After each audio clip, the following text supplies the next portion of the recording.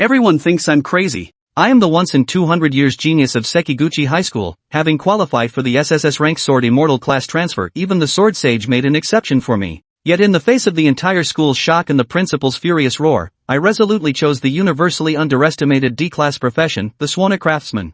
They had no idea that this most basic Suona horn can blow out myths that shake the heavens. Query successful. My name is Wáng Zhen, a genius who, on the day of job transition at Guangzhou Middle School, went crazy and chose the D-level Suona Craftsman. That day, 3 professions appeared before me on the job transition platform: SS level Mage, SSS level Sword Immortal, and D-level Suona Craftsman. The crowd cheered for me, discussing how I would choose, for I was the genius recognized by the Sword Saint and about to become his disciple. They were all certain I would choose the SSS rank Sword Immortal.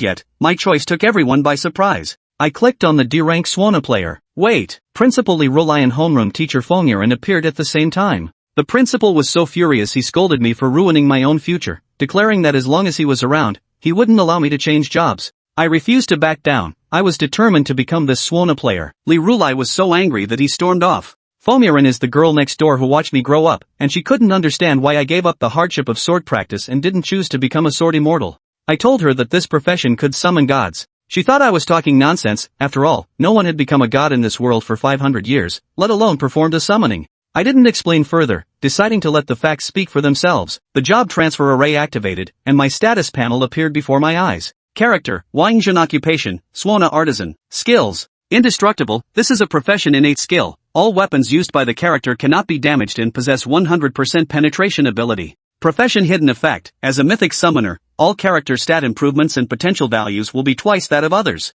Occupation level, D, can be upgraded to C by consuming 10,000 divine power points. P.S. The higher the professional level, the greater the strength the summoned mythical creatures can unleash. The current maximum power level for summoning mythical creatures is Tier 4 level 40. Current divine power, 0 points. Divine power is obtained by slaying demons. Characters can consume a certain amount of divine power to play the Suona and summon music. Summon mythical creatures related to the context for assistance. Summoning joy. Not yet available. My initial stats are exactly twice as high as an ordinary class changer's, with panel data alone surpassing that of a level 9 monster. What amazed me even more was that this D-grade Suona player was actually a profession capable of summoning mythical creatures. Moreover, it had hidden special effects. I couldn't wait to dive into a dungeon and see what mythical creatures I could summon. An hour later, everyone at Guangzhou Middle School had completed their job transitions. The results of the transition were dismal, with the highest being only an A grade, casting a somber mood over everyone. I took a Suona as my weapon. After all, I have the indestructible talent skill, so a Suona can be used just like a sword.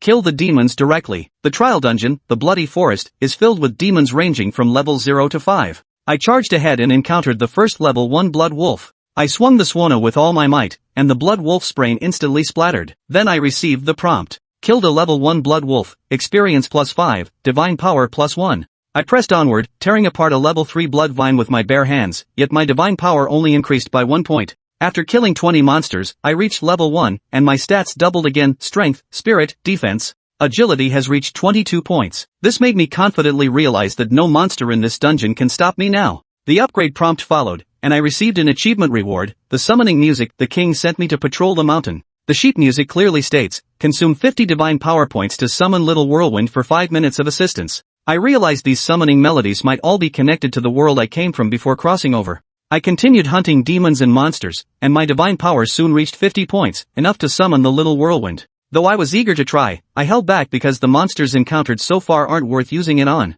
Just then, a menacing wolf howl came from behind me. Ah, Fongyiran. Who would have thought you'd hide in this godforsaken place? You really made me search hard for you. It was the Azure Wolf King. 3 years ago, Fongyiran had accidentally severed its manhood with a wind blade, leaving the Wolf King eternally bitter. The Grey Wolf King swore revenge, forcing Fongyiran to retreat to Guangzhou town to teach. The Grey Wolf King proudly displayed its newly gained capital, boasting about its great achievements over the past 2 nights. They even talked about capturing Fongyiran. Unfazed, Fongyiran launched wind blades to strike its vital points once more. But the Grey Wolf King was well prepared, and SS-grade protective equipment blocked the wind blades. The Wolf King was furious, his claws expanding to an overwhelming size as he swiped at Fongyiran with a sky-covering force. Tong Fong and Li Rulai, rushing from a distance, wanted to stop it, but the Grey Wolf King threw out an isolation device. The wind isolated Iran and them completely. The Grey Wolf King threatened Fongyiran, saying he would kill her students one by one if she didn't surrender. It activated the king's blood descent skill, and as the blood mist dispersed, the levels of the blood wolves, blood vines, and blood crocodiles in the dungeon surged wildly. Several students were caught by the ascended demons and instantly killed. Fomiran's heart ached unbearably, forcing her to step forward and engage in battle. However, she was only at Tier 2, level 25, a far cry from the Tier 3, level 31 Azure Wolf King. As Fomiran was about to be overwhelmed, the Azure Wolf King began counting down. Fomiran, I'll count to 10. If you still refuse to submit to me obediently, I'll kill every last one of your students. The arrogance of the Grey Wolf King infuriated me. I took out my Suona, recalled the melody of the king sent me to patrol the mountain, and began to play. Chapter 4, Summoning Little Drillwind, the day of the Grey Wolf King's demise. The sun winks at me. Birds sing for me. I'm a hard-working little sprite. Little sprite who won't cling to you. Don't ask me where I come from. And don't ask where I'm headed. This was Wáng Zhen's first time playing the Suona. The melody was disjointed and stumbling. But to Li Rulai and Tang Feng, the sound of that shang was something else entirely. After all, they knew this Suona maker was quite eccentric. There might just be a surprise in store. Like this Suona sound. Could boost one's cultivation, allowing them to temporarily ascend a cultivation tier and instantly shatter the isolation barrier. This was the shared thought of Li Rulai and Tang Feng. But soon, they realized they'd gotten ahead of themselves. Because Wáng Zhen's Suona sound didn't make them feel any increase in cultivation. Could the Sham's sound directly weaken the isolation barrier? Well, not exactly. Nevertheless, Wáng Zhen's prowess left both of them thoroughly impressed. Blood vines infected by the Tsanglong King's blood mist launched an attack on Wáng Zhen. Yet Wáng Zhen paid them no mind. A level 10 blood vine couldn't even breach his defenses. This Suona Craftsman definitely isn't D rank. Wáng Zhen's class change stats absolutely exceeded the peak values. This was the shared conclusion of Li Rulai and Tang Feng. Wáng Zhen, however, remained oblivious to their analysis. He was now completely immersed in the world of the Suona. And as time passed, his playing grew smoother and smoother. At least he could now discern the melody. Then, the unknown space appeared. A small demon statue, one hand holding a command flag, the other a wooden clapper, with a golden bell fastened to its waist, fell into Wáng Zhen's line of sight. Whoosh! 50 points of divine power surged into the little demon statue, causing it to glow instantly. Beyond the heavens, within an incredibly deep cave, little Drillwind was asleep, leaning against the cave wall. Drool dripped from his mouth as he drifted through a beautiful dream. In his dream, the sun shone brightly and a gentle spring breeze blew as he patrolled the mountain. Having finished patrolling the southern mountains, he was preparing to head north. It must be said, the scenery on these mountains was truly beautiful. Though he patrolled daily, each day brought a different experience. Take today's spring water, for instance. It tasted sweeter than yesterday's. And that flower over there, it looked even prettier than yesterday. Hey, patrolling the mountains is great, patrolling the mountains is wonderful. Patrolling the mountains is the best. Alas, no patrols have been made for 2,000 years. 2,000 years ago, a great event occurred, sealing away all the demons and gods. The place where he was sealed is this very cave. If I could get out, I'd definitely patrol Lion Camel Ridge again. Little Drillwind mused to himself. Suddenly, the sound of a Suona flute drifted into his ears. And this sham melody seemed accompanied by singing. The lyrics echoed precisely those words: "The great king sent me to patrol the mountains." Who is it? Who's patrolling the mountains? Little Whirlwind grew impatient. Someone was trying to steal his job? When it comes to patrolling the mountains, I'm the Grandmaster. You Suona blowing punk, come out and show yourself. Let the Grandmaster teach you a thing or two about patrolling. Little Whirlwind shouted angrily toward the source of the sham's sound. The moment his shout ended, his soul broke free from his body and shot toward the source of the sham's melody. Deep within the Crimson Forest, Wáng Zhen continued to play his Suona. You know what? That tune actually had a pretty strong beat. Outside the isolation barrier, Li Rulai and Tang Feng found themselves unconsciously swaying their heads to the beat as they listened. Seeing the two swaying, he blew with increasing vigor. Suddenly, a fierce wind swirled around Wáng Zhen. Xiao Zhuangfeng appeared, one hand holding a command flag, the other a wooden clapper, with golden bells dangling from his waist. Kid? You're the one patrolling the mountain? Little Whirlwind's gaze toward Wáng Zhen was decidedly unfriendly. But that hostility quickly turned to astonishment. This kid before him was weak, utterly pathetic. With his pitiful strength, he dares to compete with me for the patrol job? The Lion Camel Ridge spans 800 li and you look like such a weakling? How could you possibly patrol it all in a single day? Well, Ancestor Drillwind, I'm not patrolling. I just enjoy watching you patrol. This melody was composed especially for you. Are you satisfied? He. Wáng Zhen replied with a laugh. Li Rulai and Tang Feng, watching from outside the isolation shield, saw Wáng Zhen's obnoxiously smug expression. Both jaws dropped. Wasn't this kid a stubborn, proud little brat? How could he have this side to him? Little Drillwind, unaware of Wáng Zhen's true nature, found the boy's words and fawning manner thoroughly enjoyable. Ha ha ha, you may lack strength, but you've got good judgment. That's right, when it comes to patrolling the mountains, I'm the Grandmaster. Little Drillwind proudly patted his chest. Youngster, seeing how sensible you are even composing a tune for the patriarch, I'll grant you one request. Speak up. What do you want me to do? Xiao Zhuanfeng was thoroughly charmed by Wáng Zhen's flattery. The more he looked at Wáng Zhen, the more he liked him. Seeing the moment was ripe, Wáng Zhen quickly pointed at the Grey Wolf King, who was still pretending to count on his fingers. I want you to defeat him. Little Drillwind turned his head and was utterly dumbfounded. This trash can't even transform properly. Defeating him is as easy as me blowing a breath. Watch closely, kid. Xiao Zhuanfeng, eager to impress Wáng Zhen, took a deep breath. At that moment, the Blue Wolf King, who had been showing off all along, suddenly stopped counting. For he had spotted Little Drillwind beside Wáng Zhen, his eyes sparkling with admiration. To the Grey Wolf King, Little Drillwind was breathtakingly beautiful. He'd never seen such a stunning, red-haired wolf. If only he could, ha. Then, he uttered a suicidal remark. You, the beautiful red-haired wolf, would you be willing to become my 104th concubine? If you agree, I'll spare Fongniren today and let the students in the forest go. If you refuse, I won't just kill these students, I'll wipe out every soul in the surrounding towns. Think it over. Upon hearing the Grey Wolf King's words, Wáng Zhen was the first to experience a mental freeze. This guy truly has the audacity of a lecher. He dares to flirt with even the venerable Drillwind ancestor? The second to experience a mental freeze was Xiao Drillwind. He couldn't believe what was happening before his eyes. This venerable ancestor was insulted by a wolf that couldn't even transform? You blind bastard. Look closely, I'm male. Originally just wanting to vent his frustration by taking down the Grey Wolf King, Little Drillwind was now trembling with rage, every strand of red fur on his head standing on end. This was the peak of his raging fury. He had made up his mind, killing this wolf in one go would be too easy. He would beat the wolf into oblivion to uphold his dignity as the mountain guardian and quench his burning hatred. You're so beautiful, I want you even if you're male. To the Grey Wolf King, Little Drillwind's bristling red fur only heightened his allure. His eyes were already filled with lust. You filthy beast. Little Drillwind could no longer tolerate the Grey Wolf King. He let out a mighty roar, waving the command flag in his hand. A white lightning bolt materialized out of thin air, striking the Grey Wolf King mid-air. What followed was a scene both dazzling and utterly tedious. Spectacular because with every wave of Xiao Zhuanfeng's command flag, another bolt of lightning erupted. And Xiao Zhuanfeng waved the command flag with astonishing speed. So fast that before the previous bolt had even begun to fade, a new one would already appear. Thus, the number of lightning bolts multiplied, eventually reaching over 100. Hundreds of lightning bolts, like needles threading through fabric, violently pounded the Grey Wolf King's 100-meter-long body. As for it being boring, that was because the Grey Wolf King hadn't made a single move throughout the entire ordeal. He didn't even have time to unleash his newly acquired skill of severing and rebirth. Finally, his body shattered into fragments under the assault of nearly 1,000 bolts of lightning. Soul shattered. Holy crap, is this the true power of the Suona Craftsman? So this Suona master can actually summon powerful beasts. Only now did Li Rulai and Tang Feng truly witness Wáng Zhen's power. That red-haired wolf? A god? With the death of the Grey Wolf King, the isolation barrier shattered. Fongniren murmured to herself, recalling Wáng Zhen's words. That this Sham craftsman could summon gods. A god? How could that be possible? Fongniren's words were immediately met with disbelief from Li Rulai and Tang Feng, who had rushed to her side. But Fongniren had only spoken offhandedly. Truthfully, she wasn't certain either. She was merely recalling what Wáng Zhen had said during his class change. I reckon it's that banner that's so powerful. It must be an SSS-grade artifact. Li Rulai had set his sights on the command banner in Little Drillwind's hand, convinced that all the credit belonged to that banner. Then what effect does his drumstick have? Tang Feng noticed the wooden clapper in Little Drillwind's hand.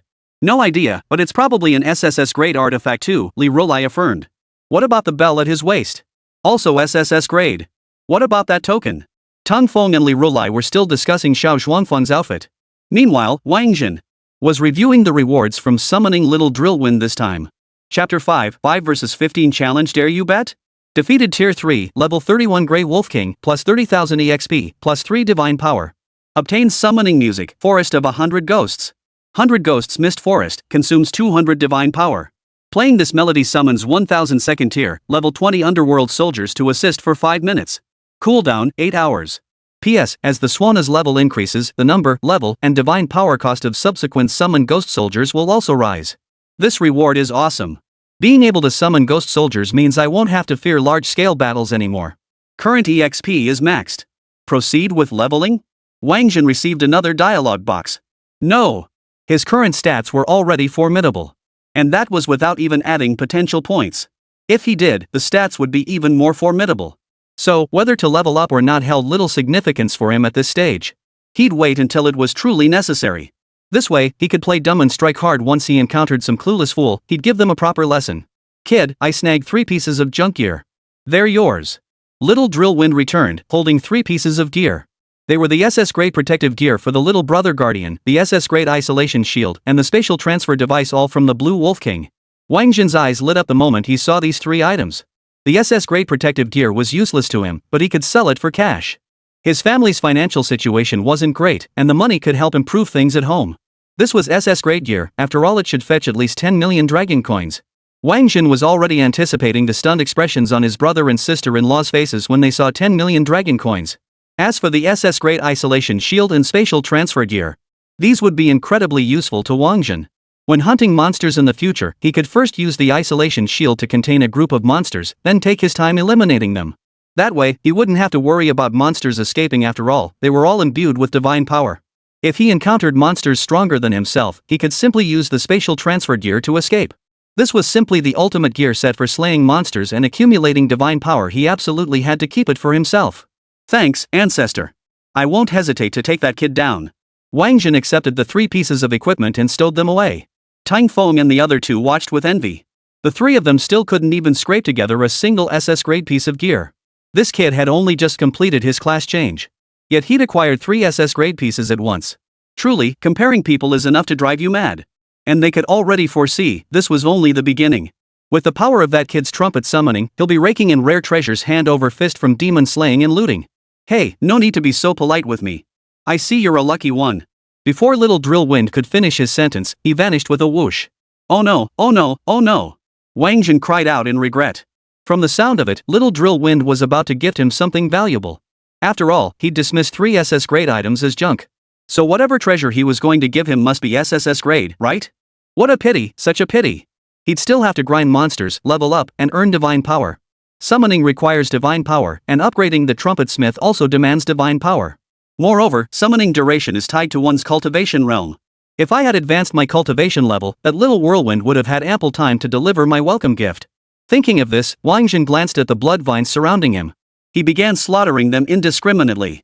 Seeing Wáng Zhen start slaying monsters, Li Rulai and the others snapped out of their daze. They were still in the trial dungeon phase. They still needed to earn comprehensive points for the school. So Fengniran quickly gathered the students and continued the dungeon run. As for those students who had already perished, Fengniran felt profound sorrow and heartache, yet she did not dwell in grief. Those eligible for class advancement had prepared themselves mentally at the moment of advancement. They were ready to sacrifice themselves at any time. Some perished at level 0, while others fell at higher levels. Time flew by.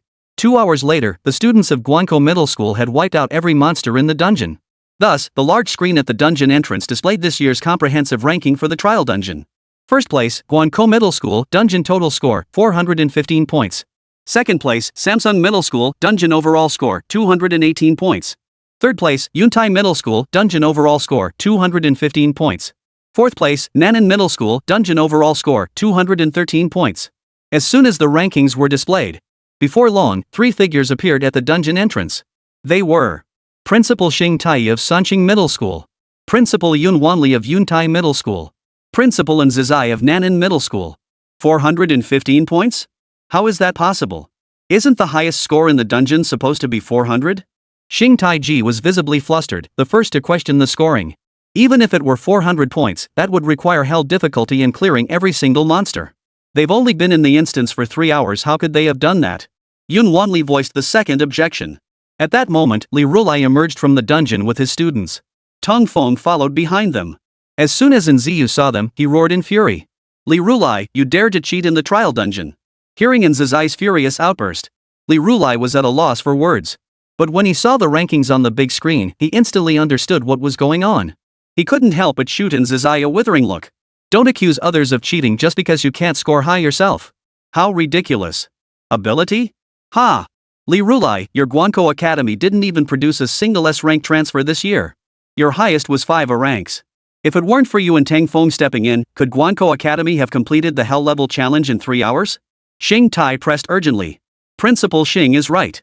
We should file a joint complaint to ensure Guanko Middle School gets no cultivation resources for the next decade, Yunwanli added.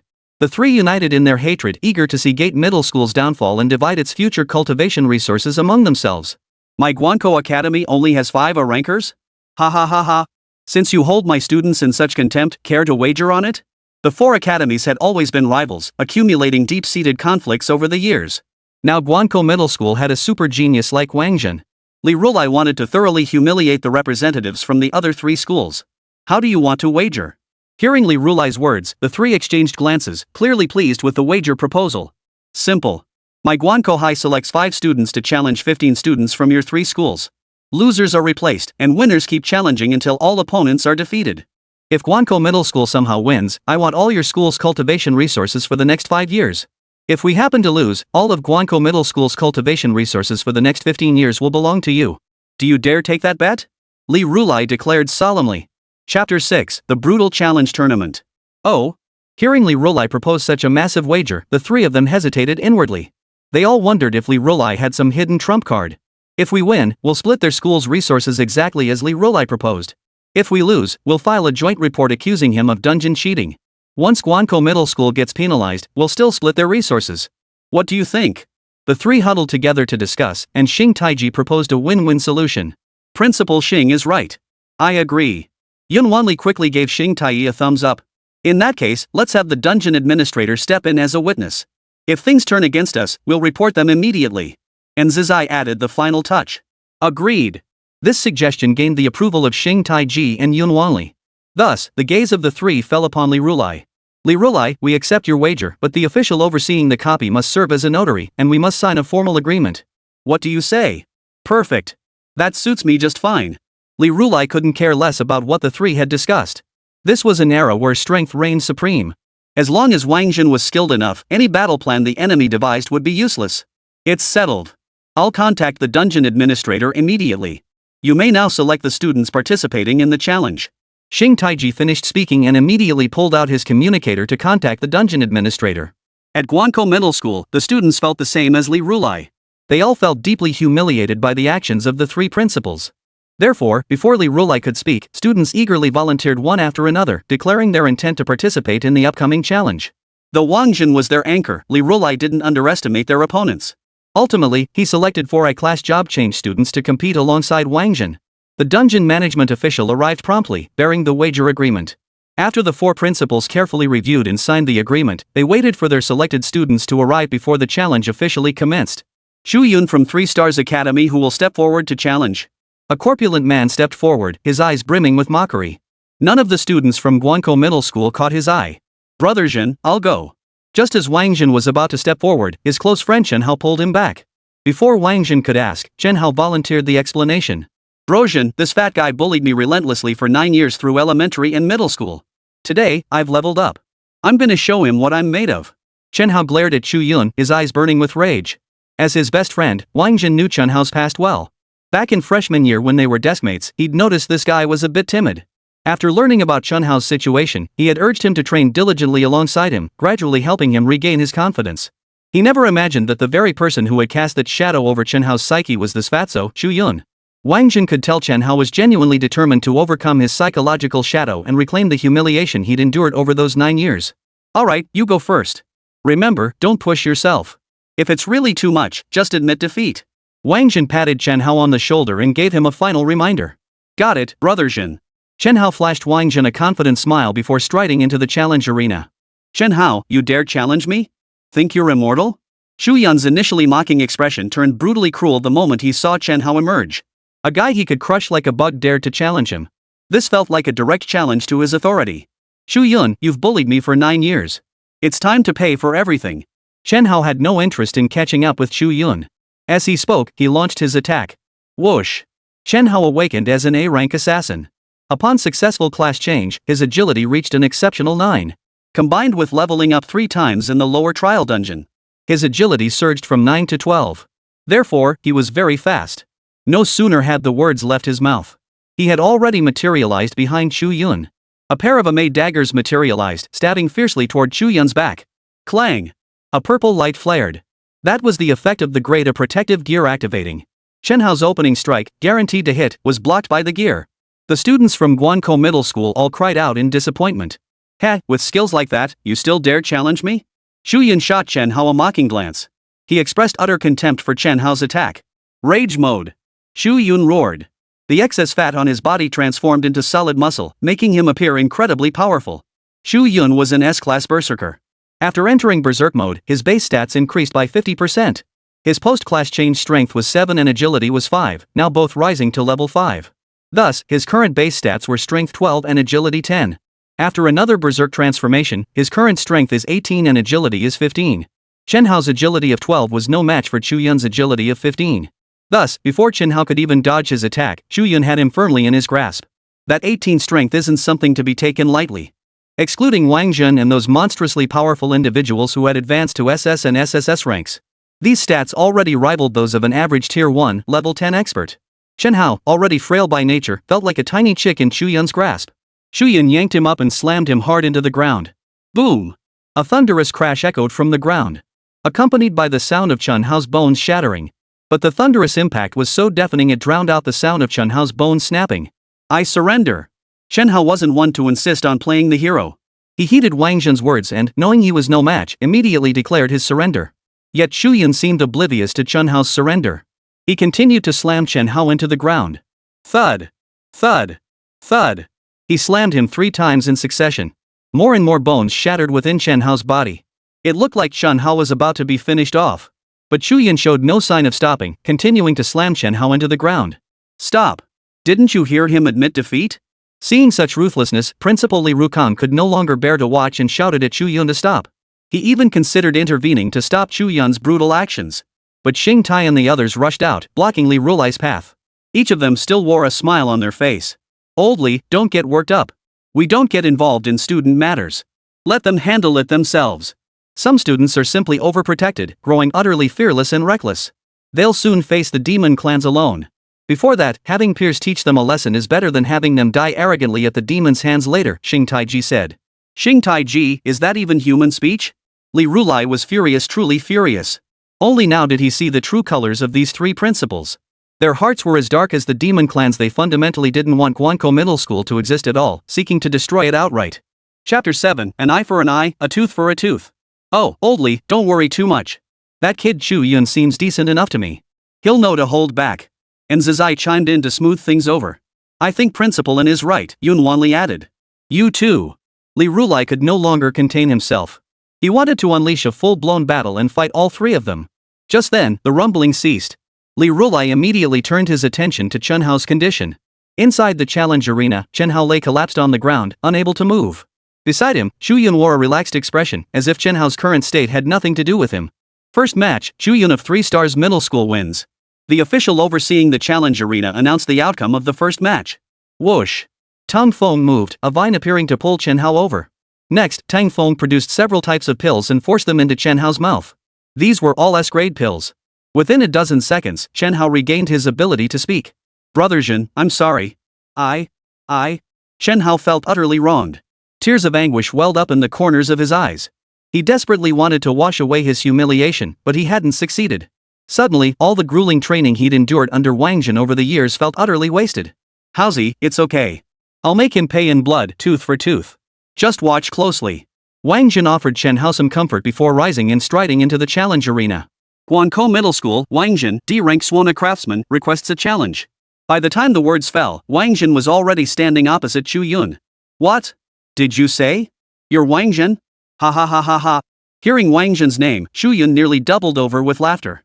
So you're the one hailed as Guanko Middle School's greatest talent in 2 centuries, the genius nominated by the Sword Saint himself, ranked 5th on the Young Dragons list? Ah, this is absolutely hilarious. You actually switched to being a D-rank Suona player. Come on, how about playing me a tune? Chu Yun said, leaning forward slightly. The insulting posture spoke volumes. I'll blow you to hell. Wáng Zhen was furious. He had already moved. The next second, Chu Yun felt his body flying through the air. Then, a searing pain shot through his lower body. Ah! A piercing scream erupted. Every male present seemed to empathize, feeling a pang of pain in their own groin. Especially the male homeroom teachers who had run dungeons with Feng Yiren at Guanqiao Middle School. Their gazes toward Feng Yiren were filled with profound reverence. Truly, like teacher, like student. What kind of homeroom teacher you have determines what kind of student you become. Truly, the apple doesn't fall far from the tree. Boom! Boom! Boom! The challenge arena echoed once more with the thunderous crash of something smashing into the ground. But this time, the one smashing the ground wasn't Chen Hao, it was Chu Yun, who had helped Chen Hao smash it last time. Moreover, Chu Yun cherished this land that gave him birth and nurtured him far more deeply than Chen Hao did. For the sound of his intimate connection with Mother Earth was even louder than Chen Hao's. But an S-class job change was an S-class job change. Despite Wáng Zhen's increasingly forceful strikes against the ground, he still refused to concede defeat. Then, a crimson glow erupted from his body. S-rank equipment? That kid actually has S-grade equipment? Like job advancements, equipment is ranked into 7 tiers: SSS, SSS, A, B, C, and D. SSS grade equipment glows with a tricolor light when active. SS grade equipment glows golden when activated. S grade equipment emits a red glow when active. A grade equipment emits a purple glow when active. B grade equipment emits a blue glow when active. C grade equipment emits a green glow when active. D grade equipment emits a yellow glow when active. Generally speaking, newly transferred students rarely need S grade equipment. At most, they might manage one A grade piece. And that's only for those from relatively well-off families with connections in the county or city. Students who can afford S-grade gear wouldn't be born in this small town at all, they come from prominent families in the city. Generally speaking, most people use D-grade or C-grade equipment. It must be that impatient Xing Tai he gave his own S-grade gear to Chu Yun. I bet students from other schools have them too. These 3 old dogs will stop at nothing to win. Li Rukai saw through the scheme and sneered at the 3 principals' tactics. It seemed Wáng Zhen had no choice but to bring out his Suona and summon reinforcements.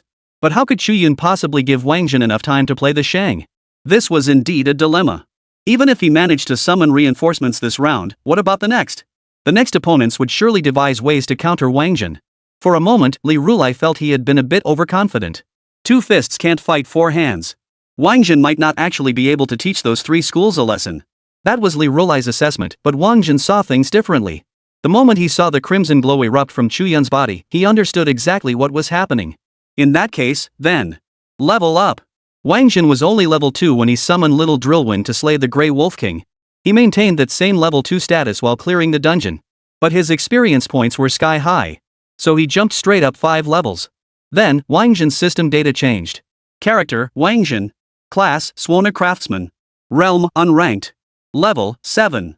Experience needed to level up, 23,520 30,000. Strength, 34. Spirit, 34. Defense, 34.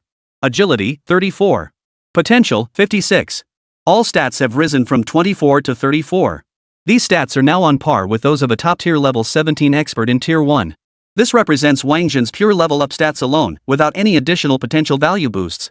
Even so, it was still no match for Chu Yun, who was using Berserk and wielding S-grade defensive gear. Boom! The defense of the S-rank equipment finally reached its limit. Golden light erupted violently. Thus, Chu Yun experienced the same agony and exhilaration Chen Hao had endured earlier. Ah! I surrender! After just one slam to the ground, Chu Yun couldn't take it anymore and immediately chose to surrender. As for Wáng Zhen, he chose to turn a deaf ear. He continued to slam Chu Yun into the ground. Stop! He's surrendered! He's already surrendered! This time, it was Xing Tai who grew frantic. Then Li Rulai appeared, blocking Xing Tai Ji. Old Xing, don't get so worked up. These are matters between students. As principals, we shouldn't interfere. Let them resolve it themselves. Some students are simply too sheltered. They lack any sense of fear and think they can pick fights with anyone. They're about to face the demon clans alone on the battlefield. Before that, having peers teach them a small lesson is better than having them die arrogantly at the hands of the demons later. Don't you agree? Li Rulai said. Ha! The teachers and students from Guanko Middle School nearby couldn't help but laugh upon hearing Li Rulai's words. Wasn't this exactly what Chen Hao had just conceded, and what Chu Yun had pretended not to hear? Xing Tai Ji had just said to the anxious Li Rulai? Now, Li Rulai had returned it to Xing Tai word for word. Li Rulai, you. Xing Tai Ji knew Li Rulai was mocking him. Furious, he wanted to fight back but knew he couldn't beat Li Rulai. He hurriedly glanced at Yun Wanli and Zizai beside him, hoping for their support. However, neither of them looked his way, their eyes fixed solely on Chu Yun being struck. Ugh! A wave of bitter sorrow washed over Xing Tai Ji. Reality, damn it, reality. At the end of the day, they were all competitors. They only cared about their own interests. Chapter 8. All 14 of you come at me together. 21, 22, 23. Wáng Zhen counted as he smashed. He was a genuinely kind-hearted person. He never took advantage of others. After the 30-second strike, he stopped. Because earlier, Chu Yun had struck Chen Hao exactly 32 times. Then, Wáng Zhen began searching Chu Yun's body. Before long, 2 pieces of equipment fell into his hands. One A-grade defense item, one S-grade defense item. Wait, hold on. Chu Yun reached out, trying to retrieve the 2 pieces of equipment. Your hands still work? Wáng Zhen glanced at Chu Yun's hand. He raised his foot. He stomped down hard on Chu Yun's arm. Ah! A piercing scream erupted as Chu Yun passed out from the pain. That's more like it. If Haozi can't move his hand, why should you be able to? Wáng Zhen delivered these words with a stone-cold expression, sending a chill through the surrounding crowd. Who would have thought the usually approachable Wáng Zhen could be so ruthless? They had never seen Wáng Zhen's ruthless side before. Congratulations! Your character has defeated a transferee for the first time, achieving the rebel accomplishment and earning the summoning melody. The Great King summons the Heavenly Brocade. The Great King summons the Heaven-Shaking Brocade. Host consumes 200 divine power to play this melody, summoning the Demon Orb version of Neza to assist for 5 minutes. Cooldown, 24 hours. Whoa! Seeing this achievement reward, Wáng Zhen couldn't help but suck in a sharp breath. Honestly, this achievement was unexpected. But this reward? Absolutely mind-blowing. When this guy shows up, there probably won't be a living soul left around. It was absolutely a game-changer. Kid, leave your gear behind. Just as Wáng Zhen was basking in the joy of his new summoning joy, Xing Tai cut in urgently. That S-grade gear was his. How could he let Wáng Zhen take it? This is my spoils of war. Why should I leave it behind? A faint smile touched Wáng Zhen's lips. Did he really not know this gear belonged to Xing Taiji? Poof. What kind of spoils are these? According to the rules, you're only entitled to claim your opponent's items as spoils if they're dead. Xing Taiji explained. Oh? So you're saying that if I just kill him, this gear is mine? Wáng Zhen raised his foot toward Chu Yun's head once more. With just a word from Xing Taiji, he'd dare to crush Chu Yun's skull with a single stomp. You! Xing Taiji's expression darkened. For a moment, he didn't know how to respond. If he chose to let Wáng Zhen keep that S-grade equipment, his reputation as principal would be utterly ruined. Because he would have sacrificed a student's life for the sake of gear. His 3 Stars Academy would never recruit students again. But if he wanted to save the student, he would have to abandon that S-grade equipment. But it was S-grade. How could he possibly part with it? A heartless move. This kid wanted to kill his students and destroy his spirit. Utterly ruthless. Principal Xing, my time is precious. I expect your response promptly. Wáng Zhen's foot edged closer to Chu Yun's head. Everyone present could tell he wasn't joking. If Xing Taiji dared to order him to leave the equipment behind, he would take Chu Yun's life without hesitation. All eyes fell on Xing Taiyu, awaiting his decision. Especially Yun Wanli and Nzizai. These two were thoroughly enjoying the spectacle. Since Samsung Middle School ranked above their own institutions, they took great pleasure in seeing it suffer a humiliating defeat. Fine. The gear is yours. After a moment's thought, Xing Taiyu chose to spare Chu Yun's life. As the principal, he had to consider the school's future. As for the equipment, he could always buy it later. It was merely a matter of spending some dragon coins. Far better than facing disgrace and ruin. Principal Xing, your decision has left me deeply disappointed. Wáng Zhen glanced at Xing Taiji, the smile on his lips growing even wider. He truly was disappointed. How he wished Xing Taiji would choose to fight him. Then he could summon the demon orb Neza to play around. He imagined Xing Taiji would be beaten like a dog by Neza. Poof. Xing Taiji said no more. This kid had already crushed his heart enough. He feared that continuing the conversation would only make his predicament more untenable. Today, he'd already embarrassed himself enough. He couldn't afford to lose any more face. Second match, Wáng Zhen of Guankou Middle School wins. Who will challenge Wáng Zhen? The official overseeing the dungeon finally announced the outcome of the second match. Alright, I'll make a proposal. Wáng Zhen spoke up again. No need to waste time with one-on-one matches. All 14 of you come at me together. Whoa! The moment Wáng Zhen uttered these words, the crowd erupted in a roar of astonishment. Of course, the Guankou Middle School students were cheering for Wáng Zhen. They had witnessed his power firsthand and knew he could summon elite fighters to aid him. They were eager to see him take on all 14 alone. That kind of battle would be truly spectacular. But to the students from the other 3 schools, these words sounded like an outright insult. Wáng Zhen, don't talk big. Watch your back, you might end up dying by our hands. Exactly. Don't think defeating Chu Yun makes you anything special. He's nothing but muscle-bound trash with a brain the size of a pea. You still think you're a genius on the young talents list? You're just a D-rank hack. What's there to be proud of? Exactly. D-rank? You're not even worthy to polish our shoes. One after another, they vented their resentment toward Wáng Zhen. But they were only venting their emotions. They weren't stupid. They could all tell Wáng Zhen was no ordinary opponent. So no one dared to actually step forward and challenge Wáng Zhen to a fight. You lot. Wáng Zhen could see these guys were cowards.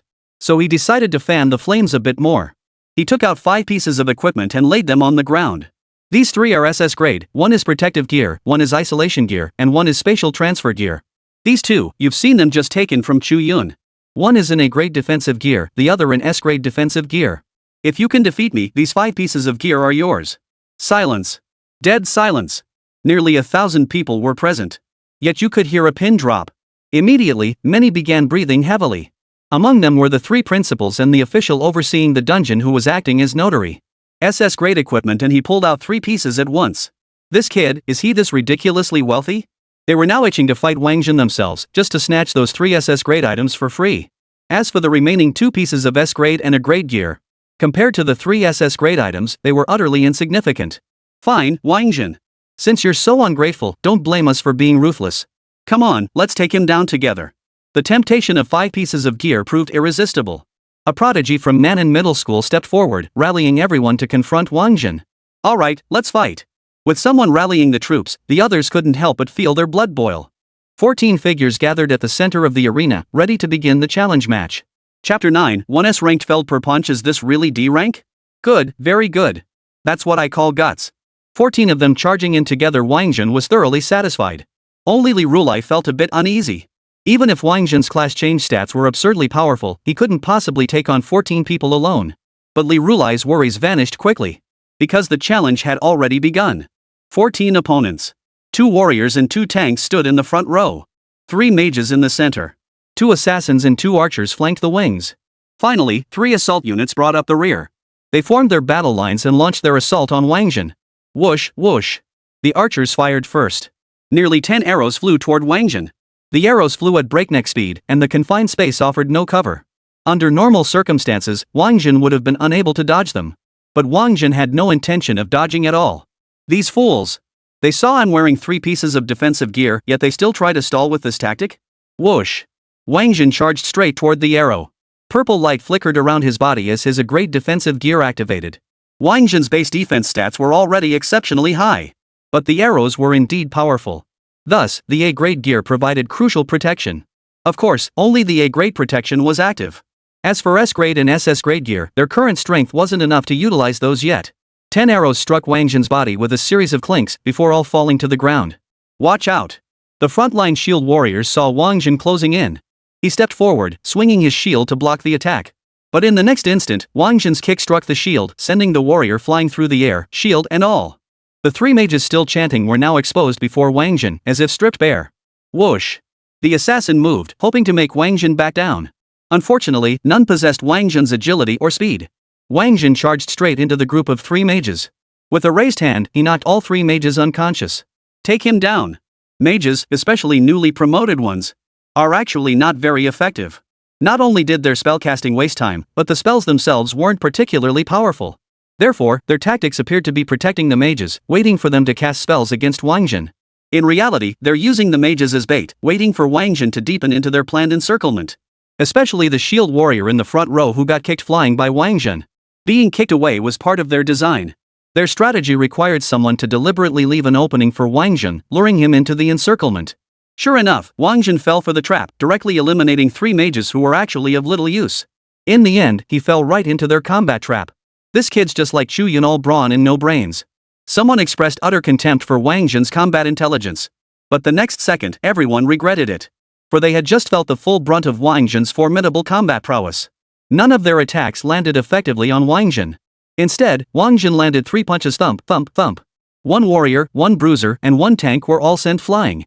Didn't you just fly off on your own? The 3 who had been knocked back by Wáng Zhen turned to the one he'd kicked flying earlier, shield and all, and demanded an explanation. Of course I flew myself. How else could I have gone that far? The shield warrior snapped back irritably. His head still felt dizzy, and he couldn't even stand up. Spread out. Someone realized this tactic was useless against Wáng Zhen and urged everyone to spread out. If they didn't spread out now and let Wáng Zhen knock the remaining 2 assault mages and the warrior flying too, the battle would be lost for the remaining assassin and archer. If all 14 of them were truly taken down by Wáng Zhen alone, it would be the greatest disgrace in their entire class history. None of them wanted to be mocked for the rest of their lives. Whoosh, whoosh, whoosh. Hearing the commander's call, the group quickly pulled back from Wáng Zhen, preparing to devise a new strategy. At that moment, Wáng Zhen smiled. Trying to run? Too late. Buzz. The isolation shield activated, enveloping everyone within its confines. Several who had been steadily retreating, trying to create distance from Wáng Zhen, found themselves unable to move an inch. The isolation field blocked their path. Then, they found themselves being forced closer to Wáng Zhen by the barrier. Yes, that's right, the range of an SS grade isolation shield can be freely controlled by its operator. Thus, the gazes of all 14 individuals turned to Wáng Zhen were filled with terror. They all feared Wáng Zhen might deliver a kick or a punch. Before Wáng Zhen's beating, everyone looked down on Xu Yun. They thought Xu Yun was trash. After enduring Wáng Zhen's beating, they still thought Xu Yun was trash, but the S-class defensive gear was genuinely formidable. Because Wáng Zhen's fists were incredibly hard and powerful, Xu Yun taking 32 hits was impressive. But what about them, without any defensive gear? Besides dodging, what else could they do? But now, with the isolation shield in place, they couldn't even dodge. Today I'll teach you a lesson: when faced with absolute power, tactics are utterly useless. Whoosh! Wáng Zhen saw no point in wasting more time and launched his attack. He materialized before the last warrior, landing a direct punch to the face that sent blood gushing from the man's nose and mouth, rendering him unable to continue fighting. Next, he moved toward the remaining 2 assault-type warriors. He slammed their heads together, causing them to collide forehead to forehead before collapsing to the ground. Is this a D-rank trumpet player? Outside the isolation shield, Xing Tai watched Wáng Zhen take down one S-class transferee after another with a single punch. He began to doubt Wáng Zhen's class advancement. Yep, he's a D-rank trumpeter. If you don't believe me, let's bet on it. Even an SS rank equipment piece is fair game. Li Rulai was now in high spirits. All his previous worries had completely vanished. Because Wáng Zhen was simply too powerful. This kid wasn't just powerful in combat, he had battle IQ too. First, he lured the entire group into battle with a pile of top-tier gear. Then he trapped them all with an isolation shield. One punch, one kid down. This way, he didn't give his opponents much time to study his tactics, and it saved him a lot of trouble. The resources of these 3 middle schools for the next 5 years will belong to my Guanko Middle School. With these resources, Guanko Middle School will attract more talented students from the town, and the school will grow stronger like a snowball rolling downhill. Who knows? Maybe one day, even the children of prominent families from the county or city will come to study at Guanko Middle School. Li Rulai was quite optimistic about the future. I'll be damned if I'd bet with you. Now, Xing Taiji was beginning to regret making that bet with Li Rulai. This guy truly had a trump card, and it was a formidable one. As expected, geniuses who made it onto the young dragon list weren't to be trifled with. Still, thankfully he had a backup plan. Next, he'd report Guanko Middle School for cheating in the trial dungeon. Wáng Zhen, dare you remove the isolation shield and face me one-on-one? Inside the isolation shield, the battle was nearing its end. Only one assassin from 3-Star Academy remained standing. Chapter 10, you actually dare challenge me to a sword duel? Oh. The opponent's audacious challenge caught Wáng Zhen off guard. Yet, he couldn't help but admire the opponent's courage. To speak so boldly after witnessing his prowess suggested the man was holding back some hidden abilities. That said, Wáng Zhen couldn't quite place this guy before him. He remembered many people from 1v14 battles. But this assassin before him was truly well hidden. Hiding all this time just to challenge him to a duel, all for the sake of getting his gear? Fine. I'll grant your wish. Wáng Zhen said, retracting the isolation shield. Buzz. At that moment, Wáng Zhen noticed the assassin transform. From an unremarkable, shadowy figure, she transformed into a tall, slender beauty with flowing long hair. Not only had her appearance changed, but her cultivation level had also shifted. She began ascending directly, finally stabilizing at Tier 1, level 19. Simultaneously, the weapon in her hand underwent a transformation. The originally slender black dagger began to lengthen and turn white. Finally, it transformed into a slender, white blade. Bai Lu? Xing Mengfan. Well now, Xing is too hasty. To win this challenge match, you actually had your own granddaughter conceal her cultivation level and enter the arena. Xing Mengfan, is she even a student at your 3 Stars Academy? Li Rulai harshly condemned Xing Taiji's underhanded tactics. Mengfan attended Sanqing Middle School for her freshman year before transferring to the county middle school. How is she not considered our student? Besides, the agreement never specified that only graduating seniors who just completed their transformation could participate in the challenge tournament, Xing Taiji argued evasively. Very well. Wáng Zhen, concede defeat and step down. Iren, you're next. Face off against Xing Mengfan. Feng Iren was also a former graduate of Guanko Middle School. Following Xing Taiyu's twisted logic, Feng Iren should also be eligible for the challenge match. Alright.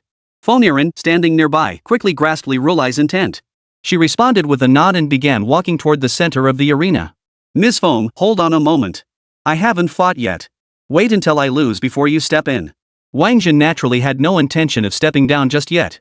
After all, it was only Tier 1, level 19 seemed pretty straightforward. After all, he hadn't allocated any potential points yet.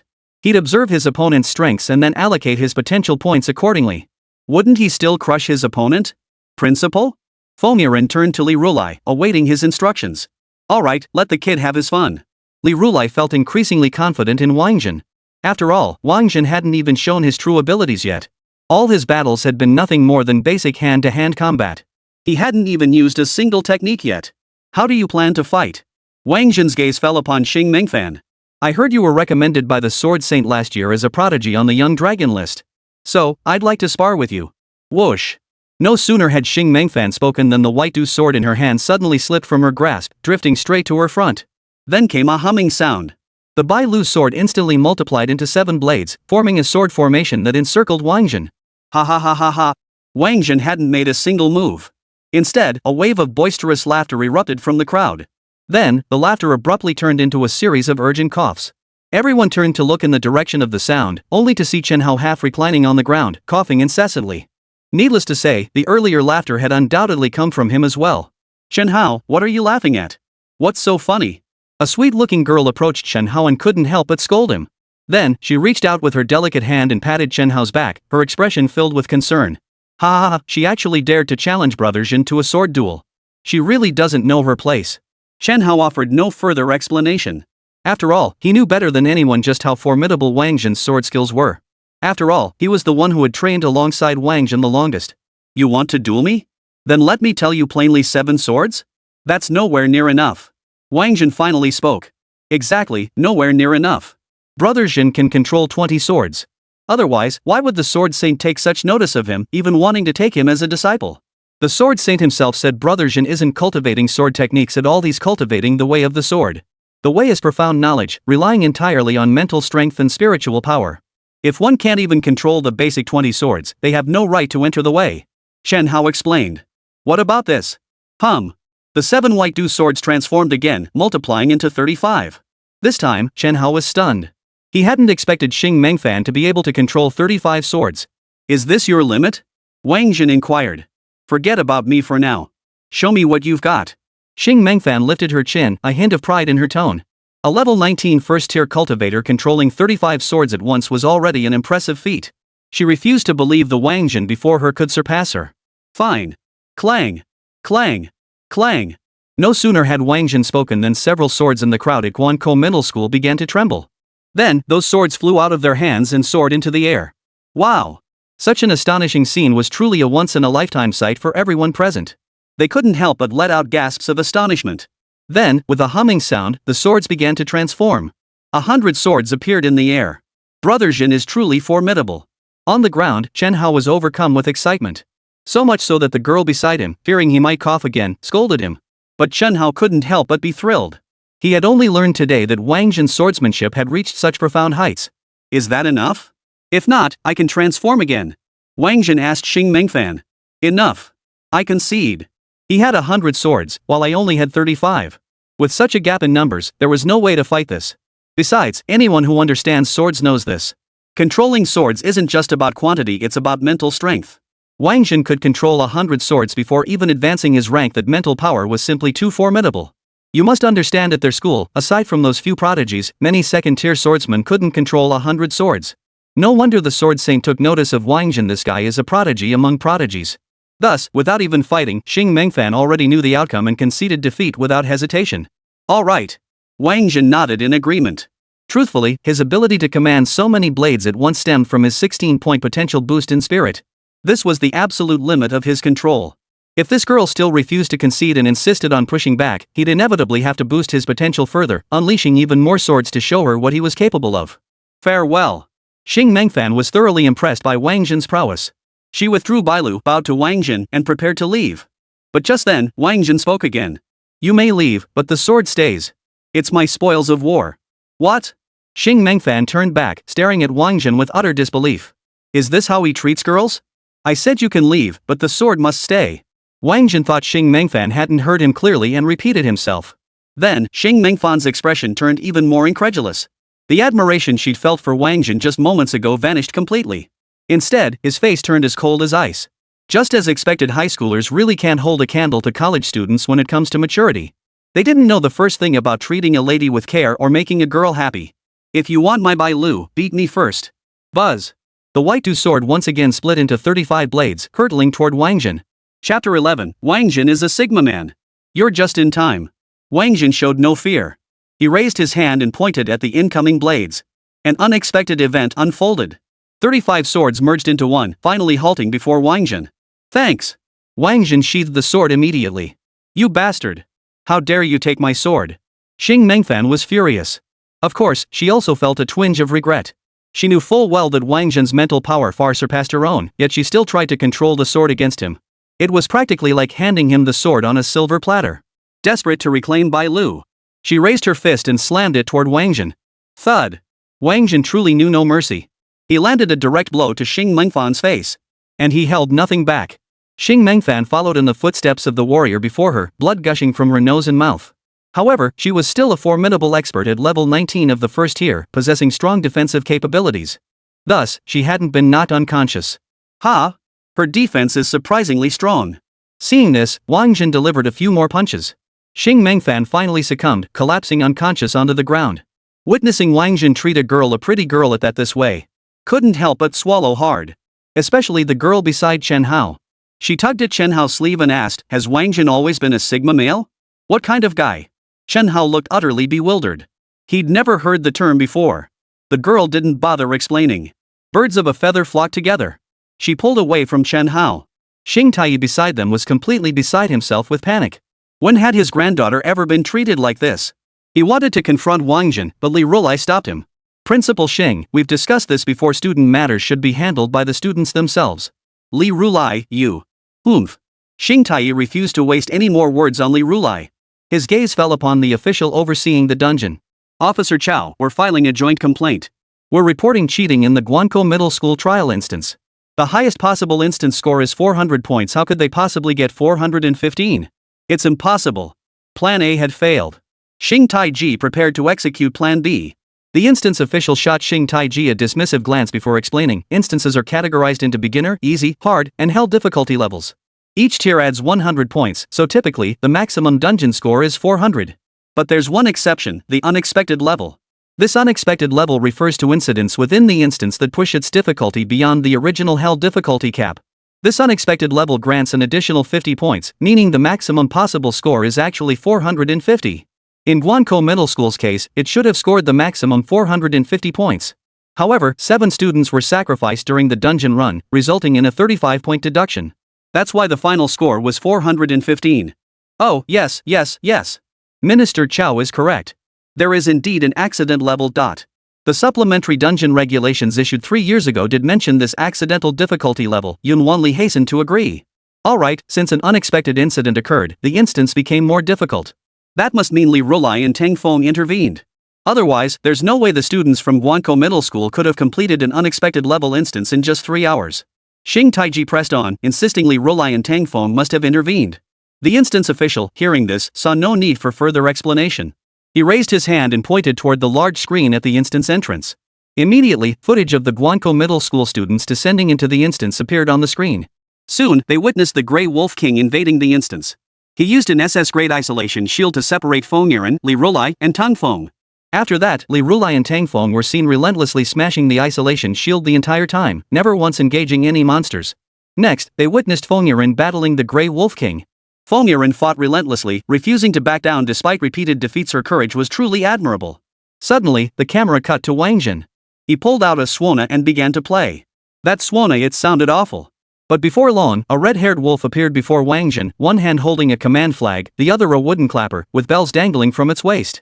The red-haired wolf waved the command flag toward the Grey Wolf King in the sky. The Grey Wolf King was utterly terrified. Hiss. The video ended here. All 3 principals couldn't help but suck in a sharp breath. Their gaze toward Wáng Zhen had completely changed. This kid really did change his job to become a Suona player. But is he really only a D-rank Suona player? Bull. Calling him SSS rank wouldn't be an exaggeration. Just that red-haired wolf he summoned wiping out all 3 of their school leaders would be as easy as waving a flag for him. No wonder the Grey Wolf King met such a gruesome end. At the same time, they also learned how Wáng Zhen acquired his 3S rank equipment pieces. They were all gifts from the Azure Wolf King. Then they realized Wáng Zhen had truly held back during the challenge tournament. Otherwise, when that kid pulled out his Suona, not a single one of those 15 students would have survived. They suddenly understood why Wáng Zhen had dared to play mind games with Xing Taiji earlier. This kid possessed genuine strength and held no fear of Xing Taiji whatsoever. If Xing Taiji dared to make a move, he'd be the one to suffer. Any further questions? The dungeon official addressed the trio. No. All three shook their heads. In that case, I hereby declare that Guanko Middle School wins this challenge match. According to the wager, the cultivation resources of your three schools for the next 5 years shall belong to Guanko Middle School. I will report this accurately to the higher authorities. The deputy official departed after speaking. Yay! A wave of cheers erupted from the Guanko Middle School student contingent. They had all witnessed it. They had witnessed Wáng Zhen's overwhelming strength and the promise of Guanko Middle School's growing might. Who wouldn't want their alma mater to become more and more formidable? And it was all thanks to Wáng Zhen. At this thought, everyone turned their gaze toward Wáng Zhen, ready to lift him into the air in celebration. But the next second, they all froze in shock. Because they saw Wáng Zhen looting the bodies of those 14 students? Wáng Zhen collected every piece of equipment from them except for D-grade and C-grade gear. That kid. The three principals, witnessing Wáng Zhen's actions, couldn't help but twitch their lips. The losses this time were simply too great. After all, the students' gear had been provided by them. Normally, the three of them could have forcefully demanded Wáng Zhen keep the gear. But the mere thought of that red-haired wolf he had summoned made them back down. They simply didn't have the guts to stop Wáng Zhen from collecting the spoils. Wáng Zhen was really thorough with his search, regardless of gender. Fortunately, everyone knew he was a Sigma man. Otherwise, they might have suspected him of taking advantage of the female mage and archer. Ladies and gentlemen, in the future, you may send your descendants to my Guanko Middle School. I, Li Rulai, promise to treat them with absolute fairness and ensure they receive the best cultivation resources. Li Rulai approached the three principals and bowed respectfully. Then, the corners of the three principals' mouths twitched even more violently, their expressions turning utterly grim. Let's go. They couldn't bear to stay any longer. Seeing that Wáng Zhen had finished collecting the spoils of battle, they departed, each leading their respective students away. Chapter 12, Keep Dungeon Running to Level Up. Howsy, these are for you. Wáng Zhen returned to the group after collecting the loot. He tossed the A-grade defensive gear he'd taken from Chu Yun and the A-grade weapon he'd looted from another assassin straight to Chen Hao. Bro Wang, you're really giving these to me? Chen Hao couldn't move, but his face was beaming with joy. He never expected to get any loot from this challenge match. This was truly fantastic. These were A-grade items. A lot of people couldn't even afford A-grade gear after getting into college, and he'd just gotten 2 pieces at once. Of course I'm giving it to you. Take good care of your injuries, then give it your all on the college entrance exams. That's right, they still had the college entrance exams ahead of them. That's in a month. This month was the time universities gave everyone to level up and grind combat experience. After that month, those who passed would attend university. Those who fail will have no choice but to head to the front lines to face the demonic tribes. The university acceptance rate isn't high, only 15%. That's because Longwa's current resources can only support that many college students. Thank you, Brother Zhen. Chen Hao was deeply moved, on the verge of tears. But remembering the girl beside him, he forced himself to hold back the tears. Principal, these are for the school. Wáng Zhen stepped forward again and handed all the A-grade and B-grade equipment he'd acquired to Li Rulai. Good lad. 3 years of school training hasn't been wasted, you know how to give back. Li Rulai smiled, genuinely pleased. But the school can't just take these for free. How about this, I'll give you 1.5 million dragon coins for this gear. Guanko Middle School had secured resources for the next 5 years over the other 3 schools. That was all thanks to Wáng Zhen. For the school to not only withhold rewards but also take his spoils was simply unacceptable. Oh? Li Rulai's words caught Wáng Zhen off guard. He genuinely intended to donate the equipment he deemed unsuitable to the school. But since Li Rulai brought up money, well then. Wáng Zhen quickly pulled out the SS grade protective gear for his little brother. Principal, I don't need this either. How much do you think is fair? Wáng Zhen didn't say he was giving it away, instead, he planned to sell it to the school. Li Rulai hadn't expected Wáng Zhen to actually try selling this SS grade gear. At that moment, Tang Feng, who had remained silent, spoke up. An SS grade item is beyond what a single middle school can handle. If you're serious about selling it, you can sell it to me. I'll give you 50 million dragon coins. How about it? Gulp. Wáng Zhen swallowed hard at Tang Feng's offer. 50 million, a figure he hadn't anticipated. This thing was actually worth that much? He'd thought it might fetch only 10 million. Tang Feng sensed Wáng Zhen's thoughts and explained, SS grade equipment is extremely rare. Normally, it would be worth over 100 million dragon coins. However, this particular piece has somewhat limited utility, hence its value is only 50 million. Even if I buy it for 50 million, I'll still need to add other materials and reforge it to enhance its functionality. I see. So how much would an SSS grade item go for? Wáng Zhen humbly asked for clarification. Tang Feng chuckled upon hearing this. SSS gear isn't just priceless, it has no market at all. Across the entire Dragon Nation, only one team possesses the capability to forge SSS grade equipment. Listen carefully, it's the team, not individuals. Across the entire Dragon Nation, there are only 3 SSS grade items in existence. The materials required to craft SSS grade equipment are simply too difficult to obtain. So, in reality, S grade equipment is already considered top-tier gear. In truth, many SS grade items are equally priceless. Aside from those commissioned by major clans, they're simply unavailable on the open market. Tang Feng continued his explanation. Hearing Tang Feng's words, Wáng Zhen finally realized just how fortunate he was. He had started out with 3 SSS grade items and assumed such gear was commonplace. Little did he know he'd started at the pinnacle. He realized it would be incredibly difficult to encounter SS grade gear again in the future. Wáng Zhen, I've been pondering what reward would be most fitting for you. Now I've decided I'll request an S grade storage ring from higher-ups as your reward. Li Rulai spoke up. That Wáng Zhen was just too good at slaying demons and looting their gear. Without a storage ring, he'd be at a significant disadvantage. Therefore, gifting him a storage ring with massive capacity would be the perfect choice. Thank you, Principal. Without Tang Feng's explanation, Wáng Zhen would have looked down on this S-grade storage ring. But after Tang Feng's explanation, he now understood that this S-grade storage ring was well beyond Li Rulai's capabilities. After all, this was merely a middle school.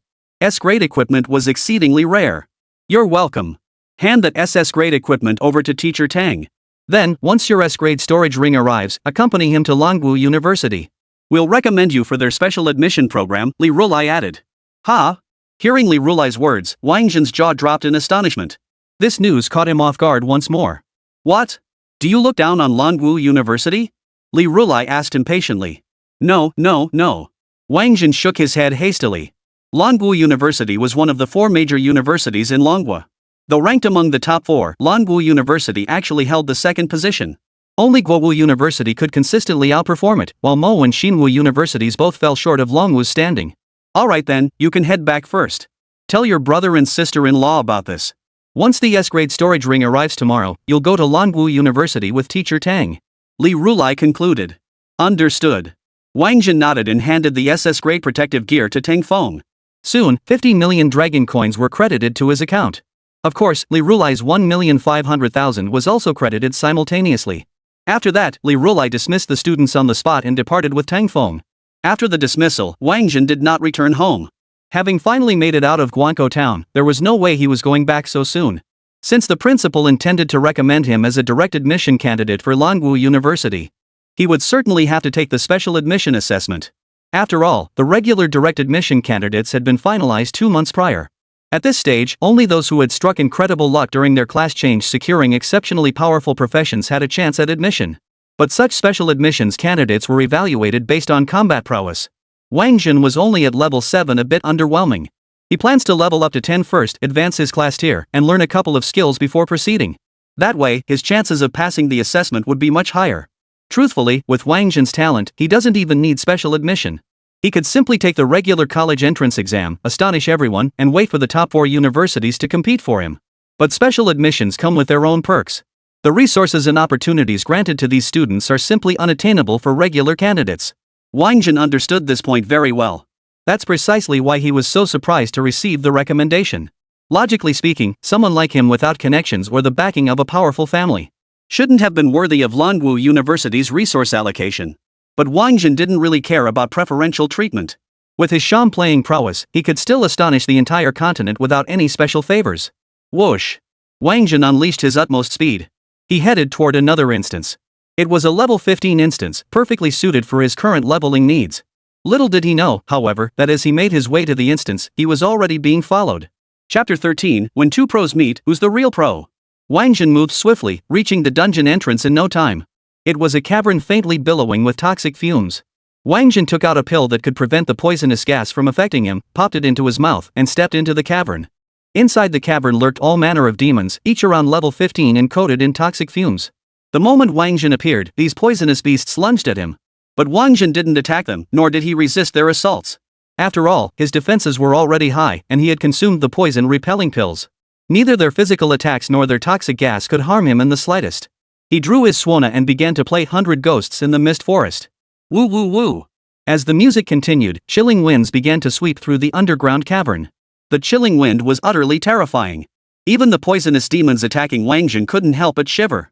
However, these poisonous demons failed to recognize the approaching danger. After a brief tremor, they resumed their assault on Wáng Zhen. But soon, they discovered they could no longer harm Wáng Zhen. For around Wáng Zhen stood 1,000 specter soldiers. Shadow soldiers, heed my command, slay these poison demons with utmost speed, leaving not a single one alive. Wáng Zhen issued the command. Woo woo woo. Upon hearing Wáng Zhen's words, they let out terrifying woo woo woo sounds as they launched a relentless pursuit against the venomous demons. Killed a level 15 poison demon, experience plus 120, divine power plus 1. Defeated level 14 poison demon, exp plus 100, divine power. Killed a level 16 poison demon, exp. Killed 1,000 soldiers, all boasting tier 2, level 20 strength, were simply incomparable to these tier 1, level 15 poisonous demons. Wáng Zhen's interface kept flashing with notifications, and soon a new message appeared. Current experience points maxed. Level up? Upgrade. Having come specifically to level up, Wáng Zhen naturally saw no reason to hold back. Thus, his character panel data changed once more. Character, Wáng Zhen. Class, Suona Craftsman. Realm, unranked. Level, 8. Experience needed to level up, 3,250 40,000. Strength, 36. Spirit, 52. Defense, 36. Agility, 36. Potential value, 48. The dialogue box continued to flash as Wáng Zhen's experience points steadily increased. He could see that once he reached 40,000 experience points, he would level up to 9.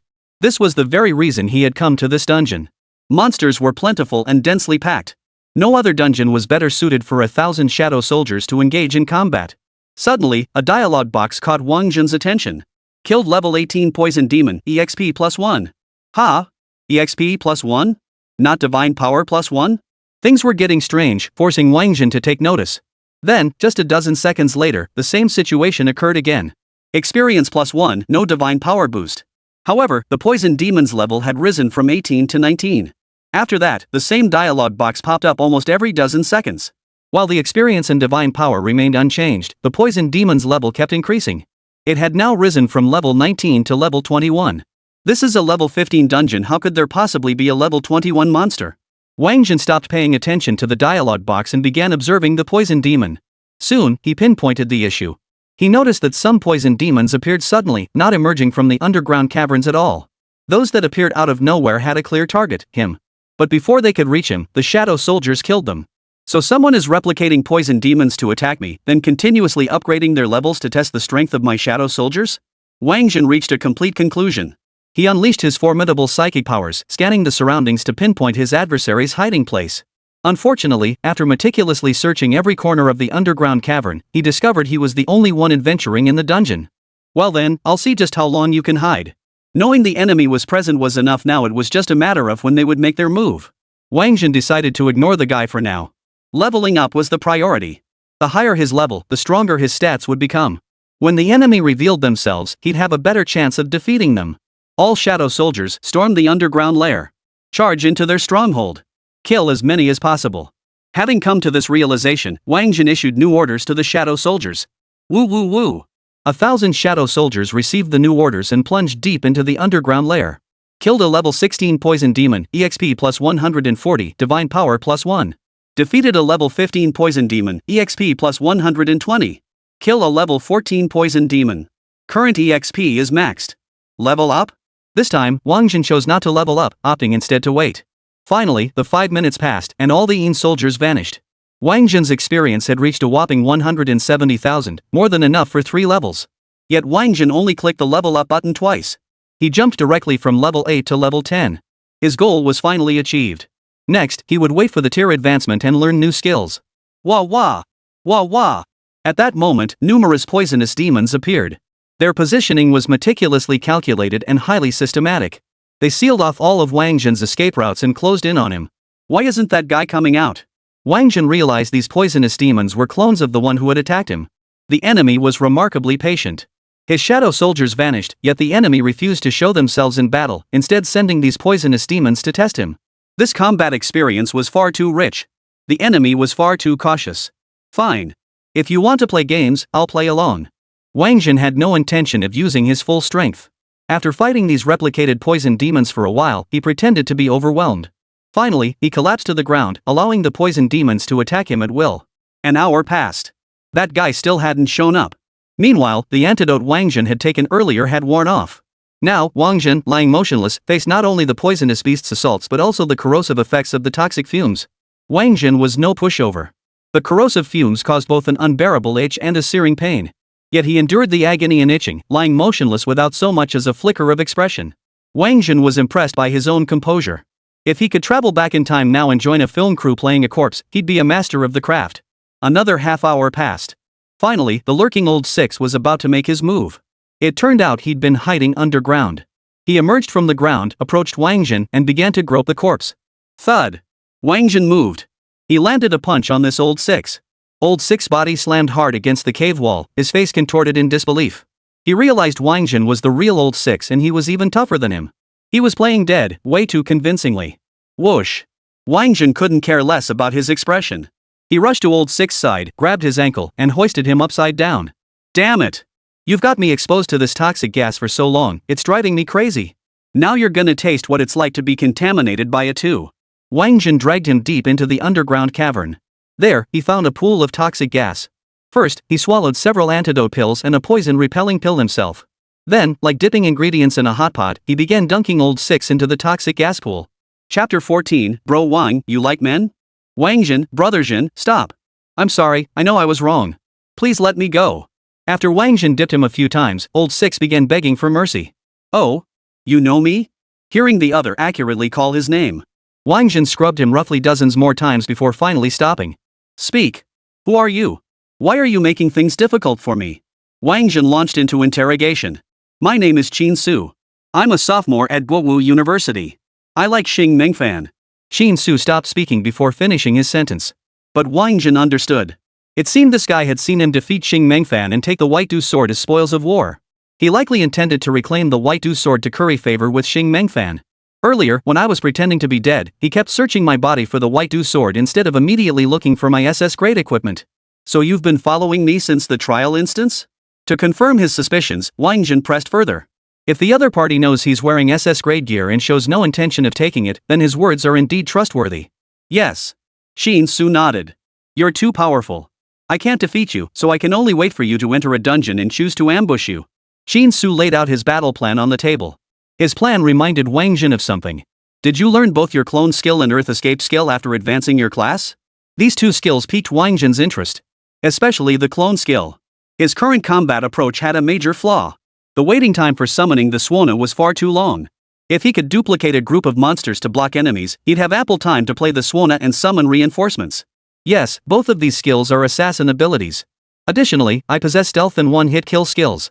Revealing one's skills is a cardinal sin for class changers. To persuade Wáng Zhen to spare him, Qin Su had already laid bare all his secrets. What level are those two skills? Wáng Zhen pressed. If they were a rank or B rank, he wouldn't be interested. Since SS rank skills were so rare, it wouldn't be unreasonable to expect an S rank skill for his advancement, would it? Skill clone is S rank, earth escape is a rank, invisibility is S rank, and one-hit kill is also S rank. I exchanged all 4 of these skills at the school's skill hall, so I saved quite a few dragon coins, Qin Su continued. Oh? You can exchange skills at the school's skill hall?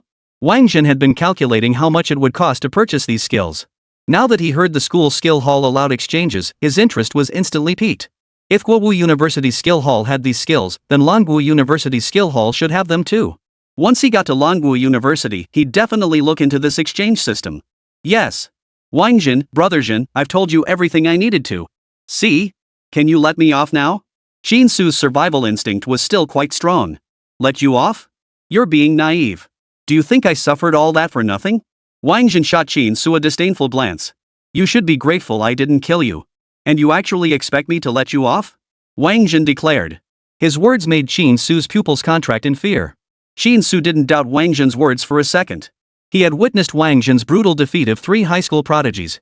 He knew Wáng Zhen was a ruthless character. He was capable of murder. Alright, since you're a student too, I'll give you a chance to live.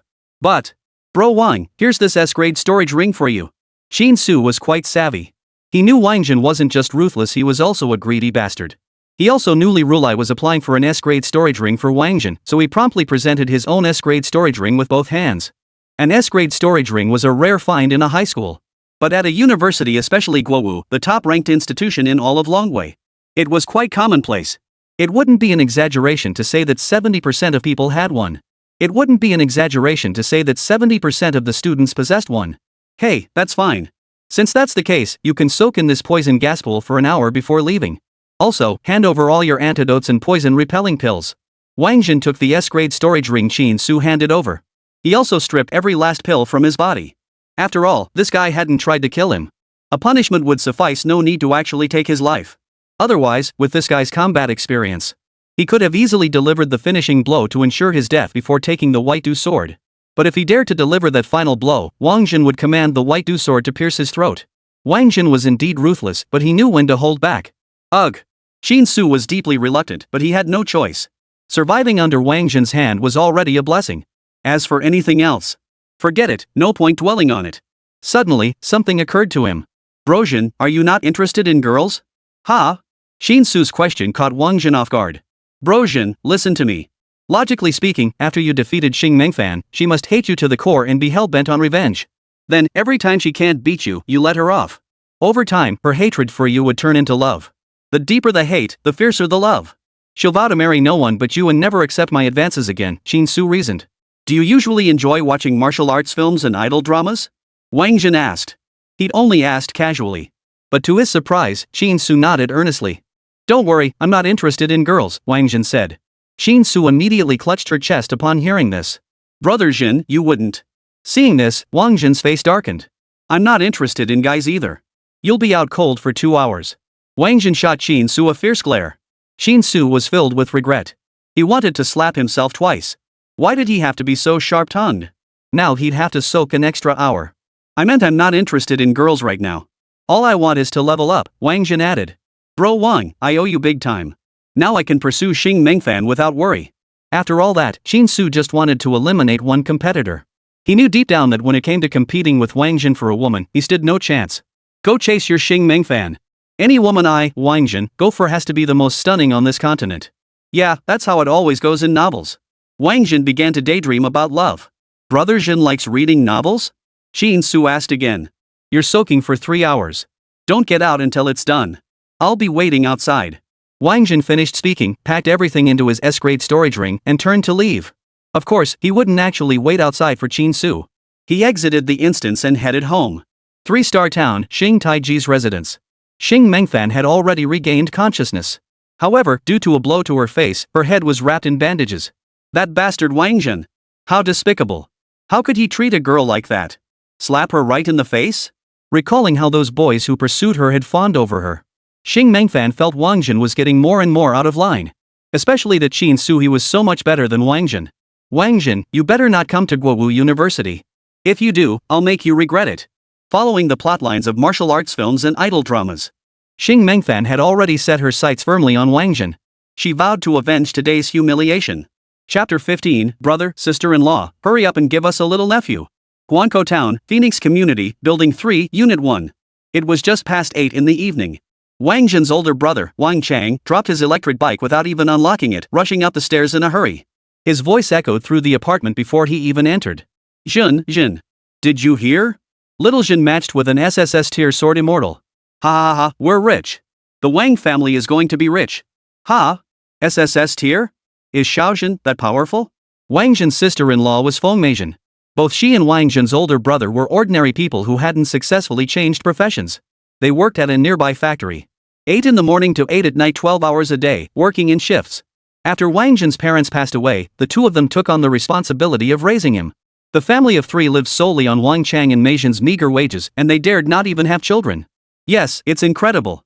There are only a handful of SSS rankers in all of Longhua. Xiaozhen has a bright future ahead. Meizhen, now that Xiaozhen has made something of himself, we can finally have our own child. Aqian was overcome with excitement. As he spoke, he scooped up Meizhen and rushed toward the bedroom. That was precisely why he was rushing upstairs in such a hurry. Oh dear, it's only just past 8. That's too early. Wait a bit longer, just a little longer, okay? Meizhen murmured shyly, twisting her body in coyness. Don't wait any longer. This is exactly when Mom conceived Xiaozhen. Let's choose this time too, to have a son as amazing as Xiaozhen. Aqian couldn't wait any longer and began undressing with great urgency. Just then, Wáng Zhen's voice echoed through the house. Brother, sister-in-law, I'm home. Hearing Wáng Zhen's voice, Wang Chang hurriedly pulled his half-undressed clothes back on. Why are you back? Didn't you go on a raid? Seeing Wáng Zhen return, Wang Chang was quite surprised. Of course, he was mostly annoyed that the kid had returned at such an inconvenient time. "Oh, we finished the dungeon run, so I came back," Wáng Zhen said as he walked over to the table, picked up a glass of water, and began drinking. As for his sister-in-law still sorting clothes in the room, he pretended not to notice. "Really? Are dungeons that easy to clear now? In previous runs, everyone always came back in the middle of the night. But that didn't matter." "Haha, little bro, spill it, what class did you switch to?" Though he already had an idea, Wang Chang still pulled up a stool beside Wáng Zhen and sat down, wearing an expectant look. "A D-rank Suona Craftsman." Wáng Zhen set down his water cup and replied. "What? A Suona maker? An AD rank? Wasn't he supposed to be an SSS ranked Sword Immortal?" Wang Chang was utterly baffled. Had he gotten the wrong information? "Oh, I did get matched with a Sword Immortal, but I passed on it. I switched to a D-rank Suona Master instead," Wáng Zhen added. "You?" Hearing Wáng Zhen say this, Wang Chang felt a wave of dizziness wash over him, nearly fainting on the spot. "You bastard! You passed up an SSS grade Sword Immortal to become a D grade Suona player. How can you face your parents? How can you face the ancestors of the Wang family?" Wang Chang was beyond furious. He was about to grab the ancestral rattan cane and give Wáng Zhen a thorough beating. Fortunately, Mei Zhen stepped in. She stepped between him and Wáng Zhen. "Don't act impulsively. Xiaozhen has grown up and knows better. He has his reasons for choosing to be a Suona Craftsman. We must respect his decision. Sis-in-law is right, bro. You have to respect my choice. Trust me, I won't let our ancestors down," Wáng Zhen said with a smile. "Laugh? How can you even laugh? What kind of future could a Shang player possibly have?" Wang Chang was furious. He grabbed the cane, ready to strike Wáng Zhen. "Brother, look at this." Wáng Zhen didn't flinch. Instead, he pulled out his phone and showed Wang Chang the balance on his bank card. "This is..." Wang Chang took the phone. He began counting. 1, 10, 100, 1,000, 10,000, 10 million. 50 million? Where did you get all this money? Wang Chang's pupils dilated in shock. His voice trailed off. After all, one shouldn't flaunt one's wealth. How much? Mei Zhen, standing nearby, snatched the phone from Wang Chang's hand and began counting as well. "Holy crap, that's a lot of money." Mei Zhen was stunned too. "This is just pocket change, bro. Principal Lee recommended me for early admission to Longwu University. I'm heading there soon, so I came back to let you know." Wáng Zhen took the phone back and revealed the real reason for his visit. "What? You're leaving so soon?" Mei Zhen felt a pang of reluctance. After all, Wáng Zhen had never been apart from them since he was a child. An older sister-in-law is like a mother. Though she had no children of her own, Mei Zhen's affection for Wáng Zhen ran deeper than that of many mothers for their own children. "Yes, I'm a job changer now, pretty busy." Wáng Zhen continued smiling. Wang Chang and Mei Zhen didn't laugh. They were ordinary people, but they knew how dangerous job changers' work was. Though they praised Wáng Zhen's success outwardly, deep down, they harbored profound worry for him. Over the past 500 years, even SSS-ranked job changers had perished, and countless others at lower ranks had fallen. Yet Wáng Zhen? He was merely a D-rank sham maker. Sometimes, being an ordinary person seemed rather nice. The pay might be meager, but at least you don't have to live with your heart in your mouth, constantly fearing for your life. "Xiaozhen, stay safe." Finally, Mei Zhen said this with tear-filled eyes. Ding! Bank card credited, 10 million yuan. Mei Zhen's phone emitted a notification sound. "Bro, sis-in-law, I gotta go now. You two better hurry up and give me a little nephew, then I'll take him to transfer to Super SSS tier, hee. Wáng Zhen didn't want to see Mei Zhen cry. He couldn't bear the sorrowful atmosphere of parting. He teased his brother and sister-in-law with a joke, then turned and left the house without lingering. "That kid actually overheard our private conversation." Wang Chang felt both annoyed and amused when Wáng Zhen said this. Changing jobs really made a difference. His ears were sharp now. "Xiaozhen transferred us 10 million yuan. That's way too much. How should we spend it?" Mei Zhen wiped her tears, glanced at the bank balance, and smiled.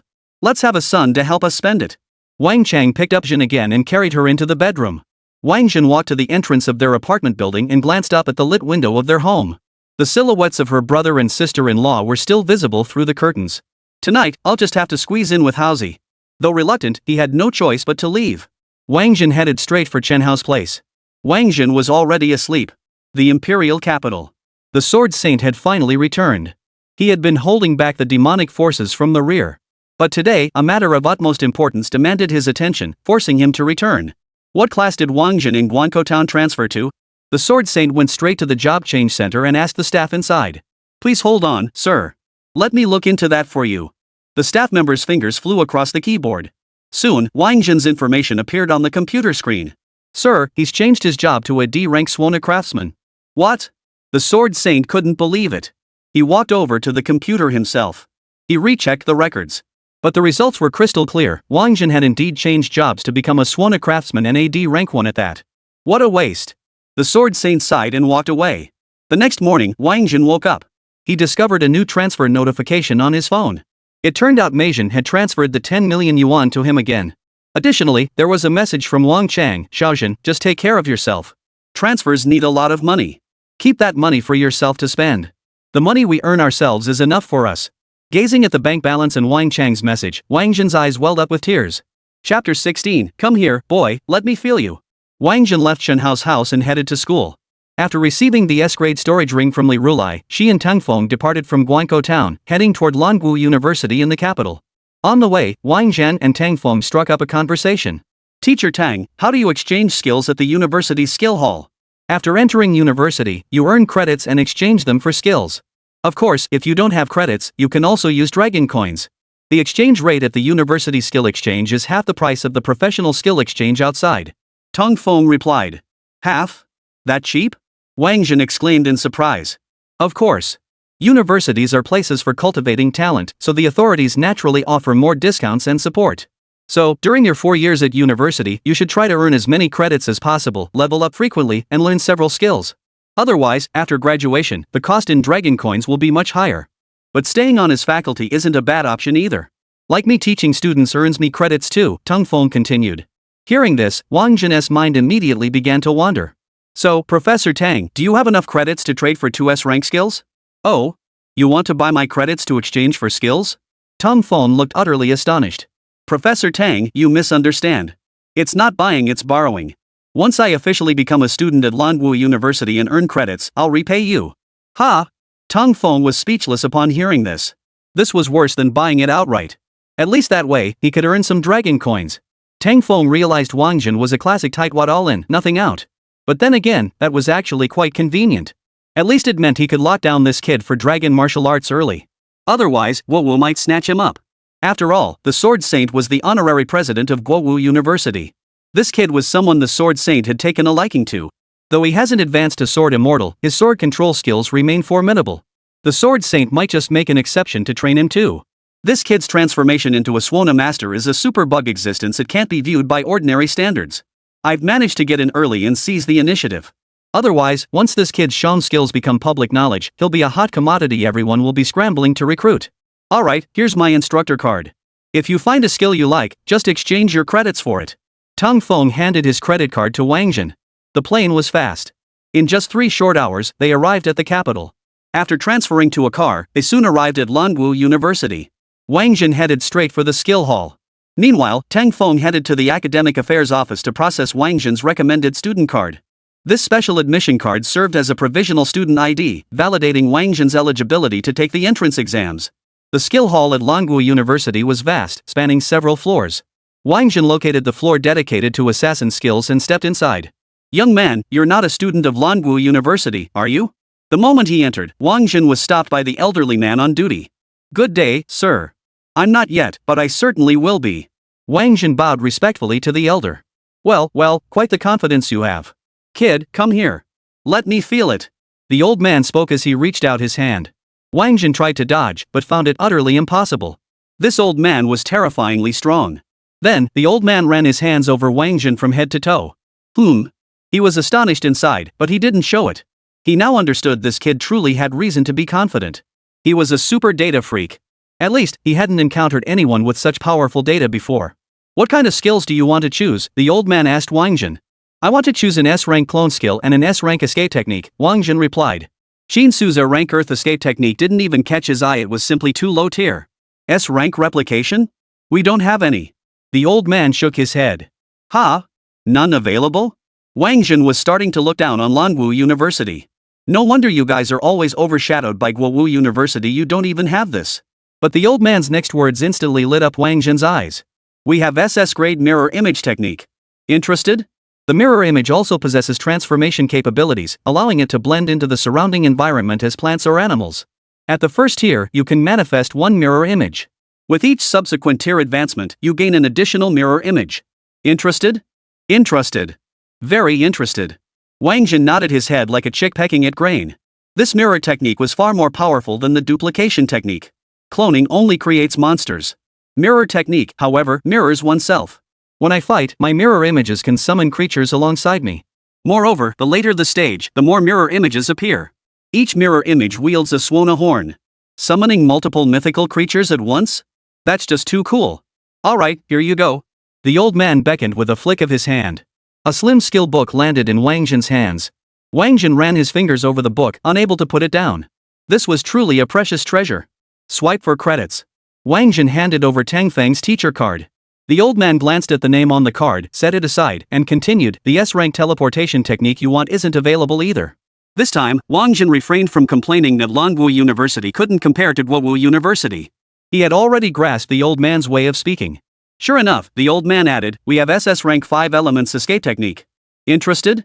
5 elements escape technique, as the name implies, allows one to assimilate and escape by merely touching metal, wood, water, fire, or earth. The escape speed is exceptionally fast, twice your normal speed. Moreover, as you advance in rank, both the distance and speed of your escape will increase. Do you want it? The old man asked again. This time, Wáng Zhen didn't respond. Instead, he turned his attention to another matter. Teacher, you let me choose 2 SS tier skills. Will the credits in the teacher card be enough to exchange them? Wáng Zhen had no intention of spending dragon coins. Even though the school skill hall was half the price of outside vendors. He'd rather not spend money if he could avoid it. Enough. The old man glanced at the teacher card. Then I'll take this one. With this skill, he'd be able to conquer heaven and earth, capable of anything. Alright. The old man waved his hand again, and another thin skill book landed in Wáng Zhen's hands. He then took Tang Feng's teacher card, deducted the credits, and handed it to Wáng Zhen. Young man, I'll give you one more thing. The old man produced a dragon nation knot and placed it in Wáng Zhen's hand. What is this? Wáng Zhen was a bit confused. You must keep it on your person at all times. That way, no one will be able to see your true data. The old man explained. Upon hearing this, Wáng Zhen's expression turned solemn. Data was the very foundation of a class changer, typically undetectable without specialized equipment. The fact that this old man could see through his data was terrifying. And who knew how many such masters he might encounter in the future? Thank you, teacher. He bowed deeply to the old man, tucked away the Dragon Nation knot, and departed. Great-grandfather, you seem quite pleased today. Shortly after Wáng Zhen departed, a woman in her early 20s appeared beside the elder. This woman was the custodian of the assassin skill book. Yes, I am very pleased. I've encountered a remarkable young man. The opportunity for Longwu University to surpass Duowu University lies within this youth. As the old man spoke, his body flickered and vanished. Oh. Upon hearing this, the woman immediately began checking the skill book exchange list. Tong Feng? From the time she left until her return. Only one exchange slot remained.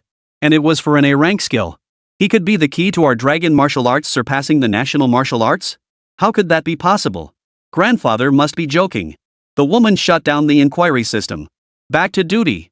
Chapter 17, Special Admission Assessment, with an old hand guiding me. After leaving the skills hall, Wáng Zhen contacted Tong Feng.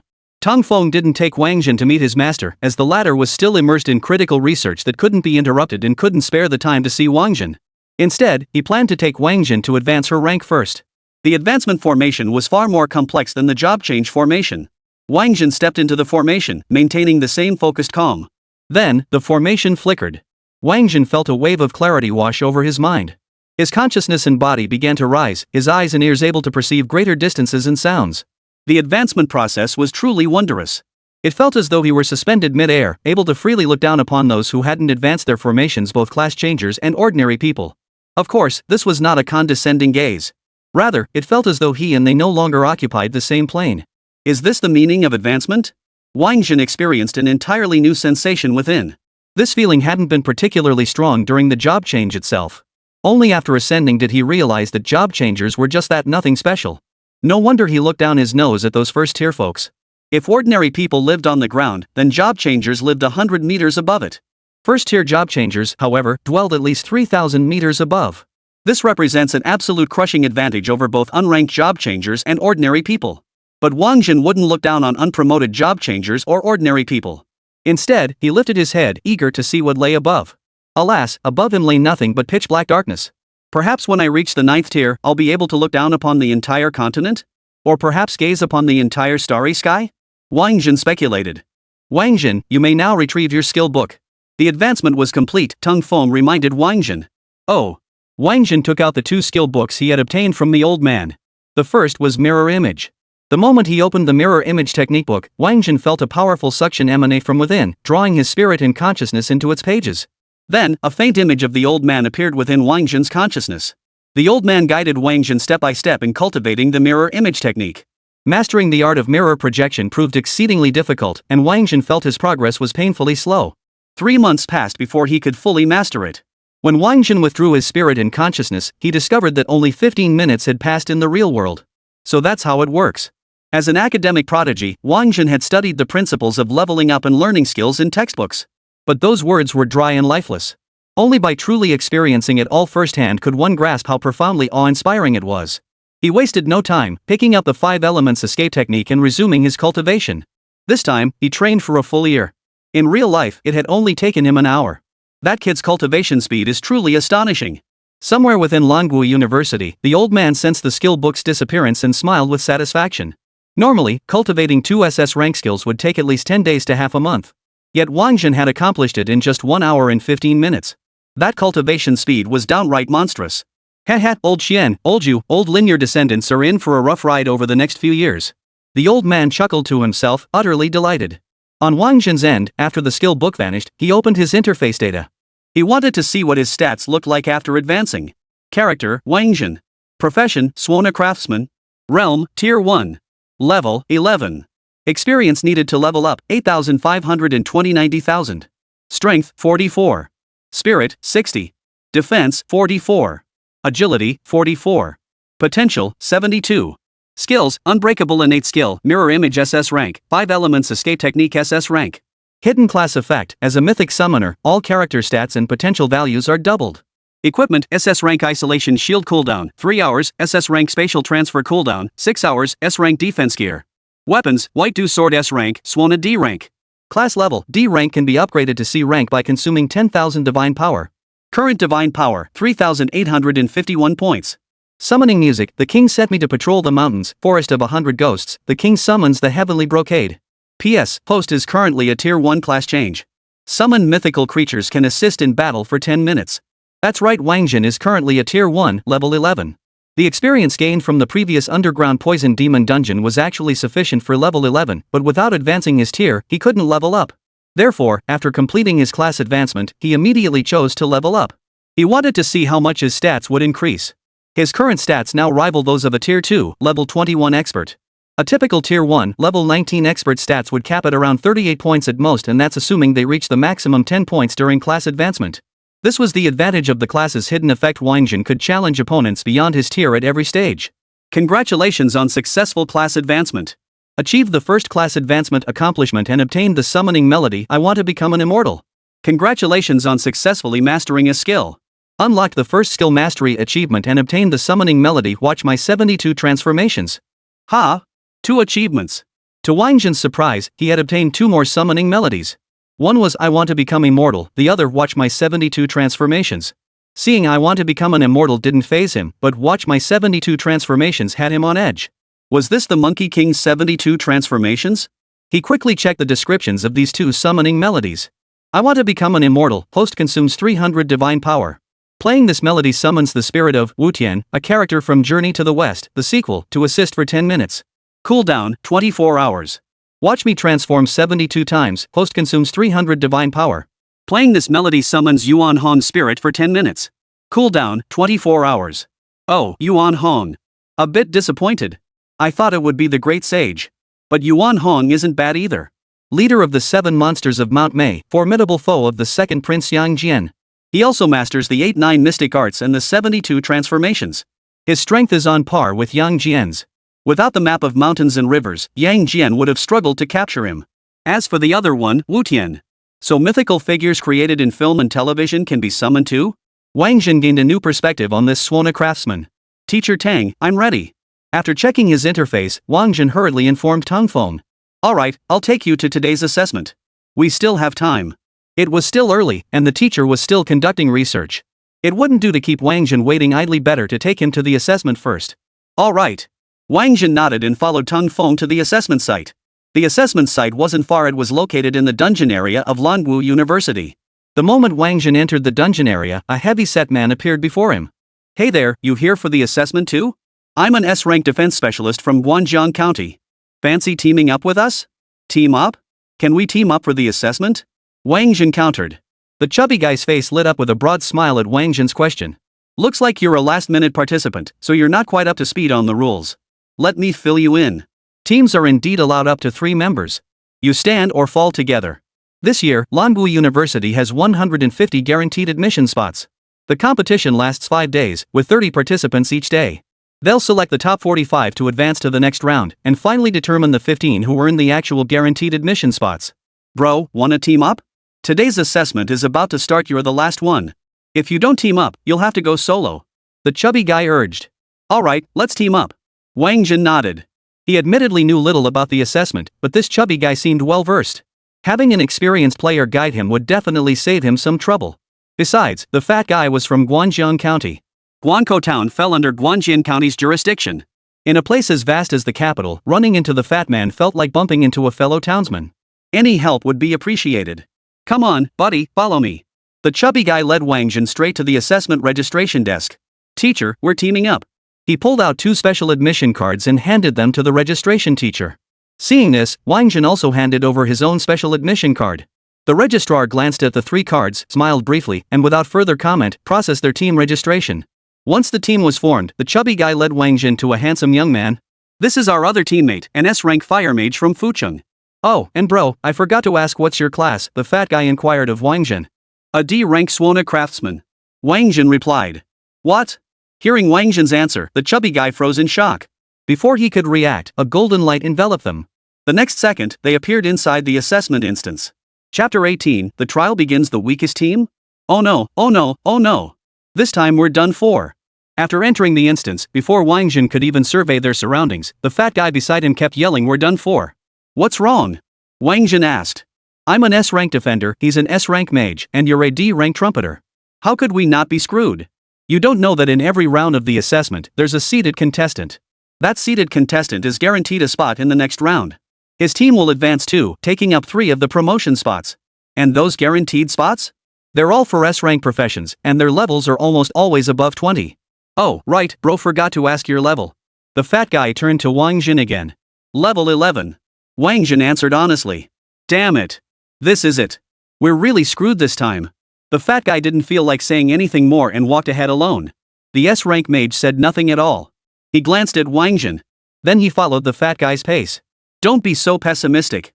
We'll definitely make it through. The 3 of them proceeded through the dungeon, one in front, one behind. Dungeon Zone, Assessment Office. Knock knock knock. Suddenly, a knock sounded at the door.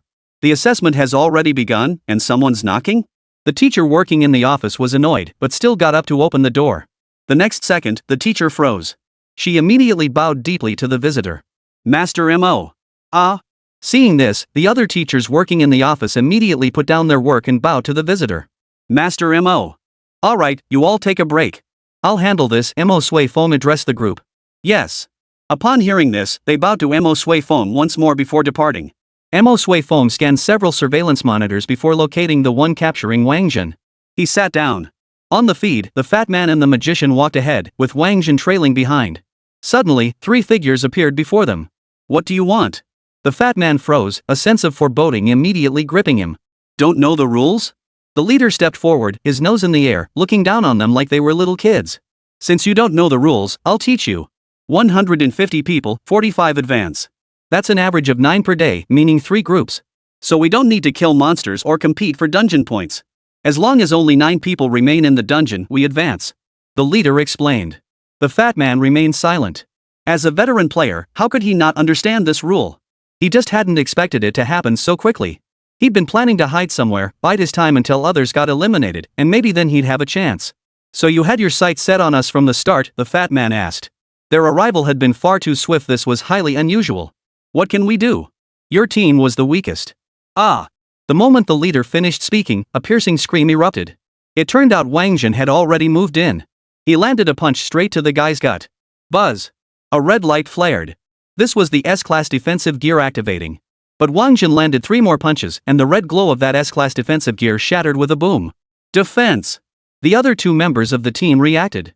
One of them alerted the other. A protective shield materialized, shielding the leader. Whoosh. At that moment, Bai Lu appeared. Upon her arrival, Bai Lu instantly multiplied into 30 forms. She stabbed fiercely at the three figures. The sound of boom, boom echoed continuously. Within mere seconds, all their defensive gear became utterly useless. Finally, 30 swords were aimed at the 10 vital points of each of the three. This intense? The fat man finally spoke. His gaze toward Wáng Zhen was like looking at a monster. Is this guy seriously an 11th level trumpet master? Are you kidding me? What kind of Suona player can control swords? This guy is definitely a swordsman. And he's no low level one either. Ahem, well, looks like we stumbled upon a treasure. A rare smile even graced the mage's face. Wáng Zhen couldn't care less about what these two were up to or what expressions they wore. He went back to his old trade looting corpses. He transferred all the storage equipment from the 3 dead bodies into his own storage ring. During this, the leader of the group was still reluctant. But after the 10 swords advanced a few more paces, he fell into line. Finally, Wáng Zhen gathered some vines and tied the 3 men to the tree. Only then did he clap his hands and walk toward the fat man and the mage. The entire process was clean and efficient, without a hint of hesitation. It was clear he'd been doing this for a long time. Bro, my name's Bai Muyang. This is Bei Xiaobei. What's your name? Where are you from? Wáng Zhen had won over his 2 teammates with his actions. The fat man also introduced himself and began asking about Wáng Zhen's background. He genuinely wanted to befriend Wáng Zhen, for the man's strength was worth his respect. My name is Wáng Zhen. I'm from Guangzhou town, Wáng Zhen replied. Wáng Zhen? You're Wáng Zhen? Hearing the name, Bai Muyang and Bei Xiaobei both looked utterly stunned. So you're Wáng Zhen, ranked 5th on the young dragons list. No wonder, no wonder. With such formidable sword control, it makes perfect sense that it's Wáng Zhen. The young dragon's ranking was often questioned because the individuals on it had never truly competed against each other. Just like Xing Mengfan had doubted Wáng Zhen before. But after actually facing him in battle, they fell silent. But geniuses are different. The more gifted they are, the more they care about this list. Because they know the rankings hold great authority. Those rankings are determined through nominations by top-tier leaders, comprehensive evaluations across all aspects, and only then finalized. Guangzhou town belongs to our Guanjiang county, and Guanjiang belongs to Fucheng. So it turns out we're all fellow townsfolk. Haha, what a coincidence. Bai Muyang gave Wáng Zhen and Bei Xiaobei a hearty hug, feeling immensely pleased. Teaming up with Wáng Zhen this time was like striking gold. Oh, fellow townsfolk? Well then, I wish you both a joint elimination. Another group of students appeared. But this group wasn't as pretentious as the last. They wouldn't give their opponents a chance to strike first. While they were still talking, they had already begun their attack. Boom! 2 earthen walls materialized, swiftly separating the trio. Immediately after, metal spikes erupted from the walls, lunging toward the trio. Instant cast magic? As fellow mages, Bei Xiaobei instantly recognized the opponent's capabilities. Only those who had reached the SS class job advancement level could cast spells instantly at lower tiers. Even an S rank like him required time to chant spells. Wáng Zhen, he's an SS rank earth and metal mage. He quickly alerted Wáng Zhen. He knew all too well that Wáng Zhen was the absolute mainstay of their team. Chapter 19, Opponent, an SS rank transmuter from the Young Dragon list. Wáng Zhen couldn't care less about the opponent's elemental affiliation. His principle was simple, counter each move as it came. Activating the 5 elements escape technique, he plunged straight underground. He located Bai Muyang and Bei Xiaobei, then pulled them both underground. He then used earth escape to travel dozens of meters before bringing them back up to the surface. Careful. The moment the 3 reached the surface, a yellow light flared around Bai Muyang's body. Then, a shadowy form of the black tortoise materialized, enveloping the trio in its protective aura. Almost simultaneously, a faint ding sounded from the shadow of the black tortoise. A slender dagger was parried by the black tortoise. Behind the blade loomed a dark figure. The dark figure, having missed its strike, made no further move. It vanished instantly, disappearing from sight. 2 SS rank mages and 1 S rank assassin. Bei Xiaobei deduced the enemy team's class composition. Gurgle. Just then, the situation changed again. The ground beneath the 3 transformed into a swamp, trapping their feet. Whoosh! An arrow flew toward Wáng Zhen's shoulder. Run! Wáng Zhen pulled the other 2 along as they vanished again, narrowly evading the arrow. When they reappeared, they were already atop a massive tree. SS rank 5 elements escape technique? Bei Xiaobei's gaze toward Wáng Zhen brimmed with curiosity. When Wáng Zhen had used the earth escape technique, Bei Xiaobei had assumed it was an S rank earth escape skill. After all, only S rank teleportation could carry others alone. But then, Wáng Zhen teleported them again in the swamp. That meant it wasn't just earth escape. After all, the swamp's surface was mostly water. Now, Wáng Zhen had transported them onto a tree, undoubtedly a wood release technique. Therefore, aside from SS rank 5 elements escape arts, Bei Xiaobei couldn't fathom any other escape techniques. But the most crucial question was, he'd only been a class changer for a day or two, and already mastered an SS rank skill? That's just too powerful. For an ordinary person, mastering an SS tier skill with such proficiency within just 7 or 8 days was simply unthinkable. This was what truly astonished Bei Xiaobei. Because Bei Xiaobei had always believed that SS tier skills were simply unseen in the special admissions assessment. No time for surprises. Analyze the opponent quickly. Wáng Zhen's expression was serious. True to its reputation as the special admissions assessment, the difficulty escalated rapidly. Especially that assassin blocked by Muyang retreating after a single strike, without pausing. Terrifying. But this also proved by Muyang's strength. The fact that he could sense the danger the moment the assassin launched his attack and deploy a defensive shield showed he wasn't completely useless.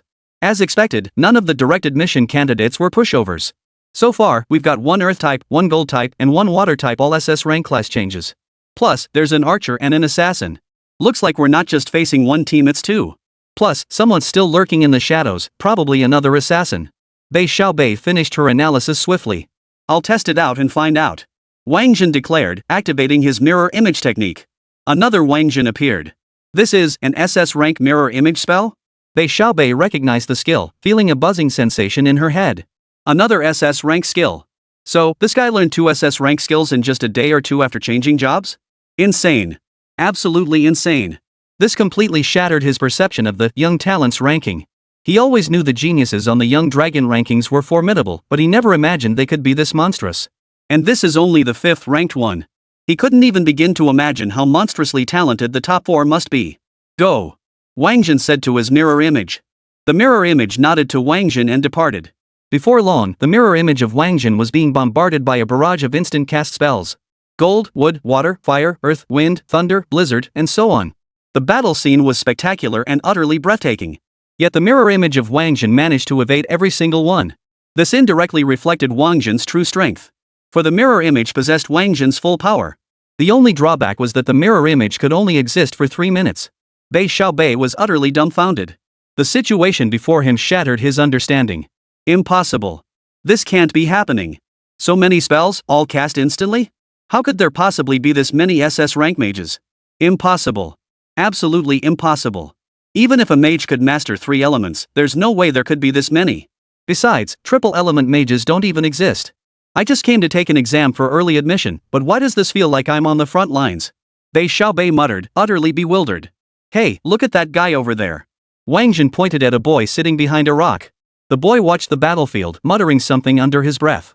Judging by his lip movements, his mutterings had a distinct rhythm to them. That's Wu Di. Bai Muyang recognized the man. Oh, the guy ranked 115th on the Young Dragons list? As fellow prodigies on the Young Dragon list, Wáng Zhen naturally knew the man's reputation, though he hadn't seen his face before. That's right. He's transferred to become an SS rank wizard. The wizard profession can function both as an attacker and a support. He's currently playing support. He shares his witchcraft with others, which is why so many different types of magic appear. I see. Those 2 mages weren't SS rank at all. It was only because they had SS rank Wu Di sharing his magic that they could cast spells instantly, Bei Xiaobei explained. Realizing this, Bei Xiaobei felt a bit better. Otherwise, if so many SS rank mages appeared in the first scholarship exam, he'd have absolutely no chance of securing a formal position. At the lower levels, witchcraft and magic are essentially indistinguishable. This was why many in Dragon Nation looked down on magicians and avoided choosing that profession. Wizards in Dragon Nation could master nearly all forms of magic, making them more formidable than mages. So, if we take him out, does that mean the battle will end? Wáng Zhen grasped the key to resolving the battle. Yes. Bei Xiaobei nodded firmly. Alright, protect yourselves. I'll take care of Wu Di. Wáng Zhen spoke as his body merged into the great tree. Moments later, he materialized beneath Wu Di. With a swift pull, Wu Di vanished alongside him. When Wu Di and Wáng Zhen materialized together in the tree, Wu Di's eyes widened in shock. But Wáng Zhen gave him no time to react. A palm strike slashed across Wu Di's neck. Wu Di immediately passed out. Tie him up. Wáng Zhen gave the order before vanishing once more. When he reappeared, it was beside a mage from Wu Di's group. Then, that mage met the same fate as Wu Di. When the mage materialized alongside Wáng Zhen on the tree, he too wore a look of astonishment. He saw a fat man binding the unconscious Wu Di. And the way this fat man was tying him up, was quite professional. Seems he's had plenty of hands-on training. Once the assessment was over, he'd definitely have to exchange insights with him. Chapter 20, is Brother Zhen a warrior or a swordsman? The fat man had no idea this mage was one of his own kind. He walked up to the mage, raised his hand, and delivered a backhand chop. And just like that, the mage passed out too. Bei Xiaobei sprang into action, beginning to bind the mage. Wáng Zhen left once more. Seconds later, he returned with another wizard. Whoosh! Just as Wáng Zhen was about to knock out this wizard to play with binding, the assassin launched another attack on him. This time, Bai Muyang was the first to spot it. The shadow of the black tortoise materialized once more. It blocked the assassin's strike. The assassin struck and retreated instantly, without pausing. Fatso, you rock. Wáng Zhen gave Bai Muyang a thumbs up. Heh, I'm no pushover either. Bai Muyang grinned sheepishly, retracting the Xuanwu's phantom form. Whoosh! The archer's arrow suddenly materialized, shooting toward Wáng Zhen's face just as the black tortoise's phantom vanished. By then, waiting for Bai Muyang to activate his defense again would be too late. Let's go. Wáng Zhen intended to use the wood escape technique to flee with Bai Muyang and Bei Xiaobei. But an unexpected turn of events occurred. The wood escape technique failed. Just then, the arrows arrived. The arrows exploded about 10 meters away from Wáng Zhen's body. Boom! A deafening explosion. Tree trunks were shattered. Wáng Zhen and his two companions, along with Wu Di and his two companions, plummeted toward the ground. At that moment, an array illuminated mid-air, catching all 6 of them. The 6th person appeared. It was not the assassin Bei Xiaobei had suspected. Instead, it was an array master. That's why Wáng Zhen couldn't use the wood escape technique to leave. It was also because this array master had secretly set up an isolation array behind Bai Muyang and Bei Xiaobei's backs while Wáng Zhen was busy capturing the mage. The 5 elements escape technique requires contact with the 5 elements to activate. With this isolation formation in place, Wáng Zhen could no longer touch trees, rendering his wood escape technique useless. Rank 75 on the Young Dragon list, SS Class Transcended Array Master, Lingzhen. These were Bai Muyang's first words after falling into the formation. Besides the seated contestants, we've encountered both other Young Dragon rank experts participating in today's assessment. This was Bai Muyang's second remark after being trapped within the formation. His heart was filled with regret. He had thought encountering Wáng Zhen, ranked 5th on the Young Dragon list, would mean he could latch onto a powerful ally. Little did he know he'd be targeted by the other 2 Young Dragon list geniuses. Now, Bai Muyang understood everything. Why they'd encountered 3 groups of opponents so quickly. Besides the first trio of pretentious jerks, Wu Di and Lingzhen must have recognized Wáng Zhen from the start and deliberately sought trouble. As fellow Young Dragon list geniuses, they naturally had to prove their superiority.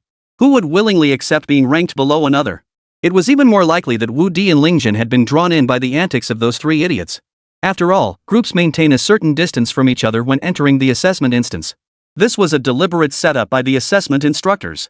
Oh? So you're saying that in this assessment, aside from that seated contestant, there's no one more formidable than these 2? What caught Wáng Zhen and the others was a restraining formation.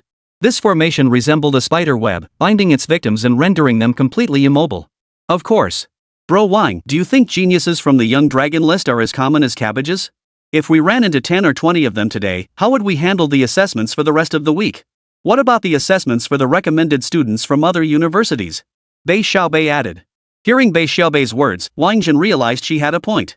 The Young Dragon list only has 150 spots. Besides those who secured their spots 2 months ago, there are also those who failed their career transitions. That leaves roughly 90 candidates eligible for the early admission assessments. Not all 90 would choose the top 4 prestigious universities.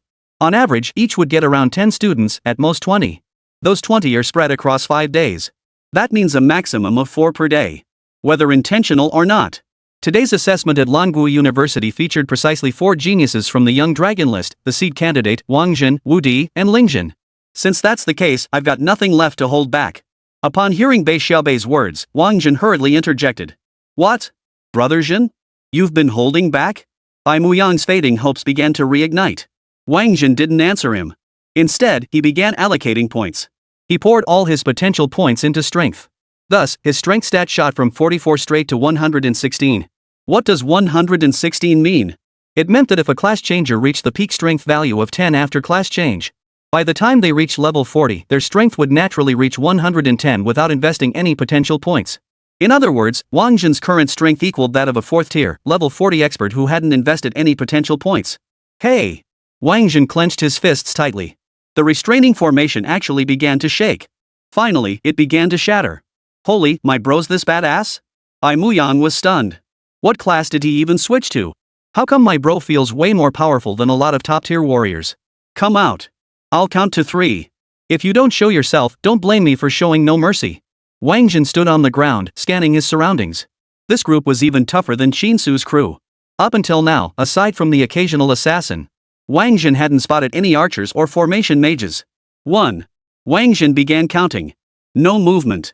the surroundings were empty, not even a breath could be heard. 2. Wáng Zhen continued counting. At the same time, he listened intently, but still heard nothing. Since you refuse to step aside, that suits me just fine. Buzz. A flash of golden light erupted. The SS Great Isolation Shield materialized. Hey, this kid actually has such a precious treasure? In the assessment office, Mo Sui Fong couldn't help but exclaim in astonishment at the sight of the golden light. He didn't even possess such a thing himself. Otherwise, with his abilities, he could kill anyone he wanted. Besides Mo Sui Fong, Bei Xiaobei was also stunned by Wáng Zhen's SS Class Isolation Shield. Today, he'd been stunned by Wáng Zhen far too many times. 2 SS rank skills. Now, an SS grade equipment. Then there was his sword controlling ability. And that power he just unleashed, surpassing even a warrior's strength. This guy is just too damn abnormal. And even now, Bei Xiaobei doesn't believe this is Wáng Zhen's full strength. Because someone like him would definitely keep some trump cards and backup plans. He'd never let his full capabilities be exposed and analyzed by others. The isolation shield appeared and covered an area of 500 meters in all directions. This 500-meter radius was calculated by Wáng Zhen. First, the assassin wouldn't be too far away. He was simply concealed in the shadows, invisible to Wáng Zhen. Second, the archer. He had just experienced the power of that arrow. He was certain the archer's effective range wouldn't exceed 500 meters. Finally, the formation mage. Formation masters are like assassins. To silently activate an array and control its effects, the optimal range was around 200 meters. Therefore, this 500-meter range was set by Wáng Zhen to ensure the archer wouldn't be missed. Retract. Wáng Zhen began controlling the isolation shield to contract. Soon, the isolation field shrank from 500 meters to 450 meters. Chapter 21, How could you do this to a girl? Keep contracting. At 450 meters, there was no movement. Wáng Zhen continued to control the isolation dome to shrink. Soon, the containment dome shrank from 400 meters to 350 meters. Yet he still heard nothing. Wáng Zhen suddenly chuckled. An archer who needs to be this close 350 meters to fire an arrow? Seems pretty mediocre after all. Then Wáng Zhen continued listening. Still, not a sound. Indeed, a genius is a genius. Completely unaffected by the taunt.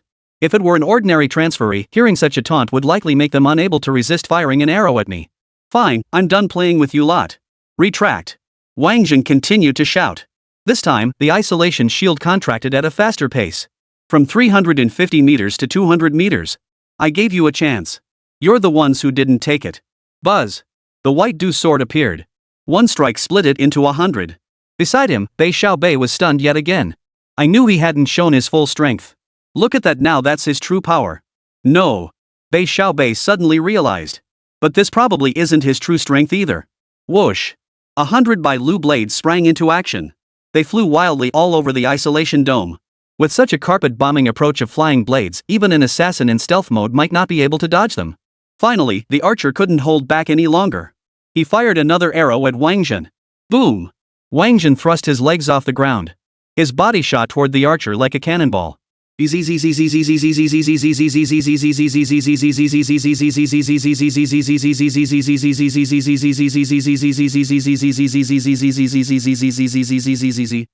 Wáng Zhen neared, a dozen defensive formations rose beside the archer. Wáng Zhen gave a wicked grin. His body suddenly executed a 90-degree turn. In the next instant, he materialized beside Ling Zhen. At that moment, Ling Zhen had just activated a series of formations near the archers. He was unable to activate the formations around himself in time for defense. He left his vulnerable self completely exposed before Wáng Zhen. However, Wáng Zhen remained vigilant. Whoosh, whoosh, whoosh. 100 white Du arrows shot toward Ling Zhen, preparing to launch an assault on Ling Zhen. Buzz. The assassin, who had remained hidden all along, could no longer hold back. Or rather, his stealth duration had expired. He launched an attack at Wáng Zhen, attempting to prevent him from dealing with Ling Zhen. Simultaneously, the archers began firing arrows at Wáng Zhen. 3 arrows at once. Yet Wáng Zhen neither dodged nor blocked. He was completely focused on controlling his sword to attack Ling Zhen. This time, he had to take this guy down. Because this guy was the decisive factor in this group. Boom! Boom! Boom! Explosions erupted, their power far surpassing the previous ones. Everyone assumed Wáng Zhen would sacrifice himself to save Ling Zhen. But in reality, a crimson glow erupted around Wáng Zhen, deflecting every single attack. S-class defensive gear. Is this guy really from Guangzhou town? Bei Xiaobei was so stunned he couldn't utter a word. The gear Wáng Zhen was wearing was beyond his reach even as the son of Fuching's city lord. He must have stolen it from someone else. Bai Muyang spoke up. Bei Xiaobei froze at the words. Recalling how Wáng Zhen had seized the spoils of battle and tied his opponent to a tree, he instantly agreed with Bai Muyang's assessment. The battle ended swiftly. 100 swords pierced Ling Zhen's body in a chaotic frenzy. Blood splattered everywhere. Ling Zhen collapsed instantly in a pool of blood, rendered incapable of further combat. But a genius from the young dragon list was truly exceptional. Despite hundreds of wounds, he didn't even utter a groan. Your turn. Wáng Zhen's gaze fell upon the archer. The archer was beautiful, with long golden hair and blue eyes. She likely hadn't anticipated Wáng Zhen would attack Ling Zhen so ruthlessly. Her eyes brimmed with disbelieving terror. Then she snapped out of it. She prepared to fire another arrow at Wáng Zhen. But Wáng Zhen merely leapt lightly, appearing beside her and seizing the bow from her hands. The assassin appeared once more. Whoosh, whoosh, whoosh. Without even turning his head, 100 white dew arrows pierced the assassin's body. The assassin immediately followed Ling Zhen's fate. The only difference between him and Ling Zhen was the series of faint ah sounds he emitted as he fell. This kid's got decent combat intelligence. Inside the assessment office, Mo Sui Fong had brewed a cup of tea at some point. Sipping his tea, he generously expressed his praise to Wáng Zhen. In Ling Zhen's group, Ling Zhen had the highest class level, but the primary attacker wasn't actually Ling Zhen, it was that beautiful archer. The assassin's earlier attack wasn't meant to harm Wáng Zhen, but to expose their position. One could even say the assassin's goal was to deplete Wáng Zhen's defensive skills and gear.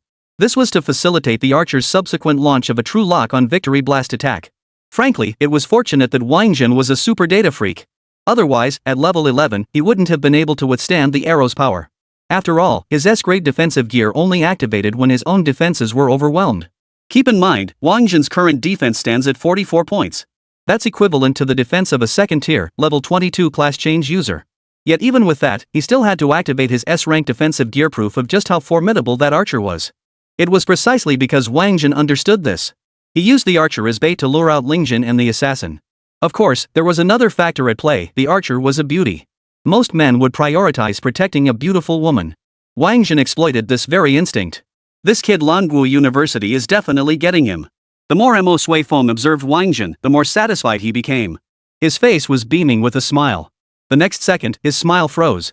Because on the monitor, those 100 swords launched another attack at the beautiful archer. Ah! A piercing scream echoed out. It startled numerous demon beasts nearby. The beasts, terrified by the archer's cry, scattered wildly in all directions, running frantically. But that scream was not enough. As 100 white dew swords pierced the archer's body one after another, his screams grew louder and louder. Until the moment she collapsed to the ground, mortally wounded, unable to cry out any longer. Damn, this kid's got some nerve. Mo Sui Fong crushed the teacup in his hand. Just moments ago, he'd been so impressed. Now it felt like this kid was a dangerous element.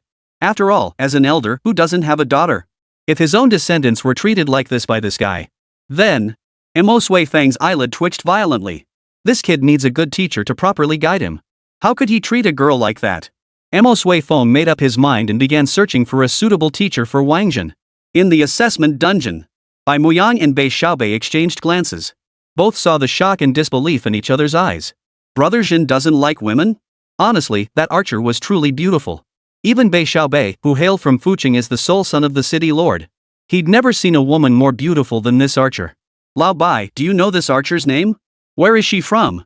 Bei Xiaobei suddenly felt an overwhelming pang of pity for the archer lying on the ground. Chapter 22, The True Fire of the Sun and the Phantom of the Black Tortoise.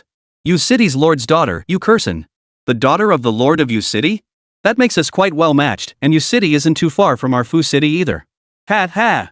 The usually taciturn Bei Xiaobei actually flashed a sly grin. Let's go. Wáng Zhen returned after collecting the spoils of war, pulling the two of them along as he prepared to leave. Ha? Where to? The two looked utterly surprised. Kill monsters. Don't forget, we're here for the assessment. We need to earn points. Wáng Zhen spoke as he already dragged the two deeper underground, searching for monsters. With his potential points depleted, Wáng Zhen felt uneasy.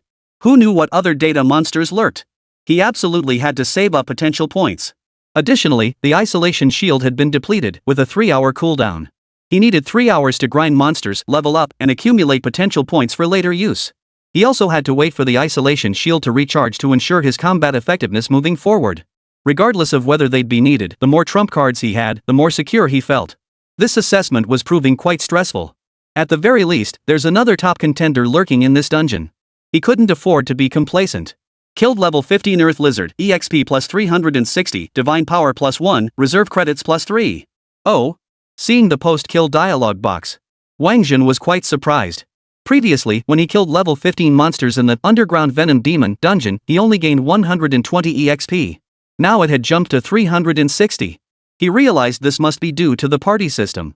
No wonder everyone teams up. Because party experience was higher, leveling up was faster. Additionally, the word divine power now had preparatory added after it. The term provisional likely indicates they aren't yet full-fledged students of Longwu University. Once they pass the recommendation process and officially become students of Longwu University, these provisional credits will undoubtedly be converted into official credits. Continue. Wáng Zhen commanded, preparing to launch an attack on the other lizards in this swamp. At that moment, a massive fireball appeared. The fireball plunged directly into the swamp. In the blink of an eye, all the water in the swamp turned to steam and evaporated. Simultaneously, the scent of roasting meat wafted through the swamp. Then, Wáng Zhen's dialogue box began flashing intensely. In the blink of an eye, his experience points surged by a staggering 30,000. Reintroducing myself, S-rank fire mage, Solar True Flame. Whoa! Hearing Bei Xiaobei's self-introduction, Wáng Zhen couldn't help but re-evaluate the special admissions assessment. Solar True Flame, its temperature must be at least 6,000 degrees or higher, since the sun's surface temperature is 6,000 degrees. True fire? Its temperature would only be higher. No wonder this guy could turn a swamp into barren land with a single fireball. This guy, who'd barely lifted a finger and seemed like a benchwarmer in their team, was actually this powerful. Indeed, no one who qualifies for the special admissions assessment is a simple character. Then I'll reintroduce myself. S-rank defense type class change, Serpent Turtle. Additionally, I possess the innate skill, Passive Defense. Whenever an opponent approaches me, my Snake Turtle triggers Passive Defense. This talent has no cooldown. Unless they break through my defense, no one within 10 meters of my Snake Tortoise can harm my allies. Bai Muyang also introduced himself. Only then did Wáng Zhen understand why the archer's arrows had shattered tree trunks yet left them unscathed. Turns out, it was this passive defense at work. So his earlier attempt to flee with the two of them had been entirely unnecessary. Even if they stood completely still, the arrows would still be blocked by the illusory shadow of the black tortoise. No cooldown. There was no such thing as having just used it and being unable to deploy it again immediately. At the same time, he realized that the fat man wasn't relying on heightened perception to sense opponents before unleashing his skill. His defense was purely passive. That's why he could block the assassin's attacks every single time. But the name Snake Tortoise, it clearly doesn't sound as good as Xuanwu. Still, knowing they hailed from a continent devoid of mythical lore, one could forgive their ignorance. Additionally, the incident with the fat man served as a reminder to Wáng Zhen. On this continent, they were bound to encounter creatures from myth and legend. It's just that they don't recognize them. Bro Zhen, what about you? Bai Muyang's gaze fell on Wáng Zhen, hoping he would also introduce himself. Earlier, as they were just getting acquainted, everyone had held back somewhat. But after the recent battle, they were now teammates. Sharing some of their secrets would make future cooperation easier. Wáng Zhen, D-rank Suona Craftsman. Wáng Zhen replied. That's it? After waiting a long while with no further words from Wáng Zhen, Bai Muyang pressed on. Yeah, nothing else to say. Wáng Zhen stated. It wasn't that he didn't want to talk, it was that he couldn't. Neither of these people had any clue about the myths. He couldn't very well start from the primordial era, then move through the ancient and prehistoric ages. So, are we even going to run this dungeon? Bro Wang, you're really a trumpet maker? What about your warrior level strength and sword control? Bai Muyang wasn't giving up and pressed on. Just some high stats. Nothing special. Oh. When Wáng Zhen brought up stats, the two of them couldn't really say anything more. Statistics were the most fundamental aspect for every class changer, essentially their ultimate trump card. It truly wasn't something to pry into. Otherwise, why would there be so many gear and skills that boost stats? It's all to create data monsters. Ultimately, the higher the stats, the stronger the combat power. Let's go. Back to the dungeon.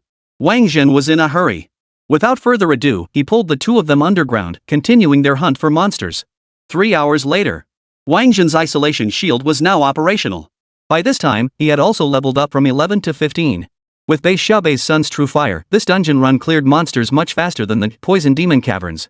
Ironically, they spent more time hunting monsters than actually killing them. Add in the party bonus.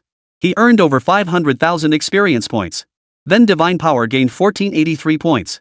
Combined with his previous 3,851 Divine Power points, his Divine Power now reached a staggering 5,334. This Divine Power would be more than sufficient for summoning alone. But after witnessing Wu Di and Ling Zhen's abilities, Wáng Zhen was no longer so indifferent. Both their witchcraft and formations were utterly bizarre. Had he not been a data freak himself, he might well have fallen victim to them. And these were merely students.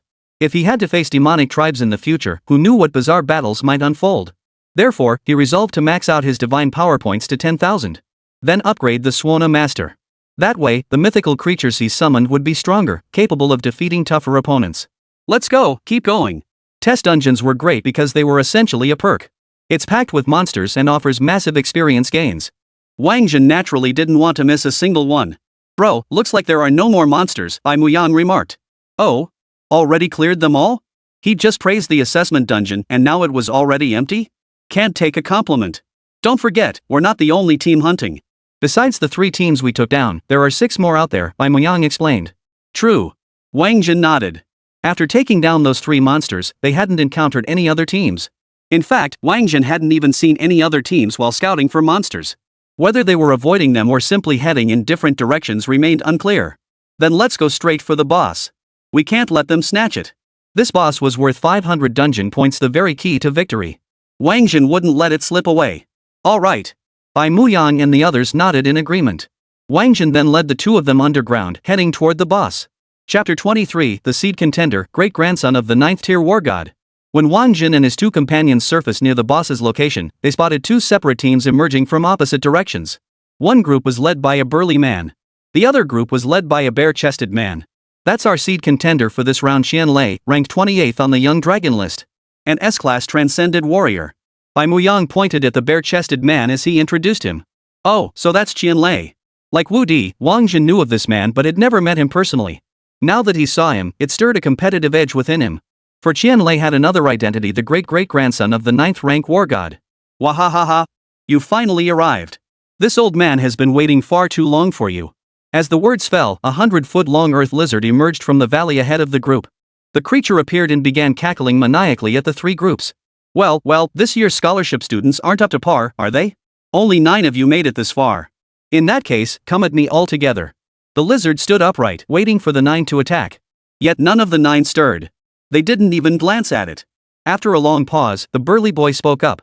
But he wasn't addressing the lizard man, he was speaking to Wáng Zhen. Hey, you lot are the 3rd team? S-class transmigration puppeteer, Xia Yufan. Muyang quickly relayed the burly guy's information to Wáng Zhen. Hey, I'm talking to you. Xia Yufan was clearly losing patience. Seeing Wáng Zhen didn't respond, he pressed further. No. You're the 3rd group. Wáng Zhen corrected him. Bragging without a shred of evidence. Boom. As soon as Xia Yufan finished speaking, 5 10-meter-tall stone golems rose from the ground. The stone golems immediately launched their attack on Wáng Zhen. But before Wáng Zhen could retaliate, the 5 stone golems shattered with a series of booms.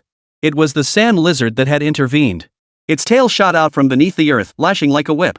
It shattered all 5 stone golems. Hey, kids, did you forget I'm here? The lizard's tail stood erect between the 3 teams. Like a stone pillar.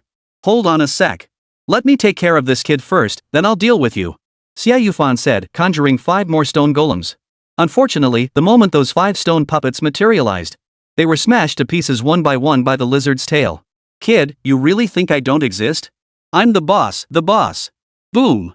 The lizard roared. It swung its tail, launching an attack at Xia Yufan. This kid who disrespected the boss would be the first to face punishment. Rumble. A 40-meter-long steel pitchfork materialized, plunging straight down from the sky. Its descent was incredibly swift. It struck the ground just before the lizard's tail could sweep Xia Yufan, driving the tail firmly into the earth. Is this a puppeteer? Wáng Zhen was momentarily stunned. He could understand the guy conjuring stone puppets earlier. But what was the steel fork that just appeared out of thin air? This had nothing to do with puppets at all. The next second, Wáng Zhen saw something truly astonishing. Though the ground lizard was impaled by the steel fork, it remained completely unharmed. Its tail plunged straight into the ground, preparing to break free from the fork's grasp. But the steel fork suddenly seemed to come alive. The sharp prongs transformed into 2 thick, long arms, wrapping around the lizard's tail and flinging the entire creature into the air. Thud! Thud! Thud! After slamming it several times, the steel fork flung the lizard away. The lizard's massive body. Its impact on the mountain peak instantly shattered rocks and sent dust billowing into the air. Holy crap! Wáng Zhen was stunned. So this thing can just freely control its puppet to change forms? Turn into whatever it wants? No wonder anyone who made it to the final 3 pairs was a real badass. Whoosh! On the other side, Qianlei moved. He pushed off the ground with both feet and leaped onto the ground lizard. He raised his fist and unleashed a barrage of punches on the lizard. Clang!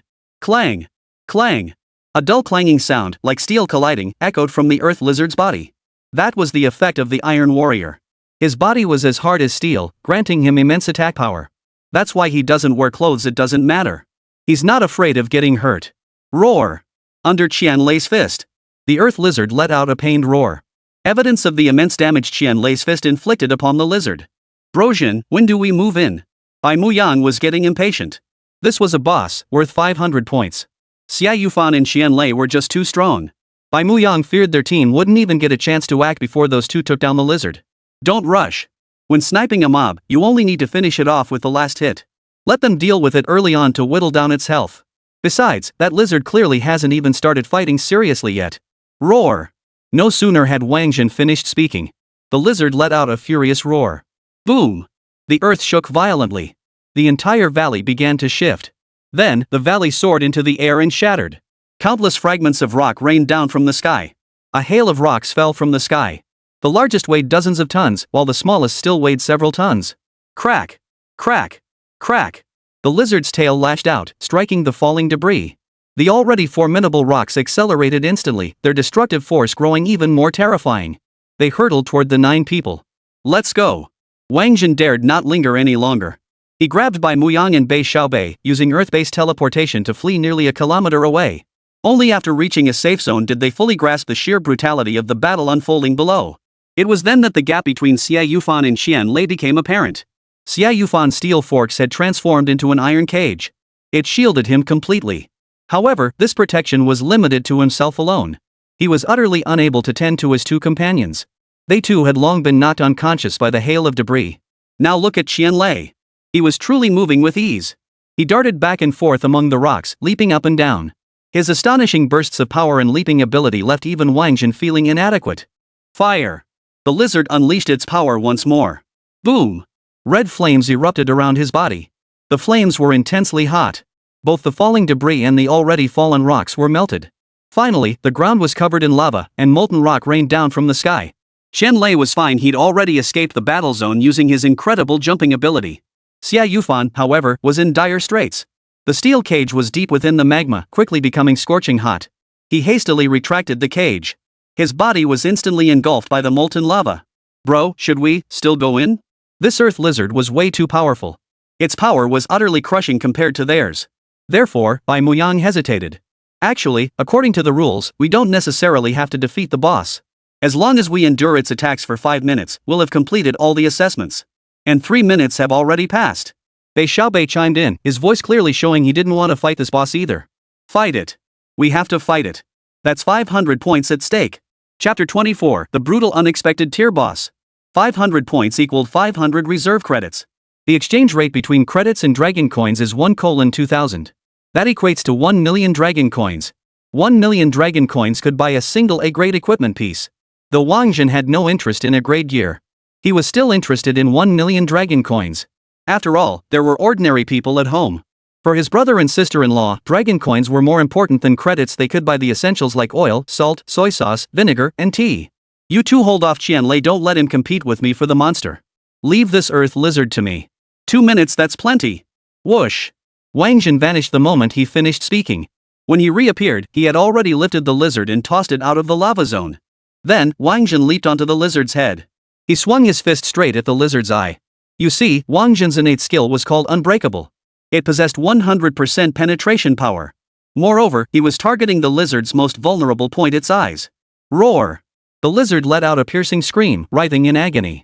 Many surrounding rocks were crushed by its tumbling body, sending dust billowing across the battlefield once more. An opening. Qianlei saw the lizard was wounded and knew his chance had come.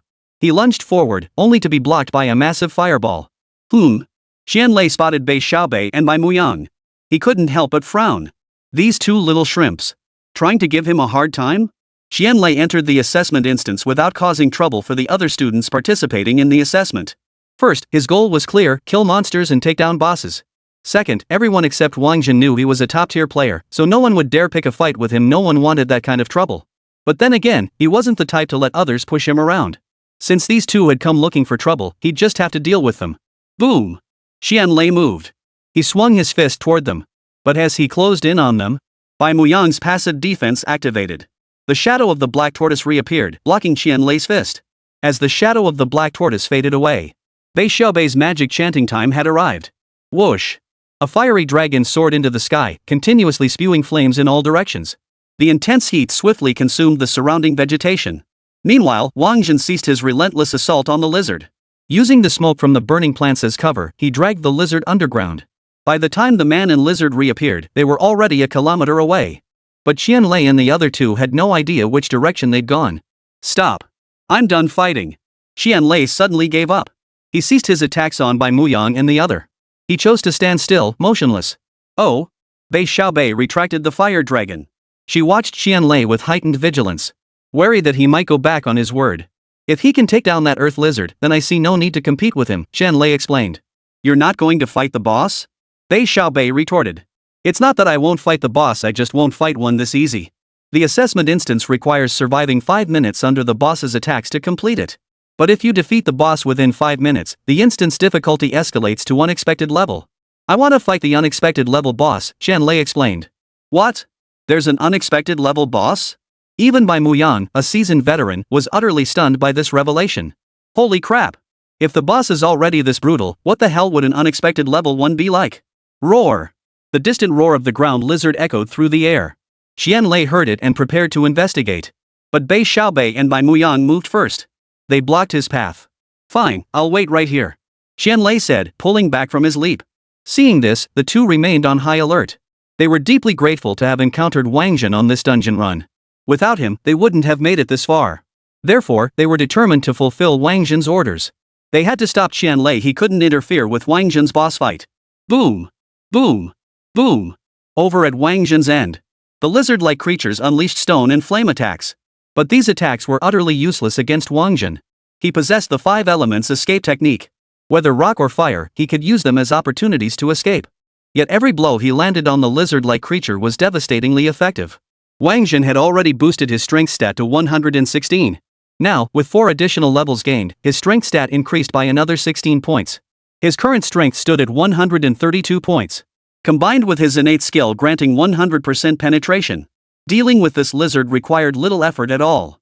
The only reason the fight had dragged on so long was the creature's sheer massive size. Finally, after Wáng Zhen delivered 168 punches to the lizard's injured eye, it collapsed to the ground. Simultaneously, Wáng Zhen received a dialogue box. Defeated the assessment instance boss. Gained 150,000 EXP, Divine Power +3, and 500 reserve credits. Congratulations on defeating the boss within 5 minutes. This assessment instance has been upgraded to unpredictable tier. If you can withstand the unexpected tier boss's attacks for 5 minutes, you will earn 5,000 reserve credits. Defeating the unusual tier boss within half an hour grants 500,000 EXP and 10,000 reserve credits. The subsequent messages weren't just received by Wáng Zhen and his 2 companions. Qianlei received them too. Then, the lizard lying beside Wáng Zhen began to transform. His cultivation level began to surge, leaping directly from Tier 3, level 35 to Tier 4, level 45. Wow, little ones, you've truly underestimated this old man.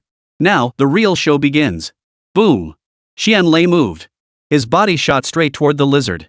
It wasn't that he couldn't shake Bai Muyang and Bei Xiaobei earlier, he simply saw no need to. A golden light flared from his fist. The light gradually solidified, finally transforming into a sharp golden spike about a foot long. It plunged viciously into the ground lizard's body. Roar! The lizard writhed in agony, rolling on the ground. However, its rolling was only momentary. It soon came to a halt. Nice shot, kid.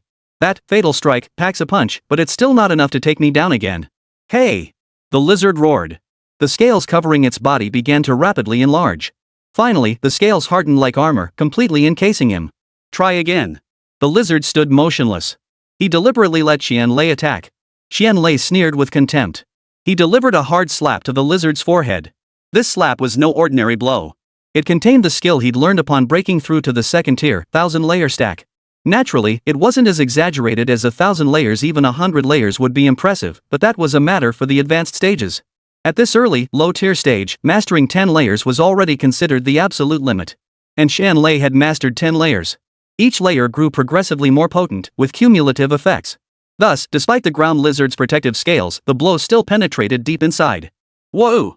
It let out an agonized cry, its rage now fully ignited. I underestimated you after all. In all these years, you're the first ones to actually hurt me. Roar! The lizard unleashed its ultimate attack. Every scale on its body shed away. Each became a razor-sharp flying blade, hurtling toward Wáng Zhen and Qianlei. Chapter 25. The Great King summons me, the heaven-shaking brocade, to call upon Neza. Holy crap! Wáng Zhen dared not test these flying blades. He prepared to dive underground and escape. Qianlei, naturally, wouldn't dare confront these blades head-on either, preparing to slip away. But just then, a crystal-clear cage of water appeared around their bodies, trapping both of them inside. Flash! At this critical moment, Wáng Zhen naturally activated his SS-grade spatial transfer equipment. To his surprise, Qianlei's body vanished almost simultaneously with his own. The only difference between them was that a golden light appeared on Wáng Zhen's body. Qianlei, however, emitted no light whatsoever. A spatial transfer skill? Wáng Zhen speculated. By now, he had witnessed Qianlei unleash 3 skills. The first was Fatal Strike, an S-rank skill. It could unleash 3 times the base power in an instant. Similar to an assassin's one-hit kill effect. The second was 1000-layer stack. It could stack layers of damage and also possessed a piercing effect, targeting the inner layers. However, this penetration effect isn't as potent as Wáng Zhen's 100% penetration. Otherwise, he wouldn't have let Wáng Zhen steal the monster. The third skill is Spatial Transfer. As a second-tier expert, Qianlei naturally had one more skill yet to be unleashed. Its nature remained unknown. Soon, Wáng Zhen witnessed Qianlei's fourth skill. This skill was also S-tier, called Hardening. Hardening not only boosted defense but also directly steel-hardened the body and skin. It makes the body as hard as steel. This likely explained why Qianlei never wore clothes. Bang bang bang! Qianlei continued his battle with the earth lizard. The lizard constantly unleashed various skills. But Qianlei dodged swiftly each time, occasionally using 1000-layer overlap to inflict substantial damage to the lizard's core. Bro, you're seriously awesome. You actually have an SS-grade spatial transfer device?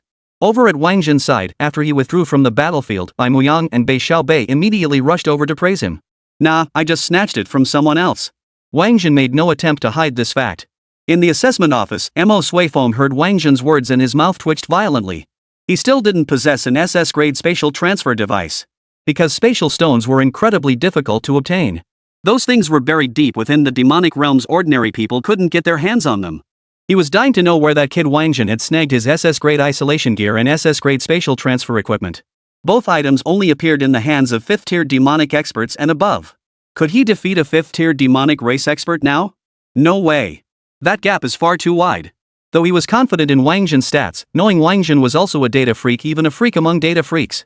But Mo Suifeng knew deep down that Wáng Zhen's stats weren't enough to snatch someone else's SS-grade spatial transfer equipment. Just as I thought. Wáng Zhen admitted it. Bai Muyang and Bei Xiaobei both nodded in agreement. Their earlier suspicions were correct. Everything valuable on this guy was looted. After all, a backwater town like Guankou couldn't possibly produce anything worthwhile. Brozhen, are we still going? Fatso had already chickened out. He'd already chickened out after seeing the previous boss. Now this lizard had even leveled up. He was even more scared now. Go. Of course we go. But I'm not the one going. Wáng Zhen nodded. That's 500,000 EXP and 10,000 credits. Convert those credits to dragon coins and that's 20 million. What does 20 million even mean? At the very least, once he reached tier 2, he could easily exchange it for 2S rank skills. After watching others fight, Wáng Zhen felt that sensation of stats skyrocketing several times over was incredibly exhilarating. Therefore, he was determined to learn a skill like that himself. Additionally, that spatial transfer skill was worth considering. After all, the 5 elements escape technique had its drawbacks. Just today, it failed twice. Bro, if you're not going to use it, who else is? Are you letting us go? Bai Muyang jumped in surprise. He genuinely feared Wáng Zhen might call on him. Though he possessed the Turtle Snake Phantom and 2 skills that bolstered his defense. He was certain he couldn't withstand the Earth Lizard's attacks. Even before he could reach the Earth Lizard. The mere aftereffects of the battle would shatter his defenses instantly, leaving him spitting blood. That's not your concern. Have that guy stall the Earth Lizard for a while? Wáng Zhen said, sitting cross-legged. Then, he pulled out a sheet of music from his robes. This very sheet of music was The Great King Summons the Heavenly Brocade, capable of summoning the demon orb version of Neza. Then, Wáng Zhen began studying it as if no one else existed. What is this? Bai Muyang couldn't make sense of it. Bei Xiaobei couldn't make heads or tails of it either. Even Mo Suifeng from the assessment office couldn't make heads or tails of it. Why study sheet music at this moment? Could this score really defeat a 4th tier, level 45 Earth Lizard? Mo Suifeng was utterly baffled. Then, he saw Wáng Zhen pull out a Suona A Suona? A Suona Craftsman? Boom! Mo Sui Fong became incredibly excited. His breathing grew heavy. He was different from the Sword Saint. The Sword Saint had gone to the rear of the Demon Clan, so he was unaware of the events unfolding in the Transcendence realm these past 2 days. But Mo Sui Fong had remained in Dragon Nation, so he knew just how unnerving the D-rank Suona Craftsman was. He pulled out his phone and dialed Tang Fong. Tell me, what did Wáng Zhen transfer into? Ha? Tang Fong froze upon hearing that voice. He glanced at the caller ID, confirmed it was him, and his hands started shaking violently. Did Wáng Zhen change jobs to become a D-rank Suona Craftsman? Mo Sui Fong held his breath, asking with grave seriousness. Yes. Tang Fong replied, nodding frantically. Even though Mo Sui Fong couldn't see it. Good. Well done. Tang Fong, from this moment on, you are a special grade instructor. Master Mo, my teacher also deserves credit for this. It was he who sent me to Guangzhou town. Tang Fong dared not take credit for himself. Very well. Your master's reward will be paid in full. Mo Sui Fong hung up after saying that. Attending today's assessment had been the right decision. When he encountered this kid at noon, he'd merely dismissed him as a data anomaly, a freak among freaks. Now he learned the kid had actually transferred to become a D-rank Suona Craftsman. That's a sham artisan who appeared alongside SS rank and SSS rank individuals. And there were plenty of geniuses who wanted to change but couldn't. Who'd have thought this kid pulled it off? This sham artisan, I'm really looking forward to seeing what he does. On the surveillance feed, Wáng Zhen had already picked up the shang and was playing along with the sheet music. Just like the first time he ever played. Stumbling and faltering, the melody was disjointed and the tune was off-key. What could he do? Wáng Zhen had never heard this song before. He didn't even know if this song existed in the world he'd come from. So summoned melodies weren't necessarily songs from his original world. Tick-tock, tick-tock, tick-tock. Wáng Zhen continued playing according to the sheet music. After playing it several times in a row, he finally became familiar with the melody. He glanced over at Qian Lei. That guy's hardening skill should be wearing off soon. If he didn't summon something soon, that guy might get beaten to death. A level 45, tier 4 monster was indeed formidable. Chapter 26, Brother Zhen is truly a master of the Suona. Tick-tock, tick-tock, tick-tock, tick-tock, tick-tock, tick-tock, tick-tock, tick. This time, Wáng Zhen was utterly absorbed, utterly serious. Not only did Mo Sui Fong notice his focus. Even Bai Muyang and Bai Xiaobei beside him noticed. Brother Zhen, is he really a Suona Craftsman? Bai Muyang asked curiously. But what's the point of this Suona? Bai Muyang pressed on. Wáng Zhen had no time to answer him. In Wáng Zhen's field of vision, that unknown space appeared once more. This time, a statue appeared standing on wind fire wheels, wielding a fire-tip spear, and draped in a heavenly robe. Whoosh! 200 points of divine power surged into the statue's body. The statue instantly glowed. Then, a miniature soul of Neza separated from within the statue. It dashed toward Wáng Zhen. Whoosh! A wind arose. This gust came suddenly, inexplicably, without warning. Bai Xiaobei thought it might be the earth lizard unleashing a wind attribute skill. But the sand lizard was actually unleashing an ice attribute skill, freezing Qian Lei in mid-air as he prepared to launch his 1,000-layer stack attack. Just then, Bai Xiaobei noticed a child in a red outfit had appeared beside him. The child stood on 2 wheels. A gun was in his hand. Dark circles hung heavily under his eyes. He was yawning. He clearly looked like he'd just woken up. What is this? Bai Xiaobei was dumbfounded. A summoned beast, he added. Before Wáng Zhen could speak, Neza grew impatient. He swung his fire-tip spear, lunging toward Bai Xiaobei. Watch your tone. Am I a beast?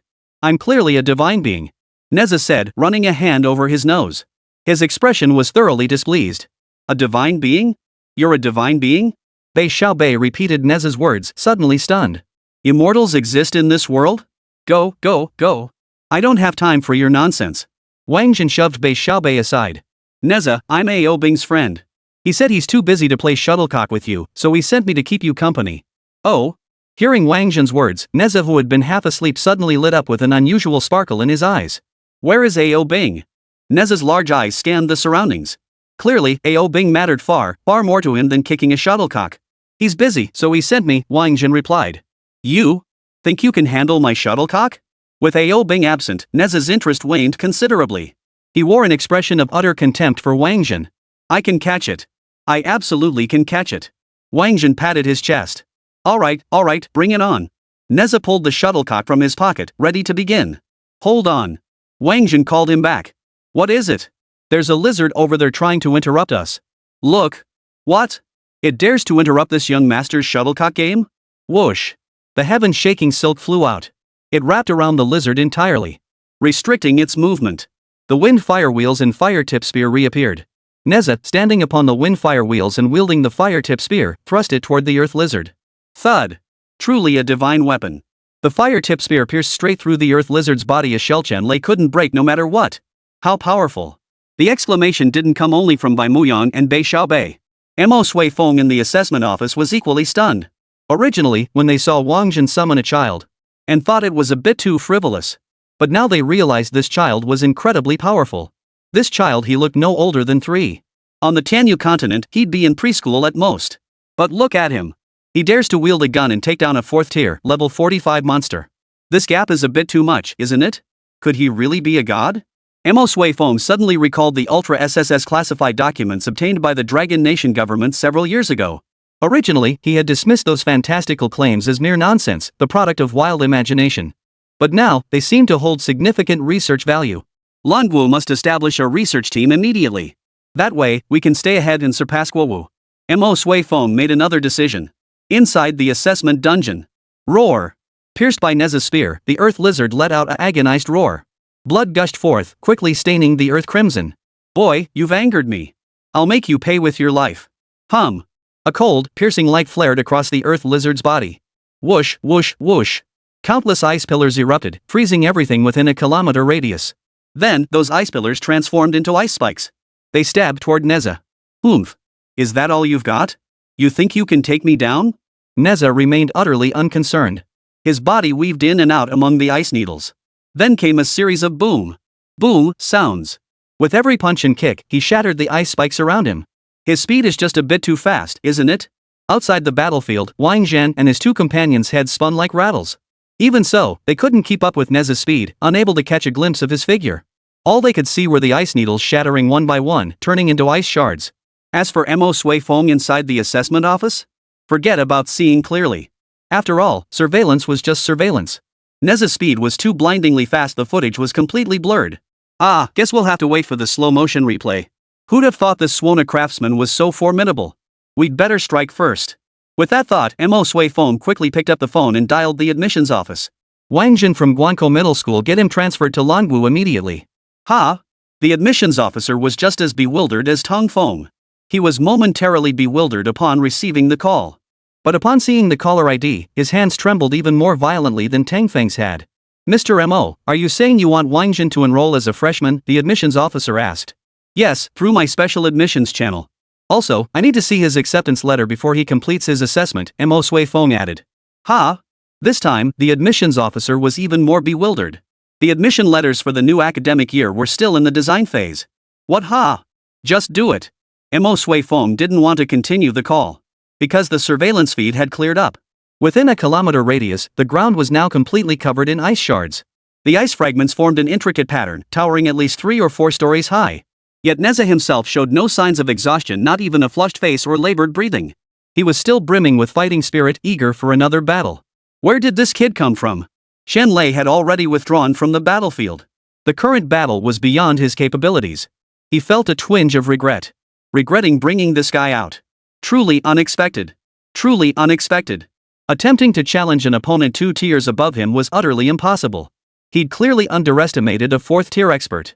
But such a great opportunity certainly shouldn't be enjoyed alone. I'll make sure the seated players behind me get to enjoy it too. This was summoned by Brother Zhen, Bai Muyang replied. Summoned? You're a summoner? Qianlei froze in surprise. Chapter 27, Kicking Shuttlecocks with Neza. Aren't you a warrior?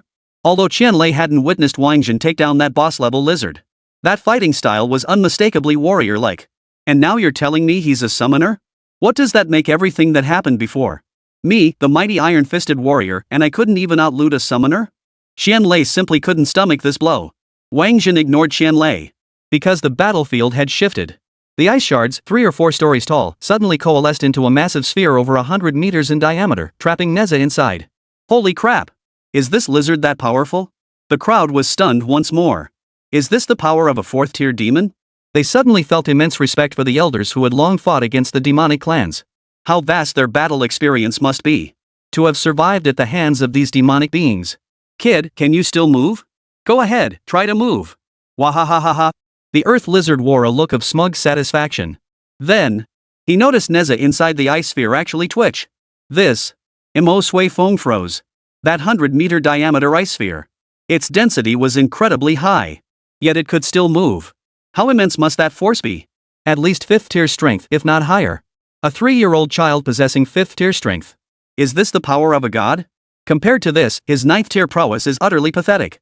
On the surveillance footage, the earth lizard wouldn't let Neza break free from the ice sphere. He unleashed another ice spell. More frigid ice materialized, expanding the 100-meter diameter ice sphere to 200 meters across. Looks like this kid's got us beat. Brother Zhen, can you summon anything else? Bei Xiaobei asked. If Wáng Zhen could summon another, divine being like this, then victory is assured. A mere giant lizard? This young master can handle it without any help. Neza's voice echoed in Wáng Zhen's mind. Ha? Is that even possible? This was the first time Wáng Zhen realized he could communicate with the mythical creatures he summoned in his mind. You're Ao Bing's friend. He brought you here to play shuttlecock with me.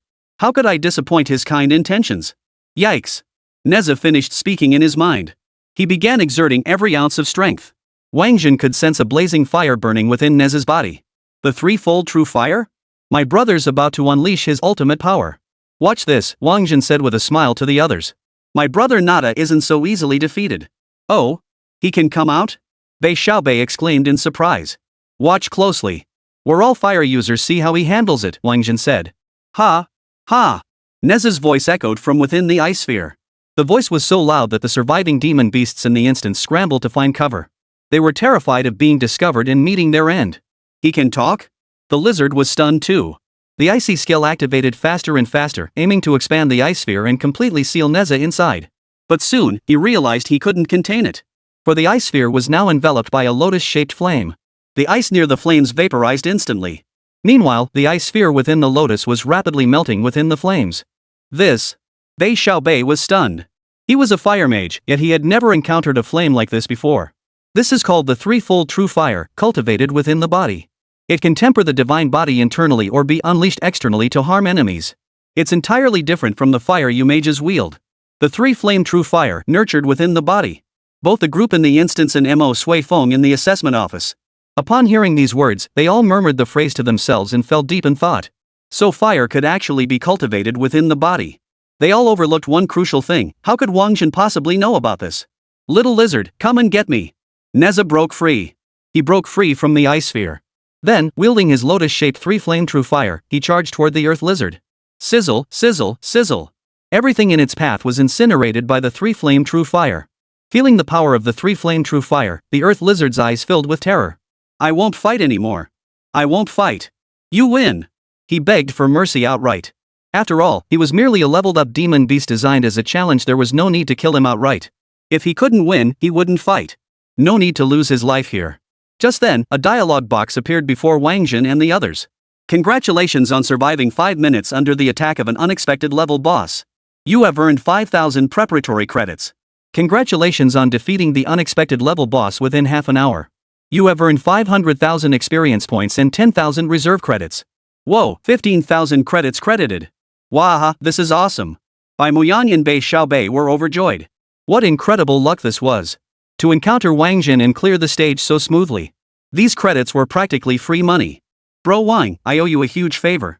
If you ever need anything from me, just give the word, I'll do whatever it takes. Bei Xiaobei quickly expressed his heartfelt gratitude to Wáng Zhen. Same here. Bai Muyang chimed in. Just as Wáng Zhen was about to speak, a pitiful voice drifted over from the distance. I won't fight anymore, I really won't. I lost. Everyone looked up to see the lizard completely engulfed in the three-flame true fire. At this point, he could no longer unleash any skills. For no matter what elemental magic it possessed, it would vanish completely under the three-flame true fire, reduced to ashes. The three-flame true fire nurture it within your body. Bei Xiaobei repeated the phrase. He planned to try it out once he returned. If successful, he'd have greater confidence when competing in the 45 to 15 selection. Making it into the top 45 this time didn't guarantee admission to the Dragon Martial Academy. The subsequent 45 to 15 battles would be decided by individual combat records. It wouldn't be like this time, where you could just ride someone else's coattails to get in. After all, the direct admission spots were for geniuses. Trying to sneak in by luck was impossible. Bro, he probably won't bother us while we're kicking shuttlecocks anymore. We're good. Wáng Zhen spoke up. Neza finally withdrew his three-flame true fire. Humph, little lizard. Don't ever let this young master catch you again. Or else, I'll roast you to a crisp. With that, Neza soared without pause to Wáng Zhen's side. He'd already pulled out the shuttlecock, glaring with wide eyes and staring expectantly at Wáng Zhen. Come on, let's play shuttlecock. This obedient demeanor was a world apart from his earlier lizard-bashing antics. All right. Wáng Zhen dashed out over 10 meters. Go. Whoosh. The shuttlecock flew toward him the moment he spoke. Then, the shuttlecock slammed into his body, sending him reeling backward. It wasn't until he slammed into a rock 50 meters away that he finally came to a halt. Looking back at the rock, cracks had already appeared, and soon it shattered into fragments. Chapter 28. Geniuses are all sneaky and cunning. This. Qianlei and the others were dumbfounded. It was just a regular shuttlecock kick. That much force? You're no good either. You really can't hold a candle to Ao Bing. Neza looked utterly unimpressed. I'll do it. Qianlei volunteered. And he had already activated his steel-hardening skill. Fine. Neza pulled another shuttlecock from his pocket and kicked it toward Qianlei. Boom. Qianlei still couldn't withstand the force. But he fared better than Wáng Zhen. At least he didn't need to brace against the rock to stop. His legs merely plowed 10 meters into the ground. Still, he managed to catch himself. Whoosh. He kicked the shuttlecock back. When Neza kicked it back again, he plowed another 10 meters of ground. You two should just team up.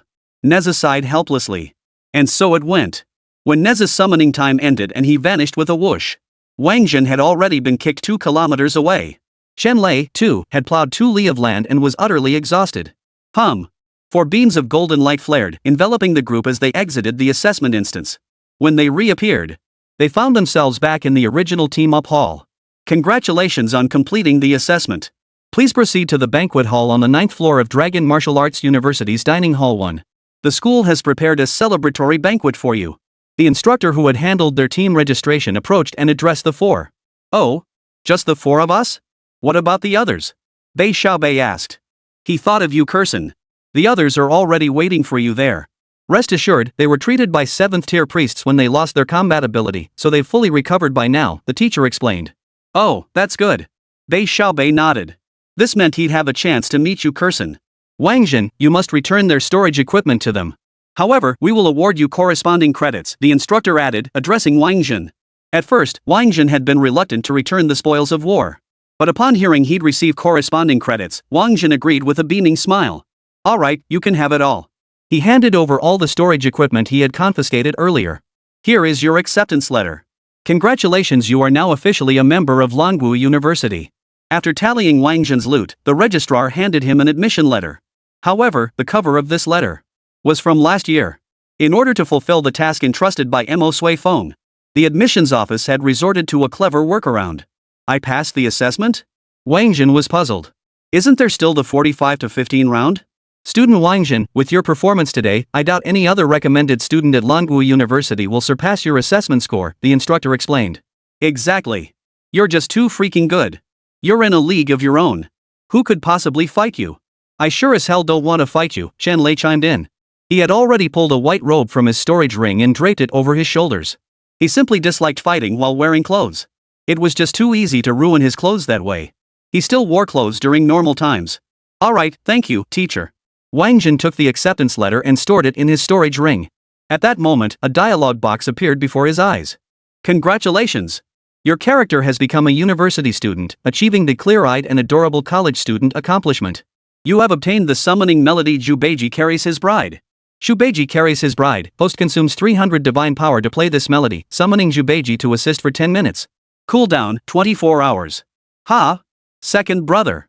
Wáng Zhen's heart instantly brightened. He hadn't expected that attending university would also grant him the summoning melody Jubeiji Carries His Bride. When you can't summon second brother, does it actually carry a bride out instead? Wáng Zhen speculated. If that's the case, it'd be absolutely epic if he could carry monkey brother along too, ha! The mere thought of monkey brother made Wáng Zhen break into a silly grin. It's just an acceptance letter.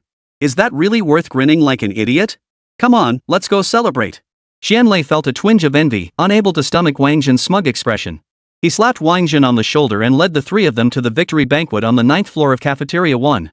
Wow, I heard you guys took down an unexpected level boss? Seriously? You're that strong? It was an enormous banquet hall, fully equipped with every amenity. The moment the 4 entered, the others immediately swarmed around them. Honestly, that unexpected level boss was all show and no substance, pretty easy to take down. The 10,000 credits afterward? They were practically handed to us on a silver platter. Qianlei, speaking for the group, gave a brief summary of the unexpected level boss. Bai Muyan and Bei Xiaobei were stunned upon hearing Qianlei's words. Was this guy just blowing smoke? Didn't he remember what state he'd been beaten into? If it weren't for Brother Zhen summoning that shuttlecock-kicking kid, all four of us would have been done for. Then, they heard Wáng Zhen say, our strategy was wrong. We shouldn't have been fighting each other. We should have teamed up to kill the monsters, taken down the boss in 5 minutes, and then jointly defeated the unexpected level boss. Here's my take, given how dungeon designers typically think, if we can take down the unexpected boss in 5 minutes, we might even get extra credit. Oh? So how many minutes did you spend killing it? Someone asked curiously after hearing Wáng Zhen's words. 10 minutes, I'd say. Too bad you weren't there otherwise, we could have finished it in 3 minutes flat, Wáng Zhen stated with certainty. Yeah, Wáng Zhen's right. Qianlei nodded in agreement with Wáng Zhen's words. Only Bai Muyang and Bei Xiaobei remained silent. But in the eyes of the others, they were just tagging along with Wáng Zhen to earn credits, so no one really cared what they had to say. Oh, I see. A know-it-all emerged. So this is the true purpose of the assessment dungeon. The school wants us to work together to complete the mission. After all, we'll be comrades in arms in the future, not enemies. You're absolutely right. Thumbs up for that insight. Qianlei smiled and gave the know-it-all a thumbs up. His white, neat teeth flashed. Haha, eat up, eat up. We burned through so much energy today, gotta refuel properly. Receiving praise from the seed contestant made Dong Wang very happy. At his signal, the group quickly dispersed, each heading off to find something to eat. Brother Zhen, what's going on here? Once everyone had left, Bei Xiaobei finally spoke up. He couldn't make sense of their actions. An unexpected B-rank boss is such a great find, how could we not let the other teams enjoy it too? Wáng Zhen chuckled. Great minds think alike. Qianlei smiled again. This time, his smile was distinctly sinister. Bai Muyang and Bei Xiaobei, witnessing this, both felt a twinge of fear toward the pair. They were certain their earlier conversation would soon reach the ears of other seated players through the banquet hall's chatter. Not only students from Languo University, but even those from other universities could hear it. The subsequent days of the special admissions assessment proved utterly spectacular. It was hard to imagine what state a group of people would be in after being beaten up by the upgraded beasts. Given those geniuses' pride, they'd surely push through to the end, meaning at least half an hour of brutal punishment. Half an hour just thinking about it was thrilling. These geniuses? They're all so devious. These two are downright wicked. High IQ, EQ, and combat IQ, they've got it all. I'm going to find something to eat. I'm starving. Who knows if he was genuinely hungry or just making an excuse to leave. Anyway, Bai Muyan left. Probably afraid these two would trick him. I'm going to find you, Curson. Bei Xiaobei also left. Wáng Zhen, I know a great spot. Interested? Once the two had walked away, Qianlei finally extended his invitation to Wáng Zhen. Chapter 29, Ancient Divine Beast, the Taodai. What kind of place? Qianlei's mysterious tone naturally piqued Wáng Zhen's curiosity. You know what a heaven-sent dungeon is? Qianlei grabbed a large dinner plate and began loading it with food. A dungeon bestowed by the heavens? Wáng Zhen replied. Qianlei was momentarily at a loss for words, his food-loading motion halting. How could he ask such an obvious question? Pretty dumb. A heaven-sent instance is a wild instance that appears suddenly. These instances have level restrictions, you can't enter if you're above a certain level. Most crucially, they contain materials for crafting SS-tier weapons and gear, sometimes even materials for SSS-tier items. After explaining, Qianlei continued loading his plate with food. He filled the bottom of his tray completely, then stacked layer upon layer. Oh? Are you planning to take me to a heavenly gift instance? Wáng Zhen watched Qianlei stack his food tower, finding it quite amusing. Yes. A new Heaven's Gift instance appeared outside the city recently.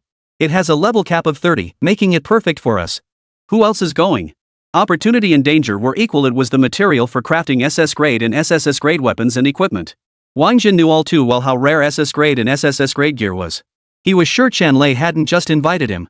Also, the top candidates from the National Martial Arts, Magic Martial Arts, and New Martial Arts schools who took the assessment today. With you, that makes 5 of us going together. Qianlei's food tower had already reached 30 centimeters tall, yet he kept stacking. All from the young dragons list? Was this guy planning to stack 1,000 layers? Wáng Zhen wondered inwardly. He recalled Qianlei possessed a skill called 1,000-layer stack. Of course. No one else qualifies. It's extremely dangerous in there. Without life-saving gear and skills, you'll likely die. So my advice is to hurry up and level to 20, then pick a survival skill. Or you could use your credits to exchange for some survival gear. Qianlei's food tower had already stacked up to 50 centimeters. You're absolutely right. Wáng Zhen quickly checked his attribute panel. Level 15. Experience needed to level up 682,540 170,000. Wáng Zhen clicked the level up button. The panel instantly changed. Level 18. Experience needed to level up 112,540 230,000. Still need about 400,000 more EXP to hit level 20. Wáng Zhen stated openly. Just 400,000 experience points? You'll grind that back in half a day. Reaching level 20 was, in Qianlei's eyes, a mere day and a half's work. That was the advantage of having a clan, money, a high-level city, plenty of dungeons, and fast resupply. In a small place like Guangzhou town, only had 2 dungeons, and the dungeon resupply was slow. Grind for 10 days or half a month, and you still won't hit level 10. That's the gap. If Wáng Zhen hadn't transferred to become a Suona Craftsman and turned into a data freak among data freaks, he'd be stuck waiting like the other job changers in Guangzhou town for the developers to restock the dungeon's monsters before he could even enter. That must cost a fortune. Though Wáng Zhen had 50 million in his pocket, he knew that spending money to enter a dungeon wasn't that simple. From the moment you enter the instance, to instance maintenance, instance resupply, and so on and so forth, everything requires money. And this was just joining a group run. Typically, clan members would outright lease a dungeon, claiming all the experience gained within it. That's why class change is so expensive. Wanting to level up fast? That costs even more.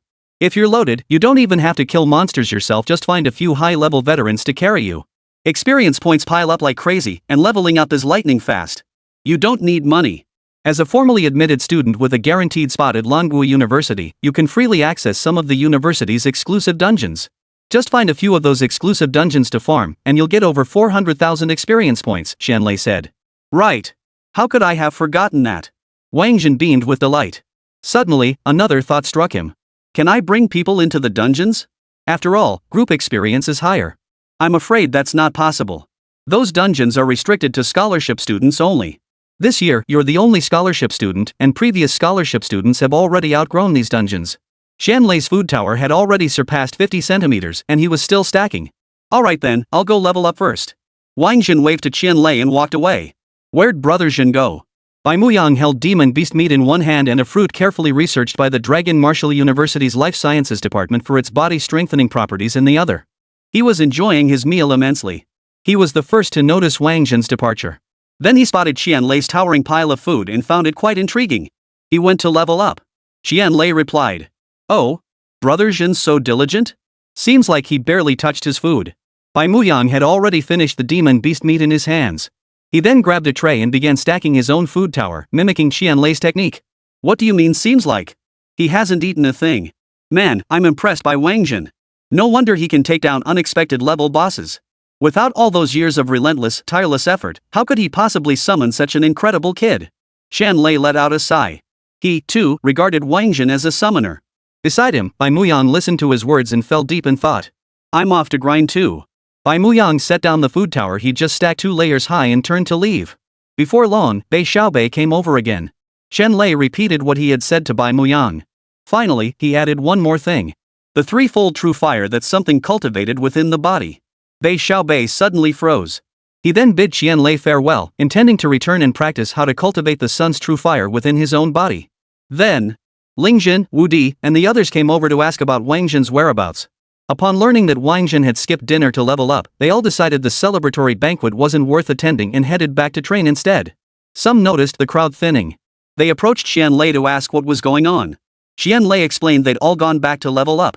They planned to shine during the college entrance exams and earn their way into Longwu University through sheer merit. He added, there's no such thing as a genius, it's all built on hard work and sweat. Without effort, you'll only fall further behind the geniuses. Work hard, and you can become a genius. Isn't that how all of you got here? Hearing this, everyone agreed Qianlei was right. And so, everyone left the banquet hall to grind levels. The vast banquet hall was left with only Qianlei. Ah, the world of geniuses you just don't understand. True geniuses are unattainable no matter how hard you try. A hint of melancholy flashed in Qianlei's eyes. Once upon a time, he too had been the Qian family's most cherished prodigy. But now, his place had been taken, and he had become the Qian family's discarded pawn. Otherwise, why would he have come to Longwu University? Yet that fleeting melancholy quickly faded. The sight of the banquet hall filled with an abundance of food ignited a flicker of excitement in his eyes. Finally got them all out of the way. So much delicious food, and you lot don't know how to appreciate it. Well, I'll just enjoy it all for you then, ha ha ha. Qianlei shed his white robe and began to gorge himself. As he stuffed himself, the shadowy form of a ferocious beast materialized behind him. Had Wáng Zhen still been present, he would have recognized it as none other than the ancient divine beast the Taotai. Chapter 30, Little Drillwind's Welcome Gift Divine Skill. Wáng Zhen left the banquet hall. He headed straight for the dungeon area. The teacher who had previously given Wáng Zhen his acceptance letter saw him arrive and immediately stepped forward. Student Wáng Zhen, what brings you here? Professor, which exclusive dungeons are available to me as a scholarship student? Wáng Zhen asked directly. Ha? You want to run a dungeon? Hearing Wáng Zhen's words, the teacher was quite taken aback. This guy is way too ambitious. Not attending the celebration banquet? This little bit of time is barely enough to make a round trip to Cafeteria 1. Yep, give me the one with the most XP first. Wáng Zhen pulled out his scholarship student card. Alright. The teacher swiped the card on the machine. He also handed Wáng Zhen a teleportation device that would allow him to leave the instance at any time. Soon, a golden light enveloped Wáng Zhen. The next second, Wáng Zhen vanished. When he reappeared, he found himself in a subterranean cavern. All around him were spiders. The density of spiders was incredibly high, nearly matching the swarm that pursued the Destiny Seekers after Black Wukong defeated Purple Spider Girl. Wow, this is going to be a ton of experience. Seeing all these spiders, Wáng Zhen was thrilled. Fortunately, he didn't suffer from trypophobia. He pulled out his Suona and began to play. This time, he played the same tune, "The King sent me to patrol the mountains." What could be faster than lightning for killing spiders? Before long, Little Whirlwind appeared. Kid, what brings you to the old ancestor? Wow, so many spiders. I'll handle them. Without waiting for Wáng Zhen's orders, Little Drillwind had already started slaying them on his own. He waved his command flag wildly while shouting incoherently. You scared the hell out of me, old man. These damn spiders die, all of you. Boom. Crackle. Lightning bolts danced wildly. Many spiders were instantly reduced to ash. Then, Wáng Zhen's screen filled with dialogue boxes. Killed a level 15 small spider, experience plus 50. Kill a level 16 small spider, EXP plus 60. Kill a level 14 spiderling, EXP plus 40. Kill. Ha? Wáng Zhen froze. The low EXP gains weren't the issue, at least the monsters were dense enough that the cumulative experience was decent. But no divine power? That's a bit much. Wáng Zhen briefly suspected a calculation error. But after waiting for ages, the dialogue box remained unchanged. Only experience points, no divine power. Well, looks like this dungeon doesn't generate divine power after all. Just as I thought, free stuff always comes with a catch. Wáng Zhen sighed. Current experience points are maxed. Do you wish to level up? Little Drillwind slaughtered the spiders at an astonishing pace. In less than 3 minutes, the entire swarm before them was wiped out. Of course, a large portion of the spiders managed to escape. Little Drillwind had a phobia of densely packed creatures and dared not pursue them. Ah, this is much more comfortable. Seeing the empty ground, Little Drillwind felt quite satisfied. Kid, what's the matter with summoning the old ancestor? Little Drillwind patted Wáng Zhen's shoulder, clearly pleased. Yeah, you're stronger than yesterday, but only just a little bit. It's no big difference. It was unclear whether this counted as a compliment or not. Ancestor, I really enjoyed our chat yesterday, so I thought I'd come talk with you again, Wáng Zhen said with a smile. He had originally come to ask Little Drillwind to help kill the spiders. But before he could even open his mouth, Xiao Zhuangfeng had already taken care of the entire swarm. All he could do now was keep saying nice things to keep him happy. Ha, you've got potential, lad. Knowing how to cultivate a good relationship with the old ancestor, very good, very good. Little Drillwind loved hearing flattery, and his heart was filled with joy. Back on Lion Camel Ridge, he was the one flattering the demons. There were never any demons flattering him. Before Wáng Zhen, he was the patriarch on Lion Camel Ridge, he was just a lowly upstart. There were 400 like him on Lion Camel Ridge. Ancestor, you seem to have something left unsaid last time? Let's continue our chat. Summoning Little Whirlwind to fight the spider was one reason, the second was that he wanted to give him something special. The summoning cooldown was 24 hours, and now that it had just finished, he summoned Little Drillwind immediately. Last time, where were we? Little Drillwind began to recall the thread of their conversation. You see, I have a connection with you.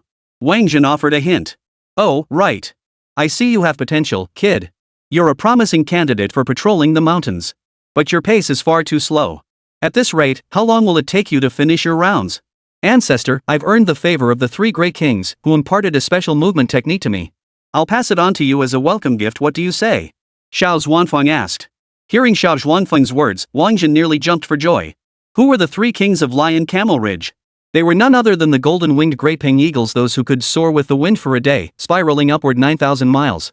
His movement technique was undoubtedly a priceless treasure. Wow, Elder, you're so kind to me. Thank you, Elder. As if afraid Xiao Zhuangfeng might change his mind. Wáng Zhen hurriedly expressed his gratitude. Very well. I shall impart it to you now. Xiao Zhuangfeng spoke, then raised a finger and tapped Wáng Zhen's forehead.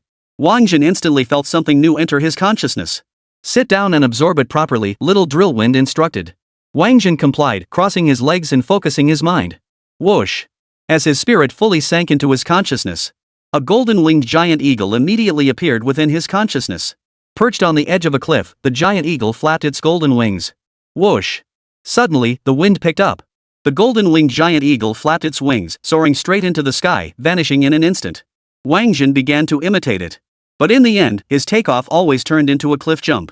Fortunately, it was only his consciousness, not his physical body. Otherwise, Wáng Zhen would have crashed to his death long ago. And so, he kept practicing cliff jumping. Finally, during a strong gust of wind, his body began soaring upward instead of plummeting downward. But before Wáng Zhen could even feel joy, the wind died down. And so, his flight turned back into a cliff jump. And so it went. After 3 years of cliff jumping, Wáng Zhen finally stopped falling down the cliff. But his speed wasn't that great. He could only achieve a maximum range of 10 li per flash. He was still far from soaring 9,000 miles into the sky. Even so, Wáng Zhen was quite satisfied. A flash of 5 kilometers besides spatial teleportation, who else could achieve such a feat? Wáng Zhen withdrew from his consciousness. He began examining the system interface. Realm, Tier 1. Level, 19. Experience required for level up, 112,830 250,000. Only 140,000 more experience points needed to reach level 20. Truly the most experience-rich dungeon. That last wave alone netted nearly 260,000 EXP in just 3 minutes. The only downside is the lack of divine power. Seems like this free dungeon can't be run too often. For Wáng Zhen, divine power is the real key. Divine power is the guarantee of combat strength. Ha! Suddenly, Wáng Zhen noticed an extra row beneath his skill panel. Divine skill, soaring ascension 0.001%. Whoa, a divine skill. Even though it was only 0.001%, Wáng Zhen was still thrilled. So, skills learned from mythical creatures don't count toward a class changer's skill slots. What if every summoned powerhouse granted me a divine skill from now on? What a dream come true. Just thinking about it feels awesome. Congratulations! Character has achieved the first divine skill learned accomplishment. Obtained the summoning music, the Pancake Hero. Pancake Hero, host consumes 300 divine power to play this melody, summoning the 3 great kings of Lion Camel Ridge for 10 minutes. Cooldown, 72 hours. Whoa! Seeing this summoning effect, Wáng Zhen sucked in a sharp breath. This is the real deal. So this was little Drillwind's real welcome gift, the ability to summon his boss. Chapter 31, Accidentally Snagged a Space Stone. Since this guaranteed admission dungeon didn't grant divine power, Wáng Zhen decided not to train any further. His current divine power stood at 5,087 points. He still needed 4,913 points to upgrade to Trumpet Master. Given the high danger level of the Heavenly Gift instance, he naturally needed to make more preparations to feel secure. Wáng Zhen activated the teleportation device that allowed him to leave the instance at any time. A golden light enveloped him. In the next instant, he materialized in the instance reception hall. By then, it was nearly midnight. Without pausing, he exited the instance lobby. He found a small shop, bought a large supply of dry rations and water, and used earth teleportation to leave the city. Indeed, Wáng Zhen intended to venture alone into the wilderness to slay demonic tribes, for only through such trials could his divine power truly grow. Before the spider dungeon, Wáng Zhen would have carefully weighed his strength. But after mastering the soaring ascension technique and obtaining the Pancake Hero summoning charm, his courage had soared. Worst case, he could summon the 3 great kings to carry him to safety. With that soaring speed reaching 90,000 miles, could the demonic tribes even catch up? Could they block him? Whoosh! Wáng Zhen's speed was astonishing. Before he knew it, he was already over 1,000 kilometers from the imperial capital. This 1,000-kilometer distance served as the buffer zone between demon and human territories.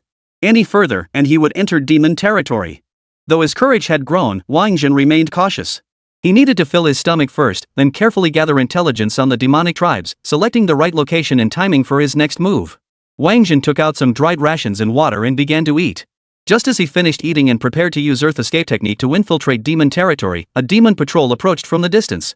The demon leading them appeared to be a 4th tier, level 40 cultivator. It was evident from its unnatural gait that it had only recently taken human form. Upon reaching the 4th tier, demonic beings could fully assume human form. The other 9 members were all around 3rd tier, level 30-something. Though they possessed human forms, they had not fully transformed and retained some demonic traits. One of the 3rd-tier demons addressed their leader, "Brother, should we keep moving forward? If we go on, we might run into human experts." Exactly. We must press on. Why else would they have tasked us, those capable of taking human form, with this mission? Our next task is to disguise ourselves as humans and deliver the treasure to a location 400 kilometers from human territory, the leader replied. Ha? A treasure? That triggered a keyword. Wáng Zhen instantly perked up. Bro, what exactly is this treasure? You've been so cautious the whole trip, not even dropping a hint. Now we have to deliver it another 600 kilometers. I don't want to die without knowing why.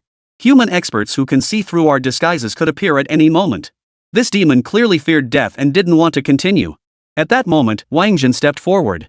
Since you don't want to deliver it, I'll take care of it myself. Who? Hearing a voice, the demon squad instantly grew hypervigilant. But when they recognized the newcomer as a recent high school graduate, they burst into laughter. Ha ha ha, kid, have you even advanced yet? You dare come alone to stir trouble in demon territory? Humph, the great king is in need of a youngster like you for alchemy. We'll capture you and present you to him. The demon spoke, preparing to attack Wáng Zhen. But as he approached Wáng Zhen, the demon found his arm seized in an instant. Wáng Zhen's hand crushed the demon's arm to a pulp. Ah! Brother, this kid is incredibly powerful. The demon's scream startled the others. They all drew their weapons, preparing to attack Wáng Zhen. Whoosh! Bai Lu appeared. It instantly transformed into 100 swords. The 100 swords stabbed wildly, instantly dispatching all the third-tier experts except for the fourth-tier master.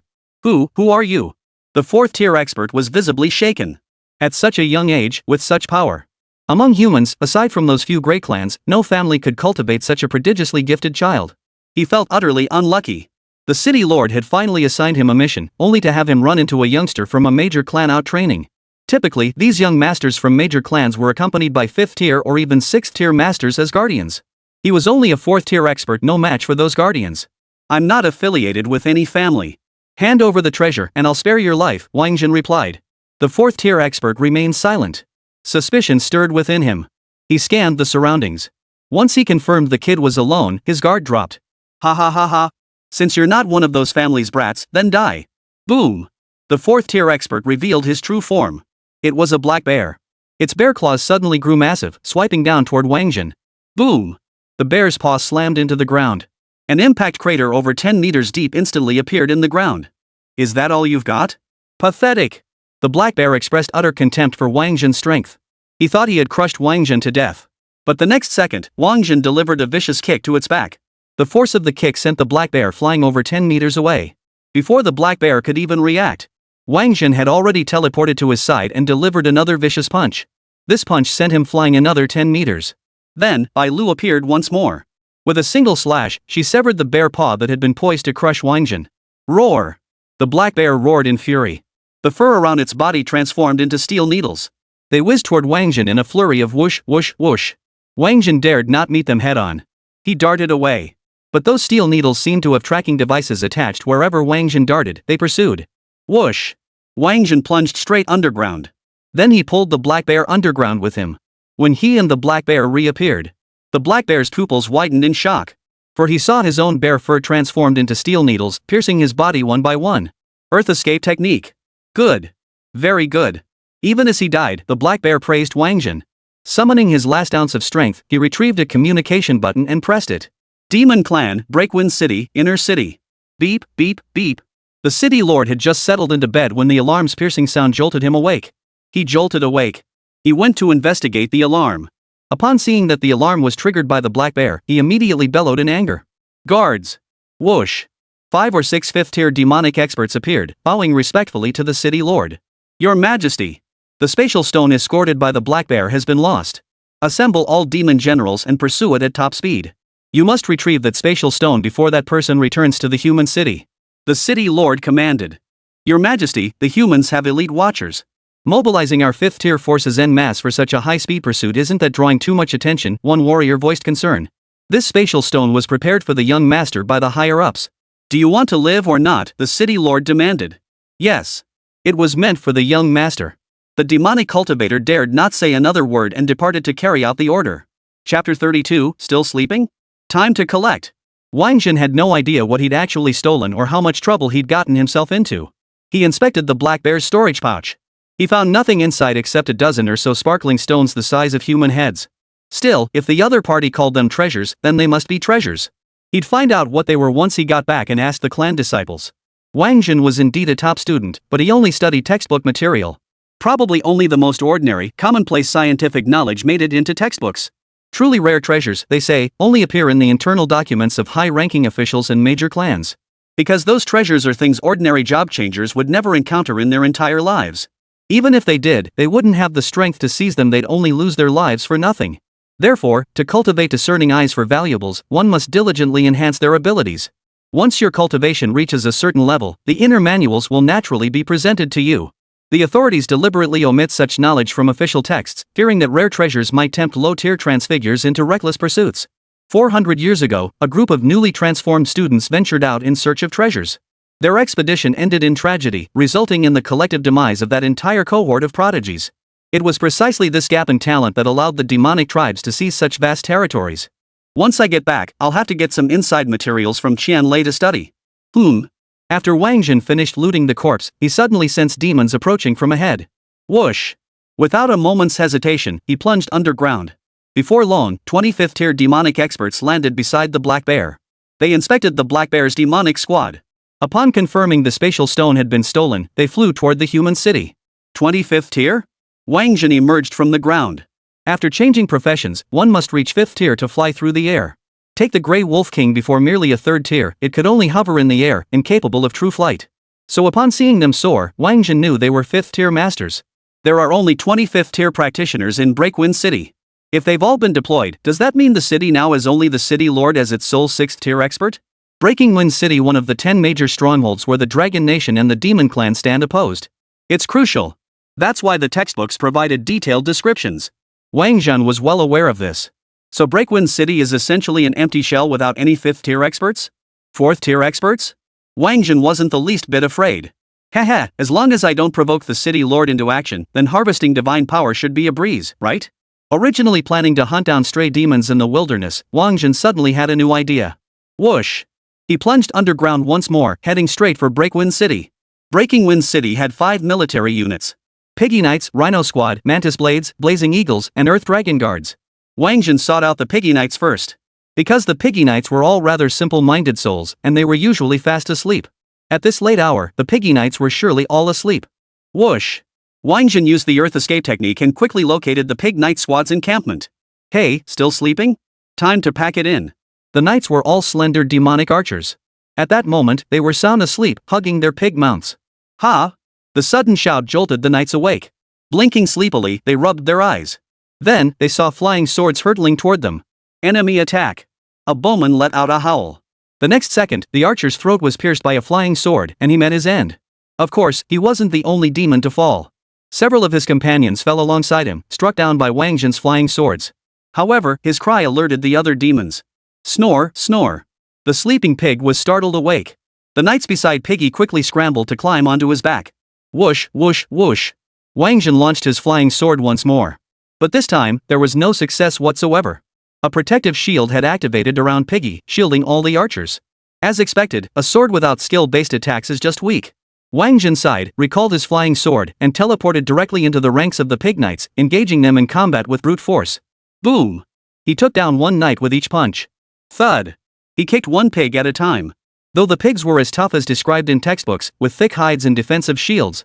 But against a data freak like Wáng Zhen, any defense from an opponent one tier below him was as flimsy as paper. In the blink of an eye, the pigs and knights lay sprawled across the ground. Yet even then, the knights could only watch helplessly, unable to move. Wáng Zhen's speed was simply too overwhelming, and with their comrades all around them, their only weapon was archery. Shooting arrows would only result in friendly fire, inflicting no damage on the enemy. This was precisely why Wáng Zhen chose to target the Pig Knights. They were only skilled at long-range combat up close, they were utterly useless. This was pure experience and divine power handed to him on a silver platter.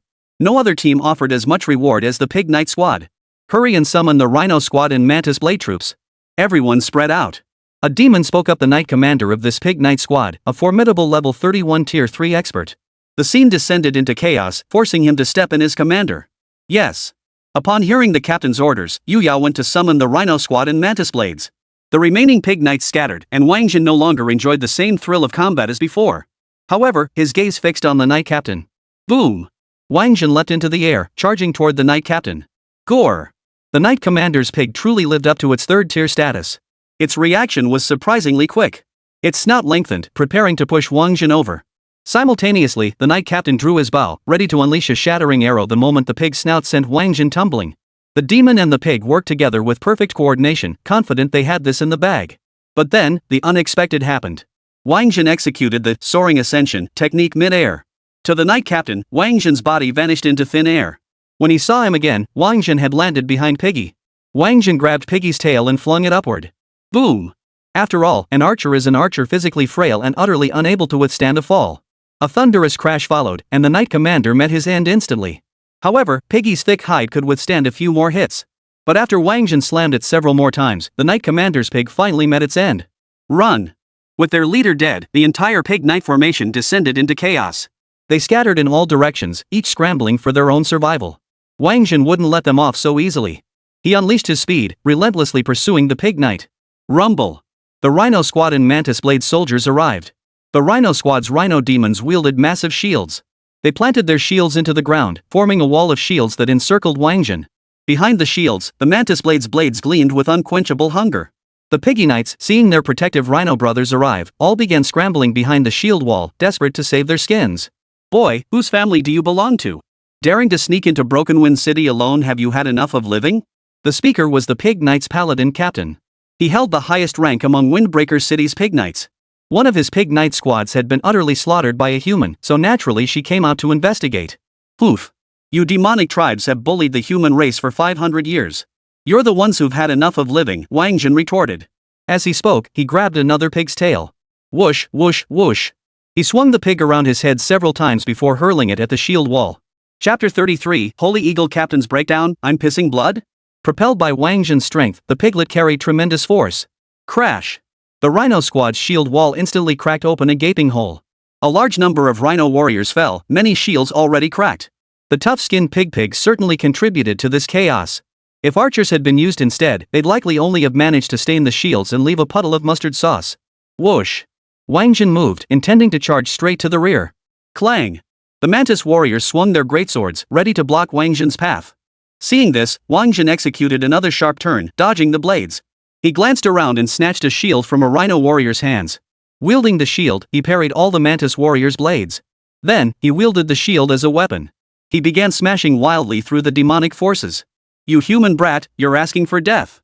The sacred captain of the Rhino Squadron appeared. Of course, the Mantis Blade Corps' sacred sergeant followed close behind him. The two demons plunged directly into the fray, engaging Wáng Zhen in combat. Clang! Clang! Clang! The battle raged fiercely. The surrounding demons scattered, clearing a large open space for Wáng Zhen and the two fourth-tier demons. Wáng Zhen offered no defense whatsoever, focusing solely on offense. Before long, he fell to the ground at the hands of the two fourth-tier demons, hacked to pieces. Poof! With skills like that, he dared to venture alone into Breakwind City. He must be tired of living. The Mantis Holy Soldier Captain expressed profound contempt for Wáng Zhen's abilities. Just a cocky brat who doesn't know his place. He didn't even last a minute. Dismissed. The Rhino Saint Captain dismissed the gathered demons, then departed himself. Shortly after the demons departed, the pile of minced flesh that had been Wáng Zhen vanished from the spot. The one who had just fought wasn't Wáng Zhen himself, but his mirror image. This was Wáng Zhen's first encounter with the demon race, so naturally he wouldn't risk his own life. Instead, he used his mirror image to test the waters. In the end, he was coincidentally killed by two fourth-tier experts. These fourth-tier experts aren't even as formidable as the Earth Lizards in the Directed Mission Assessment Dungeon. This was the conclusion Wáng Zhen reached after his probing. Indeed, the world of geniuses was different. The monsters they slayed were significantly tougher than ordinary ones. No wonder these geniuses could slice through enemies like cutting melons and vegetables in the demon race's rear. The difficulty of their routine training instances far surpassed that of actual battlefields.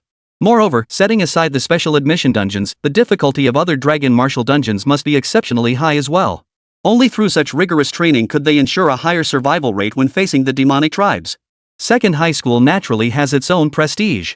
The lower a university's ranking, the poorer the quality of its training dungeons. This is precisely why everyone strives to enter the 4 great academies. From the moment one enters the 4 great academies, their strength gains completely outpace those from other institutions. Finally, Wáng Zhen also realized just how trashy the trial dungeons were. Those things were only meant to let everyone see what the demon race looked like, experience the real feeling of facing them, and boost the confidence of job changers. Even so, many job changers in Guanko Town had no other dungeons to explore besides the next trial dungeon. The level 15, Cave Poison Demon, was off limits to newly transformed adventurers. That was the true tragedy of small-town job changers. Let's take stock of our haul this time. Wáng Zhen opened his data panel. Over 26,000 EXP and 195 divine power gained. This time, the Pig Knight's 100 demon squad was decimated. Add in the rhino demons and mantises that perished under 3 minutes to slay 190 demons. A commendable feat. However, Piggy Knight alone accounted for over 150 of those 190 demons after all. Piggy and Knight counted as 2 separate demons. Now at level 19, killing level 20 demons naturally yielded less experience than before. Even so, the experience gained was 2 to 3 times that of the spiders in restricted dungeons. Most crucially, the divine power gains were what Wáng Zhen valued most. Keep going. Wáng Zhen didn't devise any new battle plans. He found the previous combat approach quite effective and intended to stick with it. But he would wait until the enemy was sound asleep again, striking them off guard. Using his Earth Escape technique, Wáng Zhen prepared to infiltrate the camp of another squad of Pig Knights. After a series of chaotic teleports, a group of pangolins appeared before his eyes. Ha! How could I have forgotten about these guys? This was another unit of Breakwind City, the Earth Dragon Guards. The Pig Knights handled long-range attacks. The Rhino Squad handled defense. Mantis Blade soldiers handle close combat. The Blazing Eagles dominate the skies. Earth Dragon Guards handle subterranean operations. This is the most fundamental 5D configuration for a city defensive and offensive capabilities across sea, land, and air. Roar! Under the gaze of all, the pangolins let out a furious roar. Wáng Zhen wasted no time, drawing the White Dew sword and launching his attack.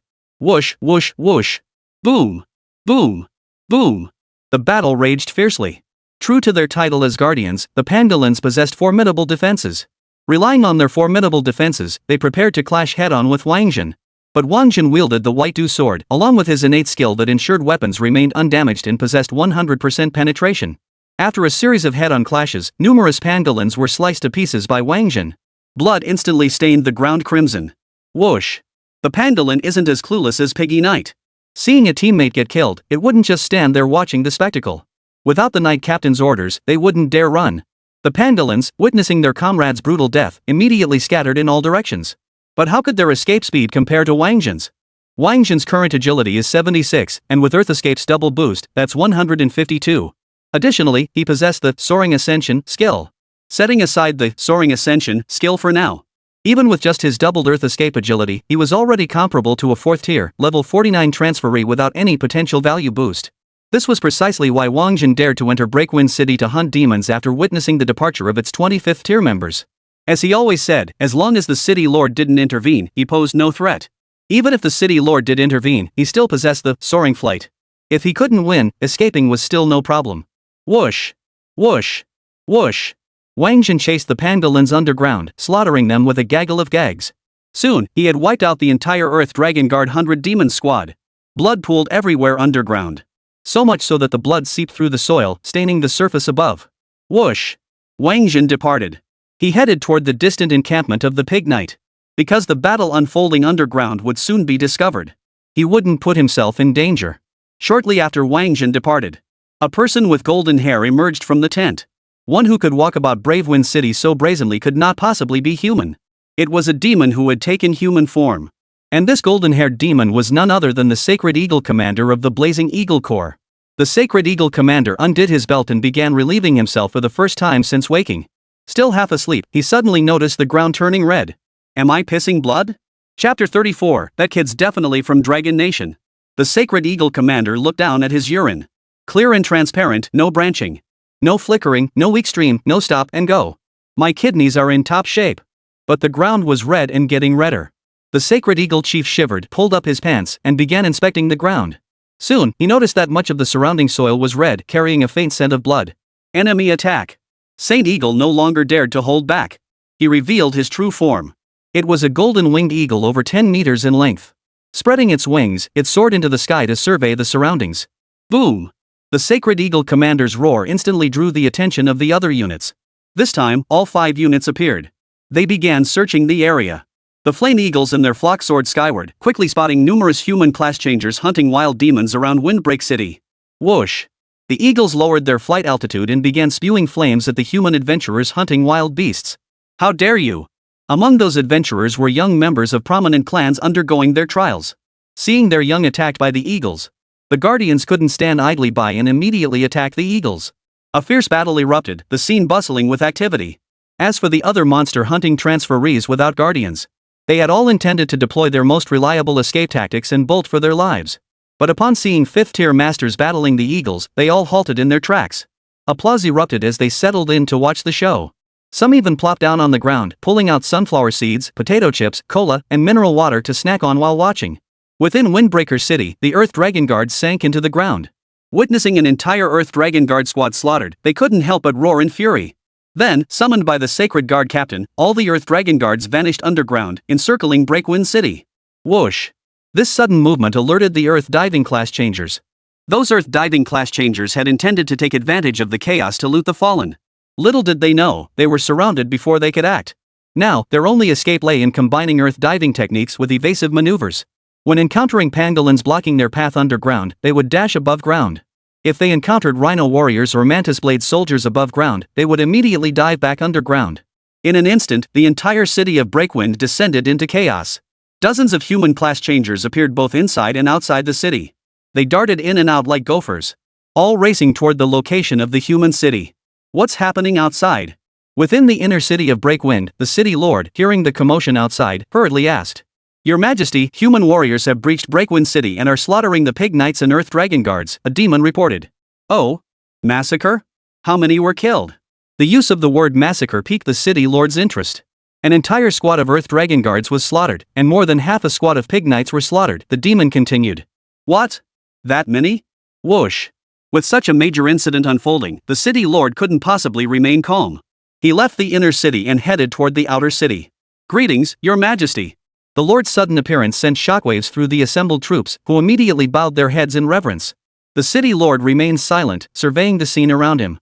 Then, he shouted toward the sky, "Lin Chutian, come out and speak." Hum. The air rippled slightly, and a figure materialized mid-air. "Wind Wolf King, what is it?" Lin Chutian inquired.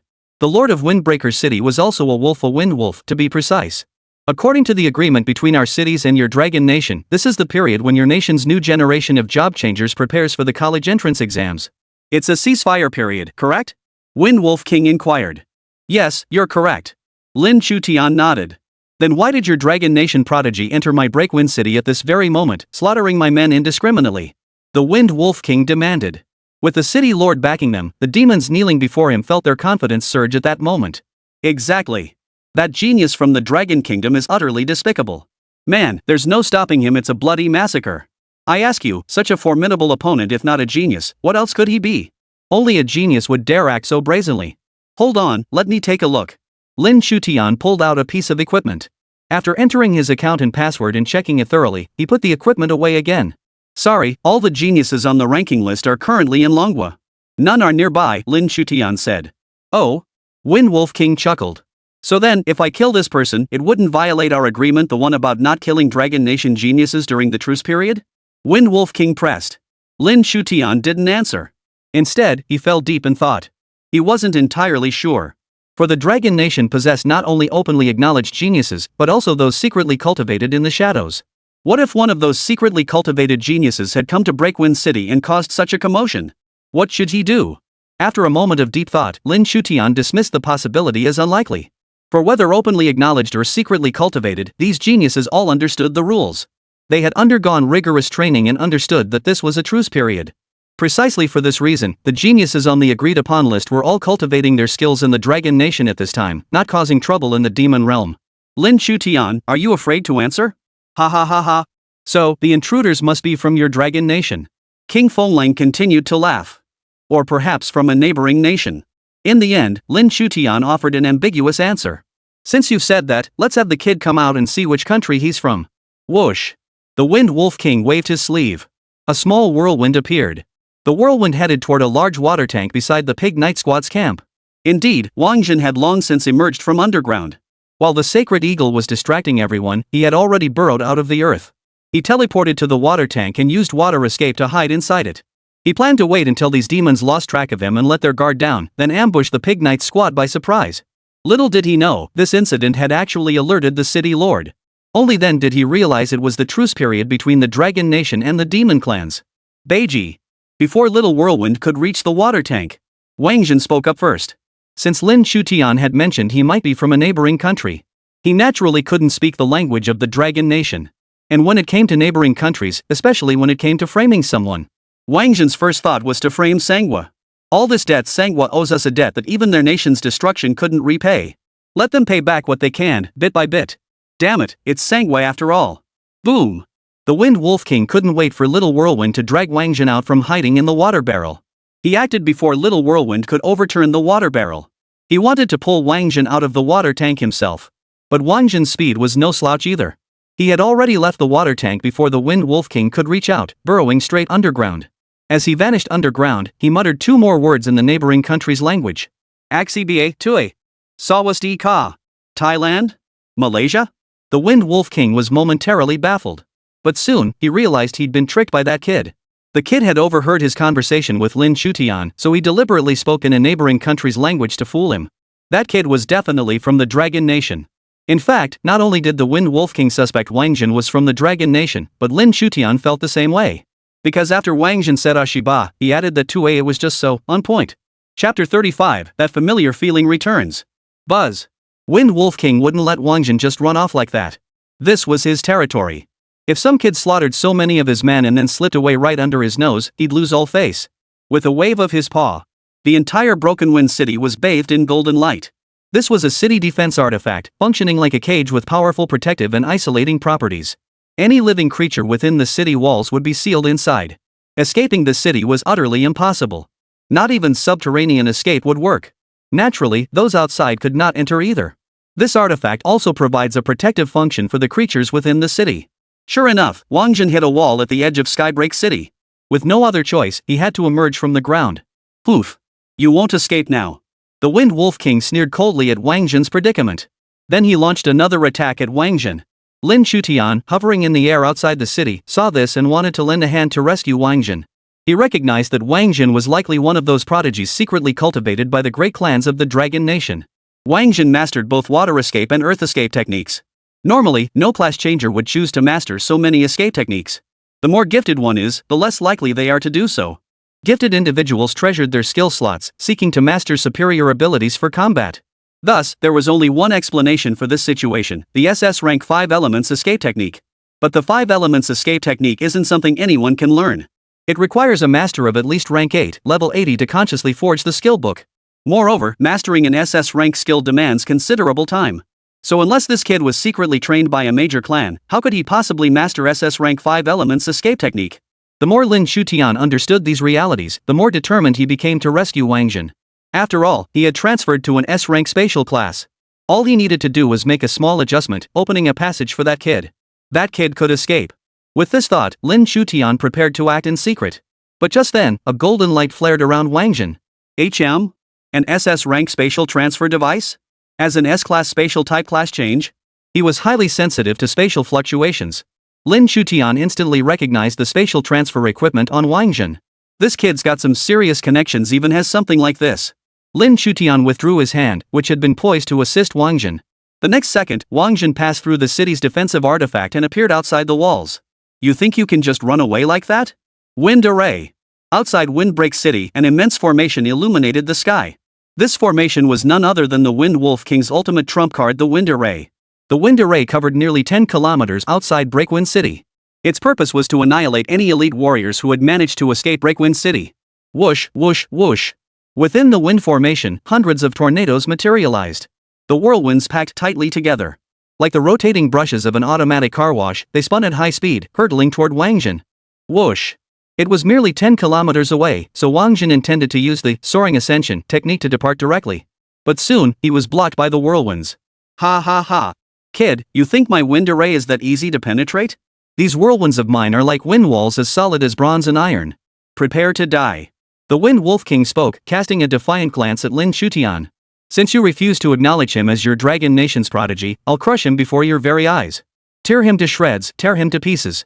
Truth be told, Lin Chutian really wanted to secretly help Wáng Zhen. But the Wind Wolf King was watching him too closely now, leaving him no chance to intervene. Young man, you're on your own now. I can't help you any further. Your life pales in comparison to the Dragon Nation's pact. If you must blame someone, blame your instructor. He failed to make the rules clear to you, leading you into this peril. Lin Chutian had already resolved to abandon Wáng Zhen. Yet he couldn't bring himself to do it. Truthfully, Lin Chutian held a certain admiration for Wáng Zhen. But alas. Ah, what a pity. Lin Chutian shook his head, deeply regretful. Over on Wáng Zhen's side, just as he was about to break through the whirlwind with his soaring ascension, an incredibly familiar sensation suddenly surged through him. This sensation was exactly what he felt when practicing cliff jumping. Ah, tue. The sensation of soaring higher and faster with each gust of wind while practicing the soaring ascension technique. And so, a bold idea struck him. Whoosh. He unleashed the soaring ascension technique and plunged straight into the whirlwind. Ah, charging headlong into certain death, how magnificent. How tragic. Lin Chutian was deeply moved by Wáng Zhen's attitude toward life facing death head-on. In that moment, he yearned to compose a poem in his honor. But then he sighed again. For he still didn't know Wáng Zhen's real name. Kid, still not giving up? The Wind Wolf King didn't believe Wáng Zhen was truly facing death. He assumed Wáng Zhen, having failed to breach the wind wall on his first attempt, was simply trying again. What good will that do? My wind formation is no match for a mere brat like you. Ha ha ha ha ha. The Wind Wolf King burst into laughter. But the next second, he froze. The wind formation was his creation, and naturally, he shared a certain connection with it. He was fully aware of the situation within the formation. In his perception, that damned brat was actually riding the whirlwind upward. Trying to escape from above? The Wind Wolf King glanced up at the sky. It must be said, this was indeed an escape route. After all, tornadoes fling people skyward. But with a tornado as fast as mine, don't you feel dizzy? Is my whirlwind not spinning fast enough? Spinning too slowly? The Wind Wolf King began to strike with full force. The wind wall grew thicker and thicker. The whirlwind spun faster and faster. He could tell this kid was no ordinary opponent. If he lets him escape from this wind formation, then his windwall city would be finished. If this escape method were to spread among the human race, wouldn't the humans come and go as they pleased in Broken Wind City? Truth be told, the Windbreak City hadn't killed the most human sneak attack experts with its defensive magical artifact. Everyone knows the city possesses these defensive artifacts, so they devise countless ways to evade their constraints. But the Wind Array was different. The Wind Array's direction and coverage range were entirely under the Wind Wolf King's control. Thus, even if attackers evaded the city's defensive artifact, they would be torn apart by the Wind Array outside the city walls. Thus, the Wind Array outside Breakwind City claimed the most lives. Woo woo woo. The whirlwinds grew more numerous and spun faster and faster. Yet the more this happened, the heavier the Wind Wolf King's heart grew. For he saw that the youngster, upon reaching the very apex of the whirlwind, not only failed to flee but instead leapt into the adjacent whirlwind and continued his game. Yes, this was play. That brat is toying with me. The Wind Wolf King's eyes burned with venom. Then, he heard Wáng Zhen shout, "Pressure pulse belt! Pressure pulse belt!" The Wind Wolf King heard those words. His lungs nearly burst from rage. Those in the know understood just how deep the water was in that phrase. Though the literal meaning was, stop. What he really meant was, don't stop. You little bastard, dare to insult me? Die. The Wind Wolf King held nothing back. He commanded the wind formation to expand. Chapter 36, The Wind Wolf King's Pursuit. 15 kilometers, 20 kilometers, 30 kilometers, 40, 50 kilometers. And still growing. What? It can still expand? Holy crap. The wind vortex expanded. The transfigured individuals who had been munching on snacks, sipping soda and mineral water while watching the spectacle were utterly terrified. Because they were all veterans. They all knew Breakwind City had wind formations. So they only dared to hunt monsters outside the city walls. They dared not venture into the city to snatch loot or launch ambushes. But wait, doesn't the wind barrier only extend 50 kilometers at most? Can it actually expand? That's what truly terrified them. Windwolf King, you old scheming bastard, you actually held back a trick up your sleeve. Before they could even gather their sunflower seeds, potato chips, cola, and mineral water, they scrambled to their feet and fled. No one knew how far this wind array could possibly spread. No wonder only those super geniuses who went to Windbreak City to ambush others could ever make it out alive. Turns out, the Wind Wolf King had been playing the fool all along. As for Lin Chutian suspended mid-air, he'd already decided on the title for his poem. Though he still didn't know the kid's real name. He'd just used that kid as a placeholder. Should it be titled Bidding Farewell to That Kid at Windbreak City as he enters the whirlwind? Or should it be Farewell Ode at Windbreaker City? Or perhaps The Ballad of That Kid Vanquished by the Whirlwind? Forget it, keep it simple. Let's just call it A Gift for That Kid. The title's settled. Now to craft the first line. Then, he saw the wind array begin to expand. The wind array's expanding? Is that kid okay? Lin Chutian was startled as well. A wind array covering 10 kilometers was already formidable.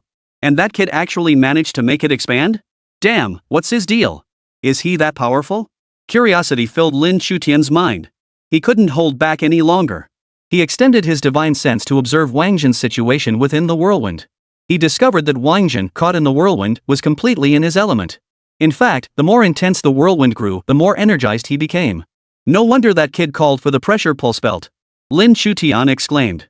After speaking, he quickly glanced around.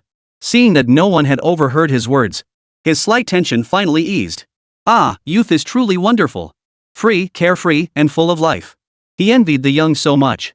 If someone told him to go watch those amazing films that help people grow quickly now, that would be downright disrespectful to his age.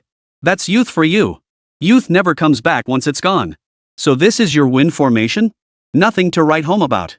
Wáng Zhen's voice echoed once more. The Wind Wolf King ignored Wáng Zhen's words and turned his gaze toward Lin Chutian instead. Lin Chutian, and you claim there are no geniuses in your dragon nation? He even speaks your language.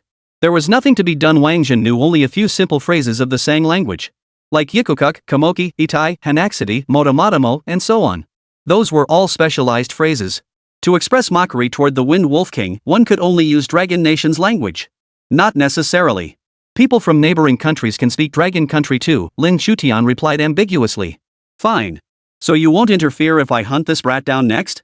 The Wind Wolf King's face darkened to a terrifying shade. He wanted to crush Wáng Zhen to death right then and there. But like Lin Chutian, he was bound by the rules. He couldn't simply act on impulse. I won't interfere within your 500 kilometers of demon territory. But as a 6th rank expert, if you dare pursue him within 500 kilometers of human territory regardless of which nation's humans, I won't stand idly by. Furthermore, according to the rules, even within demon territory, you may only pursue him. You must not harm any other citizens of the Dragon Nation. Otherwise, I too will intervene. Lin Chutian stated. Agreed. With your word, I can rest assured. The Wind Wolf King spoke, then flickered and instantly materialized outside the city of breaching sky. Such was the power of a 6th-tier expert capable of brief spatial leaps. Precisely because of this, both the human and demon clans shared an unspoken understanding. 6th-tier experts and above rarely intervened directly in conflicts below their level. To do so would spell utter annihilation for the prodigies involved. Without sufficient survival skills, equipment, or magical artifacts, who could possibly outrun a 6th-tier expert capable of spatial leaps? Of course, exceptions existed like Lin Chutian, who was inherently a spatial typeclass changer. After departing from Skybreak City, the Wind Wolf King transformed into a gust of wind and slipped into the wind formation. After all, the wind array covered a vast area. Moreover, wind was his specialty. Catching Wáng Zhen within the wind array would be far easier for him. Wáng Zhen certainly wasn't going to wait for the Wind Wolf King to come and capture him. He was a data freak among data freaks. His psychic powers were extraordinary. Whether it was the Wind Wolf King's conversation with Lin Chutian or the Wind Wolf King diving into the wind array, he had sensed it all completely. This was the terrifying nature of data monsters. Thus, across the entire continent, both human and beast tribes were creating data monsters. Whoosh! Wáng Zhen unleashed the soaring ascension technique along the whirlwind, propelling his body skyward. He shot straight up to 500 meters in the air. Such immense speed and momentum caused his body to momentarily hover mid-air. Wow, he's a 3rd-tier practitioner. The crowd that had been watching the spectacle had already fled the whirlwind's range. When they turned back to resume watching the spectacle, they witnessed Wáng Zhen suspended mid-air. It was common knowledge that a 3rd-tier cultivator could hover in mid-air, a fundamental fact everyone understood. No wonder he could fight the Wind Wolf King. Such a young 3rd-tier practitioner, truly a genius among geniuses. Many were filled with admiration for Wáng Zhen. Then, they heard Wáng Zhen begin to taunt the Wind Wolf King. Heh, you bully of a dog, if you've got the guts, come catch me. If you can't nab me today, next time we meet, I'll smash your lousy Wind City and take your dog's life. Whoosh! With that, Wáng Zhen's suspension time ended. His body began to fall. The soaring wind technique, as long as there was wind, it could be unleashed. The faster the descent, the stronger the wind. Thus, Wáng Zhen executed another soaring flight, propelling his body 20 li forward. After so much spinning and leaping within the whirlwind, Wáng Zhen's soaring flight technique had naturally made significant progress. Previously, his longest teleportation had only reached 5 kilometers. Now, a single flash could reach as far as 20 kilometers. This extreme burst was also a test of his limits. Wow, he can fly. Is he a 5th-tier expert? Those who had previously guessed Wáng Zhen was a 3rd-tier expert changed their minds. 5th tier? Bull. That's, teleportation. Definitely teleportation. A 5th-tier expert this young? He can't possibly be unknown. Someone offered a more plausible explanation. Then, everyone watched as Wáng Zhen charged straight toward them. Holy crap, he's going to attack us? Everyone gasped in shock, preparing to scatter in all directions. But Wáng Zhen had already arrived. Just as Wáng Zhen arrived, the Wind Wolf King's attack struck. However, since Wáng Zhen was disguised among the group of Dragon Nation adventurers hunting wild demons, and constrained by the rules and Lin Shutian's supervision, it had no choice but to abandon the attack. Haha, come on then, you dog. Whoosh. Wáng Zhen chuckled mockingly before diving back underground. Chapter 37, Summoning Second Brother. Where's my China fairy?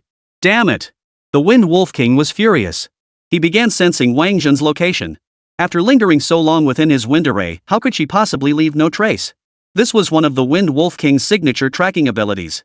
Many geniuses had escaped the wind array, yet none had evaded pursuit. That was because the very winds within the formation served as markers. Once marked, there was no escape, no way up to the heavens, no path down to the earth. Of course, the Wind Wolf King wouldn't personally intervene. He would send his 5th-tier experts to do the job. However, at present, there were no 5th-tier experts left in the entire city of Windbreaker. He had no choice but to take matters into his own hands. The cooldown for his spatial leap was complete. The Wind Wolf King activated the spatial leap once more, pursuing Wáng Zhen. But he soon discovered something terrifying. Wáng Zhen's speed had increased. This kid, was he pretending to be slow all along? The Wind Wolf King looked utterly perplexed. That kid's really clever. Mid-air, Lin Shutian gave Wáng Zhen's recent maneuver a hearty thumbs up. He had merely emphasized the rules to the Wind Wolf King. But Wáng Zhen was already exploiting them. He actually knew to run toward the Dragon Nation people. That way, the Wind Wolf King couldn't attack freely, naturally increasing his chances of survival. I need to follow and see. That kid has a knack for getting under your skin. If the Wind Wolf King can't resist breaking the rules and starts killing others too, I'll be ready to step in. Just as Lin Shutian prepared to activate his spatial traversal ability to fulfill his supervisory duty, the sound of Suona horns echoed from within Windbreak City. Tick-tock, tick-tock, tick-tock, tick-tock, tick-tock, tick-tock. Tick-tock, tick-tock, tick-tock-tock, tick-tock, tick-tock, tick. What's that sound? How could there be a sound? Inside Breakwind City, all the demons were stunned. They began searching for the source of the Sham's sound. It seems to be coming from underground. Captain Shang of the Rhino Squad uncovered the secret. Whoosh!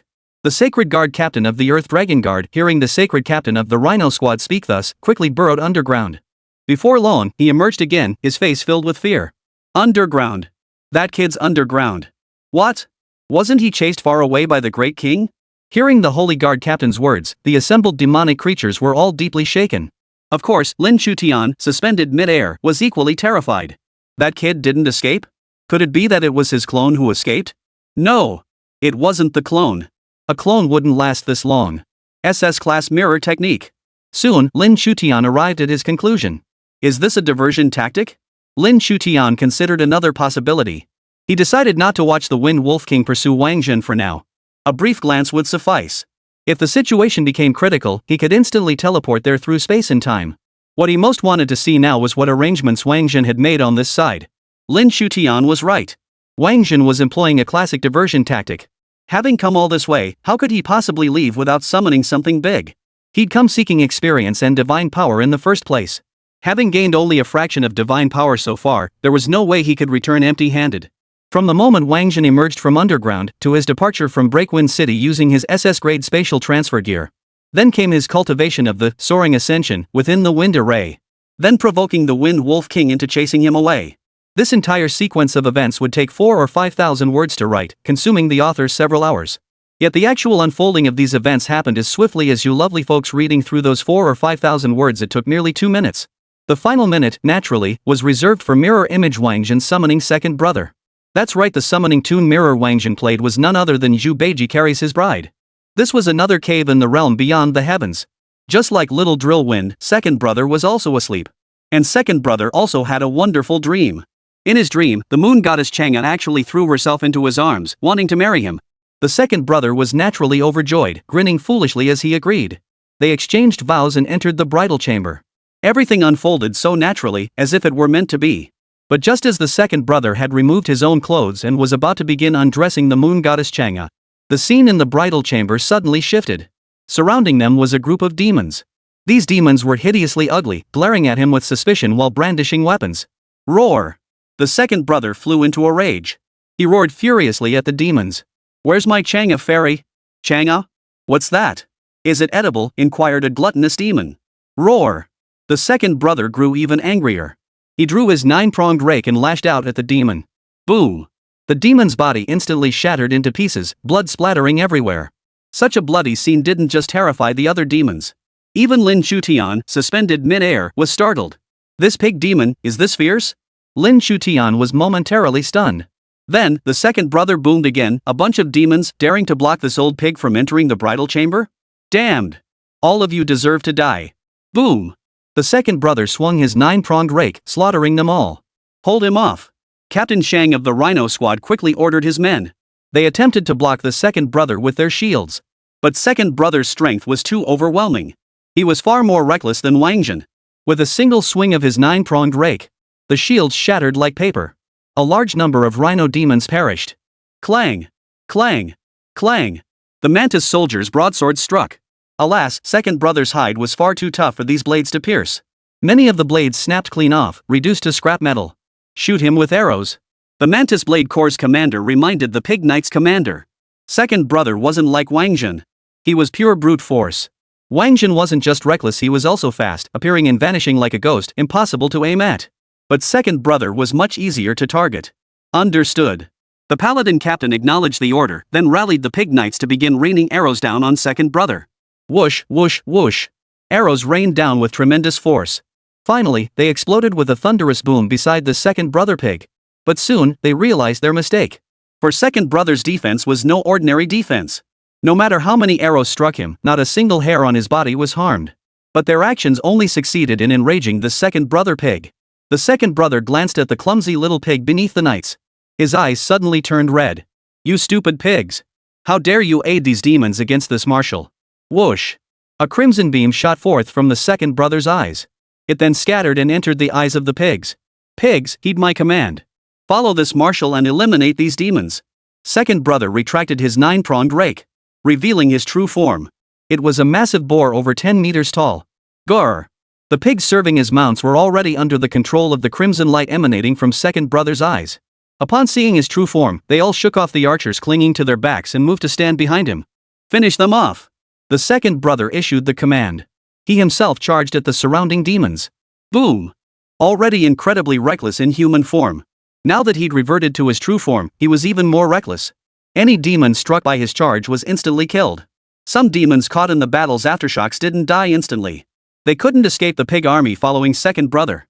Moreover, these pigs were already thick-skinned and tough, possessing astonishing defensive capabilities. Now empowered by second brother's crimson aura, their offensive power surged dramatically. Thus, under the second brother's command, the pig army unleashed its fury upon the demonic forces of Breakwind City. Chapter 38, Second Brother Demands the Bridal Chamber. Pofeng City was now in dire straits. Demons were dying at any moment. Moreover, the city's defensive artifact, meant to protect them. But now, it had become a prison trapping them inside. Escaping to other cities in the rear is impossible. Beyond the 4 commanders of their respective units, there are no more 4th-tier masters left in all of Breakwind City. Thus, the 4 4th-tier experts gathered together, preparing to capture second brother. Charge! Saint, the leader of the Rhino Squadron, issued the command. Who goes first? The Mantis Blade Squadron's Saint Captain surveyed the group. Zhu Zhu goes first. She'll trap that giant boar with her spiderwebs, then we'll move in. The Earth Dragon Guard's captain added. Agreed. Zhu Zhu, also known as Piggy Knight, was the Holy Knight captain. Her true form was that of a spider. Currently, the heaviest losses were among her Piggy Knights, as all the pigs had rebelled, trampling most of the knights to death. After all, the knights had the weakest builds. Without their pig mounts, the knights are useless, they can barely even run away. And she, as the Holy Knight commander of the Piggy Knights, naturally, she must avenge her fallen subordinates. Whoosh! Zhu Zhu sprang into action. She unleashed an incredibly sturdy net. Seeing Zhu Zhu deploy the net, the other 3 demons quickly retreated nearly 20 meters away from her. For the venom on Zhu Zhu's spiderweb was exceptionally potent and spread rapidly. Contact would induce a deep slumber. The victims would either be devoured by Zhu Zhu or poisoned to death outright. Boom! The web engulfed second brother. It restricted second brother's movements. He struggled several times, only to find he couldn't break free. He even felt a bit dizzy. It's working. Zhu Zhu's poison is truly potent. Seeing this, the 3 demons thought they had it in the bag. They proceeded to shower Zhu Zhu with flattery.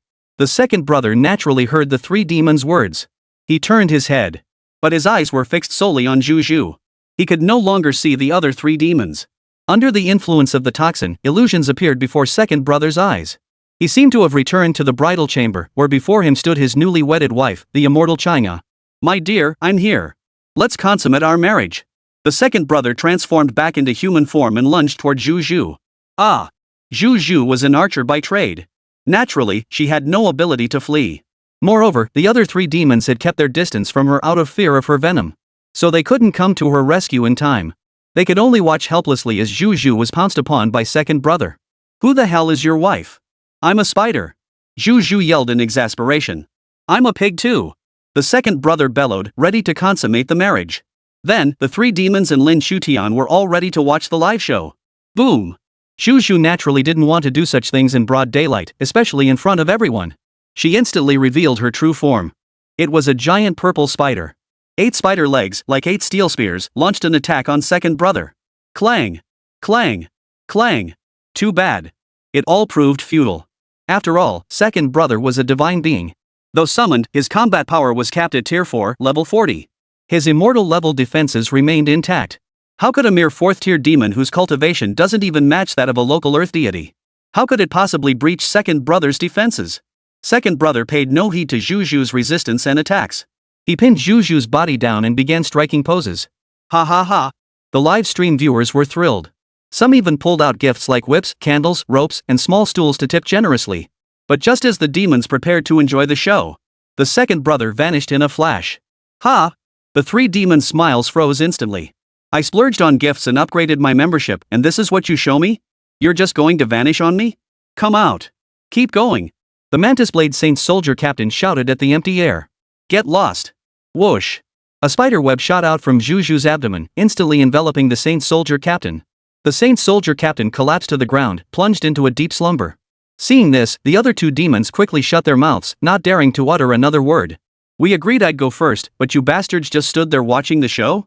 Zhu Zhu's anger grew with each word, and she was about to attack the other 2 demons. Let's go check the damage. The 2 demons dared not engage her, turning and fleeing immediately. Poof. Zhu Zhu transformed back into human form and began mending the clothes torn by second brother pig. Once her clothes were in order, she noticed all the piglets had returned to their innocent, clumsy forms. Only then did she know the disaster had passed. She breathed a heavy sigh of relief. 10 minutes. It was only 10 minutes. Mid-air, Lin Shutian wore a look of regret. He could clearly see that the second brother had been summoned by the sound of the Suona. But weren't summoners supposed to have at least 30 minutes with their summoned allies? 10 minutes? That seems a bit too short. Of all those who experienced or witnessed this, only Zhu Zhu would consider 10 minutes to be long. But for a pig demon this formidable, 10 minutes is plenty hell, even 5 minutes would suffice. Otherwise, this Broken Wind City would truly become a ruined city. If Zhu Zhu heard Lin Shutian say that, she'd be deeply comforted. Lin Shutian truly understood her. Forget 5 minutes, even 3 minutes pinned under that pig felt like an eternity to her. Power is inversely proportional to time. The stronger the summon, the shorter the duration. That makes perfect sense. Lin Shutian found his internal logic and nodded with satisfaction. The battle here had concluded, and it was time for him to turn his attention elsewhere. Fortunately, nothing unexpected happened during those 10 minutes. The Wind Wolf King hadn't broken the rules by killing indiscriminately. Then, he heard that Brad Wáng Zhen shooting his mouth off. You're still chasing me? Aren't you afraid your Broken Wind City will be slaughtered clean? The Wind Wolf King's speed was indeed formidable. But he couldn't catch up to Wáng Zhen anytime soon. Then again, the gap in cultivation was vast. One hadn't even reached the 2nd tier, while the other was already at the 6th tier. Given the Wind Wolf King's speed, catching up to Wáng Zhen was only a matter of time. Wáng Zhen was well aware of this. Therefore, whenever he spotted a Dragon Nation class changer along the way, he would force his way toward them. At that moment, the Wind Wolf King would hesitate, unable to attack. Now, the Wind Wolf King's speed requires an acceleration process. It starts slow but gains speed progressively. It's just like driving a car. You need to warm up the engine first, then start in 1st gear before shifting to 2nd. Then 3rd gear, 4th gear, 5th gear. But every time the Wind Wolf King shifts into 5th gear, ready to cruise down the highway, that kid starts weaving through the crowd. It's like having a red light on the highway forcing him to slam on the brakes. Then, when the light turned green, he'd have to start over in 1st gear. Driving like this was utterly frustrating. The Wind Wolf King had never felt so stifled in his entire life. Kid, don't think you can lure me back by threatening Windbreak City. My city's protected by defensive artifacts, it's perfectly secure. There shouldn't be any Dragon Nation class changers ahead. Let's see how you run now. The Wind Wolf King was already furious beyond belief. But he kept reminding himself to stay calm. Meanwhile, he had already made his deployments. The 5th tier experts he'd dispatched to search for the spatial stones were right ahead. Once they closed in, how could this brat possibly escape? Then, the brat would be as good as dead. Wáng Zhen heard this and glanced ahead.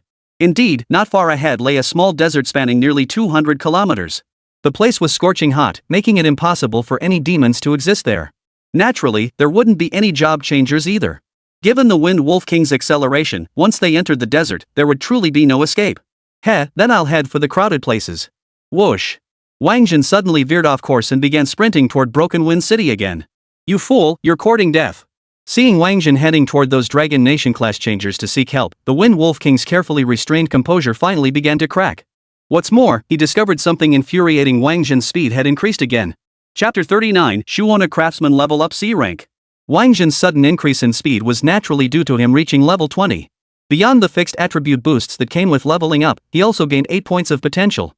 He allocated all his unused potential points to agility, which was the only reason he could move so fast now. His agility now stood at 152 points. This stat rivaled that of a 3rd tier expert who hadn't allocated any points. Combined with his adept use of Earth Escape, Soaring Spread, and the Dragon Nation class change users he encountered along the way, it wasn't so easy for the Wind Wolf King to catch him. Ha! You dog, you're far too confident in your city's defensive artifacts. Since that's the case, let me give you a tally. How many demons have died in your Windbreak City now? Wáng Zhen spoke while fleeing. Pig Knight, 3,821 knights dead, 217 pigs dead. Rhino Squad, 1,523 rhinos lost. Mantis Blade Troops, 2,257 mantises perished. Earth Dragon Guards, 613 pangolins killed. As for your Blazing Eagles? Good thing they weren't in the city, otherwise, they'd have taken some losses too, ha ha ha ha. Wáng Zhen finished reporting the data and burst into another round of laughter. Would Wind Wolf King believe it? Of course not. He dismissed Wáng Zhen's claims as pure fabrication, nothing but hot air meant to provoke him. But when he received Zhuzhu's message about the incident at Skybreak City, his face instantly darkened. He finally abandoned his pursuit of Wáng Zhen and returned to Break Sky City. Ah, finally gone.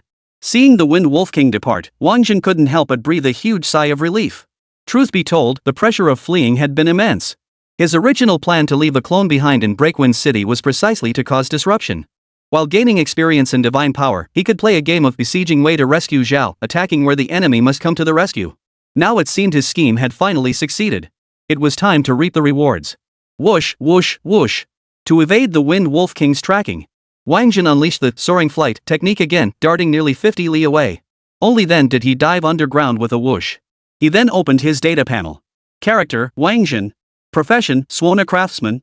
Realm, Tier 1. Level, 20. Experience needed to level up, 1,146,433. Strength, 152. Spirit, 96. Defense, 80. Agility, 152. Potential value, 0. Skills, Unbreakable Innate Skill, Mirror Image SS Rank, 5 Elements Escape Technique SS Rank. Divine Skill, Soaring Ascension 0.004%. Class Level, D Rank. Current Divine Power, 13,760 points. Summoning Music, the king set me to patrol the mountains, forest of 100 ghosts, the king summons the heavenly brocade, I aspire to immortality, behold my 72 transformations, Jubeji carries his bride, the pancake hero. Current Divine Power meets the criteria for upgrading to Suona Craftsman. Proceed with upgrade? After reviewing the data panel, a dialog box popped up before Wáng Zhen's eyes. Upgrade. Wasn't this entire journey for this very purpose? Why not? It must be said, Second Brother's moves in Breaking Wind City were truly impressive. It netted Wáng Zhen over 1.2 million EXP and 8,431 divine power points. This haul completely exceeded Wáng Zhen's expectations. This single expedition had already exceeded his planned objectives. Level up successful. Class level, C rank can be upgraded to B rank by consuming 50,000 divine power. Current character, C rank Suona Craftsman. Maximum summonable power level, Tier 5, level 50. Character is currently a C rank Suona Craftsman. Space for summoning human ancestral sages activated. Current divine power, 3,760 points. Oh. Seeing the space for summoning human ancestors open, Wáng Zhen was somewhat surprised. He was eager to see which sages resided within that space. But the Suona wasn't on him. Looks like I'll need to stock up on more Suona horns in the future. Wáng Zhen couldn't help but sigh. Young man, may I speak with you? After taking stock of his gains, a voice reached Wáng Zhen's ears. He recognized the voice. It belonged to Lin Chutian. Whoosh! Wáng Zhen surfaced from the ground and looked up at Lin Chutian hovering mid-air. As soon as Lin Shutian spotted him, he beckoned with a wave of his hand. Instantly, Wáng Zhen vanished alongside him. What is this? Wáng Zhen found his current surroundings utterly bizarre. There was wind, yet no sound of it. He could sense numerous things passing by nearby, yet he couldn't see anything. His instincts told him the outside was dangerous. This is a small space I created within the spatial turbulence. We can talk here, and the Wind Wolf King won't sense you, Lin Shutian said. Oh? He can sense me? Wáng Zhen was astonished by Lin Shutian's words. He'd already run 50 kilometers, yet the Wind Wolf King could still sense him? Was it that powerful? Yes. His whirlwinds carry a mark. Anyone who escapes from Windbreak City is marked. This mark lasts for 3 days. After that, it naturally fades and disappears. But many don't even make it that far, Lin Shutian explained. By the way, I still don't know your name? Which clan do you come from? My name is Wáng Zhen. I have no family, Wáng Zhen replied. Oh? No family? Then how did you acquire your SS grade skill? Lin Shutian was astonished. This was a genius who'd seemingly fallen from the sky in broad daylight. If my Lin family could recruit him. I'm a recommended student at Longwu University this year. My SS skill. Though this was his first meeting with Lin Shutian, Wáng Zhen knew Lin Shutian was a good person. Because the textbooks said so. Existences like Lin Shutian were specifically meant to uphold the rules. Such individuals are straightforward and incorruptible. Therefore, he saw no need to lie to Lin Shutian. He recounted some of the events that had transpired since his arrival in the capital. To prove his identity, he even pulled out his acceptance letter for Lin Shutian to see. He explained that he felt the experience gained in restricted instances was too meager, which is why he'd come to the demonic rear to slay monsters and earn more experience. So you're that recommended student from Guanko Town? No wonder at all. No wonder you don't know a single rule, kid, Lin Shutian laughed heartily. What rules? Wáng Zhen asked. Right now is the exam preparation period for us Dragon Nation students. It's a truce period. During this period, Dragon Nation prodigies are forbidden from entering demon territory to hunt demons, and demon spies are forbidden from harming our Dragon Nation students. Consequently, many defensive and offensive formations within Breakwind City remain inactive. The 5 major forces are also resting, lacking the vigilance they maintained during wartime. And that's precisely the loophole you exploited, you brat. Otherwise, do you think a city like Breakwind, standing strong for 400 years, could be breached by a kid like you who hasn't even reached the 2nd tier? Lin Shutian continued with a laugh. Ah, so that's how it was. I knew it. This Broken Wind City isn't all that impressive after all. Wáng Zhen finally understood the whole situation. He also understood why, besides himself, so many Earth Elemental users were lurking in the shadows of Broken Wind City. He surmised they were all geniuses not listed on the Pact Register, who'd sensed the city's current lax defenses and planned to ambush it. Except he'd beaten them to it. And caused such a huge commotion. Naturally, they couldn't make their move now. Chapter 40, Wind Wolf King, that pig must die. Well, you hit the bullseye by accident, didn't you? Still, surviving the Wind Wolf King's pursuit, you've made a name for yourself in one battle. Lin Shutian chuckled again. Wáng Zhen felt a surge of joy upon hearing this. A 17 or 18-year-old lad. Right at the age when he'd love to show off. Who wouldn't want fame? But this is only temporary. Next, you'll face the pursuit of Windbreak City's 25th tier experts. Before Wáng Zhen could savor his joy for long, Lin Shutian added. Oh? Why? Wáng Zhen was puzzled. Our role is only to prevent 6th tier experts from joining the fray. We don't interfere with 5th tier experts. That's why many clan heirs hunt demons outside, with 5th tier masters serving as their guardians. Because 5th tier experts can act however they please without restraint. Of course, some bring 6th tier or even 7th tier experts along as a precaution because there are always those who don't play by the rules. Additionally, there are suicide commandos. Trading a 6th tier expert who's reached the end of their life or cultivation for an unrisen prodigy is a pretty good deal. You've left Broken Wind City in such a state. The Wind Wolf King won't let you off. He'll definitely have the city's 5th tier masters continue hunting you down. And without a major clan's protector by your side, you're in grave danger. This location is 230 kilometers from Breakwind City. It's another 270 kilometers to the buffer zone under Dragon Nation's jurisdiction. If you can cover those 270 kilometers, I guarantee they won't dare touch you once you reach that point. I'll send word to Elder Mo to meet you at the 500-kilometer mark, Lin Shutian explained. I see. Wáng Zhen nodded. Then he fell deep in thought. Before coming to Breakwind City, he had indeed feared 5th tier experts. But now, he was a C-rank trumpeter. The mythical creatures he could summon could reach 5th tier, level 50. Though they were 5th tier level 50. Mythical creatures were mythical creatures. They were all capable of challenging foes several tiers above their own. Even those 5th tier level 59 beings on the Tanyu continent would be nothing but punching bags before a level 50 mythical creature. As for how a 5th-tier mythical creature fares against a 6th-tier opponent, Wáng Zhen still doesn't know. That's precisely why the Wind Wolf King has returned. Otherwise, he would have sought him out for a test. Ah, what a pity. Suddenly, Wáng Zhen remembered something. His Suona was gone. Is this what you're looking for? Lin Shutian pulled out a Suona. Since he knew the second brother had been summoned by the Suona, he naturally wouldn't leave the incriminating evidence behind in Breakwind City. Oh, yes, thank you, Elder Lin. Wáng Zhen was overjoyed and tucked the shang away. You little rascal. Like little Drillwind, Lin Shutian was utterly fond of Wáng Zhen. Alright, I've said all I can. This is as far as I can take you. The rest of the journey is up to you. After all, Lin Shutian had duties to attend to and couldn't linger in this small space for too long. He led Wáng Zhen out. After bidding farewell to Lin Shutian, Wáng Zhen headed straight for the small desert. He planned to ambush those 25th-tier demonic experts within the small desert. Man, that kid's got some nerve. Lin Shutian was a seasoned veteran. He had already seen through Wáng Zhen's intentions. Wáng Zhen's earlier deep contemplation wasn't born of fear toward those 25th-tier demonic experts. He was calculating how to eliminate those 25th rankers. 17 years old, a direct admission student. He's thrown Breakwind City into chaos and even escaped the pursuit of a 6th-tier Wind Wolf King. If he can take down Windbreak City's 25th-tier experts, he's destined to make a name for himself across the continent. A kid like this needs to be kept under close watch. Lin Shutian muttered to himself, then prepared to send a message to Mo Sui Feng. But he quickly dismissed the idea. That kid's acceptance letter cover was from last year. How could last year's admission letter possibly enroll this year's fresh graduates? Languo University, you guys are really slacking off. Lin Shutian chuckled again and sent the message to his father. Dragon Nation, Imperial Capital. New Martial Arts Academy. Lin Shu listened to music while practicing calligraphy with a brush pen. Suddenly, his phone on the desk vibrated. He glanced up and saw a message from Lin Shutian, which surprised him. Lin Shutian rarely messaged him. And whenever Lin Shutian did send a message, it was always of utmost importance. He set down his brush, picked up his phone, and checked the message. Ha? Wáng Zhen? A Suona Craftsman? A flicker of surprise crossed Lin Shu's eyes. Lin Xiao. He set down his phone and shouted toward the window. Great-grandfather. A young man with a refined, scholarly appearance appeared and bowed respectfully to Lin Shu. Go to the silent desert. Bring Wáng Zhen back to me.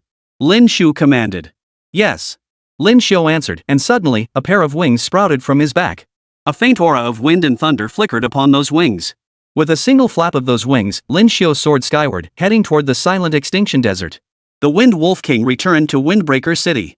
The sight of the city's devastation darkened his face until it seemed as though water could drip from it. The damage was severe, truly devastating.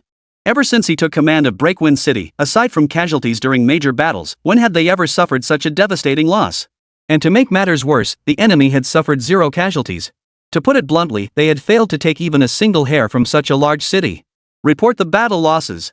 The Wind Wolf King sat upon his throne, struggling to suppress the rage boiling within him. Reporting to your majesty, since your departure, our Pig Knight Division has lost 3,821 archers and 217 pigs. The Rhino Squadron lost 1,523 Rhino warriors. The Mantis Blade Brigade lost 2,257 Mantis soldiers. The Earth Dragon Guard suffered the least casualties, hiding underground, losing 613 guards. Damn it! What the hell is going on? Wind Wolf King finally erupted. He realized Zhu Zhu's reported figures matched Wáng Zhen's word for word, not a single casualty off. Your Majesty, after you left, a pig demon arrived. That demon can control all the pigs. So the pigs abandoned the archers and rebelled. Under the pig demon's control, they trampled and charged at us, causing these losses. Then that pig demon claimed I was his wife and demanded we consummate our marriage in public. He even tore my clothes. If I hadn't transformed back in time, I might have. But that pig was so despicable it wouldn't even spare my true form. When I said I was a spider, it claimed it was just a pig too, Zhu Zhu continued. Ah! Bastard! Bastard! Hearing this, the Wind Wolf King could no longer contain the rage burning within his chest. Not only had his subordinates suffered such heavy losses, one of his unit commanders had nearly been. Not even his demonic form was spared.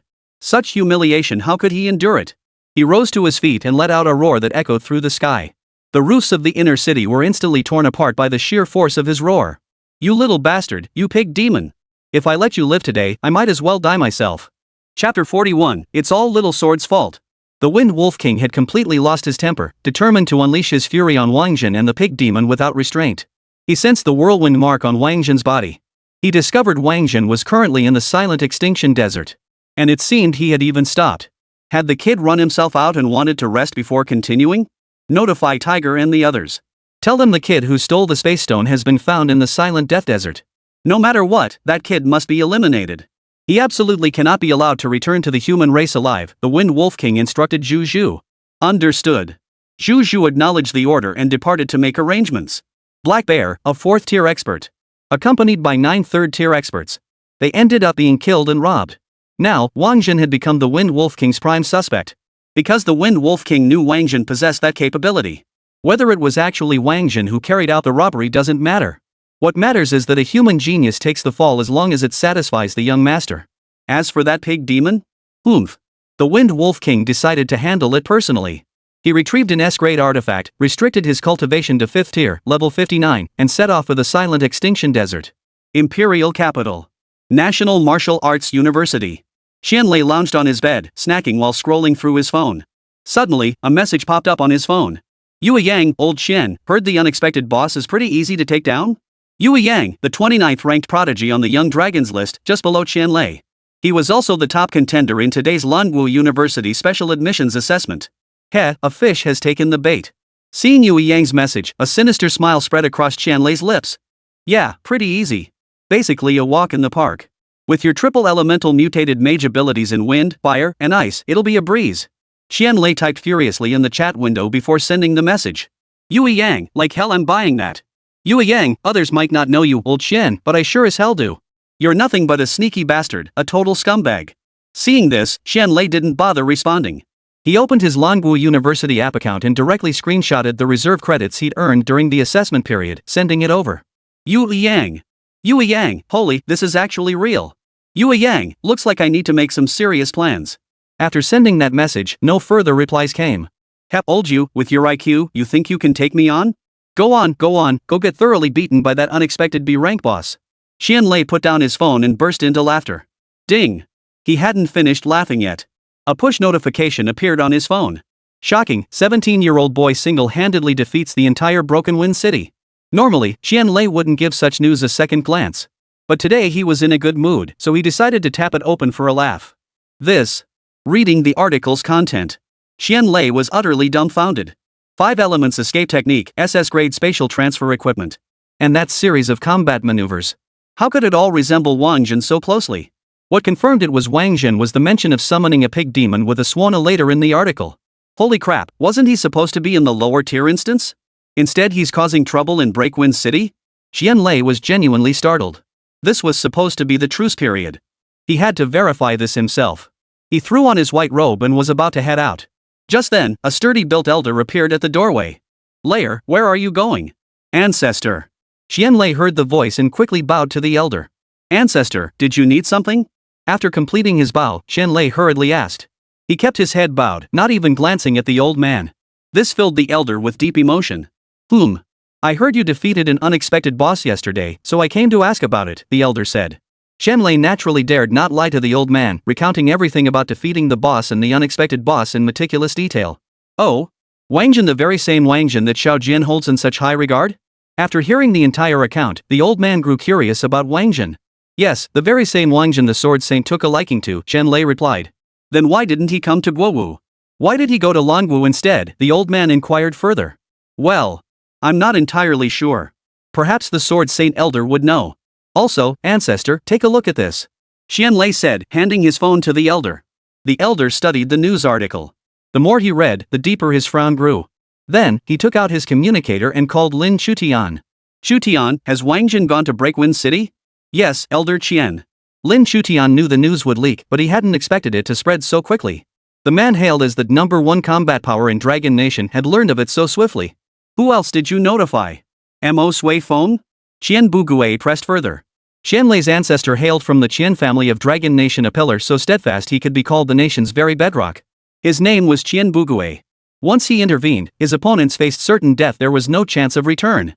I didn't inform Elder Mo. I informed my father, Lin Chutian replied. Ha, good. Little Tian, after all these years, you finally learned to adapt. Good, very good indeed. Showdown, cultivation, class change, and one's character, they all mutually shape each other. You've been stuck at 6th tier, level 69 for all these years because you're too rigid. As a spatial type class changer, your essence lies in breaking free, embracing freedom, and living with abandon. How can your cultivation progress when you're so rigid? The 6th tier is a watershed. Beyond tier 6, each advancement isn't achieved by simply piling up experience. It requires a certain level of insight. That's why 9th tier masters are so rare.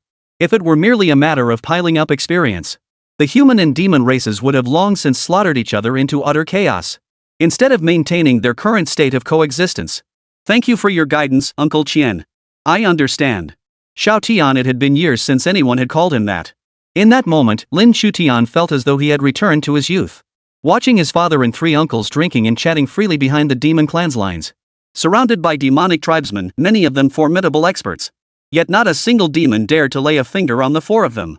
Only after the 4 departed did the demonic experts visibly relax. They wiped away their sweat. Today, he saw that same feeling reflected in Wáng Zhen. It seemed it wouldn't be long now. The same feeling his father and uncles had back then would surely resurface in that kid, Wáng Zhen. The only question was who would be worthy to share a drink with him when that day came. Good, Xiao Tian. Absorb this experience well and strive to break through your realm as soon as possible. Qian Bugui hung up after saying that. Then he dialed the Sword Saint's number. Little Sword, dispatch all experts below 6th rank to go out of the city and bring Wáng Zhen back to me. If a single hair on that brat Wáng Zhen's head is harmed, I'll hold you personally responsible. Qian Bugui was furious. Such a promising young man, and now he's gone to Langu University. It was all Xiao Jian's fault. Without waiting for the Sword Saint to respond or ask questions, Qian Bugui hung up the phone immediately. He then called the information department, ordering them to block all news related to Wáng Zhen and prevent it from spreading online. How could such a formidable young man be allowed to attract attention online? The internet is no pristine domain. Not only were there enemies within the human race, but the demonic tribes also used human networks to gather intelligence on humans and analyze human class changers. Over the years, countless class changers had been killed after their whereabouts were leaked online or their strength exposed. Qian Bugui would never allow any prodigy of the Dragon Nation to be placed in such peril. Chapter 42, Blow the Chicken Ding to Bits. Silent Extinction Desert. Whoosh. 2 5th-tier demonic experts arrived. They had sensed the whirlwind mark on Wáng Zhen's body. They had followed the mark to find him. Kid, why aren't you hiding anymore? Run out of places to hide, one of the demonic experts asked with a smirk. This was the desert, stretching endlessly. Finding a place to hide was indeed a struggle. Oomph. Wáng Zhen responded with utter disdain. I never intended to hide in the first place. You 2 think you can catch me? Not a chance. Why don't you call the other 18? Come at me, all 20 of you at once. After all, I'm the guy even the Wind Wolf King couldn't catch. Wáng Zhen added a bit of swagger to his words. You little bastard, talking big. One of the 5th-tier warriors couldn't stand such bragging. He was already preparing to strike at Wáng Zhen. But the next second, Wáng Zhen vanished with a whoosh, burrowing deep into the sand. When he reappeared, it was on the other side of the desert. Hey, you 2 losers, I told you I'm untouchable. What's the deal? Go ahead and call the other 18. You're all together now, strength in numbers, right? Wáng Zhen sneered. Oomph, a mere earth burrowing technique. Watch me break through it. Boom. Another 5th-tier demon revealed its true form. It was a turkey larger than an ox, with a sharp beak and claws. It flapped its wings a few times. Then, with a whoosh, it appeared before Wáng Zhen. Its beak stretched to over 10 meters in length. It lunged toward Wáng Zhen's position, attempting to peck Wáng Zhen out in this manner. Clang! A dozen spears suddenly shot up from the sand, aiming straight for the giant turkey's neck. The turkey was startled and quickly dodged. Well done, you little rascal, setting an ambush. But will it do you any good? Though startled, the big turkey faced no real danger. These ambushes were likely only around 3rd tier, level 30. Injuring him would still be quite difficult. Ha ha ha. Ever heard of a dish called Kung Pao chicken? This time, I'm going for your neck. Next time, I'll go for your balls. Ah! Wáng Zhen's words instantly ignited the great fire chicken's rage, setting the entire desert ablaze. Whoosh, whoosh, whoosh. The big turkey flapped its wings fiercely. The flapping was so rapid it felt like the wings were about to burst into flames. If it went any faster, the wings might just cook themselves. This time, its charge was even faster than before. It lunged toward Wáng Zhen with a sharp peck. But Wáng Zhen was even faster. Before the giant turkey could strike, he had already burrowed back into the sand. Then, as the turkey's long beak dug into the earth, a spear thrust straight into the turkey's rear end. Ah! The turkey grew even more enraged. He soared into the sky. It launched a violent dive. Boom! Dust and sand swirled. The ground caved in within a 100-meter radius. This move was brutal. He intended to trap Wáng Zhen beneath the collapsing sand, preventing him from using Earth Escape. But the result was that he buried himself in the sand, leaving only half his chicken but exposed. Ugh. Is that it? And this is supposed to be 5th tier. Wáng Zhen stared blankly at the giant turkey struggling in the sand. This 5th tier giant turkey sure is impulsive. Its mentality was practically like a kid who just got his first job ready to snap at any moment. Buzz. White dew in hand. She made a quick motion. She thrust it into the turkey's rear. Ah! A piercing scream erupted. The turkey grew even angrier. The ground shook, sand churning relentlessly. Wáng Zhen could tell the giant turkey was about to unleash its full fury. He immediately executed a soaring spread, escaping the churning sands. Hum! A golden light flared across the giant turkey's body. Then its body began to shrink. It transformed into a small turkey. It emerged from the earth. Whoosh! The shrunken turkey moved even faster. But even so, it still couldn't peck at Wáng Zhen. But it wouldn't give up. Man and bird darted wildly across the desert, chasing and fleeing in every direction. Pecking wildly everywhere. Occasionally, spears would thrust out of the sand. This battle, resembling a game of whack-a-mole, caused another 5th tier demonic expert nearby to fall deep in thought. He didn't know whether to intervene or how to help. Boom! Just then, a third 5th tier demonic expert arrived. This third demonic expert was clearly a master of Earth-based teleportation. He had arrived by Earth teleportation. Wherever he passed, a trail of flying sand left behind a small dune about 50 meters wide. As the dune neared Wáng Zhen, several figures suddenly materialized within the swirling sand. Each figure held a spear in their hands. These were the very spears that had relentlessly pierced the giant turkey. Then, the third 5th tier demonic expert finally revealed himself. It was a giant centipede, glossy black in color. The giant centipede flipped over, changed direction, and resumed creating sand dunes, burrowing out the other figures concealed beneath the sand. Kill! Those unearthed by the centipede were not humans. They were the ghost soldiers Wáng Zhen had ambushed long ago. After the Suona's upgrade, the ghost soldiers' numbers in tier had risen from 1,000 2nd tier, level 20 soldiers to 2,000 3rd tier, level 30 soldiers. Now all the shadow soldiers had been pushed out by the giant centipede. They weren't idle either. They charged toward the 5th tier demonic expert who had been observing the battle all along. Clang! Clang! Clang! The battle erupted instantly. Though each individual shadow soldier possessed only 3rd tier, level 30 strength. When they formed a battle formation, however, they gained significant strength bonuses. Thus, they could hold their own against a 5th tier expert. A group of shadow soldiers stood united in victory and defeat.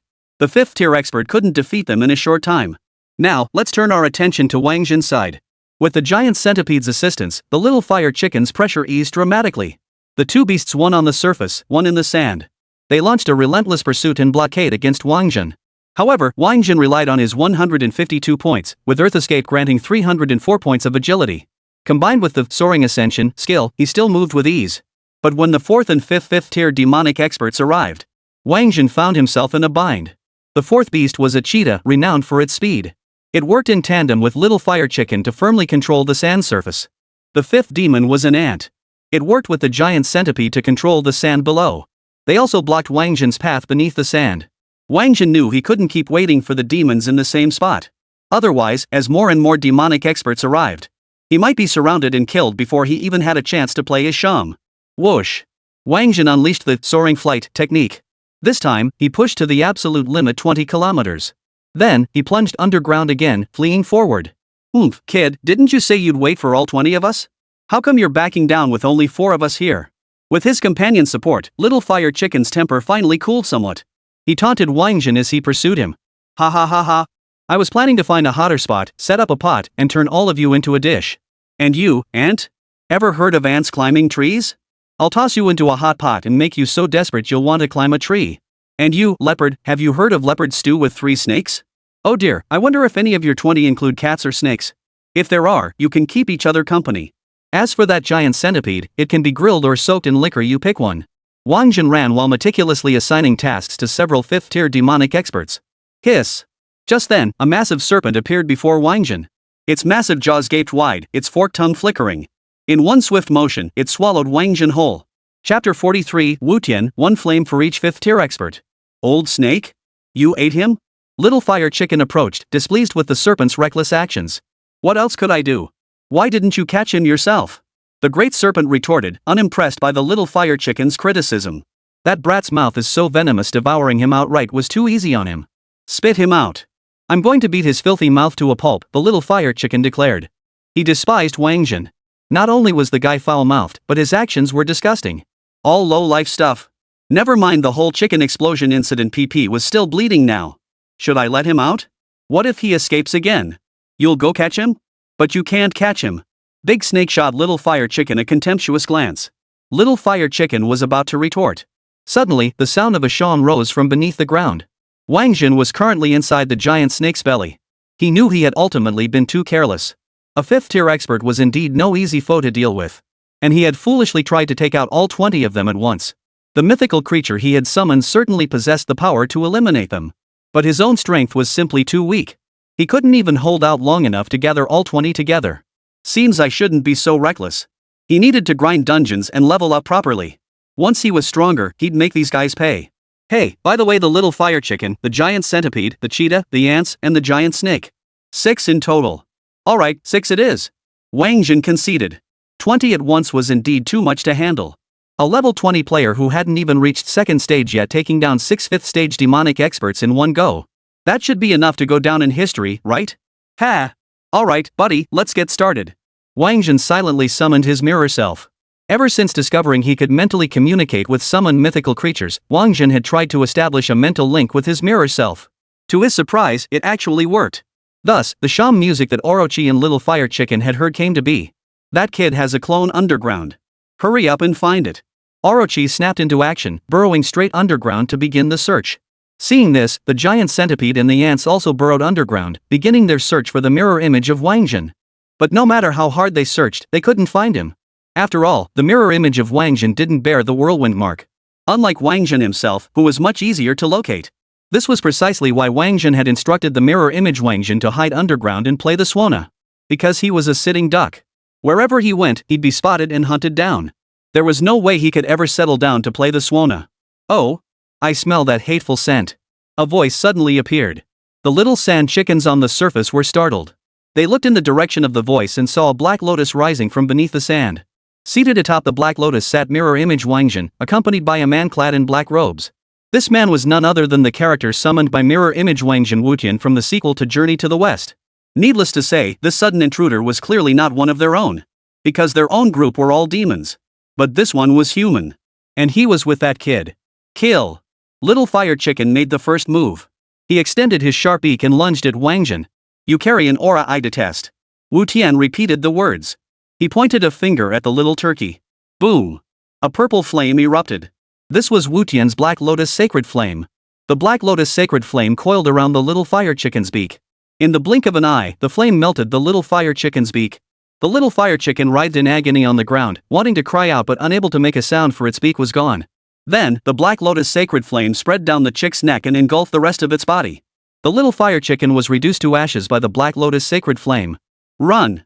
After witnessing Wu Tian's methods, the other demonic experts. They dared not oppose him any longer. Each unleashed their divine abilities, preparing to flee. But how could their speed possibly match that of the Black Lotus Sacred Flame? Even a mere speck of the Black Lotus Sacred Flame.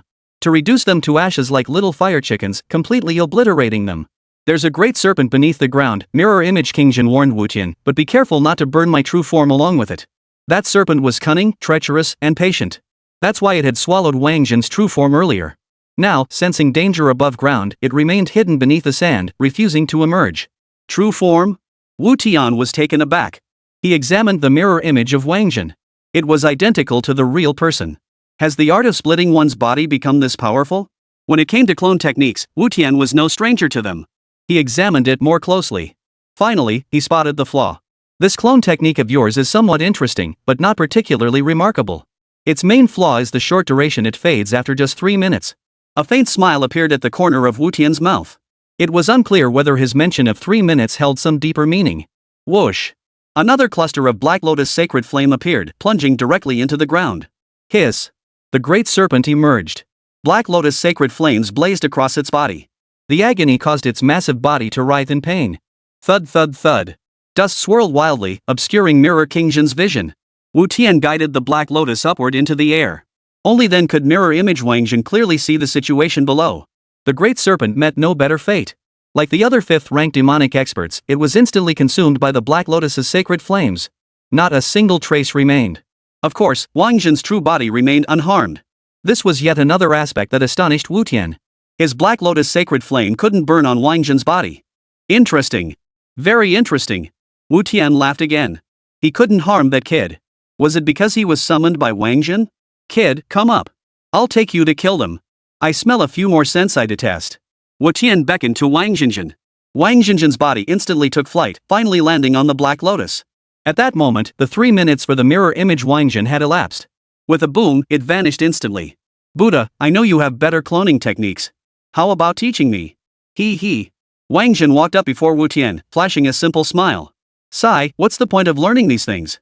All you ever do is fight and kill, what's the fun in that? We should use love to touch everyone's hearts, filling the entire world with love. Wáng Zhen heard a second voice emerge from within Wu Tian's body. Shut up. Before Wáng Zhen could ask what was going on, Wu Tian erupted in anger. Then, Wu Tian addressed Wáng Zhen again. Kid, learning my split body technique won't be that easy. First tell me, what do you consider good? What do you consider evil? Wáng Zhen suddenly understood why there were two voices within Wu Tian's body. The one who had spoken earlier must have been the benevolent Wu Tian. The one before him now was the evil-minded Wu Tian. And the evil-minded Wu Tian was the true Wu Tian. Thus, once he grasped the examiner's intent and mindset, he knew exactly how to answer.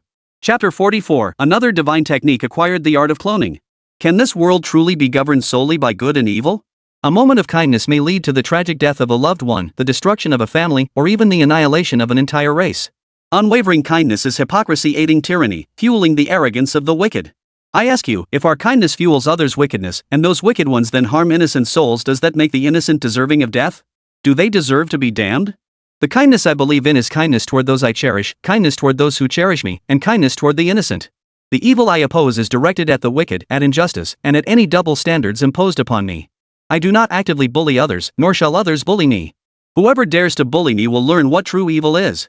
As he uttered the final words, Wáng Zhen's eyes blazed with ruthless intensity and overwhelming authority. Wu Tian remained silent, lost in thought. Wáng Zhen's words brought his own past to mind. He thought of his beloved. He thought of the Buddha realm's betrayal and injustice toward him. Thus, he purged the benevolent thoughts from Wu Tian. He became the Wu Tian of evil thoughts. He sought to reshape that hypocritical Buddhist realm, forging a world that embodied his own ideals. But in the end, what did he gain? This kid was right. One cannot be purely good, nor can one be purely evil. Only when good and evil intertwine does one become a complete, flesh and blood human being. Whether in the Buddhist realm, the mortal world, or the heavenly court. One must cherish what deserves cherishing and punish what deserves punishment. At that moment, the voice of the benevolent-hearted Wu Tian resounded once more. If I do not enter hell, who will? I offer my virtuous body to save all evil in this world. Shut up. Evil-minded Wu Tian roared at benevolent-minded Wu Tian once more. Boy, your answer intrigues me. I shall impart my technique of splitting into multiple forms to you. And I trust you won't create a clone as annoying as this one.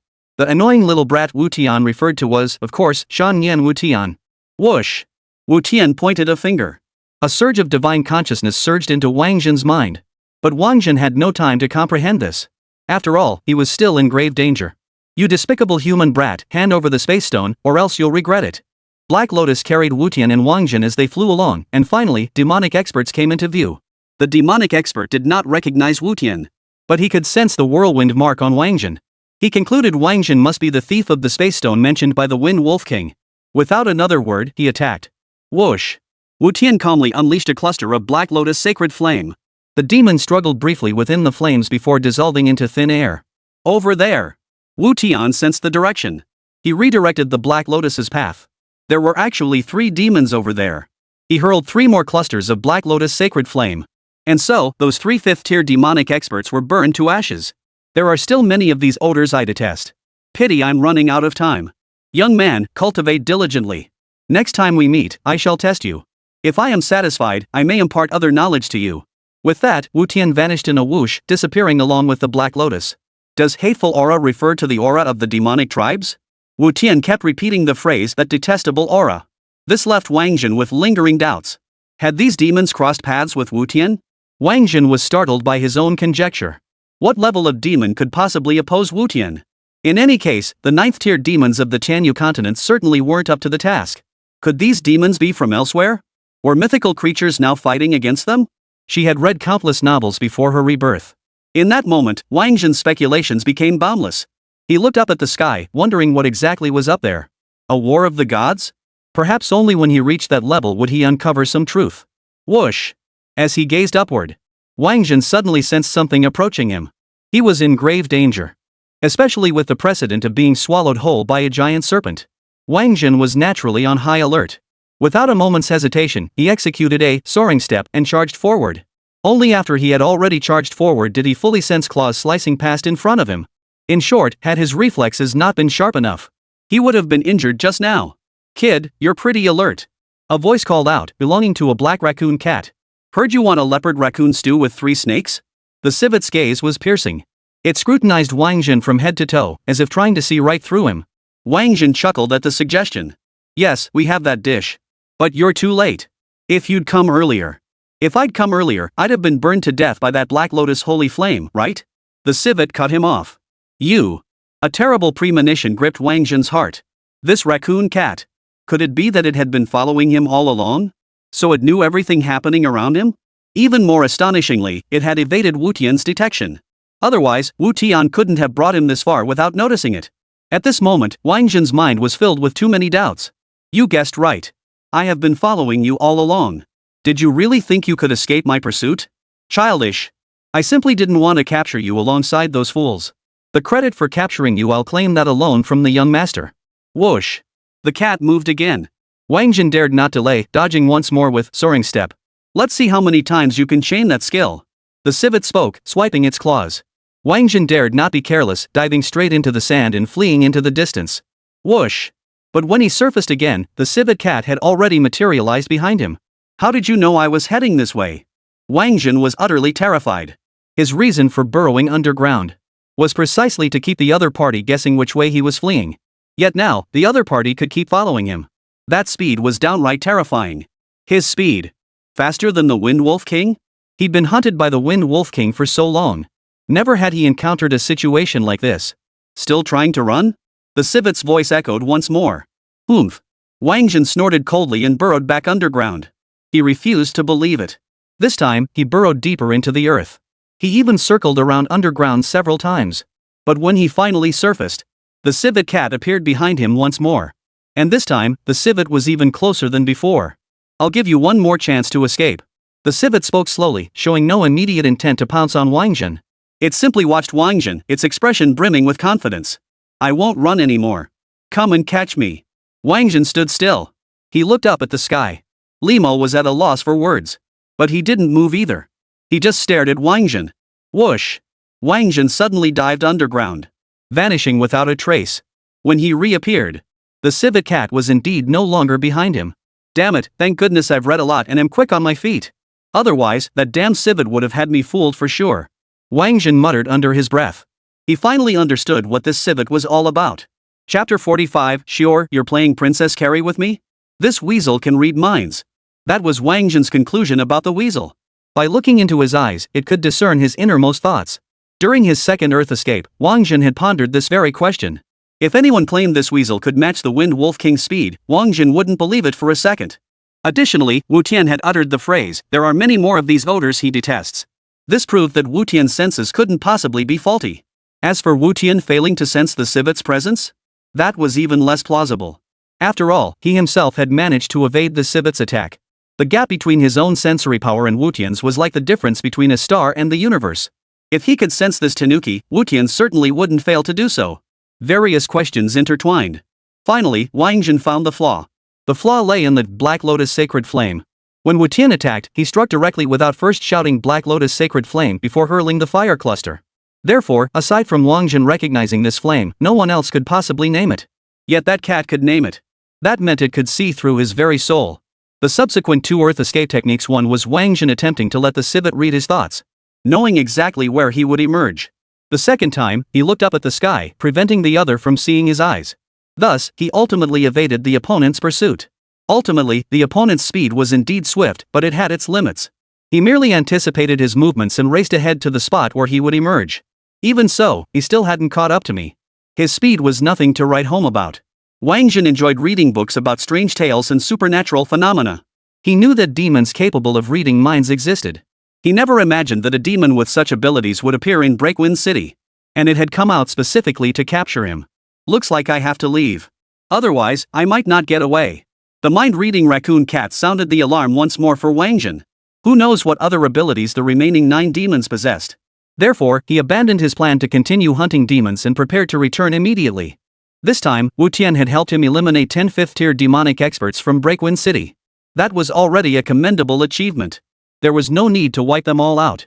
Otherwise, the Wind Wolf King might become desperate. That would be a real headache. Wáng Zhen used Earth Escape to retreat several dozen miles. Only then did he take out his Suona, preparing to play. He intended to summon the golden-winged giant eagle to carry him back. As for Lin Shutian's claim that someone would meet him 500 kilometers away, he couldn't care less. With a single soaring flight from the golden-winged great eagle, he could be back in no time. Roar! Just as Wáng Zhen was about to begin playing the Suona, a thunderous tiger roar suddenly erupted behind him. Wáng Zhen looked up and saw tigers approaching him from several directions. He dared not use earth teleportation again. He scrambled out of the sandy terrain. He prepared to run across the surface. Little did he know, another tiger was waiting for him on the sand surface. The tiger opened its massive jaws and lunged at him. He was about to fall into the tiger's jaws. Boom! Suddenly, the ground shook. A figure appeared before Wáng Zhen. That person had a pair of wings. The wings whistled with the sound of wind and crackled with thunder. Wings of wind and thunder? Wáng Zhen was taken aback. For he thought of Lazianzi. So, this continent wasn't without myths. But perhaps these people simply didn't recognize the myths? Wáng Zhen speculated. Then, he saw the creature with wind and thunder wings pull out a massive hammer. He swung it straight at the tiger's gaping maw. Boom! The tiger was sent reeling backward by the single blow. Several teeth flew out. Wáng Zhen was even more stunned. Thor's hammer. Hammering teeth from a tiger's jaw. This guy's no pushover either. Damn impressive. Wáng Zhen gave this guy a hearty thumbs up. Lin Xiu, what brings you here? Tiger spoke, his face twisted with malice. It was clear this wasn't his first encounter with someone named Lin Xiu. If you're here, that cat should be here too. As Lin Xiu spoke, an array pattern ignited around her. The formation rapidly expanded after igniting. In an instant, it covered an area spanning 10 miles. Immediately afterward, the civet cat that had previously attacked Wáng Zhen revealed its whereabouts.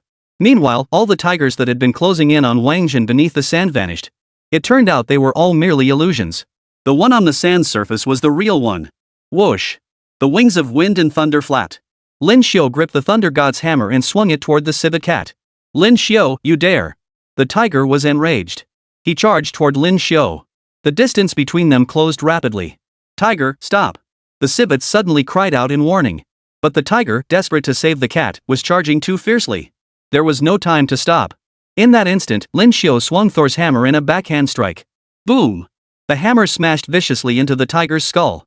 The tiger instantly gushed blood from its head. 6. Wáng Zhen witnessed Lin Xiu's entire sequence of actions clearly. He knew the cat could read minds.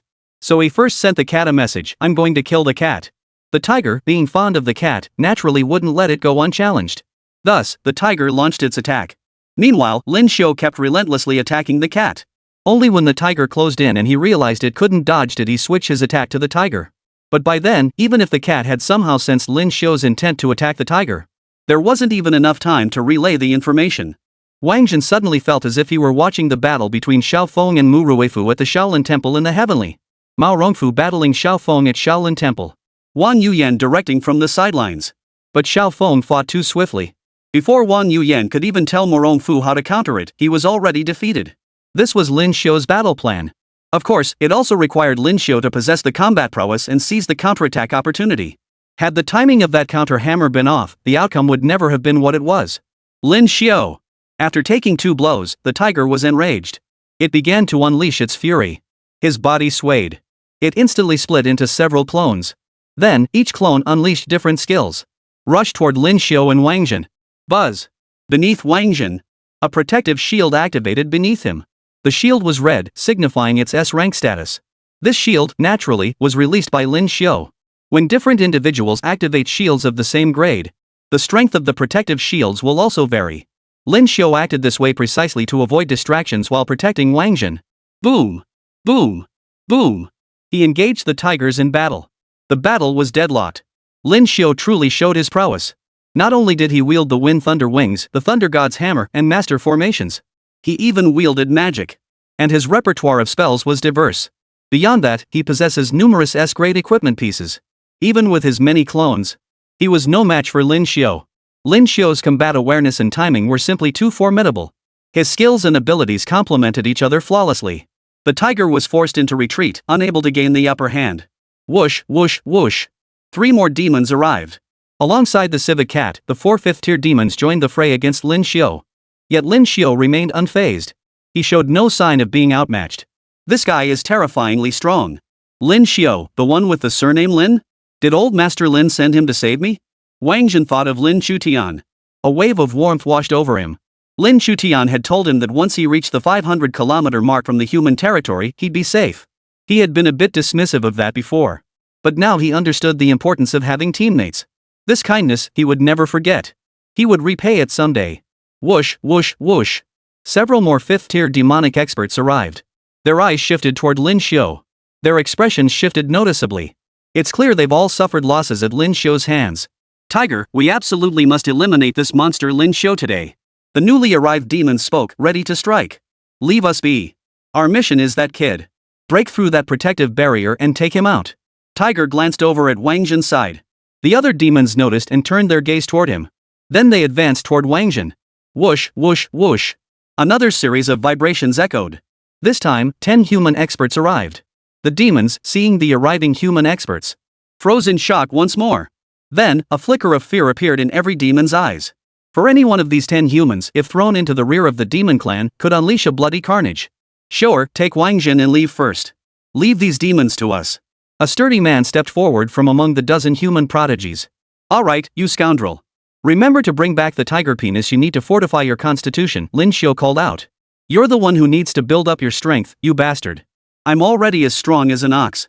And by the way, my name is Lu Mang, not Thug. Lu Mang said, already leading his men forward. Seeing this, Lin Xiu withdrew from the battlefield. He walked over to Wáng Zhen, deactivated the protective shield, and crouched down. Come on, hop up here. What? Wáng Zhen was a bit confused. I'll carry you back, Lin Xiu explained. Why not just fly? I could step on your back. A guy carrying another guy. Wáng Zhen felt a bit uncomfortable. Sure. Lin Xiu thought for a moment and agreed. Whoosh. Just as Lin Xiu prepared to take off, a soft sound came from behind. Wáng Zhen instantly recognized the familiar scent. The Wind Wolf King is here. Let's go. Wáng Zhen urged. Lin Xiu reacted swiftly. He scooped Wáng Zhen up in a princess carry. With a flap of his wind thunder wings, they soared directly into the sky. Damn it, Xiu, you're playing princess carry with me? You're really something. Chapter 46, Xiu, are you up to this? Where's the Wind Wolf King? After soaring into the sky, Lin Xiu hurriedly asked Wáng Zhen. He hadn't sensed a thing. Buzz. Before Wáng Zhen could answer, a red light flared around Lin Xiu's body. That was the S-class defensive gear on Lin Xiu activating. Needless to say, the Wind Wolf King had already launched its attack. Whoosh. Lin Xiu wasted no time. She accelerated forward. But not long after, the S-grade defensive gear on his body lit up again. Wáng Zhen was at a loss for words. Sure, are you even capable? Can't you outrun the Wind Wolf King? Do you think anyone can outrun the Wind Wolf King? Wáng Zhen's questioning of her abilities. Lin Xiu's face darkened with displeasure. I can outrun it anyway. Wáng Zhen rolled his eyes. Seeing his arrogant smugness, Lin Xiu's anger flared even more. You're a freak of nature, of course you can outrun me. You think just anyone can pull off stunts in Windbreaker City? You're the first person in 400 years to glide effortlessly through the wind arrays of Breakwind City, soaring freely, Lin Xiu retorted. Along the way, Lin Xiu had already sent Wáng Zhen's information to Lin Xiu. Thus, Lin Xiu was well acquainted with Wáng Zhen's illustrious exploits. At the very least, it was far more reliable than the online rumors circulating. After all, Lin Xiu's source was none other than Lin Chutian, the sole onlooker at the scene. Oh? Am I that handsome? Wáng Zhen flashed a Neza-like goofy grin. At that moment, Lin Xiu's defensive gear lit up once more. Sure, if you can't make it, just drop me off. I'll run on my own. We're past the desert now, just 100 kilometers or so. I can make it on my own. Wáng Zhen spotted more Dragon Nation class changers appearing on the ground and planned to repeat his old trick. It's useless. You won't outrun him this time. The Wind Wolf King has compressed his level. He's now at tier 5, level 59. He can kill at will without triggering the rules. If you charge into the crowd again, you'll only endanger them. Lin Xiu spoke as she came to a halt. His body floated in midair. He stopped moving. What are you doing? Wáng Zhen was taken aback by Lin Xiu's actions. I'm gonna show you right now whether I'm capable or not. Hum. An array spread out from Lin Xiu's body. This formation was even more intense than the one used earlier in the desert to track the civet cat. Its expansion speed was blindingly fast. Its coverage was vast. Then, a golden light burst forth from within the formation. 2 li away. The Wind Wolf King's figure appeared. Moreover, he still maintained his human form. He hadn't revealed his true form. It's important to note that when in their true form, demonic beings experience enhanced attributes across the board. The fact that the Wind Wolf King could keep pace with Lin Xiu's Wind Thunder Wings in human form? That's not just 5th gear anymore. This is definitely 6th gear, maybe even 7th. And now that Lin Shutian, the traffic cop, isn't around to ticket him for speeding. His vehicle could accelerate however it pleased. Wáng Zhen suddenly felt incredibly fortunate. No wonder Windbreaker City had endured for so long. He also owed a debt of gratitude to little Driftwind. Had he not passed down the Yifuyao spread technique leading him to Breakwind City, he would have perished there. Lin Xiu, you've grown again. The Wind Wolf King stepped through the formation. He exchanged pleasantries with Lin Xiu. Not bad, I hope I meet your standards, Lin Xiu replied coldly. Heh, in the eyes of the human race, you're a genius. But in my eyes, you're nothing but a pathetic creature. Lin Laoqi gave birth to you solely to use you as an experiment for Lin Xiu. That's why Lin Xiu raised you into this monstrous form, neither human nor beast, the Wind Wolf King declared. Enough! The Wind Wolf King's words seemed to strike at the core of Lin Xiu's pain. Lin Xiu could no longer remain composed. He snapped his fingers. Another formation materialized, trapping Wáng Zhen mid-air. Then, he drew out the Thunder God's hammer. He swung it at the Wind Wolf King. Boom! Crack! The power of Mjolnir was immense. It even triggered a bolt of heavenly lightning. Of course, this was also an expression of Lin Xiu's fury. Yet, despite its immense power, was effortlessly caught by the Wind Wolf King with a single palm. Crack! Crack! Crack! The hammer of the Thunder God suddenly transformed. The thunderbolts on the hammer transformed into icy cold, coiling around the Wind Wolf King's arm. The ice continuously emitted a bitter cold. The cold air froze once more. Soon, the Wind Wolf King's body was encased in thick ice. Yet the Wind Wolf King merely shifted his body casually. Cracks began to form in the ice. The cracks grew denser and denser. Finally, it shattered into fragments, scattering through the air. These petty tricks of yours might work against 5th tier opponents, but they're utterly useless against masters who've crossed into the 6th tier. Though I can only wield 5th tier power now, I am a 6th tier expert. Even if I were to willingly lower myself to your 5th tier level, it would still be beyond the reach of you 5th tier ants. The Wind Wolf King's words. Wáng Zhen felt it deeply. He had only ascended once. Yet he already felt a sense of superiority over both class changers and ordinary people. And the higher one ascends, the more pronounced this sense of transcending realms becomes. Thus, when a 6th tier called 5th tier players ants, wasn't entirely without merit. Moreover, the Wind Wolf King was absolutely right. Even if he can only wield 5th tier power now, certain things are fused with his very being, unchanging and unrestricted. It's akin to summon mythical beasts, though their power may be capped by rank. They still possess god tier defense. Take Wáng Zhen, for instance, returning to level 1 to face his classmates who transferred jobs alongside him. He wouldn't need to use any skills, just his most basic strength. That alone was more than his classmates could withstand. The Wind Wolf King spoke, then struck. Thud. He merely slapped Lin Xiu across the face. Lin Xiu was sent flying nearly 100 meters away. Fortunately, the golden light of the formation provided some cushioning. Otherwise, who knows how far he might have been sent flying. Whoosh. After stabilizing himself, he flew back again. He was naturally unwilling to accept defeat. Wind rises. A swift whirlwind swept toward the Wind Wolf King. Playing with wind before me? Ridiculous. The Wind Wolf King showed no fear of the whirlwind. He reached out, plunging his hand into the vortex. Visibly, the whirlwind began to slow down. It even showed signs of coming to a complete halt. Bring whatever tricks you have left. Today, I'm in a generous mood. I'll show you the difference between a 5th tier and a 6th tier power. A smirk curled at the Wind Wolf King's lips. It spoke volumes of his utter contempt for Lin Xiu. But soon, his smile froze on his face. For he suddenly realized he couldn't move. Kid, you've got a petrification artifact hidden in your whirlwind? The Wind Wolf King quickly grasped the situation. Ha! A cruel smile spread across Lin Xiu's face. The Thunder God's hammer in his hands suddenly grew larger.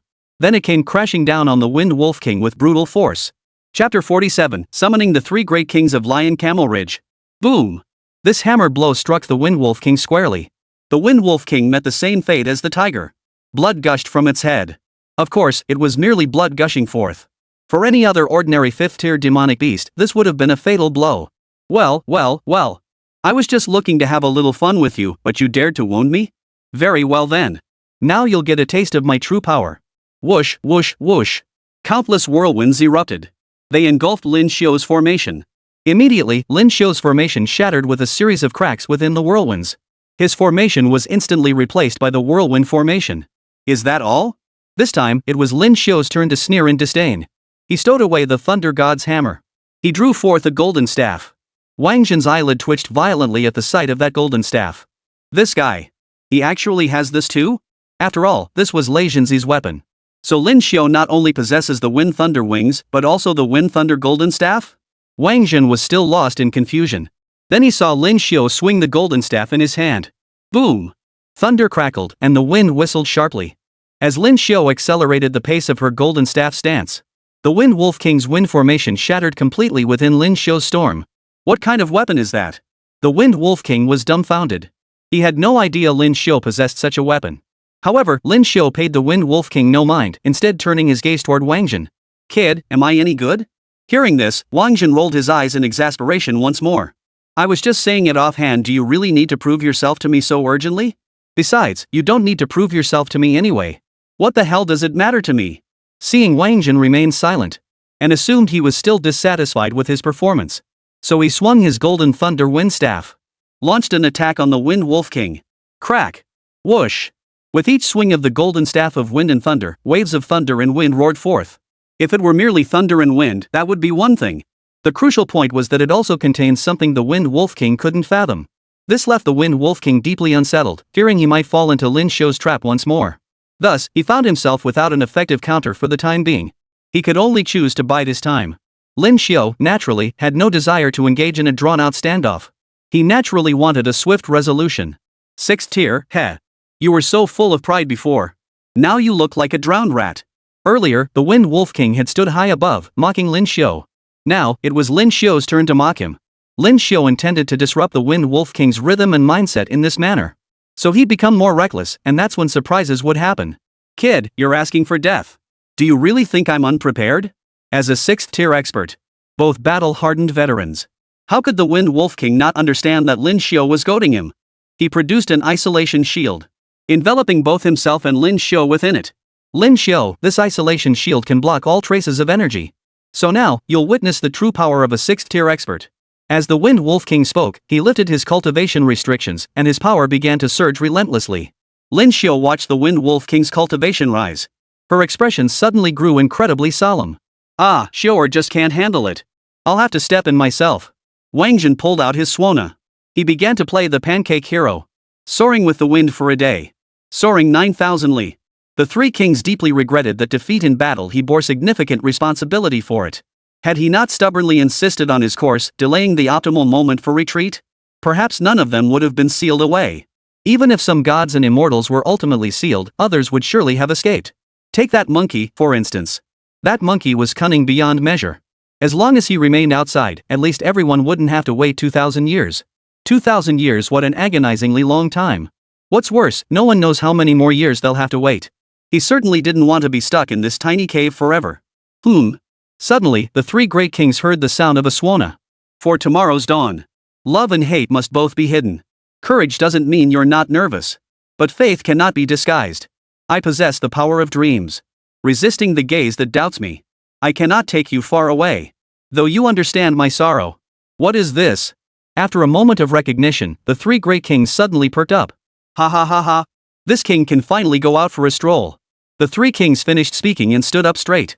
He spread his arms wide, as if welcoming the arrival of something significant. Whoosh! Before long, his soul departed his body. It flew toward the direction from which the sham's sound emanated. Within the isolation barrier, the Wind Wolf King held nothing back. He unleashed an overwhelmingly powerful assault upon Lin Xiu. However, he dared not get too close to Lin Xiu. For Lin Xiu had also brought out his ultimate weapon. That golden staff appeared utterly perilous to the Wind Wolf King. Thus, he remained extremely cautious, opting for ranged attacks. Thus, despite his level advancement, he couldn't defeat Lin Xiu in the short term. Both the human and the beast warred with mutual apprehension, unleashing gusts of wind and bolts of lightning in an endless exchange. Each sought the decisive moment for a single, lethal strike. Soon, the entire space within the isolation barrier was filled with whirlwinds and lightning. The whirlwinds effectively obscured their vision. Consequently, Wáng Zhen couldn't clearly see the state of the battle. However, he knew Lin Xiu was bound to be at a disadvantage. To save Lin Xiu, his Suona had to be blown with increasing urgency. Boy, have you cultivated this great king's soaring ascension? The three great kings finally appeared, scrutinizing Wáng Zhen closely. Seeing this, Wáng Zhen put away his Suona. Yes, your majesty. Little Drillwind taught it to me. I owe you my life, your majesty. Without your soaring ascension, I would have perished long ago. Oomph. My most powerful attack technique, and you've used it merely to flee? What a waste of divine power. The three great kings were visibly angered. Wáng Zhen's eyes darted about. So, little Drillwind still hasn't grasped the essence of your majesty's divine technique. That's why I summoned you to personally instruct him. Oh, and your majesty, please save my friend. That demon is about to kill him. Wáng Zhen pointed toward the location of the isolation barrier. Oh? That kind of aura? The three great kings turned their gaze toward where Lin Xiao and the Wind Wolf King were battling. Then, with a wave of his hand, he attempted to force the isolation shield open with a single stroke. But the isolation shield was incredibly sturdy, showing no signs of yielding. Ah, my apologies. I forgot my cultivation was restricted. The three great kings spoke as they spread their wings. Whoosh! His wings flapped. Wáng Zhen immediately saw a golden blade of light shoot toward the isolation shield. Crack! Ah! The blade not only shattered the barrier but also struck the Wind Wolf King squarely in the chest. Now, the Wind Wolf King wasn't just bleeding from its head, but also from its chest. Who are you? The Wind Wolf King, upon seeing the three great kings, couldn't help but ask. Oh, I see. You must be that pig demon's friend. Before the three great kings could speak, the Wind Wolf King had already found his own answer. Who is this pig demon? The three great kings were puzzled. Could it be that my second brother gained weight, making his nose appear smaller and giving him a pig-like appearance? Your majesty, he's referring to second brother Zhu Beiji, Wáng Zhen reminded him. Oh, Tian Peng. That's right. I'm the pig demon's friend. What's the problem? The third great king said to the Wind Wolf King. Fine. Since the pig demon isn't here, killing one of his friends will do. The Wind Wolf King unleashed another whirlwind at the three great kings. Without the protective barrier, his cultivation level was once again compressed to 5th tier, level 59. Thus, the whirlwind, now visibly weaker, was completely ignored by the three great kings. Watch closely, boy. This is the true, soaring display. The three great kings spread their wings and charged toward the Wind Wolf King. Chapter 48, Summoning Melody Dogtail Grass. The three great kings charged directly beneath the Wind Wolf King. Then they spread their wings again and spiraled upward. Whoosh! The Wind Wolf King was instantly carried by the three great kings to an altitude of 10,000 meters. Ah! The Wind Wolf King was left completely disoriented. His mouth kept emitting pitiful cries. Yet the three great kings showed no sign of stopping. His directional shifts were too rapid, his body spinning at high speed around the Wind Wolf King's form. Wáng Zhen saw it clearly. With every spin, a golden blade pierced the Wind Wolf King's body. Moreover, those golden blades possessed immense power. The Wind Wolf King's expression was one of agony. Finally, he couldn't hold on any longer. He revealed his true form. Woo! A deep howl erupted. The Wind Wolf King's body instantly stretched to 100 zhang in length. A 6th tier expert has entered the fray? His true form revealed. The Wind Wolf King's 6th tier aura could no longer be concealed. Moreover, he was so close to human territory. Thus, not only did Lin Shutian sense his presence, but the other 9th tier powerhouses of the Dragon Nation also sensed his presence. Could it be that the Wind Wolf King intends to strike against Wáng Zhen? This thought crossed the minds of both the elders and Lin Shutian. Whoosh! They dared not delay, immediately heading toward the source of the aura leak. On Wáng Zhen's side, though the Wind Wolf King had revealed its true form, it seemed utterly useless. The three kings' golden blades clung to him like flesh-eating maggots, constantly piercing through the Wind Wolf King's 100-foot-long body. Finally, under the relentless assault of the golden blades, the Wind Wolf King's body began to crack and crumble. Wind Wolf King. Dead? In the air, Lin Xiao watched the disintegrating Wind Wolf King. He looked utterly incredulous. Wáng Zhen froze in shock. He could imagine the Wind Wolf King being beaten by the three great kings. But to say he was directly beaten to death by the three great kings? That was something Wáng Zhen simply couldn't believe. Wasn't this guy a 6th tier expert? The three kings were only 5th tier, level 50. Wáng Zhen believed the three great kings possessed the ability to defeat monsters beyond their tier. But to say they killed him by crossing tiers? Wáng Zhen found that simply too hard to believe. Could this be the power of the Fuyao display? Wáng Zhen felt a surge of anticipation. Fuyao Zhan in cross-tier combat? That's just too powerful. But soon, the three great kings began pouring cold water on their enthusiasm. That was just a clone. Easy to handle. Ha! Hearing the three kings' words, Lin Xiao and Wáng Zhen both felt a mix of emotions. Especially Lin Xiao. You say the clone is easy to defeat? But I've been fighting it for ages and still haven't defeated it. Does that mean I'm weak? Then, I thought the Wind Wolf King was already dead. Now you say it was just a clone. Does that mean we might get hunted down by the real thing next? Wáng Zhen, move. With that thought, Lin Xiu reached into the formation. He was about to carry Wáng Zhen in a princess carry. Hold on. Wáng Zhen raised his hand to stop this guy's rather unprofessional idea. He had no desire to play princess carry games with Lin Xiu again. Besides, all three great kings were present. Why would he need Lin Xiu to escort him back? Your Majesty, we're still in danger. Could you take us back to the human realm? Wáng Zhen pointed in the direction. No problem. I'll take you back to the human realm first. Then I'll take a look around. I'm curious to see what this place has become. As the three great kings spoke, they had already pulled Wáng Zhen and Lin Xiu into the sky. When they descended again, Lin Xiu realized they had returned to the imperial capital. That fast? In Lin Xiu's understanding, the three great kings had merely shot upward into the sky before plummeting back down. It had taken barely the blink of an eye. And now they were hundreds of kilometers away in the imperial capital? That speed, that explosive power, utterly astonishing. So will Wáng Zhen become this monstrously powerful in the future too? Lin Xiu's gaze toward Wáng Zhen grew increasingly unsettling. He began to understand why Wáng Zhen had managed to escape the Wind Wolf King's pursuit. This guy isn't just freakishly talented. He's the freak of freaks among freaks. 3 levels of twisted. Young man, I've already demonstrated the Fuya spread technique for you. Cultivate diligently and strive to perfect it. I have matters to investigate. I'll be leaving now. With that, the three kings departed without a moment's delay. As the three great kings departed the imperial capital, at the very spot where he had single-handedly defeated the Wind Wolf King, several figures appeared. These individuals were none other than Lin Chutian, the Windbreaker City Enforcer, Qian Bugui, the Dragon Nation's first war god, Lin Shu, the Dragon Nation's new god, and Mo Sui Feng, the Dragon Nation's god of slaughter. Xiao Tian, who made the first move. Qian Bugui was the first to speak. The Wind Wolf King. It was him, I knew it. That bastard won't give up until he kills Wáng Zhen. Wait, old Qian, who did you say? Wáng Zhen? Mo Sui Feng looked utterly bewildered. That's right, Wáng Zhen. Old Mo, you tried to hide this super genius Wáng Zhen from us and cultivate him secretly. Too bad you couldn't keep it from us. Qian Bugui beamed, his smile carrying a distinct air of having exposed Mo Sui Feng's scheme. Mo Sui Feng chuckled upon hearing this. Ha ha ha, I never intended to hide it. I just felt it wasn't the right time to tell you yet. After all, the special admissions assessment isn't over. So why did the Wind Wolf King want to kill Wáng Zhen? Mo Sui Feng didn't want to dwell on the previous topic and steered the conversation back. Xiao Tian, you tell old Mo, Qian Bugui said to Lin Chutian. Lin Chutian nodded. He then recounted the entire sequence of events to Mo Sui Feng. As Mo Sui Feng listened to Lin Chutian's account, grew increasingly alarmed. Especially upon learning that Wáng Zhen had entered the wind array, he found it utterly terrifying. But upon learning that Wáng Zhen could navigate the wind array with ease and had even discovered a way to break it, he felt a wave of relief wash over him.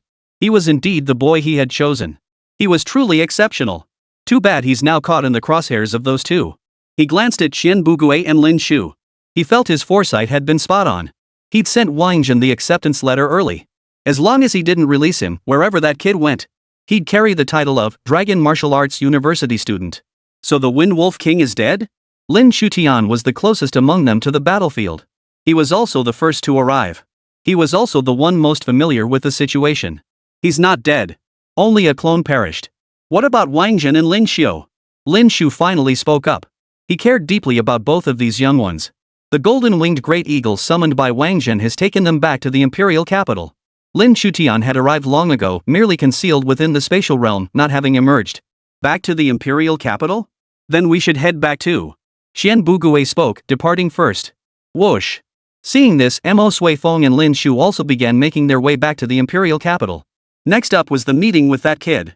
After the three kings departed, Wáng Zhen immediately received a chat notification. Congratulations! Your character has evaded pursuit by a 6th-tier expert and obtained the summoning melody Dog's Tail Grass. Dogtail Grass, the character consumes 300 divine power to play this melody, summoning a canine spirit to aid in battle for 10 minutes. Cooldown, 36 hours.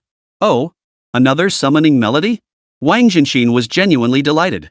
Of course, his joy stemmed not only from acquiring the summoning melody. He was also relieved to have finally escaped danger. This ordeal had been far too perilous. From now on, it would be wise to proceed with caution. Young man, come to the Languo Pavilion at Languo University. At that moment, a voice echoed in Wáng Zhen's ears. Oh? The voice was familiar to Wáng Zhen. It was Mo Sui Feng's long-distance transmission. So he bid farewell to Lin Xiu. He headed toward the Dragon Martial Pavilion. Chapter 49, I am a student of Languo University. Wáng Zhen soon arrived at the Dragon Martial Pavilion. Upon entering, he found only 4 people inside. He recognized Mo Sui Feng. He prepared to step forward and greet them. But before he could speak, Qian Bugui darted in front of him first. He began patting him down all over, just as Mo Sui Feng had done earlier. This kid has extraordinary bone structure, he's prime material for a warrior.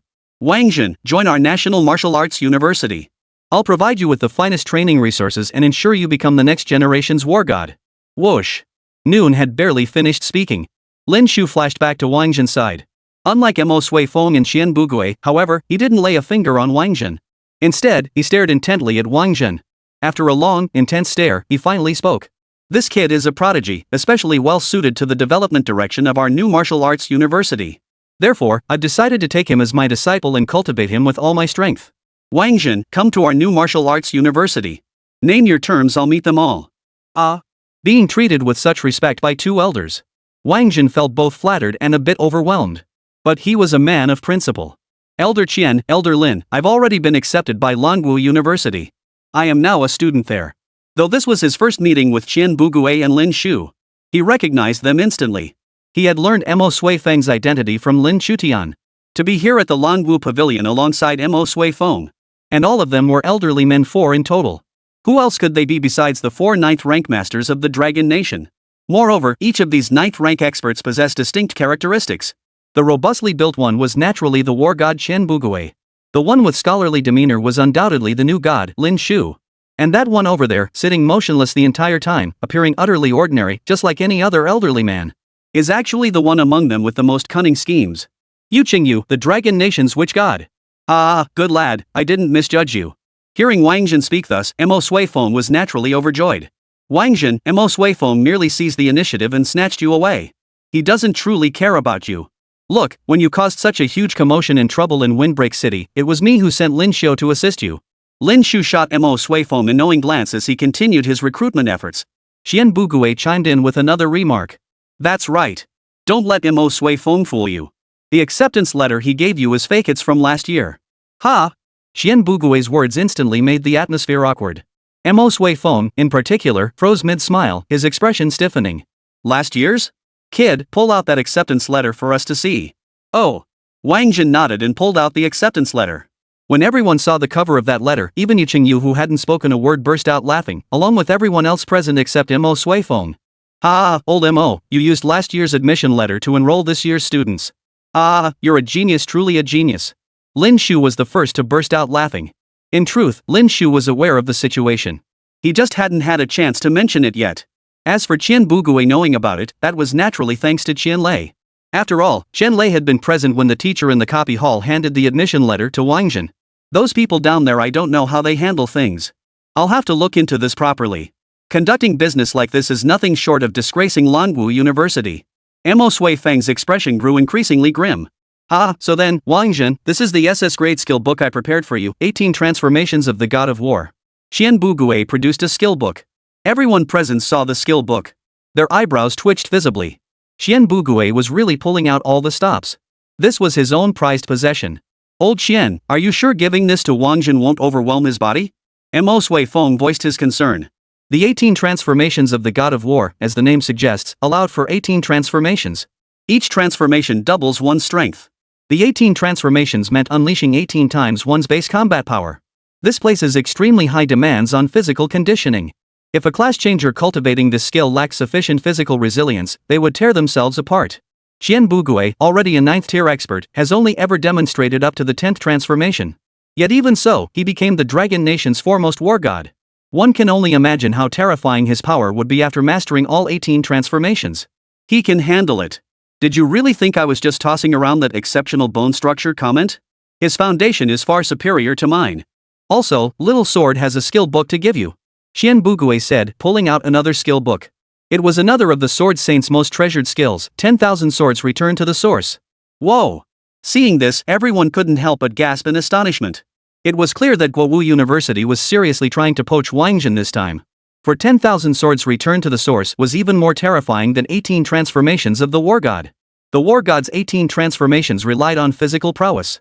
10,000 swords returned to the source depended solely on data. As long as one's spiritual power was sufficient and the number of swords transformed was great enough. When these swords converge, the damage will multiply exponentially. Imagine 10,000 swords piercing the same spot. Even the strongest defense will eventually be shattered to pieces. Moreover, the 18 transformations of the God of War is actually a skill anyone can learn. As for how many variations one can execute, that depends entirely on individual skill. Thus, most members of the Qian family possess it. Of course, this skill isn't exactly commonplace. After all, it's an SS tier skill. Without an 8th tier expert guiding you through conscious input of the skill manual. Just giving you a pile of text won't help you master anything. What a waste of time. But 10,000 swords converging to the ancestral line is different. This skill has a prerequisite. That's precisely why the Sword Saint recommended Wáng Zhen for the young dragon list back then, even going so far as to say he wanted to take Wáng Zhen as his disciple. Because Wáng Zhen could manifest 20 swords without even changing professions, proof of his boundless potential in the way of the sword. Wáng Zhen, Little Sword, asked me to apologize on his behalf. He got delayed behind enemy lines with the demon clan and couldn't make it to your class change ceremony. He hopes you won't think he abandoned you or doesn't care. Qian Bugui spoke these words with an expression of profound sincerity. In that moment, it felt as though the Sword Saint himself stood beside Wáng Zhen, offering his personal apology. Thank you, Elder Qian and Elder Jian. Wáng Zhen was deeply moved. He reached out to take the 2 skill books. Mo Sui Feng, standing nearby, saw this and wanted to speak up to stop him. But before he could speak, Wáng Zhen said, however, I still cannot join Guowu University. I am a student of Languo University. Ha ha ha ha ha ha. Hearing Wáng Zhen's words, everyone present except Qian Bugui. Everyone else burst into uproarious laughter. Chapter 50, The Unconventional 9th Rank Expert. Qian Bugui's face darkened. This kid is way too shady. He took the skill book, but he won't join the National Martial Arts Academy? What kind of deal is that? Seeing that kid's moved expression, I actually thought I'd won him over. But then, just taking the gift and not delivering? Who taught him to act like this? Qian Bugui turned to look at Mo Sui Feng. Ha, old Qian, I'm grateful for you and Xiao Jian's support of Wáng Zhen. I'll make sure to train Wáng Zhen well. I won't let your skills and Xiao Jian's go to waste. I promise these 2 skills will shine in Wáng Zhen's hands. Ha ha ha ha. Mo Sui Feng was in an excellent mood. This just goes to show how crucial it is to seize the initiative. Wáng Zhen is such a good kid. Down to earth. Principled. I like him so much. Just gloat all you want. Qian Bugui shot Mo Sui Feng a fierce glare. Mo Sui Feng's words weren't about remembering favors. He was stabbing him in the heart. Its power was comparable to the 10,000 swords converging. It shattered his heart into 1,000 pieces. Old Chen, I'm not taking the skill book for free. I have a stone on me. If you like it, consider it my trade for the skill book. If not, I'll find something better to present to you later. Wáng Zhen spoke as he produced a spatial stone. When Qian Bugui first heard Wáng Zhen mention the stone, he hadn't taken it seriously. But the moment Wáng Zhen produced the spatial stone, he froze in place. In fact, it wasn't just him, everyone present was stunned. A spatial stone? Holy crap, one this big? Where did you even get it? As he spoke, Qian Bugui swiftly tucked the head-sized stone away. As if he feared the others might snatch it away. And that was precisely the case. Seeing the head-sized space stone, the others around him weren't quite drooling. Their eyes nearly popped out of their sockets with envy, that much was certain. When I went to Breakwind City, I ran into a demon clan caravan delivering treasures, so I just took them. So this really was a spatial stone. When he was being hunted down by that 5th-tier demonic expert, the enemy kept nagging him to hand over the spatial stone. Wáng Zhen had suspected something was off back then. His reason for producing one was to confirm with these individuals. Now it was confirmed beyond doubt. Young man, do you have any more? I'll trade you for them. Lin Shu could no longer maintain his composure. He didn't even bother calling Wáng Zhen by name, just kid. With a flick of his wrist, a sword engraved with the character Slaughter on its guard landed in his hand. This is? Wáng Zhen's eyelid twitched violently. The Executioner's Sword. One of the 4 swords of extermination. The Extermination Sword, the Slaughter Sword, the Entrapment Sword, and the Severance Sword. These 4 swords, combined with the Slaying Immortals formation diagram, would be an absolute weapon of mass destruction. Master Lin, how many do you possess? Wáng Zhen's words once again made the atmosphere awkward. Wáng Zhen quickly realized he'd misspoke. What I meant was, how many swords like this do you have? I think this kind of sword would be a perfect match for sword elders. 10,000 swords returned to the source technique, Wáng Zhen added. Hearing this, the earlier awkwardness finally dissipated. I only have 2, one here and one I gave to Xiao Jian. Why? Are there many of these swords? Lin Shu grew curious. Not many, just 4, I suppose. Wáng Zhen moved his hand and another spatial stone appeared in his palm. Then, everyone's eyes widened once more. Wait, how many more spatial stones do you have? This time, even Yu Qingyu, who had remained silent throughout, couldn't help but speak up. Not many. Just these two. Wáng Zhen naturally wouldn't tell the truth. Everyone present was sharp as a tack and knew Wáng Zhen wasn't telling the truth. So Yu Qingyu also pulled out a skill book. The moment his skill book appeared, the room fell into complete silence. For this skill book bore the SSS tier rating. This skill book is my own compilation, distilled from years of studying witchcraft. It encompasses 10 branches of witchcraft, spatial barriers, time reversal, and the elements of metal, wood, water, fire, earth, poison, wind, and thunder. How about trading it for a space stone? Yu Qingyu proposed. Gulp. Hearing Yu Qingyu's offer, Wáng Zhen couldn't help but swallow hard. So he reluctantly produced another spatial stone. This is my last one, Wáng Zhen emphasized. The four remained skeptical, but they didn't call him out on it. So what started as a face-to-face recruitment meeting ended up becoming a space stone trade fair. Because of this incident, the other three factions also found it difficult to poach Wáng Zhen. Everyone could see that this guy didn't need any cultivation resources at all. He was perfectly self-sufficient. Wáng Zhen, let's discuss another matter. After the spatial stone transaction concluded, Chen Bugue spoke again. Senior Qian, please. Could you share the secret to breaking wind arrays publicly? Qian Bugue cut straight to the chase without any preamble. Of course, but we won't just hand it over for free. If you choose to disclose it, we'll arrange for someone from the skills division to visit you and formalize your technique into a skill. Skills are rated from D to S. For every copy sold, you'll receive a 10% commission. Oh? Wáng Zhen had been hesitant. After all, it was his life-saving technique. Sharing it openly felt unsettling. But since he could earn money by doing so, that changed everything. After all, when the three kings departed, they had instructed us to spread the Yifuyao display far and wide. Yes, you retain full control over the skills disclosure level. The skill division will handle the grading process, no need to worry, Chen Bugue added. Alright, I choose to make it public. Wáng Zhen agreed readily. Alright, that's all for today. Here's your Guowu University student ID. Though you're not enrolled here, I'm granting you unrestricted access to campus. Additionally, you'll have unrestricted access to Guowu's dungeons and skill halls. After saying this, Chen Bugue handed the student card to Wáng Zhen and departed. Wáng Zhen was a bit baffled. He wasn't a Guowu student, yet he seemed to have been granted the privileges of one. Take it when it's offered, no need to be polite. These dungeons were designed for students anyway. It doesn't matter who runs them. Students from all four universities can access each other's dungeons.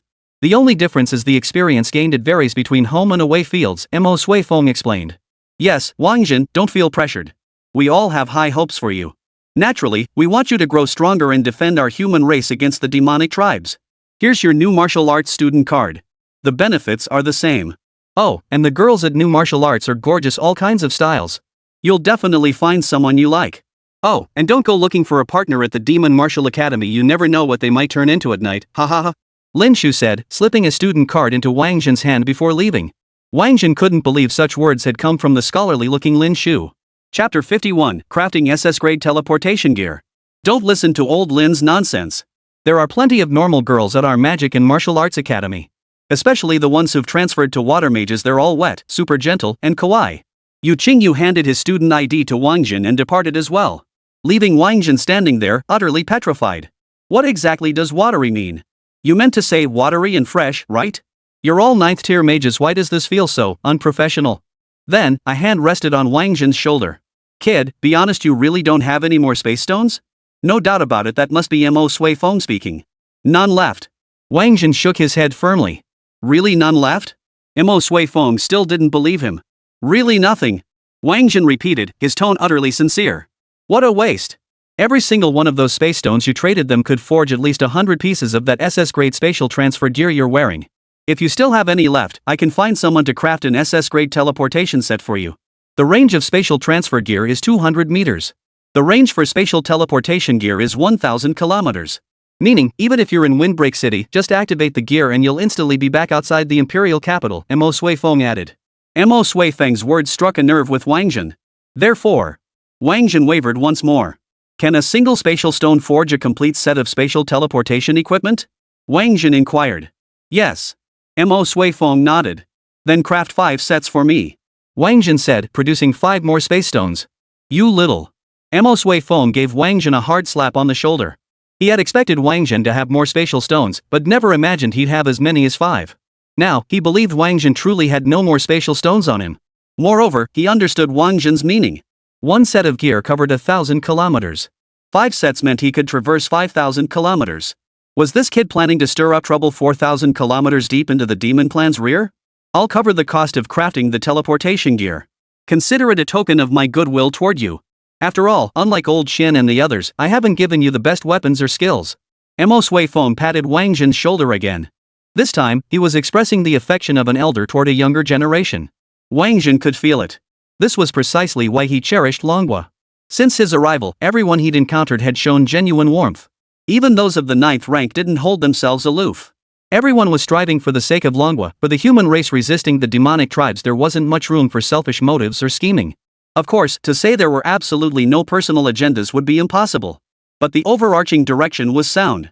As for the few who sought to commit evil deeds, as Wáng Zhen and Wu Tian had said, he doesn't provoke others, but neither should they provoke him. Whoever dares to wrong him will learn the true meaning of evil. Having lived 2 lifetimes, Wáng Zhen was no saint. By the way, Elder Mo, I realize I acted rather recklessly this time, all because I didn't understand the rules. Shouldn't you find someone to teach me? Wáng Zhen presented his condition to Mo Sui Feng. Family-style education was precisely what he needed now. Like a treasured picture book, he must memorize it inside out. So he wouldn't fail to recognize treasures when he reached the demon clan's rear. The demon clan had been formidable from the start. At that time, the human race was weak. Thus, the demonic race seized the finest resources and territories across the Tianyu continent. Had it not been for the human clan's tenacious resistance and rapid growth, one might imagine the Tianyu continent would have long since fallen under demonic rule. Humans would either have been enslaved or annihilated. Don't worry, I've already carefully selected a teacher for you, kid. I was planning to have him serve as your homeroom teacher once you officially entered university, but you've been causing too much trouble. To save you the trouble, I'll have him start teaching you now. For the next 4 months until the new semester begins, you should focus on learning diligently under your teacher. Come in. Mo Sui Feng called out to the outside. A bespectacled, scholarly-looking man then entered. This man bore a striking resemblance to the Sword Saint. But he appeared to be only around 30 years old. He approached Mo Sui Feng and greeted him, Master Mo. This is your student, Wáng Zhen. Wáng Zhen, hello. I'm He Shu Huan. Just call me teacher he. What?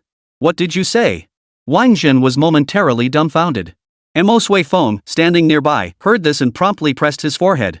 He's been watching Deep Affection, Misty Rain lately, so he gave himself the male lead's name. No big deal. He changes his name all the time. You'll get used to it. I'm so used to it I don't even remember his real name anymore. All I know is he's the kid from Xiao Jian's place, Mo Sui Feng explained. Wáng Zhen was speechless. He shot Mo Sui Feng a look. What kind of teacher is this? Is this really what you carefully prepared? Mo Sui Feng blinked back at Wáng Zhen. You bet. I went through a lot to get him to teach you. Learn from him while especially how to treat girls better. Wáng Zhen was speechless once again. He wanted to go to Guowu University. Master Mo, I won't be studying with teacher he for now. I've made plans with Qian Lei to tackle the next Tianci instance. After a brief exchange of glances, Wáng Zhen spoke up. The one just 400 li away? Mo Sui Feng was naturally aware of the Heaven's Blessing instance. Yes. Wáng Zhen nodded. All right. First, I'll take you to level up. After you learn your skills, head to the equipment hall to pick out some suitable gear. Then you can go with Qian Lei and the others. Little sword, you can head back first. Wait until this kid returns from the Tianci dungeon before teaching him. Mo Sui Feng addressed Wáng Zhen's instructor. Master Mo, my name is He Shu Huan. Little sword glanced at Mo Sui Feng before leaving. Mo Sui Feng couldn't be bothered to respond. He led Wáng Zhen toward the advancement formation inside. The Dragon Martial Pavilion's advancement formation was naturally far more elaborate than the one Tang Feng had taken Wáng Zhen to. But Wáng Zhen had already experienced one advancement ritual before. So he was already quite familiar with the process. He stepped into the center of the formation. He focused his mind and calmed his breath. Then, the formation flickered. Wáng Zhen felt his consciousness and body soar upward once more. Mo Li. As Wáng Zhen ascended, Mo Sui Feng suddenly shouted into the air. Pop. Space twisted. A woman clad in tight-fitting pants appeared beside Mo Sui Feng. True to her name. Not only was she beautiful, her skin glowed like lychee, radiant and luminous. The heaven-bestowed dungeon demons will send their own to seize it too. And they've mobilized so many spatial stones? Looks like they're planning something big. You will follow Wáng Zhen and secretly protect his safety. Yes, ancestor. Mo Li nodded, then vanished with a soft pop. Chapter 52, Wáng Zhen's Invisible Tale. Wáng Zhen naturally knew nothing of Mo Sui Feng's arrangement for Mo Li to secretly guard him. At this moment, he was fully immersed in his advancement. He could feel his consciousness and body continuously ascending. Starting from 3,000 meters, then 4,000, 5,000, 6,000. Ha! Wáng Zhen actually spotted Qian Lei. That guy was at 6,000 meters. And alongside Qian Lei were dozens more. Wang Zhen was baffled. Qian Lei was a solid second-tier cultivator. Why would he stop there? Was 6,000 meters really the limit for a tier 2? Then why was he still climbing higher? Soon, Wang Zhen's altitude reached 9,000 meters. Then he spotted a group of people. Among them was none other than Tang Feng. After all, Tang Feng was a third-tier expert at level 39. So my height has surpassed that of a third-tier expert? Wang Zhen's mind began to speculate. When he ascended to the first tier earlier, he hadn't paid much attention to these details. He only knew that those who hadn't ascended or changed professions were like ants. He'd never bothered to measure the height difference between them and himself. Now, ascending to the second tier brought him a different experience. Could this advancement also be a manifestation of innate talent? Did the level of advancement directly correspond to the level of talent? The thought struck him. Wang Zhen felt both exhilaration and apprehension. The joy stemmed from his overwhelming power. He had left all those geniuses far behind. Truly worthy of the protagonist's transmigration script. The Suona master was truly formidable. His nerves were frayed because he didn't know if his guesses were right. Because beyond 9,000 it was pitch black again, he couldn't see a thing. No other figures appeared around him. He feared he might just keep flying and flying, never able to stop. Would that mean his soul had left his body, that he was truly dead? Wang Zhen carried this intensely complex emotion. Finally, at 10,000 meters, he came to a halt. Only then did he exhale a deep sigh of relief. Though perilous, the process went smoothly, the advancement was complete. 10,000 meters, this was the height of his second tier. A height many third-tier practitioners couldn't even reach. Time to start training skills. After advancing, it was time to enter the skill learning phase. However, Wang Zhen didn't pull out the skill book. He had a bold idea. If he mastered Wu Tian's clone technique and then fused it with mirror image, could he free up a skill slot? Then, could he learn all 3 skill books at once? With the idea formed, he set out to test it. Wang Zhen plunged directly into his consciousness and located Wu Tian's presence. The Wu Tian he saw was just like the one he had encountered before. Within one body resided 2 distinct voices. One was benevolent Wu Tian, the other was malevolent Wu Tian. The benevolent Wu Tian was like Tang Sanzang from a Chinese odyssey, constantly droning on and on. He insisted on using Buddhist teachings and loved to reform the evil-minded Wu Tian. The evil-minded Wu Tian could endure it no longer. So it decided to separate benevolent heaven from the body. Thus began the formal cultivation of the technique of splitting one's body. Seeing this, Wang Zhen quickly mimicked Wu Tian's movements and began practicing. He practiced relentlessly for 3 years. 3 years later, the technique of splitting one's body was mastered. A dialogue box appeared before Wang Zhen's eyes. Congratulations! Character has successfully mastered the divine technique clone technique. Similar skills detected in character. Fusion process commencing. Fusion successful. Mirror image transformation functionality added to the character's clone technique. Divine technique, clone technique current progress, 0.0002%. Character can currently create 2 freely transformable clones, each lasting half an hour. Whoa! Ha ha ha ha!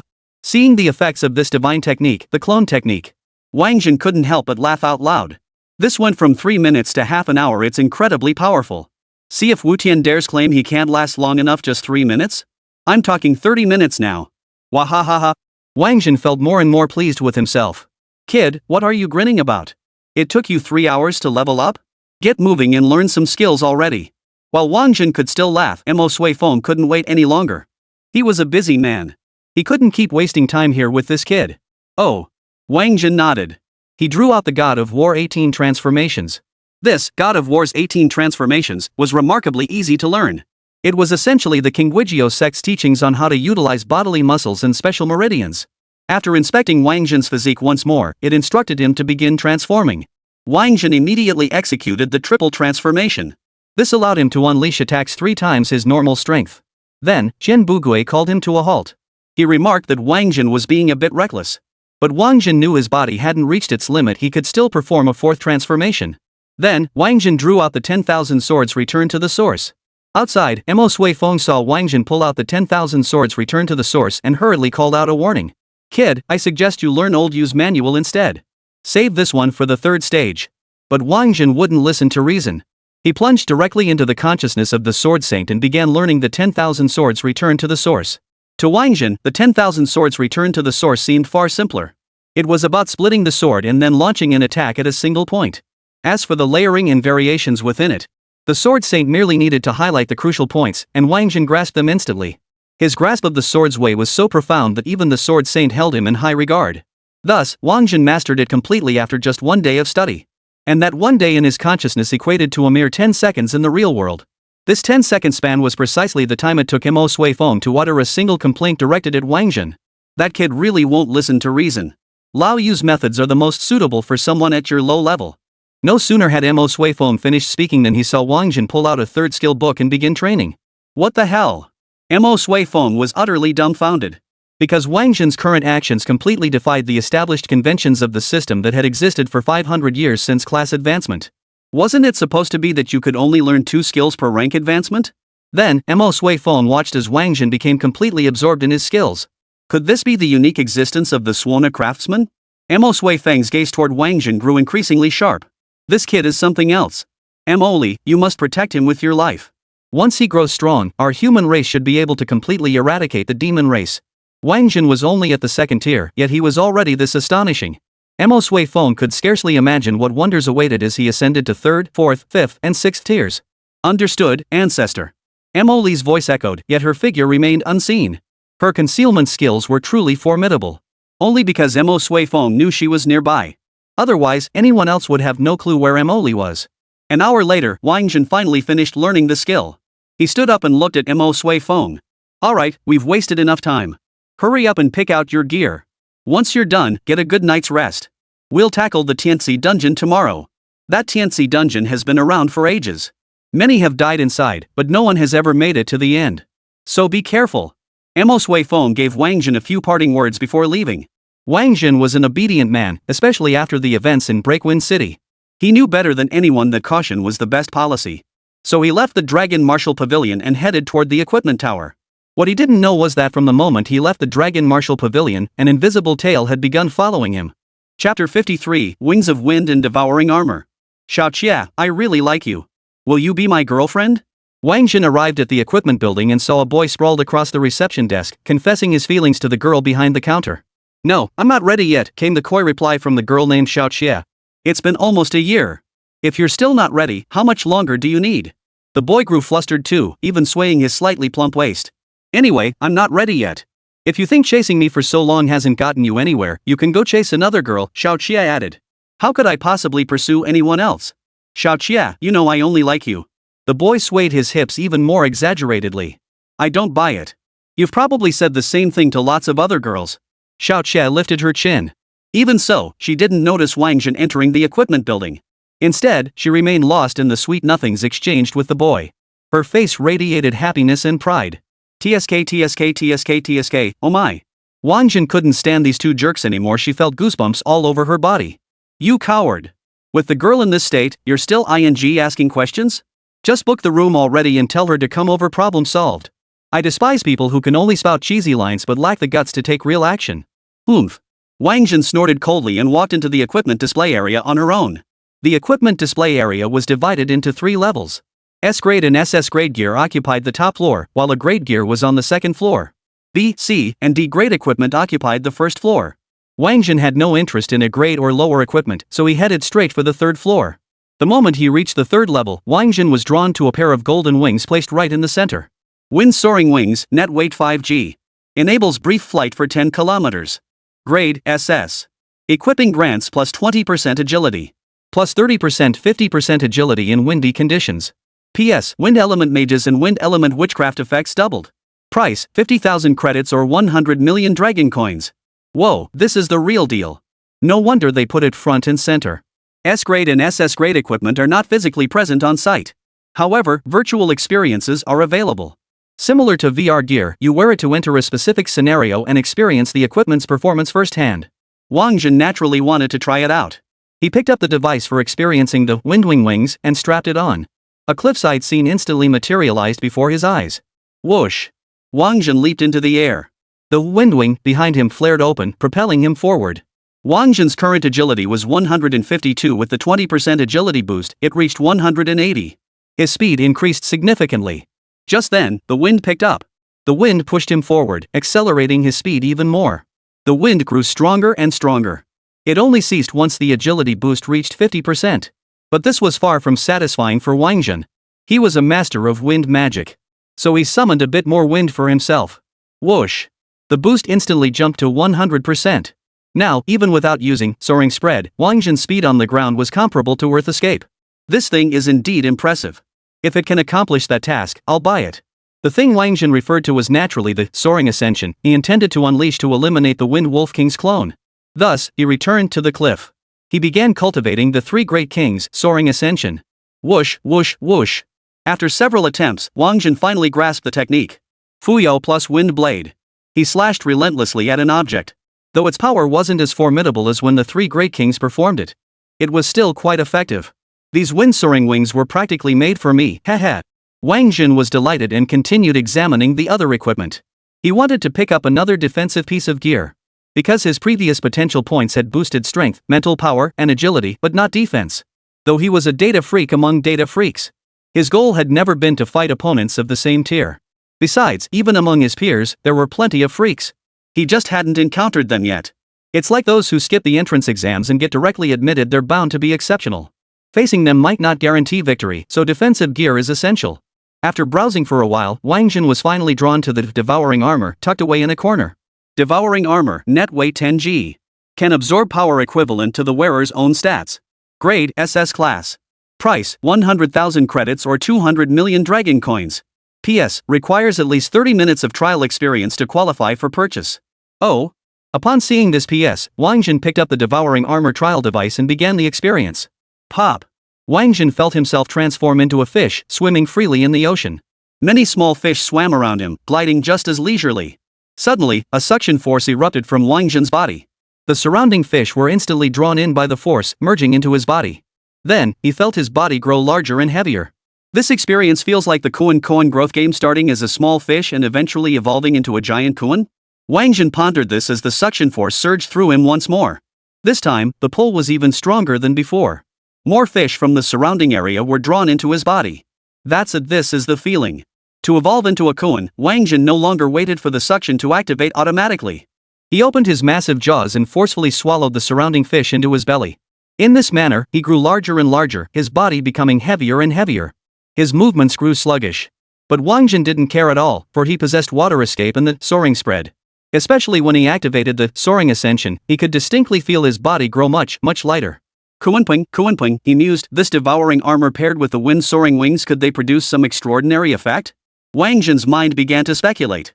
Regardless, he had to complete the half-hour task first to earn the right to purchase it. So Wáng Zhen continued eating fish. Half an hour later, a device notification sounded. Congratulations on completing the purchase task.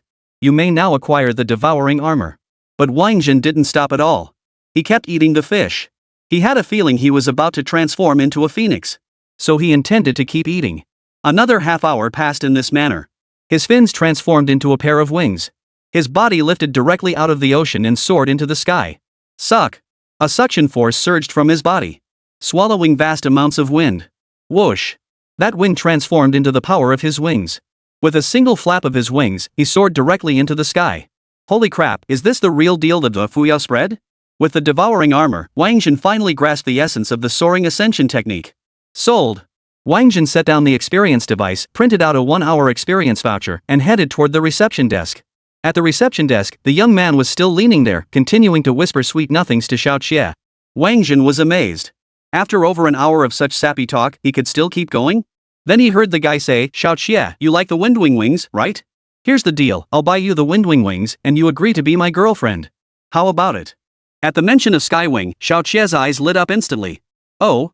But that costs 50,000 credits. Do you have that much? I don't have it now, but that doesn't mean I won't have it later. 50,000 credits? I'll just earn it little by little, the boy replied. Well, you'd better hurry. That item just went on display this morning, and I heard seniors will be bringing their girlfriends to buy it soon, Xiao Xie said. Huh? That fast? The boy looked flustered.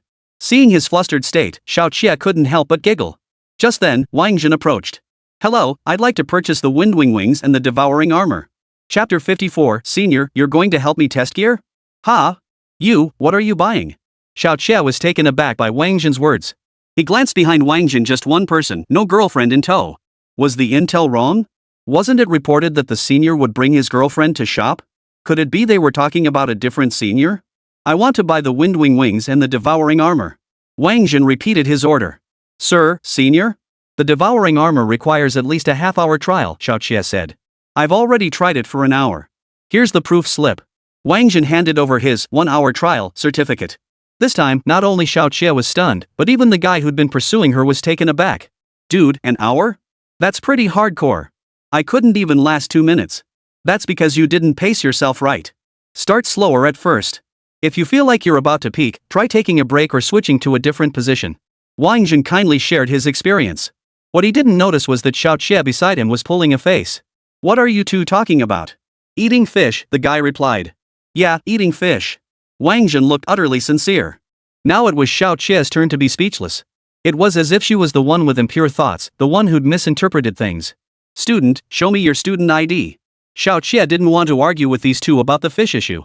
Getting down to business was more important. Oh. Wáng Zhen produced his student card for special admission. Xiaoqie's expression instantly turned grave upon seeing the card. She knew all too well the weight this card carried. Anyone possessing such a card was undoubtedly a formidable individual. And besides, these two pieces of equipment cost 150,000 credits. To possess such a card and have 150,000 credits within it. That person was a cut above the rest. After all, most people wouldn't have that many credits in their accounts. After all, credits are meant to be earned and spent. Who would hoard them for no reason? Unless they have more credits than they can use, just sitting there unused. Beep. Xiaoqie swiped her card. She saw the credit balance, 170,217. Whoa. More than she'd imagined. Xiaoqie sucked in a sharp breath. These credits truly were endless. Once she saw the name on the student card, it all made perfect sense. Wáng Zhen, of course. The most famous person at Lanwu University right now. The one who single-handedly took down Windbreak City. He's as badass as they come. No wonder he had 170,000 credits. He's Wáng Zhen, it all makes perfect sense. Junior, hold on a moment. I'll fetch your gear right away. Xiaoqie had heard Wáng Zhen was buying these two pieces of gear, but assumed he was just a senior student. After all, only a senior would have that many credits. But now that she knew the person before her was Wáng Zhen, she realized he was actually a junior. Thus, her address shifted from senior to junior. Hey, buddy, you're something else. You can even afford these two. Tell me, how'd you rack up all those credits? Share your secrets. Guys are really into credits. Because with enough credits, he could make Xiaoqie his girlfriend. Simple. Go take a trip around Breakwind City. If you come back alive, you'll get 150,000 credits. Of Wáng Zhen's 170,000 credits, 150,000 came from that single trip to Breakwind City. That included both the standard demon slaying credits and the special bonus credits Mo Suifeng had personally awarded him. Ha ha ha. Surviving a trip to Breakwind City? You think you're Wáng Zhen or something? The boy chuckled and shook his head. Just then, Xiaoqie returned with the equipment. Hearing the boy's words, she couldn't help but shake her head, silently muttering idiot under her breath. Then she said to Wáng Zhen, Junior Wáng Zhen, here's the gear you wanted. Take it. And here's your student ID card, take that too. What? Junior Wáng Zhen? You're really Wáng Zhen? The boy looked as if he'd seen a ghost, his jaw nearly dropping to the floor. That's right, I am Wáng Zhen. Seniors, goodbye. Wishing you a lifetime of happiness. Wáng Zhen smiled at the two, waved, and walked away. Holy crap, Wáng Zhen. He really is Wáng Zhen? He doesn't look that impressive. Only after Wáng Zhen exited the equipment building did the boy snap back to reality. Then go challenge him. If you beat him, I'll be your girlfriend, Xiaoqie said, sounding annoyed. Ha, Xiaoqie, you should change the terms. How about we swap it for gear we can actually buy? The guy laughed it off. Just as Xiaoqie was about to give him a hard time, a couple appeared at the entrance, hand in hand. The man was quite handsome, and the woman was very pretty. Both had long, flowing golden hair. A handsome man and a beautiful woman, they looked perfectly matched. Hello, I'd like to purchase the Windwing wings. The man approached the reception desk and addressed Xiaoqie. As he spoke, he glanced at the woman beside him with a smile. She returned his smile with one of her own. Sorry, the Windwing wings were just bought by Wáng Zhen, Xiaoqie replied. What? Hearing it had been sold, the boy's expression changed instantly. You said just now? That means he hasn't gone far yet? The blonde boy suddenly remembered. He just stepped out the door. The guy who liked Xiaoqie added. Whoosh. Hearing this, the blonde boy vanished from the equipment building in a flash. Soon, he spotted Wáng Zhen walking toward the skill hall. Junior, would you consider parting with the Windwing? The blonde boy blocked Wáng Zhen's path. Senior, I'm sorry, but the Windwing is essential gear for me. I can't give it to you, Wáng Zhen replied. Since you refuse to give it up, don't blame me for being impolite. Buzz. The blonde boy waved his hand. An S-class isolation shield materialized, enveloping both him and Wáng Zhen. Whoa, someone's about to fight. The moment the barrier materialized, it instantly drew the attention of everyone nearby. This was an unwritten rule at Longwu University. The appearance of the isolation shield signaled a formal duel. It was practically impossible to refuse. So, a crowd quickly gathered, ready for the spectacle. Wow, it's Senior Luo Rui. That kid's in for it now. Someone quickly recognized the blonde-haired boy. Who's that kid? How did he get on Senior Luo Rui's bad side? Senior Luo Rui's usually so mild-mannered. It's Wáng Zhen. The guy who liked Xiao Qie appeared, giving everyone an answer. Who? What did you say his name was? Hearing Wáng Zhen's name, many couldn't help but startle. The person who'd been making the biggest splash at Longwu University these past few days. It was actually him. This should be interesting. Wonder who'll win. Someone rubbed their palms together, eyes sparkling with anticipation. Senior, are you asking too much? Wáng Zhen was unaware of Longwu University's unwritten rules. But now that the other party had come to provoke him, he wasn't about to back down. Junior, today is Shioma's birthday. I just want to buy the Windwing wings as her present. Next time they appear, I'll definitely help you get them. I'll give you a 10% discount then. How about it? True to his gentle nature, Luo Rui remained composed despite Wáng Zhen's obvious displeasure. He patiently engaged in earnest discussion. Junior, if you're willing, I'll take this isolation shield. Let's be friends. If you're not willing, then consider it a slight from your senior. I'll have to challenge you to a duel. Luo Rui added. Since you put it that way, senior, I'll give this gear a try. Wáng Zhen spoke as he pulled out the Windwing wings in devouring armor, donning them. The crowd around them erupted the moment they saw Wáng Zhen pull out these two pieces of gear. Chapter 55, Senior, test my skills again. Is that the Windwing wings?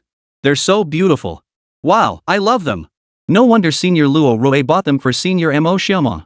Who wouldn't love gear this beautiful and practical? It's just a pair of wings. What's so special about them? That armor is way more impressive. You should know that armor has been sitting in the equipment building for 5 years. Not a single person could last half an hour with it. No one even qualifies to buy it. Who'd have thought Wáng Zhen would end up buying it? Hey, you guys don't know Wáng Zhen didn't just last half an hour.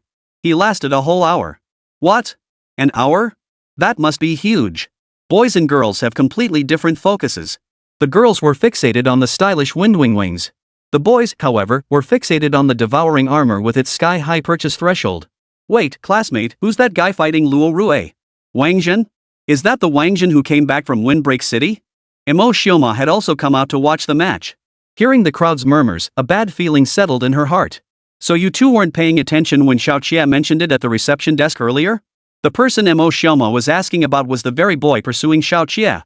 Xiao Qie had clearly stated that Windwing had been bought by Wáng Zhen, yet neither of these two had remembered the name? Sure enough, people in love really do have their IQs lowered. The guy showed impatience toward Mo Xiaoma. Oh, fine. Thanks. Noticing his irritation, Mo Xiaoma stepped aside. But silently, she prayed for Luo Rui. If it were that Wáng Zhen guy, Luo Rui would be in for a world of trouble. Senior, we can begin. Wáng Zhen had already donned his gear, waiting for Luo Rui's attack.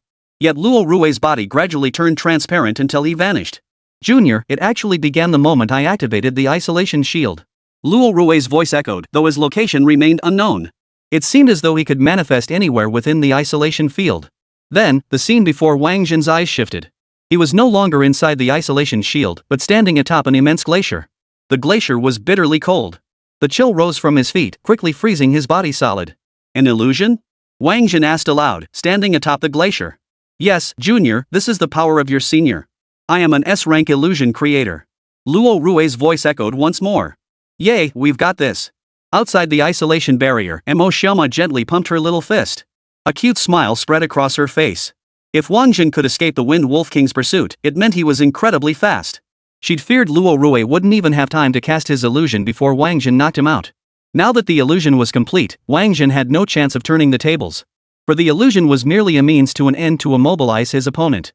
Once the opponent was fully restrained, Luo Rui would unleash the decisive finishing move. Junior, I'll ask you one more time, are you willing to hand over the Windwing wings to me? I can add 15% to the price. What do you say? Luo Rui's voice rang out once more. This made the onlookers outside grow much more favorably disposed toward Luo Rui. Senior Luo Rui is so kind, always giving Wáng Zhen a chance. Wow, that's wonderful. If he hadn't chosen Senior Xiaomo, I'd marry him myself. Many female juniors present were gushing with adoration. Only those who truly knew Luo Rui remained clear-headed. Oof. Anyone who can be called a prodigy at Longwu can't be a good person. He's just stalling for time until the glacier freezes Wáng Zhen solid. Once Wáng Zhen is completely frozen solid, the battle will be over. Wáng Zhen couldn't hear the conversations outside the isolation shield. But if they understood this truth, how could Wáng Zhen not? Wáng Zhen knew perfectly well that Luo Rui was stalling for time. But he didn't care at all. For he discovered the devouring armor was actually absorbing the cold air. Indeed, this armor devours everything. It's just that this elemental absorption isn't as straightforward as direct defense or attack. Senior Luo Rui, there's one thing I haven't quite grasped. I'd like to ask for your guidance, Wáng Zhen inquired. Go ahead, Junior. I'll share everything I know. Wáng Zhen deliberately stalled for time, which suited Luo Rui just fine. Even if you defeat me, you won't gain the Windwing wings, right? Wáng Zhen inquired. The other party had only mentioned fighting a match, not betting anything. There was no stipulation that the loser would forfeit the Windwing. Wáng Zhen believed such childish wagers wouldn't exist at a prestigious university like Wuwu. Especially when it came to an SS grade piece of equipment. There was only one way to obtain someone else's SS grade equipment. Kill the other person. Ha, Junior, if you're willing to hand over the Windwing wings to me, then everyone wins. If you refuse, I'll defeat you. That would also give Xiao Enmo closure, wouldn't it? Besides, there's another layer to this. If you can't defeat someone even with superior gear, it just proves that gear isn't everything. There's no need to obsess over acquiring it at all costs. Luo Rui explained patiently. Thanks for clearing that up, Senior. Now I get it. Now then, I'll show you just how formidable these Windwing wings truly are. I'll make sure this obsession stays etched in your minds forever. Witchcraft, time rewind. Wáng Zhen suddenly spoke. Then, the glacier that had nearly frozen him solid began to melt. To be precise, it wasn't melting. Rather, the frigid air reverted to its state before it had frozen Wáng Zhen solid. But that wasn't all. The glacier gradually vanished. Finally, Luo Rui appeared. Even the isolation shield vanished. You. Luo Rui stared at Wáng Zhen as if witnessing a terrifying entity. He never imagined Wáng Zhen would possess such terrifying power. Senior, I originally wanted you to test the devouring power of the devouring armor. Unfortunately, your abilities are too unique, you lack straightforward offensive methods. Then, please test my skill for me instead. Witchcraft, wind. Whoosh. Out of nowhere, a fierce wind swept across the arena. Then, Wáng Zhen unfolded his Windwing wings. Carrying Luo Rui, he soared straight into the sky. Ah! The sudden ascent and sensation of weightlessness sent Luo Rui into a terrified shriek. But it wasn't over yet. Whoosh, whoosh, whoosh. Wind blades appeared. Like sharp knives. They pierced fiercely into Luo Rui's body. Hum. Buzz. Hum. 3 crimson lights flared on Luo Rui's body. They were the 3 S-class defensive gear pieces he wore. Yet, the 3 red lights quickly shattered amidst the wind blades. Finally, the wind blades sliced through Luo Rui's body again and again. At first, Luo Rui could still emit agonized screams, but in the end, his entire body froze mid-air, even his cries silenced. Chapter 56, Wáng Zhen, I'm a summoner too. Silence. Complete silence. From the moment Wáng Zhen shouted, Witchcraft, time rewind. The onlookers watching the spectacle had been utterly dumbfounded. Then they saw Luo Rui being lifted into the air. Then Wáng Zhen spinning rapidly around Luo Rui, unleashing a barrage of wind blades at him. None of it could be countered. No one present possessed the confidence to survive Wáng Zhen's barrage of attacks. Is that how he escaped the wind formation? Someone voiced the question. Yes, but he's even more ruthless now than he was back then. Among the crowd, Old Six shared Wáng Zhen's thoughts. He'd planned to ambush Windbreak City during the truce when defenses were down. But after Wáng Zhen stirred up trouble, Old Six made a hasty retreat. Still, he witnessed exactly how Wáng Zhen had escaped the wind formation. That breathtaking scene would stay with him forever. So these Windwing wings aren't just for show, right? A boy remarked. Of course not. If it were merely pretty, how could it be worthy of an SS grade? What SS grade equipment is ever simple? The boy was immediately swarmed by a group of girls. So Wang really did change jobs to become a wizard, someone else asked. No way, I heard he's a swordsman. Nope, he's a warrior. You guys haven't heard about Wáng Zhen and Qianlei battling that unexpected B rank boss in the trial instance? Wáng Zhen is definitely a warrior. Wait, I heard he changed to a Suona player? Pfft, uncultured. Have you ever seen a Suona player that powerful? A group of people started arguing about Wáng Zhen's class. Meanwhile, at Guowu University, Qianlei's phone rang. Yue Yang, Qianlei, you despicable, shameless, treacherous little bastard, scumbag, old schemer, I'll F you to hell. Yue Yang, damn it, unexpected B rank bosses are easy to beat? Unexpected bosses grant credits? Yue Yang, you ing dare repeat that to me again? Yue Yang, Qianlei, you bastard son of a. Come out and fight me one-on-one. I'll beat you so badly you won't even recognize your own horse. That's the only way I'll get my revenge. Yue Yang, I'm telling you, it's not just me and the others are waiting for you too. They say they're gonna toss you into the lake to feed the fish. At Magic Martial Arts University, Yue Yang was furiously typing into his phone. He was venting all his pent-up frustration on Qianlei. Today they'd gone into the assessment instance 30 of them, taking on an unexpected B rank boss only to get utterly crushed. For those 10,000 credits, they endured half an hour of relentless torment from the Earth Lizard. God knows how they managed to endure it.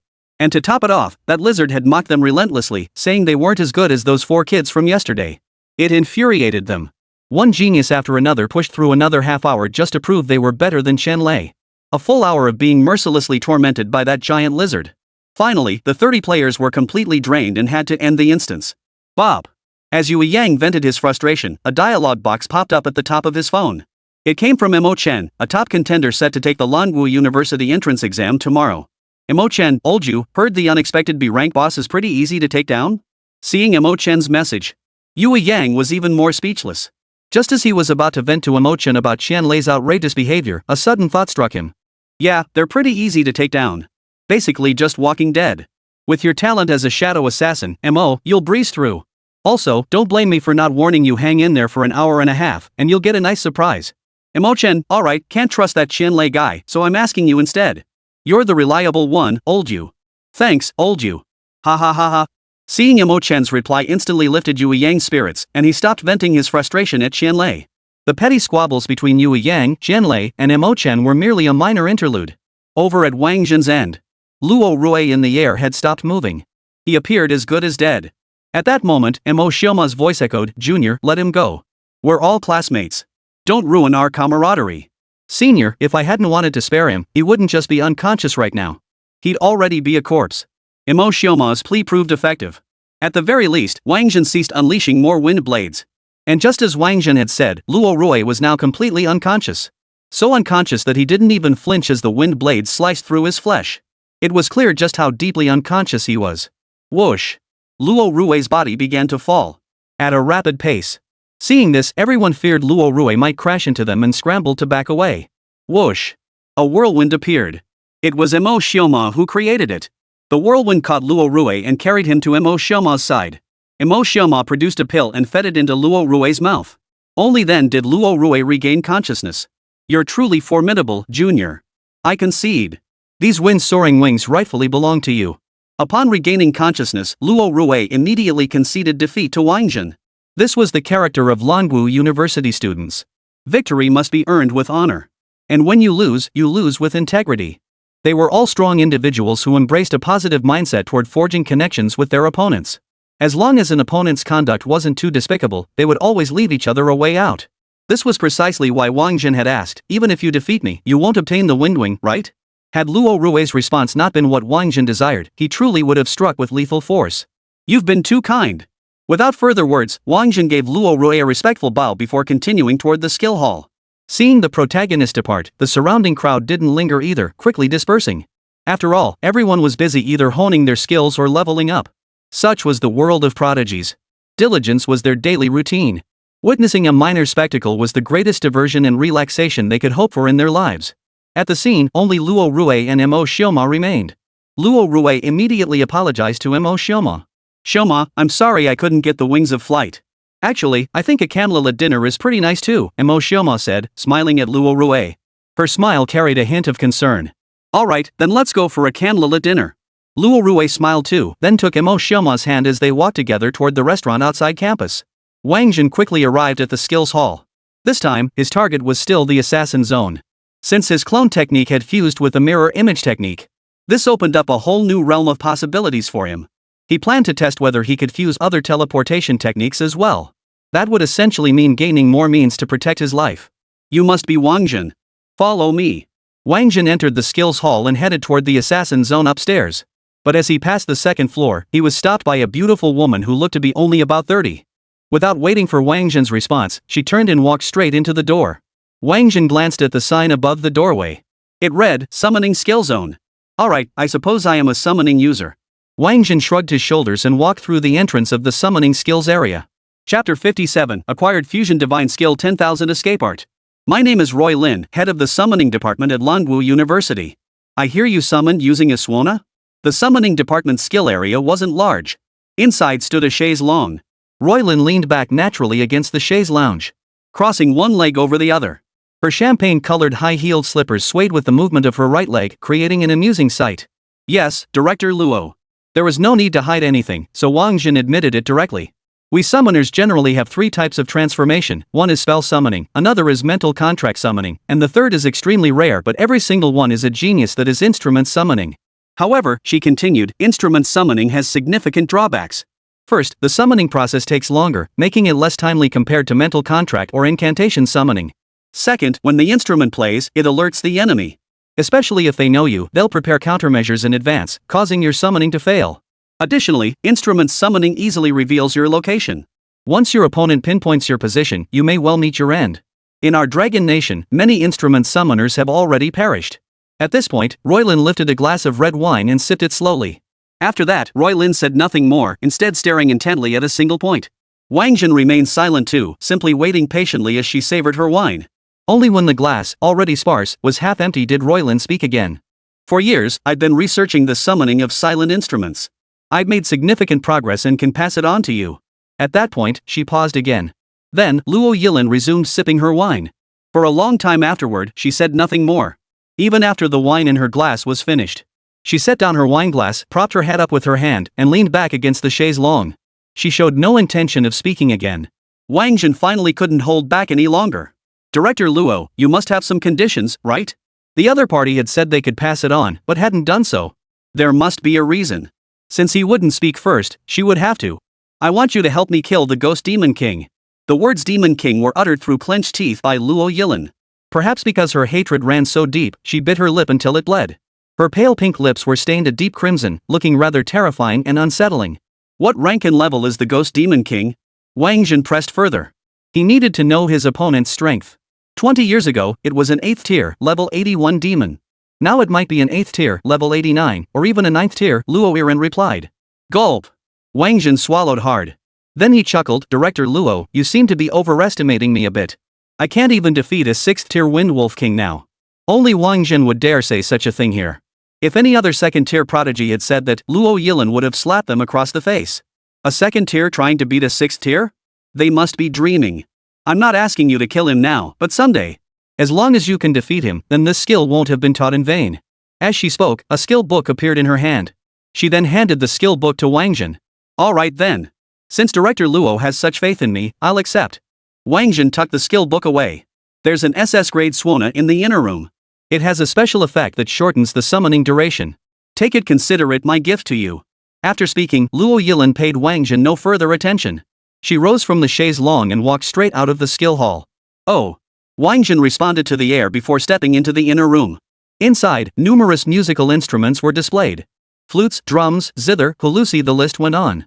The most eye-catching among them was a jade flute. The jade flute clearly received frequent polishing, as it was the only instrument in the entire inner room that was completely dust-free. Wáng Zhen scanned the room, then spotted a Suona covered in dust tucked away in the corner. He picked it up, carefully wiped it down, then stored it in his storage ring before leaving. Afterward, Wáng Zhen headed straight to the assassin's section upstairs. The attendant girl on duty saw Wáng Zhen approach and hurried over to greet him. Student, what kind of skill do you need? I need teleportation techniques. Bring me all of them so I can choose. Wáng Zhen stated his requirements directly. Certainly. The attendant replied, pulling out a tablet. All skills were neatly categorized. She located the teleportation section and handed it to Wáng Zhen, letting him browse through it himself. Upon seeing it, Wáng Zhen was astonished. There were quite a few teleportation techniques. For instance, there were single-element escape techniques like lightning escape, wind escape, and light escape. There were also dual-element techniques like fire light escape and water wood escape. Beyond that, there were even triple and quadruple escape techniques. The 5 elements escape technique was the only one possessing all 5 escape methods. This shows that the more escape techniques one possesses, the higher the demands on innate talent. Start with thunder escape.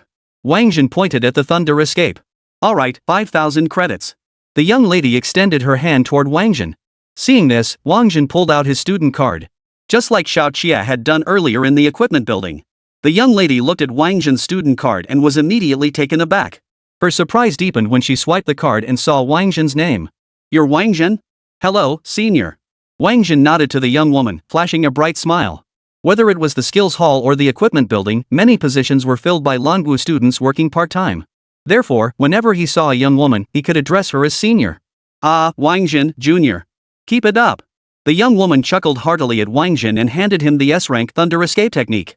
The skill hall included training rooms. Since Wáng Zhen intended to test his hypothesis, he didn't plan on taking the skill book with him. If his hypothesis proved viable, he could continue training right here, saving him the trouble of running back and forth. Holding the skill book, Wáng Zhen found a cultivation room, sat down, and began practicing the lightning escape technique. Surprisingly, he could actually cultivate it. Moreover, shortly after beginning his practice, a dialogue box appeared. Congratulations!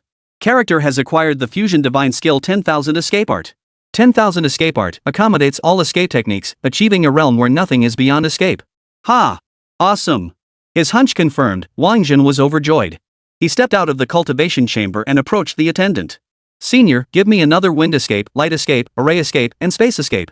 Wáng Zhen handed over his student card, requesting 4 escape techniques in one breath. Ha! The young woman had initially found Wáng Zhen quite polite and likable, especially since he was always smiling. But what was this kid up to now? Was he trying to buy teleportation techniques in bulk? Junior, let me give you some advice: don't max out all your skills on teleportation. How about learning some powerful attacks instead? The young lady offered her advice to Wáng Zhen with genuine sincerity. Thanks for your concern, senior. I have my own plans. Just do as I say, Wáng Zhen replied with a smile. As the saying goes, you don't bite the hand that feeds you. Given how she was acting, the senior couldn't really say much more. She picked up Wáng Zhen's student ID card, ready to swipe it. A beep sounded. 4 large characters appeared on the screen. Insufficient balance. Chapter 58, Heaven Sent Dungeon, Missed Skeletons. Sorry, hold on a sec. Wáng Zhen pulled out his phone and called Tang Feng. Teacher Tang, I want to buy a few skills. Could you lend me some more credits? What? Tang Feng thought he'd misheard Wáng Zhen's words over the phone. Didn't you just get 150,000 credits? Already spent it all? I bought 2 SS grade items, and that was it, Wáng Zhen said, sounding a bit embarrassed. So what are you planning to buy now? Tang Feng pressed on, mentally calculating whether his own meager credits could cover this kid's spending spree. I'm planning to buy S grade and A grade skills. Hearing Wáng Zhen's response, Tang Feng breathed a huge sigh of relief. An S rank and an A rank skill that wouldn't cost much. Alright, meet me at the skill hall. Tang Feng hung up and headed straight for the skill hall. Before long, he found Wáng Zhen and handed his instructor card to the young woman on duty. The attendant swiped the card and saw the cardholder's name. Shocked once again. You're Tang Feng? The young lady's surname was Mo, and her name was Moing. She clearly remembered her great-grandfather mentioning he'd met a rather interesting young man last time. Then he checked the skill exchange list and there was Tang Feng. Was this Tang Feng that interesting young man grandfather had mentioned? Moing simply couldn't wrap her head around it. He was nearly 30 years old, could he still be called a kid? What? Tang Feng looked at Moing, equally puzzled. He didn't recall provoking this young lady, so why did her gaze feel so off? Nothing much. Just verifying the teacher card holder. Moing said, preparing to swipe her card to pay. Just then, Wáng Zhen called out to her. Senior, wait a moment. This one, and this one. Wáng Zhen tapped away on the tablet. In one swift motion, he selected over a dozen teleportation spells. Tang Feng and Moing watched his actions, completely dumbfounded. Kid, are you running an escape technique wholesale operation? Tang Feng was thoroughly annoyed.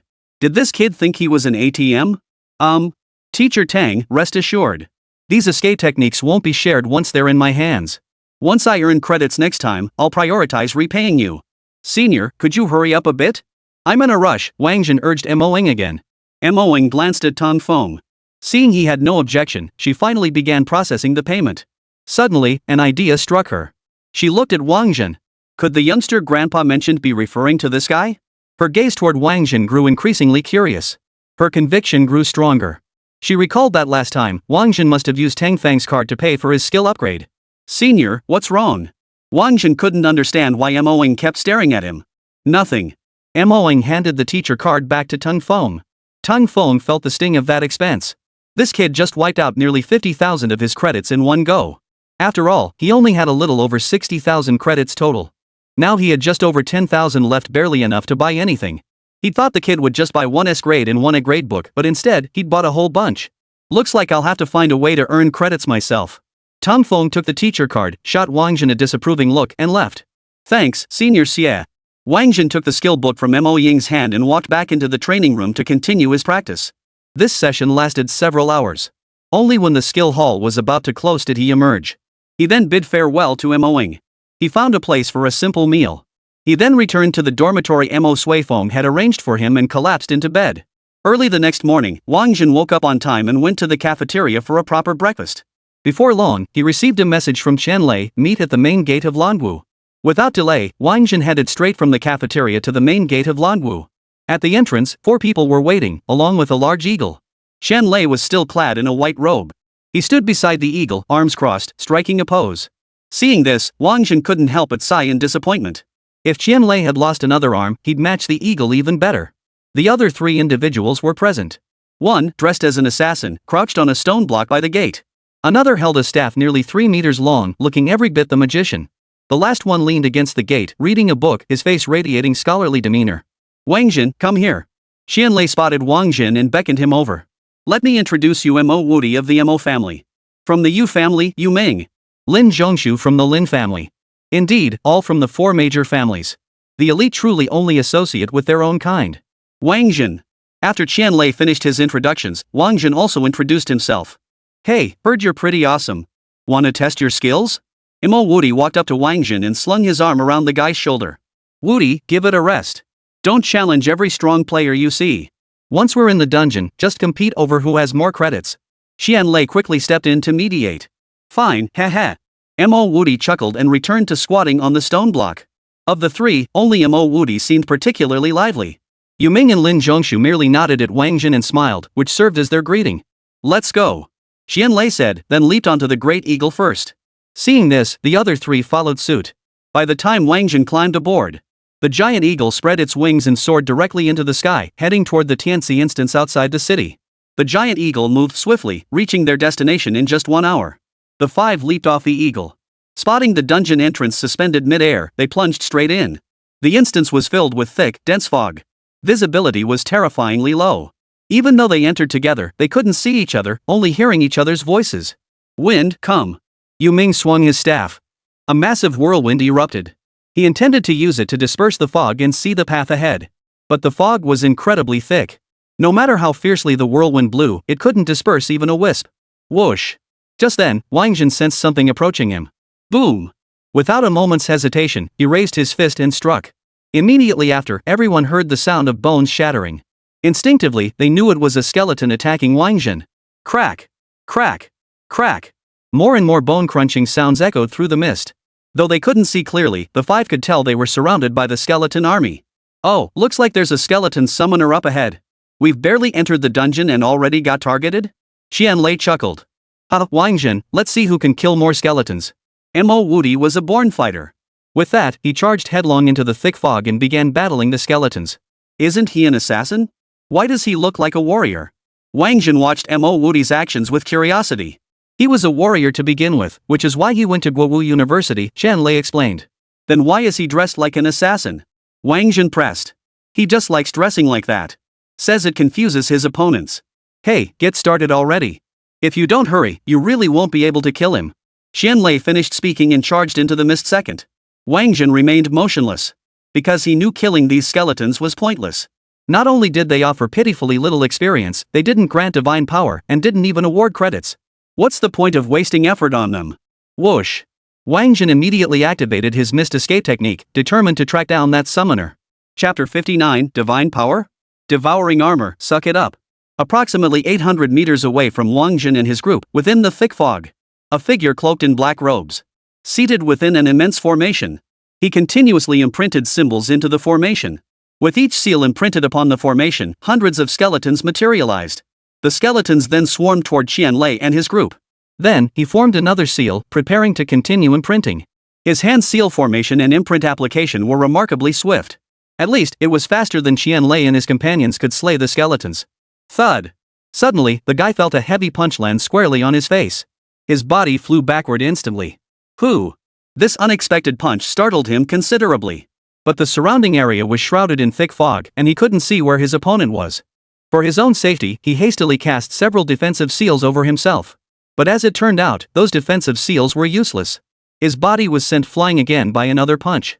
This time, before his body even hit the ground, another punch landed, sending him flying for the 3rd time. Who is it? Show yourself. The man was getting impatient. He prepared to unleash his move. But Wáng Zhen didn't give him the chance. Wáng Zhen seized his wrist and twisted it hard. Ah! A piercing scream erupted as the guy's wrist snapped clean off, rendering him utterly incapable of forming any more hand seals. Snap! Snap! Snap. The surrounding skeletons still possessed a protective instinct toward their master. They abandoned their assault on Qianlei and his companions. Instead, they closed in on Wáng Zhen. Boom! Another Wáng Zhen appeared. It was Wáng Zhen's clone. He unleashed a massacre upon the skeletons. Well done, kid. Finding me shows you've got some skill. But do you really think you can kill all these skeletons? Ha ha ha. Though Wáng Zhen had snapped his wrist, the man showed no fear, even mocking him with his words. It was precisely as he spoke those mocking words that an unexpected turn of events unfolded. The skeletons shattered by Wáng Zhen's clone began reassembling, transforming into even harder, more formidable skeletons. How do we deal with these skeletons? Wáng Zhen's gaze grew fierce. If they didn't eliminate these skeletons at their root, everything they'd done would be in vain, a mere waste of time. Yet the figure merely chuckled at Wáng Zhen, uttering not a single word more. Ha! Wáng Zhen chuckled back. Then, his eyes darkened with a new intensity of ruthlessness and cruelty. The hand gripping his wrist tightened its hold. The man let out another agonized scream. Talk? If you don't talk, I'll crush every bone in your body one by one, Wáng Zhen growled viciously. Go ahead and crush them, ha! Even if you grind me into bone dust, I won't talk. Ha ha ha ha. The man burst into a fit of laughter. Fine. I'll see just how tough your bones really are. Wáng Zhen meant what he said and began crushing the bones in his body. With each squeeze, the man let out a piercing scream. Yet after each scream, he resumed taunting Wáng Zhen and bursting into laughter. So Wáng Zhen continued to twist his other bones. But as he continued, Wáng Zhen sensed something was off. The force required to break each bone varied. Moreover, different bones in the human body produced varying degrees of pain. Yet this guy screamed as if in agony every single time. Could he be faking it? The thought was bizarre, unsettling. Yet once it entered his mind, it refused to leave.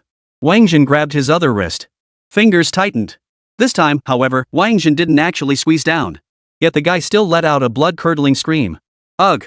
After the scream, he realized Wáng Zhen hadn't actually pinched him. He instantly felt a bit awkward. So you're not human at all. Wáng Zhen's hunch was confirmed. Whoosh! At that moment, a fluorescent glow erupted from beneath the black cloak. The light shot straight toward Wáng Zhen's eyes. But just as the light neared Wáng Zhen's eyes, a small vortex suddenly appeared on Wáng Zhen's body, swallowing the glow hole. Then, Wáng Zhen saw a dialogue box appear. Divine Power plus 10. Oh! This Divine Power plus 10 came as a surprise to Wáng Zhen. Especially since he hadn't even killed any monsters. Damn, what a stroke of luck. Ha ha ha. Wáng Zhen laughed heartily. He reached out and pulled back the hood of his black cloak. Beneath the black cloak lay a faceless corpse. Where the face should have been, the corpse glowed with the same fluorescent light that had attacked him earlier. Come on, devouring armor, suck it up. Wáng Zhen's mind stirred. A vortex appeared on the devouring armor. Its pull wasn't strong, yet it was enough to draw the glowing light into the armor. Ah! I'll talk. Finally, the creature yielded. Speak. Wáng Zhen halted the vortex. The mist was created by my companion. It contains reassembly and unconsciousness imprints. The mark is to reassemble the skeletons, and the mark is to put you into a coma. Stay within the mist for more than 3 minutes, and you'll slip into unconsciousness. Nice trick. Wáng Zhen couldn't help but give these two a compliment. Had he not caught this fellow feigning screams? And crushed his bones one by one, those 3 minutes would have passed long ago. This delaying tactic very good, very good. Whoosh! Wáng Zhen split off another clone. Go find his comrades, Wáng Zhen ordered the clone. Got it. The clone nodded and used Mist Escape to seek out the other fluorescent figure. As for the glow before him, devouring armor, continue. Whoa! The vortex began to spin once more. The glow let out another agonized scream. Ah! Kid, I've told you everything. Won't you just let me go? Unable to bear the agony, Ingguang confronted Wáng Zhen. When did I ever say I'd let you go? Wáng Zhen stared at Ingguang, letting out a cold laugh. Besides, even if I had said I'd let you go before, so what? The past is the past, and now is now. Wáng Zhen added. This is the purest divine power. It could be obtained without slaying monsters. And there was plenty of it. There was no way he'd give it up. You despicable human brat, you'll die a miserable death. Fluorescent saw that Wáng Zhen was determined to kill him. He couldn't help but curse Wáng Zhen. Oomph. You lot exploit human kindness only to ambush them. Aren't you the despicable ones? Let me tell you this, my kindness, Wáng Zhen's kindness, depends on the situation. If I encounter a despicable creature, human or otherwise, it will die. As Wáng Zhen spoke, the vortex's suction grew ever stronger. Finally, Fluorescent was completely absorbed, granting Wáng Zhen 490 points of divine power. Combined with the previous 10 points, it totaled exactly 500. Truly a heaven-bestowed instance. Look at this divine power. How many monsters must one slay to earn this? Wáng Zhen was thoroughly satisfied with the divine power provided by the glow. Found it? Just then, Wáng Zhen received a message from his clone. Whoosh. He activated his fog escape technique and headed toward his clone. Chapter 60, Good news for the Fatso, my real brother's here. Wáng Zhen quickly arrived at the location of his clone. His clone had already subdued the opponent, waiting only for Wáng Zhen to arrive and devour the divine power. How do I dispel this mist? Wáng Zhen approached the man and demanded. Ha ha ha. Don't even dream of me clearing this mist. This guy, like the previous one, loved to laugh loudly. Wáng Zhen didn't waste words with him. He simply tore off the black cloak. Then he activated the suction power of the devouring armor. Ah. I'll talk. Sure enough, it took hitting a real sore spot to make him cooperate. Wáng Zhen halted the vortex. Just destroy the formation, the man said. Hearing this, the nearby clone of Wáng Zhen hurried over. He began dismantling the formation. Once the formation was destroyed, the clone Wáng Zhen released another gust of wind. This time, the wind had an effect. The mist began to thin until it was completely blown away. How's it going over there? Wáng Zhen inquired telepathically with the clone Wáng Zhen slaying the skeletons. The skeletons aren't reforming. The skeleton slaying clone Wáng Zhen replied swiftly. Seems you're quite honest. Tell me, how many more like you exist? Fluorescence is divine power. Naturally, Wáng Zhen wanted as many as possible. Just the two of us on this level. 10 more across the next 3 levels below. The glow replied. 10, that meant 5,000 divine power. Add these two to the mix and this haul nets us 6,000 divine power. Ah, this is amazing. Just thinking about it made Wáng Zhen excited. If this heaven-sent dungeon was filled with such glowing creatures, then upgrading to a B-rank Suona Craftsman wouldn't be a dream. And if every heavenly gift instance were like this, then late-game divine power wouldn't be a worry at all. Wáng Zhen was growing more and more fond of the heavenly gift instances. Alright, I've got no more questions. You can die now. Huff. The devouring vortex continued to spin. Soon, the entire mass of luminous energy was completely swallowed by Wáng Zhen. Just like the previous glow, Wáng Zhen's divine power instantly increased by 500 points. Let's go. We need to meet up with the others, Wáng Zhen said to his clone beside him. Then, the two Wáng Zhen began to unleash wind, blowing away the mist. Finally, the fog dissipated. Wáng Zhen could now clearly see the surroundings and Qianlei's group still fighting the skeletons. The ground was littered with corpses. Some were human, others were demons. They lay scattered haphazardly on the ground, appearing to have died peacefully. But Wáng Zhen knew that if they had any awareness in the afterlife, they'd all be utterly bewildered, completely unaware of how they met their end. Finally, all the skeletons had been slain. Qianlei and the others approached and joined Wáng Zhen. Mo Wudi was taken aback upon seeing 3 Wáng Zhen. Ha? 3 Wáng Zhen? SS class mirror technique. You're an assassin, you must know about it, right? Qianlei teased. Of course I know. I just didn't expect him to. He only transferred classes 2 days ago, right?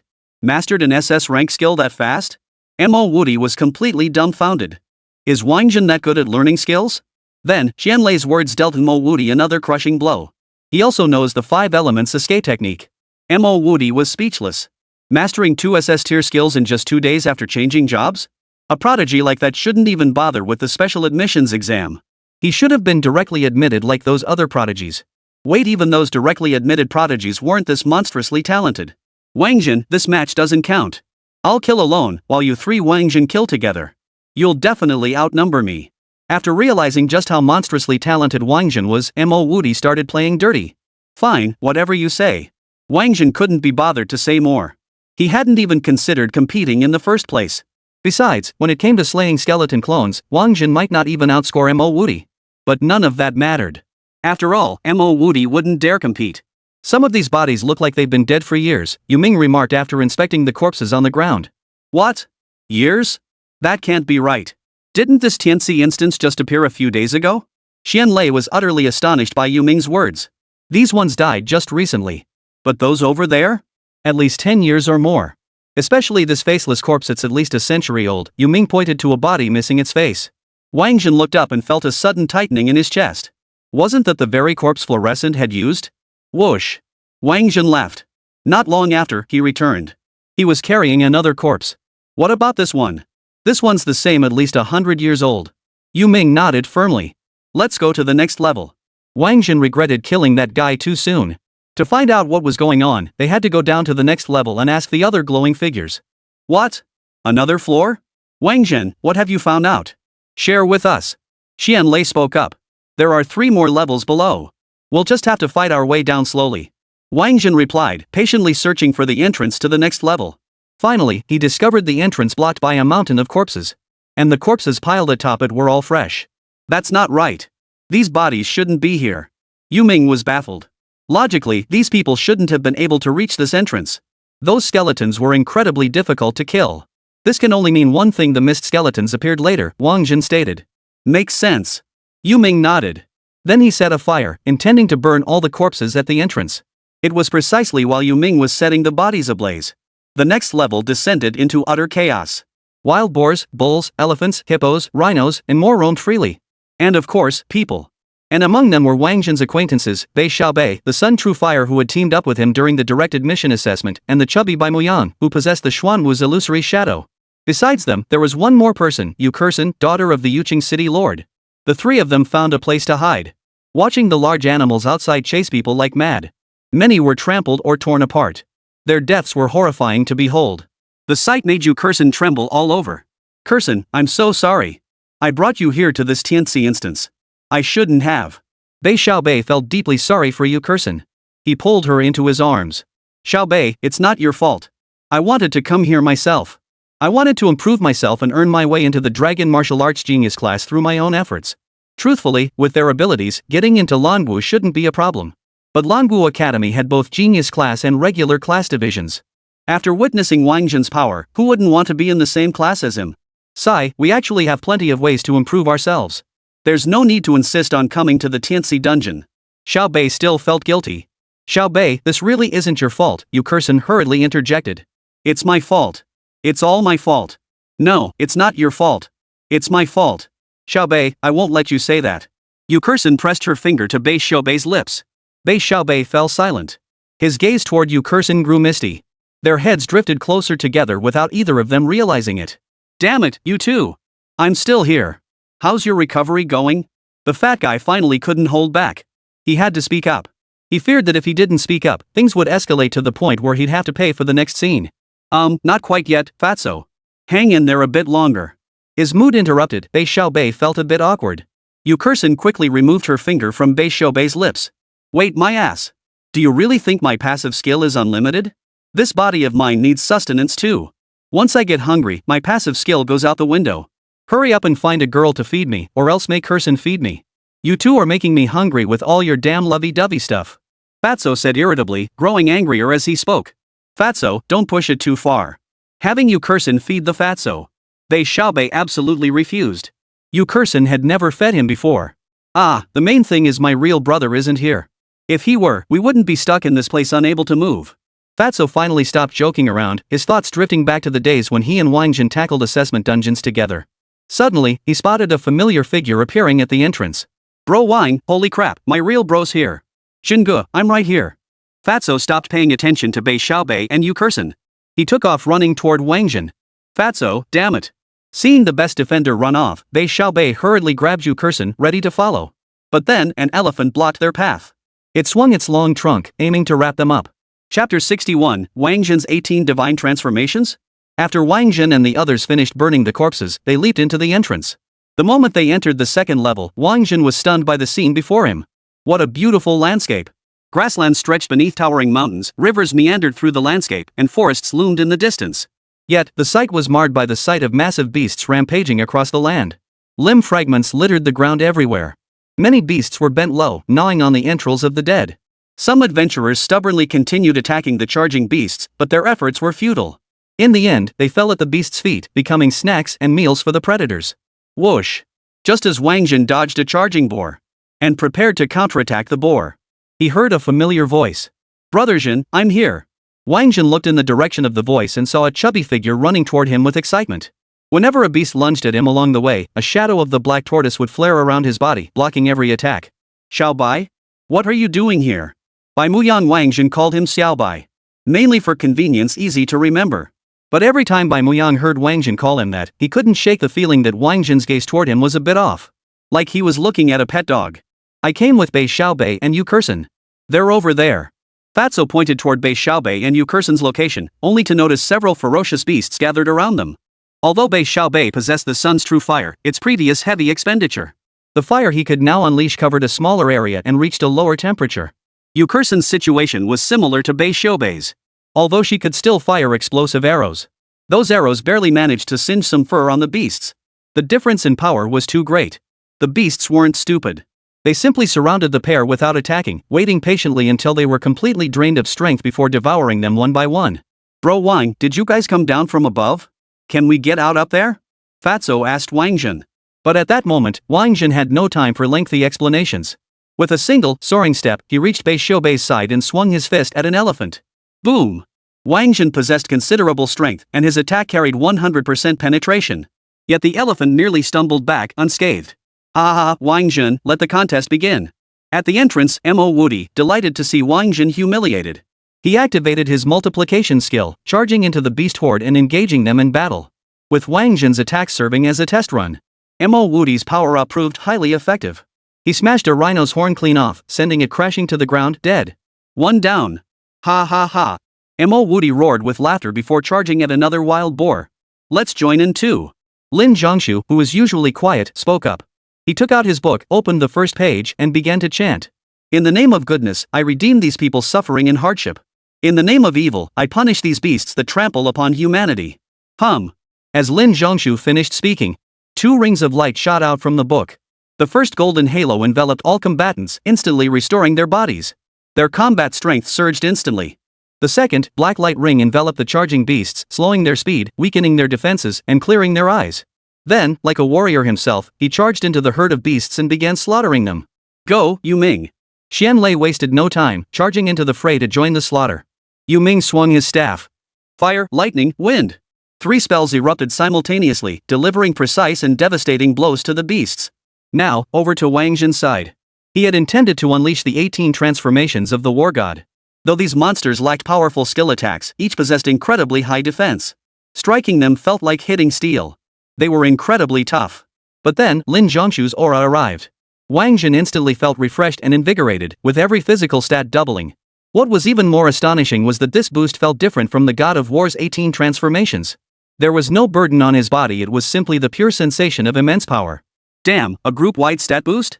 This is insanely powerful. Boom! Wáng Zhen raised his fist and delivered a punch to the elephant that had been knocked back earlier. This time, the elephant let out a mournful cry and collapsed to the ground. A dialogue box instantly popped up before Wáng Zhen's eyes. Killed a divine power enhanced elephant. Experience plus 150, divine power plus 1. Oh? Divine power? Wáng Zhen was thrilled. Whoosh! The clone of Wáng Zhen appeared once more, launching into a frenzied slaughter of the surrounding monsters. Bro Wang, just focus on killing. I'll handle collecting the monster materials. With such high defense, these beasts' materials will fetch a great price. Once I sell them, every penny goes to you. Fatso swears not to take a single cent. He. Originally, Wáng Zhen had been thinking of sending his clone to hunt monsters. He planned to collect the materials here himself. After all, such valuable materials were right there. If he didn't collect them, someone else would, and that would be a real shame. But now, with Fatso's promise, what else was there to worry about? Whoosh! The Lianxian sword materialized. The immortal slaying sword transformed instantly into 200 blades. They launched an assault against the charging beasts. If one blade couldn't pierce, then another would strike. If 2 swords couldn't pierce them, then 3 would be used. In short, they would pierce and kill the beasts no matter what. Hold nothing back. Attack! Wáng Zhen issued another command to his 2 clones.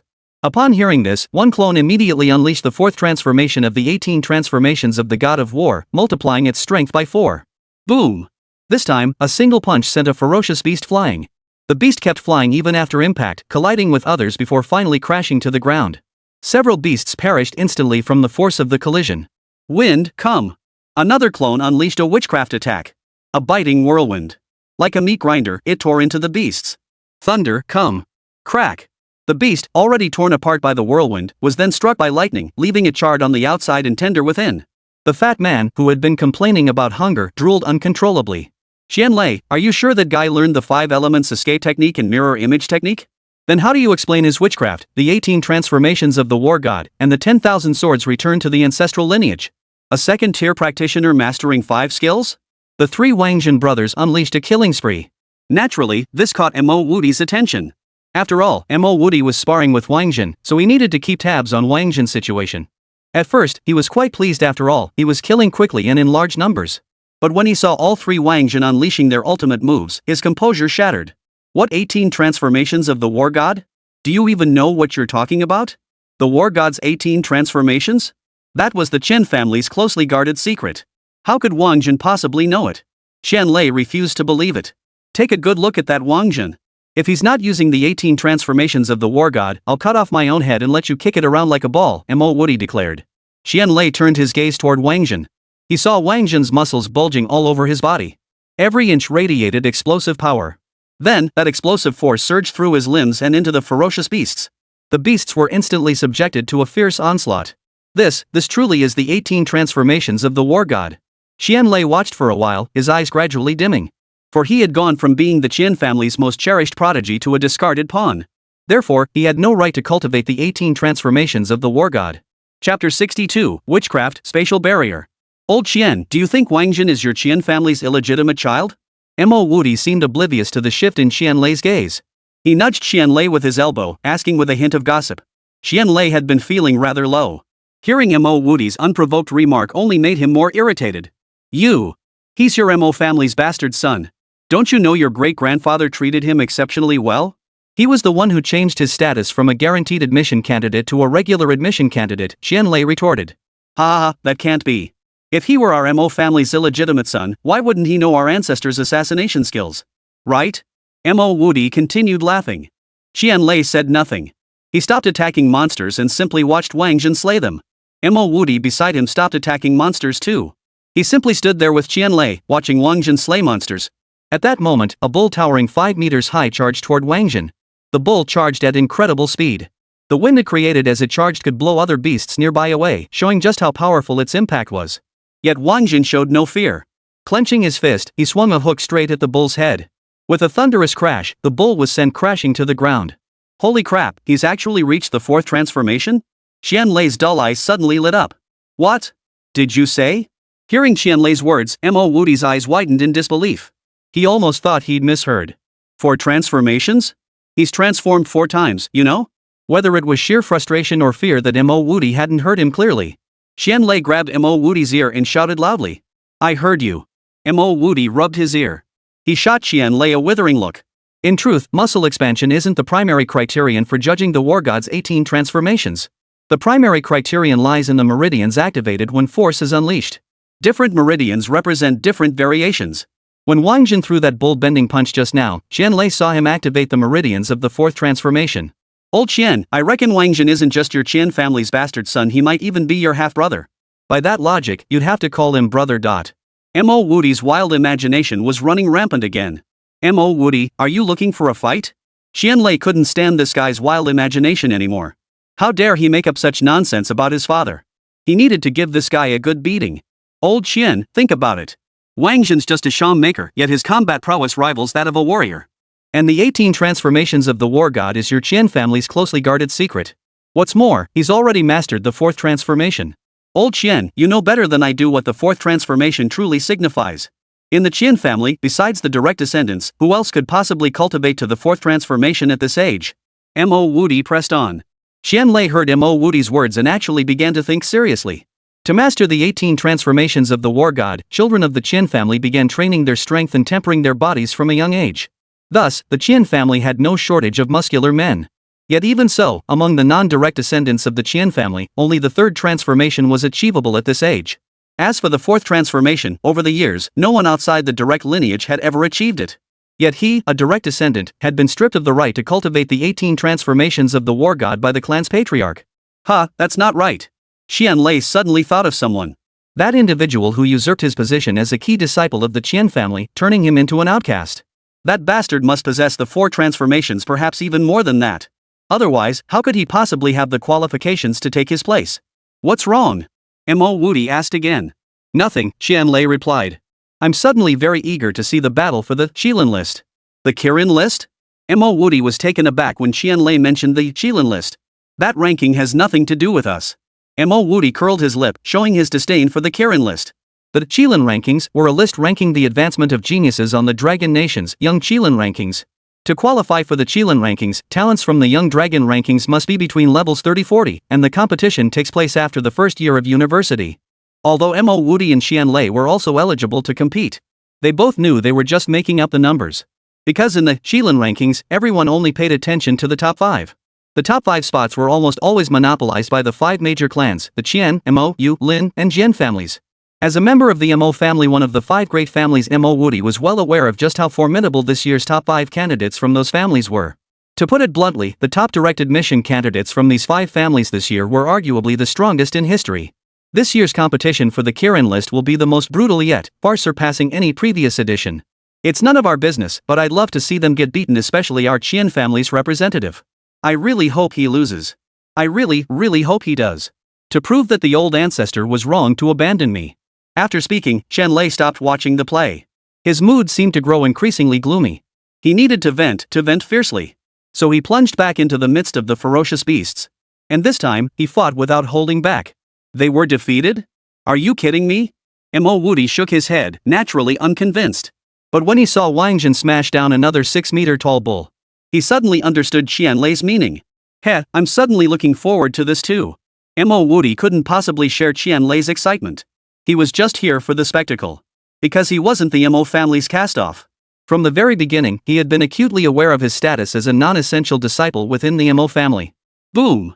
Just as Mo Woody prepared to charge into the fray, the ground suddenly began to tremble. Everyone, hold your fire, the boss is here. Mo Woody recognized this sudden tremor all too well. He let out a loud shout to the others. Whoosh! Those still alive, whether they heard Mo Woody or not, began scrambling for cover. They'd run countless dungeons before. They knew this commotion meant the boss was about to arrive. But this time, they had underestimated the scale of this boss's arrival. Their supposedly safe hiding spots were still within the sound's reach. The ground suddenly cracked and caved in. Scorching lava poured out from the fissures. Many were either swallowed by the fissures or engulfed by the lava. It was utterly horrific. Come over here. Wáng Zhen glanced at the location of the fat man in Bei Xiaobei. He guessed their spot wasn't safe either. He hurriedly called out. Okay. The fat guy was the most obedient to Wáng Zhen. Since Wáng Zhen had called them over, he naturally had to go. Boom! The moment the 3 of them left, the ground where they had been hiding began to collapse. As they ran, the ground caved in behind them. Sooner or later, they couldn't outrun the collapsing ground. The collapse soon appeared directly before them, a massive fissure blocking their path. Crack! Crack! Crack! Just as the fat man and his companions were about to fall into the fissure, a tree suddenly appeared before them. The tree grew rapidly. Its branches wrapped around the 3 of them, lifting them up and depositing them beside Wáng Zhen. Boom! The rumbling continued. The ground beneath Wáng Zhen and the others began to collapse. Looking up, they saw no solid ground left around them. The entire second level seemed to be sinking into the magma. Let's get out of here! Chen Lei shouted, preparing to dash toward the entrance. Hold on! Witchcraft! Spatial barrier! As Wáng Zhen's words fell, a spatial phantom materialized around them. That spatial phantom seemed completely isolated from the outside world. Whether the outside was collapsing or lava was flowing wildly, had no bearing on them whatsoever. Chapter 63, Yuan Hong battles the Bull Demon King. Wáng Zhen, are you sure your surname really is Wan? Mo Woody spoke from within the spatial projection. What? Wáng Zhen couldn't fathom Mo Woody's train of thought. But Qian Lei understood perfectly. He's asking if you're an illegitimate child of the Yu family, Qian Lei explained. Yu family's illegitimate son? Wáng Zhen was even more baffled. What were these two talking about? You even know spatial barriers, and you claim you're not Yu family's illegitimate child? That's old Master Yu's prized treasure. Not even the Yu family's own juniors are guaranteed to inherit it, Mo Woody said. I traded for it with a spatial stone. Wáng Zhen shot Mo Woody a disbelieving look before explaining. What? Spatial stones? Where did you get spatial stones? At the mention of spatial stones, everyone present was stunned. This guy actually has such a treasure? I snatched it outside Breakwind City. Whoa! Hearing Wáng Zhen's reply, everyone sucked in a sharp breath. Suddenly, they understood why the Windwolf King had been chasing him so relentlessly. In fact, they even felt the Windwolf King was being too cautious. If it were them, they wouldn't bother with any rules. They'd have activated their 6th tier abilities immediately and killed Wáng Zhen on the spot. I need to call Xian Zhu immediately and ask him to reserve a portion for me. Yu Ming, standing nearby, overheard Wáng Zhen's words and quickly pulled out his phone to contact Yu Qingyu. So that's how you got your War God's 18 transformations too? Qian Lei asked again. Exactly. Not only do I have the 18 transformations of the War God, but I also have the 10,000 swords returned to the source and the slaying immortal sword all exchanged by old Lin, Wáng Zhen revealed without reservation. Then Qian Lei and Lin Zhongshu also went to call for their shares. Didn't my Grandmaster Xian make any exchanges? Mo Woody looked a bit displeased. No, old Mo said he could get me spatial teleportation gear, he'll cover the costs. And so? Mo Wudi also made a call. He intended to confront his own Xianzhu. Was that assassination skill really that crucial? Was he too stingy to trade it for a spatial stone? Looks like he'll be the only one without a spatial stone among this group of friends. That's just too pitiful for him. Ha ha ha ha. You little brat. You killed so many of my men. Where are you hiding? Come out and face me. Boom. As the voice echoed, two massive horns suddenly erupted from the ground. Those horns resembled two iron towers. The ground was instantly torn apart. Then, an enormous minotaur appeared, continuously breathing fire toward the entire second floor. It seemed as though the spatial illusion would shatter under the minotaur's breath. Holy crap, what kind of boss is this? It's so brutal. Xianlei was stunned. He'd never encountered such a formidable opponent before. I'd say this thing's at least level 70, Yu Ming remarked. Damn it, is this Heaven's Gift dungeon this rigged? Isn't it supposed to only let players below level 30 in? So how do we even beat this boss? Forget level 30, even a level 50 player coming in would be a sitting duck, Mo Wudi retorted upon hearing Yu Ming's assessment. Wáng Zhen, where's your Suona? Pull it out and play a tune summon little kid. I think little kid can take down this minotaur. Xianlei started missing Neza too. That's seriously fierce.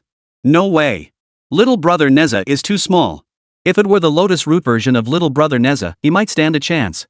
Wáng Zhen assessed the power of the magic ball Neza and shook his head. Ha? Is there anyone else we can summon? Xianlei pressed on. Old Master Drillwind probably couldn't win. Second brother still needs more time. As for the others, ha? Wáng Zhen suddenly recalled a figure he'd never paid much attention to before, Yuan Hong. That's the guy who could go toe-to-toe with Erlang Shen. Getting him out shouldn't be a problem. So he pulled out his Suona and began to play. This time, he played the silent Suona. Mainly because he feared the ox head might hear it and pinpoint their location. Currently, the Minotaur only knew they were still on the second floor, but hadn't pinpointed their exact location. So it kept circling and snorting, trying to force them out. Holy crap, silent playing? Isn't that Director Luo's new skill? He can do it too? Did he trade for this with a space stone too? Mo Wudi felt even more bitter. That brat trades space stones everywhere, but never used one to trade for our Mo family's ancestor. Our Mo family patriarch has always been the kindest to you. Boom! As the Sham's melody wailed, a white ape suddenly emerged from the magma-covered ground. The white ape stood 100 zhang tall, gripping a massive iron rod in its hand. It looked incredibly imposing and domineering. Who's that? Xianlei asked. Before Wáng Zhen could answer, the massive bull-headed creature, noticing the white ape's arrival, swung its head. Its towering horns charged straight at the white ape. The white ape wasn't one to be pushed around. Roar! He bellowed at the bull's head. Swinging the massive iron rod in his hand, he smashed it directly at the bull's horns. Boom! A deafening crash echoed. The horn snapped clean off. The iron club rebounded. The recoil force sent the white ape hurtling backward. It didn't stop until it slammed into a distant mountain. Boom! The ground trembled once more. This time, it was even more intense than before. The earth bulged upward, and mountain peaks toppled. The river was abruptly severed by the debris from the collapsing peaks. It turned out that old ox was trying to stand up. Boom! His legs alone stretched 150 zhang in length. Wherever he stepped, a colossal pit formed. Several smaller peaks shattered completely under his trampling. The old ox approached the white ape, preparing to lift it up. For he was truly immense. The 100 zhang tall white ape only reached his thigh. Roar! The white ape naturally refused to be bullied like this. Its body began to grow larger. Finally, it grew as tall as the ox's head. Naturally, the iron rod in its grasp grew larger as well. Then, he swung the iron rod and smashed it toward the old man. Buzz! At some point, the Minotaur had produced a steel pitchfork in his hand. A loud clang echoed through the air. The steel pitchfork blocked the iron rod. Damn, that weapon clash is so jarring. What kind of monsters are these two? How can they be so fierce? Mo Wudi couldn't take it anymore and covered his ears with his hands. That white ape is Yuan Hong, and this Minotaur is the Bull Demon King. Yes, that was the Bull Demon King. Wáng Zhen remembered it clearly. In a Chinese odyssey, Sun Wukong used that very fork to roast chicken wings. This combat power, it's definitely not 70 level. At that moment, Yu Ming spoke up again. Hearing Yu Ming's words, Wáng Zhen was also a bit stunned. He was currently a C-rank Sham artisan, and the divine soul he summoned was at most level 50. Even if you could challenge higher levels, 60 was the absolute ceiling. But watching Yuan Hong fight now, he clearly wasn't at 60. Boom! It was precisely during this moment when Mo Wudi was ranting, Yu Ming was responding, and Wáng Zhen was speculating. Yuan Hong and the Ox Demon King clashed fiercely for several more rounds. Their clash could truly be described as earth-shattering. What had once been a mountainous landscape with grasslands, forests, and rivers a habitat suitable for all manner of creatures. Under their battle, it was instantly transformed into a barren, rocky plain. If these two were assigned to the Western Development Project to build highways and high-speed rail, it would be nothing short of spectacular. Wáng Zhen, I don't think this white ape is enough to fight. You should summon little brother to help us out. Qianlei once again suggested summoning Neza. Alright. Not knowing this was the Bull Demon King, Wáng Zhen wasn't sure if summoning Neza would work. But once he learned this guy was the Bull Demon King, summoning Neza was the right call. After all, Neza's heavenly rings were a natural counter to the Bull Demon King. Chapter 64, The Ultimate Treasure, Map of Mountains, Rivers, and the Realm. Wáng Zhen pulled out his Suona and began playing The Great King Summons the Heavenly Brocade. Before long, Neza appeared. Little one. Ha!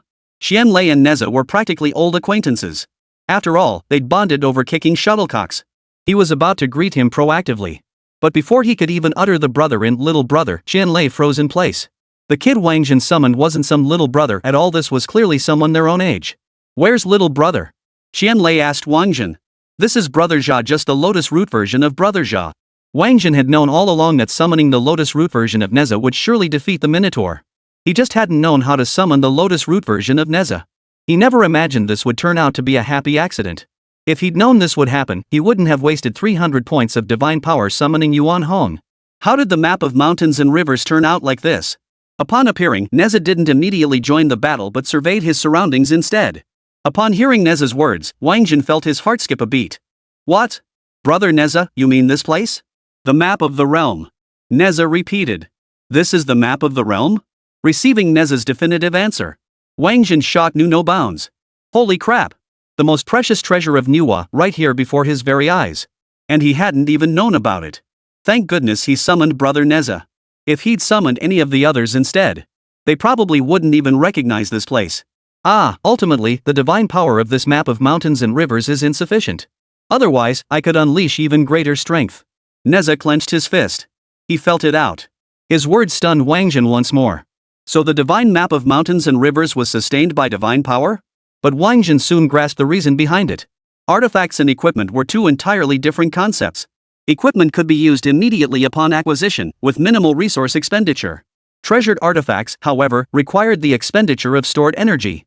Moreover, their power far surpasses that of ordinary equipment. Legend says the map of mountains and rivers contains a world within, nourishing celestial beings and capable of generating all things. But what sustains the celestial beings? How are all things transformed? Surely some form of energy must sustain it.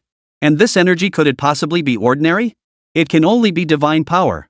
At the same time, he realized how those two outside could possibly unleash combat power exceeding level 70, or even level 80. Because this place is the map of mountains and rivers. It operates by its own set of rules. These rules differ from the outside world, hence the ceiling for summoned mythical creatures' power also varies. This explained why he could summon the lotus root version of Neza. Because his power ceiling was no longer capped at level 50. Brother Neza, how do we seal this map of the realm? This question Wáng Zhen asked only in his mind. After all, with outsiders present, he couldn't very well let so many people know he'd obtained such a treasure. Simple. Find the pointing at mountains and rivers brush. It's inside. I'll subdue that ox first, then lead you to the commanding brush. With that, Neza mounted his wind fire wheels and soared toward the Bull Demon King. Clang! Neza hadn't even arrived yet, but his spear was already there. The fire-tipped spear collided head-on with the Ox Demon King's pitchfork. Just like Yuan Hong's iron staff, the fire-tipped spear couldn't scratch the iron forks at all. But the fire-tipped spear was different from the iron rod. For the tip of the fire-tipped spear could spew flames. Whoosh! The three-flame true fire erupted from the spearhead, striking Old Ox directly in the face.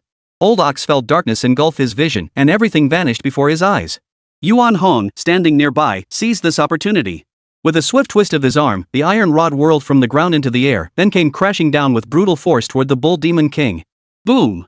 The Bull Demon King's mountain-like body collapsed, crushing a large section of the forest.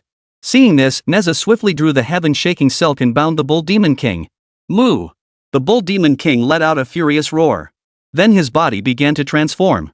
He transformed from human form into a true ox. Then, with brute force, he tore the heaven-shaking sash apart. Perfect timing.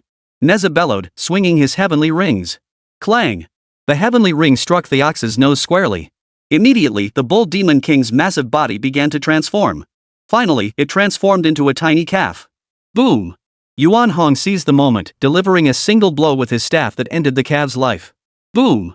The dead calf's body exploded, dissolving into a glowing mass.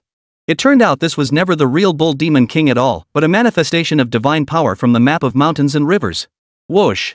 Wáng Zhen flashed forward, appearing before the glowing mass. He then activated the devouring power of his devouring armor, beginning to consume the glowing mass. Divine power plus 5,000. Heh, he hadn't expected this single ball of light to add 5,000 divine power.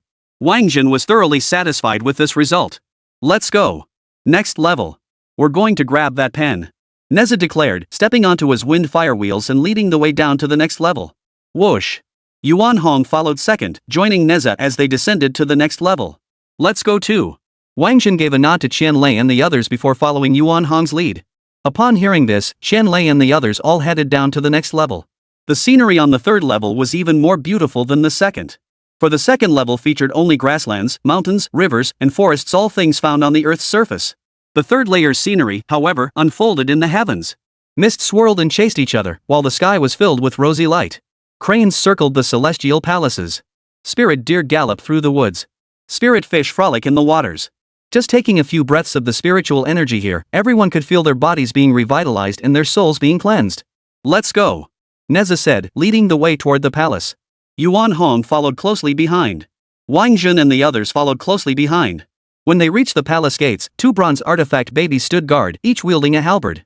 Wáng Zhen recognized these two bronze guardians. Who else could they be but the barrier beasts? From within the palace, the sounds of music and dance drifted out. Who dares intrude upon the celestial palace? Have you no desire to live? Spotting the approaching figures, the barrier beasts immediately drew their weapons, ready to attack. Recognize who I am. Get lost. Neza bellowed at the two barrier beasts. The two barrier beasts rubbed their eyes in disbelief before recognizing Neza's identity. Got it. They responded obediently and promptly resumed their guard duty. As for Neza and his companions, they pretended not to have seen them at all. What's going on here? Qian Lei was a bit confused. Ah, the setting's different. This follows the movie's version, Wáng Zhen explained. Movie? What movie? Qian Lei was a bit dazed. You haven't seen it, Brother Zha's movie, Wáng Zhen said. Led by Neza, the group traversed numerous palaces. In the distance, they could see a figure resembling the Jade Emperor seated upon the throne in the Grand Hall. In the center, numerous scantily clad celestial maidens performed a fiery, explosive dance. Especially the one in the center, her beauty, figure, and aura were truly unmatched. Her dance moves were enchanting, and her gaze was particularly mesmerizing. The sight left the fat man and his companions wide-eyed. No wonder the upper level is such a mess, this guy sure knows how to enjoy himself. Concentrating divine power on this floor, dressing up as the Jade Emperor, and even bringing out Chang'e to dance seductively. Neza was so enraged he burst out laughing. Chapter 65, The Heavenly Gift Instance is a Demon Clan Scam. Oh? So that's Chang'e? Wáng Zhen's eyes flickered as he recalled the second brother, Zhu Beiji. Yes, that's Chang'e. Neza gave Wáng Zhen a definitive answer. Chang'e dancing seductively? How intriguing. Wáng Zhen seemed intrigued as well. He wondered what kind of scene it would be if the second brother saw Chang'e like this. He glanced at the time. The 24-hour period had ended. Unfortunately, he couldn't summon second brother just yet. That boar was one of the few reliable combat assets he currently possessed. How could he just summon him to watch the show? But he could film it first and show it to second brother later. Who knows? Maybe he could trick second brother into sharing some divine skills. With that thought, Wáng Zhen picked up his phone and began filming. Neza glanced at Wáng Zhen and the others, observing how they all looked like they'd never seen the world before. He shook his head and walked alone toward the Jade Emperor on the main hall. Soon, his figure caught the Jade Emperor's eye. The Jade Emperor's eyes twinkled as he smiled and spoke. Nada, you're back. You sure know how to put on airs, don't you? And you dare call me Zha? Whoosh. Neza hurled his fire-tipped spear. Whoosh. The fire-tipped spear released waves of 3-flavored true fire along its path. The dancing celestial maidens dissolved into glowing embers under the purifying flames. Whoosh. The Jade Emperor revealed his true form, a massive brush crafted from green jade. He moved a few times just before the fire-tipped spear could strike. A towering mountain suddenly materialized within the Grand Hall. Boom! The fire-tipped spear plunged into the mountain, spewing flames continuously. Then, the brush moved again. It drew a bagua furnace. The furnace enveloped the entire mountain and the fire-tipped spear, allowing the 3-flame true fire to forge them within. Roar! Yuan Hong sprang into action. The iron rod in his hand swelled to the thickness of a pillar, crashing down upon the 8-trigram furnace. Fake things are ultimately fake. The bagua furnace shattered instantly. The fire-tipped spear returned to Neza's grasp. The 3-fold true fire erupted wildly, engulfing the entire heavenly palace in flames. Whoosh! If it were only Neza alone, the pointing at the mountains and rivers brush could still land a blow. But with Yuan Hong now present, the pointing to the mountains brush hesitated. The brush body abruptly left the heavenly palace and fled outside. Chase! Neza dashed out in pursuit. Yuan Hong followed swiftly. A thunderous roar instantly echoed outside the celestial palace. After Wáng Zhen absorbed the divine power left behind by the celestial maidens. When he led everyone outside the heavenly palace, he discovered that aside from the two barrier beasts guarding the entrance, everything had changed. The clouds and mist had vanished. The rosy glow had vanished. The entire world looked gloomy and lifeless, as if the apocalypse had descended. The immortal cranes were dead. The sacred deer were dead. The sacred fish all lay belly up, emitting a foul stench that made one retch uncontrollably. Wáng Zhen never imagined these things could actually be real, since they hadn't transformed into divine energy's luminous glow. It seemed that divine power was limited, it couldn't paint everything. Then, he overheard the two barrier beasts conversing. The Jade Emperor is in trouble. Should we help or not? The other barrier beast replied, why help? We just need to stand our ground. Yeah, makes sense. Then, as if nothing had happened, the two barrier beasts stood rigidly outside the burning heavenly palace. Now, let's look at the battle in the distance. The commanding brush raced forward, with Neza and Yuan Hong hot on its heels. The brush periodically drew mountains, trees, and rivers to block the man and the ape. But neither the man nor the ape paid it any mind. They charged straight ahead, splitting mountains, felling trees, and wading through rivers. They pursued the pointing to the mountain's brush relentlessly, determined to capture it. Wáng Zhen, is this what a god-tier battle looks like? Is it really that simple and brutal? Xian Lei and the others were dumbfounded. Neza and Yuan Hong's power seemed utterly beyond what mere mortals could achieve. That's why they pursued class changes and skill training. God tier? That's it? They're nowhere near it. Wáng Zhen spoke up. Then what are they? They're far stronger than the Xian ancestors. Xian Lei was certain that even Xian Bugui's battles hadn't been this awe-inspiring. Their destructive power was nowhere near this level. Definitely not god tier. Let's go. Hurry over, Brother Jia is calling for us. Wáng Zhen said, unfurling his windwing wings as he headed toward Neza. Xian Lei and the others watched with envy. But there was nothing they could do, they had to run on foot. After all, they couldn't fly. He's gone to the next level. The next level has a power restriction I can't enter. The rest is up to you. As Wáng Zhen flew up to Neza, Neza hurriedly said, can I even hold him? This fingertip Jianshan brush is so formidable. Wáng Zhen wasn't confident he could hold him. By fleeing while draining his divine power and opposing us, he's deliberately weakening his own realm and diminishing his strength. That's the only way he can enter the next level. Otherwise, he wouldn't even need to block us, he could just head straight to the next layer and hide, Neza explained further. Hearing Neza's words, Wáng Zhen finally understood the situation. This brush had clearly become a demon spirit. Its combat intelligence was far beyond that of an ordinary writing brush. He was clearly a full-fledged battle demon. He had calculated that Neza and the others couldn't descend, which is why he fled downward. Alright, I understand. Rest assured, I will seize the commanding the mountains and rivers brush and claim the map of the realm. Wáng Zhen nodded to Neza. Whoosh! The next moment, Neza vanished. Since Yuan Hong had summoned his weapon earlier than Neza, he had already vanished while pursuing the mountain and river brush. Wáng Zhen wasn't acting alone, he intended to wait for Qian Lei and the others. Before long, Qian Lei and the others appeared within Wáng Zhen's sight. Where's Brother Neza?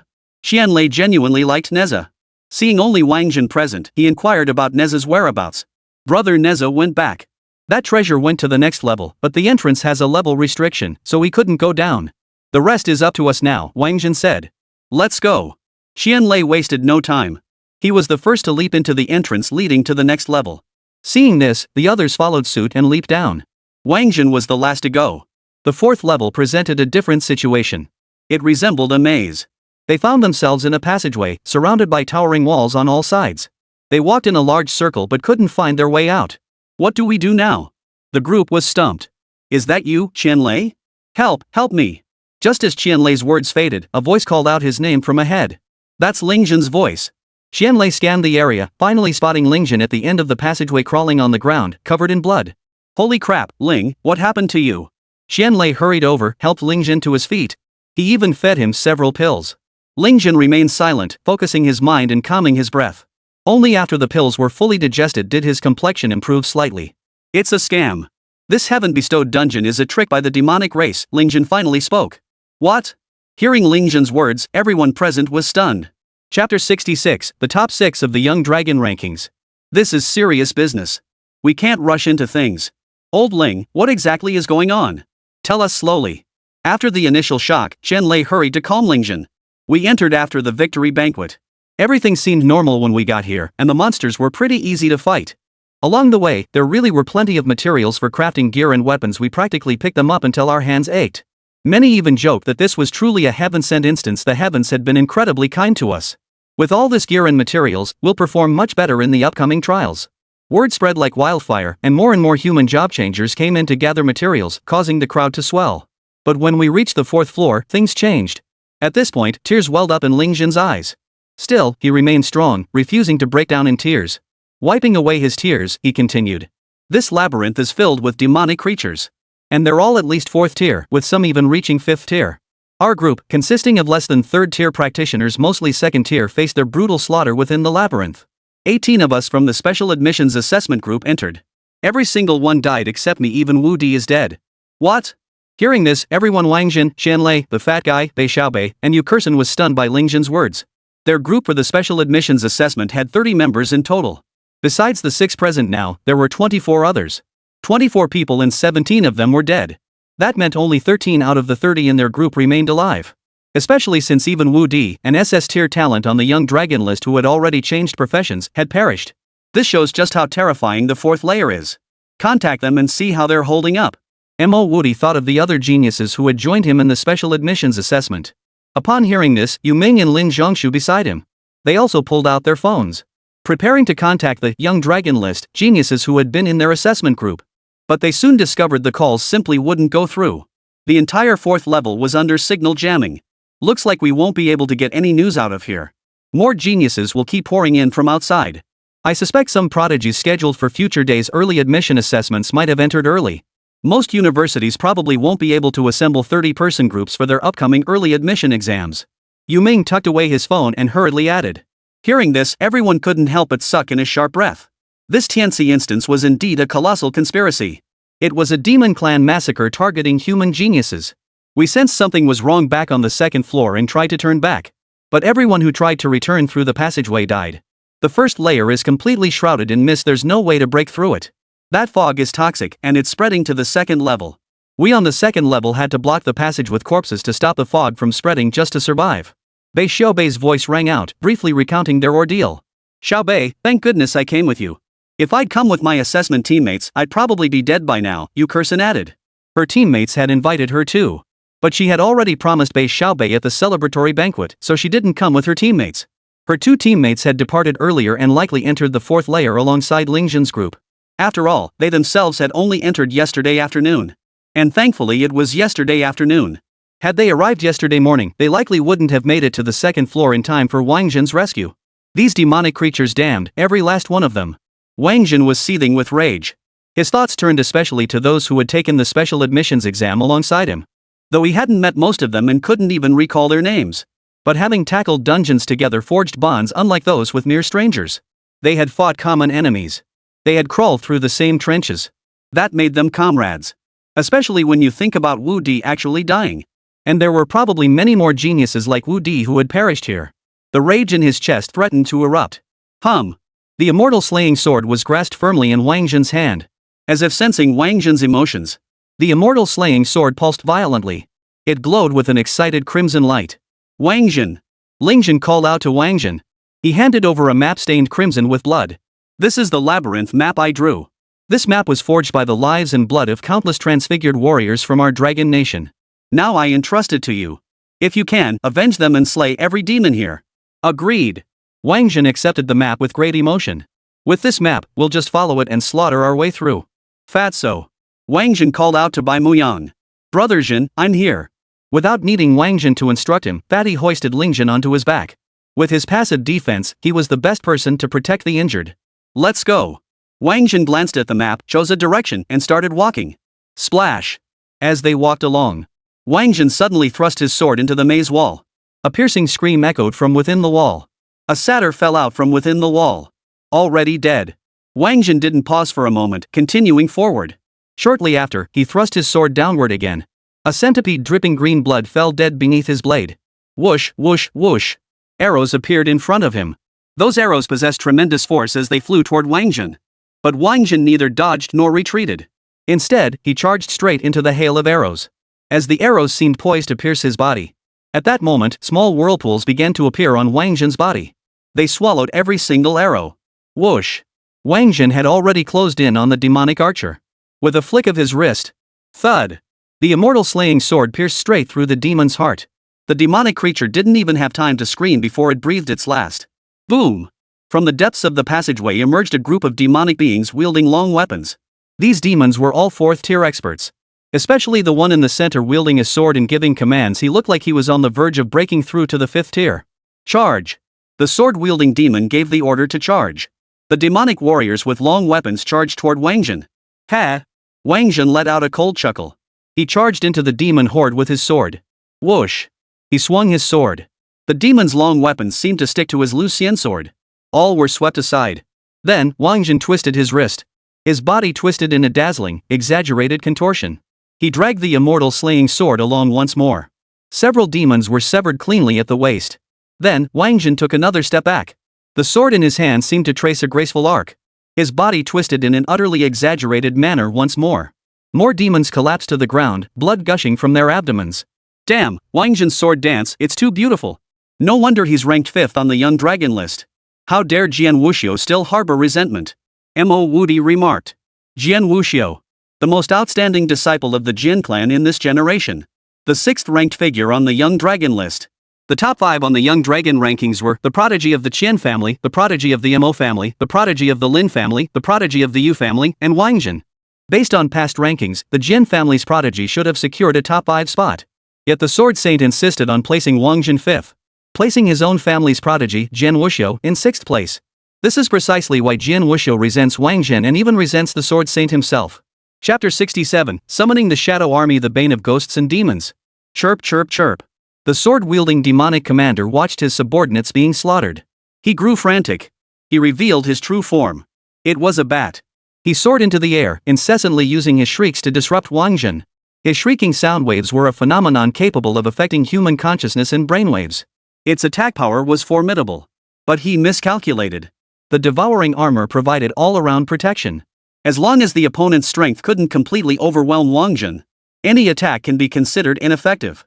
And given Wáng Zhen's current strength, to achieve complete, all-around dominance over him, one must possess at least 5th tier, level 55 strength or higher. Whoosh! Wáng Zhen moved.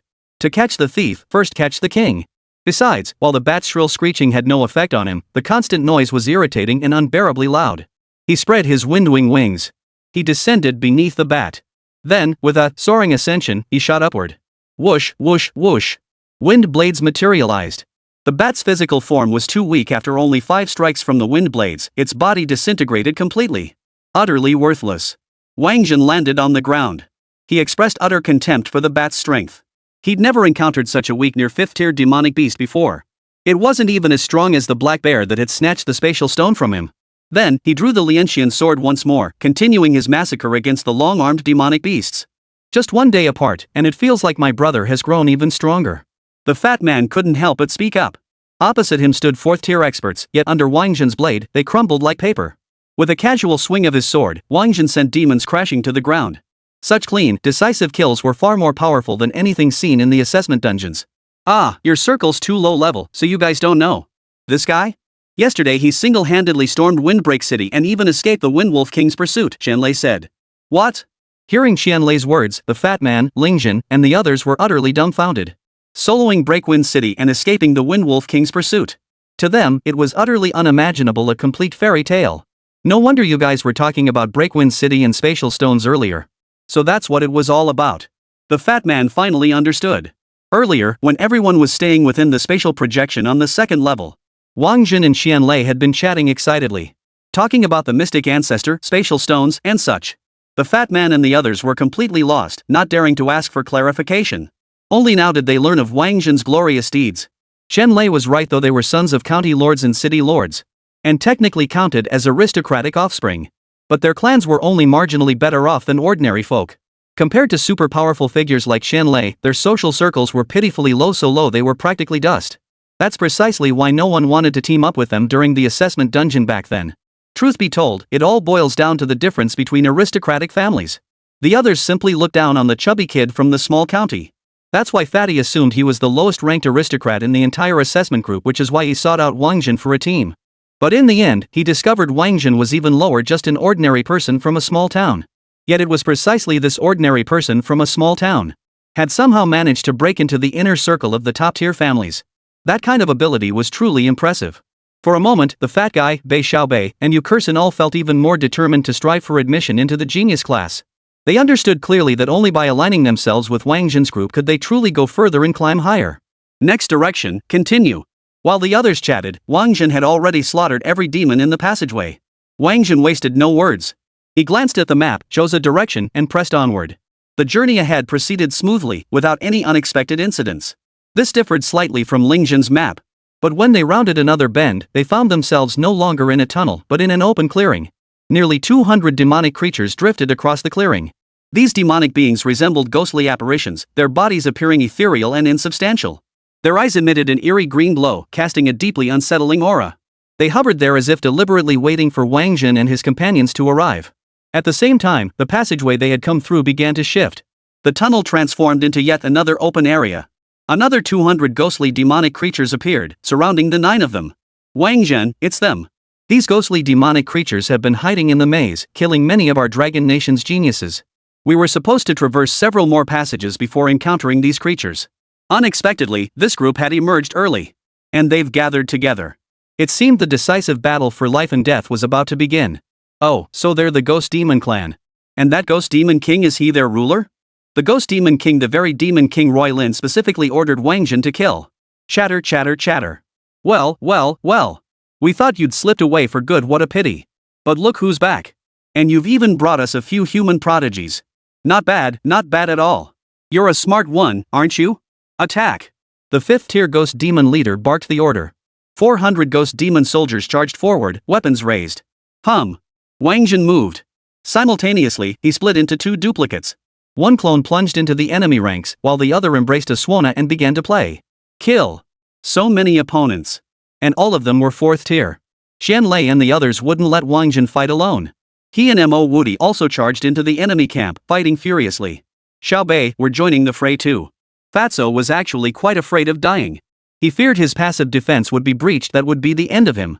But over the past 2 days, Wáng Zhen had really shaken him up. So he decided to throw caution to the wind and go all out. It's just a 4th tier opponent, if Brother Zhen can handle it, so can I. Whoosh. The fat man charged into the fray with Ling Zhen on his back. Clang. Clang. Clang. The attacks landed on the fat man. The shadow of the black tortoise appeared. Yet it stabilized at the very edge of shattering. Ha, 4th tier is nothing special after all. Can't even break through my defenses. Feeling the immense strength of his defenses, the fat man couldn't help but let out a triumphant laugh. Boom! Bei Xiaobei arrived beside the fat man and unleashed a fireball. The fireball blazed with extreme heat and covered a vast area. Several Ghost Demon soldiers vaporized instantly on the spot. The fat guy stared in stunned silence. Xiaobei, have you become this powerful? Cut it out. If it weren't for Ling Zhen's formation and Lin Zhongshu's support, you wouldn't have stood a chance. Of course, my fireball was thanks to them too, Bei Xiaobei explained. Hearing this, the fat guy finally realized he'd been enveloped in a support formation and a golden aura. Ha. Support or not, I held my ground. Let's keep going. Bolstered by his previous experience, the fat man felt utterly fearless. He charged deeper into the Ghost Demon tribe's camp. Oomph. I don't believe the 9 of you can turn the tables. The Ghost Demon tribe's commander remained utterly composed. Though the 9 before him were formidable, he showed no fear whatsoever. After all, they had overwhelming numbers. These human newbies lack endurance in prolonged battles. They might start off fierce, but they'll soon run out of steam. Then they'd be at our mercy, wouldn't they? Whoosh. Whoosh. Whoosh. Just as the Ghost Demon commander stood there complacent, 2,000 soldiers materialized from the ground. Each soldier wielded a spear radiating eerie ghostly energy. The spears looked extremely dangerous, causing him to feel profound apprehension. Chapter 68, The Ghost Demon Clan's Inferno, the Senra Maze. The summoning melody played by the clone King Jinchue was naturally 100 Ghosts Mist Forest. After the Suona Master upgraded to C rank, consuming 300 divine power allowed him to summon 2,000 3rd tier, level 30 soldiers from the underworld to assist for 10 minutes. The cooldown period was 8 hours. With such a vast army of ghost and demon soldiers, the enemy was clearly suited for large-scale troop engagements. Thus, Wáng Zhen's optimal combat strategy was to summon the soldiers. Charge! Wáng Zhen issued the battle command to his ghost soldiers. Boom! The ghost soldiers materialized out of thin air. Their positions were thus quite random. They raised their spears, stabbing at the ghost demon soldiers beside them. Though the ghost demon soldiers were all 4th tier, 1 rank higher than the Een soldiers. However, the Een soldiers' spears inflicted additional damage against ghost-type enemies. Therefore, even before the spears reached the ghost demon soldiers, the bodies of the ghost demon soldiers would begin to tremble involuntarily. As the spears drew nearer, they felt a suction force emanating from the spears, pulling their souls away from their bodies. What was even more terrifying was that the ghost soldiers vastly outnumbered the demon soldiers. Thus, each ghost demon soldier faced 5 or more spears simultaneously. Shadow soldiers versus ghost demons, total victory. Shadow soldiers versus ghost demons, a natural counter. The moment the battle commenced, numerous ghost demon soldiers were instantly impaled by the shadow soldiers' spears, their souls then absorbed by the weapons. Let's see just how formidable you truly are. Faced with such formidable opponents, the ghost demon tribe commander's expression finally darkened. But he wouldn't give up so easily. A low, guttural growl erupted from his throat. Before long, several more squads of 400 ghost demons arrived. The formation on the fat man's back stirred. Gritting his teeth against the pain, he inscribed an array capable of holding 2,000 ghost soldiers. Once the formation was activated, the power of the shadow soldiers surged dramatically. In truth, under normal circumstances, the spirits level would have been directly capped at tier 3, level 30. But this was the map of mountains and rivers. As long as the conditions were met, their combat power could keep rising. Whoosh! Lin Zhongshu's support arrived. Thus, the shadow soldiers' strength surged once more, directly reaching the 4th tier, level 45. Boom! The power of 4th tier, level 45 shadow soldiers differed greatly from that of 3rd tier, level 31s. At the very least, the spears in their hands exerted far greater suppression over the ghostly demons. Moreover, their soul-sucking power grew ever stronger. They no longer needed several spears to stab a single ghost demon soldier. Now, they could handle ghost demon soldiers one-on-one with ease. The battle intensified. Wáng Zhen and the others had already withdrawn from the fray, watching the shadow soldiers perform. After all, they were human, and their stamina was limited. Every bit of energy saved counted. Thud. Put. The battle became a one-sided affair. Soon, the ghost demon tribe soldiers were completely wiped out. However, the demon ghost tribe commander showed no sign of giving up the fight. He continued signaling, summoning more ghost demon soldiers to the fray. Wáng Zhen, something feels off. Ling Zhen, who was on the fat man's back, spoke up after swallowing a few more pills. The formation he had just unleashed was already the full extent of his power. What is it? Wáng Zhen inquired. It's strange that we keep killing, yet they keep sending themselves to their deaths. Also, look at this blood on the ground, it's flowing, and in a very regular pattern. Based on my understanding of formations, I suspect there's a massive formation beneath us that requires the blood of the Ghost Demon clan to activate, Ling Zhen stated. Oh? Hearing Ling Zhen's words, Wáng Zhen began to observe carefully as well. Sure enough, the blood of the Ghost Demon clan was indeed flowing in a very orderly manner, and toward a specific location. Whoosh! Wáng Zhen sprang into action. Along the way, he seized the spears from 3 Een soldiers. Then he began to split his form. 3 Wáng Zhen figures, each wielding a spear, launched an attack against the Ghost Demon tribe commander. By all accounts, that Ghost Demon commander is already a 5th tier expert. He shouldn't have feared Wáng Zhen, a mere 2nd tier practitioner. Yet he didn't engage Wáng Zhen in combat at all. Instead, he chose to flee outright. Even as he fled, he continued issuing commands to the other squads. All shadow soldiers, heed my command, cease killing them. Merely restrain them. Such behavior was clearly suspicious. Wáng Zhen accelerated to catch up with the Ghost Demon tribe's commander while issuing new orders to the shadow soldiers. Thus, the shadow soldiers ceased their attacks on the Ghost Demon soldiers. Instead, they knocked them to the ground and restrained them. Wáng Zhen naturally caught up with the commander. A fierce battle ensued. However, Wáng Zhen soon noticed something unusual. The Ghost Demon before him didn't seem intent on defeating him at all, he was solely focused on seeking death. Haha boy, you finally caught on? Too bad it's too late. Our great formation is nearly complete. No sooner had the Ghost Demon clan commander spoken. The Ghost Demon soldiers, who had been controlled by the shadow soldiers, all suddenly raised their weapons and stabbed them through their own chests. They chose to take their own lives. Their blood continued to flow, finally converging into one pool. The originally crimson blood suddenly transformed into a pale golden hue. Simultaneously, an immensely complex and vast formation illuminated. Whoosh! The Ghost Demon commander flew directly above the formation. Then he thrust his sword through his own chest. The blood from his chest flowed down the sword hilt into the formation.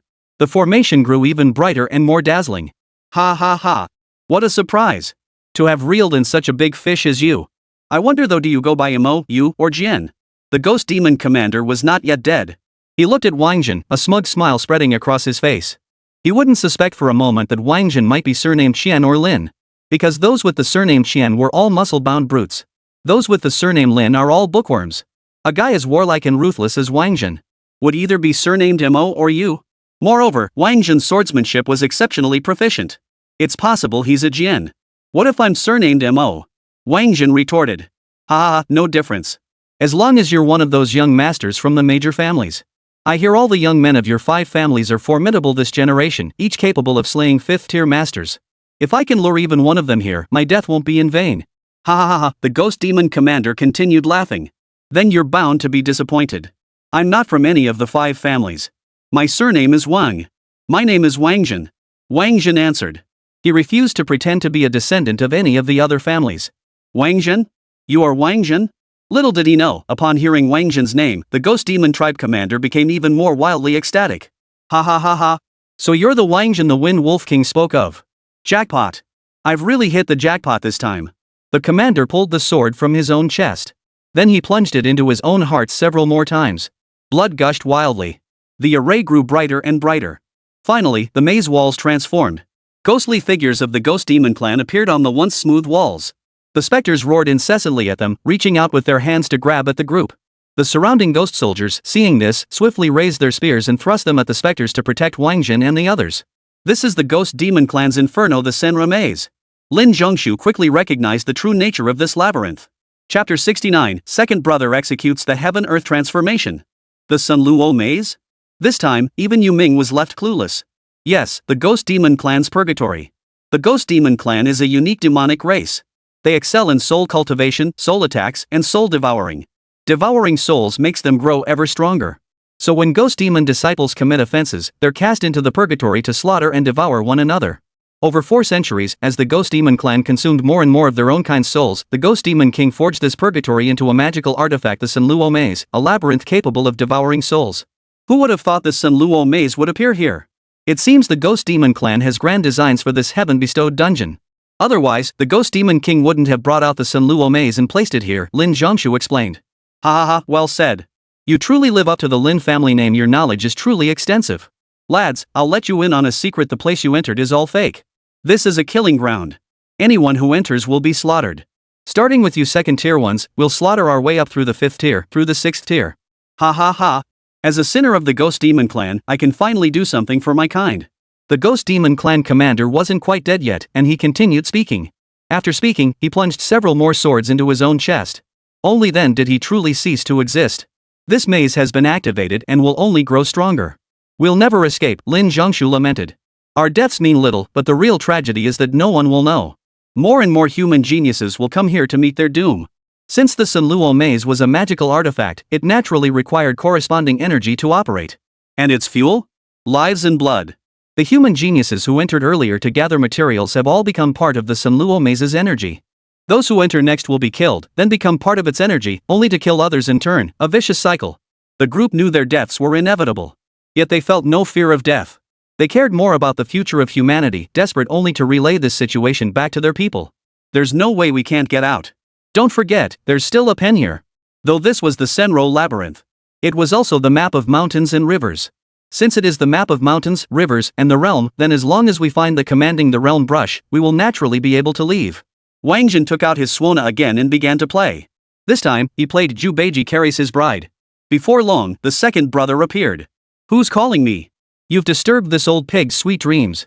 The 2nd brother was indeed a heavy sleeper, fast asleep once more. Who knows who he was dreaming about this time? But none of that mattered. 2nd brother, it's Wáng Zhen. I'm the one looking for you. Wáng Zhen stepped before 2nd brother and spoke. 2nd brother?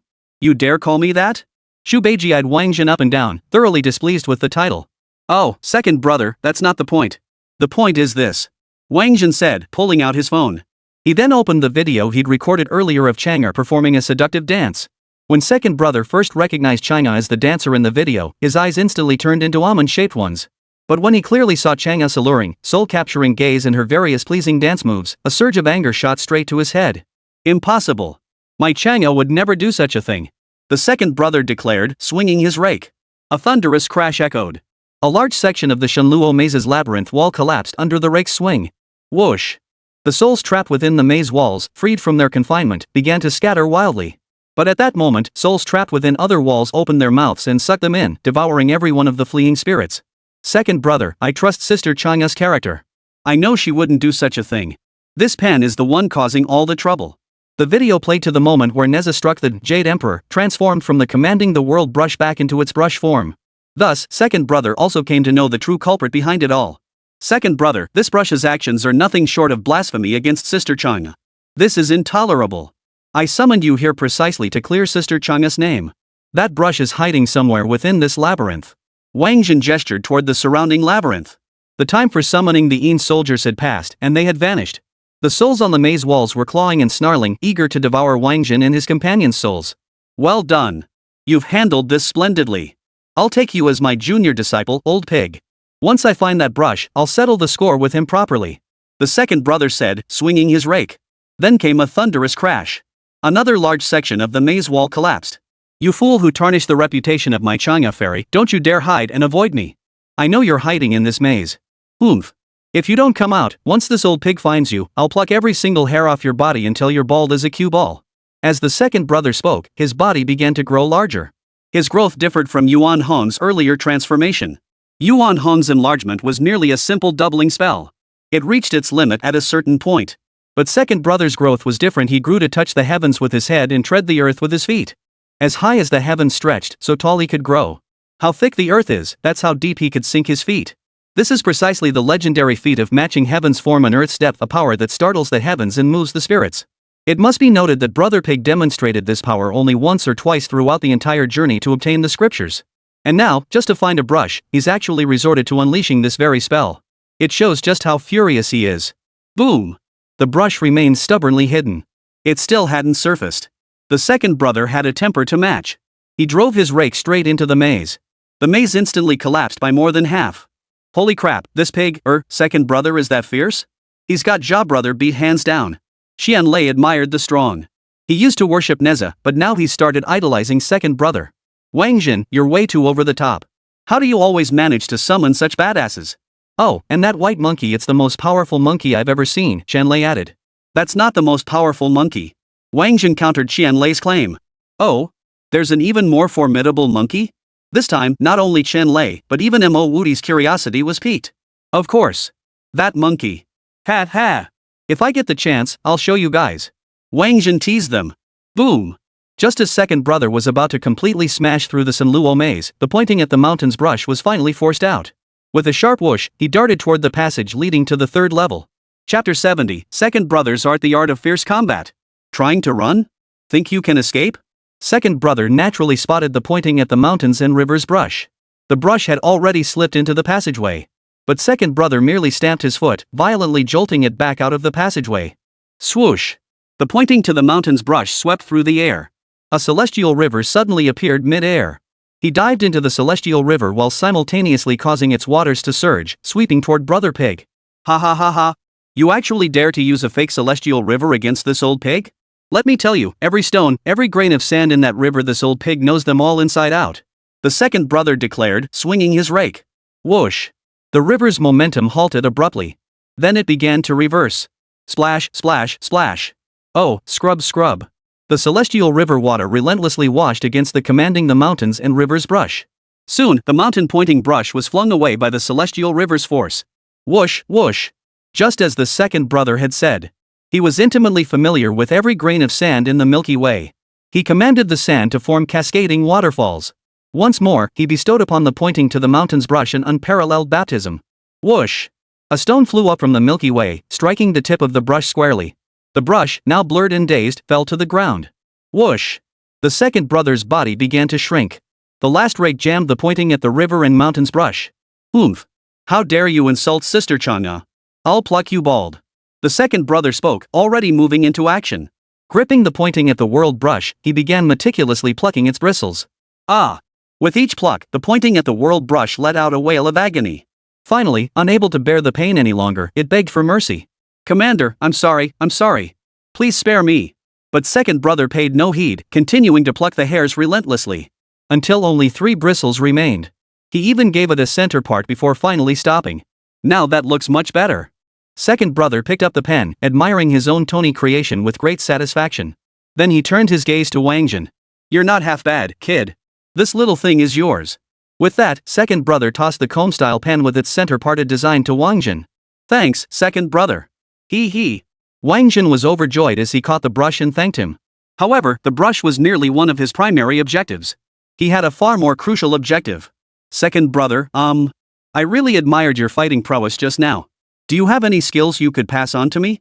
Divine skills didn't occupy skill slots and could boost his power, the more, the better. Oh? You want to learn my skills, kid?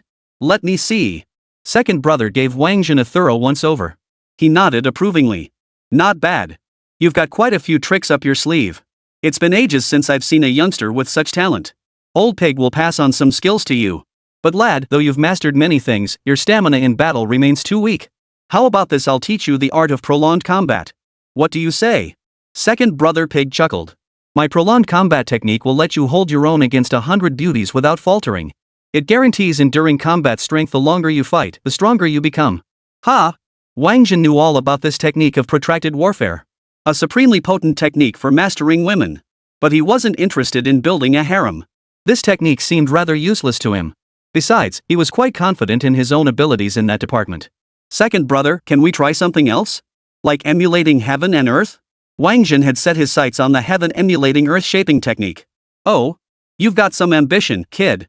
Second brother clearly wasn't pleased. Emulating heaven and earth isn't that simple. You're too weak now. We'll talk about it later. The art of fierce combat, take this. Also, I'll teach you a method to control the brush. Just feed it 1 point of divine power daily to keep it nourished. Make it your little pet.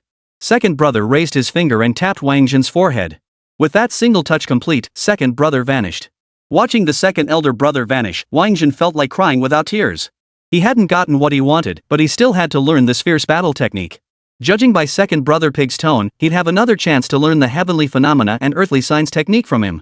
If he didn't learn the art of prolonged combat now, what if second brother felt he was looking down on him the next time they met and refused to teach him the art of heavenly phenomena and earthly grounds? Thus, Wáng Zhen calmed his mind and focused his spirit, beginning to comprehend this divine technique of protracted warfare. His comprehension didn't take long, for the art of prolonged combat required no special techniques. All he needed was to find his own combat rhythm. Thus, he mastered it swiftly. Divine technique, the art of prolonged combat. This technique carries the special ability, Diamond Body. Vajra Body, the host's body can withstand attacks 5 times its defense value. Upon seeing this divine skill description, Wáng Zhen was instantly overjoyed. Withstanding attacks 5 times its own defense, how incredibly powerful would that be? Wáng Zhen quickly opened his attribute panel. Character, Wáng Zhen. Class, Suona Craftsman C rank. Experience, 2,425,970,300,000. Realm, Tier 2. Level, 20. Strength, 152. Spirit, 96. Defense, 80 by 5. Agility, 152. Potential, 0. 400 defense? Whoa! Wáng Zhen couldn't help but suck in a sharp breath. Normally, 400 defense without factoring in equipment or potential bonuses. That's already equivalent to a 7th tier, level 71 expert stats. Invincible. Absolutely invincible. Even if he encountered a Wind Wolf King now, he wouldn't need to fear it. If I can't outrun it, I'll just take a hit or two. Anyway, it can't kill me, that's for sure. After all, the devouring armor can still help me absorb 480 points of power. Plus, he's still level capping right now. Once he levels up, both his defense and the power the devouring armor can absorb will see a massive boost. The grueling combat style that Wáng Zhen once despised now seemed incredibly appealing. Wáng Zhen glanced at his divine power again. It had reached 58,415 points. Wáng Zhen never imagined he'd gain over 50,000 divine power within this mountain river society map. Ha ha ha ha. Wáng Zhen grew increasingly excited. Because advancing from a C-rank Suona artisan to a B-rank Suona artisan required 50,000 divine power points. He had assumed it would take him ages to save up that 50,000 divine power. But unexpectedly, he had gathered enough in one go. This was simply too good. Clack clack clack. As Wáng Zhen checked his panel data, the pointing at the mountain's pen suddenly made a sound. Turns out, the pen actually wanted to run away. Where do you think you're going? Get back here. Wáng Zhen grabbed the pointing to the heavens pen firmly in his hand. You think I won't devour you whole? Wáng Zhen threatened. Ha ha ha, you? The pointing to the heavens brush naturally didn't believe him. Wáng Zhen gave a cold laugh and unleashed the brush controlling technique taught to him by second brother. Woo woo. A chilling wind swept through the air. Glows began to emerge from the brush handle. Ah, I believe it. I believe it. Seeing the divine power within its body rapidly depleting, the pointing at the mountains and rivers brush immediately backed down. Chapter 71, The Proper Way to Unlock the Heaven Bestowed Dungeon. I still feel like you don't believe me. Wáng Zhen showed no mercy, continuing to drain the divine power from within the pointing to the mountains and rivers brush. Only when the divine guidance brush had just 1 point of divine power left did he stop. After all, the second brother had said it only needed 1 point of divine power daily to sustain it. This way, he wouldn't cause any more trouble. Then, Wáng Zhen activated the devouring power of the devouring armor, sucking all the divine power extracted from the pointing to the mountains brush into his own body. Kid, you're ruthless. You're truly ruthless. After Wáng Zhen put him through this, the pointing at the mountains and rivers brush was truly in awe. After all, in over 2,000 years, he'd never been this miserable. Behave yourself, and from now on, I'll feed you 1 point of divine power daily to keep you alive. Otherwise, I'll drain you dry and bury you 6 feet under, ensuring you never see the light of day again, Wáng Zhen added. I'll obey. I must obey. From now on, you're my boss. If you tell me to go east, I won't go west. If you tell me to beat a dog, I won't chase a chicken. I'll follow your every command. Zhidian Jiangshan knew full well that the man before him was a ruthless individual. He meant every word. He couldn't afford to provoke him. All right, then lead us out. Wáng Zhen commanded. Got it. Pointing at the mountain, Pan raised its last 3 bristles and swiped through the air. A crack instantly appeared where he'd drawn. Qianlei, go. Wáng Zhen waved to Qianlei and the others, who were still some distance away, then leaped out through the crack first. By the time Qianlei and the others had leaped through, the fissure closed automatically. A scroll then fell into Wáng Zhen's hands. Immediately afterward, Wáng Zhen received a dialogue box. Congratulations! Character has obtained the artifact, Map of Mountains and Rivers. Unlocked the achievement, First Artifact Acquisition. The Map of Mountains and Rivers is a supreme grade divine artifact.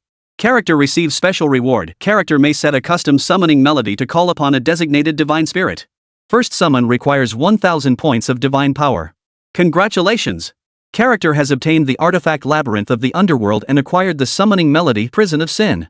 Prison Sin, consume 300 divine power to play this melody, summoning Zhong Kuei to assist for 10 minutes. Cooldown, 24 hours. P.S. Zhong Kuei provides attribute bonuses to Shadow Soldiers. Both Zhong Kuei and Shadow Soldiers can be summoned simultaneously. Oh! Seeing these 2 rewards, Wáng Zhen felt genuinely delighted.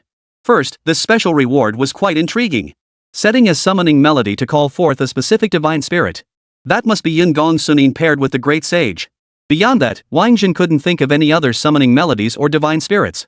As for the second reward, summoning Zhong Kuei. Zhong Kuei, he's one of the 4 judges of the underworld, the punishment judge.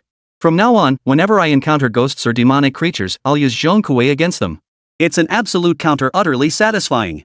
Additionally, Zhong Kuei provides attribute bonuses to Yin soldiers. From now on, when he summoned the Shadow Army, they wouldn't be leaderless and disorganized anymore. Truthfully, up until now, Wáng Zhen had summoned the Shadow Army 3 times, and they'd mostly fought relying on their own individual abilities, utter chaos. With Zhong Kuei commanding them, they'll at least form battle formations.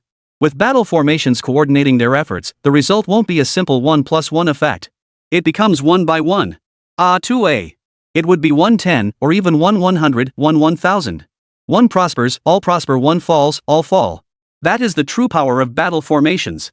The key is that if the ghost soldiers are destroyed, they're gone. They can be summoned again in 8 hours. Heh, awesome, absolutely awesome. Wáng Zhen opened his attribute panel again, wanting to check the status of his magical artifact. Then, he was stunned. Map of Mountains and Rivers. This artifact requires divine power infusion. Activation requires over 50,000 divine power. Greater divine power enhances its potency. Current divine power, 0. Put. Upon reading the mountain river maps information, Wáng Zhen nearly choked on his own blood. This was truly a waste of effort. All the divine power he had absorbed into the map of mountains, rivers, and the realm would ultimately have to be expelled. Otherwise, the map would be useless, a dead piece of paper. No wonder the divine beings within the map of mountains and rivers could unleash such overwhelming power. It was all paid for with divine power. Senra Labyrinth damage level, 95%. This artifact is currently unusable. Requires absorbing souls of ghosts and demons for repair. Once repaired, it can absorb the souls of the deceased. P.S. Souls within the Senra maze fall into 2 categories. The first are malevolent souls, used for devouring or attacking enemies. The second are benevolent souls, usable for resurrecting the dead. Hiss. If reading the description of the map of the earthly realm had left him angry and frustrated. Then upon learning the Senluo maze's function, Wáng Zhen's heart was filled with nothing but shock. So this meant he could rely on the Sanluo mace to save countless human geniuses in the future? For a moment, Wáng Zhen thought of Wu Di again. That guy was truly a pity. If only he had obtained this artifact sooner, might there have been a chance to revive him? Wáng Zhen, this isn't where we entered the instance. Didn't we come out? Wáng Zhen checked the dialog box, data panel, and processed a series of thoughts remarkably quickly. So by the time Qianlei's voice reached him, he'd already processed all the necessary information. This is the real heaven-bestowed dungeon. The previous one was a fake created by the map of mountains and rivers, designed to trap you and prevent you from entering the true dungeon. The pointing at the mountains and rivers brush responded swiftly. Then who used the map of the land to pull this stunt? Do you know? Wáng Zhen asked, eager to uncover the mastermind behind the scheme. Of course I know. It was the Ghost Demon King of the Ghost Demon clan. That Ghost Demon King wanted to subjugate me and make me work for him. Ha! How naive. Me, the pointing at the mountains and rivers brush? Serving the demon clan? Never. At the mention of the Ghost Demon King, the pointing at the mountains and rivers brush wore an expression of utter contempt. If he failed to subdue you, how did he activate the map of the realm? Another question arose in Wáng Zhen's mind. Neza had made it perfectly clear. The map of the realm was controlled by the pointing to the mountains and rivers brush. That bastard was ruthless. He sacrificed 100,000 demon clans just to bring me and Little Tutu back to life. After that, he used an array to control Little Tutu, separating him from me. See, within the entire map of mountains, rivers, and the realm, only the third layer where I am is safe. The other 3 layers were all created by the Ghost Demon King controlling Little Tutu. But now that you've drained Little Tutu's divine power, he's severed ties with the Ghost Demon King. The pointing at the mountains and rivers brush added. Only then did Wáng Zhen grasp the truth of the matter. So, by absorbing the 50,000 divine power from the map of mountains and rivers, he had actually rescued Xiao Tutu from the Demon King's grasp. Oh, a Dragon Nation person? Wáng Zhen and his companions hadn't moved from the entrance yet. A group emerged from the dungeon. They were all dressed in tight-fitting outfits, and their leader spoke the language of the Sang Kingdom. You're from Sang? Wáng Zhen asked coldly.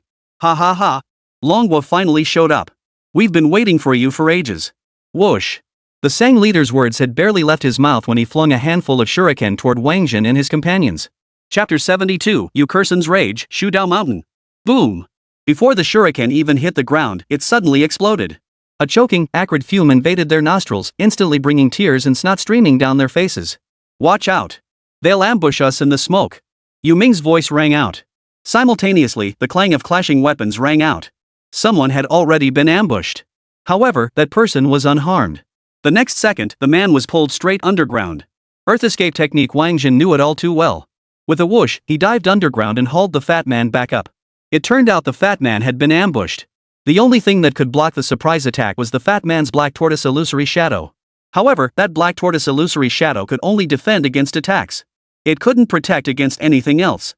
Thus, the fat man was directly pulled underground by the earth escape technique. After that, the scene fell silent. When the smoke cleared, nothing remained at the scene except for the few of them. Not even a ghostly shadow could be seen. Where are those Sang people? Qianlei demanded angrily. He hadn't gotten to show his skills at all in this fight, leaving him thoroughly frustrated. Looking for me? The leader of the Sang Kingdom men reappeared. Whoosh! Qianlei charged forward, launching an attack at the Sang Nation man. But before his fist could land, he found himself trapped within the Sang Nation's encircling formation. Whoosh, whoosh, whoosh. A barrage of diverse spells and techniques rained down upon Qianlei. He struggled to keep up. Nevertheless, he activated his hardening skill and plunged into the fierce battle. Charge! Seeing this, Wáng Zhen and the others prepared to rush in for backup. But then, a tiger demon appeared overhead, seemingly out of nowhere. Its gaping maw lunged toward them. Scatter! Everyone scattered quickly. The tiger demon landed directly between them and Qianlei, blocking their path to reinforce Qianlei. Are we being picked off one by one? Lin Zhongshu's voice rang out. Rumble! Iron barriers suddenly erupted from the ground. They were indeed isolated from one another. Then, a tiger appeared inside each iron barrier and launched an attack on them. Attack! Wáng Zhen gave the order. They immediately launched an assault on the tiger in their respective cages. It must be said, this tiger was rather weak. With just a single punch, Wáng Zhen knocked the tiger dead. But something strange happened. The tiger came back to life and resumed its attack on Wáng Zhen. Ah! Not far from Wáng Zhen was the iron cage holding Yukursen?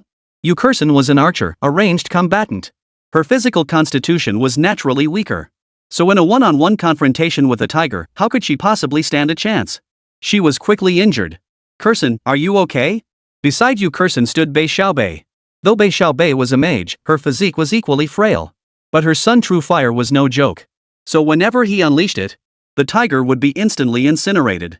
I'm fine. Yukerson was clearly hurt, but she didn't want to burden anyone else. After all, everyone had their own tigers to slay and couldn't afford distractions, so she resolved to bear the pain alone. But how could she hide such thoughts from Bei Xiaobei? Bei Xiaobei looked deeply concerned. Then, a Yukerson appeared beside him. Curson, you. Bei Xiaobei looked at Yukerson, who stood beside her in the same cage. Then he glanced at the other cage where Yukerson was still being torn apart by the tiger. He was dumbfounded. Then, he heard the Yukerson beside him say, Xiaobei, come on, let's get started. Quick, take off your clothes. As she spoke, she even reached out to help Bei Xiaobei undress. Holy crap, this is wild. On Bei Xiaobei's other side stood the fat man. Fatty had passive defense. Naturally, he didn't need to fight.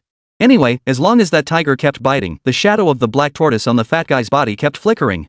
He was just sitting there watching the show. And so he witnessed the showdown between Yukerson and Bei Xiaobei. Then, a dozen or so more beauties appeared beside the fat man. All of them were renowned educators from Manhwa. Some wore maid outfits, some nurse uniforms, and others sailor dresses. There were also beautiful women waiting for the bus by the roadside after work. Because there really was a bus stop sign next to her. Holy crap, Brother Zhen, you really get what you wish for. Fatso immediately spotted the highlight. What? Wáng Zhen glanced over at the fat guy's side. It was chaotic, utterly chaotic. So many people were crowding around that they were nearly pushing the iron fence apart. Then he glanced over at Bei Xiaobei's side.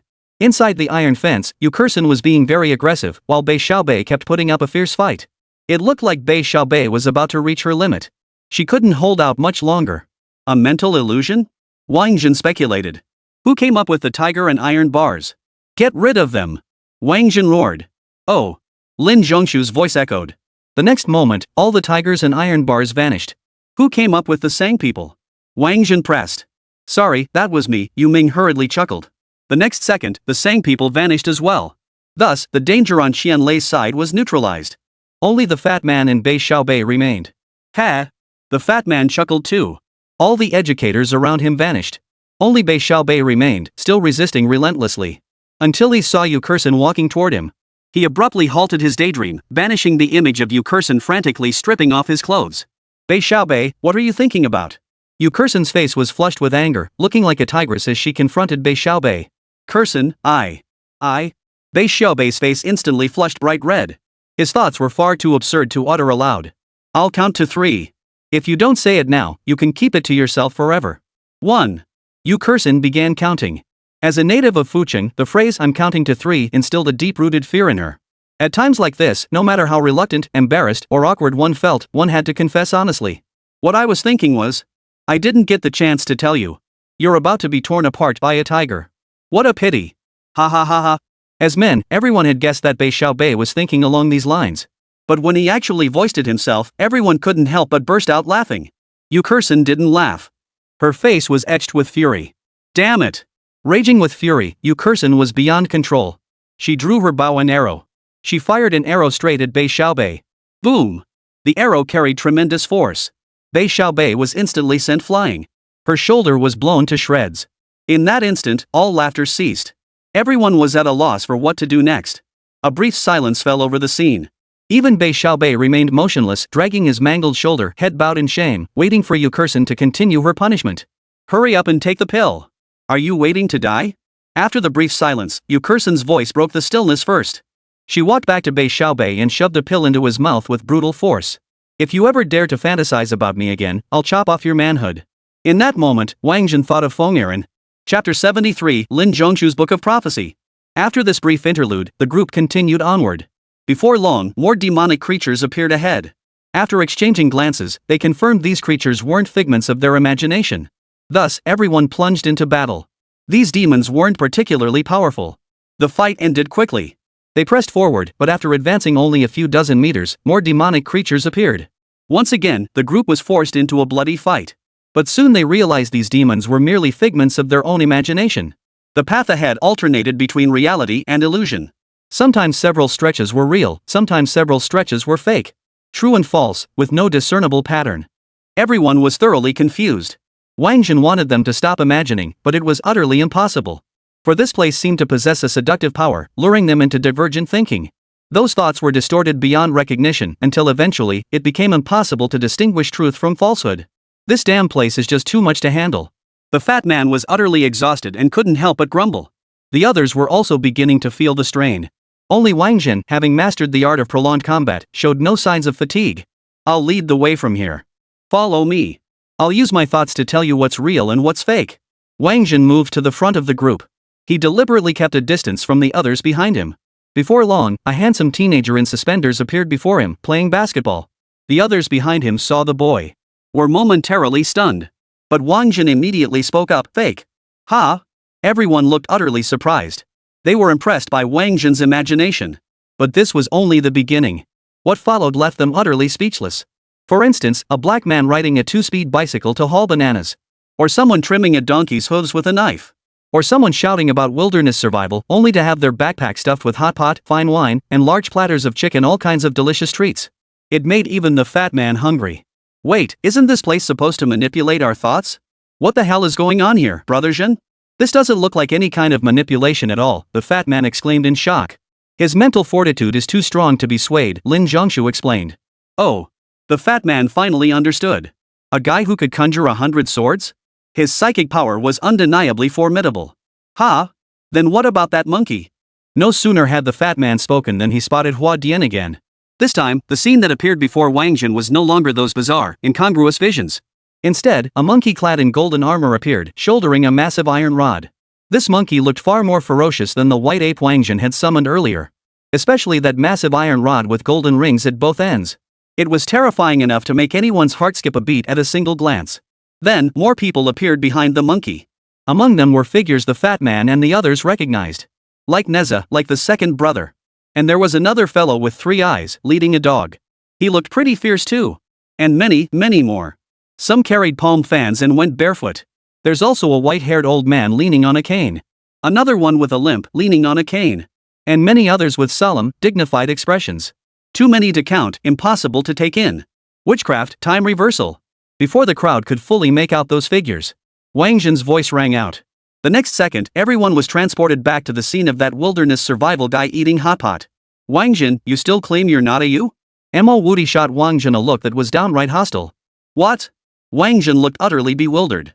You know spatial barriers, you know time reversal, and it seems like you know a few other things too. With so many magical abilities, there's only one explanation: you're Yu Ming, right? Mo Wudi glanced at Yu Ming beside him.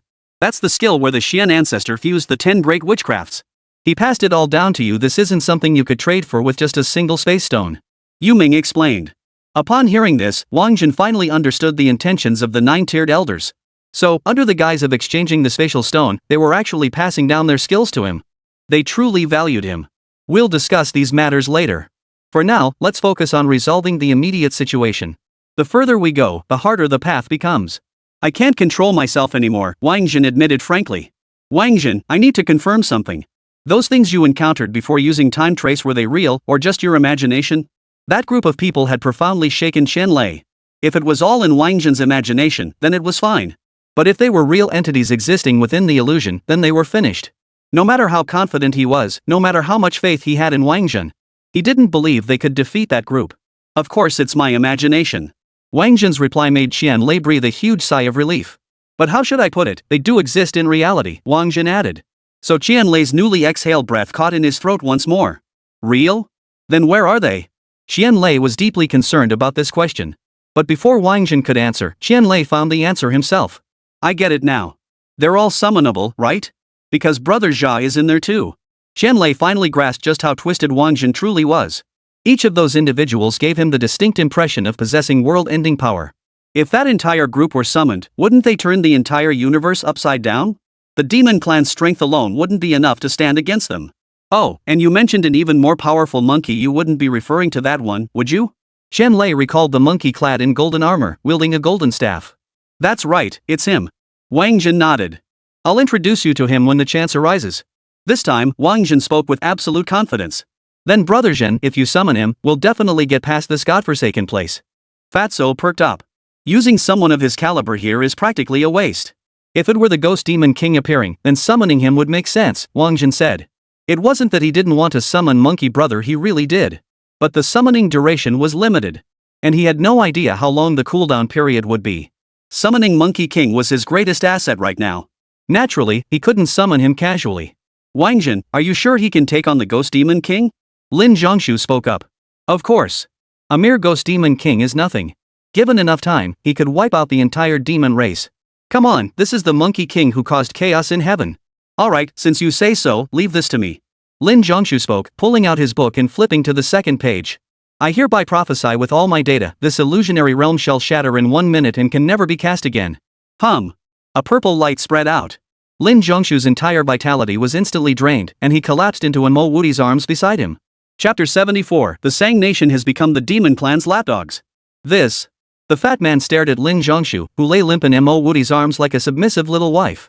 His jaw nearly dropped. Mo Wudi, however, seemed utterly unfazed. It's fine. Let him rest for an hour or so, and he'll be able to walk on his own. Just walk? The fat man was curious. What else? You think prophecy is some easy thing? The more powerful the ability, the greater the cost. Sometimes it demands life and soul. Mo Wudi explained. Alright. The fat man nodded. Still, he preferred his passive skill. At least it didn't harm his body. A minute passed in the blink of an eye. With a soft pop, the scene before them shifted. The once spacious and bright avenue vanished like melting ice and snow. Replacing it was a gloomy, dimly lit path. Then, without warning, a Sang Nation man plummeted from the sky, landing before the group. This guy's the one causing trouble, take him down. Chen Lei was the first to charge forward. Seeing his illusion shattered, he attempted to conjure another. But soon, he realized his ability to create illusions had vanished. By then, Chen Lei's fist had already arrived. The guy was knocked flying by a single punch, his body recoiling backward. Whoosh! A demonic creature appeared. It was a wolf demon. However, the wolf demon did not attack the man from the Sang Kingdom. Instead, it caught the Sang Kingdom man. Have you defected to the Demon Clan? Seeing the man and the demon coexisting so harmoniously, Qian Lei's expression darkened. This isn't defection, it's undercover work. Another dozen Sang Kingdom people appeared, and their leader gave Qian Lei an answer. Don't you Dragon Nation people preach that know thy enemy and know thyself, and you will never be defeated in 100 battles? We're infiltrating the Demon Clan's inner circle to understand them, then strike at their weaknesses to crush them. The Sang Nation leader continued. Did you hear that? They're planning to wipe you out. Qian Lei chuckled at the remark, then turned to question the wolf demon. He wanted to know what the wolf demon thought. The wolf demon laughed too. If you keep a dog at home, would you think the dog could replace you as the master of that household? Hey, did you hear that? They think you're just a dog. Qian Lei addressed the Sang Nation man again. The Sang Nation man, upon hearing this, was filled with rage. How dare they insult us as dogs? Kill these Longbo people. Qian Lei was at a loss for words. Even when the demonic tribe cursed him to his face, he was supposed to smile and be grateful. And all I did was relay the message, yet they want to beat me to a pulp? These Sang people are traitors to humanity, their betrayal is utterly complete. Kill. Qian Lei was enraged too. He unleashed his skills and clashed with the Sang Nation leader. The other Sang people also found their opponents. The gloomy, dimly lit path instantly transformed into a battlefield. Whoosh! The Sang Nation's skills were deadly. A katana materialized mid-air.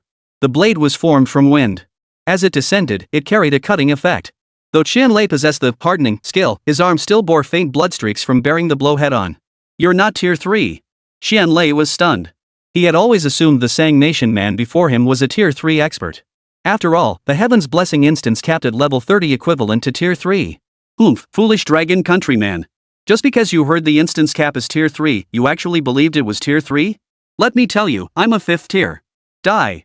The katana appeared once more. This time, its power was even greater than before. Before the blade even reached him, a fierce gale pinned Qian Lei's body in place.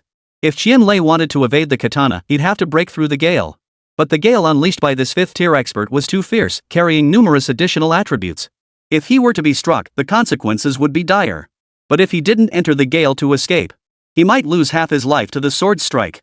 For the first time, Qian Lei felt the terrifying power of a 5th tier expert. This was simply beyond his ability to withstand. After all, he was only a 2nd tier practitioner. His greatest achievement so far was merely facing a 4th tier expert. That was already 2 tiers above him, pretty damn gifted, right? Whoosh! Just as Qian Lei prepared to throw caution to the wind and plunge into the fierce winds, Wáng Zhen appeared. After taking out several Sang Nation fighters, Wáng Zhen spotted Qian Lei in danger. He immediately used Earth Escape to close the distance, then leaped into the air. He braced his bare body against the blade of the katana. The blade struck his body as if it had struck iron. It emitted a series of grinding, scraping sounds. Finally, the sword shattered into numerous small whirlwinds. What frustrated the Sang Nation's warrior most was that these whirlwinds were then swallowed by the small vortexes appearing on Wáng Zhen's body. Watanabe Shoichiro. May I ask your name, sir? Seeing Wáng Zhen's formidable prowess, the leader of the Sang Nation began his introduction. This showed he held Wáng Zhen in high regard. The people of Sangwa, especially those who serve as dogs for the demonic tribes, are unworthy of knowing my name. Wáng Zhen landed on the ground and strode toward Watanabe Shoichiro. As he moved, the muscles along his body began to bulge. Those in the know understood. He was activating the 18 transformations of the war god. Crackle! The sound of thunder crackled along Watanabe Shoichiro's arm. Using lightning as his blade, he slashed toward Wáng Zhen. Yet Wáng Zhen showed no fear. He merely raised his arm, shattering the lightning blade into fragments. You're a 6th rank? Watanabe Shoichiro's eyes changed. His pupils trembled uncontrollably. It was clear how terrified he was inside. No, I'm a tier 2. Wáng Zhen replied, continuing to advance toward Watanabe Shoichiro. Impossible.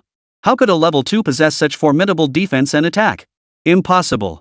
Absolutely impossible. You two, come back. Regardless of whether Wáng Zhen was a tier 2 or not. At that moment, Watanabe Shoichiro fully grasped the gravity of the situation. If he didn't recall his companions, then he would be beaten to death by this kid before his eyes. Yes, a kid. This was just a kid. He looked incredibly young. So, he might actually be a 2nd tier. In Wáng Zhen's team, the only ones with strong combat prowess were Wáng Zhen, Xianlei, and Mo Wudi. But Wáng Zhen and Xianlei are both on Watanabe's side, and Mo Wudi has to split his attention to look after his little wife.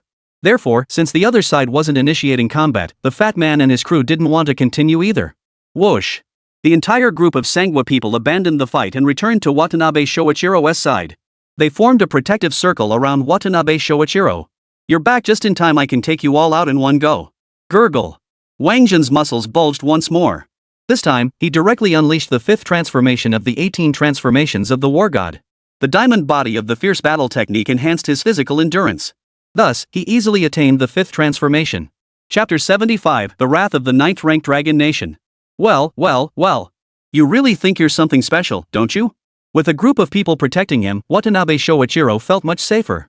He actually dared to look down on Wáng Zhen. He seemed to have forgotten he was a 5th-tier expert, while his opponent was merely a 2nd tier. Ha! A cold smile flickered at the corner of Wáng Zhen's mouth. Whoosh! He moved. His target was Watanabe Shoichiro. Boom!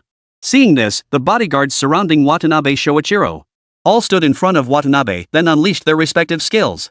They attempted to block Wáng Zhen. However, all their abilities proved ineffective against Wáng Zhen. Either Wáng Zhen broke free with brute force, or he directly blocked them, or they were devoured by the devouring armor. Regardless of the dozen or so skills unleashed, Wáng Zhen emerged unscathed. Soon, Wáng Zhen charged right up to them. Then Wáng Zhen raised his fist. Just one punch. The force of the punch sent all these bodyguards flying. The unlucky one caught squarely in the punch's path, spat blood from his mouth and nose before dying instantly. Holy, the 5th transformation. Behind Wáng Zhen, Xianlei let out a startled cry. What? He's already mastered the 5th transformation? Mo Wudi, hearing Xianlei's words, quickly scooped up his little wife and moved to Xianlei's side to watch the fight. Yeah, Wáng Zhen actually pulled off the 5th transformation. That's terrifying. Xianlei nodded vigorously. It was precisely during the moment Xianlei and Mo Wudi were speaking. Wáng Zhen had already reached out toward Watanabe Shoichiro. But then, a golden light flared around Watanabe's body. The next second, his body materialized beside the Korean dogs who had been knocked flying. Oh? SS grade spatial transfer gear? A hint of interest flickered across Wáng Zhen's face. Seems your master treats you well, even bestowing spatial transfer gear upon you, Wáng Zhen added. Kid, you really think I'm afraid of you? Come on, if you've got the guts, come hit me again. Earlier, Xianlei had called them dogs. Watanabe was furious. Now Wáng Zhen was saying the same thing. He was so furious he was practically jumping up and down. Since you want to die, I'll grant you your wish. Wáng Zhen launched another attack at Watanabe. But this time, it didn't go as smoothly as before. A formation glowed beneath Watanabe's feet. The formation spun relentlessly. In an instant, all the data from the Sang people within the formation converged onto Watanabe alone. Boom! Watanabe effortlessly caught Wáng Zhen's incoming punch. Heh, kid, you're still too green. Did you really think I was angry? I was merely feigning anger to lure you here to your death. Watanabe wore a smug expression. Now, it's time for you to die. Watanabe spoke as he prepared to wrench Wáng Zhen's arm from its socket. Is that so? Buzz. A spatial illusion appeared around Watanabe's body. This was Wáng Zhen activating his witchcraft spatial barrier. This spatial barrier completely isolated Watanabe and the other Sangwa dogs. Therefore, his data reverted to its previous state. He tried to wrench Wáng Zhen's arm free, only to find his strength utterly insufficient. You're the Yu family's brat? Watanabe instantly recognized the nature of the spatial projection. He released his grip on Wáng Zhen. Trembling with fear, he retreated to the corner of the barrier. Spatial barrier. The signature skill of Yu Qingyu, the Dragon Nation's witch god. That the kid before him could wield it too meant he was undoubtedly a Yu. Watanabe never imagined he'd crossed a youngster from the Yu family. Judging by his combat prowess, this fellow must be the most formidable member of the Yu clan in this generation. No wonder he could fight him, a 5th-tier cultivator with only 2nd-tier cultivation. I've already told you, Sang people, especially those who serve as dogs for the demon race, have no right to know my name. Wáng Zhen had already stepped in front of Watanabe. He clenched his fist. Boom! The fist slammed viciously into Watanabe's chest. Watanabe didn't cry out. Because he truly couldn't make a sound. He only felt his heart stop abruptly, as if it had shattered into pieces. His mouth opened wide, as if to speak. But crimson blood kept spilling from his mouth. You're from the Qian family. Finally, he uttered his last words. Because of this power and this massive, muscular build. Only a child of the Qian family could possess it. Wáng Zhen said nothing. Instead, he dissolved the spatial barrier. His body landed within the formation. The Sang Kingdom dogs within the formation had already fallen into a stupor due to Watanabe's death. But upon seeing Wáng Zhen, the god of slaughter, descend into the formation, they scattered with a whoosh. Think you can escape? 2 Wáng Zhen clones appeared. 3 Wáng Zhen figures charged in 3 directions, launching a frenzied pursuit against the Sang Nation dogs. The Sang State dogs were already terrified out of their wits by Wáng Zhen. Beyond frantic running, they couldn't even unleash a single counterattack skill. In the end, not a single one of these Sang State dogs escaped. They all met their end beneath Wáng Zhen's fists. Fierce. Wáng Zhen, you're truly fierce. I'm impressed. I, Mo Woody, am genuinely impressed. Mo Woody approached Wáng Zhen, giving him a thumbs up. He had been eager to challenge Wáng Zhen earlier. But now, witnessing Wáng Zhen's monstrous growth, any desire for a duel vanished completely. See if you can contact old Mo and the others. It's time to report the situation here to them. Wáng Zhen addressed the group before approaching Watanabe first. He began searching Watanabe's storage equipment. During their earlier demon-slaying campaign, Wáng Zhen hadn't bothered to search their storage gear. Mostly because they didn't have anything worth taking, and Wáng Zhen naturally wasn't interested. But Watanabe had just used an SS-grade spatial transfer device that naturally piqued his interest. Alright. Upon hearing this, Mo Woody and the others pulled out their phones and contacted their respective Xian ancestors. As for Ling Zhen, he had the fat man carry him to the array formation. He intended to study this formation that could concentrate everyone's data onto a single person. Once he fully understood it, it would be nothing short of extraordinary for their team. Wáng Zhen was already freakishly powerful as it was. But if he gained access to the data of all 8 of them? How incredibly exciting. Xian Lei and the others were calling their families Xianzhu. Back in the capital, the 4 major universities had also detected the issue. It was now time for the assessment instance for recommended students to open. Yet the number of participants was pitifully low. Particularly concerning was the absence of several prodigies listed on the Young Talents ranking. This couldn't help but catch the attention of the instance administrators. After repeated attempts to contact the students yielded no results, they escalated the matter. The 4 major universities took this matter seriously. At their initiative, all institutions began monitoring their own recommended students.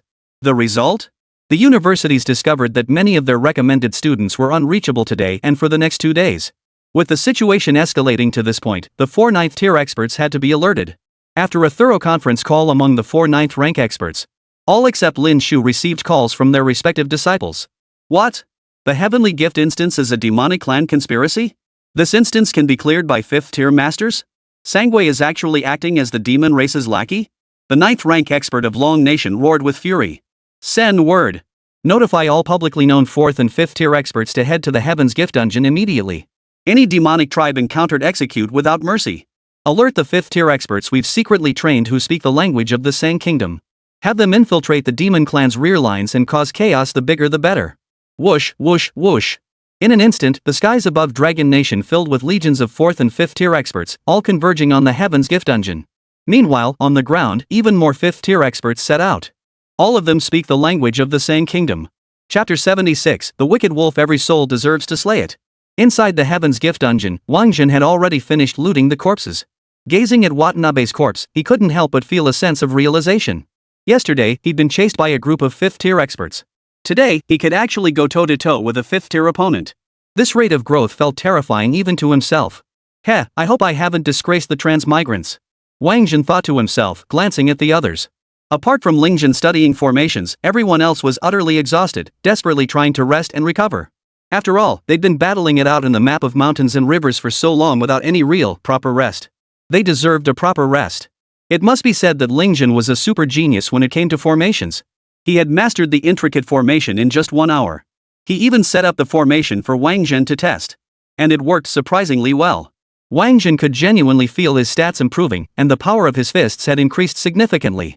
After that, everyone continued resting. Before long, Mo Woody's little wife awoke. Is it over? The first thing Lin Zhongshu did upon waking was to check if everyone had made it through the illusion. We made it. Some 5th-tier traitorous dog from Sang Kingdom was causing trouble, Mo Woody replied. 5th tier? How did you get past him? Hearing the opponent was 5th tier, Lin Zhongshu's pupils nearly popped out of his head. That freak Wáng Zhen just punched his way through. From now on, I won't call myself Mo Woody anymore, I'll be Jinxiao Woody, meaning invincible beneath Wáng Zhen. Mo Woody declared. Lin Zhongshu's gaze toward Wáng Zhen shifted once more. This guy can even beat a 5th-tier opponent. He's just as freaking insane as that freak from the Lin family. No, wait, even that freak from the Lin family probably isn't as insane as him. By the way, what's this about the treacherous dogs from the Sang Kingdom? Lin Zhongshu pressed further. Oh, that matter. Mo Woody then recounted how the Sang Kingdom people had been used as dogs by the demonic tribes. Too bad that Wolf Demon fled right at the start of the battle. If we'd captured him, we might have gotten the list of Sang people he raped out of him. Mo Woody deeply regretted the Wolf Demon's escape. Traitors had emerged within the human race. If not dealt with promptly, the consequences would be unimaginable. Whoosh! Just as Mo Woody finished speaking, a figure appeared ahead in the passageway. The figure moved with astonishing speed. It nearly collided with Wáng Zhen and the others. Sorry. The person hurriedly apologized. Hey, a Dragon Nation person. Who'd have thought there'd be someone from Dragon Nation inside? Encountering a fellow countryman in the TNC instance felt like meeting an old friend in a foreign land, a true case of countryman meeting countryman. After all, many Dragon Nation prodigies had been killed in the mountain and river map dungeon before. Therefore, Wáng Zhen and the others had suspected there were no Dragon Country people left in this instance. Hey buddy, why are you running so fast? The fat man casually slung his arm around the figure's shoulder. It was an extremely scrawny fellow. He didn't look very old. His eyes darted around restlessly. Clearly a crafty little rascal. The little rascal had barely started speaking when he was cut off. Ha. So it was you who stole our treasure, you little rascal.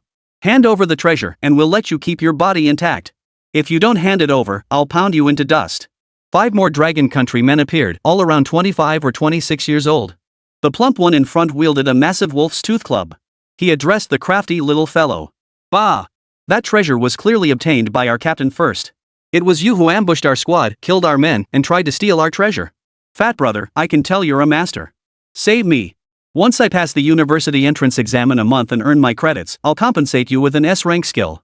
The little smart aleck pinned his hopes for survival on the fat man, because when the fat man climbed onto his shoulders, he felt like this guy was actually a decent person. Oh? An S-rank skill as compensation? Suddenly I'm curious what kind of treasure this is. Fat guy remarked. Whoosh. Little Smarty was highly alert. Before the fat guy could finish speaking, he darted away, creating distance between them. Then, his body transformed into a fist-sized shadow, about to dash toward the rear of the passageway. Trying to get away? Boom! Fatso knew full well the little rascal could turn into a shadow. He hurled his wolf tooth club forward. The club instantly blocked the shadow's path. Rumble! 4 earthen walls appeared around the shadow, completely trapping it. Fat brother, save me and I'll give you that treasure. How about it? The little rascal transformed back into human form, clinging to the fat guy like a lifeline. His gaze toward the fat guy was filled with pleading. He looked utterly pitiful. Oof. You're on the brink of death and still trying to make a last-ditch effort? Kid, learn to play it safe next time. If you're meant to be a sheep in school, just be a good little sheep. Don't even think about trying to get ahead in the real world. We, hawkwolves, love sheep. Especially fresh-faced ones like you who just switched jobs before even getting into college. We, hawkwolves, see one, we eat one. Fatty picked up the wolf tooth club and raised it above his head. He licked his lips, revealing a cruel grin. Whoosh! Just as Fatty swung the wolf tooth club. Just as he was about to smash that little smart aleck to death, Wáng Zhen moved. With a swift sidestep, he appeared before the clever little rascal and caught the descending mace in his hands. You? Fatso was taken aback. He had been keeping an eye on Wáng Zhen's position. He was the farthest from the shadow among this group. Yet he'd arrived so swiftly, catching his nearly full-force swing with one hand. This kid, he's no ordinary guy. Are you guys from the Hawk Wolves? Wáng Zhen asked in a deep voice. The Night Wolves, a notorious criminal organization. Most members harbored dark hearts, convinced society was unjust. They specialized in targeting students for murder. They believed students shouldn't reap the benefits of cultivation resources without contributing. They believed every resource students received was something they had created only to be deprived of. Therefore, they believe it is justified to seize resources from students.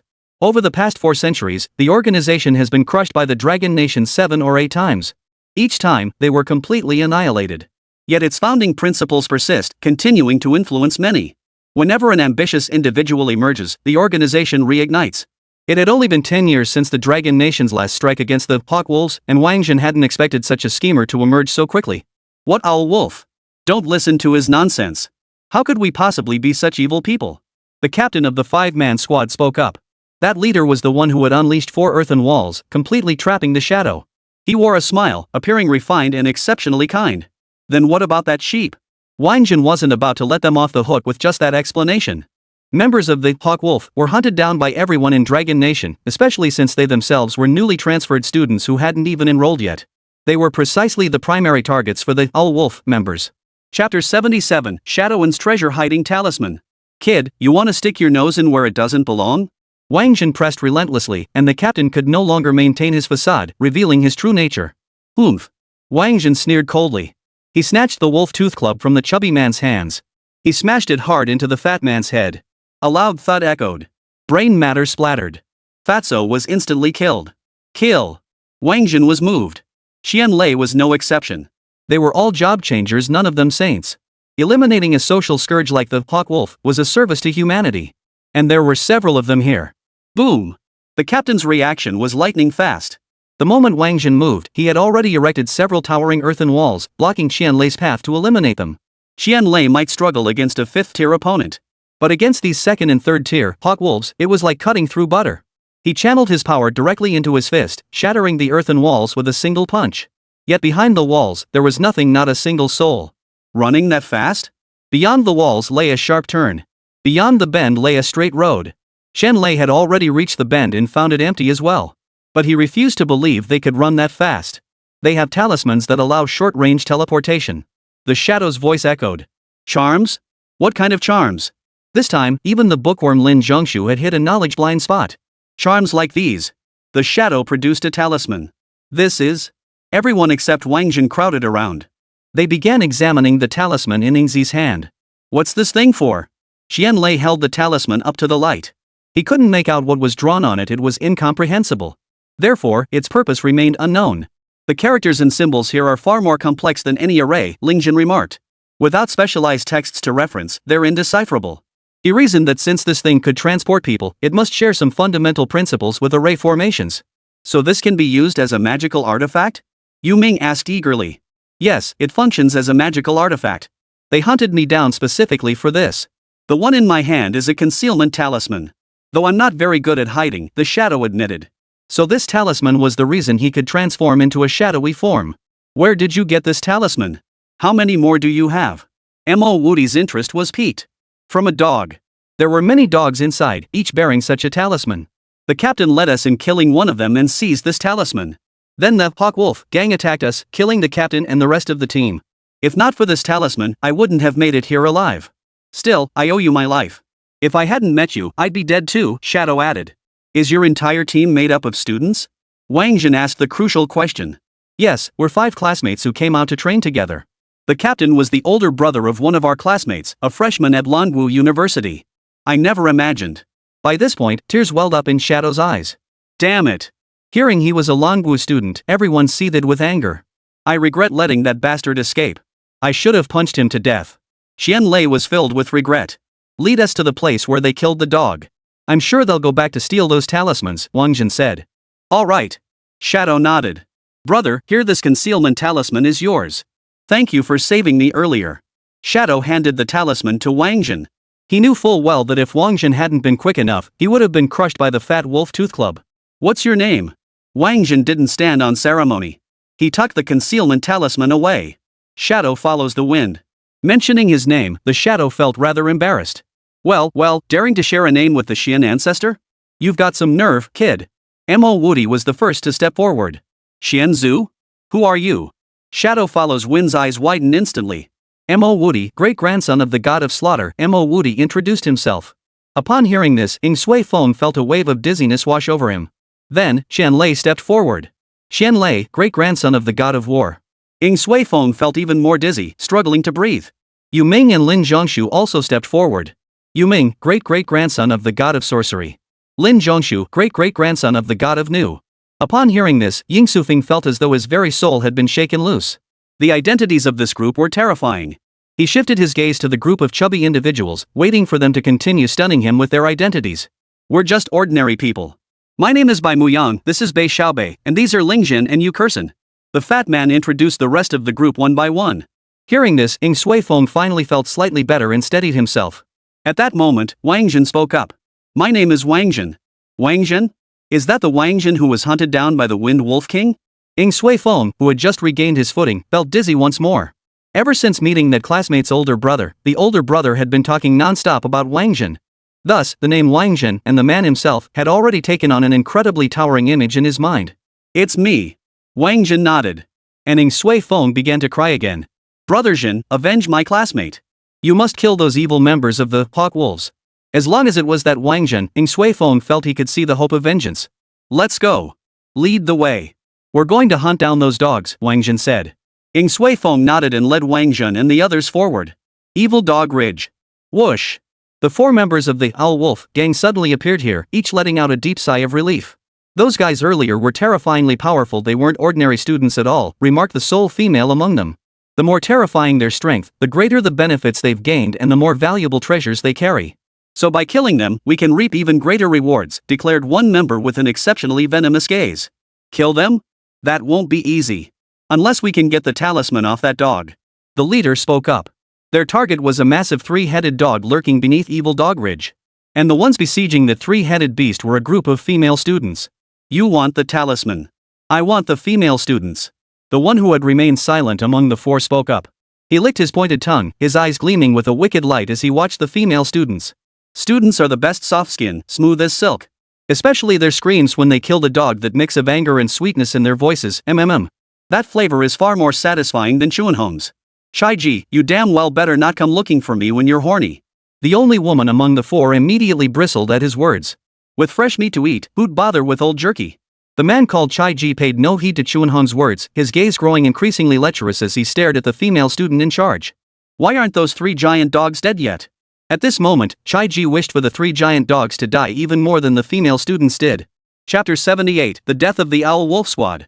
Sis Luo, this 3-headed beast is too tough. Maybe we should switch to a smaller one.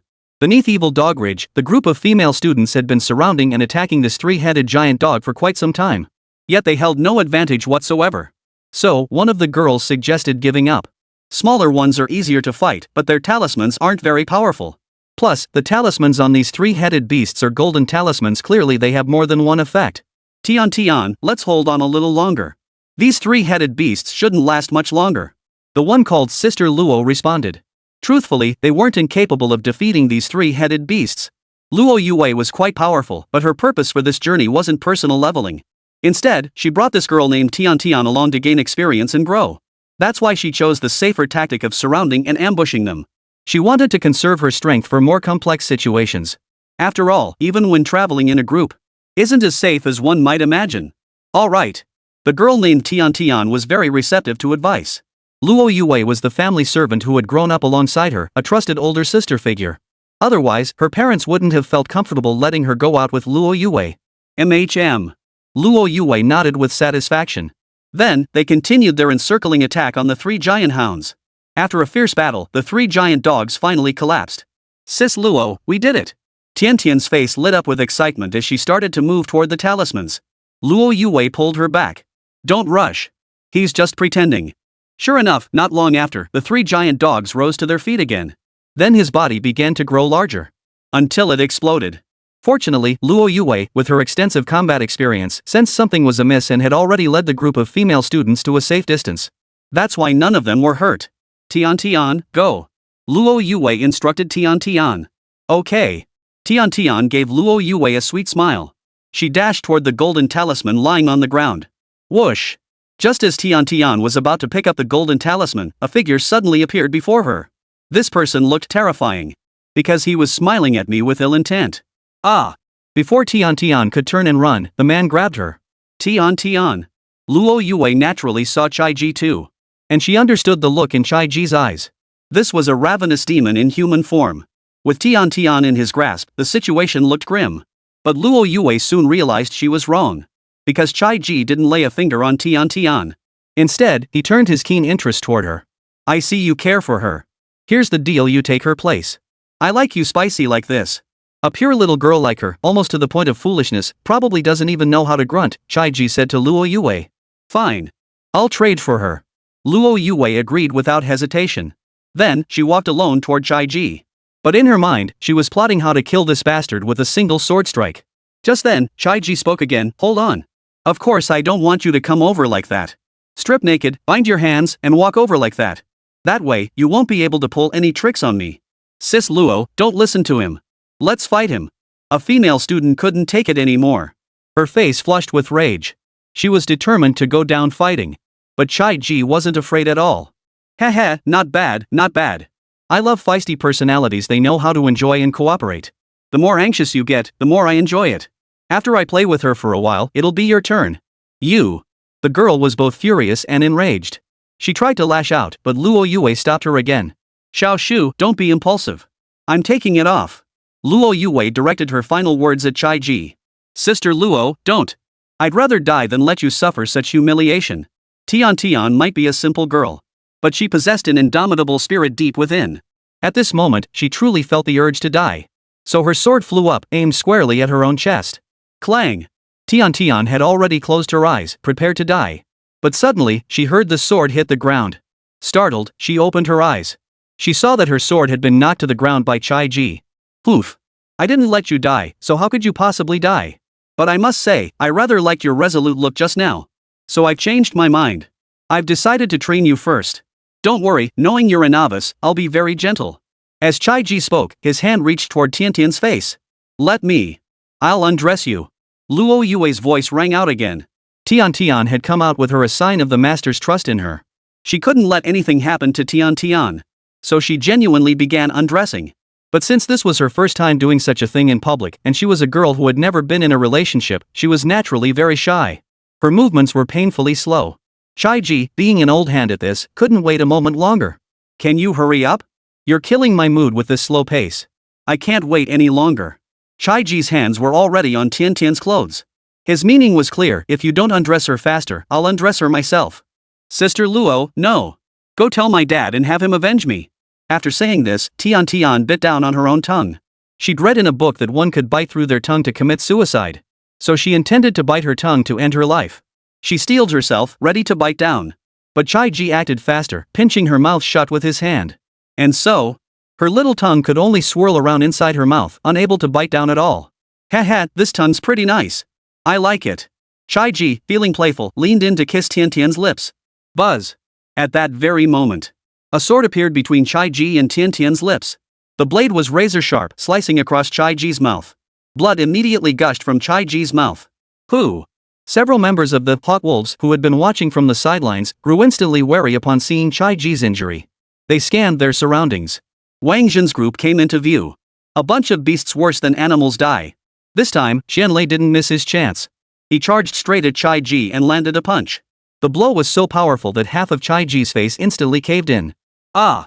Chai Ji was in excruciating pain. He had to fight back. But the more he fought back, the worse he got beaten. Because in front of Qianlei, all his resistance seemed utterly futile, like tickling. Let's go. The teleportation symbol was on the captain's person. And it could only transport teammates within a 10-meter radius of the captain. Chai Ji was too far from the captain to teleport with them. Therefore, the captain had no choice but to abandon Chai Ji and escape alone. Buzz. The teleportation symbol activated. It carried the captain and his two companions away. But when the three of them appeared in the new location, they still saw Wáng Zhen. Wáng Zhen's sudden appearance startled the three of them. Wáng Zhen wasted no time. He immediately swung his fist at the three of them. Boom! The earthen wall materialized once more. This was the captain's greatest defensive reliance. He knew Wáng Zhen's formidable strength, so he had poured every ounce of his power into thickening the wall. It was likely the thickest, strongest defensive wall he'd ever built in his life. But under Wáng Zhen's fist, they shattered like tofu. Finally, Wáng Zhen's fist struck the three men, instantly ending their lives. Chapter 79, The Golden Talisman is a Valuable Treasure. The one who struck down the three members of the Hawk Wolf squad with a single punch was not Wáng Zhen himself, but his clone. Upon arriving at Evil Dog Ridge, Wáng Zhen and his companions examined the Hawk Wolf squad's movement patterns. He calculated the teleportation range of their scrolls. He then selected two optimal escape routes and dispatched two clones to lie in wait. Sure enough, he ambushed them. This was why the Owl Wolf squad encountered Wáng Zhen the moment they teleported here. The clone Wáng Zhen searched the storage equipment of the three individuals. In the end, he found only the teleportation scroll useful, the rest was junk. This clearly indicated that these individuals held low standing within the Owl Wolf faction. Or perhaps the Owl Wolf faction hadn't grown powerful enough yet to provide its members with anything worthwhile. Though Wáng Zhen was a miser who loved money, he wouldn't accept junk. So after the clone Wáng Zhen took the teleportation scroll, he headed to reunite with Wáng Zhen. On Qianlei's side, Chai Jizhen was a complete novice. After trading a few punches with Qianlei, he completely lost his strength. In the end, Qianlei finished him off with a single punch. Such trash, yet so disgusting. Dying so easily, he got off easy. Qianlei had actually wanted to torment the guy a bit. So after the first punch, he held back on all subsequent blows. But the opponent was just too weak to take a beating. After only a few punches, he breathed his last. This talisman must be something special. After finishing off Chai Ji, Qianlei immediately picked up the golden talisman from the ground. Meng Yue and Tian Tian, watching nearby, made no move to stop him. When venturing out to gain experience, the first lesson is to protect yourself. If you lack the ability to possess a valuable treasure, there's no point in fighting over it. Otherwise, if you insist on fighting for something despite knowing the power gap is vast, in the end, you'd lose not just the treasure, but your very life as well. How does this thing work? Qianlei stepped before Ying Sui Feng and asked. He had already tried using his consciousness, but it didn't work. First, perform a blood recognition ritual to bind it to you, then communicate with it using your divine consciousness, Ying Sui Feng instructed. Oh. Qianlei complied, placing a single drop of blood onto the golden talisman paper. Whoosh! A strand of golden light shot into Qianlei's head. Qianlei's eyes lit up instantly. Holy crap, this is the real deal. 5 times strength, a life-saving stand-in, and teleportation to any point within 5 kilometers. A trinity of offense, defense, and escape. What a fantastic talisman. Knowing the effects of the golden talisman, Qianlei was overjoyed. This talisman suited him perfectly. As the direct great-grandson of the war god, he hadn't learned the war god's 18 transformations. In a way, this 5-fold strength compensated for his lack of training in the 18 transformations. Moreover, this single boost was equivalent to 5 transformations. How could he not be thrilled? 5-fold strength, that's not something you can achieve just by learning a skill. Lei, you're loaded now. Congratulations, congratulations. Mo Wudi exclaimed as he approached. But this talisman has a flaw. If your spiritual power is insufficient, it could easily self-destruct, Qianlei added. Luo Yue, Tiantian, and the others in the distance finally understood why those 3 giant dogs had self-destructed upon hearing Qianlei's words. So it was him trying to trigger this golden talisman to escape, but he ultimately failed. Moreover, when other families killed dogs, the dogs would use talismanic arts. But their 3 giant dogs never used golden talisman techniques in battle, likely because their spiritual awareness was too weak to activate them.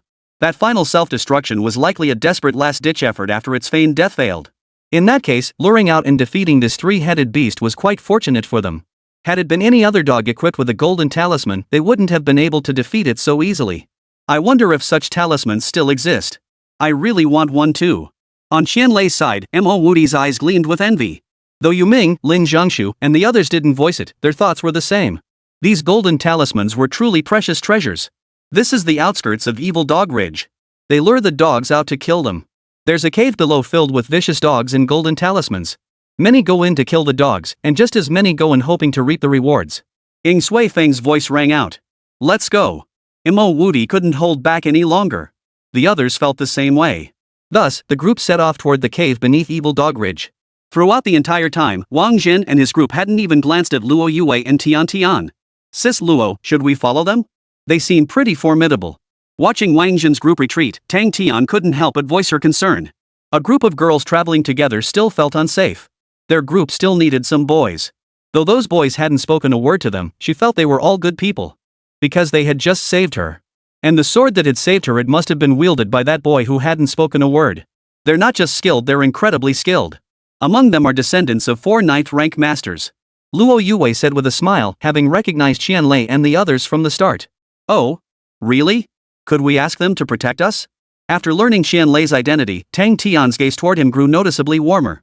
No, Tian, I think we should head back. The rest of the dungeon isn't something we can explore. They had been in the dungeon for 3 days. They were among the first batch to enter. They had been extremely cautious throughout their journey. But after what happened with Chai Ji, and learning that the 3 giant dogs had only been killed by sheer luck after they wore them down, Luo Yue decided to call it quits. Alright, Sister Luo, let's head home. Tang Tian was a child who had been sheltered by her family. This was her first time leaving home. She had gained a lot of experience along the way. And she was very happy. Though she wanted to stay longer and was reluctant to go home just yet. She ultimately chose to heed Luo Yue's advice. Because she trusted Luo Yue. And she didn't want incidents like the previous one to happen again. Alright, let's go. Luo Yue nodded, preparing to lead the group of female students away. But then, a furious growl erupted from within Evil Dog Ridge. The roar was deafening, causing the entire Evil Dog Ridge to tremble. Following the roar came a series of mournful whines from the vicious dogs. That whimpering sound was unbearably distressing, making one's head ache. Several of the girls in Luo Yue's group, whose psychic energy was weak, began bleeding from their 7 orifices right then and there, overwhelmed by the vicious dogs' whimpering. Then, a series of frenzied dog barks echoed out from the cave. A group of transferees burst out of the cave. They scattered in all directions. Holy crap, what the hell is going on? Wáng Zhen and his group hadn't even reached the cave entrance yet. But the sheer number of people pouring out was overwhelming. They weren't just from the Dragon Nation. There were also people from the Mulberry Kingdom and the Stick Kingdom. There were even fair-skinned, blue-eyed, blonde-haired individuals. In total, there were over 1,000 of them. All of them were fleeing while cursing and swearing, shouting "Oh my god," and "Woof woof woof." After these transfigured beings scattered, a pack of dogs burst out of the cave. A rough estimate put their number. There were over 3,000 dogs. Each dog bore a talisman. Among them, about 10 dogs bore golden talismans. Holy, we're set for life. Let's do this. Mo Woody's eyes lit up like gold at the sight. He charged forward first. Chapter 80. Did you kill my child? Buzz. Whoosh, whoosh, whoosh. Mo Woody charged forward, but gained no advantage whatsoever. The talismans on the dogs' bodies flashed. Most of them carried a blink effect. The end result was that Mo Woody didn't manage to hit a single dog and ended up surrounded by them. Qianlei wouldn't let Mo Woody face trouble alone. He sprang into action as well. And to test the effectiveness of the golden talisman, he activated the 5-fold power directly. Crackle crackle crackle. 5-fold power. Combined with Qianlei's innate, steel hardening, skill. The combat results were exceptionally striking. When the dogs attacked him, he didn't defend, he countered directly with his fists. In just over 10 seconds, he had already taken down quite a few dogs. Xiaobei, keep an eye on Lingjin and the others. I've got work to do. The fat man also sprang into action. However, he wasn't joining the fight, he was collecting talisman papers. Every talisman paper from the dogs Qianlei had killed was stowed away in the fat man's storage gear. Are these enraged dogs this easy to kill? The job changers who had been fleeing noticed the commotion here. All abandoned their thoughts of escape. In theory, enraged dogs were like monsters with low health in games. They should have a brief period of heightened combat power. Why didn't these dogs seem to have it? With this thought, the group gathered closer once more to observe. Meanwhile, on Wáng Zhen's side, apart from Lingjin, Lin Zhongshu, Ying Suifeng, and Bei Xiaobei, everyone else had already joined the fray. After all, 3 of the 4 were injured, and 1 was tasked with guarding the wounded. Wáng Zhen, of course, was exempt. He was the 3rd to engage after Qianlei. Moreover, he had no interest in ordinary talismans. He went straight for the golden talisman dog. Yu Ming also joined the fray. He unleashed all sorts of witchcraft spells indiscriminately. Of course, this chaotic unleashing was from others' perspective. Yu Ming himself didn't see it that way. Because he had clearly observed the effects of the talismans, then deliberately targeted his witchcraft accordingly. To achieve the goal of natural countering, Yu Kersen naturally kept firing arrows. As the only girl in the team, she didn't want to be constantly protected. So once her stamina recovered somewhat, she strove to prove her worth. These dogs really don't have red health bars. The observers watched for a while longer. They discovered these dogs truly didn't become any stronger. Especially when they saw the fat guy constantly picking up talismans. One by one, their eyes turned red. The bolder ones charged forward, joining the fray. Those slightly timid ones observed for a while longer. Finally realizing there were no surprises after all, they joined the fray, continuing to kill the dogs. Sis Luo, should we go? Outside the fray, Luo Yue and her group of female students remained inactive. But now, seeing a group of transferees slaughtering a pack of dogs, Some of the girls were tempted. They'd come all this way. It would feel a bit pointless to leave without bringing back a single talisman. The treasure was right before their eyes, yet they dared not step forward. Where is the warrior's spirit in this? If everyone wanted to be a delicate flower in a greenhouse, there'd be no point in venturing out to train. Luo Yue could easily read the minds of these female students. So, with things having come to this point, she couldn't stop them. Fine, go ahead. But be careful, watch out not just for the dogs, but also for those job changers. Watch your backs, Luo Yue warned. Got it. The group of female students were overjoyed at her words. They charged toward the dogs. Tian, stay with me.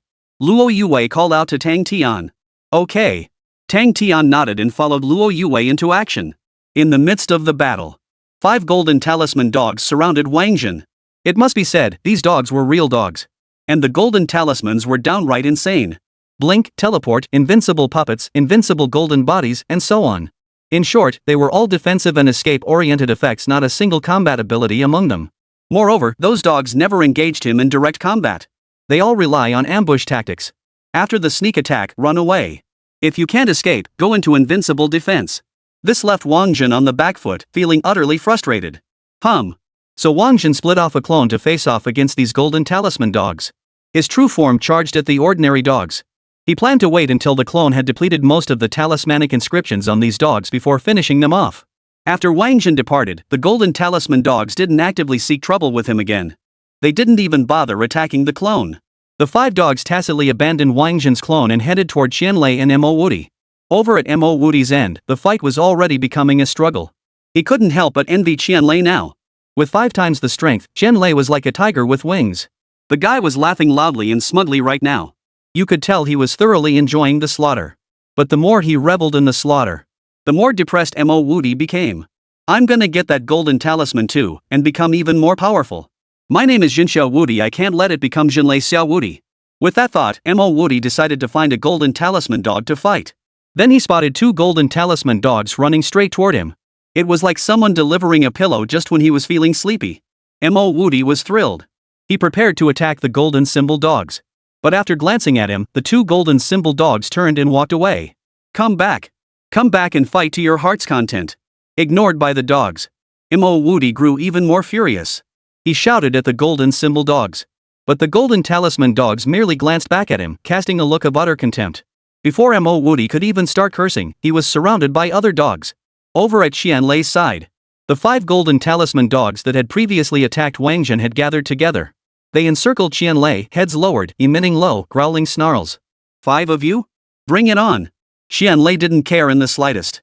5 times the power, this feels amazing. Woof. One dog moved. Its speed was blindingly fast.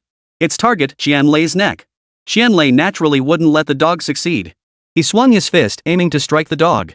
But the dog vanished suddenly. When it reappeared, it was already behind him. Qianlei prepared to swing his fist at the dog, only to find the other 4 dogs had also appeared around him. And worst of all, one dog was even preparing to bite his groin. How could he not dodge? Qianlei didn't hesitate for a second. He immediately activated the second effect of the golden talisman, the life-saving substitute. Qianlei's true form vanished. In his place stood a doppelganger identical to Qianlei. After being bitten by the 5 golden talisman dogs, the decoy disintegrated into specks of starlight and vanished completely. Woof woof woof. The 5 dogs ceased their attack on Qianlei. Instead, they let out a chorus of barks toward Evil Dog Ridge. Woof. Wah. Another roar followed by a whimper. Evil Dog Ridge trembled once more. This tremor was even more terrifying than before. It felt like a magnitude 10 earthquake. All the dog-slaying adventurers were thrown to the ground, tumbling repeatedly. So it was you who killed my child and stole my child's golden talisman. 100-meter-tall, 3-headed colossal hound emerged from within Evil Dog Ridge. As the 3-headed beast spoke, the talismans on the bodies of the fallen dogs automatically detached and flew into the air. Finally, they all adhered to its body. Chapter 81, The Precious Immobilization Talisman. The appearance of this massive 3-headed beast terrified many of the adventurers present. After all, most of them were only 2nd or 3rd tier adventurers. They'd come to the dungeon hoping for easy loot and quick rewards. They'd never encountered such formidable monsters before. Some immediately tried to flee. But those who tried to flee barely got a few steps away. They were crushed by the massive paw of the giant 3-headed hound that suddenly appeared, blocking their path. None of you humans here today will leave alive. You'll all be buried with my child. As the colossal three-headed hound spoke, numerous talismans glowed upon its body. These talismans were all related to space manipulation. Finally, the talismans coalesced into a vast spatial barrier, completely encircling everyone. It's over. We're done for this time. This thought echoed in the minds of many. Many of them believed they should have fled earlier, instead of staying behind to kill dogs and steal talismans. Now, they'd even lost their lives. Sis Luo, what should we do? Over at Luo Yue's side, the female students had gathered together again. Worry now clouded every face. Gone was the earlier excitement at seeing the talismans, because they had already heard the commotion. It turned out that the golden talisman three-headed giant dog they had killed was the offspring of this very three-headed beast. Ultimately, they were the ones who had brought this calamity upon themselves. They feared being exposed. That would be the end of them. Before Luo Yue could answer, the three-headed dog spoke again. Its gaze fixed on Qianlei. Boy, did you kill my child? The earlier test had yielded results. The golden talisman was on this kid. But it couldn't be ruled out that he'd found it by chance. That's right, I killed it. Just a three-headed monster. Dead is dead. The golden talisman is quite nice. I like it. Qianlei didn't betray Luo Yue and the others. Instead, he admitted it quite straightforwardly. Then he gave Luo Yue a meaningful glance. The message was clear: I'll take the blame for this, don't you dare step in. At that moment, Luo Yue's heart was jolted to its core. She'd seen plenty of cocky young men like Qianlei. But when others put on airs, she felt nothing but disgust. Because they were putting on airs for the sake of it. Or rather, to grab her attention. Yet this particular show-off before her somehow made her feel a deep sense of security. Because she knew this person wasn't putting on airs for the sake of it, but out of a sense of responsibility deep within. No, it's not him. A voice sounded beside Luo Yue. The moment that voice spoke, Luo Yue knew she was done for. Her momentary distraction had allowed this innocent, adorable little girl to stir up trouble. Oh? Not her? Could it be you? The three giant dogs turned their gaze toward Tang Tian. Such a pure little girl. Perfect for a cauldron. As the three-headed hound spoke, its massive paw already lunged toward Tang Tian.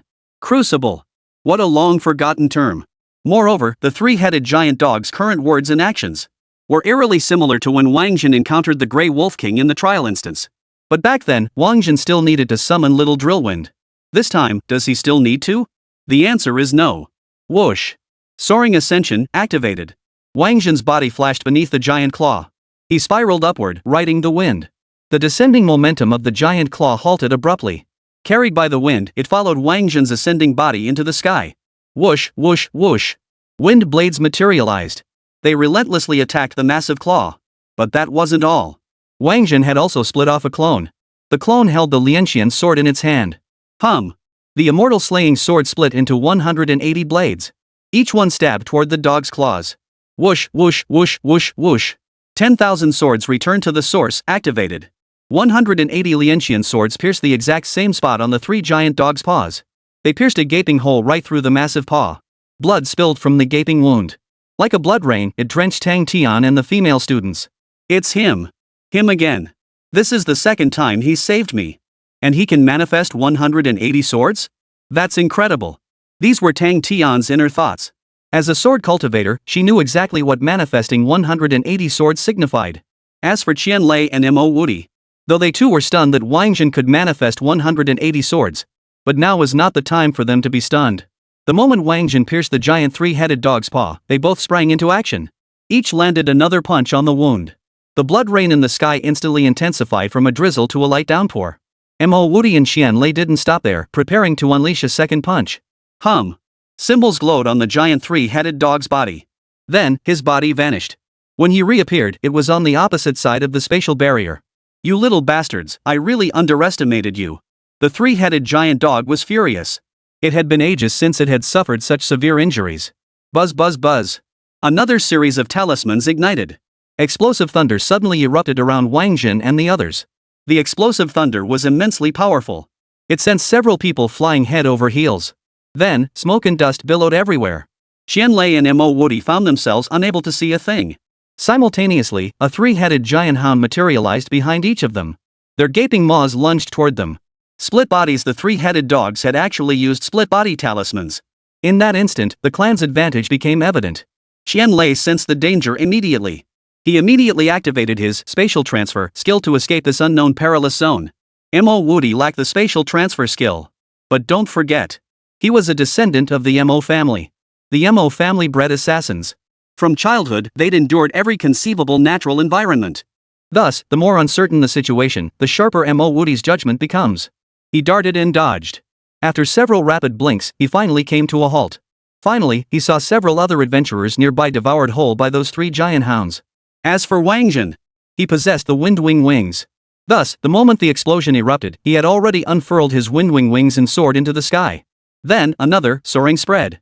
He reappeared beneath the true form of the 3-headed giant hound.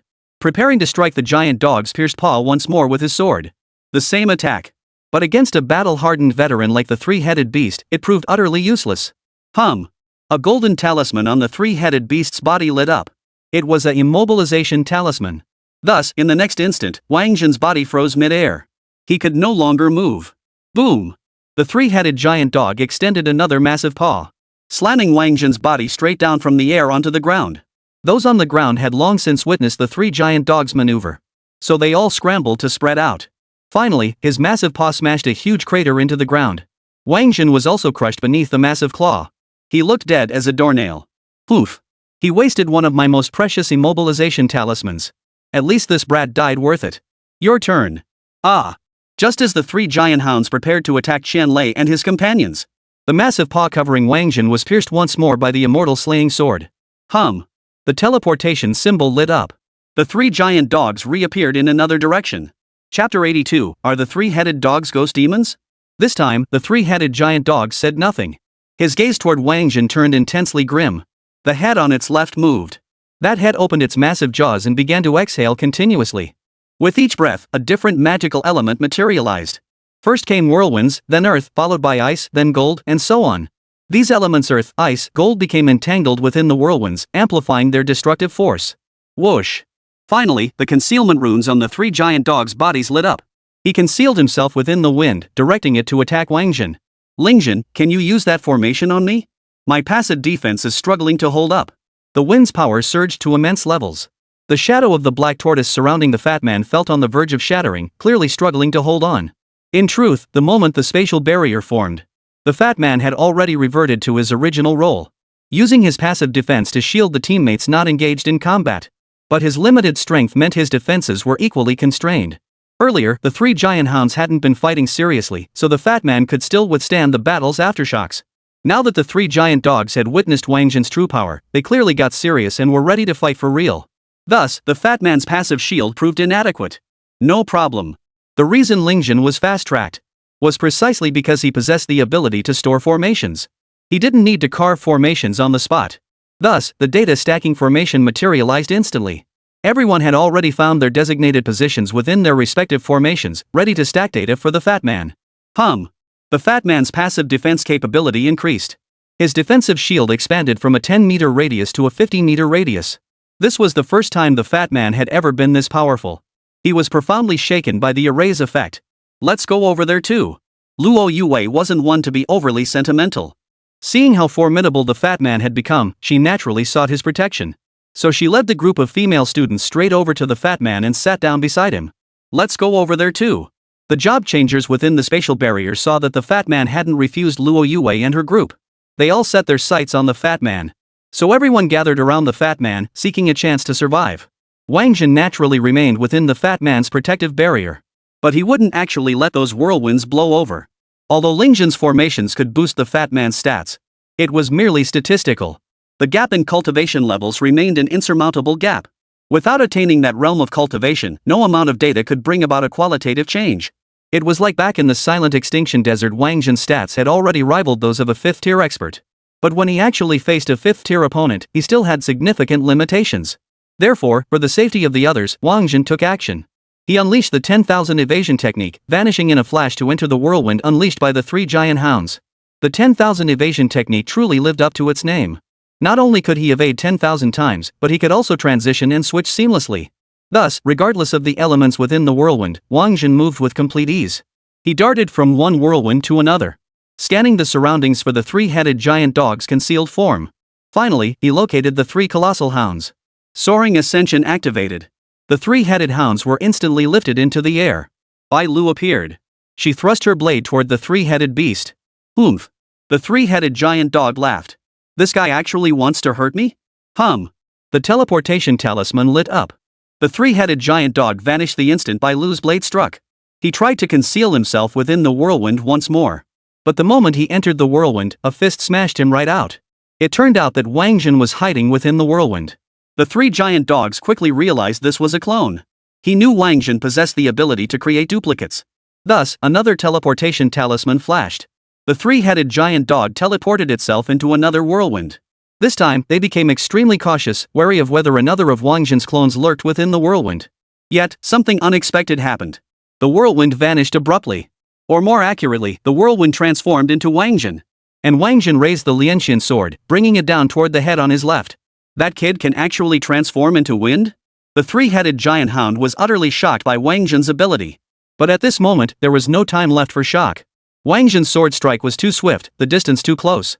And because it was at such close range, he felt the terrifying power of the immortal slaying sword even more keenly. The blade seemed imbued with some kind of magical power, locking onto him directly. He even felt his own head moving toward the blade of its own accord. Whoosh! At this critical moment, the instincts of the three-headed beast kicked in. From the eyes of the head on his right, two beams of white light shot out. The white light pierced directly into Wáng Zhen's eyes. Wáng Zhen's sword-wielding motion halted abruptly. His body began to fall to the ground. But the three giant dogs showed no intention of letting Wáng Zhen off. They continued their assault. Boom! Wáng Zhen's body slammed hard onto the ground, pinned down by the third giant dog's paw. As if afraid he wasn't dead yet, they stomped on his body repeatedly with their paws. The power amplification talisman flared up again on his body. The deep hit already carved by its claw grew even deeper under the power-boosting talisman's effect. He was certain this time Wáng Zhen was dead beyond any doubt. He is dead? Beside Luo Yue, Tang Tian's eyes widened in disbelief. She couldn't believe that such a powerful boy could just die like that. How could he be dead? His clone is still here. Xian Lei, standing beside Luo Yue, spoke up, his gaze fixed on Wáng Zhen, who held the white dew in his hand. Hearing this, Tang Tian instantly exhaled in relief. Right, that should be his true form.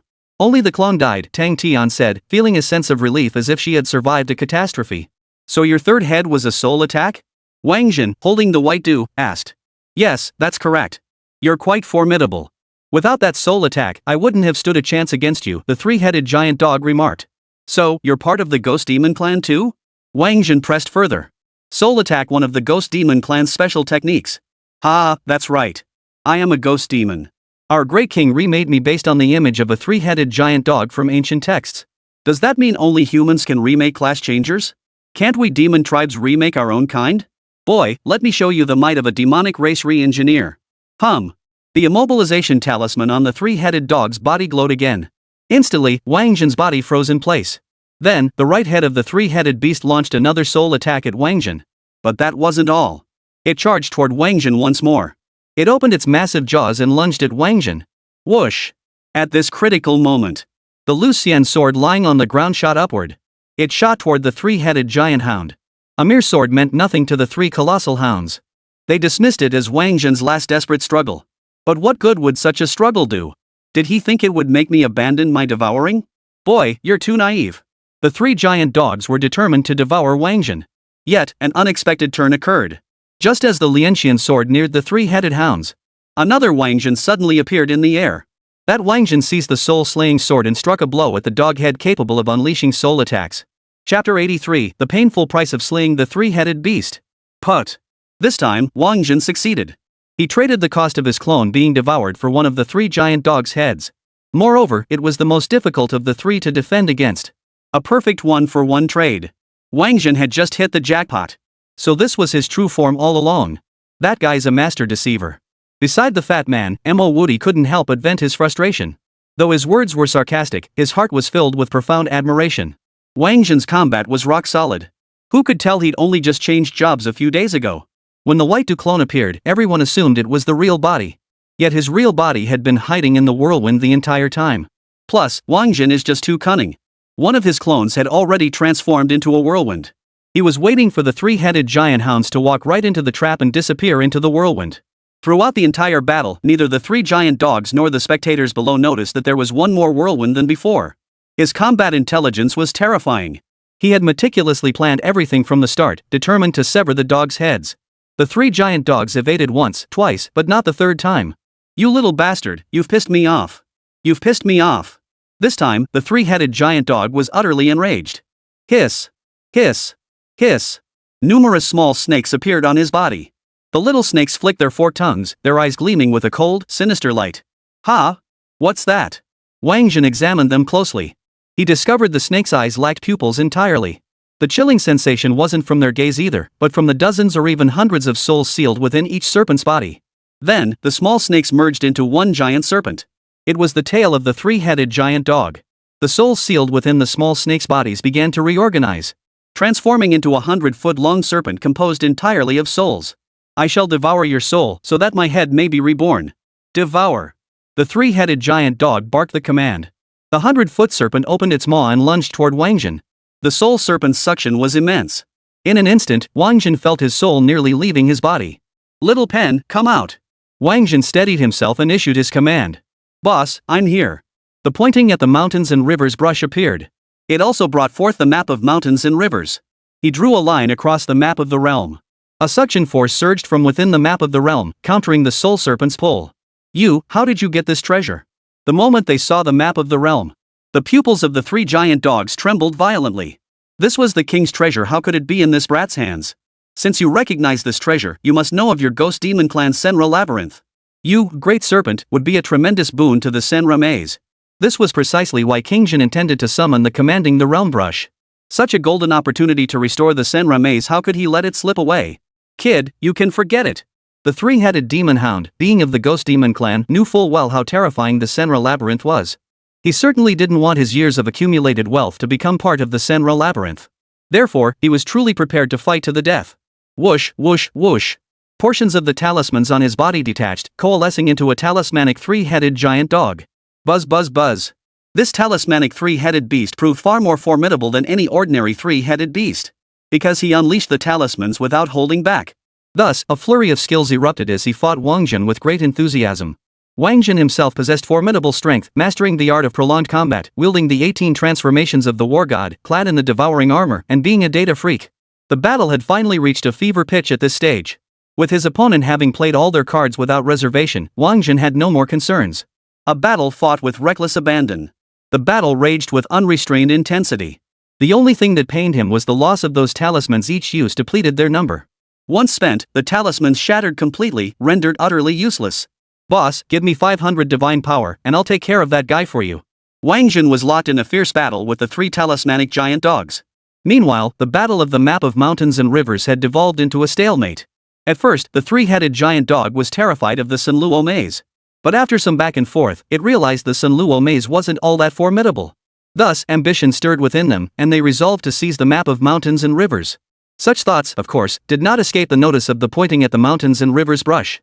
The commanding the mountains and rivers brush immediately made a demand of Wáng Zhen. Whoosh! Without a moment's hesitation, Wáng Zhen raised his hand and granted the pointing at the mountains and rivers brush 500 points of divine power. Hee. The pointing at the mountains and river brush was thrilled. It darted into the map of mountains and rivers. The suction force of the map of mountains and rivers instantly intensified. The tug-of-war dynamics shifted accordingly. The soul serpent began rapidly moving toward the map of the realm.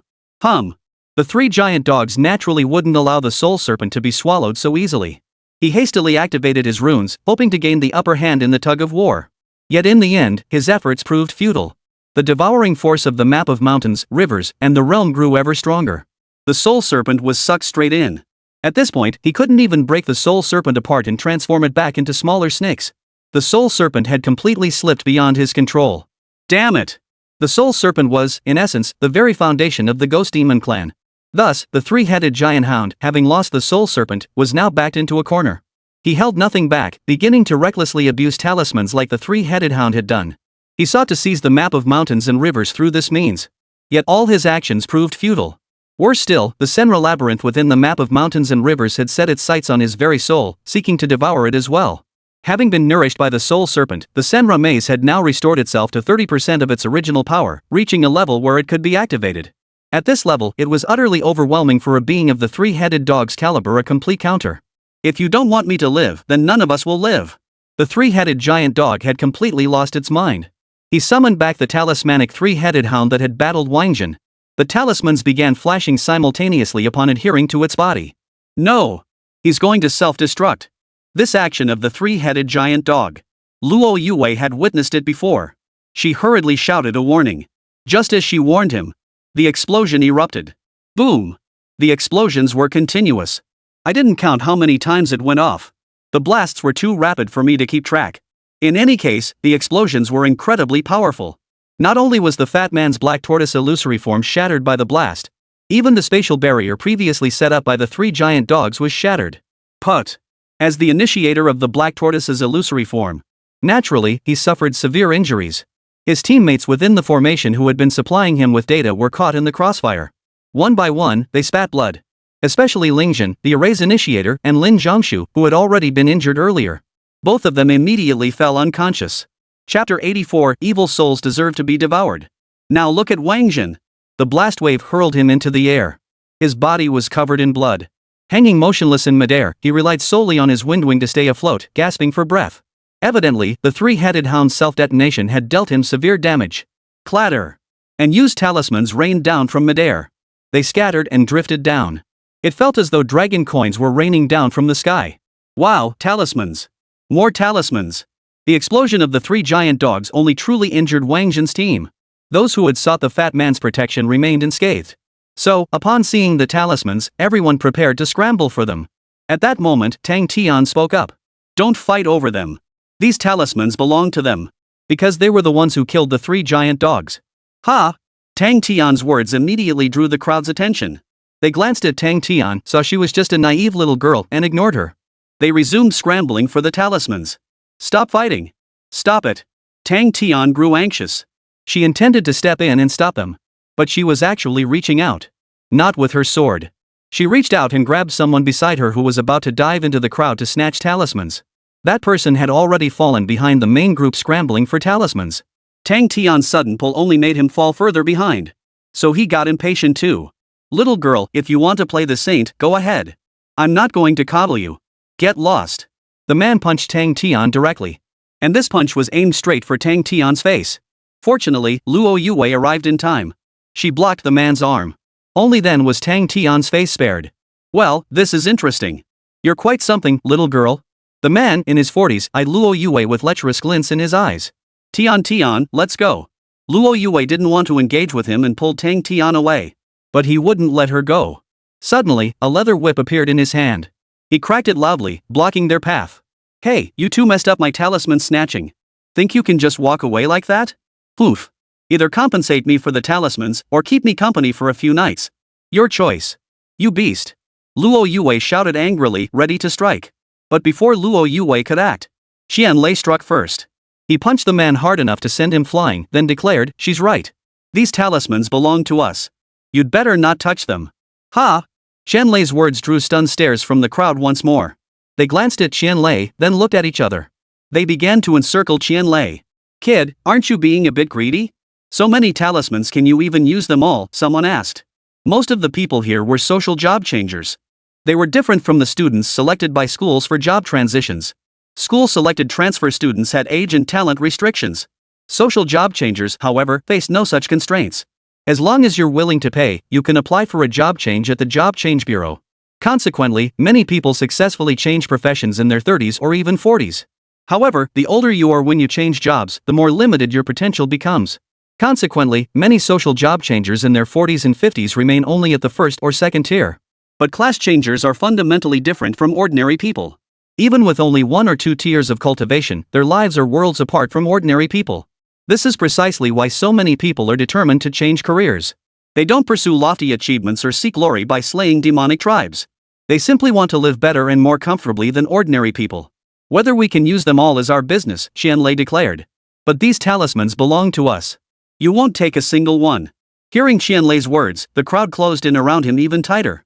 That's simple, another voice chimed in. We'll just kill you. Then these talismans become ownerless, and we can all fight over them. This suggestion struck a chord with the entire group. The group immediately split into several factions. They completely surrounded Qianlei, the fat man, Ling Zhen, and the others. They stood ready to strike at any moment. You're despicable. Tang Tian spoke up again. Earlier, when those 3 giant dogs tried to kill you, it was only through my protection that you survived. Now that I'm injured, you want to kill me for my talismans. To burn your bridges after crossing them, to repay kindness with betrayal, you are utterly shameless. Tang Tian's heart was filled with rage. This was the first time she'd witnessed such utter shamelessness in a person. Young lady, are you choosing to side with them? Then, die. As the word die left her lips, the man launched his attack. A hook resembling a scorpion's tail appeared in his hand. It was aimed directly at Tang Tian's throat. It was clear this man was ruthless. He intended to kill Tang Tian with a single strike. Boom! A figure appeared before Tang Tian. It was Wáng Zhen. The man wielding the scorpion tail hook was instantly crushed under Wáng Zhen's foot, his skull crushed. Dead as a doornail. After taking several deep breaths, Wáng Zhen had regained some composure. Now it was time for him to step forward and stabilize the situation. I'll give you 10 seconds to make your choice. Those willing to abandon the talismans may leave immediately. Those who wish to kill us and seize our talismans prepare to die. Wáng Zhen declared, his voice icy cold. Ha ha ha ha. You're nothing but spent arrows now. What's there to be so arrogant about? We want not only the talismans on your bodies, but also your equipment and weapons. That sword of yours, I'm quite fond of it. Did you see that? When he fought those 3 giant hounds just now, he used the soul-devouring skill of the Ghost Demon Clan. Therefore, he must be one of the Ghost Demon Clan too. Killing him is killing a demon. Exactly. His companions are human traitors colluding with the demon race. Every last one deserves to die, another voice chimed in. Right. Right. Right. This person's twisted logic immediately found echoes among the crowd. Thus, in the span of just a few sentences, Wáng Zhen and his companions transformed from heroes who had saved everyone into despicable human scum and traitors colluding with the demon race. Ha ha, good. Very good. Hearing the crowd's words, Wáng Zhen let out a cruel laugh. I knew you were pragmatic, but I never imagined you'd be this pragmatic. I knew you were wicked, but I never imagined you could be this wicked. In that case, I won't wait 10 seconds. Die, all of you. A golden light flared around Wáng Zhen's body. His SS class isolation shield had activated. The shield enveloped everyone within its reach. Not a single soul was spared. Witchcraft, spatial barrier. Wáng Zhen activated the spatial barrier once more. It shielded him and his teammates completely. Little brush, unleash the Senra maze. Devour them. Evil souls deserve to be devoured. I want them all dead, not a single one left alive, Wáng Zhen said coldly. Roger that, boss. The commanding brush reappeared. With a single stroke across the map of mountains and rivers, an immense suction force suddenly surged from within the map of rivers and mountains. Chapter 85, British? Then die first. Ah! Screams echoed in rapid succession. In an instant, over 100 individuals of low cultivation were sucked dry of their souls, leaving only lifeless corpses behind. Kill. Within Wáng Zhen's spatial barrier. Besides Wáng Zhen and his teammates, several other transferees had been swept inside as well. Seeing the deaths outside, these transferees realized they had no chance of survival and prepared to turn on the fat man and his group. There was no way Wáng Zhen would let that happen. Crack! Crack! Crack! A massive tree suddenly materialized, its thick, tangled roots shielding the fat man and his companions. Then, every branch on the tree transformed into a deadly weapon. They pierced through every villain within the spatial barrier. Each was impaled on the tree, awaiting the Sunluo maze to consume their souls. Whoosh! As the situation deteriorated to this point, someone finally snapped out of it. They realized that the man before them, though appearing severely wounded, was actually completely unharmed. They chose to flee, escaping the confines of the barrier. But then, Wáng Zhen appeared. Not only did he appear, but he also split into multiple clones. 3 Wáng Zhen figures simultaneously launched a pursuit against those who fled. Before long, all of them were grabbed by Wáng Zhen, blood and bones dripping. They were then tossed back into the isolation dome. You're a devil. You're nothing but a devil. Someone, unwilling to accept their fate, roared at Wáng Zhen. This guy before them was no child, no middle schooler. He was clearly a merciless killer, a butcher. Cruel, utterly cruel.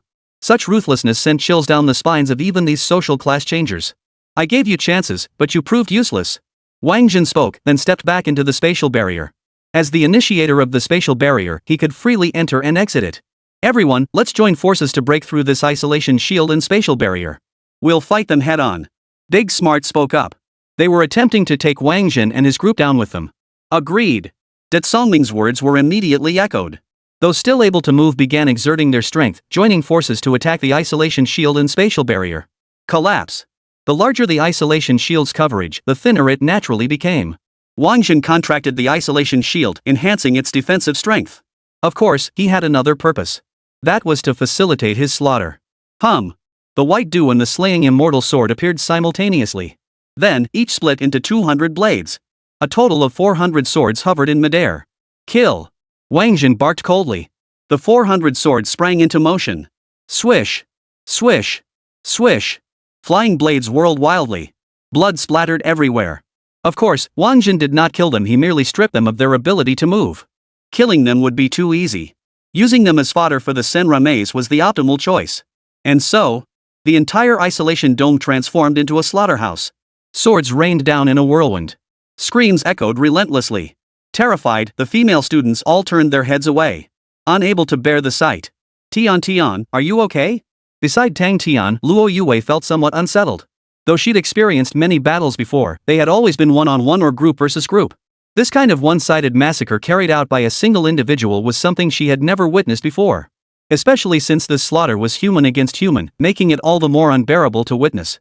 Yet she noticed Tang Tian beside her hadn't even blinked, staring blankly at the slaughtered figures in a daze.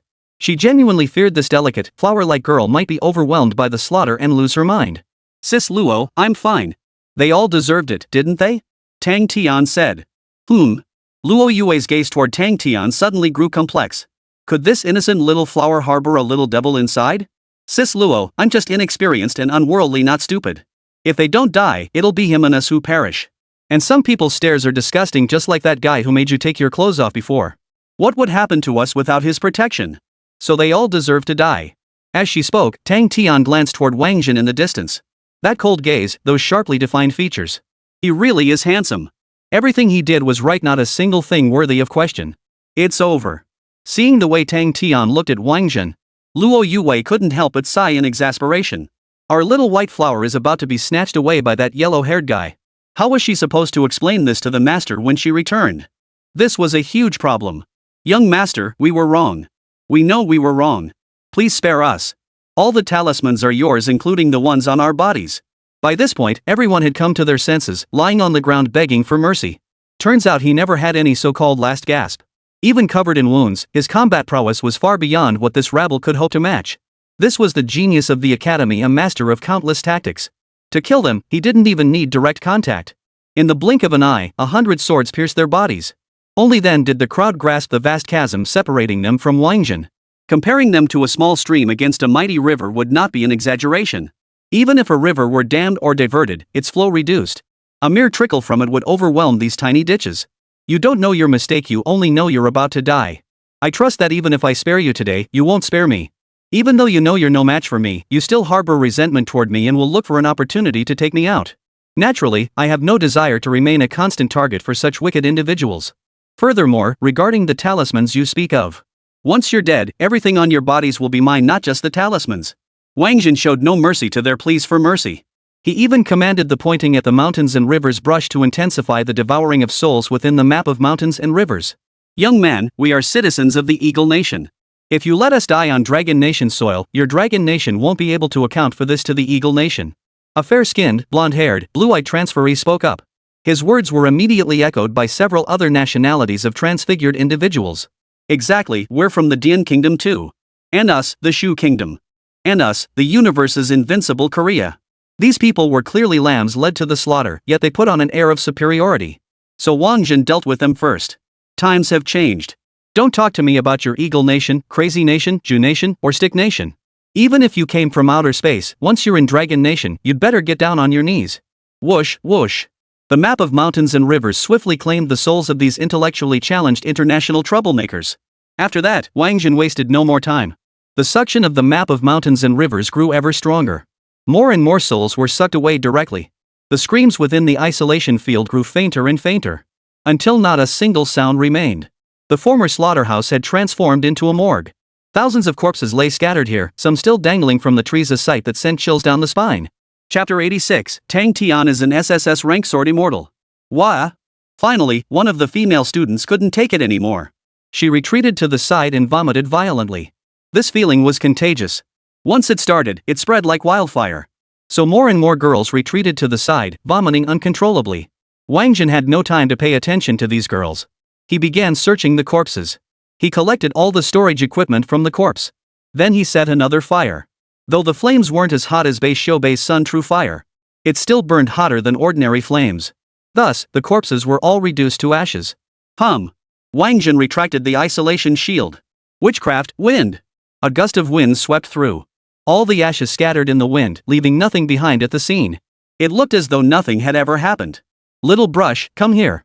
After finishing, Wáng Zhen summoned the pointing at the mountains and rivers brush. Boss, what is it? The pointing to the mountains pen was overjoyed. Today, he'd done his boss a huge favor. If not for his suggestion, how could the boss have taken down those 3 giant dogs so quickly?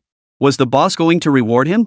The pointing to the mountains pen grew more and more excited the more he thought about it. Pay up! Wáng Zhen seized the pointing at the mountains brush.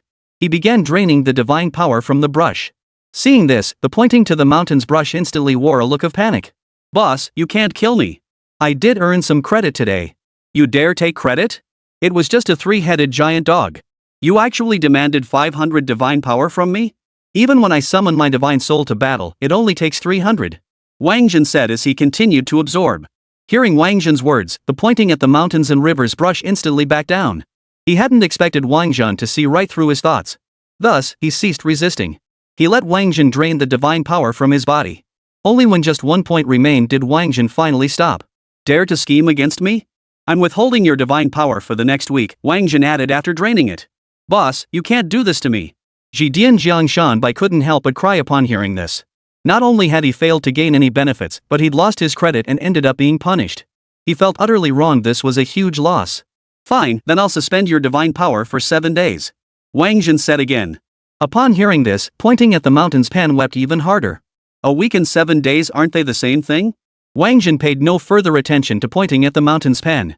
He walked over to the fat man and the others, intending to check on their injuries. At that moment, Mo Wudi spoke up. Wáng Zhen, news has come from the Xian ancestor. What did he say? The ancestor says the Tianxi instance has been almost entirely overrun by the Ghost Demon clan. He's already dispatched 5th tier experts to clear it. He orders us to return immediately. It's far too dangerous inside. Oh? The Ghost Demon clan has taken it over. Mo Suifeng's words about having them return were completely filtered out by Wáng Zhen. His mind was consumed by the words Ghost Demon clan occupation. The Sunluo maze is currently 31% restored. If we could wipe out every last Ghost Demon in this instance, could that mean the Sunluo maze would be fully restored? Wáng Zhen had been fretting over how to venture into the Ghost Demon clan's territory to devour more of their souls. Now it seemed that worry was unnecessary. How are your injuries? Can you keep going? Wáng Zhen looked at the fat man and the others as he asked. He couldn't wait to take down those Ghost Demon tribes. Ha? What did you say? Mo Wudi thought he'd misheard when Wáng Zhen suggested continuing. Xian Zhu said we should go back.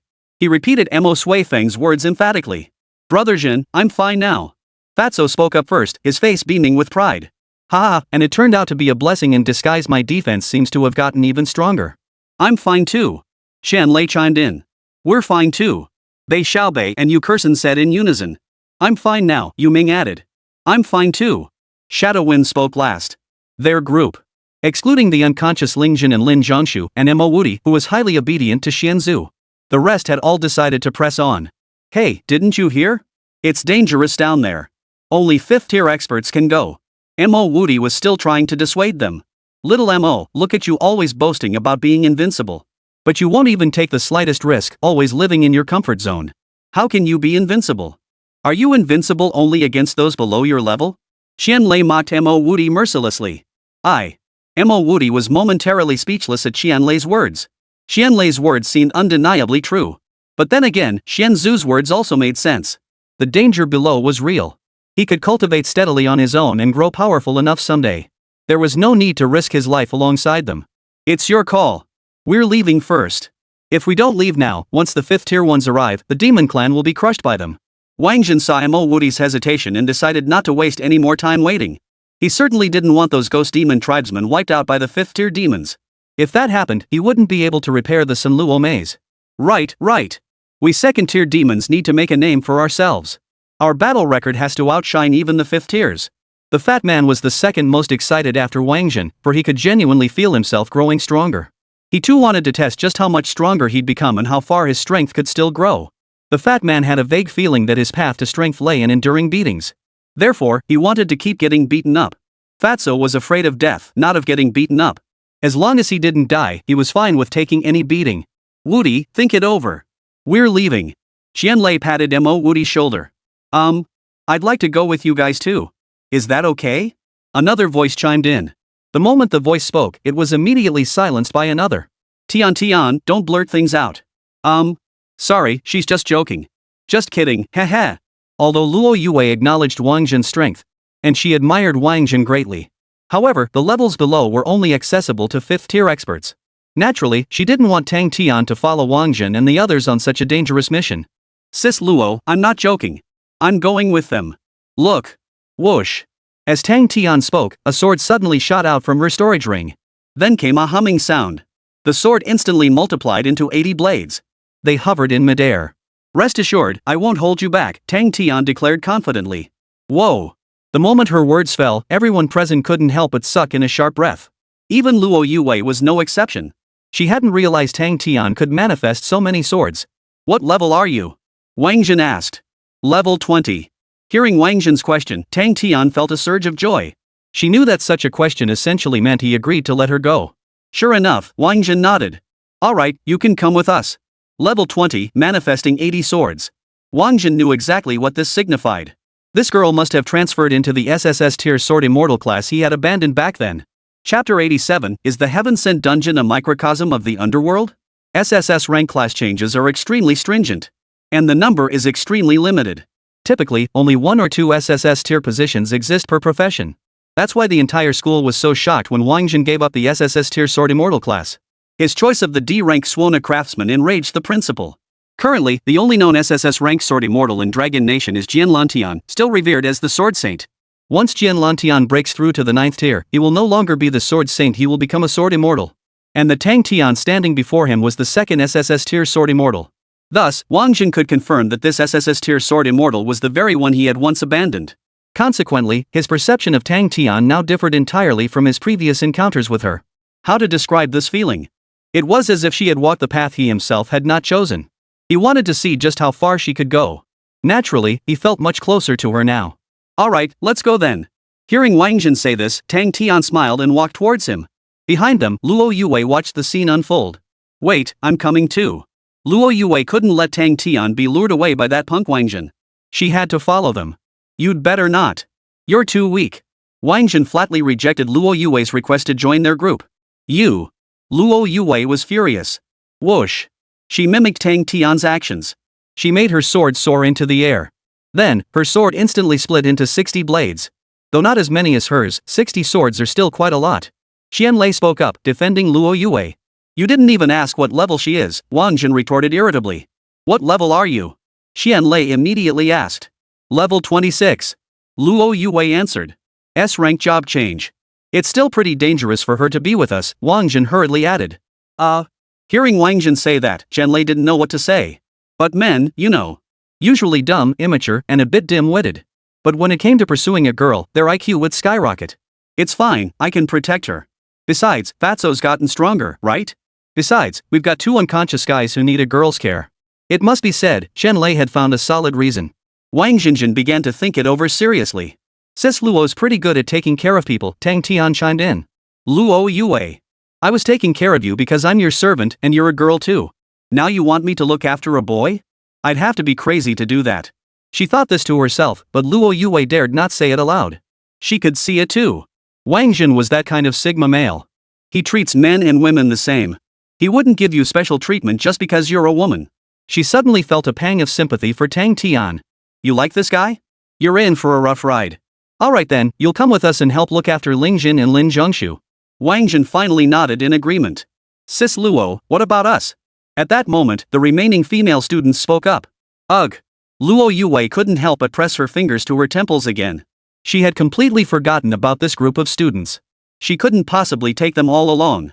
Given Wáng Zhen's Sigma man style of doing things, he definitely wouldn't agree. Of course, Luo Yue knew full well in her heart. These girls would only be a burden. They wouldn't be able to help at all. I'll see them out. At that moment, Mo Wudi spoke up. The moment he spoke, Qianlei and the others understood his choice. In the end, he remained the obedient little boy of the Mo family patriarch. Alright, we'll leave it to you. Luo Yue hurriedly expressed her gratitude to Mo Wudi. As for whether she felt reassured, she hadn't even considered it. She had recognized Mo Wudi and his companions from the very beginning. Members of the Mo family, could there be any you wouldn't trust? You're welcome, Mo Wudi replied with a smile. Let's go. Personnel arrangements settled. Wáng Zhen wasted no time, leading the group straight toward Evil Dog Ridge. The Evil Dog Ridge was completely empty. Not even a single one of those small dogs that had been covered in talismans remained. It seemed that when the 3 giant dogs had taken the talismans, the little dogs had all scattered. The group of 11 crossed through Evil Dog Ridge. 2 paths suddenly appeared before them. For a moment, the group was unsure which path to take. Then, Ing Sui Fong spoke up. I heard the captain say one path leads to the Ghost Demon Clan's maze, while the other leads to an SSS grade skill book. What? An SSS grade skill book? Such a treasure exists? You're pulling my leg. Xian Lei was the first to voice his skepticism. SSS grade skill books were extremely rare, with only a handful existing in all of Long Nation. Could this heaven-sent dungeon really grant one? In the past, Xian Lei might have believed it. After all, it was the Tianxi instance anything could drop. But after running this instance for so long, it's mostly been a letdown. Xian Lei couldn't help but raise doubts. I don't know if it's true either, but that's what the captain said, Ing Sui Fong replied. Truth be told, he didn't believe it either. But his captain had indeed said those words. He was merely repeating the captain's words verbatim. Then let's go this way. Wáng Zhen casually pointed down a path. What's over there? An SSS tier skill book? Xian Lei asked. No clue. Just keep moving forward. If it's a ghost demon, then kill the ghost demon. If it's a skill book, then grab the skill book, Wáng Zhen said. Ha ha ha ha. Wáng Zhen's nonsense immediately had everyone in stitches. Let's go then. Amidst the lively atmosphere, the group set off along the path Wáng Zhen had indicated. Before long, they arrived at the entrance of a valley. As they entered the valley, they were instantly stunned by the sight before them. The entire valley was filled with roosters radiating a tricolor glow. Holy crap, it really is an SSS tier skill book. Everyone could see clearly. The tricolored light wasn't coming from the roosters themselves. Instead, it came from skill books clinging to the roosters' bodies. The tricolored glow signified SSS tier status. Go! Xian Lei was so excited. He was about to charge forward. But Wáng Zhen pulled him back. Hold your horses. You need to find the right chicken for you. Wáng Zhen saw things much more clearly than Xian Lei and the others. The skill book even had portraits drawn on it. And those portraits were identical to the statues he'd seen in the unknown space while playing the Suona. Wáng Zhen ventured a bold guess. These skill books attached to the chickens must be some form of skill inheritance from those divine beings. Moreover, he had formed some theories about this heaven-bestowed dungeon. This so-called heavenly gift instance was likely a miniature underworld. First came the dogs, then the chickens. This couldn't help but remind Wáng Zhen of the Evil Dog Ridge and Golden Rooster Mountain from the 13 stations of the underworld. Moreover, this instance seemed to be something the Ghost Demon Clan was determined to seize. Combined with the Ghost Demon Clan's traits of devouring souls and using them to launch attacks, Wáng Zhen grew increasingly certain this was undoubtedly a miniature version of the underworld. Chapter 88 SSS Skill, The Legacy of Mythical Beings. So which one should I choose? Xian Lei still listened to Wáng Zhen quite obediently. He humbly sought advice. Choose that one. Wáng Zhen pointed to one of the roosters. What's the story? There's a story behind this. An old man lived here whose house was blocked by 2 mountains. So the old man rallied his entire family to dig through the mountains. Old Wang next door saw this and mocked the old man, saying, "These mountains are huge. You're practically in the coffin already, how could you possibly dig them down?" The old man replied, "I'm not like you, a lonely old bachelor. If I can't dig them down, my sons will. If my sons can't, my grandsons will. If my grandsons can't, my great-grandsons will. If my great-grandsons can't, my great-great-grandsons will. Generation after generation, forever and ever. And since the mountain is only so big, it will eventually be dug through." The old man's words moved the heavenly emperor, who then dispatched 2 great gods to help him have a son? Xian Lei interjected. Xian Lei's remark instantly plunged the room into awkward silence. I figured the gods would help him have a son, then the boy would have divine strength and could dig through mountains faster, ha ha ha ha. Xian Lei laughed awkwardly too. But his laughter did nothing to ease the tension. Is the heavenly emperor that stupid? Of course he just helped the old man move the mountains himself. And the skill on that chicken comes from the father of those 2 mountain-moving deities Kwai. Following your logic, if the son can move mountains, just imagine how powerful the father must be? Wáng Zhen remarked. Sure enough, after hearing Wáng Zhen's story, Xian Lei's eyes lit up with gold. Brute strength, that was his pursuit. So he set his sights directly on that chicken and sprang into action. Boom! Before long, Xian Lei was kicked hard into the mountain wall by the chicken. Powerful. I like it. The fiercer the resistance, the more excited Xian Lei became. He activated his hardening skill and pressed on. Xingu, what about me? What about me? Fatso joined in. His face was full of anticipation. He wanted an SSS tier skill too. You're simple. See that chicken over there? The skill book has one for the snake turtle perfect for you. But I'm warning you, don't call it snake turtle. Otherwise, you'll die a miserable death. You must call it Lord Xuanwu. Got it? Wáng Zhen said to the fat man. Lord Xuanwu. Got it. The fat guy repeated it and walked toward the chicken. Wáng Zhen, what about me? Yu Ming stepped forward. You need to pick a type of witchcraft you like first, so I can give you advice. No one here masters all types, everyone specializes in just one, Wáng Zhen explained. Water, then. I still like water. Yu Ming said. Alright, then that one human head, red hair, serpent body. Remember, he's called the Great God Gongong, Wáng Zhen told Yu Ming. Got it. Yu Ming nodded and stepped into the valley. Wáng Zhen, can I choose Brother Jia? Bei Xiaobei spoke up. Are you sure? Wáng Zhen countered. I'm sure. Bei Xiaobei nodded firmly. He wanted the three-flame true fire too. Brother Jia isn't someone you just pick lightly. But if you want to try, go ahead. If it doesn't work out, don't force it. See that three-legged bird? That's called the three-legged golden crow, also known as the sunbird. If you can't get Brother Jia's skill book, go find it. You're switching to Sun True Fire anyway, it's perfect for you, Wáng Zhen told Bei Xiaobei. Alright. Bei Xiaobei nodded, glanced at Yu Kursen, then headed toward Nez's skill book. Yu Kursen, you go find that one the archer called Dei. Legend says there were 10 suns in the sky, making life unbearable for the people. Dei shot down 9 of them with his bow and arrows, so now there's only one sun in the heavens. Alright. If that little brat Bei Xiaobei ever dares to have any more dirty thoughts about me, I'll shoot his son right out of the sky. No sooner had Wáng Zhen finished speaking than Yu Kursen walked into the valley. It was clear she was still angry about that incident. But that had nothing to do with Wáng Zhen. He just did his own thing. Xiaoying, what are you good at? Ying Sui Feng was petite. Wáng Zhen thought the nickname Little Shadow suited her perfectly. I want to become an assassin as formidable as the god of slaughter, Ying Sui Feng replied. I see. Wáng Zhen looked around intently. Nothing seemed quite right. Finally, his gaze settled on a skill book depicting a human-faced dragon holding a candle in its mouth. Alright, take this one. When he opens his eyes, the sky brightens. When he closes his eyes, the sky darkens. You want to be an assassin. I think this close your eyes when it's dark ability could be quite useful to you, assuming you can actually get it, Wáng Zhen said. Alright. Mo Sui Feng nodded and entered the valley. Tian, come here. Wáng Zhen had already made arrangements for everyone in his team who was awake. He then called over Tang Tian. Can I come too? Tang Tian was somewhat incredulous. After all, she had only just met Wáng Zhen and hadn't expected him to be particularly kind to her. Of course you can. Pick that one, the supreme master of the heaven-piercing sect. Wáng Zhen pointed to the largest chicken among them. This girl was an SSS tier Sword Immortal. Naturally, she couldn't waste her talent, she had to pick a formidable one. Alright. Tang Tian nodded and prepared to charge forward. Hold on, there's another option. If you really can't handle it, pick Lu Dongbin, the one with the sword on his back. Wáng Zhen pointed to another chicken. Talent is talent. But a delicate flower remains a delicate flower. Wáng Zhen gave her a backup option. So she wouldn't go home empty-handed. I'm sure I can do it. It sounded like she was displeased with Wáng Zhen's backup plan, yet also like she was rallying herself. Tang Tian drew her sword and entered the valley.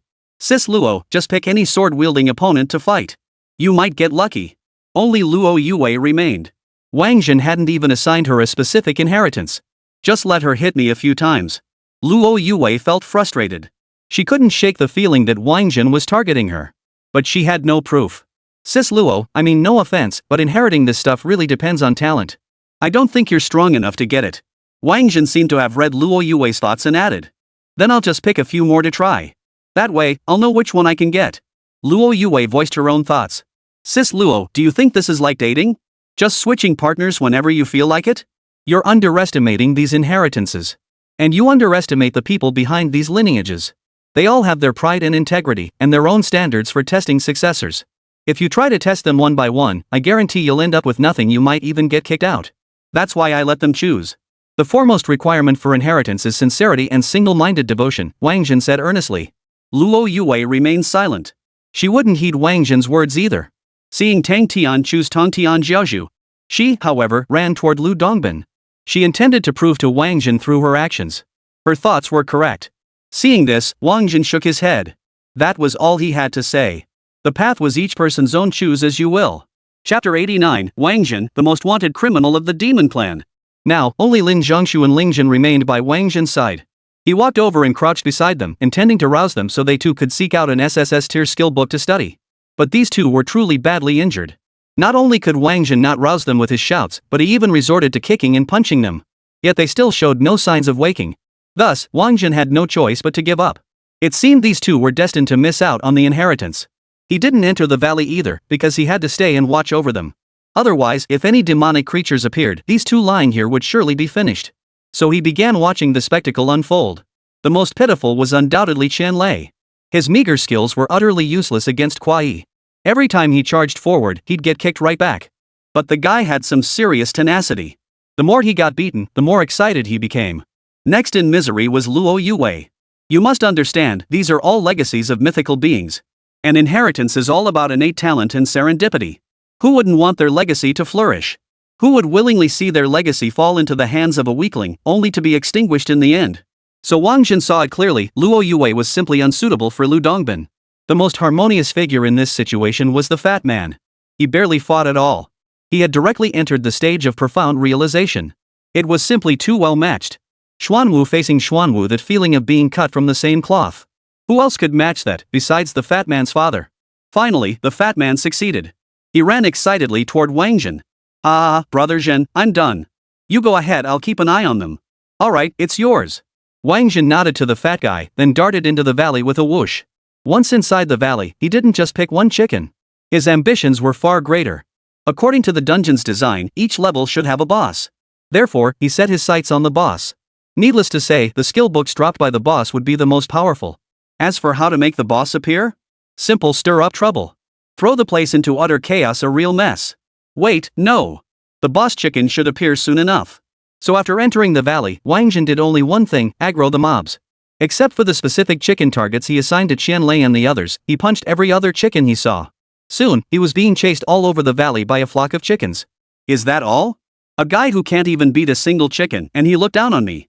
Luo Yue couldn't help but roll her eyes at Wáng Zhen's antics. She couldn't help but vent her frustration. It was clear she was thoroughly unimpressed with Wáng Zhen. But soon, she was stunned. Because the chickens chasing Wáng Zhen had transformed. A phantom image appeared behind each one. Those phantom figures were identical to the illustrations in the skill book. Some wielded hammers. Some wielded battle axes. Some held pagodas aloft. One even held a trident. And so on. All the illusory figures swung their weapons, hurling them toward Wáng Zhen. For a moment, the valley echoed with thunderous clashes. Now look at Wáng Zhen. The guy was incredibly agile. Not a single attack landed. He even seemed to be handling it with ease. So, what's the point of us killing chickens here? We couldn't even make a shadow appear. Luo Yue finally saw the gap in talent between herself and Wáng Zhen. Then she glanced at the others. Only Tang Tian had managed to manifest a shadow form. Is that girl really that good? Luo Yue realized she needed to re-evaluate Tang Tian. Ha ha ha ha. Qianlei's laughter echoed from the distance. Luo Yue looked up and saw a phantom form appear on Qianlei's side too. She knew she had to step up her game. She couldn't let that kid look down on her. With that thought in mind, the sword techniques in Luo Yue's hands grew heavier. Then she noticed the chicken had grown more formidable. Before long, she was sent flying by a direct blow from the chicken's wing. But she didn't give up. Instead, he charged forward again. Then he was knocked flying once more. Over at Wáng Zhen's end, he'd already bombarded the entire valley. The number of ghostly chickens trailing behind him had grown significantly. But the boss showed absolutely no sign of emerging. Was the chaos not enough? Wáng Zhen pondered this. So he began attacking those chickens. He aimed to blast the chicken heads out. After all, he'd made up his mind he wouldn't leave until he got the skill book. Thus, the battle at Golden Rooster Valley grew intensely fierce. Wáng Zhen held nothing back, unleashing every technique at his disposal. Only then did Luo Yue realize. It turned out Wáng Zhen hadn't been fighting the three giant dogs at full strength. What astonished her even more was that Wáng Zhen seemed like a perpetual motion machine, showing no signs of fatigue whatsoever. Neither his speed nor his strength showed any sign of weakening. This guy is terrifying. Luo Yue suddenly felt Wáng Zhen was nothing short of a monster. Terrifying? This is nothing yet. Following the fat guy, Yu Ming was the second to finish. Passing by Luo Yue, he overheard her remark and couldn't resist chiming in. You mean he hasn't shown his full strength yet? Luo Yue was utterly stunned. His full strength? This is nothing. Yu Ming didn't linger to chat with Luo Yue. After saying that, he headed toward the fat man. Meanwhile, over at Wáng Zhen's side, he was nearly tearing up the ground 3 feet deep. Several chickens were beaten to near shattering. Yet the chicken head still showed no sign of emerging. No boss in this level? Wáng Zhen made another guess. But he quickly dismissed his own theory. These chickens were clearly organized and disciplined. There must be a big shot pulling the strings behind the scenes. But how would this big shot come out? Could it be that his approach was all wrong? Suddenly, Wáng Zhen recalled Imo Suifeng's words.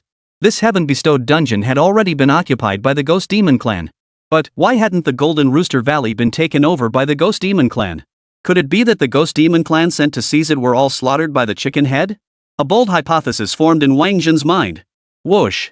He left the fray and headed out of the valley. He intended to verify his hypothesis. Brother Zhen, Ling Zhen has awakened.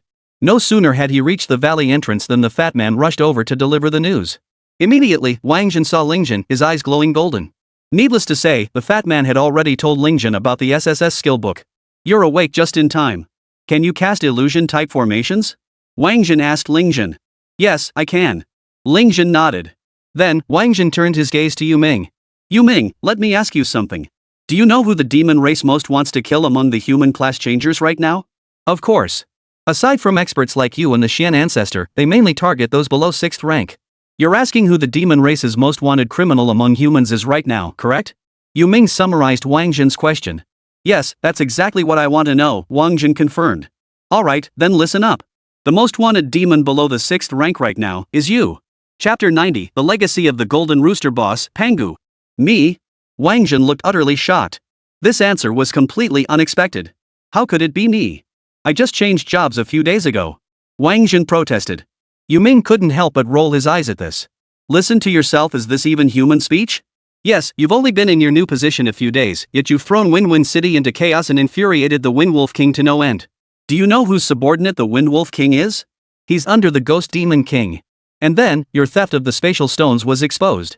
Those stones were meant for the Ghost Demon King's 13th prince. The Ghost Demon King's 13th prince, rumor has it he's the most gifted of all the Ghost Demon King's offspring. How could the Wind Wolf King not report the theft of his spatial stones to the Ghost Demon King? And the Ghost Demon King standing among the demon clans is equivalent to that of the Sword Saint among our human race. In summary, you've become the most wanted criminal below the 6th rank in the demon race. Do you recall that Ghost Demon commander we encountered in the Senra maze? Why was he so delighted to learn your name was Wáng Zhen? Because you're the human newcomer the Ghost Demon King specifically ordered to be killed. Though he's a criminal demon, killing you would absolve his descendants of their crimes. Understand? That's why he ultimately used his own heart's blood to activate the formation to ensure your complete elimination, Yu Ming explained. Oh, so that's how it was. After hearing Yu Ming's explanation, Wáng Zhen realized just how deeply the Ghost Demon King had targeted him. Therefore, even if Roiland forbade him from killing the Ghost Demon King, he would find a way to eliminate him. As he always said, he refused to be someone's target. Wáng Zhen, the Xian ancestor, told me the Ghost Demon King's 13th son is inside this Tianxi instance. So be careful, don't run into him. That guy's really unnerving, Yu Ming added. Oh? What tier is he? Wáng Zhen inquired. Not quite 6th tier, but he's far more formidable than Lin Xiao and the others. Xianzhu said if Lin Xiao and the others run into him, they'd likely be taken out in one hit, Yu Ming added. Got it. Wáng Zhen nodded. Though he said he understood. Yu Ming could tell Wáng Zhen hadn't taken it to heart at all. And judging by his expression, he was clearly plotting how to eliminate that 13th young master right here in this dungeon. Yu Ming's guess was spot on. Wáng Zhen was indeed thinking exactly that. The Sanluo maze had been restored to 31%, with the 3 giant hounds alone accounting for 25% of that progress. Although this instance contained numerous ghost demon tribes, it remained uncertain whether they would suffice for the Sanluo maze's restoration. After all, not every ghost demon could compare to the 3-headed hounds. After all, the 3-headed giant dogs were species engineered by the Ghost Demon King. It was only natural to give them more souls. But with the 13th prince, it's a different story. He was undoubtedly a super big fish. Perhaps he alone could restore the entire Senra labyrinth. He's the most gifted among all the Ghost Demon King's offspring. He might even carry a miniature labyrinth within him. Ling Zhen, I have a plan. I intend to lure some Ghost Demon clan members here to kill them. But they might not enter this valley, so I need you to set up an illusionary array at the valley entrance. What do you say? Now that he knew the identity of the demon clan's most wanted criminal, Wáng Zhen was ready to execute his plan. Sure thing, no problem. Ling Zhen nodded earnestly. But once this is done, you've got to pick out an SSS tier skill for me, Ling Zhen added. Of course. I'd never shortchange you. I just didn't choose one earlier because you were unconscious. If you can find a way to wake Lin Zhongshu, I'll pick one for him too, Wáng Zhen said. All right. Ling Zhen agreed with satisfaction. With that, Wáng Zhen departed. He returned to the previous crossroads, chose the Ghost Demon clan's maze on the other side, and stepped inside. Before long, he encountered a squad of Ghost Demon soldiers. Hey, do you know who I am? Wáng Zhen asked the group of Ghost Demon soldiers. The Ghost Demon soldiers exchanged glances upon hearing this. Then, they burst into laughter. The Ghost Demon tribe captain declared, "Damn, are human kids this cocky nowadays? They even dare to challenge us ghost demon clan? Ha ha ha, these human kids are so stupid. It's all because they're kept in cages. At this rate, the deputy captain chimed in, we won't even need to attack them. Humans will destroy themselves. Ha ha ha ha. The other ghost demon soldiers joined in the laughter. Listen up, I am Wáng Zhen. Wáng Zhen declared again. Ha ha ha, Wáng Zhen? Who is Wáng Zhen? Is he famous? Those ghost demon soldiers hadn't heard such a hilarious joke in ages. They burst into loud laughter. However, their captain and deputy captain began to grasp the meaning. Wáng Zhen? You're the Wáng Zhen the Wind Wolf King spoke of? The captain and deputy captain had already drawn their weapons. They were waiting for Wáng Zhen's confirmation. They were ready to attack. Yes, that's me. I am the Wáng Zhen the Wind Wolf King spoke of. You bunch of fools. If you've got the guts, come and catch me. Whoosh. With that, Wáng Zhen vanished in a flash. It's Wáng Zhen. Kill him. Such a golden opportunity to prove oneself before His Majesty the King. How could they possibly pass it up? At the captain's command, the demons gave chase along Wáng Zhen's escape route. Scenes like this unfolded in 3 separate locations. One was Wáng Zhen's true body, while the other 2 were his clones. 3 Wáng Zhen figures wandered aimlessly through the maze, luring monsters everywhere. Finally, after gathering 1,000 demons, Wáng Zhen led them toward Golden Rooster Valley. Boom! Sure enough, Wáng Zhen's hunch proved correct. The demonic forces entering Golden Rooster Valley did indeed activate the rooster head. However, the number seemed a bit low. The rumbling ceased almost immediately. So Wáng Zhen plunged back into the Ghost Demon clan's illusionary array and summoned another 1,000 Ghost Demon soldiers. Yet again, after a few booms, there was no further sound. Damn it, how many more do we need? Are there even enough soldiers in that maze? Wáng Zhen was at a loss for words. It had taken him ages to gather 1,000 demons for the last wave. But to see the chicken head, he had no choice. Time to keep pulling more monsters. Finally, when he gathered 3,000 ghost demons, Golden Rooster Valley erupted with a tremendous commotion. This time, it wasn't just thunderous booms, multiple streaks of colorful auroras and golden light erupted. Then a voice boomed, you audacious outsiders. Daring to covet our domain's mythical legacy? You seek death. Boom! The earth shook violently. A 50-meter-tall golden rooster emerged. Stuck to its body was a book that constantly shimmered with rainbow light. As for who was depicted within its pages, Wáng Zhen didn't even need to look. For when the golden rooster appeared, a faint shadow loomed behind it. That phantom held an ancient, heavy axe. It swung powerfully toward the 3,000 ghost and demon tribes. Thus, the answer to the skill book on the boss chicken was revealed. Pangu. Wáng Zhen never imagined it would be this figure. He had even speculated whether it might be Primordial Lord. Ha ha! This time, he hit the jackpot big time. Chapter 91, the sword array of exterminating immortals activates, slaughtering the ghost and demon clans. Ah! This is actually Golden Rooster Valley. Let's go quickly. In truth, the moment Pangu's voice echoed out, the demonic tribes had already realized what was happening. They knew all too well how perilous this place was. So they all intended to flee at the first opportunity. Yet their escape proved utterly futile. For an illusionary array guarded the valley entrance. No matter how they tried to escape, they were merely circling endlessly within Golden Rooster Valley. Boom! The axe of Pangu's phantom bore an overwhelming aura. Before the axe even fell, its might had already arrived. The valley shook, the ground cracked. The demonic hordes scattered in panic. Even Qian Lei and his companions were terrified enough to prepare to flee. Yet the axe's might seemed to possess facial recognition. All the demonic creatures were pinned to the ground by its force, unable to move. The humans, however, remained completely unharmed and could move freely.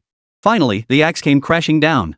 Those demonic beings struck by the axe were instantly shattered into dust, their souls fleeing in terror. Yet those souls could not escape. For Wáng Zhen had long since instructed the pointing at the mountain's brush to stand ready. Those souls were swallowed whole by the Senra maze within the map of mountains and rivers the moment they took flight. Look! That's His Majesty's artifact. He intends to kill us. The deeper the dungeon level, the closer these people were to the Ghost Demon King. Someone recognized the map of mountains, rivers, and the realm. They couldn't help but cry out. The demon's scream had barely faded when another demon beside him smacked him hard on the head. You fool! How could this possibly be the king controlling it? Clearly, some humans broke through the fake dungeon set by the 13th prince and seized this artifact. We must carry this vital news out and inform His Majesty, the demon beside him declared. But how do we get out? Entering this Golden Rooster Valley means certain annihilation, protested the demon who had shouted earlier. Don't be afraid. That axe only attacks 3 times, and its strikes are always in fixed positions. If it misses all 3 times, we can return alive. This is the hard-won wisdom passed down by our predecessors who escaped to the valley entrance. The other demon explained. As the 2 demons conversed, Pangu's second axe swing arrived. This time, he changed direction. He delivered a precise chop toward the demons on the opposite side. Then he shifted direction once more. The third strike landed with deadly precision on the demon clan. Wow, we're saved. The demonic creature, seeing that reality matched exactly what the big brother beside him had said while patting his own head, was instantly filled with joy. But their joy barely had time to rise before it was crushed again. For within the Golden Rooster Valley, a vast formation suddenly illuminated. The formation was extremely intricate, featuring 4 gates. The eastern and southern gates stood empty. The western gate bore a sword with the character trap engraved on its hilt. The northern gate displayed a sword with the character absolute engraved on its hilt. The sword of trapping immortals, the sword of severing immortals? Wáng Zhen recognized these 2 swords immediately. Therefore, the formation before him was undoubtedly the extermination of immortals formation. The Lianxian sword and Bailu were in his hands. Wáng Zhen hurled them toward the south gate and east gate respectively. The Lianxian sword fared well, embedding itself directly into the southern gate. But Bailu shattered mid-flight toward the east gate.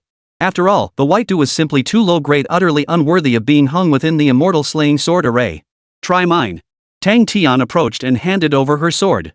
Wáng Zhen examined her blade, his pupils instantly contracting. For engraved upon its guard was the character, exterminate. The sword of extermination? Soon, Wáng Zhen noticed something else amiss. The sword resembled the extermination sword, yet it was entirely wrong. This was a counterfeit. Its quality was worlds apart from the real Zuxian sword. My father crafted this using the finest materials. Try it, Tang Tian urged again. All right. Wáng Zhen took the sword and hurled it toward the east gate. Soon, the sword began emitting a creak sound as if it were about to shatter. Fortunately, it didn't shatter instantly like the white do sword had. In the end, it remained hanging on the eastern gate. With the sword in place, the formation activated. The extermination of immortals array began to operate. Various array runes flickered, captivating Ling Zhen, who controlled the illusion array at the valley entrance, in a trance. However, with the extermination of immortals sword complete, Ling Zhen no longer needed to control the illusion array. For the ghost demon soldiers within Golden Rooster Valley could no longer escape. Buzz, buzz, buzz, buzz. The 4 swords hanging upon the array's 4 gates glowed brightly. Each sword began to split apart, splitting into tens of thousands of blades. Whoosh, whoosh, whoosh. Tens of thousands of blades descended upon the ghost demon clan within Golden Rooster Valley, slaughtering them. Not a single demonic creature that had not been struck by the axes could escape. Of course, these blades still avoided Qianlei and his companions. Didn't you say there were only 3 axes? What the hell is this sword formation? The demon soldier who had earlier recognized the map of mountains and rivers let out another cry. I didn't create it. The elders never mentioned a sword formation either, retorted the one beside him. No sooner had he finished speaking than he was pierced through by hundreds of swords. I don't buy a damn thing you say. That nonsense about surviving by dodging 3 axe blows? It's definitely fake news spread by those humans trying to frame us. That's right, Wáng Zhen. It must be Wáng Zhen. That bastard lured us right here. This ghost demon soldier finally got smart. But the moment his newfound brain formed, it was instantly pierced by a flying sword. Suck, suck, suck. Quick, suck it up. Mid-air, the pointing at the river and mountains brush was overjoyed. The boss's move was so badass. Once these guys are absorbed, the Senra maze can be restored to 38%. Indeed, nothing compares to the Ghost Demon Clan. This restoration rate far surpasses what was achieved by devouring human souls. Finally, the entire 3,000-strong Ghost Demon Clan army was annihilated. The extermination array began to fade. At that moment, Wáng Zhen moved. He instantly split into 2 duplicates. His true form retrieved the Lianxian sword with one hand and the counterfeit Zhuxian sword belonging to Tang Tian with the other.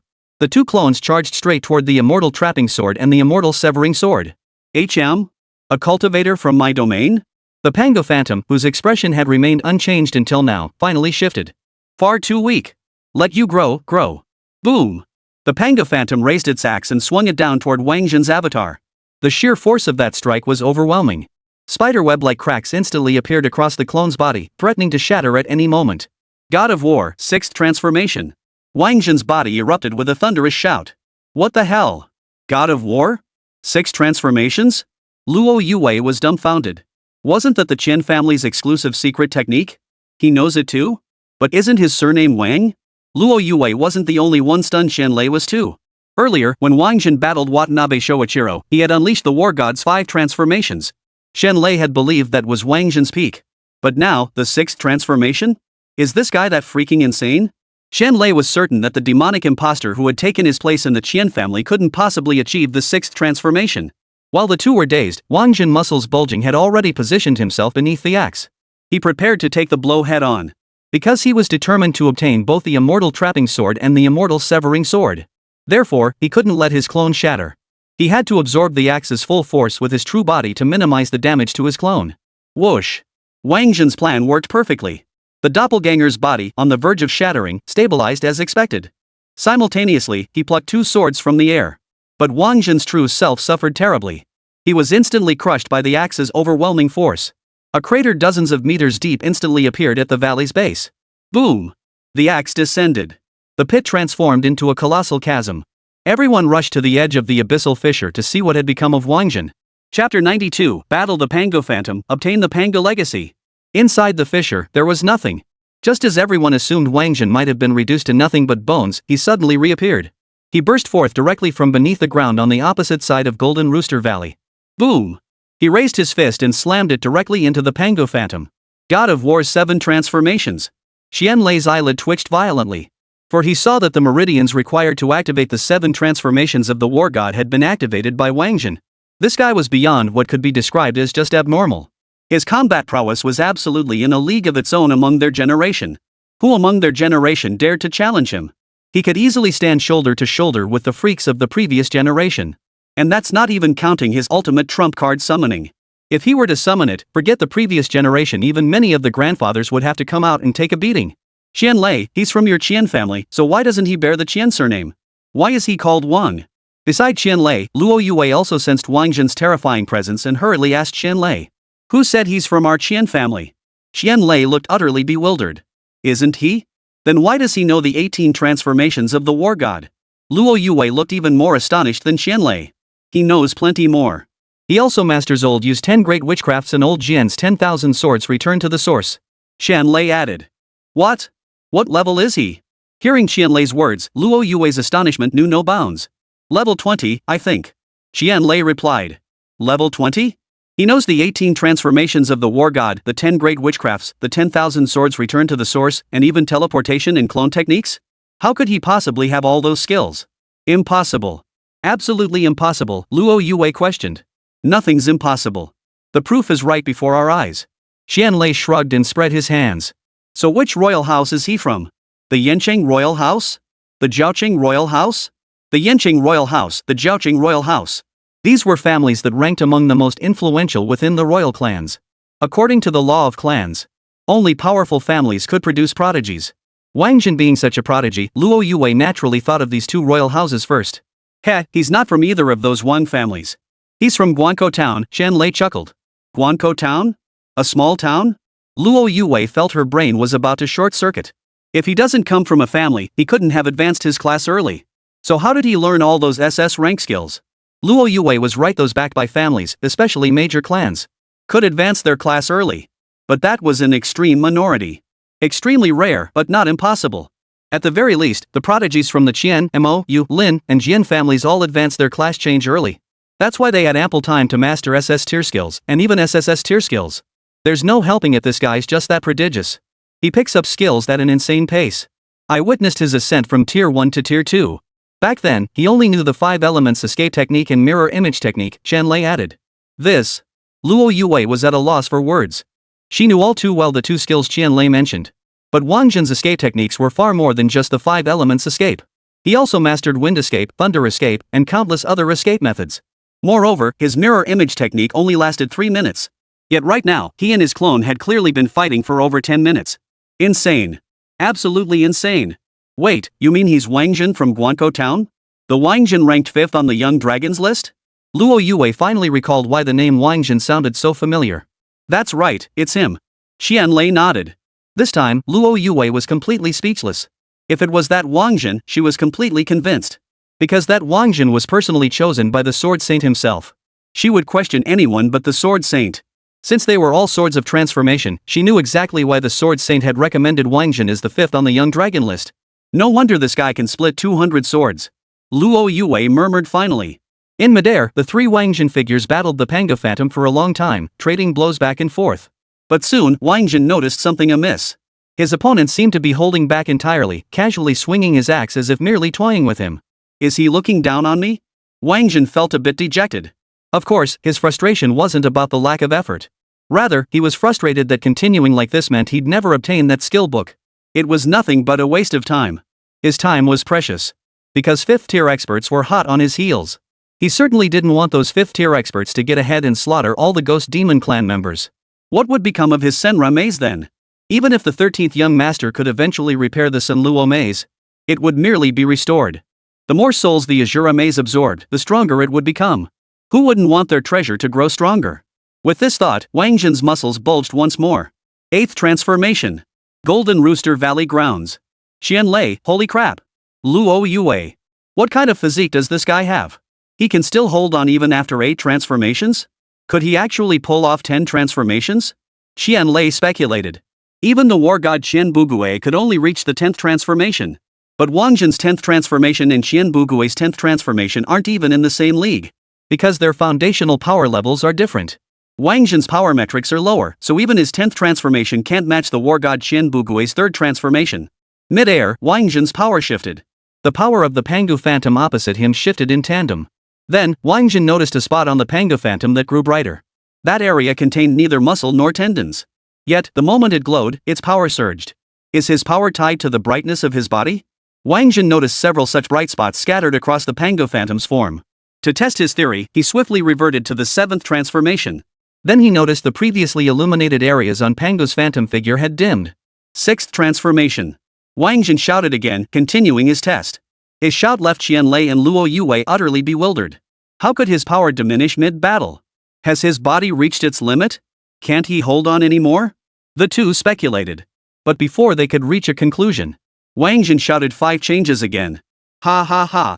After the 5th transformation, Wáng Zhen burst into laughter. He had finally understood. The source of his opponent's power wasn't meridians or muscles at all, it was the body's cells. In other words, every cell within Pangu's body stored a certain amount of power.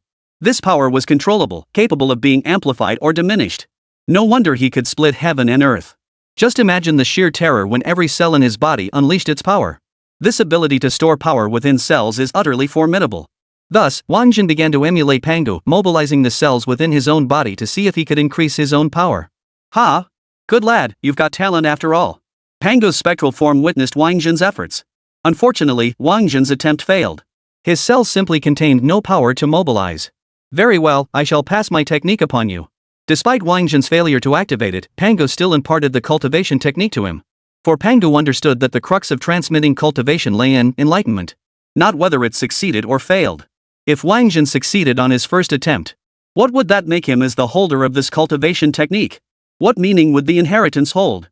If you're that talented, you could easily create your own cultivation technique, why would you need mine? Whoosh! The Pangu Phantom transformed into a rainbow-hued beam of light, burrowing into Wáng Zhen's consciousness. Congratulations! Character has obtained an inheritance. Unlocked achievement, first inheritance obtained. Acquired summoning melody, Supreme Dominion. Supreme Dominion consumes 500 divine power. Playing this melody randomly summons a sovereign tier divine soul to assist for 10 minutes. Cooldown, 72 hours.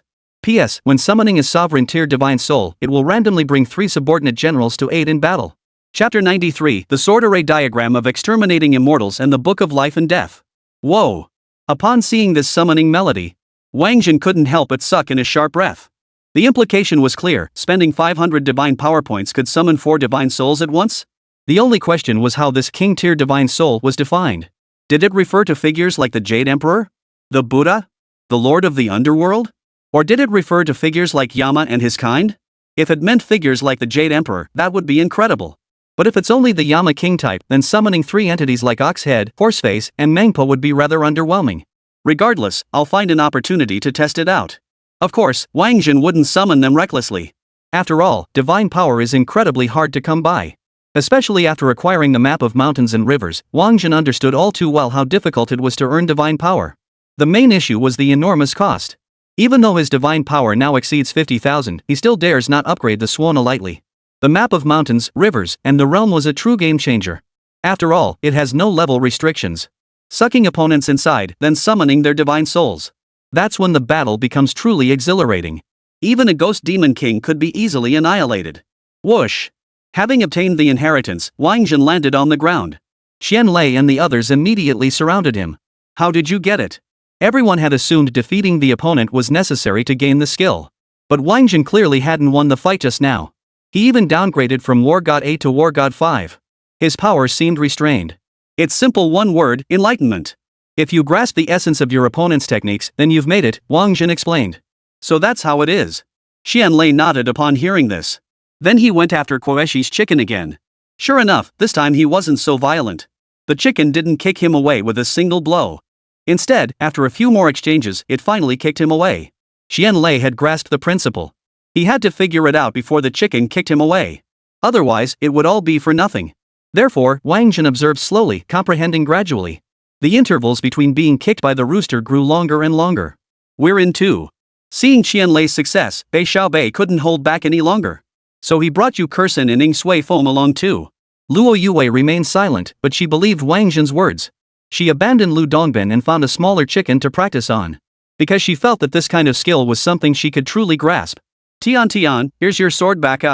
Tang Tian hadn't gone to confront the supreme patriarch of the Tang Tian sect yet because she had lent her sword to Wáng Zhen.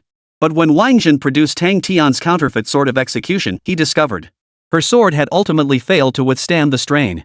It had shattered. Here, take this one instead. Wáng Zhen produced the absolute immortal sword. What? This is far too precious, I couldn't possibly accept it. Tang Tian hastily waved her hands in refusal. The might of the sword array of extermination was still fresh in her mind. She knew full well how formidable this blade was. I'm lending it to you for now. Once I find a sword that truly suits you, we'll swap it back. How does that sound? Wáng Zhen explained. The exterminating immortal sword, the slaughtering immortal sword, the trapping immortal sword, and the severing immortal sword. Of the 4 swords, Wáng Zhen had already obtained 3. The 4th, as Lin Shu had mentioned, had been given to the Sword Saint. Therefore, the sword in the Sword Saint's possession was the exterminating immortal sword. The extermination of immortals formation, how could Wáng Zhen possibly abandon it? Next, he would seek out the Sword Saint to claim that sword of exterminating immortals. What kind of sword is the sword of extermination? The Sword Saint would naturally not part with it lightly. Thus, obtaining the sword would be a time-consuming process. Moreover, possessing only 4 swords was insufficient. He also needed the Zuxian sword formation diagram. That, too, is a lengthy process. Thus, before that point, possessing 3 swords would be of little use. It would be better to give them to Tang Tian for self-defense. That was Wáng Zhen's current thinking. Alright, then I'll borrow this sword for now. Tang Tian nodded, took the Juexian sword, and went to seek enlightenment with the supreme master of the Tang Tian sect. After handling matters here, Wáng Zhen headed toward the valley entrance. At the valley entrance, Ling Zhen was crouched on the ground, meticulously carving an array formation. It was clear Ling Zhen was deeply focused, his brain working overtime. His complexion had clearly turned unnatural. He was teetering on the brink of fainting once more, yet he stubbornly persisted. Of course, this also highlighted just how formidable this array was. What kind of formation is he working on? Wáng Zhen asked the chubby guy beside him. That exterminate immortals formation from earlier, the fat man replied. Damn, is he that good?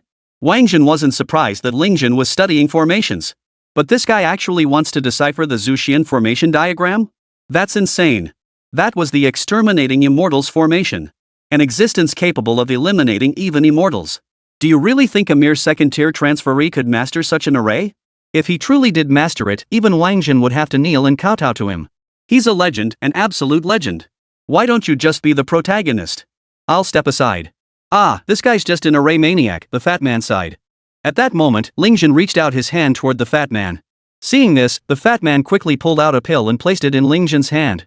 After swallowing it, Ling Zhen's complexion visibly improved, and he plunged back into studying the sword array diagram for slaying immortals. Wáng Zhen, which chicken should I pick?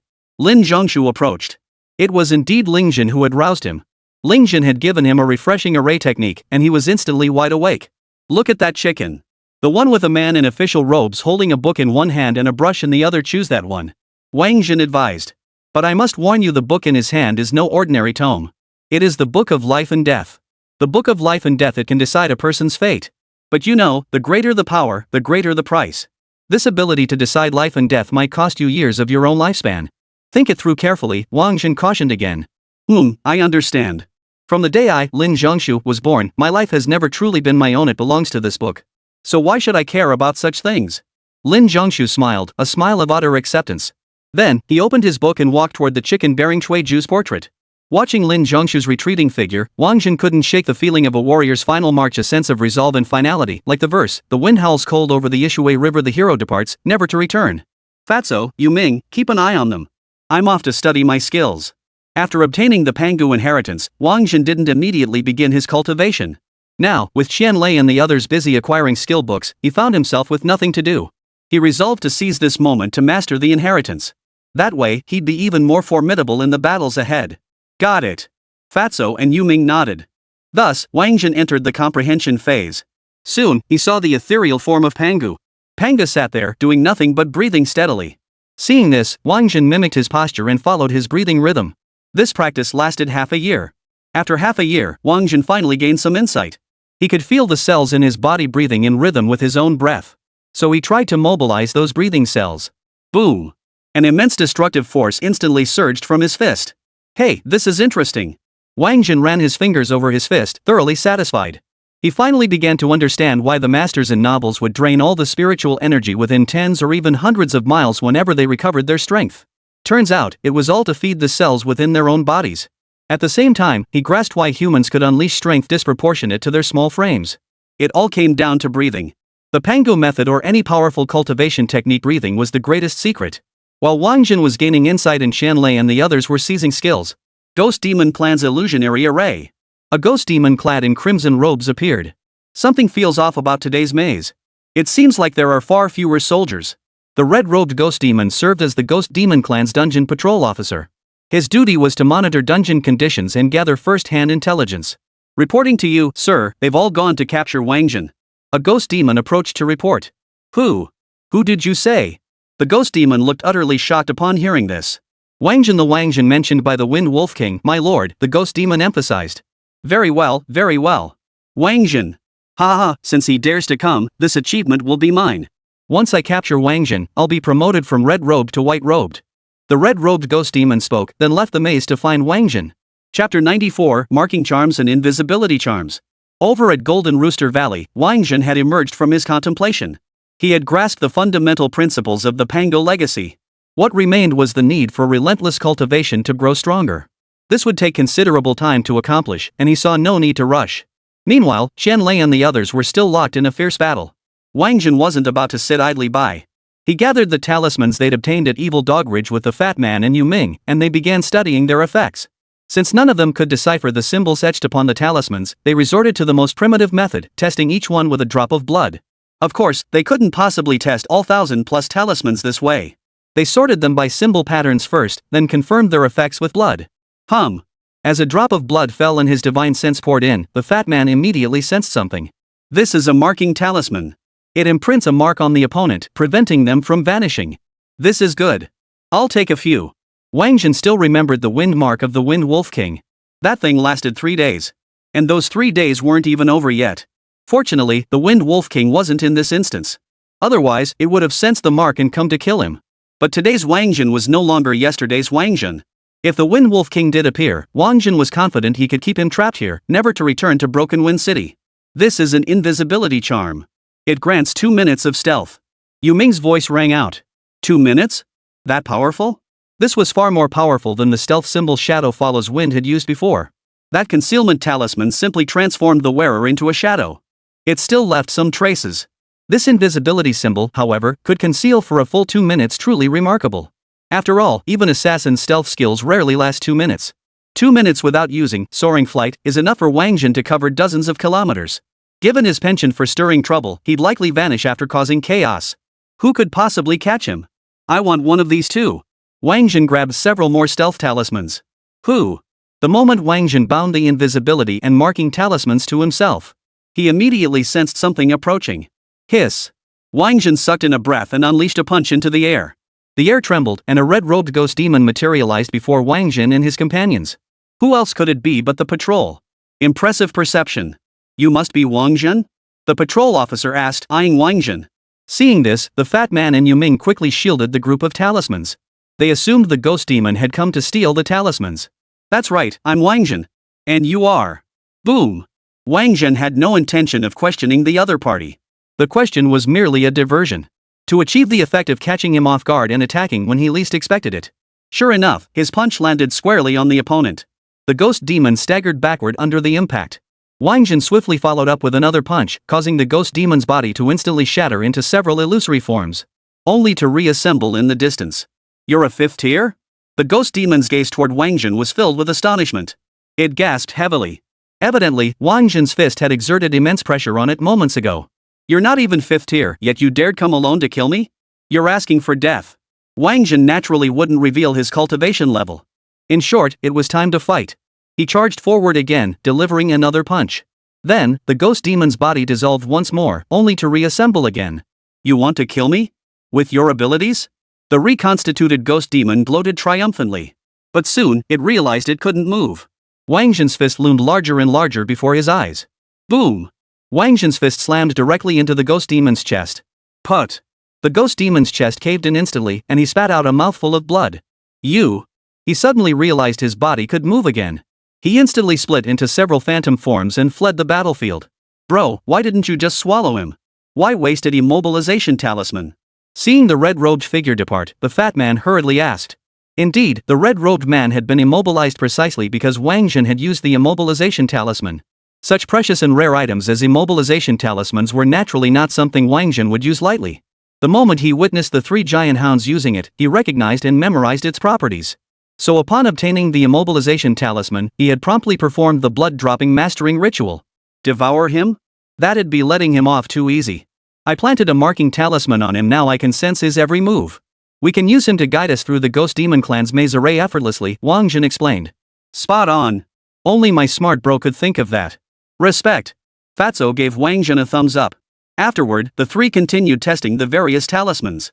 Whenever they found one they liked or deemed suitable, Wáng Zhen would unhesitatingly stash it into his storage ring. The fat guy in Yu Ming didn't mind his actions at all. Seriously, these talismans were all Wáng Zhen's finds. Even if he took them all, his teammates wouldn't complain. An hour later, Chen Lei and the others emerged one by one from Golden Rooster Valley. It was clear they'd all obtained the skill books they sought, their faces beaming with satisfaction. They discovered this skill was truly magical, it didn't even take up a skill slot. Getting to learn an extra skill for free, how could they not be thrilled? Let's go, keep moving. Wáng Zhen studied the red-robed demon's movement pattern. That thing had already run quite far. Let's go. Everyone had acquired new skills and was eager to test them out and show off. So, led by Wáng Zhen, they headed toward the Ghost Demon Clan's maze. Whoosh, whoosh, whoosh. Just as they reached the fork in the road, Wáng Zhen spotted several human class changers darting toward Evil Dog Ridge. Wáng Zhen recognized the leaders, none other than Lin Xiu and Lu Mang. The 5th tier experts dispatched by the 9th tier of the Dragon Nation had arrived. Wáng Zhen? You didn't go back? Lin Xiu was a bit surprised to see Wáng Zhen. Sure, you're just in time. There's an SSS tier skill book over there, anyone can claim it. Hurry up. Wáng Zhen pointed toward Golden Rooster Valley. SSS tier skill book? Ha! You've got to be kidding. Before Lin Xiu could speak, Lu Mang burst out laughing. Mang, Wáng Zhen's telling the truth. We all got SSS tier skills. Boom! Hearing is deceiving, seeing is believing. Qian Lei immediately punched Lu Mang. Lu Mang stumbled back several steps. Xiao Lei, you. Lu Mang's eyes widened with astonishment as he stared at Qian Lei. He knew Qian Lei's strength and was aware that Qian Lei couldn't perform the 18 transformations of the war god. For a 2nd tier opponent to force back a top tier 5th tier expert like him, this was no small stroke of luck. Brother Mang, you must hurry. It truly is accessible to all. If the demonic race goes there, they will surely perish, Qian Lei added. There's a place like that? Lu Mang and Lin Xiu exchanged glances, both seeing profound shock in each other's eyes. All right. Nodding to Wáng Zhen and the others, the pair headed toward Golden Rooster Valley. We'll continue. Having sent Lin Xiu and the others away, Wáng Zhen naturally had other motives, namely, to prevent them from competing with him for monsters. But just as they prepared to move, another group of human class changers arrived. Wáng Zhen didn't recognize the newcomers, but Qian Lei and Yu Ming did. It was none other than Yui Yang, ranked 29th on the Young Dragon list, the top contender for the 2nd day assessment dungeon among Langwu University's recommended students, the very same one Qian Lei had tricked earlier. Chapter 95, Shadow follows the wind's new skill, close your eyes when it's dark. Qian Lei? You scoundrel! Yui Yang's blood boiled the moment he spotted Qian Lei, immediately lunging forward to pick a fight. Qian Lei, however, couldn't care less. Old you, instead of wasting time here with me, you should hurry over to Golden Rooster Valley. You don't want to miss out on snagging an SSS tier skill before they're all taken. What the hell? SSS tier skills? You're trying to pull a fast one on me. Qian Lei, let's settle this. One of us is going down today. Yui Yang didn't believe a word of it and was already primed to throw down. Yang, it's true. You better go now. Yu Ming spoke up. Ha? Really? Yu Ming's words, Yui Yang trusted implicitly. Yu Ming was far more reliable than Qian Lei. Besides, they were both disciples of the same clan, raised together since childhood. They knew each other well and trusted each other completely. Yes, go quickly. Choose carefully, pick one you like and are good at, Yu Ming said. Got it. Yue Yang replied, leading his group briskly toward Golden Rooster Valley. Once Yue Yang and his group departed, Wáng Zhen and his companions finally set off toward the Ghost Demon clan's maze array. Wáng Zhen had been to this maze before. After all, he'd led 3,000 ghost demons there to slaughter the Golden Rooster Valley. So he was somewhat familiar with it. But he had only ever ventured to the outer edges, never delving deep inside. He wasn't entirely sure what the situation inside the maze was like. Still, with the crimson markings guiding their way, they managed to avoid getting lost within the maze. Soon, they encountered a wave of ghost demon soldiers. These ghost demon soldiers weren't particularly powerful, roughly third tier in cultivation. Upon seeing Wáng Zhen's group dressed in student-like attire, they became wildly excited. They let out shrieks and screams, charging toward Wáng Zhen and his companions. Suddenly, a voice rang out. Night has fallen, close your eyes. The next moment, the ghostly soldiers seemed utterly disoriented, spinning in circles where they stood. Instead of their usual ee, wah wah, they now cried out things like, my eyes. My eyes. Why can't I see? They waved their weapons wildly as they cried out. Yet there were no humans near them, only their own ghostly demon comrades. Thus, their weapons swung toward their own kind. Battle was about to erupt. The scene was utterly spectacular. You cast a spell this way, I cast one that way. They were like a horde of blind demons, clashing in a brightly lit hall. What the hell is going on? Qian Lei was dumbfounded. He had been ready to step in and take down this wave of ghost demon soldiers. It would have been the perfect chance to test just how powerful he had become. But instead, they started slaughtering each other. And it was getting fiercer by the minute. They'd been affected by Xiao Ying's eyes. Wáng Zhen, who naturally understood the situation, offered an explanation to Qian Lei. Qian Lei glanced toward Ying Sui Feng. He saw Ying Sui Feng sitting there with his eyes closed, looking utterly content. Though his eyes were shut, Qian Lei couldn't shake the feeling that Ying Sui Feng saw clearer than anyone else. Is this Xiao Ying's new ability? Making people turn on each other? Qian Lei asked. No, Xiao Ying's ability makes them unable to see light, turning everything black before their eyes. The fighting among themselves happens after they've blinded themselves and start bumping into each other, Wáng Zhen added. I see. Qian Lei finally understood the situation upon hearing this. The group continued watching the battle unfold.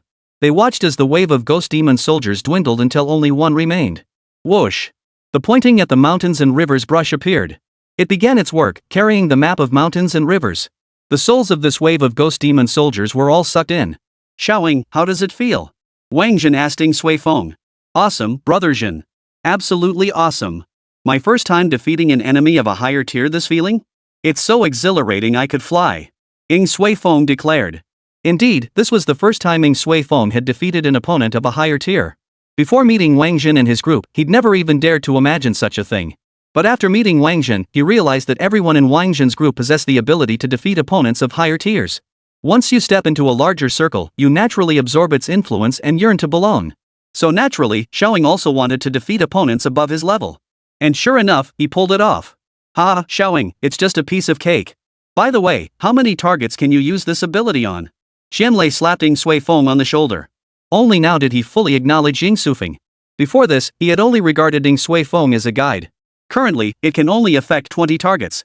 Once my cultivation improves, I'll be able to target more, Ying Sui Feng replied. Actually, in the late stages, this skill could plunge the entire continent into darkness, Wáng Zhen added. Oh? That powerful? This time, not only Qian Lei and the others, but even Ying Sui Feng himself was stunned. He hadn't expected his skill to be so powerful that it could plunge the entire continent into darkness. Looks like I'll have to train harder. Ying Sui Feng silently resolved within himself. He had always wanted to become stronger. But he always felt like he was wandering without direction. Now, this SSS tier skill shone like a beacon, illuminating his path to power. Humans? Kill! Another wave of ghost demon soldiers appeared. This wave was stronger than the one Ying Sui Feng had faced earlier. For among them stood a 4th tier expert. Don't compete with me, this wave is mine. Qian Lei could no longer contain himself. He charged forward, fists pumping. The ghost demon soldiers across from him saw Qian Lei rushing forward as if eager to throw himself into certain death. They immediately burst into laughter. Ah, this is classic Dragon Nation student behavior, frighteningly foolish. So full of himself, thinking he can just kill any demon he sees. How could you, a mere student, possibly kill us? The moment the 4th tier ghost demon finished speaking, his face instantly turned the color of liver. Qian Lei's fist had already slammed into his stomach. His insides churned violently, threatening to heave up vomit. He opened his mouth, only to discover that what poured out wasn't the dinner he just swallowed, but clots of blood and shattered internal organs. You. Before he could finish the sentence, he felt his heart stop. His consciousness faded completely. And this is supposed to be a 4th tier? Trash. These were the last words the demon heard before leaving this world. Then, he collapsed to the ground, bidding this world a final farewell. Kill. One punch to take down a 4th tier demon. Qianlei could never have done that before. The more he killed, the more exhilarated he became. He charged into the wave of ghost demon soldiers, unleashing a frenzied slaughter. The ghost demon soldiers weren't about to stand idly by and die. All of them swung their weapons in resistance. Yet their weapons proved utterly useless against Qianlei. Once Qianlei's fists connected, they were finished, utterly defeated, without even the chance to endure a second blow. Not enough to kill. Not nearly enough. Wáng Zhen, keep searching. It seemed Qianlei was even more eager than Wáng Zhen to continue the dungeon run. But Wáng Zhen remained motionless. He noticed the red-robed ghost demon had stopped at a certain spot and had been there far too long. Could there be his superior there? Like the ghost demon 13th young master? Wáng Zhen speculated. Chapter 96, The Illusory Shadow of the Buddha's Demon Subduing Scepter. Wáng Zhen's guess was only half correct. The location where the red-robed figure had lingered was indeed where his superior resided. However, his superior was not the 13th prince of ghost demons, but a white-robed figure at the 5th tier, level 59. Moreover, there wasn't just one red-robed figure here, there were 10. At this moment, the white-robed figure was venting his fury at the 10 red-robed figures before him. 3,000 clan demons are missing. Can't you give me an explanation? An account? Where the hell have your patrols been? I'll give you 10 breaths more. If you can't tell me what happened, then I'll turn every last one of you into nourishment for my soul. As the white-robed figure spoke, a shadowy figure materialized behind him. The apparition was a Buddha holding a demon-subduing staff. The Buddha's face was filled with a serene smile. Yet within the demon-subduing staff, the souls of demonic spirits wailed incessantly. Reporting to you, sir, I know who knows. The Buddha's appearance finally caused a coward to emerge among the red-robed figures. Number 3, tell me who knows, the white-robed figure demanded of the third red-robed man. At that moment, red-robe number 6 was trembling violently. He feared being betrayed. Number 8 knows. Number 3 red-robe declared. Hearing number 3 pinpoint number 8 as the source, number 6 silently wiped away a bead of sweat. For this red-robe number 6 was the very one marked by Wáng Zhen. This veteran number 6 had intended to claim Wáng Zhen's credit for himself. Therefore, he had been unwilling to report Wáng Zhen's matter to the superior white robe until the very last moment. Oh? Number 8? Number 8, explain yourself. The white-robed figure's gaze shifted to red-robe number 8. I don't know. Number 8, the red-robed figure, looked up at the white-robed one with a blank expression. Number 3, tell me what number 8 knows. The white-robed figure continued questioning the red-robed figure number 3. During my patrol, I saw number 8 secretly devour the souls of several clan demon soldiers, number 3 red robe hurriedly replied. I didn't. Number 8 red robe immediately denied it. I have video evidence. Red robe number 3 pulled out his phone and began playing the footage. Number 8's heart sank instantly upon seeing the footage. But red robe number 8 wasn't willing to die like this. He intended to take someone down with him. I learned it from number 9. I saw number 9 do the same thing. Number 8 pointed the finger at number 9. Thus, the white-clad one's gaze fell upon number 9. I learned it from him. Number 9 pointed at number 4. I learned from him. Number 4 pointed at number 2. Him. Number 2 pointed at number 5. The man in white grew increasingly dark in the face. Because number 5, number 1, number 7, number 10, number 3. Well, finally a closed loop. Then the demons erupted into a fierce argument, bickering non-stop. Watching this brawl, the white-robed figure's head grew larger and larger, his expression darkening by the second. After all, what's so unusual about eating a few ghostly soldiers? He'd eaten them before. And he'd eaten quite a few. This bloody secret was common knowledge among the ghost demon clan. Some ghosts and demons even go so far as to fabricate outrageously exaggerated charges against the demons below them. They even heap wildly exaggerated charges upon lesser spirits below them. They'd claim that even something like buying things without using exact change was a crime, demanding you sacrifice your soul or similar. Some even secretly cultivate breeding slaves among the ghost demon clan, simply to ensure a steady supply of souls to consume. How else could they grow stronger quickly? But if you expose this, or worse, record it, that's when you've broken the rules. The white-robed one resolved to devour the entire red-robed faction and cultivate 10 new red-robed ones from scratch. With his mind made up, White Robe prepared to act. But soon, he discovered an exception within the group. Old Six remained utterly silent. As if the surrounding commotion had nothing to do with him. The white-robed figure carefully recalled the events. He realized the red robe hadn't accused this fellow at all. Was this guy really that clean? Old Six, what's your take on this? The white-robed man's voice was loud. First, to intimidate the red-robed figures still arguing. Second, to remind old 6, I'm calling on you to answer my question, don't zone out. Well, could this have been done by a human? That's how it goes when the boss calls on you in a meeting. I speak off the cuff, and the boss listens casually. If the leader finds my point somewhat reasonable and shows interest, asking me to elaborate further, then I'll improvise on the spot. Elaborate on that. Sure enough, the leader was intrigued. Could it be that some human genius slipped in and lured our soldiers to Golden Rooster Valley to slaughter them? Lao Lu continued, stopping just short of naming Wáng Zhen directly. Humans entered, asked the man in white. He actually had no knowledge of the situation below. With a leader like this, the company couldn't be far from bankruptcy. I heard Wáng Zhen came in, replied the red-clad figure. Who? Who are you talking about? At the mention of Wáng Zhen's name, the man in white's eyes suddenly turned terrifying. Wáng Zhen, number 3 repeated. Who told you that? Where is Wáng Zhen? A flicker of delight crossed the white-clad figure's eyes. Boom! Before number 3 could answer, a thunderous crash echoed from outside. The demons looked up to see a group of humans standing outside the wall that had been smashed by a fist. No need to ask them. I'm right here. Yes, those 3,000 ghost demons, I led them to Golden Rooster Valley and killed them myself. Wáng Zhen turned his gaze toward the white-robed figure. Or rather, his gaze was fixed on the demon-subduing staff held by the Buddha's illusory form behind the white-robed figure. If he could get his hands on that demon-subduing staff, wouldn't the repair rate of this sentinel maze increase significantly? Well, so you're Wáng Zhen. Smash! The white-robed figure wasted no time. As the words fell, the demon-subduing staff in the hands of the phantom behind him came crashing down toward Wáng Zhen. Hum. As the demon-subduing staff descended, the phantom form solidified into a tangible entity. Simultaneously, the ghostly demon soul trapped within the staff began flailing wildly and snarling relentlessly at Wáng Zhen and his companions. This appeared to be a single strike. But it was actually 3 strikes. The demon-subduing mace delivered a physical strike, targeting the flesh.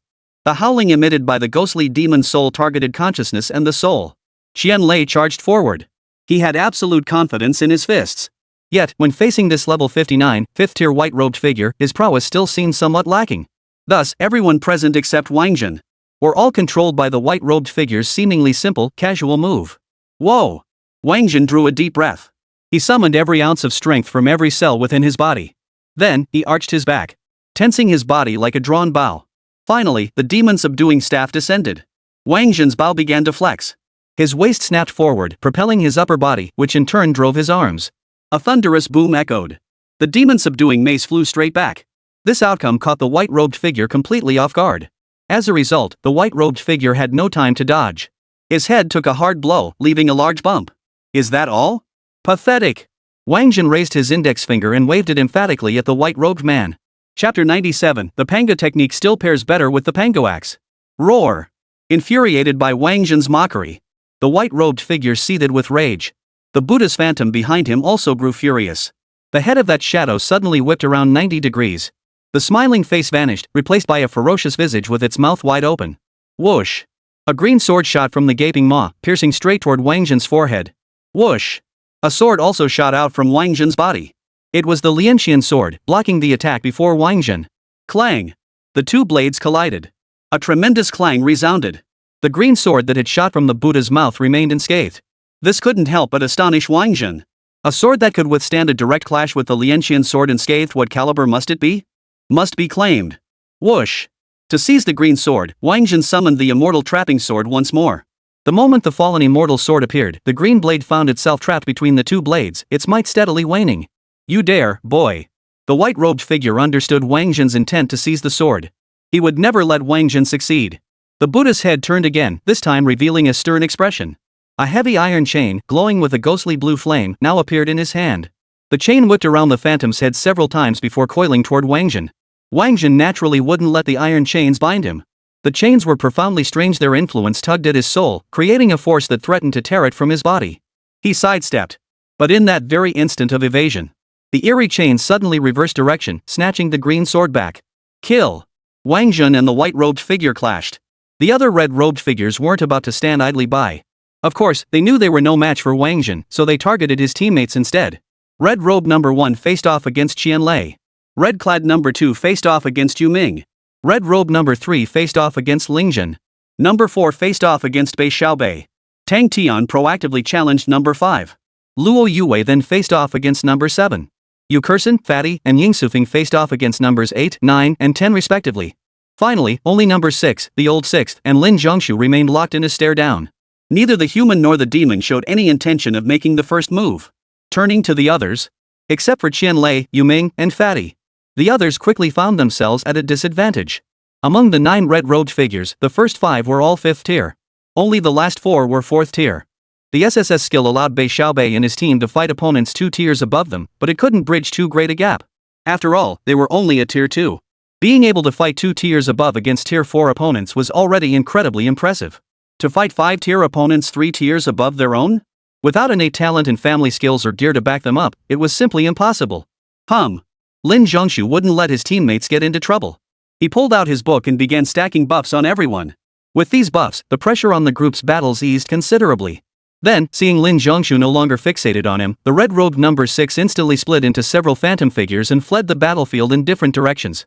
This scoundrel had no intention of fighting. He had fought Wáng Zhen before. Though their clash had been brief, he knew Wáng Zhen was a formidable opponent. Now, seeing Wáng Zhen actually trading blows evenly with the white-robed figure, he knew he had underestimated Wáng Zhen's strength. He didn't hold much hope for the white-robed man against this group of red-robed opponents. He intended to protect himself first, then report Wáng Zhen's actions to the 13th young master. That way, he could earn merit. For he had come to realize that unless the 13th young master intervened personally, no ghost or demon could hold Wáng Zhen back. Red robe number 6 didn't want to fight, and truthfully, Lin Zhongshu didn't want to fight him either. Wáng Zhen had given orders. This ghost demon bore a mark and had a tendency to flee. Killing such a creature would be wasteful. Keeping him alive to guide them would maximize their gains. That was precisely why they merely locked gazes instead of immediately engaging in battle. Sure enough, the creature ultimately fled just as Wáng Zhen had predicted. Kill. The commotion here drew the attention of other ghost demon soldiers. Soon, more and more ghost soldiers began converging on this location. Lingzhen, Xiaobei, you two handle the soldiers over there. Wáng Zhen wasn't engaged in combat either. He too was locked in a stare down with the white-robed figure. Spotting the approaching soldiers, he instantly split off 2 clones to take Lingzhen and Bei Xiaobei's places in the battle against the 5th tier foe. Got it. Lingzhen and Bei Xiaobei launched their attacks at the surging ghost demon soldiers. Buzz buzz buzz. Lingzhen unleashed 3 formations at once. One was primarily for disorientation, while the other 2 were designed for lethal strikes. The ghost demon soldiers lost their way the moment they entered the illusion array, only to be trapped in the killing array. They were assaulted by a barrage of weapons, needing a truly miserable end. $+. On Bei Xiaobei's side, the magical incantation had finished chanting. He hurled a massive ball of true solar fire into Lingzhen's killing formation, turning the already wretched ghostly demons into even more pitiful beings. Casualties numbered in the hundreds, souls scattering wildly. Roar! The Buddha's illusory head behind the white-robed figure turned once more. This time, a featureless face appeared. A suction force emanated from the face, attempting to draw on the scattered souls. The pointing at mountains and rivers brush appeared. It swept across the map of rivers and mountains. An even more intense suction force erupted. All the souls were sucked into the map of mountains, rivers, and the realm. How did you get this treasure? Didn't you just enter yesterday? The sight of the map of the realm left the white-robed figure utterly stunned. As the white-robed one under the 13th young master, he understood far better than the ghostly demons who had recognized the scroll in Golden Rooster Valley what this mountain and river map truly signified. I entered today. Is that surprising? Wáng Zhen replied. Hearing Wáng Zhen's words, the white-robed man felt more than just surprise. He finally understood why this man had become the most wanted criminal. This guy was utterly twisted. If he were allowed to proceed with such reckless abandon, the 13th young master's mission objective would surely be ruined. Therefore, to prevent the 13th young master's mission from being sabotaged, he must keep Wáng Zhen here. The phantom behind the white robe shifted again. From its original 3 zhang height, it now stood 10 zhang tall. 3 more faces appeared, along with 6 arms and 6 legs. Then, the phantom descended upon the white-robed figure, transforming from an apparition into a tangible entity. The solid form enveloped the white-robed figure like a colossal suit of armor. Boom! Whoosh, whoosh, whoosh. Whoosh, whoosh, whoosh. Snap! 8 hands, 8 weapons. Besides the demon-subduing mace, green sword, iron chains, and steel whip, there were also an axe, steel fork, broadsword, and morning staff. All 8 weapons came crashing down toward Wáng Zhen at once. War God's 7 transformations. This time, Wáng Zhen did not dodge. Instead, he chose to confront the attack head-on. As he unleashed the 7 transformations of the War God, he simultaneously activated the Pango breathing technique. He raised his fist and smashed it into the green sword among the 8 weapons. Oomph! The white-robed figure had anticipated Wáng Zhen's attempt to seize the green sword. He swung his weapon, preparing to shield the green sword. But Wáng Zhen's body vanished abruptly. When he reappeared, it was hovering above the axe. Boom! A dull thud echoed. Wáng Zhen's fist instantly gushed with blood. He had underestimated the power of a 5th-tier fighter when they were serious. But he had no choice. Because he desperately needed that axe. He could see clearly that it was identical to the axe wielded by the Pango Phantom in Chicken Head's hand. Therefore, this axe before him was most likely a counterfeit Pango axe, just like the fake Zushin sword that Tang Tian had shattered earlier. Whoosh! Wáng Zhen's fist was injured.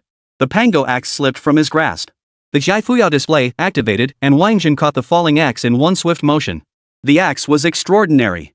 The moment it touched his hand, Wáng Zhen felt the power within his cells surging unconsciously into the blade. Indeed, the Pango technique truly harmonized best with the Pango axe. Chapter 98, The Buddha Combination, Earthstore Bodhisattva. You brat, daring to play me for a fool. So quickly, Wáng Zhen had snatched a weapon from him. The white-robed figure seethed with fury. The remaining 7 weapons in his hand surged with enhanced power as he swung them once more toward Wáng Zhen. However, he was wary of Wáng Zhen snatching another weapon, so he guarded against it as he attacked. The 7 weapons didn't strike simultaneously, instead, they attacked in sequence. He intended to set a trap for Wáng Zhen, luring him into a false move. If Wáng Zhen tried to snatch the weapons again in the same manner as before, he would make him pay dearly. But he had misjudged Wáng Zhen. This time, Wáng Zhen had no intention of snatching the weapons at all. The axe was in his hands. Moreover, the axe could automatically mobilize the power within his cells. That sense of power felt even stronger than when he cultivated and trained. He had no mind for seizing weapons at that moment. He only wanted to test just how powerful he had become. Whoosh! Wáng Zhen swung the axe, striking with brutal force. Boom! The first blow landed.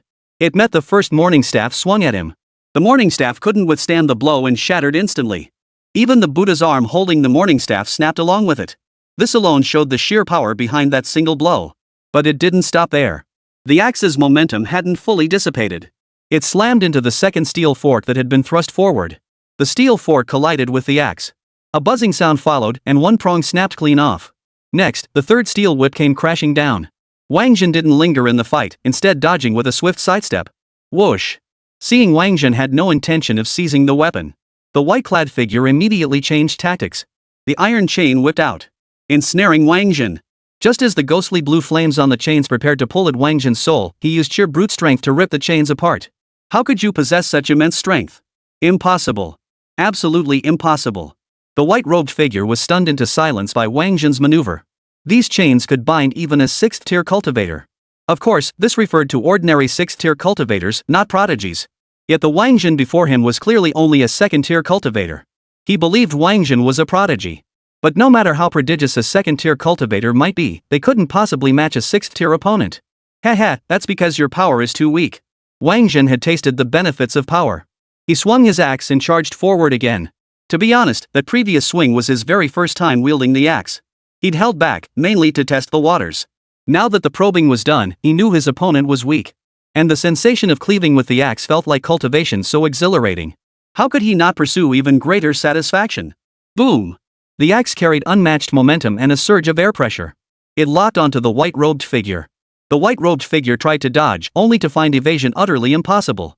In desperation, he had no choice but to unleash the 4 faces. He.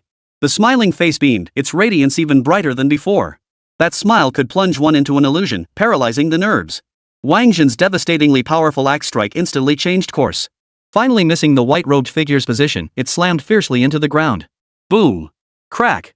The ground trembled, revealing a fissure stretching dozens of meters long, 2 meters wide, and plunging into an unfathomable depth. This fissure evoked an intensely familiar feeling within the white-robed figure. Soon, the white-robed figure recalled that such a fissure had appeared in Golden Rooster Valley. You actually know how to use an axe? Did you acquire the skill from the rooster's head? Bai suddenly understood that Wáng Zhen's grab for the axe wasn't an impulsive act. It was premeditated. For the axe and the rooster head skill were truly a perfect match. That synergy could unleash power tenfold greater than the data suggested. No wonder this demonic being could hold his own against a 6th-tier opponent at just 2nd tier. For the white-robed man knew all too well what that skill represented. Though it appeared to be SSS tier, its true power far surpassed that rating. But on this continent, where no rank exists above SSS, they simply assume it's SSS tier. Therefore, with such an overpowered skill paired with that weapon, if you couldn't stand up to a level 6 with that, you weren't a prodigy, you were a waste of space. Whoa! The white-robed figure who recognized Wáng Zhen's techniques finally grasped the gravity of the situation. He might not even have the chance to fight back today. His opponent was simply too powerful. Not only would he be finished here, there was no way he could save Wáng Zhen. So he began to play the devil. Had ha. Wáng Zhen didn't move, merely watching the other man play tricks. This was precisely the effect he sought. The more ghostly fiends arrived, the more sated the labyrinth within the map of mountains and rivers would become. Before long, 3 figures clad in white arrived. "Sixth brother, what's the urgency in summoning us?" It turned out this white-robed figure was also ranked 6th. "First brother, second brother, 5th brother, let's kill Wáng Zhen together," the white-robed figure said to the 3 who had arrived. "Wáng Zhen? Is it really him?" The 3 ghost demons' eyes lit up with obvious delight and excitement at the mention of Wáng Zhen. "That's right. I am Wáng Zhen. Why did only 3 of you come? Why didn't you bring the others?" Wáng Zhen was thoroughly dissatisfied that only 3 white-robed figures had arrived. "Arrogant. You're asking for it." The 3 white-robed figures wasted no words, launching their attack directly at Wáng Zhen. Whoosh! The axe swung again, slashing toward the 3 ghost demons. Poor things, they had no idea of Wáng Zhen's true strength. They were struck squarely by the axe. An arm was instantly severed. Impressive, lad. To possess such skill. A severed arm was nothing to them. They all possessed regenerative abilities. After their arms regenerated, a Buddha's phantom appeared behind each of them. Then all the Buddhas raised their weapons and hurled them at Wáng Zhen. Boom! Chaos erupted. Wáng Zhen found himself facing 4 opponents at once. He fought with relish. Only now did Lao Lu and White Robes witness Wáng Zhen's true strength. This guy was too fierce. Even the 4 of them combined couldn't overpower him. So Lao Lu and White called for reinforcements again. Before long, 2 more white-robed figures arrived. It was the 3rd and 4th. These 2 were smarter, they didn't just charge in swinging fists.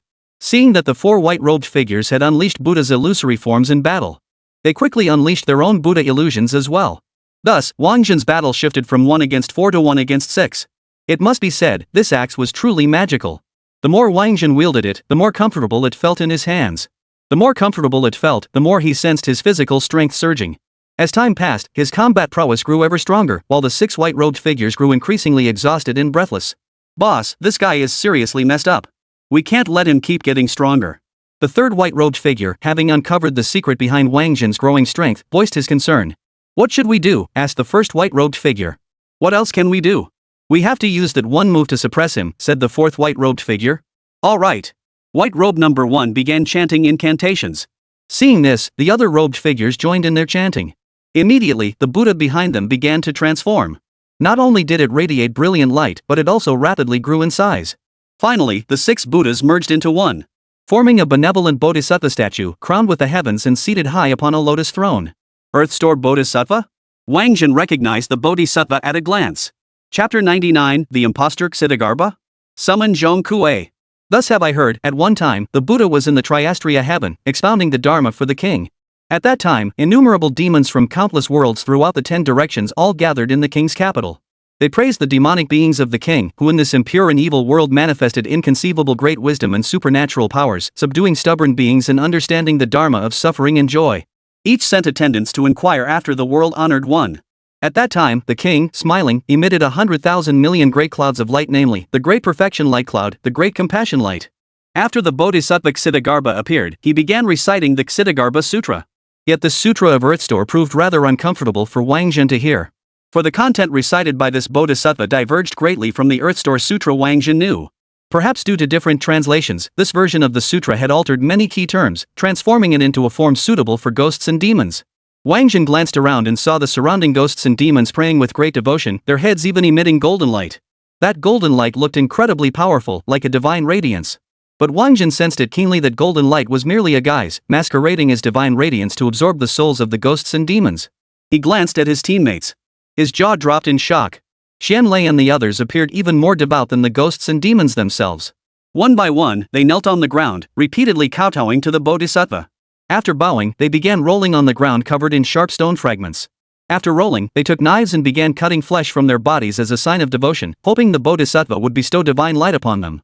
Wáng Zhen finally understood, different places had different cultures.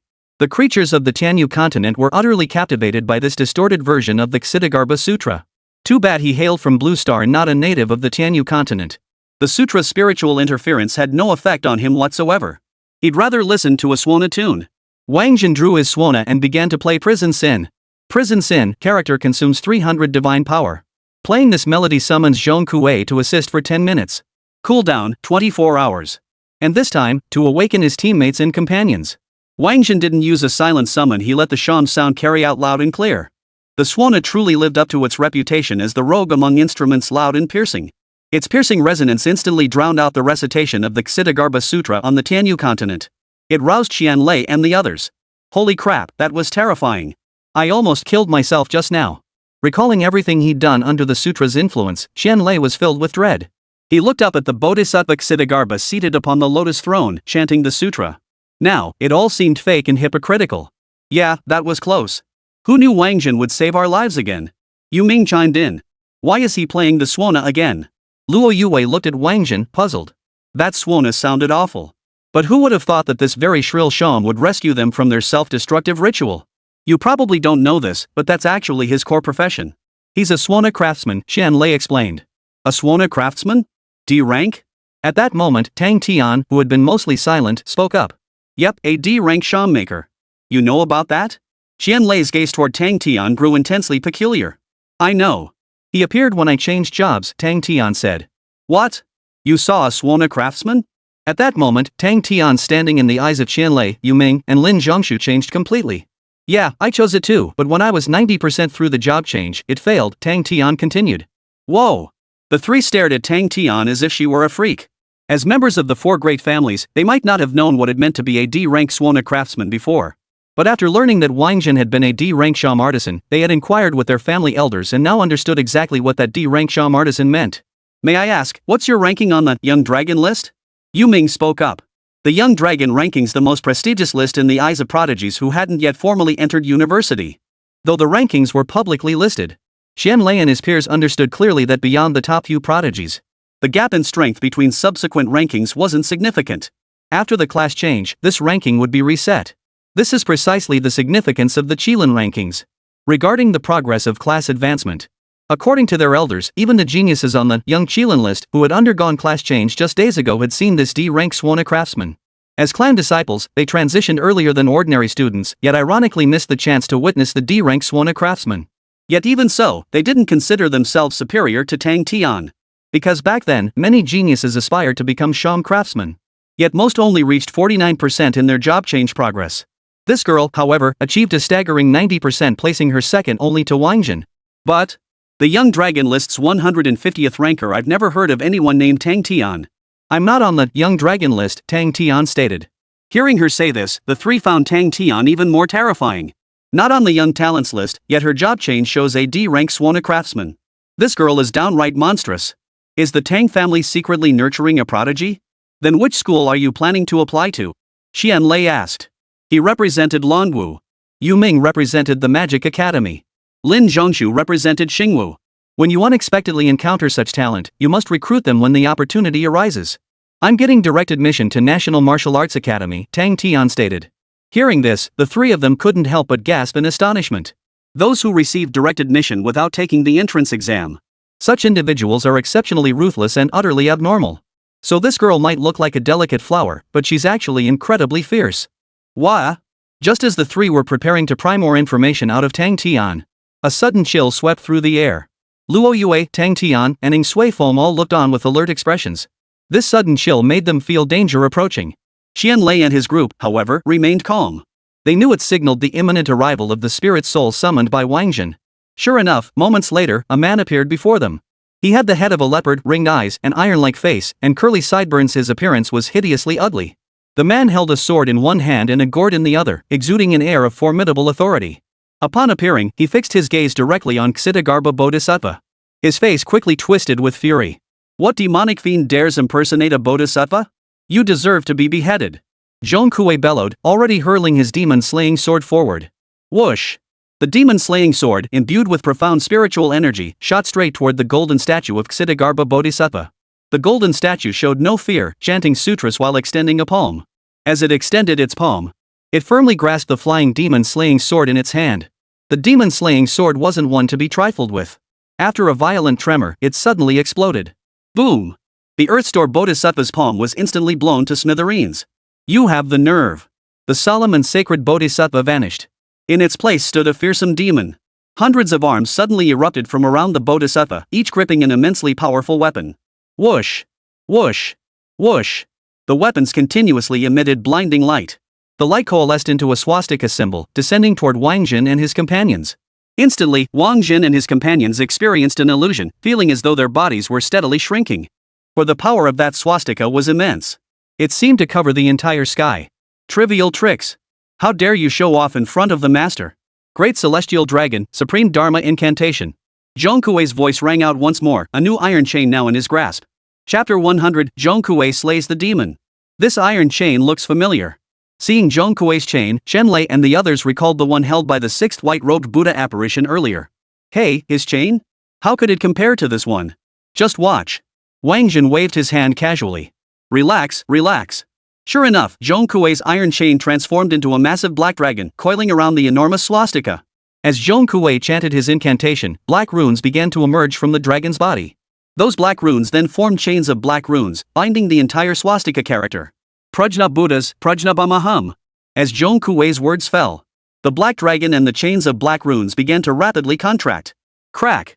Crack! Crack! Before their eyes, the swastika character cracked densely, on the verge of shattering. Is this Wáng Zhen's true power? Luo Yue glanced at Zhong Kuei, then at Wáng Zhen, and was stunned once more. She had thought Wáng Zhen was formidable. But this summon entity of his was clearly even more formidable. This is just the beginning. Yu Ming gave Luo Yue this response. Ha? It can get even stronger? Luo Yue's mind was about to short-circuit. She simply couldn't fathom what kind of monster Wáng Zhen truly was. His combat prowess was completely beyond what a transferee of his age should possess. Yu Ming didn't answer her. Clearly, watching the fight was more important. Because the swastika symbol had completely shattered. Oomph. With such meager skills, you dare impersonate a bodhisattva? I'll see just what kind of demons and monsters you really are. Whoosh. As Zhong Kuei spoke, the iron chains coiled into a colossal dragon and surged toward the Earthstore Bodhisattva. Boom! Having witnessed the dragon's brute force, the Earthstore Bodhisattva naturally sought to halt its advance. Hundreds of Buddha's hands sprang into action, unleashing a barrage of weapons against the colossal dragon. The dragon's advance halted abruptly. But it did not give up. It reared up on its hind legs. Extending its forepaws, the black rune that had bound the swastika transformed into a black whip, lashing out at the 100 Buddha hands. Crack! Crack! Crack! The crack of the whip echoed, and the heavens and earth changed color. Space itself began to shatter. The sky, once bathed in Buddha's light, turned as black as ink. The Bodhisattva could not discern the black rune whip, nor anticipate its point of attack. He was forced to shift from offensive to defensive. But how could he possibly defend against it? The black symbol whip penetrated every opening, snapping hundreds of Buddha hands one by one with each sharp crack. Before long, the Bodhisattva was left without a single hand. The dragon's claw swung the black symbol whip once more. This lash struck the Bodhisattva directly across the face. The Bodhisattva began to crack from the face. It split into 6 more monstrous, four-faced Buddha forms. So it was you 6 demonic, ghostly, supernatural creatures. Daring to impersonate the Bodhisattva before this sovereign, desecrating the Bodhisattva's majesty die. Zhong Kuei clearly saw the demon impersonating Earthstore Bodhisattva. Zhong Kuei's fury boiled over. The yin-yang sword appeared, and he hurled it into the air. Hum! The yin-yang patterns on the blade suddenly flew out, continuously expanding as they spun above the heads of the 6 Buddhas. The 6 Buddhas instantly lost control of their bodies, about to fly into the yin-yang fish of their own accord. Assemble! Kill him! The 6 white-robed figures would never allow their painstakingly cultivated soul Buddhas to be absorbed. They prepared to command their ghostly demon soldiers to attack Zhong Kuei. These ghostly demon soldiers were bound by the 6 white robes and dared not disobey. They rushed toward Zhong Kuei, intent on hacking him to death with their blades. Oomph! A bunch of lowly demons, daring to challenge me? Where are the ghost soldiers? Whoosh, whoosh, whoosh. No sooner had Zhong Kuei spoken than the ghost soldiers summoned by Wáng Zhen arrived. Originally, these 2,000 ghost soldiers possessed only 3rd tier, level 30 strength. But with Zhong Kuei present, their levels instantly jumped up a tier. They leaped from tier 3, level 30 to tier 4, level 40. Shadow soldiers, form ranks. Slay every last one of these ghostly creatures. Kill! Kill!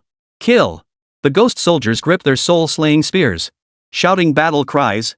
Under Zhong Kuei's command, they formed their battle array. Thud! Thud! Thud! Ghostly demons charged the shadow soldiers' formation. Like moths drawn to a flame. The Yin soldiers didn't even move from their positions. Empowered by the battle formation, the soul-slaying spears unleashed boundless might, claiming every demon that dared to approach. Whoosh, whoosh, whoosh.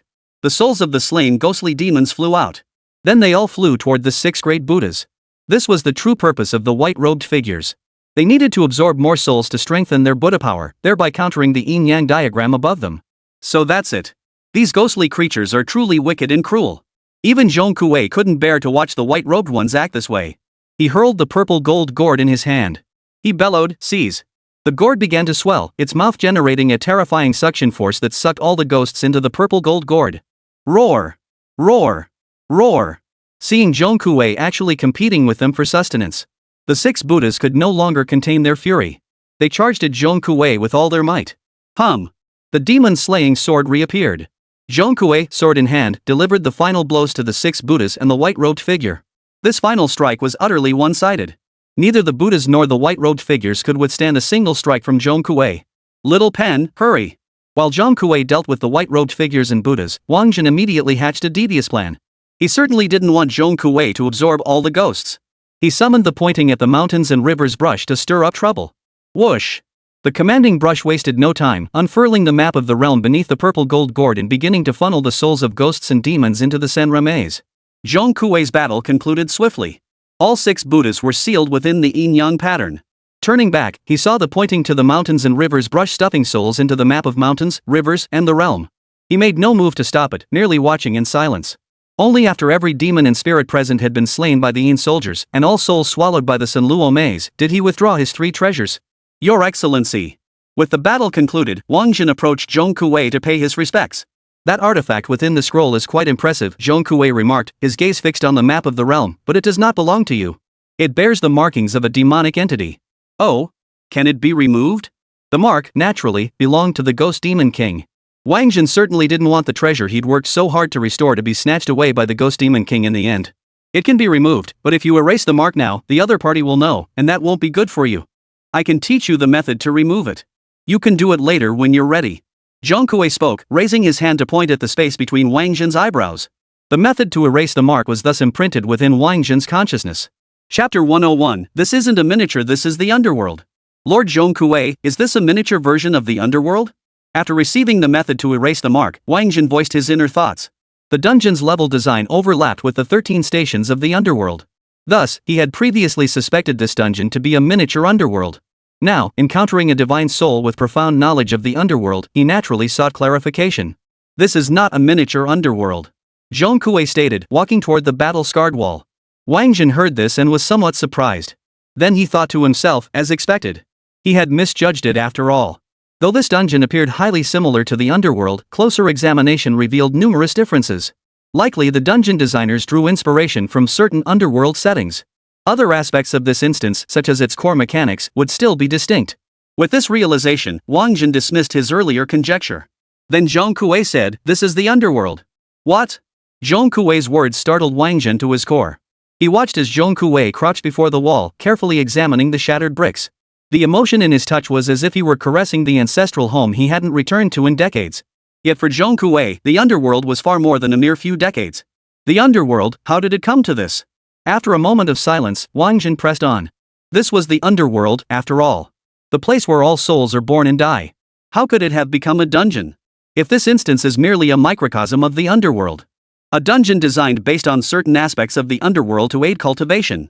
Then one could accept it. But to say someone turned the underworld itself into a dungeon. Wáng Zhen absolutely couldn't accept that. I'm not entirely sure myself, Zhong Kuei replied. Few truly understand this matter. Then what kind of treasures are worth ghosts and demons fighting over in this underworld? Wáng Zhen suddenly recalled the ghost and demon tribes' relentless pursuit of this dungeon. What treasures could the underworld possibly hold? If you must speak of treasures here, then the underworld itself is the treasure. Zhong Kuei's voice echoed once more. Whoa! Hearing Zhong Kuei's words, Wáng Zhen couldn't help but suck in a sharp breath.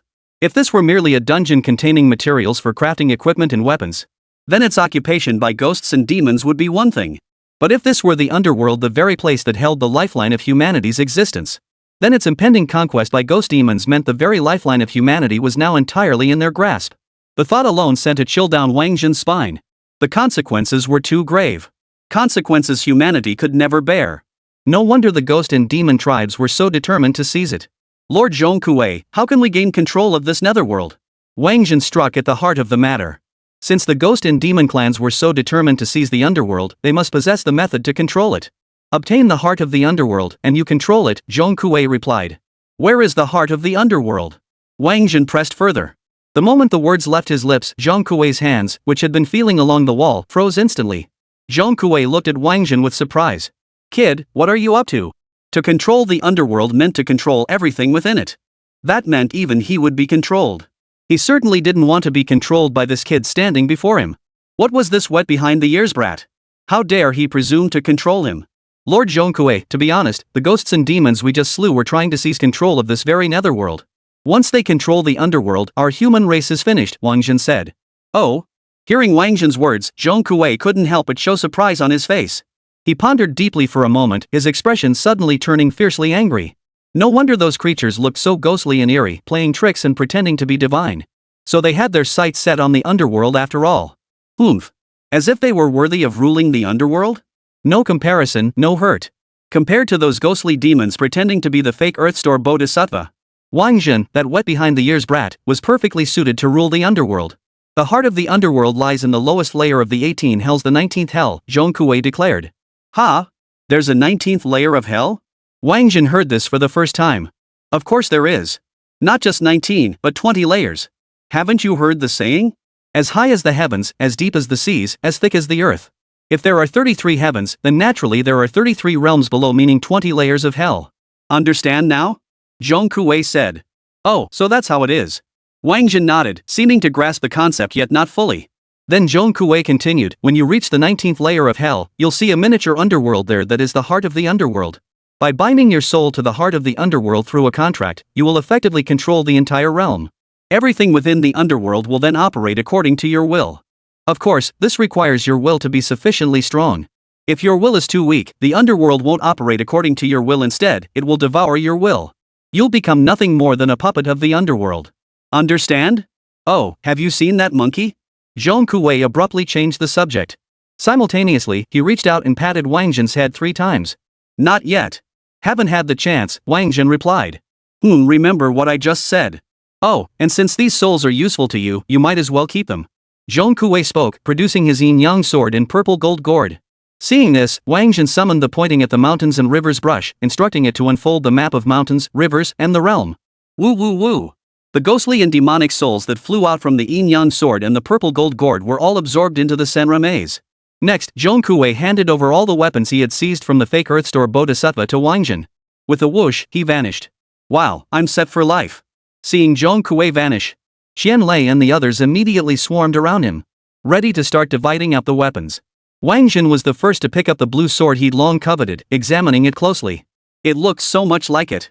Wasn't this very sword a replica of the Tongtian sect leader's Qingping sword? The Qingping sword, the personal blade of the supreme master of the Tongtian sect.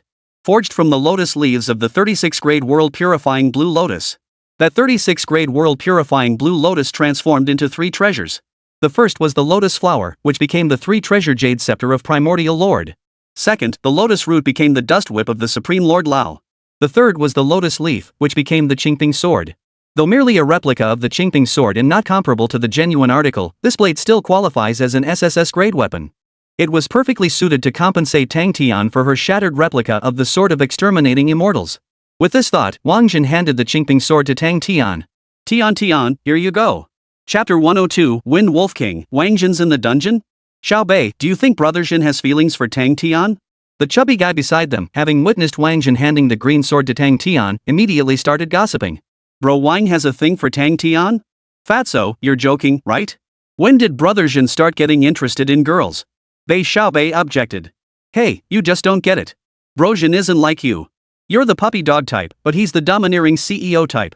Did you see how Zhen handed Tang Tianqing his sword? How bossy is that? How CEO-like? Besides, don't judge by appearances. When have you ever seen Brother Zhen act like this with girls? Giving away his favorite sword to one? Fatso added his analysis. Hearing the fat guy's words, Bei Xiao Bei suddenly found them very convincing. Back in the day, whenever Wáng Zhen saw a girl, he'd go all out. He still remembered the scene where Wáng Zhen had stabbed Yu Kursen's delicate body with 100 swords. It was precisely then that he had begun to like Yu Kursen. But ever since meeting Tang Tian, Wáng Zhen seemed like a completely different person. To other boys, Wáng Zhen's attitude toward Tang Tian might seem perfectly normal for a guy around a girl. But Wáng Zhen was different. He only acted like this toward Tang Tian. To know if someone likes someone else is to see if that person holds a special place in his heart. See if they're willing to share their most cherished possessions with that person. Everyone could see how much Wáng Zhen cherished that green sword. Yet now he intends to give the green sword to Tang Tian. For me? Tang Tian could tell Wáng Zhen cherished that green sword deeply. So when Wáng Zhen handed it to her, she was taken aback. Yes. I promised to compensate you once I found a suitable sword, and this one suits you perfectly, Wáng Zhen explained. Oh. Wáng Zhen's explanation left Tang Tian feeling disappointed. Though she hadn't really expected Wáng Zhen to give her the green sword. But when it actually happened, she still felt a pang of disappointment. So this guy wasn't giving me the sword as a gift, he was just compensating me. A sword appeared in Tang Tian's hand. It was the very same Juexian sword Wáng Zhen had lent her earlier. She extended the sword toward Wáng Zhen. Wáng Zhen reached out and took it, then turned to inspect the other weapons. At that moment, Tang Tian stared at her now empty right hand, feeling even more despondent. Was he in such a hurry to take the sword back? Couldn't he let me keep it a little longer? Sure enough, this guy was just compensating me for my sword. Tang Tian sheathed the green blade. She stood silently to the side. She felt inexplicably displeased. But she couldn't pinpoint why. It seemed connected to Wáng Zhen, yet it didn't quite feel that way. Hey! Luo Yue, who was nearby, saw this. She stood silently by, not daring to speak. Why did she have to fall for a man like Wáng Zhen? This is just the beginning, the real suffering lies ahead. On the other side, both the fat guy and Bei Xiaobei were dumbfounded. Their earlier analysis had been completely wrong. Brother Zhen did like the Azure sword. But how could the green sword compare to the immortal severing sword? Turns out, Brother Zhen was after the absolute immortal sword all along. So, Brother Zhen really doesn't like Tang Tian. The two came to this conclusion. Oomph. The moment this conclusion was voiced, a cold snort echoed in Bei Xiaobei's ears. The moment that cold snort sounded, Bei Xiaobei immediately backed down. After that incident, Bei Xiaobei and Yu Kursen hadn't exchanged a single word. Yet Yu Kursen would occasionally give Bei Xiaobei a cold stare or a dismissive snort. Each time this happened, Bei Xiaobei would put on a brave face and go find Yu Kursen, but Yu Kursen wouldn't give him the time of day. This was precisely why Fatty called Bei Xiaobei a suck-up. In the fat guy's view, did women even need coaxing? Any woman who dared to get angry with him would be told to get lost immediately. Fatso lacked many things, but women were the last thing he ever lacked. Because in his eyes, women were all the same, utterly indistinguishable. Playing with one is the same as playing with another. Why single one out to charm? That's just weird. Hey, are you guys picking or not? Xian Lei and the others had already picked their weapons. Wáng Zhen was about to pack up the remaining ones. These were all SS grade or SSS grade weapons. He certainly wasn't going to ignore them like trash. Pick, pick, pick. Hearing this, the trio hurried over and began picking out their favorite weapons. Once the three had finished selecting, Wáng Zhen stored all the weapons into his storage ring. Bro Wang, it's already evening. Should we keep going or take a break? They had been battling through the dungeon all day. They'd spent the entire day slaying monsters. They hadn't had a proper rest at all. Apart from Wáng Zhen, who possessed the art of prolonged combat, everyone else was utterly exhausted. Especially Ling Jin and Lin Zhongshu both had passed out multiple times. If they continued much longer, they might never wake up again. Let's rest for the night. We'll continue tomorrow. The heart of the underworld was the key to controlling the realm. Having grasped this truth, Wáng Zhen no longer pushed as relentlessly as before. Moreover, after devouring the souls of 6 Buddhas and a host of ghostly demon soldiers, the Senra Labyrinth's restoration had reached 70%. This progress left Wáng Zhen supremely satisfied. A craftsman who wants to do his job well must first sharpen his tools. To seize the heart of the netherworld, the support of his teammates was indispensable. Alright, everyone, rest up tonight. Receiving Wáng Zhen's instruction, Chen Lei promptly addressed the group. Thus, the group found a place to rest. Wáng Zhen did not rest. He simply didn't need it. He intended to use the rest period to practice his skills. However, before practicing his skills, he needed to master the method for removing that mark. Though it wasn't needed now, he didn't want to risk things going wrong when he actually needed it. Fortunately, he bore the wind mark left by the Wind Wolf King. He could use it as a test subject to see the results. With this thought, Wáng Zhen immersed himself in cultivation. Wáng Zhen was practicing the method to erase the markings. Deep within the dungeon, the red-robed figure under the command of the white-robed number 6 finally halted his flight. Throughout his flight, he sensed an uneasy presence behind him, yet he kept running without looking back. Only then did the sounds behind him cease entirely. Only then did he fully relax. That Wáng Zhen is one hell of a fighter. Relieved, red-clad number 6 wiped the sweat from his forehead. Who are you talking about? No sooner had the words left his mouth than a voice echoed in his ear. Red-clothed 6 looked up at the sound. And there, before his eyes, another person? No, it was a demon. No, wait, a demon that had taken human form. This demon-human hybrid was none other than the Wind Wolf King, who had transformed into human form. I didn't specify who. Red Robe's sixth brother tried to deceive the Wind Wolf King, hoping to claim credit alone from the 13th young master. But the Wind Wolf King wasn't as easily fooled as the sixth brother in white. He grabbed Red Robe's sixth by the throat and hoisted him up. Speak. Did Wáng Zhen come to the instance? Chapter 103, Red Robe's sixth provokes. Come on, then. The Wind Wolf King was quite brutal in his actions. Far more brutal than red-clad number SAXS already dead superior, white-clad number 6. And he showed no mercy whatsoever. Red Robe number 6 realized that if he didn't tell the truth now, he was as good as dead. Given his current predicament, he wouldn't survive long enough to claim this achievement before reporting to the 13th young master. Here. Red 6 ground out the single word through clenched teeth. Upon hearing this, the Wind Wolf King indeed spared him. Where is he? As he asked, the Wind Wolf King sensed the wind mark. Unfortunately, within this instance, he could sense nothing. After all, his mark was too weak, its sensing range restricted by the instance. He's over by the maze. He should have already taken down 6 of the white-robed elders, said Red Robe number 6. That kid's that strong? Hearing Wáng Zhen's achievements, the Wind Wolf King was somewhat astonished. That growth rate was downright terrifying. Yesterday he was still getting crushed by 5th-tier opponents. Now he can even take down a 5th-tier 59? Go lure him to Wind Battle City. Me? Red Robe 6 looked utterly bewildered. He'd fled the maze precisely to avoid being killed. Now they wanted him to lure Wáng Zhen back? That was suicide. Yes. You bear Wáng Zhen's mark. Wherever you go, he'll know. So just make a circuit through the dangerous areas of Tiando City, and he'll come to you. Feng Lang Wang said. I have Wáng Zhen's mark on me? Red Robe 6 felt his heart skip a beat. Did that mean he could never escape Wáng Zhen's pursuit? Your Majesty, can this mark be removed? Ha, ha. Since you can see it, you should be able to remove it too. Desperate to survive, Red Robe number 6 immediately switched to flattery mode. Certainly possible. If you can eliminate Wáng Zhen for me, it would be as easy as a wave of this king's hand. You know where the most dangerous part of Tiando City is, right? The Wind Wolf King chuckled. Wáng Zhen dared to come to this instance? He would make sure he never returned. I know, of course I know. Rest assured, Your Majesty, I will lure Wáng Zhen here. Red Robe number 6 hastened to say. Good. I'll await your good news back at the castle. With that, the Wind Wolf King dismissed Red Robe number 6. He headed toward Windstorm City. Watching the Wind Wolf King's retreating figure, Red Robe number 6 spat out a bitter 2A. That bastard was trying to kill me just moments ago, and now he wants me to help him take down Wáng Zhen? And then claim all the credit for himself? Dream on, trash. Thinking he'll get credit? Not a chance. Damn wolf, shift, humph. After a torrent of curses, the Red Robe number 6 fell into deep thought. If even the Wind Wolf King could erase this mark, then the 13th young master certainly could too. He wants me to lure Wáng Zhen into Wind Battle City's perilous zones, but I'll deliberately guide him to its safe havens and strategic strongholds. Then, using Wáng Zhen's hand to eliminate the Wind Wolf King, I can go back to the 13th young master and claim the credit myself. Heh, that's settled. Red Robe number 6 made up his mind and headed toward Tiando City. On the side of the illusionary array, after mastering the technique to erase seals, Wáng Zhen quickly spotted the wind seal left on his body by the Wind Wolf King. This was the advantage of mastering the mark removal technique, one skill serving two purposes. It could both erase and reveal. For if one cannot even see the mark, how could it be removed?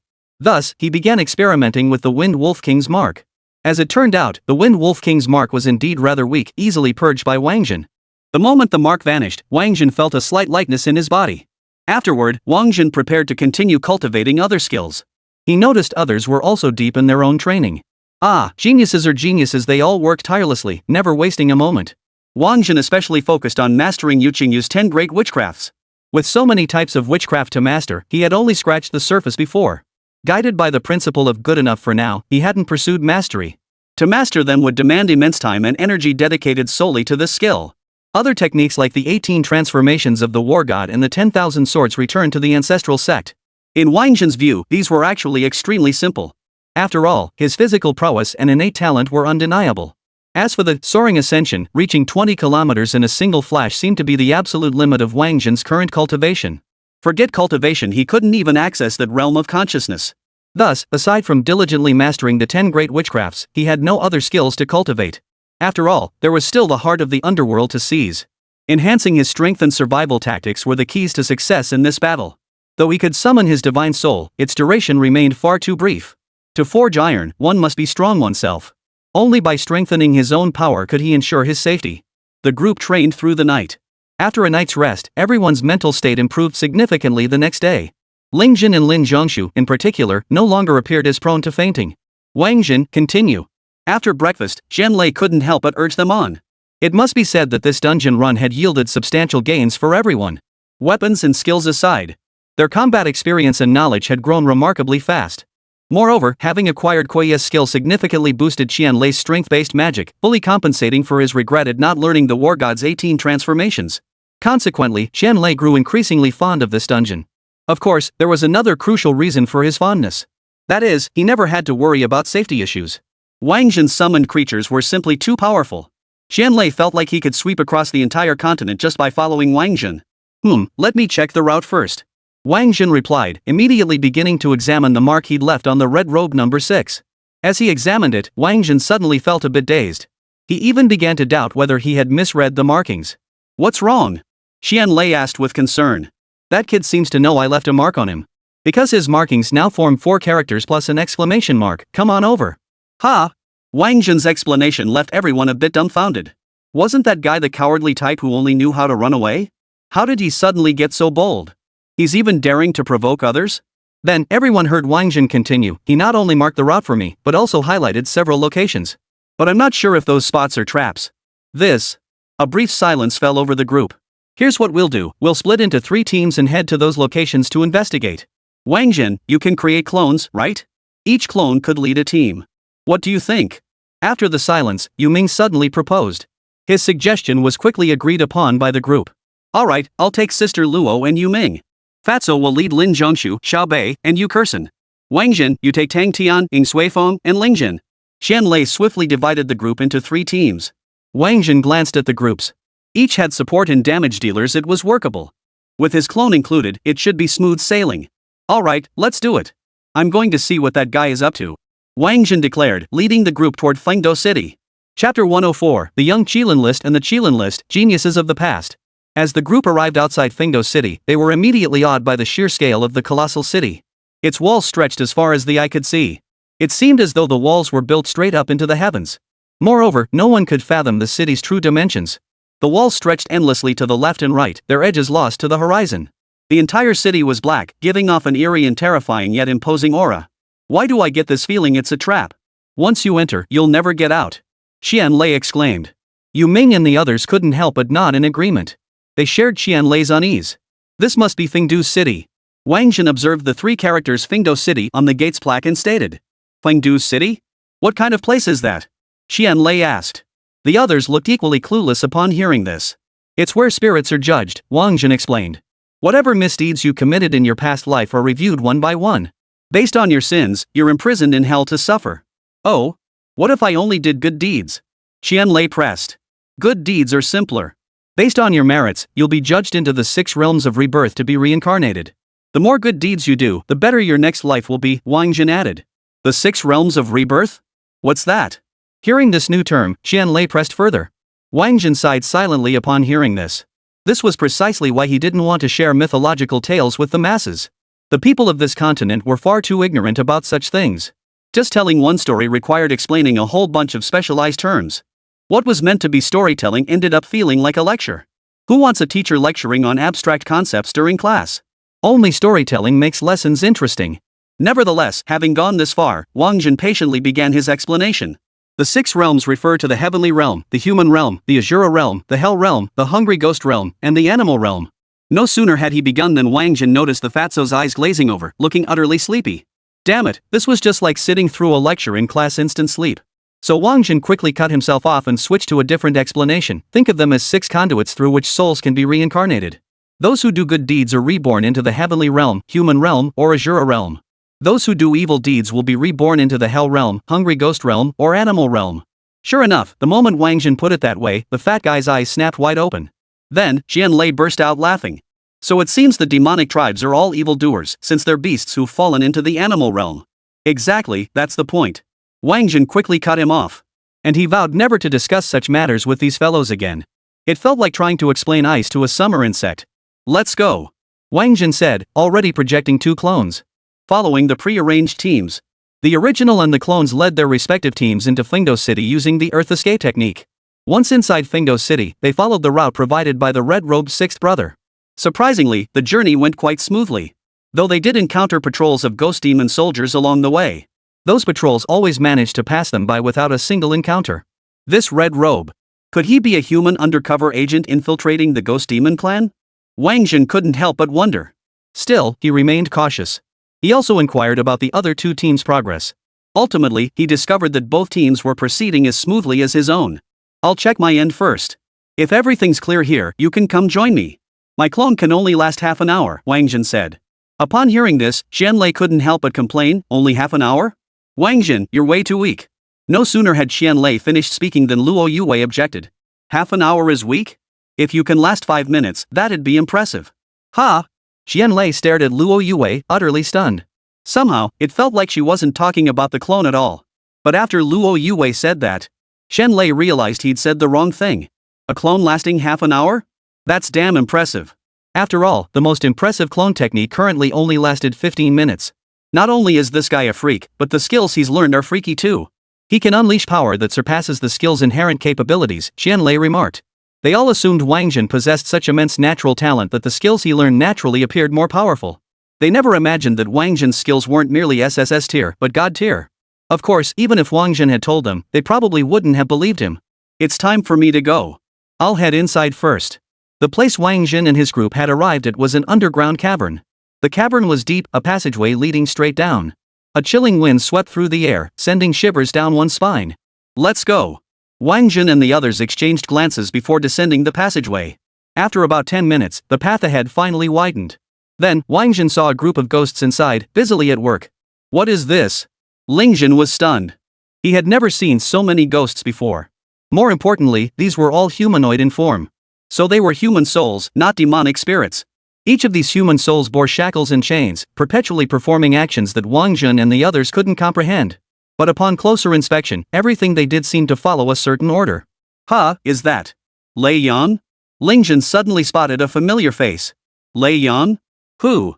Wáng Zhen couldn't help but ask. A prodigy from the Dragon Nation 200 years ago.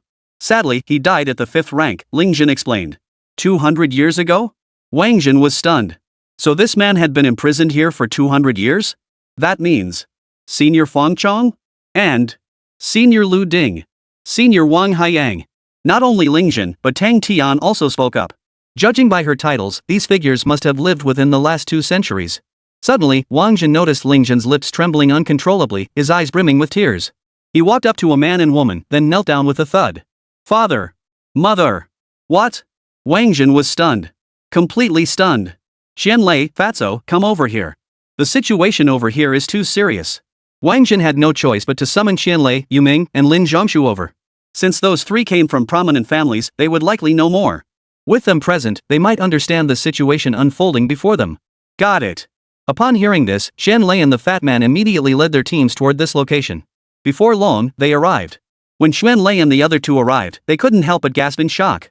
Many of those inside are deceased super geniuses who once ranked on the Young Dragon list and the Qilin list. What? Hearing Qianlei's words, Wáng Zhen felt utterly devastated. Chapter 105, Tian, are you seriously volunteering to be the sister-in-law? What's Ling Zhen doing over there? Qianlei noticed Ling Zhen's state and hurriedly asked. Those are his parents, Wáng Zhen replied. Holy crap! Qianlei was utterly shocked. He watched Ling Zhen wailing for his parents. But the ghosts of his parents showed no reaction whatsoever, preoccupied with their own affairs. They're being controlled, Qianlei said. Of course I know they're being controlled, but I can't wake them. I called you here to see if you have any solutions, Wáng Zhen replied. Qianlei and the other 2 exchanged glances. Then, they shook their heads. It's a shame Mo Wudi is gone. If he were here, he'd have a solution, Qianlei said regretfully. Why? Wáng Zhen was puzzled. The Qian, Mo, Yu, Lin, and Jian families we 5 clans possess a secret technique that allows us to break free from any control and escape using our blood. But the prerequisite is that at least 4 families must be present. Now, only 3 families remain, Qianlei explained. Holy crap! Wáng Zhen's face was etched with utter shock. Was this the true depth of a great clan? A powerful alliance? He suddenly understood why Qianlei, Mo Wudi, Yuming, and Lin Zhongshu had insisted on tackling the dungeon together. So there was such a life-saving tactic after all. Did that mean if he joined them in the dungeon, they could escape danger while he became cannon fodder? In that moment, Wáng Zhen's mind raced with countless thoughts. Hey, the 4 of us can bring someone along with us. Qianlei saw through Wáng Zhen's thoughts and quickly patted his shoulder. Wáng Zhen, if we didn't trust you, we would have left with Mo Wudi when he departed. We wouldn't have chosen to follow you, Yuming stated. Hearing this, Wáng Zhen finally felt a little better. Damn it, these 5 major families are way too much. If any of your families have any attractive girls, remember to introduce them to me. I want to secure a future for my son too, Wáng Zhen suddenly interjected. Hearing this, everyone stared at him in astonishment. This guy actually likes women? Everyone had assumed Wáng Zhen wasn't interested in women. Even the later additions to the team, Ing Sui Feng and Luo Yue, held that belief. I can. Suddenly, Tang Tian spoke up. What? Tian, you're volunteering to be the boss's wife? Upon hearing Tang Tian speak, the fat guy hurriedly asked. Tang Tian's face flushed instantly at the fat man's words. I mean, I can perform the secret technique alongside Qianlei and the others, Tang Tian added, her head bowed. This time, Qianlei, Yuming, and Lin Zhongshu were all stunned. Tang Tian could? Tang Tian is blood from one of our 5 major families? Holy crap, whose sister-in-law cheated and had Tang Tian with someone from the Tang family? Is this scandal going to blow up? After their initial shock, all 3 wore expressions of pure amazement. The Sword Saint was my great-grandfather. My father was a son-in-law who married into the Tang family, Tang Tian continued. What? Your father was? Sword shatters heaven? The trio's expressions shifted from amused to stunned. Yes, my father is Jian Padian. Tang Tian nodded. Hearing this, the 3 of them gasped, their breathing becoming ragged. Jian Padian 20 years ago, the ruthless figure who topped the Dragon Nation's Qilin rankings. But that wasn't even his most ruthless moment. His true peak came during the Global Heavenly Rankings tournament, where he swept aside all foreign prodigies with a single sword strike, securing the top spot on the Heavenly Rankings. Everyone knew he was the Sword Saint's most favored grandson, otherwise, his name wouldn't bear the character Heaven. After all, the Sword Saint himself was named Jian Lantian. As his descendant, he had to avoid using the same character. Unless one was truly formidable. Jian Padian was precisely such a figure. But later, it was said he abandoned all his prospects for a woman, choosing instead to marry into another family. The Jian clan handled this decisively. The venerable Sword Saint himself stepped forward, declaring the severance of all familial ties with Jian Padian. He was expunged from the Jian family genealogy. The Sword Saint single-handedly suppressed all discussion of the matter. Thus, the matter became deeply secretive. Beyond private family discussions behind closed doors, not a soul outside would dare speak of it. Consequently, no one knew which family Jian Padian had married into or what had become of him. Now, this case has finally been solved. Jian Padian, it turns out he married into the Tang family of the imperial capital. The Tangs really pulled out all the stops. The 3 of them suddenly became curious just how beautiful could Tang Tian's mother be to make someone as stunning as Jian Padian abandon the Jian family and choose to marry into hers? So the master was Jian Padian all along. Even Luo Yue was unaware of this. Today had certainly broadened her horizons. Then hurry up. Don't keep Ling Zhen kneeling any longer. Wáng Zhen knew nothing about Jian Padian, so he wasn't as shocked as the others. He only knew that time was of the essence. When it was time to get down to business, they had to get down to business. Had he known about Jian Padian, he would have been even more shocked than the others. But his shock wasn't about Jian Padian. It was Tang Tian, because this girl had just class changed into an SSS tier Sword Immortal. No matter how formidable Jian Padian was, his class change would most likely result in an S-rank Sword Saint, not a Sword Immortal. After all, there were only 2 spots for Sword Immortals, and both had already been filled. All right. Qianlei nodded. He pulled out a carpet. An intricate formation was engraved upon the carpet. 5 points marked the array, each inscribed with the surname of one of the 5 families. Once Qianlei had spread the carpet out, the 4 men slit their fingers with knives and dripped a drop of blood onto their respective surnames. As the blood fell, the respective surnames immediately lit up. The blood flowed from the surnames into the formation. The formation glowed in response. Then, the formation projected itself into the air. A man wearing a crown adorned with pendants, clad in a dark dragon robe, and carrying a sword at his waist appeared. Holy! Seeing this man, Wáng Zhen was utterly stunned. For this man was none other than our very own captivating ancestor Qin Shi Huang, Ing Zhang. He never imagined that the bloodlines of these families could actually summon this figure. Who dares obstruct the emperor's procession? Break! Emperor Qin roared. With a sweep of his sword, several chariots of light appeared. They raced off in all directions. Clatter, clatter, clatter. Wherever the carriages passed, the sound of shattering objects echoed. Wáng Zhen knew this was what they called breaking free. As for escape, Wáng Zhen's imagination ran wild. He wondered if he could hop onto His Majesty the First Emperor's carriage and make a getaway? Within the dungeon, Wáng Zhen pondered. Dragon Nation, Imperial Capital. Xian Bugui, Yu Qingyu, Lin Shu, and Jian Lantian suddenly sensed something and all looked up toward the direction of the Tianxi instance. Jian Lantian, in particular, felt an especially intense sensation. For he was different from Qian Bugui and the other 2. Qianlei and the other 2 were all 9th tier Xian descendants. Tang Tian, however, was Jian Lantian's great-granddaughter. Their bloodline connection was even closer. Furthermore, Jian Padian had severed ties with Jian Lantian. He had been expelled from the clan registry. That sense of belonging differs from that of descendants still listed in the family registry. Who goes there? The Sword Saint soared into the skies above the imperial capital and bellowed. His thunderous shout actually reached the ears of His Majesty the First Emperor. The Emperor's gaze shifted, fixing directly upon Tang Tian. Chapter 106, The Underworld is a Living Entity. Tang Tian felt her heart skip a beat when the Emperor of the First Dynasty looked at her. She couldn't decipher that look. It was complex, to say the least. There was concern, surprise, shock. And many other emotions lay within. She couldn't fathom what he truly meant. But that feeling lasted only a few seconds before vanishing. The First Emperor reverted to his previous imposing and commanding demeanor, continuing to direct the convoy to crush through the barriers. Xiao Jian, what happened? The Sword Saint's roar naturally drew the attention of the other 4 ninth-rank experts from the Dragon Nation. All 4 flew to the skies above the imperial capital, releasing their divine senses to scan the surroundings. I saw Mu Bai and the others, declared the Sword Saint. Who? Who did you say? At the mention of that name, Qian Bugui was the first to lose his composure. Qian Mubai, that was his son. Alas, he had died young, at just 22, slain deep within the demonic tribe's rear lines. Could he still be alive? Qian Bugui felt a twinge of doubt. It shouldn't be possible he had personally seen to the burial of his ashes. Wait, you said they? Who else? Qian Bugui shuddered again without warning. Mo Wenxin, Yutong, and Lin Jia. And my brother. Finally, the Sword Saint said with a complex expression. What? They're all still alive? Where did you see them? Mo Sui Feng, Yu Qingyu, and Lin Shu's expressions also shifted. The names mentioned by the Sword Saint were those of their children, rare geniuses among the human race. They must be dead. What I saw were likely their souls. You should have sensed it too just now, the Sword Saint continued.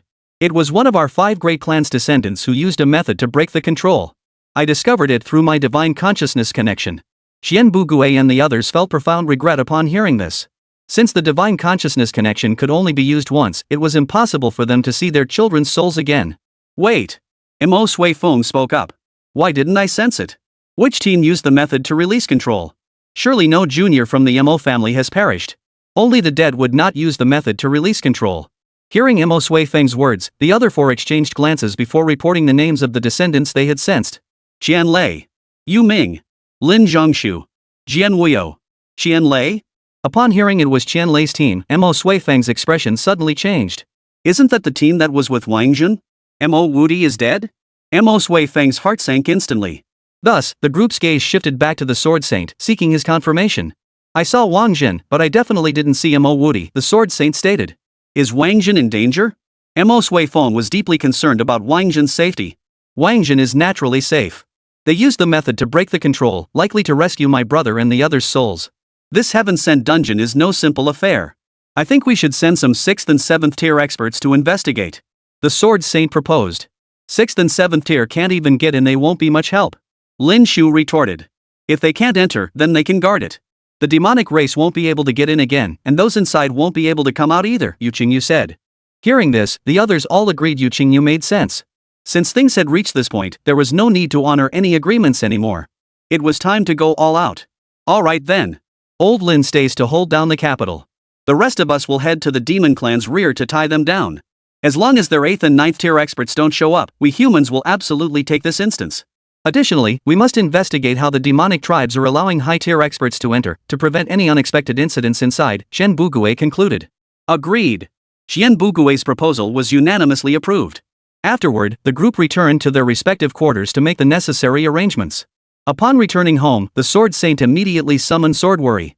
Great-grandfather, what do you need me for? Jian Wuyo was in the midst of skill cultivation when he heard his great-grandfather was seeking him. He hurried over immediately. Go to the Tianxi dungeon. Find a way to locate Wáng Zhen and Qian Lei, then join them. Remember, no one must know your whereabouts.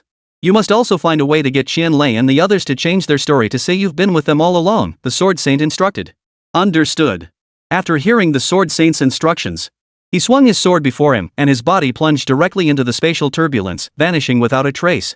Over in Fengdo City, the First Emperor's convoy swiftly crushed all the restraints in its path. After that, the First Emperor vanished as well. Wáng Zhen didn't even have time to greet the First Emperor. But he did capture a photo of the First Emperor's imposing and majestic presence. On Ling Zhen's side, once the control was lifted, his parents finally reacted. They raised their hands to stroke Ling Zhen's face.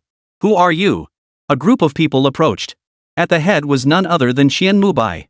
Great Uncle Zhang. Qian Lei promptly bowed in greeting.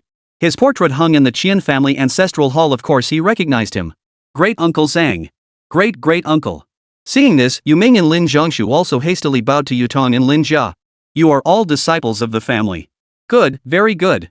Qian Mubai's three spiritual forms gazed at Qian Lei and the others, their faces softening with satisfaction.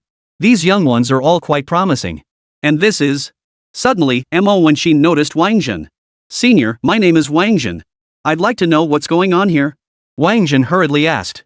With Wáng Zhen's question, Qian Mubai and the other spirits felt awkward continuing their reunion with Qian Lei and his group.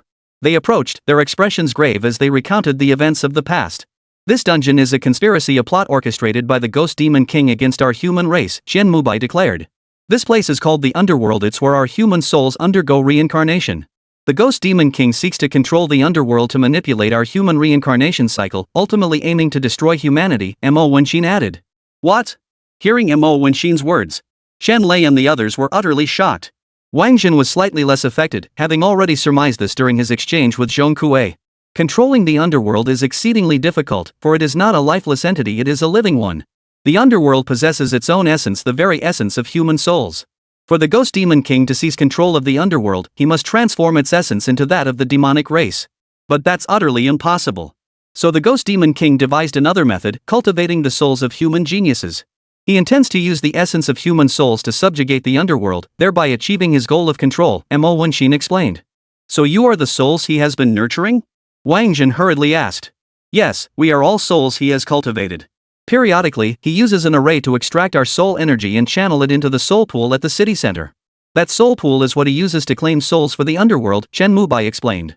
The moment Qian Mubai finished speaking, an array suddenly illuminated the ceiling of the underground chamber. Countless suction cup-like appendages extended from the formation. They descended upon the soul bodies of Qian Mubai and the others. The suction cups then began draining the soul energy from their bodies. The soul bodies visibly began to thin out at a rapid pace. We've waited 100 years. At last, you have arrived. Child, take what you've witnessed here back to your kind.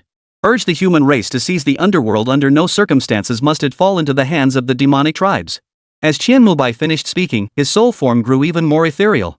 Damn it! Damn it! Watching at least 100,000 human souls being drained of their spiritual energy before his eyes, Qian Lei slammed his fist hard against the rock wall. He had never hated the ghost and demon tribes more than he did at that moment. Those half-ghost, half-demon creatures. They truly denied the dead any peace. But Wáng Zhen felt it even more keenly than Qian Lei. His two clones had reached the locations marked by the other 6 red-robed figures. Over 100 locations in total. Each location was a place for nurturing human souls. And the human souls before him now numbered 100,000.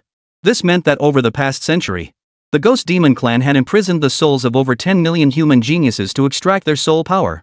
Simultaneously, he understood why the Mountain River Society map contained skeletal remains from over a century ago.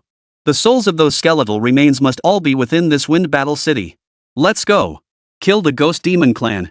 Ling Zhen clenched his fists tightly, for his parents' souls had been utterly obliterated. Chapter 107, Soul for Soul, Draining the Ghost Demon's Power. Ling Zhen's face was streaked with tears, his eyes bloodshot. At just 7 years old, he had endured the agony of losing both parents. Now, 10 years later, he endured that agony once more. And this time, the agony was even more excruciating than before. Back then, his grandfather had comforted him, saying his parents had gone to a wonderful place where they lived happily ever after. Back then, he was too young to understand what death truly meant. Later, as he grew older, he came to understand, yet a faint hope lingered in his heart. That hope was that his parents could truly live well, just as his grandfather had said. He even prayed silently, praying his parents wouldn't be so eager to be reborn. He hoped they would wait until he had a wife, and his wife was pregnant. Then they could be reborn into his wife's womb. Then he would become their father, taking good care of his parents in their next life. But today, upon arriving in Fengdo City, he learned the truth. His parents had been living a miserable existence, their soul power constantly drained only to be replenished again and again. Until just now, they couldn't even hold on to their soul essence, it had been drained completely. Ling Zhen was consumed by hatred. He cursed himself for praying like that. Hadn't that only prolonged his parents' suffering? Heartache, regret, sorrow, hatred. All these emotions and wounds piled up. Ling Zhen could endure no more. He wanted nothing more than to slaughter the demon and avenge his parents. Ling Zhen, don't act impulsively. Wáng Zhen grabbed Ling Zhen's arm. Ling Zhen shot Wáng Zhen a furious glance. Let go of me. It wasn't your parents who were torn to shreds, of course you won't act rashly. Thud. The moment Ling Zhen spoke, Wáng Zhen immediately punched him. Simultaneously, he used an extremely precious immobilization talisman to pin Ling Zhen in place. So what if you have no parents? I don't have any either. At least you've seen your parents. I don't even know what mine look like. I was raised by my older brother and sister-in-law. Wáng Zhen's voice boomed. Hearing Wáng Zhen speak thus, everyone was stunned. None of them had imagined Wáng Zhen had such a background. Ling Zhen, listen carefully. You're a genius with formations. You have 4 minutes left. 4 minutes. You must thoroughly analyze the soul-draining array-breaking technique and figure out how to remove the suction cups from your parents' bodies. Got it? Wáng Zhen addressed Ling Zhen again. Upon hearing this, Yu Ming was the first to grasp the implication. Time reversal. That's it. Wáng Zhen can reverse time back to before your parents' souls were scattered. Ling Zhen, the key to saving your parents lies with you. You absolutely must figure out how to break this formation. Qianlei stepped forward to encourage Ling Zhen. Right, time reversal. Research? I'll start researching it right now. Ling Zhen wiped away his tears, his eyes fixed intently on the active formation as he immersed himself in his research. 4 minutes passed quickly. But no matter how gifted Ling Zhen was, he couldn't possibly master the array in just 4 minutes. Don't panic. Once I return, you'll have time because your parents didn't vanish into nothingness immediately.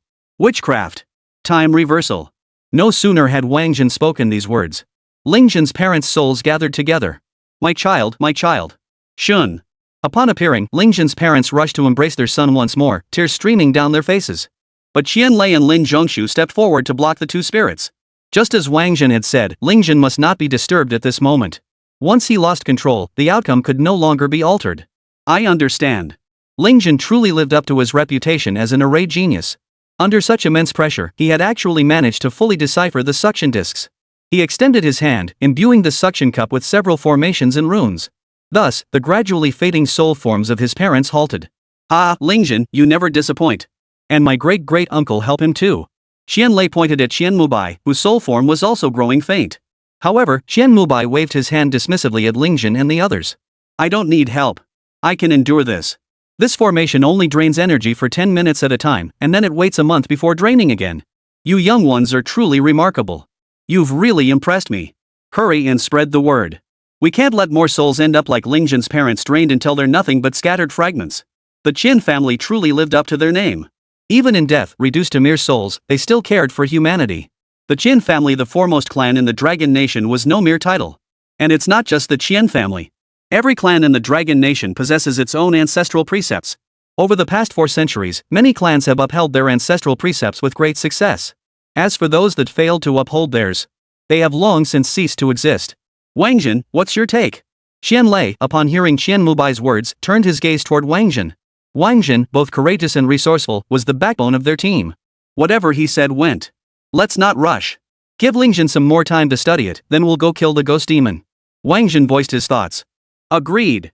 Hearing this, the others suppressed the rage in their chests. They waited patiently for Ling Zhen to study the formation. Ling Zhen naturally wouldn't want to miss out on such an array. He would study it as thoroughly as possible. How had the ghost demon treated his parents? He would make the ghost demon pay back 100-fold, 1,000-fold, 10,000-fold. The 10-minute extraction period concluded, just as Qian Mubai had stated.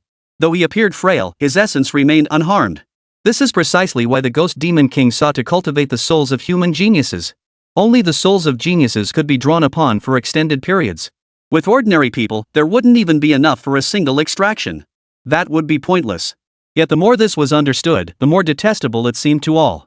The loss to humanity of even one genius is immense. As the human race weakens and the demon race grows stronger, the latter will become increasingly formidable. It's fortunate this was uncovered today. Had it not been uncovered, there would come a day when the demon race would utterly annihilate humanity. Let's go. Ling Zhen had already inscribed the formation and stored it away. At Wáng Zhen's command, the group left the underground cavern and headed toward the city. This time, they did not split into groups. Instead, they followed the route provided by Red Cloth 6. After the incident with the cave dwellers' souls, Wáng Zhen felt Red Robe 6's route was still quite trustworthy. If they really encountered trouble, they'd just fight their way through. He still had several unused summoning charms in his possession. This Wind Fortress city was so disgustingly designed that he was prepared to throw caution to the wind and use those summoning scrolls to destroy the place. At worst, he'd need to rest for 24 hours afterward, but that would replenish his supply of divine souls for summoning. Here. Finally, they located the Ghost Demon Soldiers' camp. By the clock, it should be broad daylight. But this was Fingdo City. The former Fingdu City. Within Fingdu City, there was no distinction between day and night, it was always night. Therefore, at this hour, ghost demon soldiers were still asleep. Lingzhen, set up the formation, Wáng Zhen ordered. Understood. Lingzhen nodded and tossed out the previously inscribed formation. Numerous suction cups extended from the formation. They attached themselves to the sleeping ghost demons.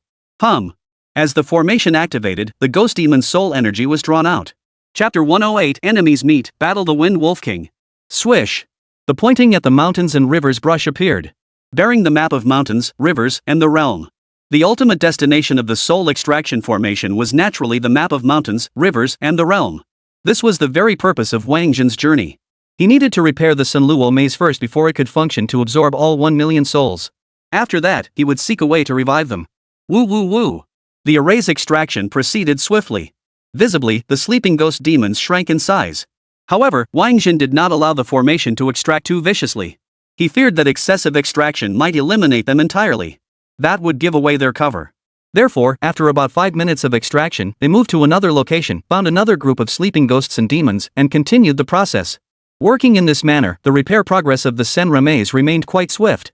After 2 hours of extraction, the repair rate had reached 90%. Wáng Zhen believed that barring any mishaps, the Senra maze would be fully restored within another hour. But then, the unexpected happened. Hey, cub, wake up and patrol for me. Damn it, that fox spirit yesterday was too tempting. I couldn't stop myself. I'm dead tired today. The higher-ups said important enemies are coming this time.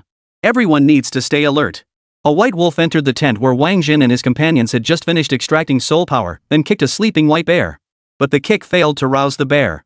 So the white wolf kicked the bear again, harder this time. Finally, the bear yawned and stirred. Seeing the bear's dark circles under its eyes, the wolf instantly backed away in fright. Holy crap, little bear cub, how'd you evolve into a panda? What do you mean, evolved into a panda? Wolf bro, what are you talking about? The white bear had been feeling quite sleepy. But the wolf's sudden leap actually helped shake off his drowsiness. But he was still tired, so he reached up to rub his eyes. But that rub wasn't the end of it. He immediately noticed his pajamas were a size too big, while his arms had shrunk. How did I get so skinny? Did I get liposuction in my sleep? Bai Xiong struggled to comprehend his situation. Then he glanced to the side. Several other demons beside him were in the same predicament. Their pajamas were too big, and their bodies had grown thin. Ah, wolf brother, something's wrong, we've all been liposuctioned. The white bear's voice boomed out loud. He woke up quite a few demons. So, all the demons appeared with dark circles under their eyes, yawning constantly. Seeing this, White Wolf immediately understood. He burst out of the tent and shouted toward the outside. Enemy attack! Enemy attack! Wáng Zhen is here! Wáng Zhen is here! White Wolf had heard from his superiors that a demon named Wáng Zhen liked to launch surprise attacks while the demon slept. So wasn't this exact situation Wáng Zhen's signature tactic? What? Wáng Zhen's here? Where? Bai Lang's shout grew even louder. Several tents were roused by the commotion. And so, White Wolf saw many ghost demons with dark circles under their eyes, yawning, having been liposuctioned in their sleep. White Wolf thought to himself, just as I suspected. He hadn't misjudged it that bastard Wáng Zhen had actually shown up. Whoosh! The Wind Wolf King appeared. He materialized directly before White Wolf. Where is Wáng Zhen? The Wind Wolf King hated Wáng Zhen intensely. Hearing the White Wolf's cry, he rushed over at once. I don't know, but he must be here, Your Majesty. Look! The White Wolf pointed to the little panda beside him, then gestured toward the other ghostly demons. Seeing all the ghostly demons looking like this, he couldn't help but laugh. This was indeed Wáng Zhen's style. That kid's teleportation skills are top-notch, so he specializes in ambush tactics.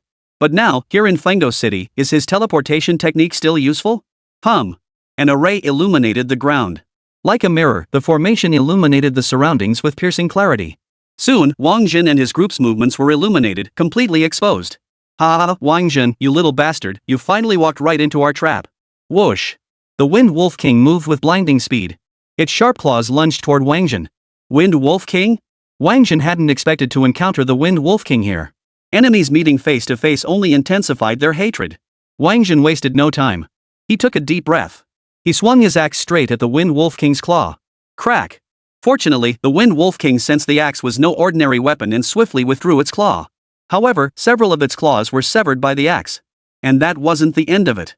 The axe continued its descent, smashing the mirror-like formation into shards.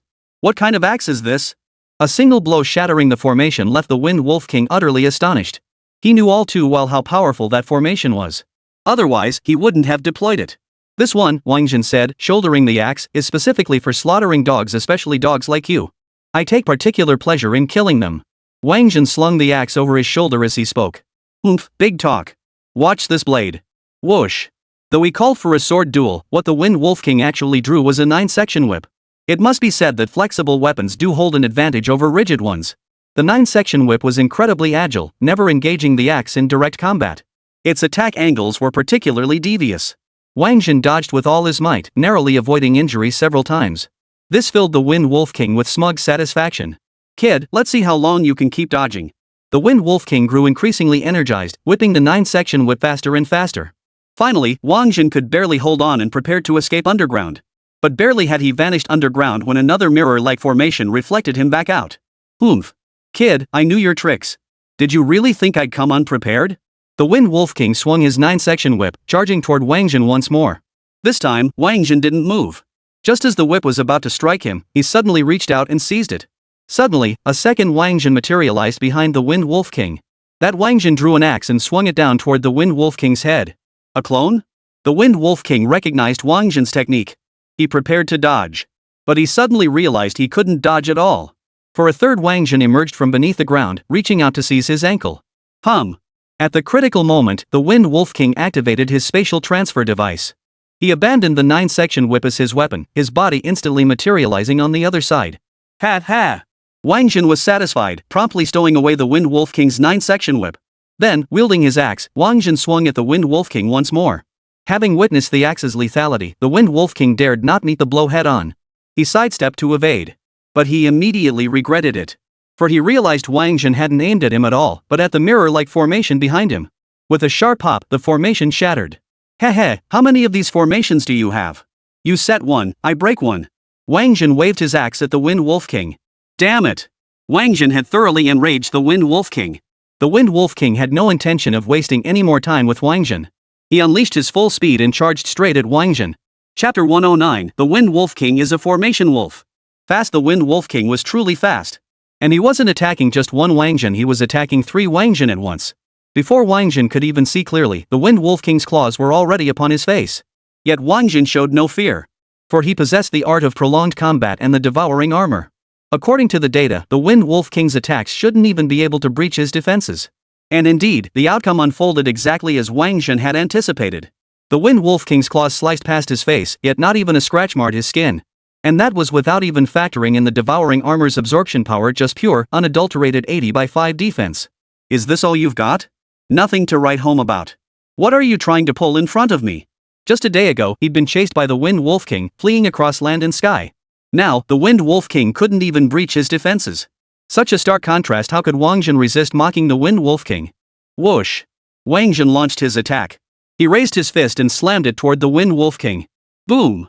The sheer force of the punch caused the very air to tremble. But it missed the Wind Wolf King. For the Wind Wolf King's speed was truly swift.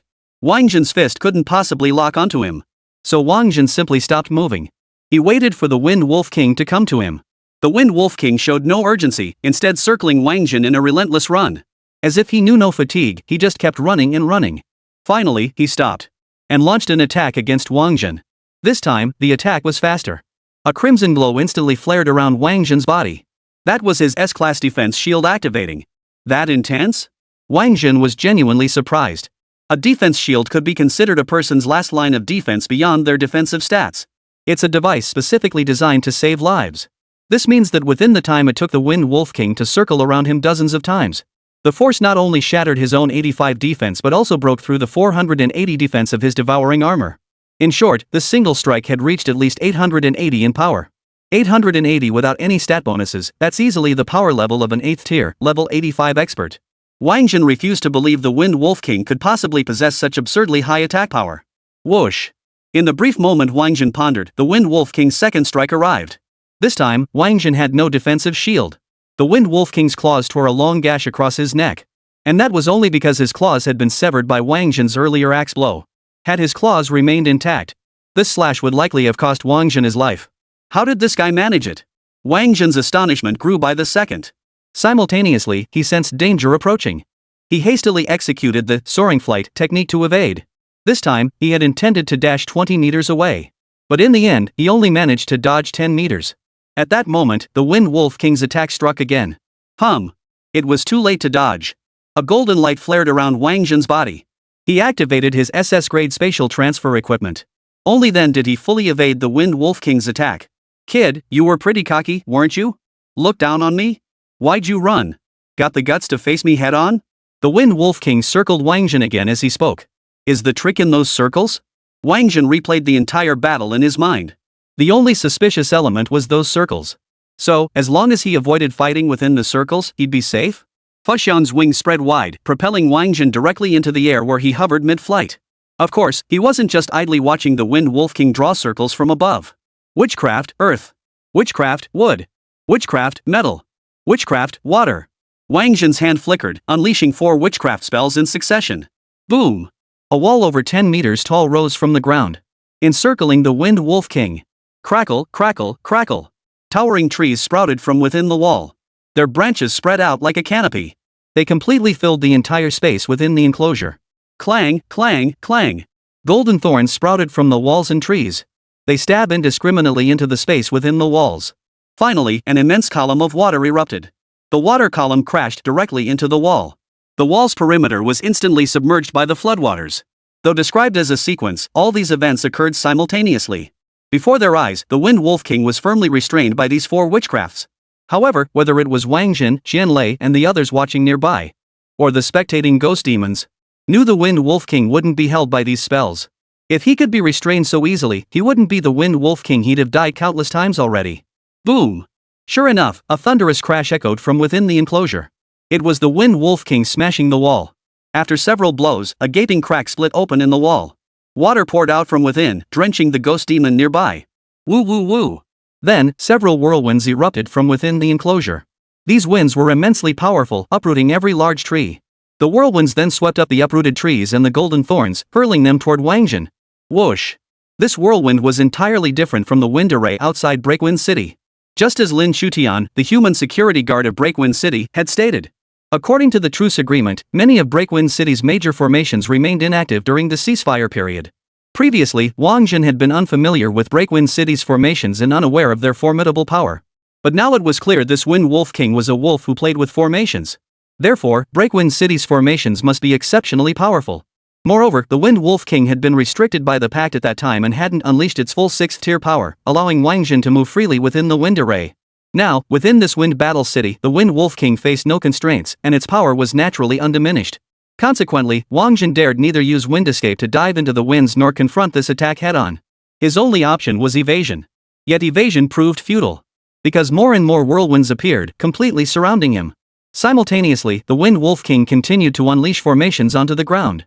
He directly replicated the wind array from Windbreak City. He intended to show Wáng Zhen the true power of a proper wind formation. What should we do? Should we go up and help him? Qianlei and the others watched from the sidelines, but Tang Tian could no longer bear to look on. She could sense Wáng Zhen was in grave danger. We can't help him. Qianlei shook his head. At this level of combat, they couldn't possibly intervene. If we don't help him, once the formation activates, he'll be beyond saving, Tang Tian urged. There's nothing we can do. We're not spatial type class changers. Only a space type class changer can save him now, Yu Ming stated. Hey, chill out, chill out. Brother Zhen still has an unused spatial transfer device. He can come out anytime, the fat guy hurriedly reassured everyone. Hearing this, everyone suddenly remembered that Wáng Zhen had looted an SS-grade spatial transfer device from Watanabe Shoichiro. With that, laughter rippled through the group once more. That guy had so much gear on him, we can't even remember what else he had. Ha ha ha ha. Buzz. Just as the laughter filled the air, a spatial fluctuation erupted beside Wáng Zhen. Then, a figure materialized. Chapter 110, I'm from Manhwa, you bastard. Jian Wuyo? What's this guy doing here? Indeed, the newcomer was none other than Jian Wuyo. They were all from the 5 major families and all around the same age. Qianlei and the others naturally recognized Jian Wuyo. Let's go. Mid-air, Jian Wuyo grabbed Wáng Zhen's hand and urged him to follow. Wáng Zhen was a bit bewildered. He shook Jian Wuyo's hand off. Who wants to hold hands with a guy? Aren't you coming? Jian Wuyo was speechless. He'd come all this way to save the guy out of kindness.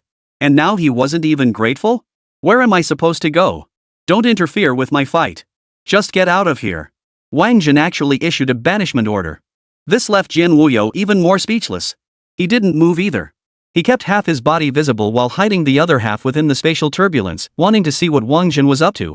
Soon enough, he saw. Wáng Zhen was actually mocking the Wind Wolf King. "I'm not running now, so come at me if you dare.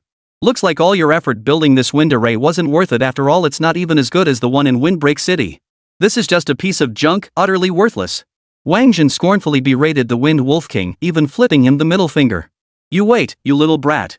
The Wind Wolf King's heart burned with fury as he prepared to unleash several more grand formations. He was a 6th-tier cultivator, while his opponent was merely a 2nd-tier. How dare he insult him in front of so many ghosts and demons? If he didn't finish Wáng Zhen off today, his dignity would be utterly shattered. Even before the Ghost Demon King, his standing would plummet. Buzz, buzz, buzz. Several grand formations were hurled to the ground. The whirlwinds spun faster and faster. Wáng Zhen was about to be caught up in those whirlwinds. On the ground, Tang Tian, watching the spectacle, clenched her fingers in terror. Of course, she wasn't clenching her own fingers, but Luo Yue's. Luo Yue was wailing in pain, but Tang Tian felt nothing.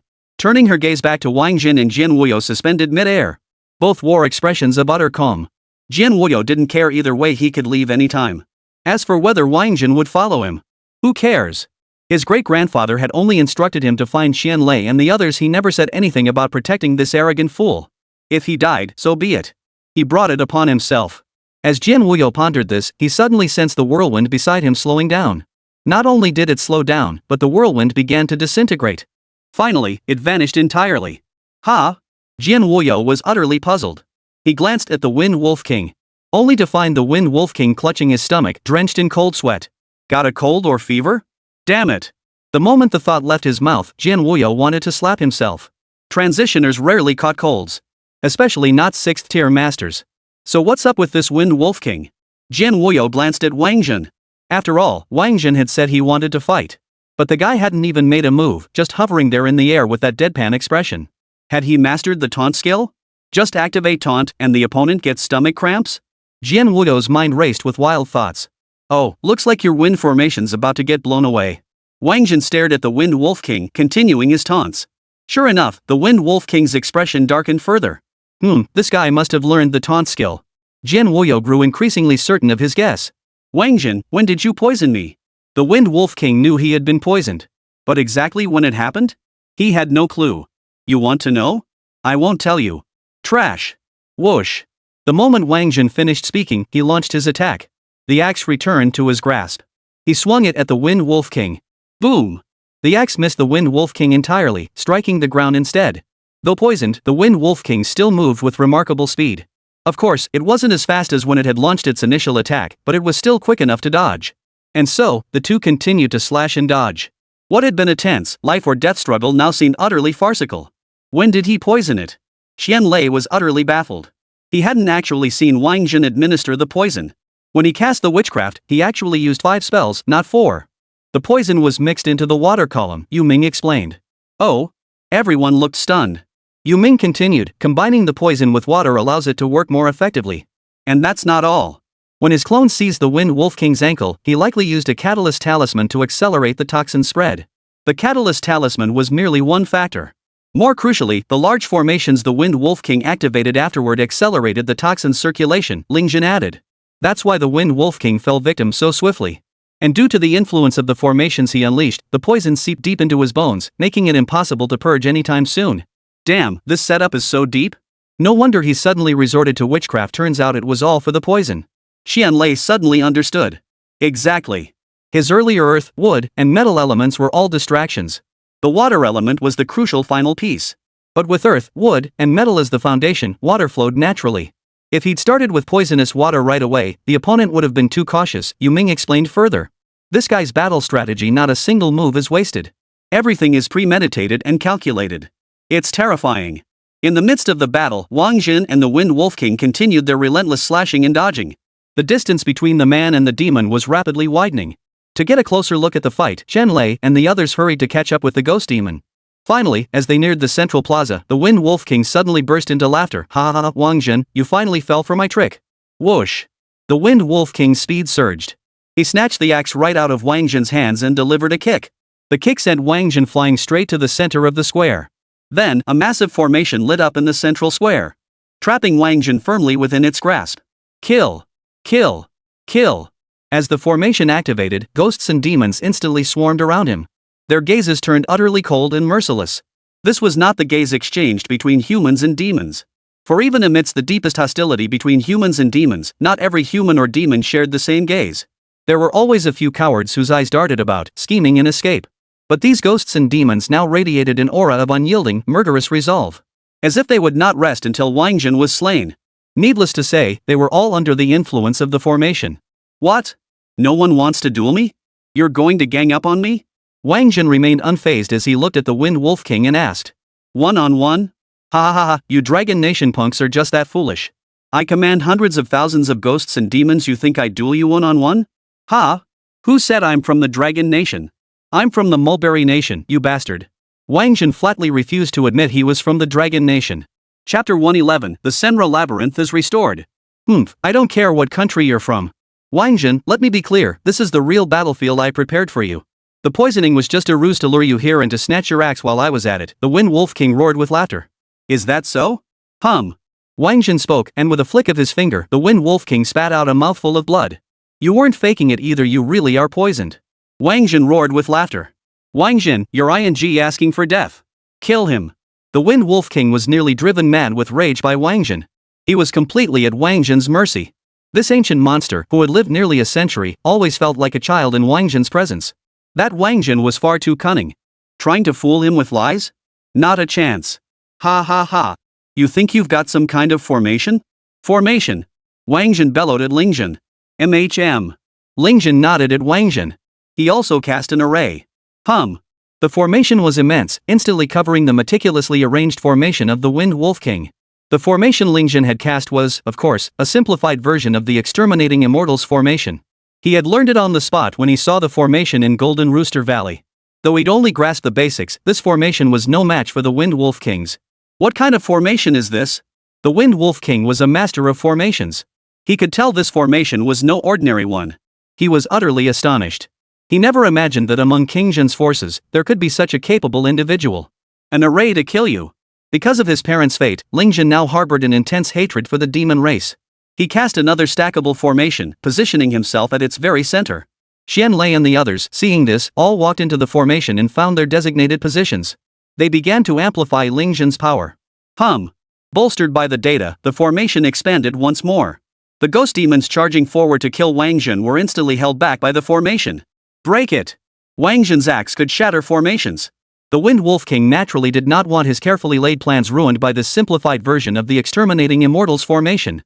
So he raised his axe to strike, attempting to shatter the Zuxian formation. Yet the axe in his hands proved utterly ineffective compared to when Wáng Zhen wielded it. In fact, he swung it with such force at one point. The axe bounced back off the ground. It even smacked a large bump onto his forehead. Ha ha ha, you fool! The Pango axe naturally requires the Pango technique to wield it properly. Wáng Zhen unleashed another taunt at the Wind Wolf King without hesitation. Wáng Zhen! The Wind Wolf King's gaze toward Wáng Zhen was filled with murderous intent. His face darkened so intensely it seemed blood might drip from it. However, he was now poisoned. He could no longer continue his one-on-one duel with Wáng Zhen. His only hope now lay with those ghost demons. Kill them. Kill them all. I want them all dead. Many ants can kill an elephant. The Wind Wolf King believed that with so many ghost demons, they could certainly eliminate Wáng Zhen. Kill. Kill. Kill. The eyes of the ghost demons within the formation changed once more. Even colder and more ruthless than before.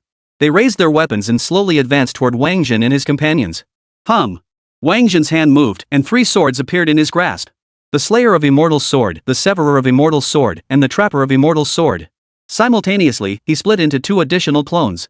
He sent the clones, each wielding the Severing Immortal Sword and the Trapping Immortal Sword, to slay the ghostly demons while heading toward the North Gate and West Gate. He himself prepared to head for the South Gate with the Slaying Immortal Sword. Leave the North Gate to me. Tang Tian declared, drawing the Qingping sword Wáng Zhen had given her. Wáng Zhen nodded to Tang Tian. Soon, they realized they were wrong. Because the Qingping sword was completely unusable. The Immortal Slaying Array required all 4 blades, the Immortal Exterminating Sword, the Immortal Slaughtering Sword, the Immortal Trapping Sword, and the Immortal Severing Sword. Wáng Zhen was speechless. He'd already taken off his pants, only to see this? Find Jian Wuyo, he has it, Tang Tian suddenly interjected. Oh? Hearing Tang Tian's words, Wáng Zhen's face lit up with delight. Could I borrow your sword? Jin Wuyo had been watching the scene unfold from mid-air the entire time. Suddenly, Wáng Zhen called out to him. He hurriedly slipped into the space and emerged beside Wáng Zhen. Here you go. Having watched the scene unfold for so long, Jin Wuyo naturally understood what Wáng Zhen and the others were up to. He handed over his own sword directly. This one's a fake too. When Tang Tian said that, Wáng Zhen had assumed Jin Wuyo had the genuine article on him. Turns out, it was another fake. Of course it is. You actually want the real Zuxian sword? That's my great-grandfather's treasure, Jin Wuyo retorted. Wáng Zhen was even more astonished upon hearing this. So you're saying every descendant of the Jin family has a fake Zuxian sword? Not all of us. Only the exceptional ones like me get one. The rest? Forget about it, Jin Wuyo declared. Wáng Zhen, tired of the pointless chatter, handed Jin Wuyo's sword to Tang Tian. Tang Tian nodded to Wáng Zhen, then wielded Jin Wuyo's sword to slay ghost demons as she made her way toward the east gate. Swish! The pointing at the mountains pen appeared. Business begins. With so many ghost demons slain, their souls couldn't be wasted. He swept his brush across the map of mountains and rivers. The souls of the fallen ghosts and demons were instantly sucked into the map of mountains and rivers. What is this? The Wind Wolf King recognized the map of mountains, rivers, and states. After all, it was the Ghost Demon King's prized possession. But he never imagined the map of mountains, rivers, and the realm would end up in Wáng Zhen's hands, and it seemed to obey him completely. How could this be tolerated? Charge! All of you, charge!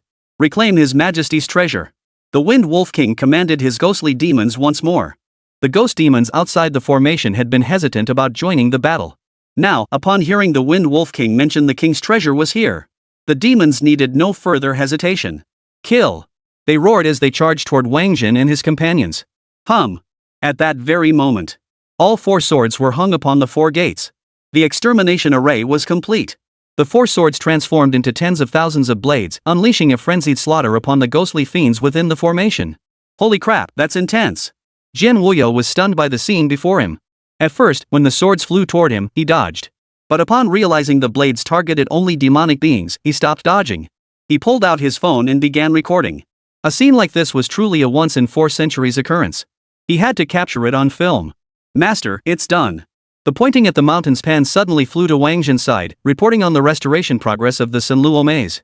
These ghostly demons were all of excellent quality. The Sanluo maze has been fully restored. Good. Release the Sanluo maze and eliminate these ghostly demons. Buzz. As soon as Wáng Zhen finished speaking, a black labyrinth flew out from within the map of mountains and rivers. It floated in midair. Roar! Eerie howls echoed from within the labyrinth. Then, amidst the howling, the maze began to spin. All the living ghostly beasts instantly felt excruciating headaches. Many of the weaker ones were literally killed by the pain. Chapter 112, The Wind Wolf King's Sacrifice, the Wolf God Descends. Kill him. Kill him now. The Wind Wolf King knew full well how devastatingly potent the Senra maze was against ghostly beasts. If this continued, all 10,000 ghosts and demons would become nourishment for the Sanluo maze's growth. By then, the underworld would become uncontrollable. The consequences were dire consequences he could never bear. Therefore, he must kill Wáng Zhen and seize both the Sanluo maze and the map of mountains and rivers. Boom! Hearing this, the ghosts and demons all began fighting desperately, determined to take down Wáng Zhen at any cost. For none of them wished to become nourishment for the Sanluo maze. It was a prison that imprisoned souls.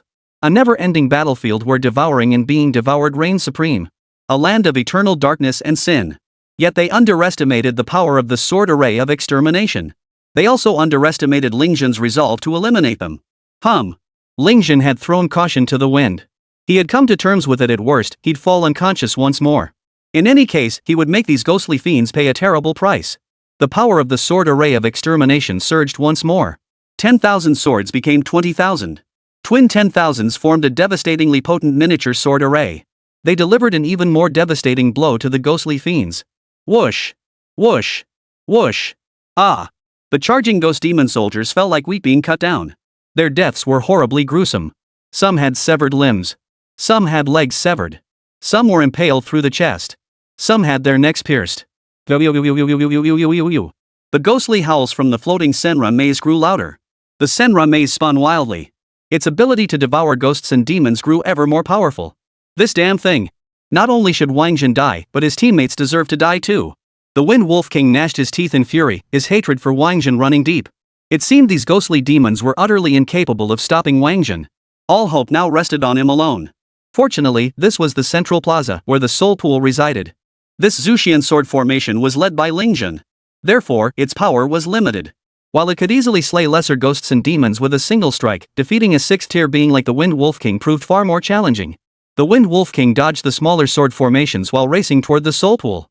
Upon reaching the soul pool, it knelt directly before it. His kneeling was deeply reverent. Then, he recited, "Servant Wind Wolf King, willing to sacrifice 50 years of life, beseeching the wolf god to descend and slay the human scoundrel."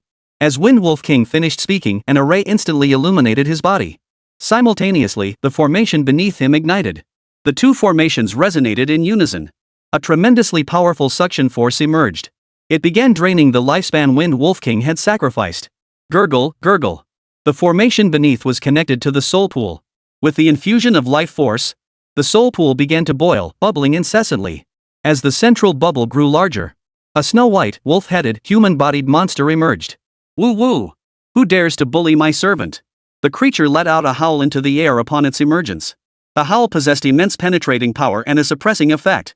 Both the flying swords within the sword formation and the Senra maze floating mid-air saw their power significantly diminished. The Senra maze's rotation slowed, spinning ever more sluggishly. The flying swords shattered and dissipated, their number plummeting from 20,000 to a mere 5,000. At the same time, Zhen achieved 90% of his objective. He was nearly unconscious, but not quite. Seeing this, the fat man beside him quickly stuffed a pill into Zhen's mouth. "Lord Wolf God, slaughter those humans. Leave not a single one alive." The Wind Wolf King pointed at Wáng Zhen and the others. "Oh? Easterners?" The wolf-headed, human-bodied creature looked at Wáng Zhen and the others with surprise. "Oh? Western werewolves?" Wáng Zhen instantly recognized the creature's breed. "I'm not a werewolf. I'm a wolf god," the werewolf corrected. "Pfft, you call yourself a god? You're not even worthy to lick the toes of a god's mount," Wáng Zhen sneered contemptuously. Wáng Zhen's words seemed to stir up some painful memories for the wolf god. He instantly flew into a rage. "You little brat! How dare you insult this god? You're asking for death!" Boom! The werewolf moved. Standing over 10 meters tall. Like a colossal cargo ship, he charged toward Wáng Zhen and the others. "I'll handle this." The werewolf's charge was fierce. Fatso still wanted to test his passive defense. But Wáng Zhen's shout cut him off. "Get out of the way." "Got it." The fat man was one to take advice. He grabbed Zhen and started running. Seeing this, Shanlei and the others didn't dare to hesitate. They all followed the fat man as they fled. However, the werewolf wasn't targeting the fat man and his group. His eyes were fixed solely on Wáng Zhen. It wasn't just because he felt Wáng Zhen had insulted him verbally, but also because his keen senses detected a repulsive aura emanating from Wáng Zhen. Therefore, Wáng Zhen must die. Boom! Wáng Zhen also fled. The werewolf slammed violently into the pitch-black city wall. The impact tore a gaping hole through the wall, which was over 100 meters thick. Is he that powerful? This power far surpasses that of the Wind Wolf King. Seeing this, the fat man felt a chill run down his spine. Such immense impact force was far beyond what his passive defense could withstand. "Hey, Eastern kid, you're pretty quick. Let's see how you dodge this next one." "Woo woo!" The werewolf glanced at Wáng Zhen. Then it let out a long howl toward the sky. The moment the howl echoed, a blood-red moon suddenly appeared in the pitch-black sky.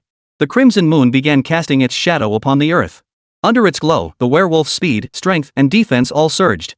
Meanwhile, the speed, strength, and defense of other creatures were weakened. Wáng Zhen suddenly understood why the Wind Wolf King's speed had been so monstrously fast. It turned out the inheritance came from this one. However, the Wind Wolf King's magic spinning circle wasn't nearly as potent as this one's blood moon howl. That's why Wáng Zhen hadn't sensed his own stats being suppressed back then. This time, however, the sensation was unmistakable. With the Wind Wolf King's precedent fresh in his mind, he naturally refused to let himself fall into such a dire predicament again. Because if this werewolf got a hold of him, it would mean certain death. Whoosh! Wáng Zhen unleashed the soaring ascension technique. He plunged straight into the crowd of ghost demons. Boom! The werewolf didn't care where Wáng Zhen was running. He simply switched to blind charge mode. The result? Wáng Zhen emerged unscathed, while a large number of ghost demons were killed. But the ghosts and demons dared not resist. Mainly because resistance was futile. They could only run around aimlessly. In the end, wherever they fled, Wáng Zhen followed. The werewolves followed suit, crashing into whatever lay ahead. More and more ghostly demons met their end. The Senra maze feasted to its heart's content. It even let out a satisfied belch. "Lord Wolf God, use the mark."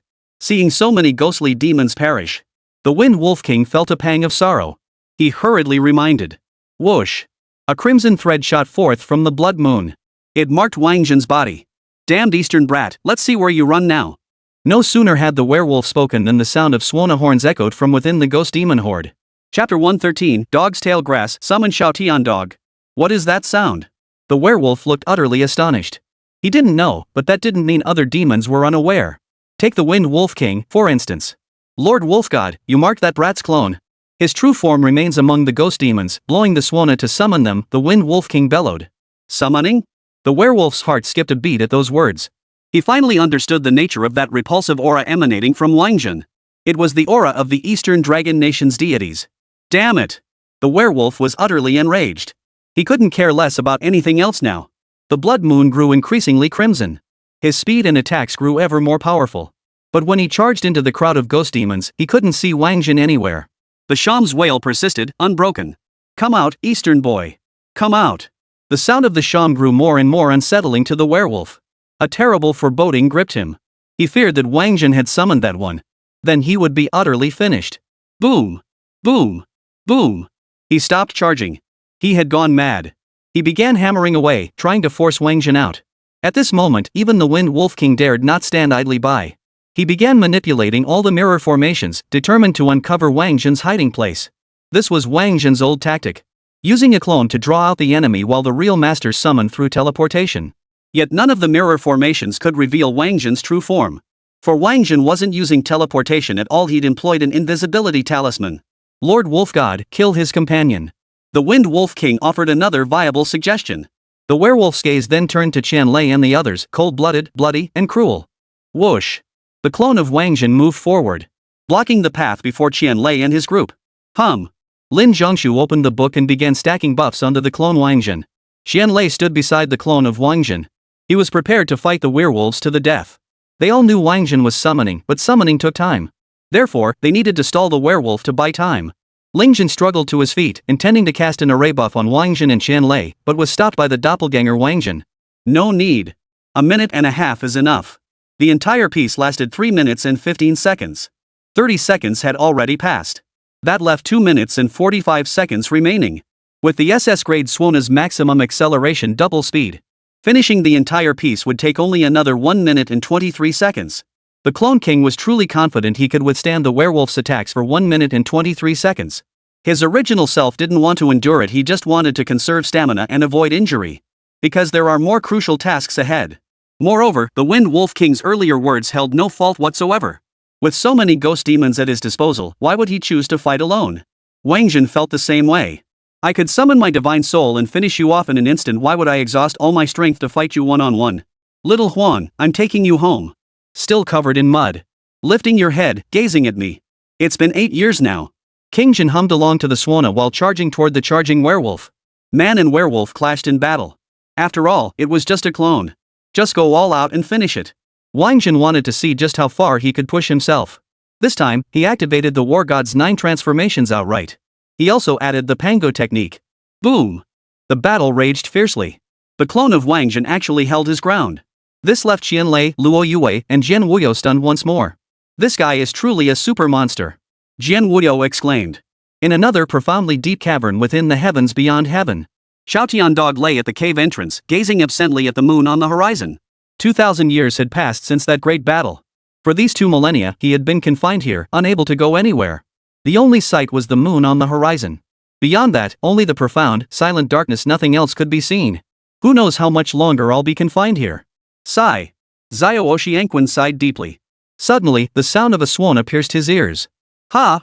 Xiao Oxianquan shuddered, overcome with excitement. After all, this was the first sound he'd heard in 2,000 years. If sounds were reaching him, it meant something was happening nearby. And if there was something happening, did that mean he had a chance to get out? The heavenly hound grew more and more excited the more he thought about it. Yet as he listened to the Sham's melody, something felt off. Xiao Oxianquan suddenly recalled his past, his heart filled with bitterness. He was a stray dog, sleeping on rainy streets, fighting over bones with packs of wild dogs. Then he met that child with 3 eyes. The child saw him being bullied by a pack of wild dogs and came to his aid. In the end, though neither the boy nor the dog could defeat the pack, nor did they get the bone, and they were both injured. But their hearts were filled with joy. For in that chaotic era where order crumbled and humanity faded, they became each other's solace and support. But the good times didn't last. The boy couldn't even feed himself, and fearing the dog would suffer alongside him, he had no choice but to send it away. Xiao Oxianquan stood on the hillside at the village entrance, tail wagging desperately, pleading to stay. Tears welled in its eyes. The boy's heart finally softened. Man and dog continued to rely on each other for survival until he cultivated into a god and conquered the world. Master, is that you calling me? Thinking of his master, the heavenly hound let out a heart-wrenching cry. Then, a series of piercing sham notes echoed through the air, overwhelming the heavenly hound's emotions. Woof woof woof. Several frenzied howls erupted from the mouth of the heavenly hound. The moon on the horizon was shaken until it changed color. His spirit left the cave and swiftly flew toward the source of the Suona's sound. Within Fengdo City, the clone King Zhen had still underestimated the werewolf's strength. For he had already activated the war god's 10th transformation. Yet he still couldn't prevail. His initial resistance was merely an illusion.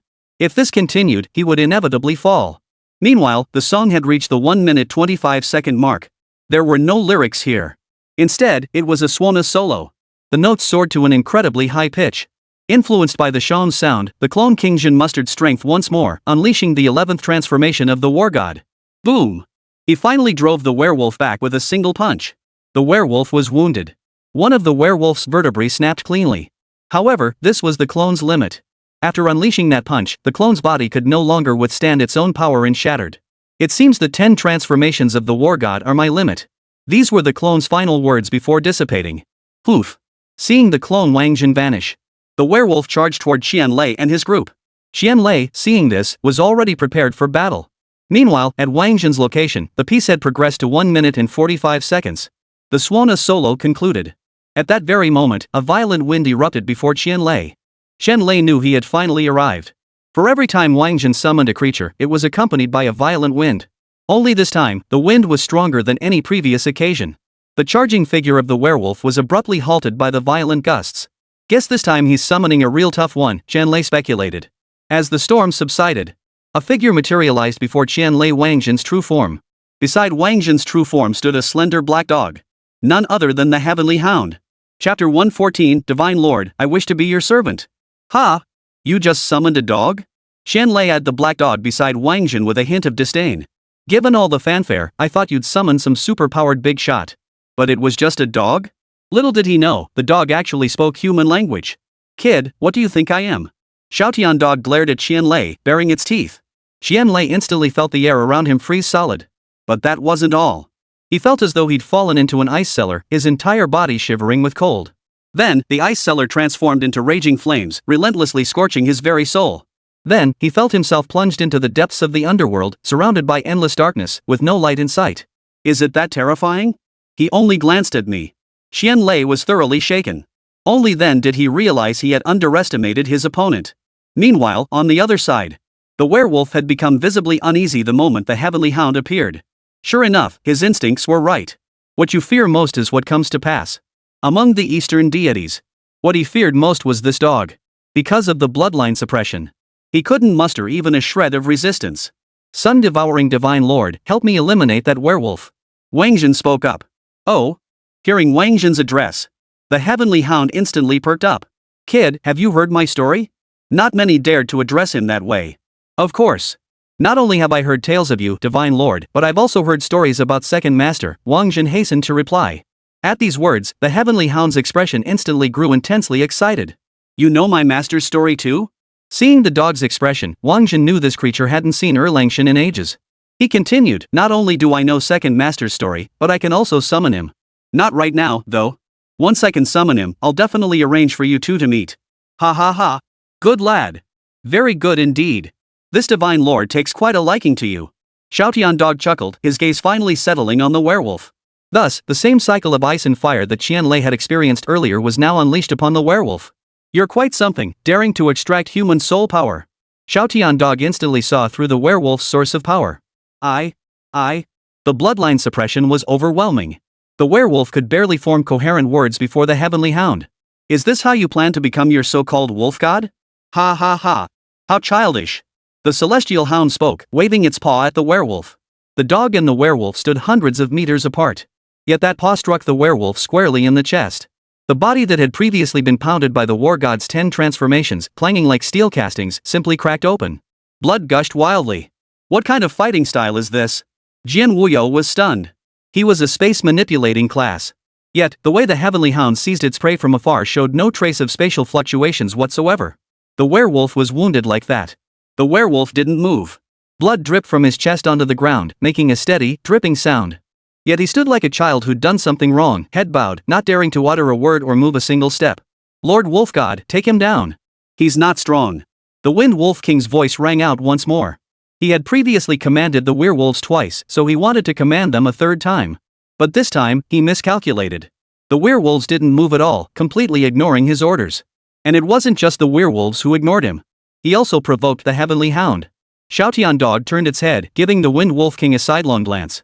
Shut it! He roared as he swung his claws once more. The next second, the Wind Wolf King collapsed to the ground, dead as a doornail. A gaping hole had torn open in his chest. Blood gushed forth, quickly soaking his corpse. Whoa! The Wind Wolf King's death was so simple. This caused Qianlei and the others to suck in a sharp breath. The Wind Wolf King, ruler of Windbreak City. The first major adversary humanity had faced in their century-long campaign against the demonic tribe snuffed out with a single, casual swipe of the paw. And the reason Xiao Tianquan killed him was simple, he found him too noisy. Indeed, villains always die from talking too much. Divine Lord, I know I was wrong. I'm willing to be your servant. To the werewolves, Xiao Tianquan's killing of the Wind Wolf King was a warning to others. Therefore, he must assert his proper place and demonstrate his attitude. He knelt down and crawled on his knees toward the heavenly hound, preparing to lick its toes. Eek! This action instantly reminded Qianlei and the others of Wáng Zhen's earlier insults toward the werewolf. Judging by how practiced this bastard looked, he must have done this countless times. So he planned to become a god and then have other demons grovel at his feet? To satisfy that missing piece of self-worth in his heart. Would the sun-swallowing Divine Lord ever agree to that? Absolutely not. Just as Wáng Zhen said, he doesn't deserve it. Stop trying to grovel at my feet with that Western pseudo-god nonsense. You'd only dirty my toes. Get lost. The heavenly hound kicked the werewolf without mercy. The kick sent the werewolf crashing into the city wall. Several of the werewolf's ribs snapped instantly. Had you not siphoned human soul energy, I might have merely crippled your cultivation before sparing you. But since you dared to use human souls for your schemes, I will cast your soul into the depths of the 9 hells, where you shall be scorched and tormented by the eternal flames of the netherworld. When hell runs out of souls, then I'll release you, Xiao Tianquan declared. Cruel. Those words were too cruel. Hell without souls? How could that be possible? It was like the grand vow of Bodhisattva Ksitigarbha. Until hell is empty, I vow not to attain Buddhahood. Only when all beings are saved will I realize enlightenment. He will forever accompany Ksitigarbha Bodhisattva, becoming his neighbor. Except that this neighbor endures the scorching of the 9 netherworld spiritual flames every single moment. That's far more brutal than draining someone's soul power. For the 9 netherworld flames' torment of souls is unceasing, consuming them bit by bit. It won't kill you, but it will keep burning you. Without pause. Gulp. Hearing the heavenly hound's words, the werewolf swallowed hard. He wanted to flee, but escape was impossible. For he had come from the soul pool, and he must leave through the soul pool. But the soul pool lay behind Xiao Tianquan. So he chose to go down fighting. If death was inevitable, he might as well fight to the end. Just as the fallen Wind Wolf King had said, the current Xiao Tianquan was not strong. He was nowhere near his prime. What he feared wasn't its strength, but the bloodline suppression. If he could resist the bloodline suppression, there's a chance to take him down. The werewolf relentlessly brainwashes himself. And it worked. In his eyes, the once divine, towering Xiao Tian dog had suddenly transformed into a mere stray pup on a country road. That little mutt would come crawling to him, eager to lick his toes. Then he could toss it a few scraps from his own leftovers. Whoosh! The werewolf moved. Under the glow of the blood moon. He pushed his speed to the absolute limit.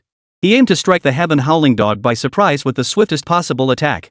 Chapter 115, The Celestial Hound's Divine Technique, the Sun Devouring Method. Ha! The heavenly hound laughed. A mocking, booming laugh. What kind of nonsense is this? You actually want to fight me to the death? Behind the heavenly hound, a shadowy figure materialized. The phantom was immense. In one gulp, it swallowed the blood moon in the sky.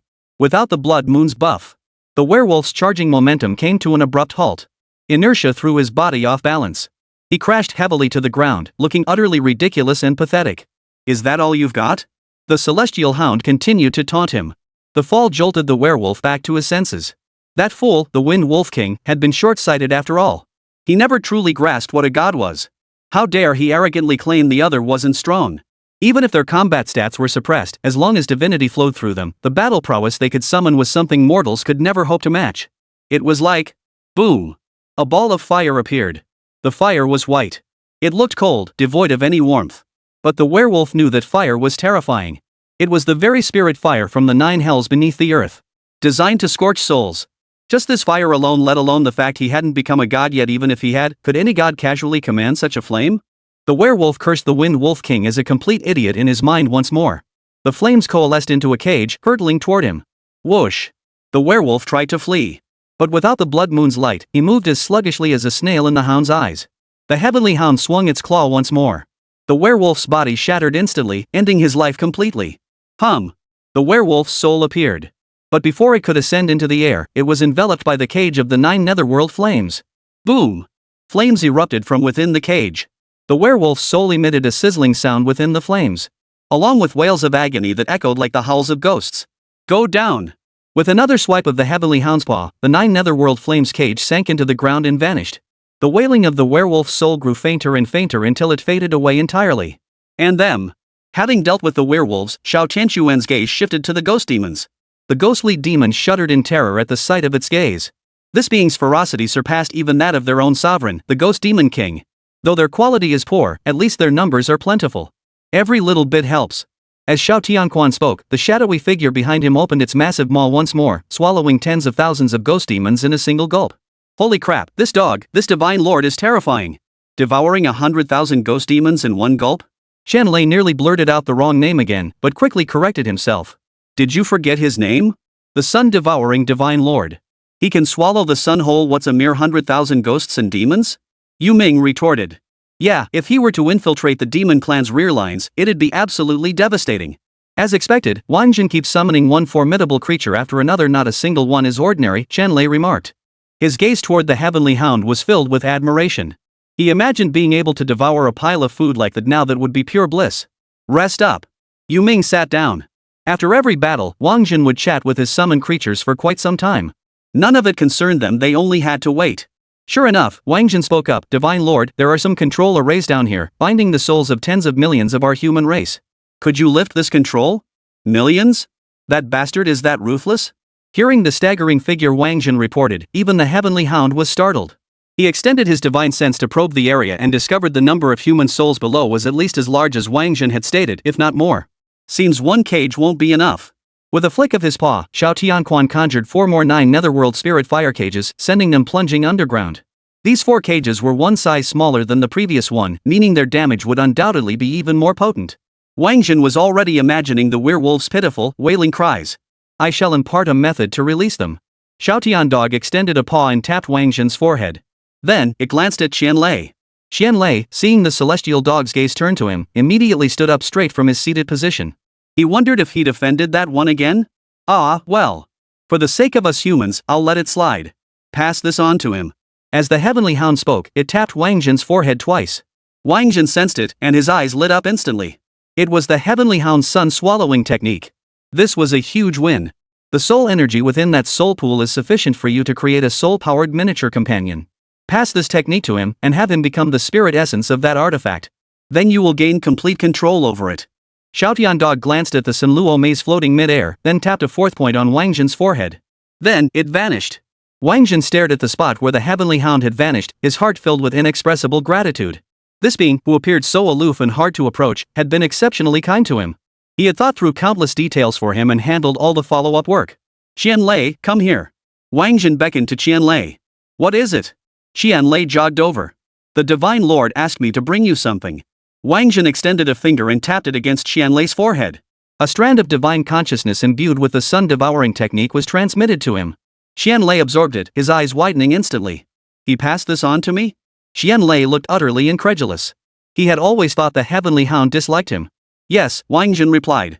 He said it was for the sake of the human race, and asked me to pass a copy on to you. Thank you. Thank you so much. From this day forward, the Divine Lord is my faith, my leader. When I get home, I must carve a golden statue of the Divine Lord and offer him incense and offerings. Qianlei was overjoyed. Without further words, he sat down on the spot and began to comprehend the sun-swallowing technique. Seeing this, Wáng Zhen also sat down and began his own contemplation. An hour later, Wáng Zhen stood up. He had already mastered the methods to break control, swallow the sun, and even the art of shaping soul power into little pets. He walked to the edge of the soul pool, extending his hand, ready to begin shaping a small pet using the soul power within. But just then, he heard a series of cluck-cluck-cluck sounds emanating from the bottom of the soul pool. Wáng Zhen was an extremely alert individual. He immediately abandoned his plan to mold a pet and swiftly sidestepped backward. Whoosh! Just as Wáng Zhen retreated, a small beast leaped out of the soul pool. The creature was no bigger than a teacup. Its entire body was snow white, wielding 2 kitchen knives in its paws. It bared its teeth and snarled, making threatening gestures toward Wáng Zhen. It also emitted a gak-gak-gak sound. Wáng Zhen instantly recognized it wasn't a real creature, but a spirit entity. Both its body and the knives in its hands were formed from the soul energy within the pool. So, before he could even pinch the little pet, it had spontaneously materialized? Chapter 116, Trouble in Fengdo City? You! Come here! Wáng Zhen beckoned to the little beast with a flick of his finger. Eek! The human across from him dared to provoke it? The little beast couldn't stand it. It swung the kitchen knife in its paw and charged toward Wáng Zhen. But before the blade could swing, Wáng Zhen snatched it right out of its grasp. Yee-haw! Yee-haw! The little beast struggled relentlessly, flailing the knife wildly. Wáng Zhen showed no fear, grabbing it by the ears and shaking it violently. The little beast was about to be shaken unconscious. Wáng Zhen finally stopped. If you behave yourself and listen to me, I'll teach you a technique to absorb all the soul energy from that pool. How about it? Wáng Zhen said. The little beast pondered this seriously for a moment before baring its teeth at Wáng Zhen and resuming its wild swings with the kitchen knife. All the while, it kept making ee-ya noises. The meaning was clear, that soul pool was mine to begin with. Why should I listen to you? Oh? Not cooperating? Wáng Zhen rubbed his fingers together, and instantly a ball of flame appeared in his hand. The flame was white, appearing eerily cold and devoid of any warmth. Yet the little beast, upon seeing that flame, instantly lost its defiance. It lowered its head, curled up its body, and instantly became very obedient. What else could it be but the 9 netherworld spirit flame? The heavenly hound not only taught Wáng Zhen how to manipulate soul-powered creatures, it also taught Wáng Zhen how to control soul power creatures. Wasn't the 9 netherworld spirit flame the natural nemesis of soul power? Such a simple method of control. However, Wáng Zhen could only control this one ball of 9 netherworld spirit fire, and its power wasn't very great. But it was still enough to deal with the little beast. Whoosh! The pointing at the mountains and rivers brush approached. He began admonishing the little beast. Listen to him. If you don't, he'll kill you and just mold another one. Thud. Without a word, Wáng Zhen delivered a kick to the pointing to the mountains brush. The pointing to the mountains brush shot out at high speed, finally plunging straight into the city wall of Fengdo City. But the pointing to the mountains brush was unharmed. It pulled itself out and flew back. His once centered part had shifted to a 3-to-7 split, with a single strand curling slightly in the middle. See? It's that simple and straightforward. Just give in. We can still be companions from now on, he urged again. The little beast finally relented. It nodded to Wáng Zhen. Wáng Zhen grinned widely and transmitted the method taught by the heavenly hound. After pondering it for a moment, the little beast flew toward the soul pool. Then, he began frantically absorbing the soul energy within the pool. An array illuminated within the soul pool. It was designed to seal the soul pool's energy. Otherwise, how could such soul energy be stored for so long? But the formation couldn't restrain the little beast at all. As if drawn by some irresistible force, the soul power surged relentlessly into the little beast's body. The creature's body, originally the size of a teacup, began to rapidly expand. Soon it grew as large as the heavenly hound. Then it grew as large as a pig, then as large as an elephant. But it still didn't stop. Only when it transformed into a colossal beast towering over 10 meters high did the process finally cease. Looking back at the soul pool, it was now completely empty. Every last bit of soul power had been sucked dry by the little beast. It seemed that if there had been more soul energy, the beast would have continued growing. Huff! With the soul energy drained, the little beast's body began to shrink again. Finally, it shrank back to the size of a teacup and came to Wáng Zhen's side. Observing its body, it appeared even paler than before. This was a sign that his body had absorbed more soul power, becoming denser and more solid. Eep! It rubbed against Wáng Zhen's pant leg, clearly satisfied with the technique he had taught. Very good, excellent. Let's go. Wáng Zhen placed the little beast on his shoulder and headed toward the soul pool. Beneath the seemingly empty soul pool lay an even more intricate formation. This formation was precisely the control formation. Wáng Zhen leaped into the soul pool and began to undo the control according to the method taught by the heavenly hound. The first layer of control was broken. But the next second, Fengdo City began to shake violently. The tremors were violent, equivalent to a magnitude 7 earthquake. Simultaneously, waves of ghostly wails rose from beneath the earth. Immediately after, countless human souls rose from the earth, hovering mid-air. Wáng Zhen.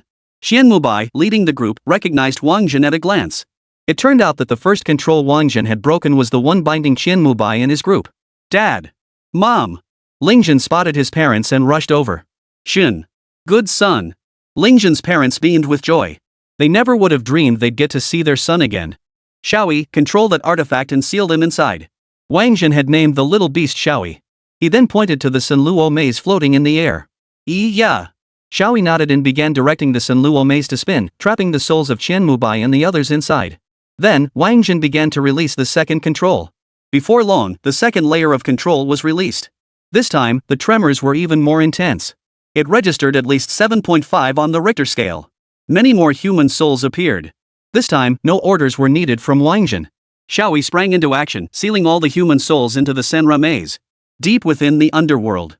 Here lies an exceptionally bustling underground city. Numerous ghosts and demons dwelled within its walls.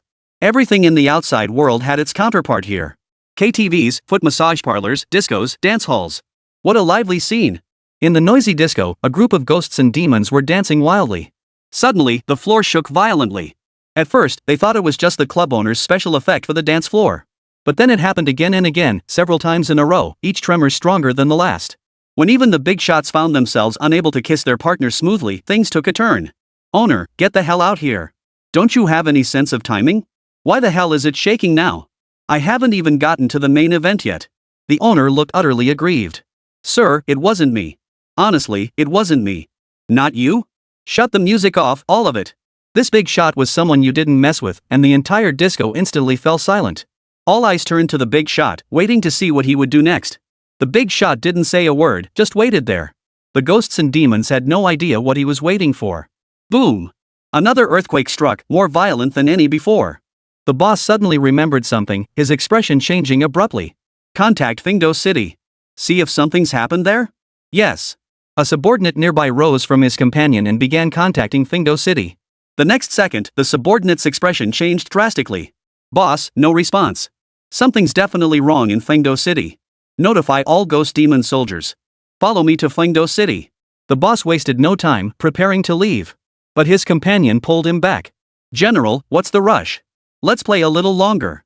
I'm not playing around. Die, you clueless fool. The big shot strangled his companion to death and headed toward Fingdo City with his men. Chapter 117, The Unbeatable Enemy. While the ghost demon boss was kissing his companion at Golden Rooster Valley. After a night of relentless effort, Lin Xiu finally defeated the chicken clinging to Lei Zhenzi's portrait. Now, he was comprehending the SSS tier skill he'd gained from the chicken. Then, he discovered something peculiar. Learning this SSS tier skill didn't require a skill slot. He became utterly absorbed, immersing himself in cultivation. While he was diligently practicing, Lu Mang also defeated the chicken tied to the portrait of the Bull Demon King. He then began practicing alongside Lin Xiu. As the earthquake approached, Yue Yang was still busy slaughtering chickens. He chose the chicken clinging to the portrait of Zhu Rong. But he kept getting beaten by the chicken, with no chance of defeating it. The feeling reminded him of the humiliation he suffered during the special admissions assessment, when he was mercilessly beaten by an unexpected B-rank boss. He began to suspect that Chen Lei had set him up again. But whenever he recalled Yu Ming's words, that suspicion would diminish a little. And for a long time afterward, he oscillated between these two lines of thought. It wasn't until he witnessed Lin Xiuzhen successfully obtain the SSS tier skill. That doubt was finally dispelled. So he fought the chicken even harder. But the results only grew worse. Finally, the earthquake struck. It happened just as the chicken was about to unleash its attack. The earthquake's suddenness deflated the chicken. Its ultimate move never materialized. Such a colossal blunder. Yue Yang seized the moment. He pressed his advantage relentlessly, seemingly on the verge of defeating the chicken. But then, the second earthquake struck. Even more violent than the first. This time, it wasn't the chicken that suffered misfortune, but Yue Yang. Then the chicken gained the upper hand again. Then came the third tremor, the fourth, and the fifth. Anyway, Yue Yang and the chicken took turns being unlucky. The fight instantly turned into a round-robin battle. Each took turns attacking. Old Lu, something's up. Lin Xiu's senses were sharp. He realized this earthquake wasn't localized. It was widespread. He suspected something major had gone wrong in this instance. Ha? What's going on? Lu Mang also snapped out of his meditation. Not sure, but something's definitely up. Come on, gather everyone. Let's move fast, no time to waste on this. Lin Xiu stood up and blew a rally whistle at the geniuses still struggling with the chickens. These were all geniuses cultivated openly or covertly by major clans. Each and every one was highly trained. Hearing Lin Xiu's whistle, regardless of how far they'd progressed in their chicken battles, Even those who had already pinned their chickens to the ground, fingers poised to touch the sketchbook. They all chose to abandon the fight without hesitation and came to Lin Xiu's side. Let's go. Lin Xiu needed no further explanation. With just that single word, she led the group deeper into the dungeon. Yue Yang, who had been wrestling with the chicken, saw Lin Xiu and the others depart. He didn't hesitate for a moment. After all, his chicken couldn't win anyway, so what difference did a little more time make? He had already gathered his companions. He led his companions to follow Lin Xiu and the others deeper into the dungeon. The group followed the path taken by Wáng Zhen and the others. The sight of crumbling walls and deep pits littering the path. One by one, expressions of shock appeared on their faces. They could scarcely imagine the scale of the battle that had unfolded here, nor could they fathom who could be so ruthless. To have devastated this dungeon to such an extent. Boom! Another tremor shook the ground. Even more violent than before. Lin Xiu sensed they were drawing near the epicenter. So they quickened their pace and pressed onward. In Fengdo City, the tremors grew increasingly terrifying. As the epicenter, the tremors here were exceptionally intense. Qianlei had long since stopped cultivating. They all lay flat on the ground, struggling to steady themselves. To lessen the earthquake's impact on them. At that moment, Qianlei envied Lin Xiu intensely. Because that guy had wings to fly. Hovering mid-air, he probably wouldn't be affected by the quake. You bastard! Daring to disrupt His Majesty's formation? You're asking for death. A voice caught Qianlei's attention. Qianlei looked up. His entire body instantly froze. Behind Tiando City, a dense swarm of ghostly demons appeared. Most of these ghostly demons were humanoid in form. This meant they were all cultivators at the 4th tier or above. Then look at the 5 leaders. That aura was unmistakably that of 6th tier masters. Even more terrifying was the force behind these 5 6th tier masters. 35th tier masters. They were closing in on Wáng Zhen. Wáng Zhen, come back. Qianlei chickened out. He was genuinely scared. Even though he knew Wáng Zhen could summon divine souls. This time, he chickened out. Because the enemy's forces were simply too overwhelming. An existence that even Wáng Zhen's summoned spirits couldn't defeat. Whoosh. Wáng Zhen also saw the enemy's formation. So he decisively abandoned his attempt to dismantle the control formation. He immediately returned to Qianlei and the others. Let's go. Wáng Zhen showed no hesitation whatsoever. He signaled for everyone to prepare to leave. Trying to leave? Whoosh. The demon leader flung an item. It was an SS grade isolation shield. Under the control of a 6th tier expert, the shield proved immensely effective. It enveloped the entire Tiando City. Thus, Wáng Zhen and his companions were trapped, unable to escape. Oh? A bunch of 2nd tiers? And you've managed to wreck Tiando City like this? Which family do you young whippersnappers belong to? Demanded the ghost demon general at the head of the group. I'm from the Qian family. Qianlei stepped forward. I'm from the Yu family. Yu Ming stepped forward. I'm from the Lin family. Lin Zhongshu stepped forward. The 3 of them shielded Wáng Zhen behind them. At the same time, Lin Zhongshu whispered into Wáng Zhen's ear. Wáng Zhen, you still have that SS grade spatial transfer device. Leave now, don't worry about us. As long as you survive, you will surely avenge us. Tang Tian naturally heard Lin Zhongshu's words. She shook off Wáng Zhen's hand and stepped forward. But her words were cut off by Jian Wuyo. I'm from the Jian family. Simultaneously, Jian Wuyo shot Tang Tian a meaningful glance. Tang Tian immediately fell silent. Oh? 4 of the 5 great families are here, not bad. So you're from the Mo family? The ghost demon general wasn't stupid, he could see these few were all protecting Wáng Zhen. He could also tell that Wáng Zhen was the leader among them.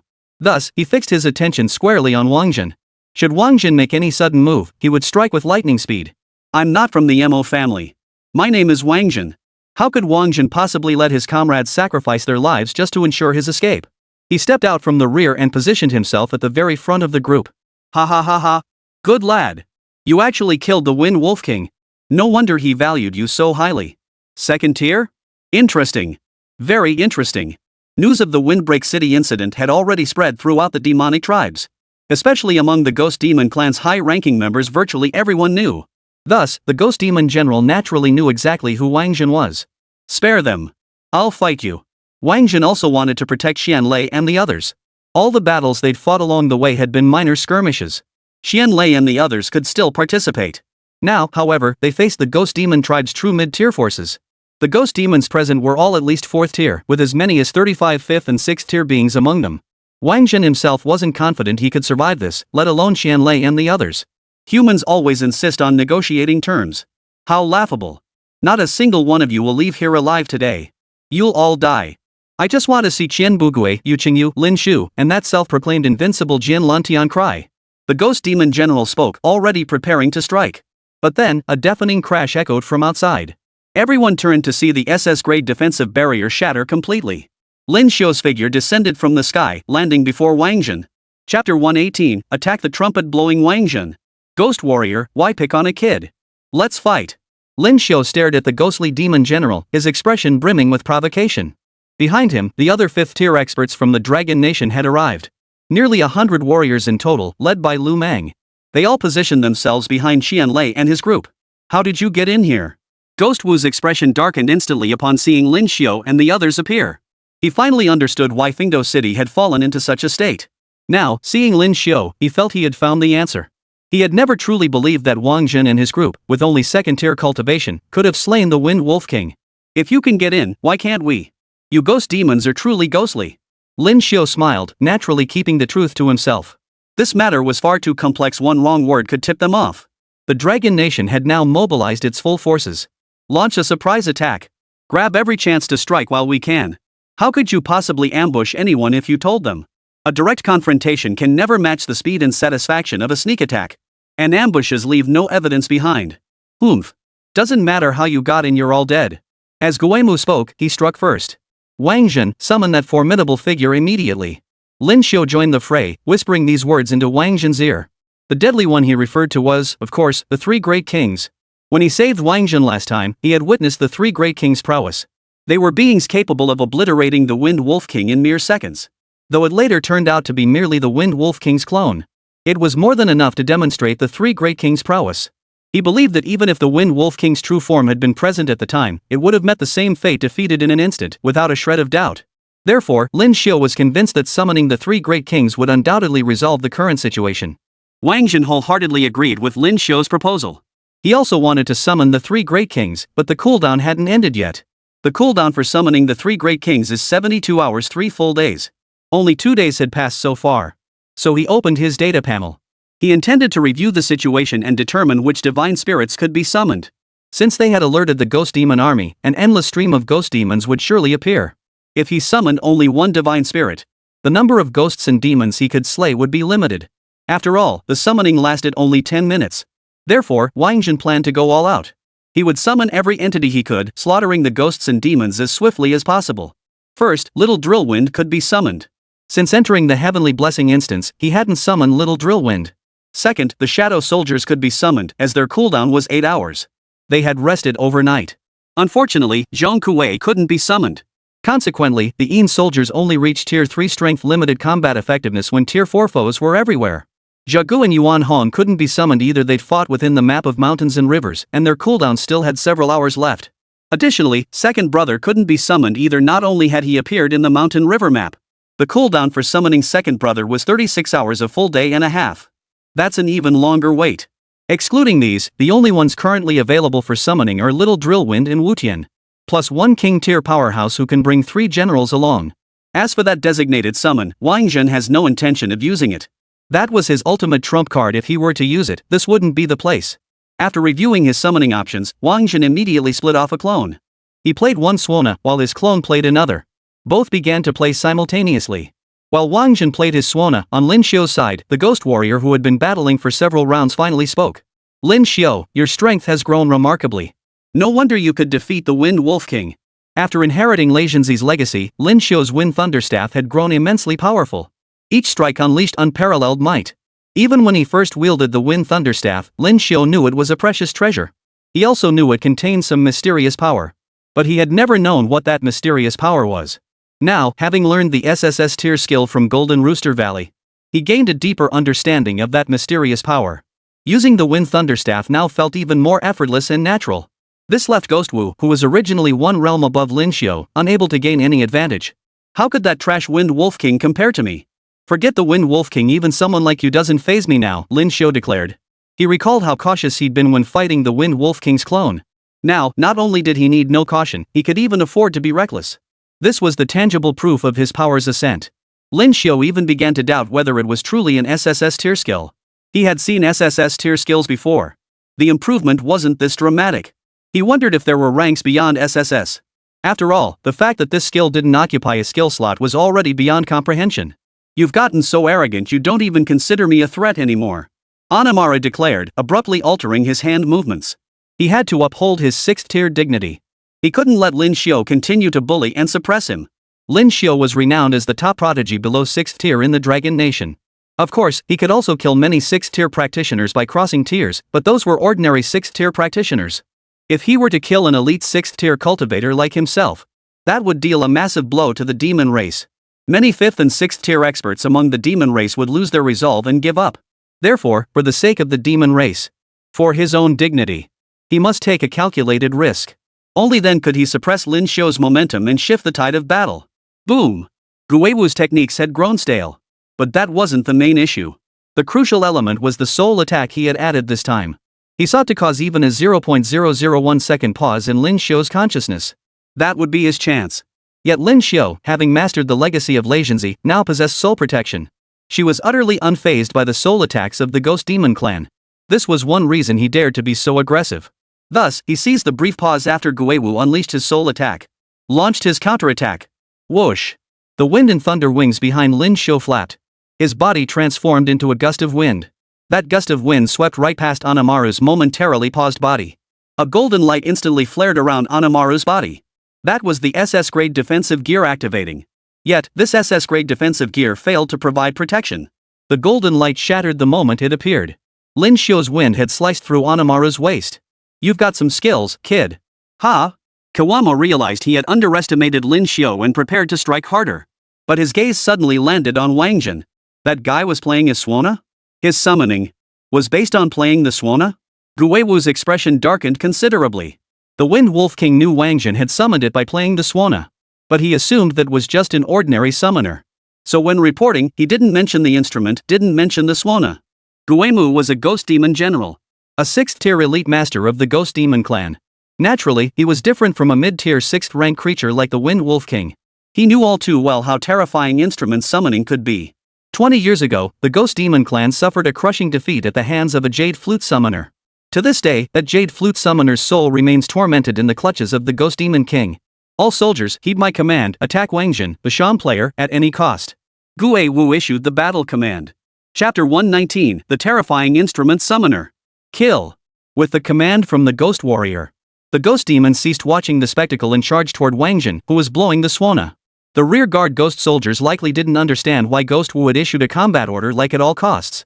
But as 6th-tier Ghost Warriors, 5th-tier Warriors, and veterans who had joined the Ghost Demon forces early on, they knew full well how terrifying an instrument summoner could be. Therefore, they held nothing back, unleashing their full power from the very start. Kill. The enemy moved. Lu Mang couldn't afford to stand idly by. Last time he saved Wáng Zhen, he didn't gain anything from fighting that 5th-tier opponent from Windbreak City. In the end, all the rewards went to Lin Xiu alone. This time, he certainly didn't want to return empty-handed. So he directly unleashed the Bull Demon King's inheritance obtained from Golden Rooster Valley. Bellowing like a bull, he charged toward the 4 6th-tier experts facing him. The other 100+ 5th-tier geniuses from Dragon Nation didn't hesitate either. Seeing how much Lin Xiu valued Wáng Zhen, though they didn't know why. But following suit couldn't hurt. Thus, 10 5th-rank warriors remained to protect Wáng Zhen. The remaining 5th rankers formed an arching formation and charged toward the main demon horde, preparing to halt the advancing Ghost Demon horde's advance. Boom! The battle instantly reached a fever pitch. It was exceptionally fierce. However, the enemy outnumbered them. The geniuses of the Dragon Nation were severely outnumbered. The Ghost Demon army was highly organized. The 5th-tier geniuses' defensive arch couldn't block all the Ghost Demon soldiers. Ghost Demon soldiers still pressed forward toward Wáng Zhen's position. Thus, the 10 5th-tier geniuses protecting Wáng Zhen were forced to join the fray. The situation instantly became extremely tense. Fatso, you guys protect Wáng Zhen. Xian Lei also moved. He couldn't defeat 5th-tier opponents, but he could still handle 4th-tier Ghost Demon soldiers. He charged forward, joining the fray. Beside Wáng Zhen, Fatty, Bei Xiaobei, Yu Kersen, and Mo Suifeng, Yu Ming, and the others remained motionless. Compared to Qian Lei, their strength still fell significantly short. Rather than charging into battle, it was wiser to remain by Wáng Zhen's side. At critical moments, when Ling Zhen deployed his formations, they could still provide data to the Fat Man for his final crucial defenses. Whoosh! Someone approached Wáng Zhen and his group. But it wasn't ghost demons, it was humans. Brother Ming, what the hell did you guys do? Why are there so many monsters? Yue Yang arrived, bringing his companions with him. Seeing the dense swarm of high-level ghost demons before them, even the gifted Yue Yang and his group were visibly shaken. Ha! What's he doing? Why isn't his Suona making any sound? Yue Yang suddenly spotted Wáng Zhen again, his face brimming with curiosity. He didn't know Wáng Zhen and knew nothing about him. Yang, you've arrived just in time. We need you. Lingzhen, assign them their positions. Got it. Lingzhen acknowledged the order and began assigning positions to Yue Yang and the others. Though Yue Yang didn't know what Lingzhen was doing, he followed the instructions. Soon, a group of geniuses stood encircling Wáng Zhen. Yue Yang spoke up again. Brother Ming, how did you guys defeat those chickens? I fought all night and couldn't beat them at all. Earlier, with the situation so urgent, Yu Ming hadn't answered Yue Yang's question. Now that the tension had eased, he finally answered. Who told you to defeat them? Ha? You don't defeat them? How else do you snatch skills? Yue Yang looked completely baffled. Hearing this, Yu Ming suddenly realized he hadn't explained to this guy how to acquire SSS tier skills. You started by using full force, making the chicken appear as a phantom. Once the afterimage appears, it will use the skill from the skill book. Then, you go and comprehend that skill. Once you've comprehended it, the skill book will naturally become yours. Yu Ming explained. Oh, so that's how it works. That jerk Qianlei, he's screwing me over again. Yue Yang shot a glance at Qianlei. Seeing Qianlei fighting back and forth within the 4th tier ghost demon squad, he was stunned once more. Has he become this strong? Yang, cut the chatter. Steady your mind. He's coming. Yu Ming reminded him. He, too, refocused his attention, calming his mind. Clatter. Lingzhen had already produced a bottle of pills.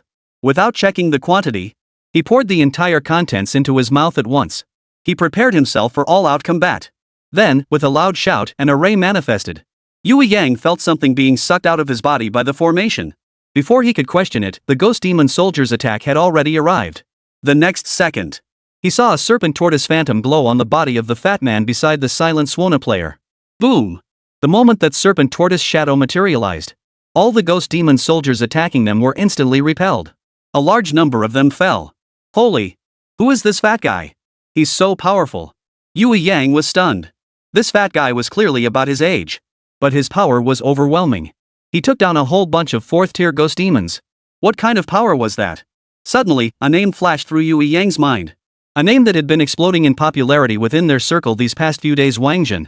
Is that fat guy Wáng Zhen? Yue Yang wondered aloud. Just as he was pondering this, the ghostly demon soldiers who had been repelled by the Xuanwu's phantom image all scrambled back to their feet. They launched an attack against them with even greater force. Then, they were once again repelled by the Xuanwu phantom. Kill! They rose once more. They launched another assault. This time, the illusory shadow of the black tortoise could no longer withstand the pressure. It seemed on the verge of shattering. Woo woo woo! Suddenly, a violent wind swept through the phantom. The moment this gale appeared, both the fat man and Lingzhen breathed a huge sigh of relief. Finally, they'd stalled for enough time. Whoa! Kid, what did you do? So many monsters? Little Drillwind appeared first. Seeing the chaotic scene, his face was filled with astonishment. So many odors I detest? Excellent, excellent. Before Wáng Zhen could answer Xiao Zhuangfeng, the apocalyptic Black Lotus appeared. Unlike Xiao Zhuangfeng, Wu Tian atop the Black Lotus. Seeing so many ghostly demons, he grew wildly excited. Without even waiting for Wáng Zhen's request, he took the initiative to strike. Whoosh! The sacred flame of the Black Lotus appeared in Wu Tian's hand. But this time, it wasn't a single cluster. It was a string.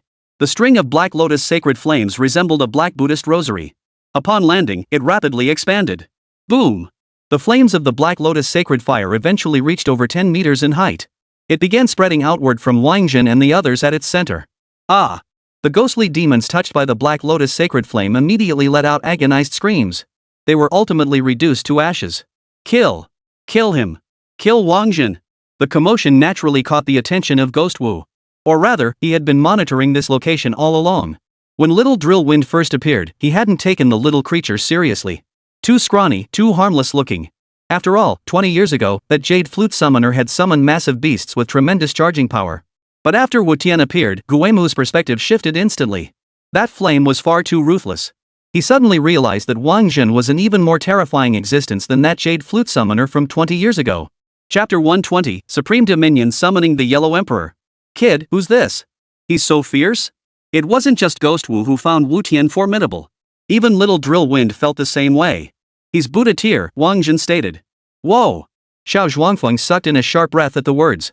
Those 3 words Buddha level carried immense weight. But Wáng Zhen stopped at just those 6 words, choosing not to elaborate.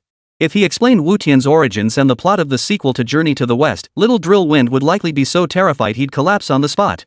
How could he then help me slay demons? Kill! With the Ghost Warrior's command, the Ghost Demon soldiers charged toward Wáng Zhen with even greater fury. Even though none could cross the Black Lotus holy flames spreading ever wider, they still charged forward. For they had come to realize the sheer terror of Wáng Zhen. However, Wu Tian's power was ultimately suppressed. He could only exert the power of a 5th tier, level 50 being. After spreading for a while, the Black Lotus sacred flame would die out. To unleash such a powerful Black Lotus sacred flame again, he would need to wait for a period of time. But Wu Tian wasn't idle.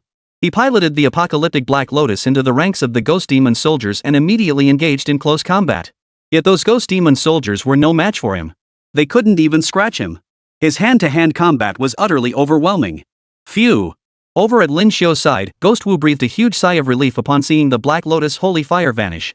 Thankfully, that bastard's black flames only burned for a short while. If it had kept burning, there'd be no fighting left. He'd just be waiting to die. So I guess I was a bit jumpy earlier. This Wáng Zhen wasn't all that strong. But soon, Gu Wu regretted his reaction. Without the Black Lotus sacred flame to block them, those ghostly demon soldiers were finally closing in on Wáng Zhen. But then, little Drillwind made his move. He waved the command flag in his hand. Instantly, thunder and lightning erupted. Boom! Lightning and other positive energies naturally exerted a certain degree of suppression over entities like ghosts and demons. Thus, the ghostly demon soldiers closing in on Wáng Zhen were instantly cut down in droves. But this time, they weren't so fortunate. They could never rise again. For they had all been struck dead by lightning. Next, little Drillwind pulled out his wooden mallet and began striking the wooden clapper hanging at his waist. Simultaneously, he chanted incessantly, "The great king sent me to patrol the mountains, hey, yeah. Boom! The drum attack targeted the spirit. The chant attacked the soul. Combined with the thunder and lightning summoned by the command flag, the ghosts and demons fell in waves, never to rise again. Whoosh! On Wu Tian's side, after another bout of close combat, he could unleash the Black Lotus sacred flame once more. Thus, another mountain of black Buddhist bead flames appeared. Swarms of ghostly demons were reduced to ashes once more. Ghost Warrior regretted it. He regretted underestimating Wáng Zhen. She had assumed the frail creature he summoned was powerless. Little did she know it would prove so formidable. And that black flame. That cooldown time is way too short. If this keeps up, my own men will likely be scared into desertion. Whose life isn't precious? Why charge headlong into certain death like moths to a flame? That would shatter morale and make the unit impossible to command. Second in command, summon all 5th tier experts here. Encircle those 2 summoned creatures. Gu Wu ordered a 4th tier expert beside him. Yes, General. The ghost demon named Xiaoer promptly retrieved their unique underworld communication device and contacted the 5th tier experts within the dungeon. Before long, nearly 100 5th tier ghost demons appeared, joining the assault on Wáng Zhen. It was clear they truly intended to keep Wáng Zhen here. Wáng Zhen split off a clone. He sent one clone to help block the ghost demons. He and another clone began playing the Suona again.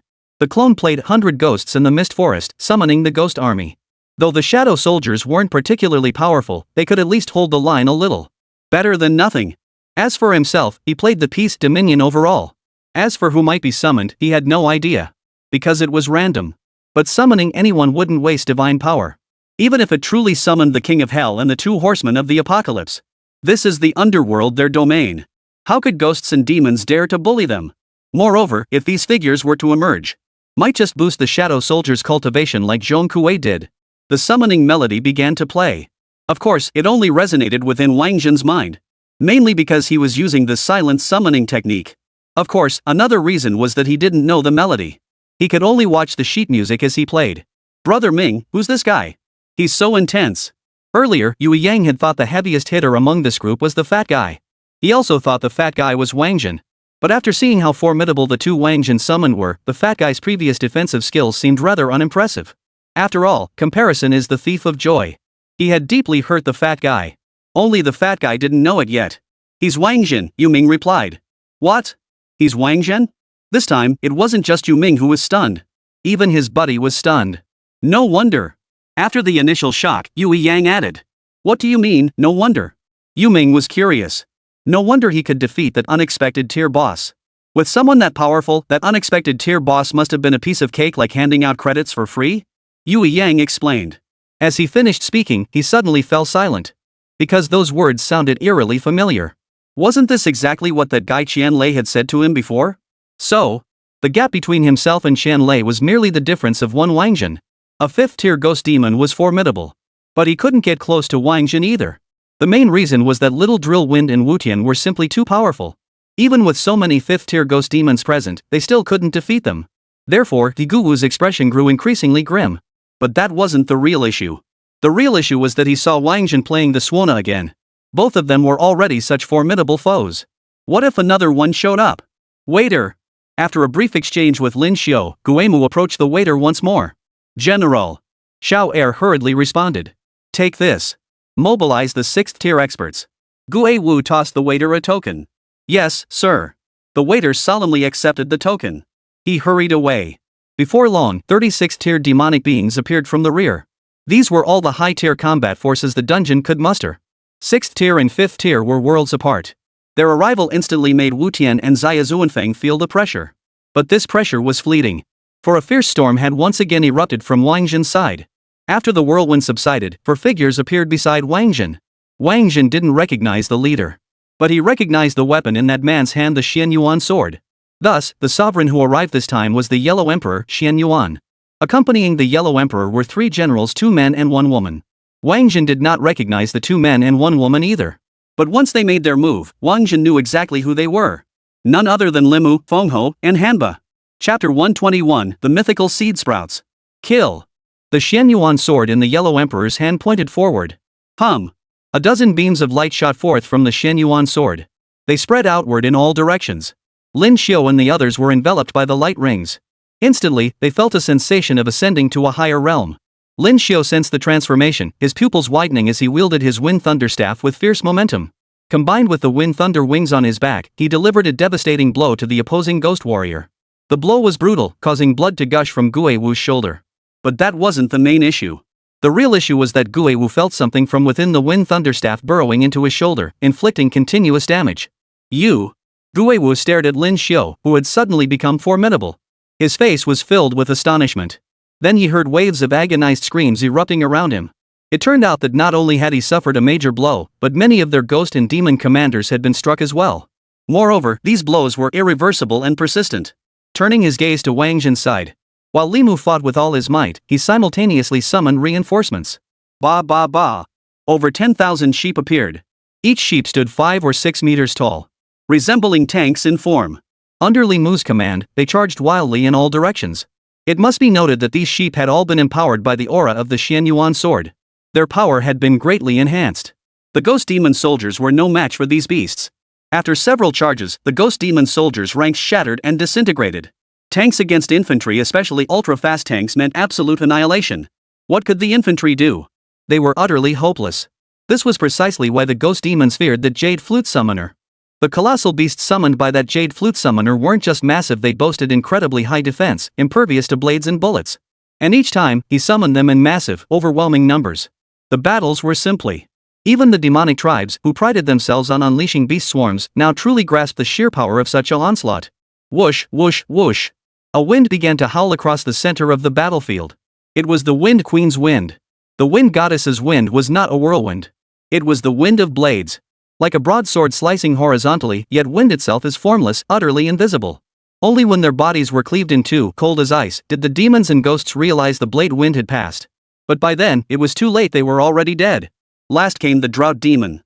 She wore a robe of blue. Her body transformed into a massive furnace. It radiated intense heat. Everything in its path vaporized instantly, reduced to nothing but ashes.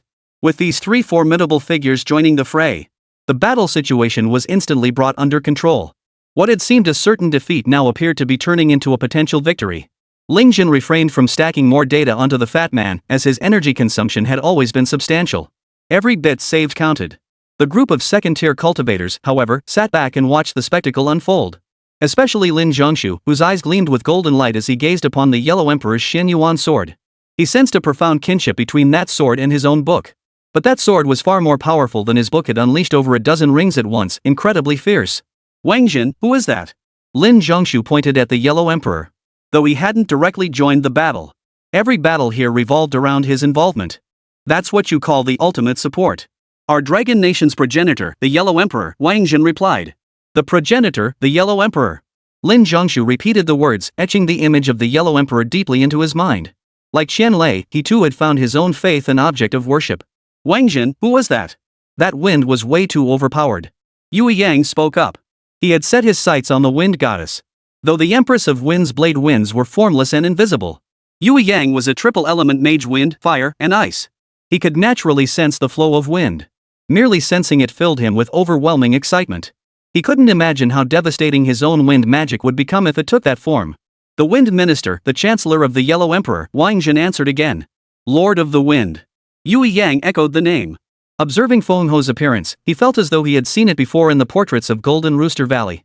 Therefore, he considered abandoning Zhu Rong and instead choosing Feng Ho. Buzz. At some point, a bow had appeared in Lin Mu's hands. As he drew the bowstring, an arrow formed entirely of air currents materialized. He spread his arms wide. His left hand pushed the bow, his right hand drew the string. The arrow formed from air currents grew thicker and thicker. Even before it was released, it had already sent shivers down the spines of many ghosts and demons. Yukerson watched in stunned silence. While practicing the Great E-skill, she had only sensed the arrow's power. As for the mechanics of drawing the bow, she hadn't really paid attention. But the figure before her, his entire body and the bow were perfectly matched. It seemed as though the bow had grown directly from his body. Thus, he could channel every ounce of strength within his body, channeling it all into the airflow arrow. Whoosh! The bow drew to its fullest arc, and Li Mu finally released his grip. The arrow whistled through the air. Before it even reached its target, its overwhelming force struck first. Several ghostly fiends' bodies exploded under its sheer force. Internal organs spilled across the ground. Wherever the arrow passed, buildings collapsed instantly, leaving deep gullies and marks on the ground. Wow, wow, wow. Yukerson watched Li Mu, her voice filled with astonishment. Her limited natural talent meant relying solely on spiritual sense cultivation wasn't enough. Therefore, she needed more time to cultivate and grasp the finer details. She understood a truth: details were the key to success. Now, witnessing Li Mu draw his bow firsthand, she felt her cultivation could save her a great deal of time. This was the benefit of witnessing a master's combat firsthand. Beyond the sheer awe it inspired, it also greatly enhanced one's insights and strength. Meanwhile, Bei Xiaobei stared at the drought demon, lost in thought. Back in Golden Rooster Valley, he had ultimately failed to conjure the Neza Phantom from the Golden Rooster. Thus, the three-flame true fire remained beyond his grasp. In the end, he chose the three-legged golden crow instead, obtaining the sun's true fire. Yet he had always considered himself a mage. And mages had a fatal weakness: poor physical constitution and low defense. This time, accompanying Wáng Zhen on the dungeon run, he gained a wealth of new insights. For instance, upon encountering Neza, Wutian, and the drought demon, he discovered all three wielded fire magic, yet each possessed formidable strength. In short, they could also engage in close combat and function as warriors. This made Bei Xiaobei suddenly wonder if he could also pursue the path of a warrior mage. To become a true powerhouse. In Dragon Nation, a pure mage simply wouldn't go far. Bei Xiaobei knew this better than anyone. But there was no choice at the moment of awakening. He had only one option: an S-class mage. He had no choice but to take it. Now, though, he wants to change paths. Though the path to transformation might be arduous and demanding. But it's better than staring at the ceiling of his life right now, isn't it? Besides Bei Xiaobei, the other young geniuses were also deep in thought. Wáng Zhen probably never imagined that his summoning would plant the seeds of myth in the hearts of these prodigies. The situation is now one-sided. Naturally, it tilted toward the ghost demons. The ghost demon soldiers were in complete disarray, and their commanders were utterly overwhelmed. This left Ghost Wu deeply anxious. He understood better than anyone that all of this was because of Wáng Zhen. Yet he was utterly powerless against Wáng Zhen. "Waiter!" Gue Wu shouted. But no voice answered him. The ghost demon called Waiter had, at some point, turned into a corpse. Chapter 122, No Reinforcements? The Dragon Nation's plot? 3rd. With Xiao'er dead, Ghost Wu had no choice but to seek out another subordinate soldier. Yet, there was still no sound to answer him. Because 3rd had also died. Xiao Si, Xiao Wu. Gue Wu was utterly frustrated, calling out to 2 subordinates at once. This time, a voice finally answered him. Reporting to the general, 4th and 5th fell in battle. I am 6th. Anamaru. Little 6, check if our reinforcements have arrived yet. At this point, Anamaru could only pin his hopes on reinforcements. Without reinforcements, even he wouldn't be able to protect himself. Lin Xiu's combat prowess was growing increasingly terrifying. He dared not let that club strike him again. The wound on his shoulder throbbed with bone-deep agony. Moreover, it carried the power of wind and thunder. That force of wind and thunder continued to inflict damage within his body. If the wound wasn't treated promptly, the harm he suffered would only grow worse. But he simply had no time to tend to it now. He feared the wound might cause permanent damage, leaving him crippled or worse, a fate that would ruin his entire life. Of course, he wasn't the only one with such fears. The other ghostly demon commanders shared the same concern. With the Yellow Emperor's buff enhancing their power, Lu Mang and his forces had become formidable opponents. Thus, every ghostly demon commander now faced immense hardship, grappling with relentless opponents. What had been a battle the ghosts and demons were certain to win had turned into a life or death struggle. Reporting to the general, no response from reinforcements. Xiao Lu returned and shouted to Ghost Wu, who was locked in combat with Lin Xiu. Upon hearing this, Ghost Wu's heart sank. A bad feeling washed over him. Moreover, the demonic force's rear has suffered varying degrees of destruction. They're conducting an intensive search for the perpetrators, so reinforcements from the rear are impossible, Xiao Lu added. Hearing this, Gue Wu turned to Lin Xiu, his teeth clenched in fury. Lin Xiu, is this your Dragon Nation scheme? Impossible. Our Dragon Nation has an agreement with you: no hostilities during the college entrance exam preparation period. We're currently in a truce. Lin Xiu chuckled, his wind thunderstaff whirling even more fiercely. You're pulling my leg. Gue Wu naturally didn't believe Lin Xiu's words. Lin Xiu said no more, choosing instead to respond with his techniques. He belonged to that rare breed with extraordinary cultivation talent, capable of refining and advancing through relentless combat. Precisely why Gue Wu found Lin Xiu increasingly terrifying. Gue Wu found it increasingly difficult to parry. But with no backup now, he felt utterly helpless. He didn't know how much longer he could hold out. Should we disturb the 13th young master? Yes, the only one who could turn the tide now was the 13th young master. Xiao Lu. Having found a solution, Guemu hurried to put it into action. But after reporting the situation, Xiao Lu was also killed. Little 7.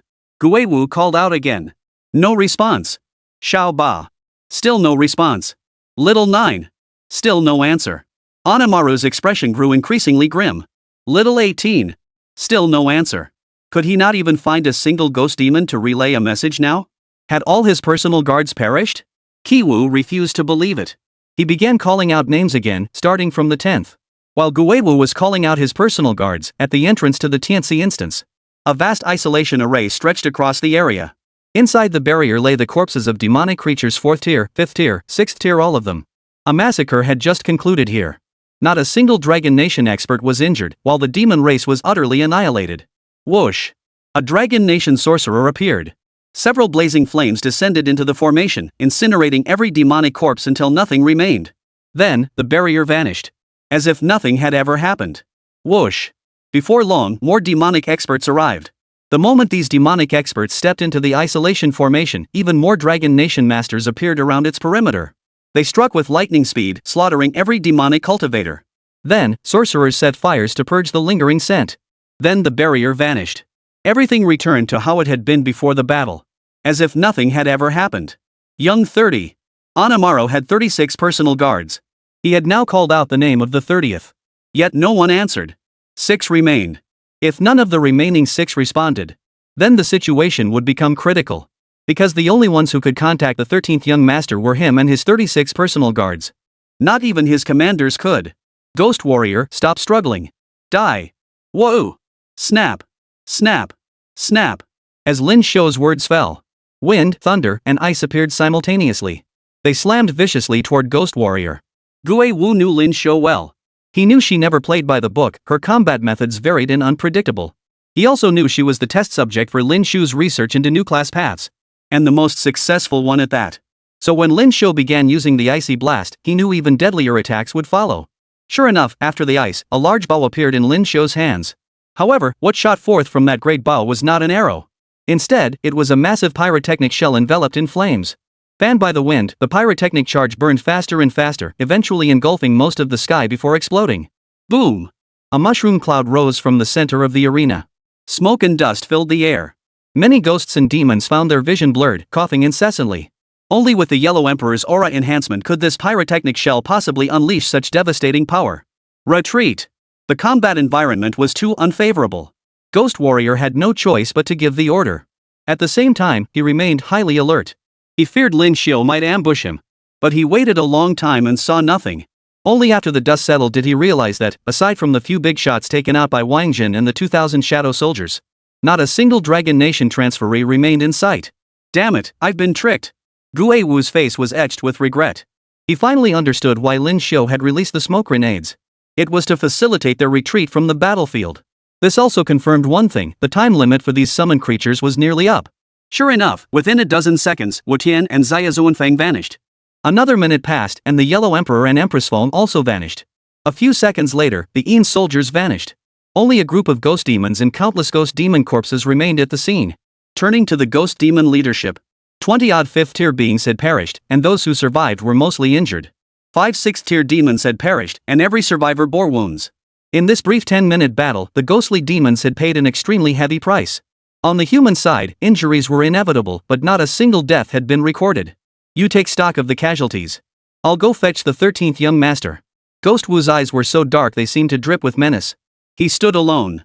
This meant every member of his personal guard, the 36 demons, had fallen in battle. Only he could locate the 13th young master now. Yes. The demonic generals responded in unison. Ghost Warrior glanced at them, then without a moment's pause, headed toward the location of the 13th young master. Chapter 123, Is the Heart of the Underworld Fake? Ha ha ha ha. That battle just now was so exhilarating. Never in my entire life have I felt such pure satisfaction. Lin Xiu, why did you retreat? You should have wiped out every last one of those ghosts and demons. Yeah, exactly. Xiu, you retreated too soon. The group had left the battlefield and was now heading toward Golden Rooster Valley. It was clear everyone had thoroughly enjoyed the fight. But sadly, that joy was fleeting. They hadn't had their fill yet. Many felt that if they could just fight a little longer, they'd have a good chance of killing the enemy's ghost demon commander. We must retreat, Lin Xiu explained. Wáng Zhen's summoning lasts only 10 minutes. He had witnessed Wáng Zhen summon the 3 Great Kings before, so he knew the duration of the summoning. Therefore, he had made an agreement with everyone before the battle. Once he released the smoke grenade, they would retreat. I see. Wáng Zhen, when can you summon again? We'll fight our way back then, someone asked Wáng Zhen. Wáng Zhen, the most talked about and famous genius in Dragon Nation right now. He deserved his fame. His ability was simply too powerful. Fighting demons alongside him made it ridiculously easy. It'll be several more hours, but I can't summon that many anyway. If you want to summon more, you'll have to wait until tomorrow, Wáng Zhen replied. Then we'll wait till tomorrow. We might as well go kill that chicken now to get the SSS tier skill. I almost beat yesterday's chicken, someone said. You were almost done? I already pinned the chicken to the ground, just need to extract its skill now, another chimed in. Hearing this, Wáng Zhen couldn't help but laugh. Actually, acquiring skills isn't that complicated, nor does it take that long. Though he said this, Wáng Zhen couldn't help but admire these people from the bottom of his heart. To take down even a golden chicken, how fierce they must be. Only those who'd fought the chickens knew how tough they were. Oh? Brother Wáng Zhen, you know a shortcut? Hearing Wáng Zhen's words, everyone's eyes lit up. If you attack with full force from the start, the chicken can't withstand it and will unleash the full power of its skill. After that, all you need to do is grasp the skill. If your comprehension is correct, the skill will naturally choose you, Wáng Zhen explained. These were all geniuses. With Wáng Zhen's hint, they instantly grasped the key to obtaining an SSS rank skill. Their gaze toward Wáng Zhen shifted. That talent, that insight. Unbelievable. They'd fought all night and still hadn't grasped this point. Yet Wáng Zhen had found the shortcut so easily. A truly rare genius. Can one person acquire multiple skills, someone asked. No, Wáng Zhen replied. This is a divine skill, a legacy. One instance is enough for everyone to comprehend for a lifetime. Divine skill? Hearing those 2 words, Lin Xiu thought to herself, I knew it. He had suspected it wasn't just an SSS tier skill. He never imagined it would be a divine skill. So, do gods truly exist in this world? The question surfaced in Lin Xiu's mind. But when he thought of the beings Wáng Zhen had summoned, the concept of gods seemed to be confirmed. What else could they be if not gods? Because some of the beings Wáng Zhen summoned had portraits in Golden Rooster Valley. Alright, let's acquire our skills first, then train diligently. Tomorrow we'll continue slaying the demon race. Today's battle had instilled immense confidence in the group. They believed that with divine skills in hand, their battles would become even more exhilarating. Because everyone would become stronger. Only Wáng Zhen didn't share this view. Their current strength owed much to the Yellow Emperor. In the next battle, he might not be able to summon such a powerful support figure as the Yellow Emperor. But it was enough that he understood this truth himself. He wouldn't voice it, lest it undermine the team's confidence and momentum. Often, momentum is the decisive factor in battle. Let's go, slaughter the chickens. The group made their way to Golden Rooster Valley. Then they entered the valley and began slaughtering chickens. Wáng Zhen. As Wáng Zhen prepared to enter the valley for cultivation, Lin Xiu pulled him back. What is it? Wáng Zhen looked at Lin Xiu with surprise. Have you ever felt like something has been following you? Lin Xiu glanced around before whispering into Wáng Zhen's ear. Hearing Lin Xiu's words, Wáng Zhen felt a sudden tightening in his chest. He released his divine sense, carefully sensing the surroundings, but detected nothing. Maybe it's just my imagination, but you should be careful. Some of the demon clan's tricks are hard to defend against. You won't know what hit you until it's too late, Lin Xiu said. With that, Lin Xiu found a spot to sit down and entered a state of cultivation. The recent battle with Ghost Wu had yielded valuable insights and ideas. Now he needed to put them to the test. Wáng Zhen remained motionless. He released his divine sense once more, carefully sensing his surroundings. But just like last time, he still sensed nothing following him. Whatever. Wáng Zhen chuckled and found a spot to begin his cultivation. This time, he practiced the Pango method. Like Lin Xiu, he needed to test many of his discoveries and ideas. Last time he had practiced witchcraft, but now it seemed the Pango method was more suited for combat. Thus, he switched to refining the Pango method. The others who had obtained skills practiced their skills. Those who hadn't obtained skills began practicing on chickens. This time, with Wáng Zhen's shortcut teaching, they soon began to see the ethereal image on the golden chicken. Thus, the group began their process of comprehension. Those with exceptional talent quickly mastered the skill and advanced to the cultivation stage. While everyone was practicing their skills by striking the rooster, a ghost demon arrived at the location of the 13th young master. This was the 19th layer of hell. The 13th young master, clad entirely in black, appeared aloof and cold. Before him stood an object resembling a sand table. That sand table was the map of the underworld, the very heart of the underworld spoken of by Zhong Kuei. The 13th young master had already attempted several times. Yet he couldn't forge a contract with the heart of the underworld, leaving him powerless to control the realm. Who? Just as the 13th prince prepared to attempt the contract once more, he sensed a presence drawing near. He looked up to see a red-robed ghostly demon approaching him. This ghost demon was none other than the red-robed sixth brother, the very one marked by Wáng Zhen's seal. 13th young master, I bring news. Wáng Zhen has arrived. That fellow is an instrument summoner, he can summon formidable beings. Even the ghost marshal general was bested by him, the red-robed sixth hurriedly reported. Oh? An instrument summoner? What kind of instrument? Hearing that Wáng Zhen was an instrument summoner, the 13th young master was also surprised. Unconsciously, the memory of that jade flute summoner from 20 years ago surfaced in his mind. A Suona. Red-clothed sixth replied. This sixth brother was truly the real deal. He had journeyed through the maze, witnessing both the Wind Wolf King's demise and the Ghost Warrior Corps' defeat. Then he found the 13th young master before the Ghost Warriors could. All of this was done to earn merit. Suona, this is quite unexpected, said the 13th young master. He then glanced at the heart of the underworld before him. Then he looked at the red-robed sixth brother and continued, why can't I form a contract with this heart of the underworld? Ha? You're asking me? Being asked such an important question by the 13th young master left the sixth elder in red robes feeling both flattered and a bit overwhelmed. This was the treatment reserved for trusted confidants. It seemed his report about Wáng Zhen had indeed earned him merit. The 13th young master regarded him as a confidant. Of course. There's only the two of us here, who else would I ask? The 13th young master snapped impatiently. Young master, could this heart of the underworld possibly be fake? Red-robed sixth replied. Chapter 124, Acquiring the Heart of the Underworld. Oh? You've given me a new angle to consider. The 13th young master said, actually beginning to ponder seriously. By the way, how did you know I was here? The 19th layer of the underworld, a highly concealed place. That the red-robed one could find his way here. This surprised the 13th young master. I followed my way down from the 18th level. Then do you know where this is? The 19th layer of the underworld. How dare you? Hearing the red-robed sixth brother's reply, the 13th young master's expression instantly darkened. A terrifying aura erupted from his body. Red-robed sixth brother felt his knees buckle. With a thud, he fell to his knees. How did you learn about the concept of the 19 layers of the underworld? Tell me the truth. The 13th young master himself was unaware that the underworld had 19 layers. It wasn't until Zhong Kuei appeared and discussed the underworld with Wáng Zhen. Only then did he learn the underworld had 19 layers. Yet even so, it took him searching all night to find the entrance to the 19th layer. Yet this mere red-robed figure could casually mention the 19th layer of the underworld. And to think one could find the 19th layer so easily by following the path from the 18th. This couldn't help but make him suspicious. I heard it from the guy summoned by Wáng Zhen. Young master, I possess a special ability called Spirit Clone. I can leave a portion of my spirit body at a location to gather intelligence. That's how I learned of the Wind Wolf King's death and the Ghost Warrior General's defeat, said the red-clothed sixth brother. Upon hearing this, the 13th prince's doubts were finally dispelled. He reigned in his imposing presence. The red-robed sixth brother suddenly felt a weight lift from his body. Only then did cold sweat break out, instantly soaking him through and through. This was the ghost demon 13th young master. Merely his aura alone had made the sixth elder in red feel as if he were about to die. Since you say this heart of the underworld might be fake, then where is the real one? The 13th young master inquired again. This fellow had managed to eavesdrop on Zhong Kuei and Wáng Zhen's conversation without being detected. He possessed some skill.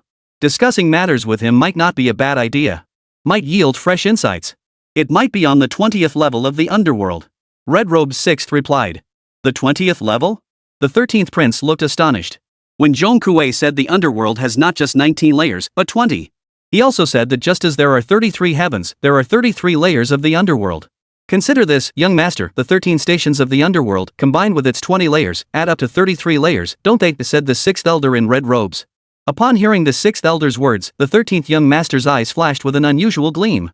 You're quite interesting, you know. Then accompany this young master in searching for the entrance to the 20th layer of the underworld. With that, the two demons began searching within the 19th layer of the underworld. Finally, they discovered the entrance to the 20th layer of the underworld was hidden within the 19th layer of the sand table. This entrance is truly well hidden. The 13th young master spoke, preparing to enter. At that moment, the 6th in red spoke up. Young master, Wáng Zhen has placed a mark upon me. Could you help me remove it? Oh? Wáng Zhen placed a mark on you? The 13th young master scrutinized the 6th elder in red robes. Finally, he discerned a trace within the man's soul core. His eyes suddenly filled with murderous intent. So you've been guiding Wáng Zhen all this time? You led him out of the ghost demon maze. You arranged his encounter with those underground souls beneath Fingdo City. You enabled him to destroy my soul pool and defeat Ghost Warrior? As the 13th young master spoke, the murderous intent in his eyes grew ever more intense. Young master, you've misunderstood. I did not. The red-robed 6th hurriedly protested. Still trying to wriggle out of it. The 13th young master waved his hand, and the 6th elder in red burst into an explosion, leaving only his soul behind in an instant. What can be hidden from me in this netherworld? No wonder Wáng Zhen's progress has been so swift, it seems a traitor like you exists. The 13th young master spoke, preparing to strike again. Seeing this, the 6th son in red felt his entire demonic body go numb. He no longer possessed a physical form. If the 13th young master struck again, his soul would be utterly obliterated. So he quickly begged for mercy. 13th young master, I didn't mean to. I was searching everywhere for you to report the situation, but the path was so winding I accidentally lost my way. Red Robe's 6th brother came up with what he thought was a perfect excuse. Yet the 13th young master didn't believe a word of it. A man who could easily find the entrance to the 19th layer from the 18th layer of the underworld would get lost? What a load of nonsense. With a wave of the 13th young master's hand, the soul of the 6th in red shattered completely, utterly obliterated. Wáng Zhen, once I've retrieved the heart of the underworld, I'll come find you and reclaim your soul power. The 13th prince understood everything that had transpired above. But priorities must be set. Clearly, finding the heart of the underworld was the paramount task. He entered the sand table and headed toward the 20th layer of the underworld. About half an hour later, he returned. Indeed, the true heart of the underworld lies below. Success on the very first attempt. He had successfully forged a contract with the heart of the underworld on his first attempt. Next, he needed to gather sufficient soul energy. He would use that soul energy to mask his demonic aura, transforming his aura into that of a human. Then he would truly command the underworld. Whoosh! The 13th prince departed the 19th layer of the underworld and headed toward the 18th. At that very moment, Ghost Wu had just arrived at the 18th layer of the underworld. Young master, I have urgent news to report. Wáng Zhen is indeed an instrument summoner. He slew the Wind Wolf King, destroyed Wind Battle City, and shattered the soul pool. These troubles were all caused by my carelessness. I willingly accept punishment. Gue Wu understood the 13th young master's temperament.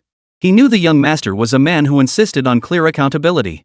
Any matter remotely connected to responsibility would see him relentlessly pursuing accountability. Thus, after delivering his report, he promptly admitted his fault.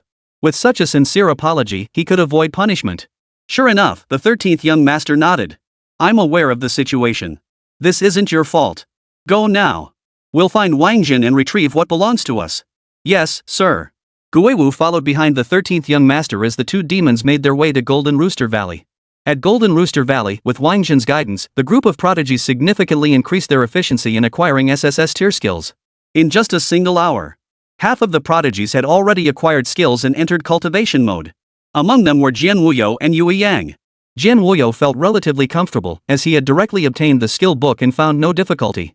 Yue Yang, however, was a different story. Having already pulled an all-nighter before, he knew these golden roosters were tough to defeat. Now, having so easily secured an SSS tier skill, he was naturally overjoyed. Especially upon learning that this skill didn't occupy a skill slot. They couldn't wait any longer.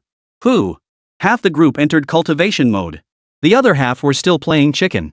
At that moment, the 13th young master and ghost warrior appeared at the valley entrance. Chapter 125, Mass Battle against the Ghost Demon 13th Young Master. Oh, Kabutsu, you actually dared to show up. And you only brought 2 demons? Aren't you afraid we'll beat you to death? The others didn't recognize the 13th prince. But they knew Anamaru because of his past exploits. So they all felt a bit cocky, no longer taking Guemu seriously. This time, it's likely you who will die and every last one of you. With the 13th young master backing him, Ghost Wu suddenly spoke with immense confidence. Oomph, bold words indeed. Attack! Some were already itching to fight. They were ready to teach Anamaru another lesson. They drew their weapons and, relying on their numerical advantage, charged toward Anamaru. However, Anamaru didn't move at all. He showed no intention of fighting, nor did he flee. As he watched the charging human prodigies, a cold smile touched the corners of his mouth. This sneer enraged the crowd. Holding nothing back, their charge grew faster and faster. Soon, they were upon the 13th young master in Guewu. Whoosh!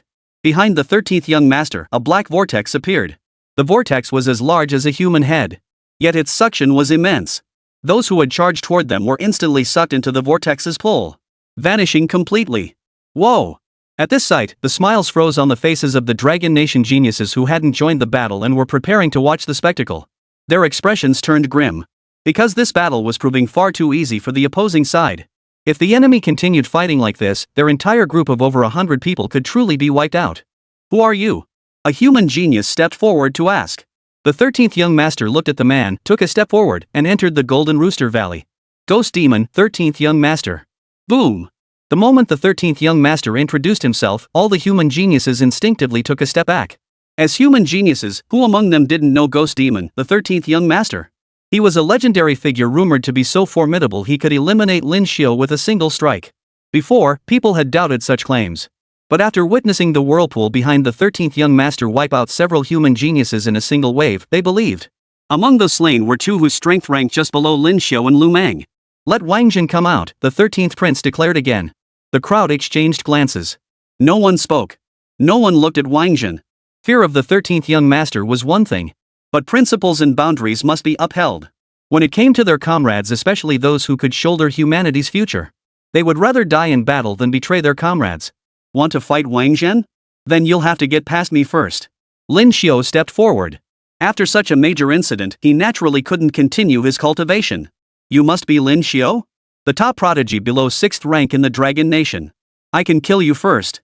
Though the 13th young master was making his first appearance before the human race, he was well versed in the human race's prodigies. Thus, he recognized Lin Xiu's identity at a glance. He strode toward Lin Xiu. As he approached, the vortex behind him released its suction. As he drew nearer to Lin Xiu, the vortex's pull grew ever stronger. The geniuses surrounding Lin Xiu, who had just witnessed their comrades being sucked into the vortex and perishing, all took several steps back upon seeing this. Lacking Lin Xiu's strength and composure, they feared the vortex's growing pull would drag them in next. Whoosh, whoosh, whoosh. Lin Xiu began exerting his power. His hands began frantically forming hand seals. He couldn't let the 13th young master get any closer. The opponent was gathering power. The longer the build-up lasted, the more disadvantageous it became for his side. Boom! Meteorites plummeted from the sky, crashing down toward the 13th young master. This was the result of Lin Xiu's seal formation. Of course, meteorites were merely one of many attack methods. For Lin Xiu's hand seals never ceased. Crack! Crack! Crack! A stone giant materialized behind the 13th young master. This stone giant stood 5 meters tall, appearing abruptly. Upon materializing, it spread its arms wide, striking out with both hands in an attempt to smash the 13th young master to death with a massive slap. Simultaneously, golden spikes erupted from the ground. Ice spikes also materialized before the 13th young master. Meteorites, stone giants, golden spikes, ice spikes. These were the primary means of attack, accompanied by assaults from other elements: wind, fire, thunder. In short, Lin Xiu's combat principle was swift, ruthless, and precise. You have a vortex, don't you? Can't a vortex suck things in? I'll see just how much you can absorb. To what extent? Moreover, Lin Xiu's assault is a full-spectrum, multi-directional attack. Just one vortex?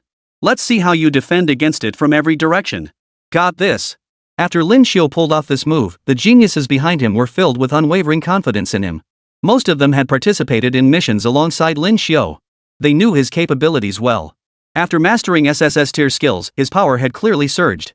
Previously, his attacks were purely elemental and technique-based. But today, his attacks all contained the power of wind and thunder. This was the result of Lin Xiu's previous cultivation. The power of wind and thunder possesses remarkable penetrating force. Therefore, they believed that with so many attacks converging, would overwhelm the 13th young master's vortex defense. But soon, they were stunned.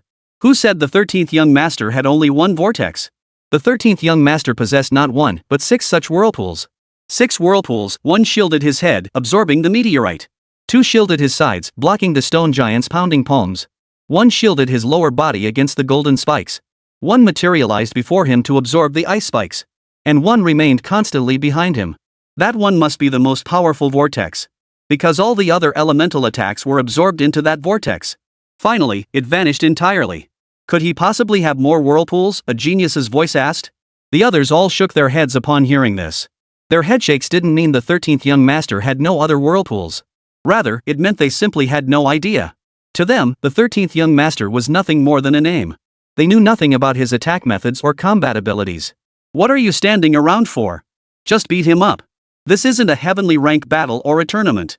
We don't need to duel him one-on-one. Just unleash all your skills on him and be done with it. I want to see just how many vortexes he possesses. Lu Mang also emerged from his cultivation. Seeing everyone's overly cautious expressions, he couldn't stand it anymore. From what he could tell, this 13th young master was only at the 6th tier level, nowhere near the 7th. So what's the point of pretending? Just get it over with. Right. Brother Mang is absolutely right. Lu Mang's words struck a chord with everyone. They shared the same thoughts as Lu Xiu had earlier. You think you can suck it all up? We'll see just how much you can actually take. Boom! Beyond close combat. The ranged attacks began.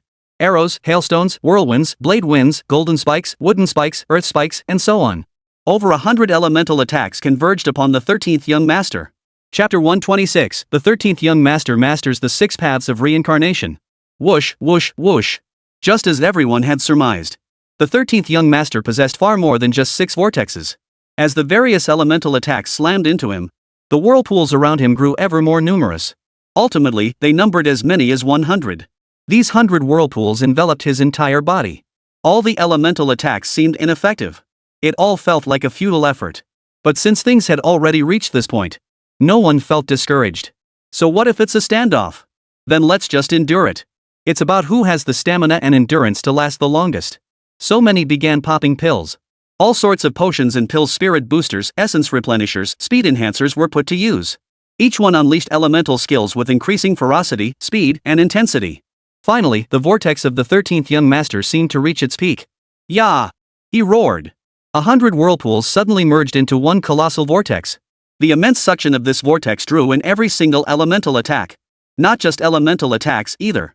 Several players who were focused on casting skills were only saved because their teammates acted quickly, dragging them away. They too would have been sucked into the vortex.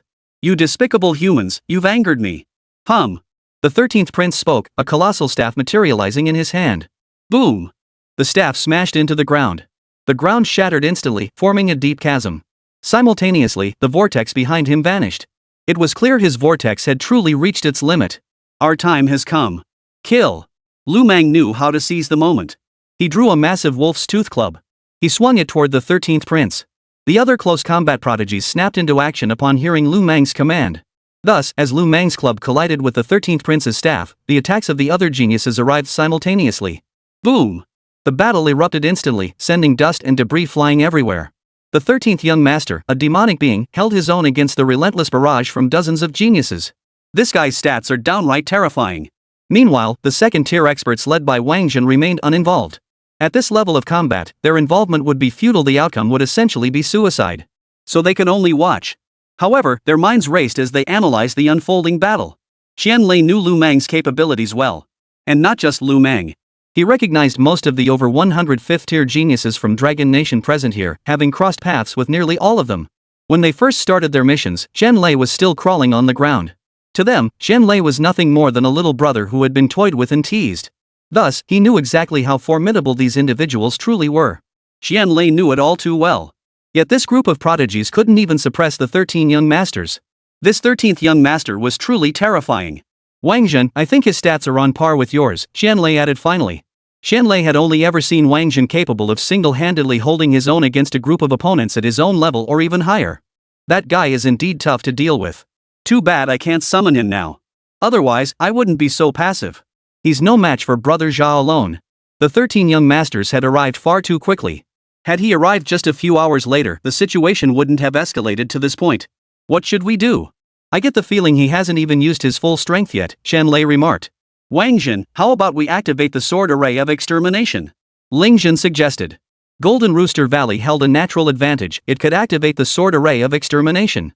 This was precisely why they had retreated from Fengdo City to seek refuge here. The immortal slaying sword formation could protect them. Demon soldiers wouldn't dare approach lightly. Ah, that's why the 13th Prince only brought Ghost Marshal here. The extermination sword formation requires at least 3,000 demonic soldiers to activate. The 13th young master didn't bring demon soldiers precisely because he feared the sword array of extermination. Moreover, he fears I might lure ghost and demon soldiers to activate the formation. Thus, Guewu's sole purpose in accompanying us is to guard the valley entrance and prevent our escape. Wáng Zhen instantly saw through the 13th Prince's intentions. What do we do now? Retreat. Just as Ling Zhen asked Wáng Zhen what to do next, the battle on the field shifted. It turned out the 13th young master's vortex cooldown had ended. A colossal vortex reappeared, instantly sucking several melee geniuses into its maw. They were instantly killed. Seeing this, Lu Mang finally signaled the retreat. But by then, it was too late to call for retreat. For behind the 13th young master, not just one colossal vortex had appeared. There were two. Thus, the suction force doubled. Apart from Lu Mang and a dozen other close combatants, all other close combatants perished. Not even their corpses remained. Damn it, this bastard is despicable. Seeing the dozen or so fallen comrades, Lu Mang's lips turned pale with rage. It could be said that this was all the result of his poor command decisions. It turned out the 13th Prince had been deliberately holding back, feigning weakness to catch the strong. He had deliberately made these geniuses believe he had revealed his full strength, only to deliver a devastating surprise, a crushing blow. Regretting it now? You were so cocky just a moment ago, weren't you? Seeing Lu Mang's regret, the usually aloof 13th Prince. So, is Wáng Zhen still not coming out? If you don't come out now, I'll slaughter every last one of them. Buzz buzz buzz buzz. Four massive whirlpools appeared in quick succession. They encircled the 13th Prince. After these 6 massive whirlpools appeared simultaneously, they formed a gigantic spinning wheel, rotating slowly. As it spun, intricate patterns began to emerge on its surface. The 6 paths of reincarnation? This guy actually masters the 6 paths of reincarnation. Upon seeing the patterns on the wheel, Wáng Zhen finally understood the nature of the colossal whirlpools. Ha! So these are the 6 tubes of the 6 paths of reincarnation? Is there any hope for those sucked inside? Qian Lei recalled Wáng Zhen's earlier explanation. Heh, that depends on his mood. If he's willing, those people can be saved. If he doesn't want to, those people will remain trapped inside forever, never seeing the light of day again. Wáng Zhen elaborated further. Suddenly, Qian Lei grasped another layer of meaning behind Guewu's decision to stand at the entrance of Golden Rooster Valley. The suction force of the 6 paths of reincarnation could envelop the entire Golden Rooster Valley. Once the 13th young master unleashed the full force of the 6 realms of rebirth's pull, Guewu could escape unscathed. But all the humans within Golden Rooster Valley would perish. Wáng Zhen naturally did not wish for these human geniuses to perish entirely. Therefore, he stepped forward. I am Wáng Zhen. Ha ha ha, so you're Wáng Zhen. Fine, you're quite something. The wheel of the 6 realms spun at breakneck speed. An immense suction force erupted. Wáng Zhen's body involuntarily flew toward the 13th young master. Chapter 127, Panga's Phantom versus the 13th young master. Hold him back. Lin Xiu couldn't let Wáng Zhen be sucked away. He grabbed Wáng Zhen's foot just in time. Seeing this, the others sprang into action, dragging Wáng Zhen and Lin Xiu back. Clatter! The suction from the 6 paths wheel grew ever stronger. Even with everyone present straining every muscle, hands clasped, feet hooked together, they couldn't hold Wáng Zhen back. Rocks tumbled down, dust and sand swirled everywhere. The entire Golden Rooster Valley transformed into a colossal vortex. Even the golden chickens could not escape its grasp.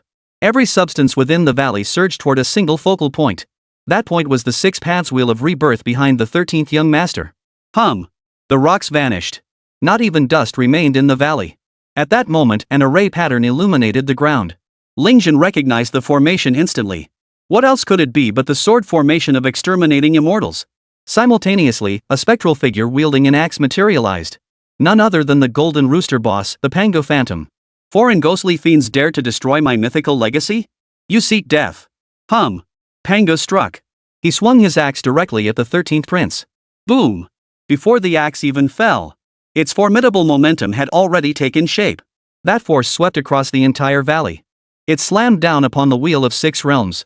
At this moment, the 13th young master could no longer spare any attention for Wáng Zhen.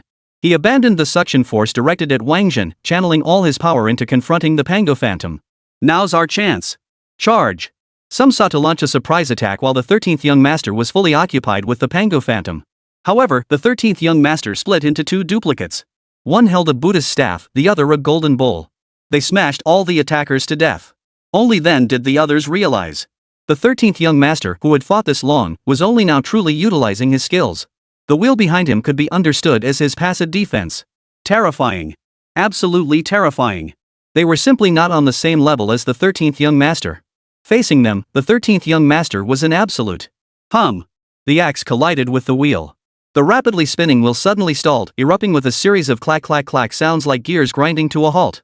It seemed as though the wheel was about to shatter. But then, the 13th young master's body began to grow larger.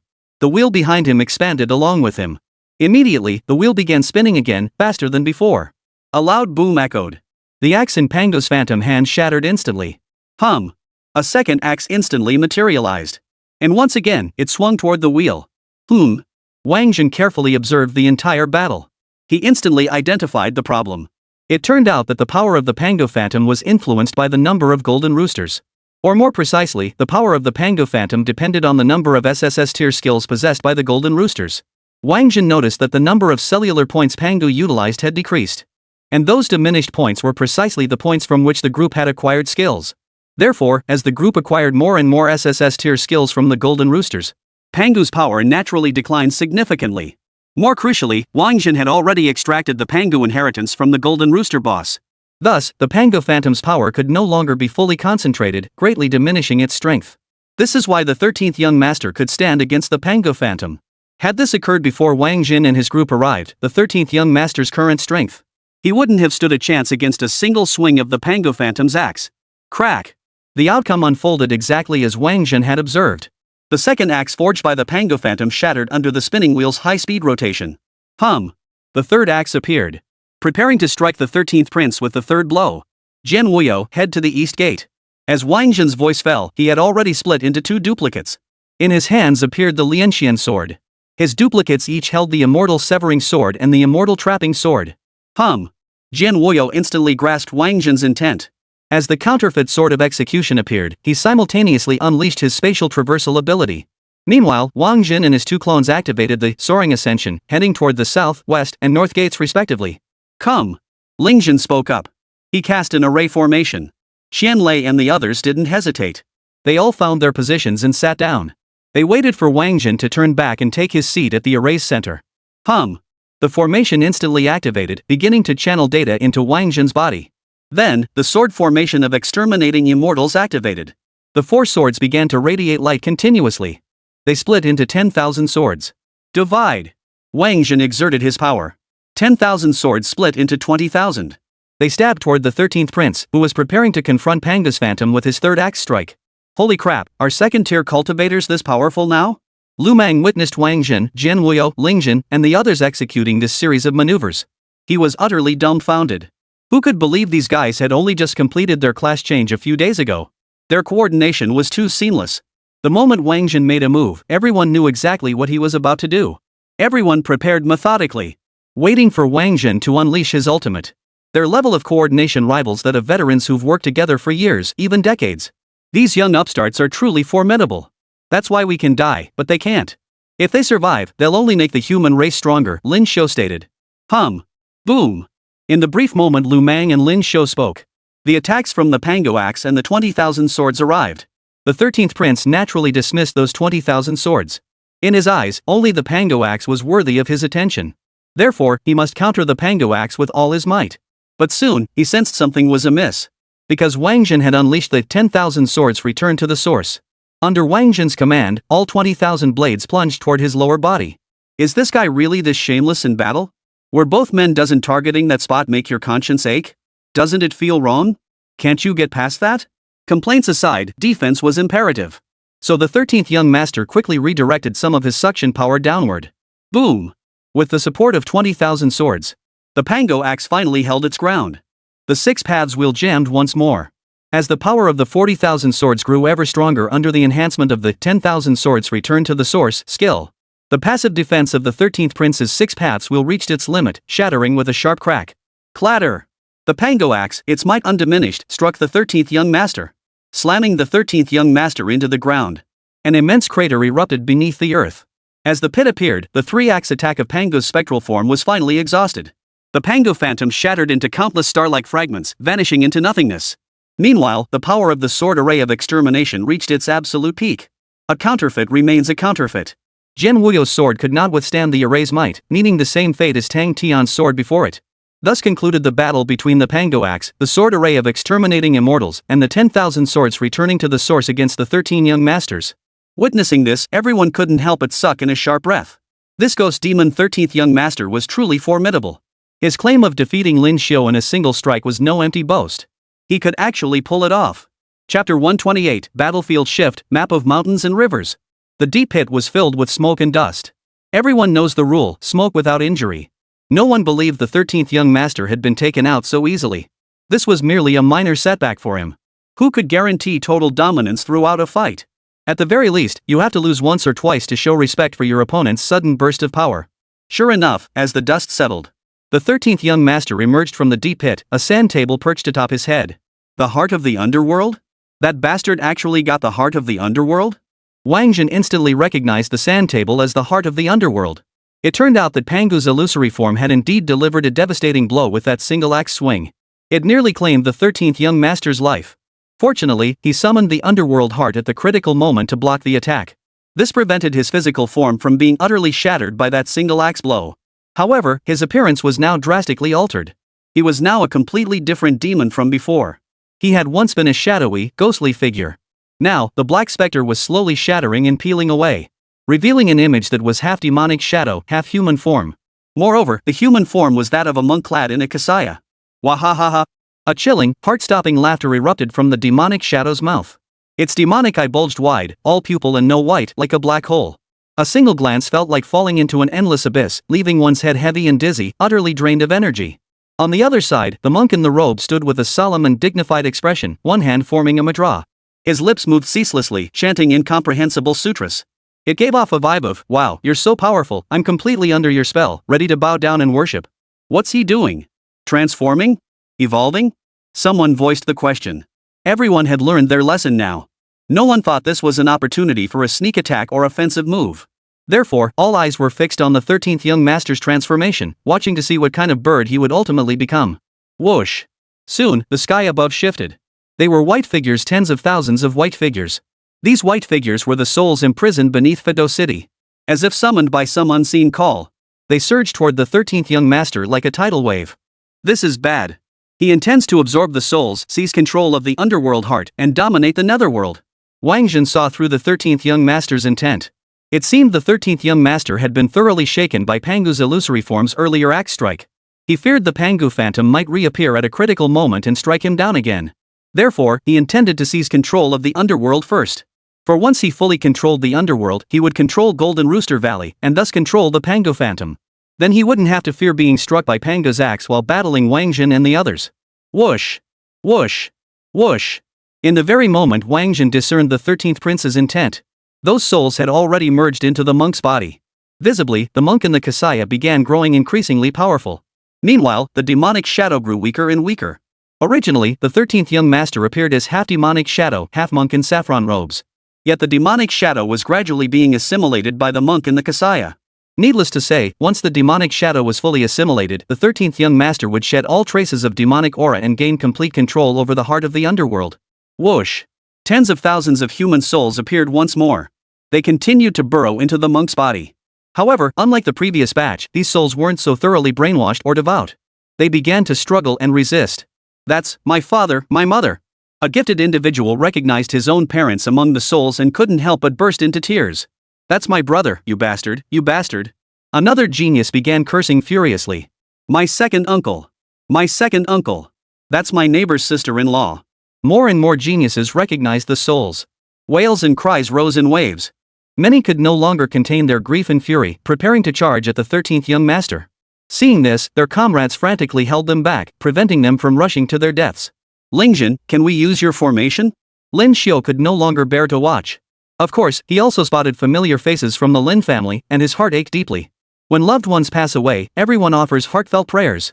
They hope for a better life in the next world. But in this situation, both body and spirit were utterly destroyed, not even granting the chance for such prayers. Whenever he thought of his loved ones in the future, it would be accompanied by pain and torment. Such a despicable act, Lin Xiao naturally wanted to stop it. But prevention requires strategy, not recklessness. That's when he recalled the formation Ling Zhen had just used on Wáng Zhen. Sorry, brother Xiao. Your ranks are too high, and mine is too low. My body can't handle it. Ling Zhen understood everyone's mindset best. He had faced such a situation himself before. But regarding Lin Xiao's request, he truly couldn't comply. Ah! Lin Xiao sighed. Her grip tightened on the wind thunder staff in her hand. Their team included an array master, but the formations he had mastered could only support 2 or 3 people stacking. Lin Xiao had never encountered an array master like Ling Zhen before, someone capable of stacking arrays for over a dozen people. That was why he had said earlier, they can die, but Wáng Zhen and the others cannot. He wanted to do something, but found he simply couldn't. He hated this feeling of watching helplessly, ultimately unable to do anything. Everyone, don't be sad. Brother Zhen has a solution. Unable to bear seeing everyone so distressed, Ling Zhen hurriedly spoke up. The moment he spoke, all eyes instantly turned to Wáng Zhen. Wáng Zhen, do you have a solution? Save my parents, please. I beg you, I beg you. A genius began to weep, about to kneel before Wáng Zhen. Wáng Zhen couldn't bear to see this. He quickly caught the person, preventing them from kneeling. I have a way to take this guy down, but it'll take time, Wáng Zhen told the others. He couldn't wait for the cooldown to summon Neza and Yuan Hong. His only option was to play the Cloud Palace Swift Sound to summon the Great Sage. This was his final trump card. We can buy you time, Lin Xiao interjected.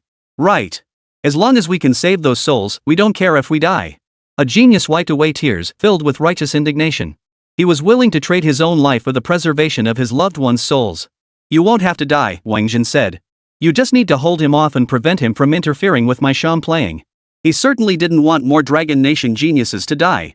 Too many of Longhua's geniuses had already perished in this heaven-sent dungeon. Alright, we'll hold him off until your summoning succeeds. The group of geniuses all expressed their determination to take down the 13th young master. Good. Wáng Zhen nodded. He began channeling 50,000 units of divine power into the map of mountains and rivers. The combat prowess of these 13 princes is terrifying. His summoning also has level restrictions. To defeat these ghost demon 13 princes, Golden Rooster Valley is definitely out of the question. The only option is the map of mountains and rivers. After all, there are no level restrictions there. Once Monkey King is summoned there, won't the 13 young masters be thoroughly beaten? Time rewind. With his plan set, Wáng Zhen began executing it. First, he rescued the human soul. The moment he spoke, the human souls flying toward the 13th young master halted. Then, the human soul previously swallowed by the monk in the Kasaya reappeared. The once weakened demonic shadow regained its vigor. The 13th young master sank back into the deep pit, his form now resembling a shadowy figure shedding its skin. Whoosh! The pointing at the mountains and rivers brush appeared. Seizing the moment while the 13th young master remained in the pit before his transformation began, they sealed him within the map of mountains and rivers. Let's go! Wáng Zhen then sealed the others into the map of mountains and rivers. Thus, the battlefield shifted directly from Golden Rooster Valley into the map of mountains and rivers. Chapter 129, Wáng Zhen vs the 13th young master. Within the map of mountains and rivers, the 13th young master, still shedding skin, was somewhat dazed. Hadn't he just been absorbing human souls, preparing to transform from a demon into a Buddha? How had he ended up like this? The 13th young master surveyed his surroundings. He instantly understood what had happened. This place was all too familiar to him. It turned out that during the critical phase of his soul absorption, Wáng Zhen had activated the map of mountains and rivers, trapping him inside. And that wasn't all. Wáng Zhen had also used time reversal, forcing him to expel all the souls he had previously absorbed. So all that effort I just expended, was it for nothing? Only the 13th young master himself knew the immense cost he'd paid to achieve that state of half-demon, half-Buddha. It was a remarkable property of the underworld heart he'd discovered while forging their pact. It served as both an extraordinary defensive state. It was also the key to his control over the underworld, freeing him from the Ghost Demon King's grasp. To the outside world, he was the most gifted son of the Ghost Demon King. Yet only he knew the truth, he was merely the Demon King's discarded pawn. His desperate pursuit of the underworld heart stemmed from his desire to completely break free from the Ghost Demon King's control.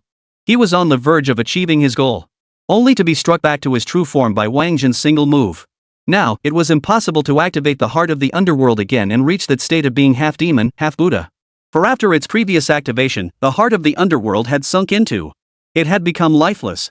This meant he had missed his only chance to break free from the Ghost Demon King's control. He would likely never escape the Ghost Demon King's grasp again. Only one fate awaits him, to become the Ghost Demon King's sacrifice. Wáng Zhen, come out. Even if I die, I'll drag you down with me. The 13th prince scanned the area but saw no sign of Wáng Zhen. Assuming Wáng Zhen was deliberately hiding to avoid battle, he bellowed at the top of his lungs.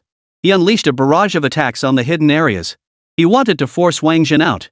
Whoosh! Wáng Zhen and his companions materialized within the map of mountains and rivers.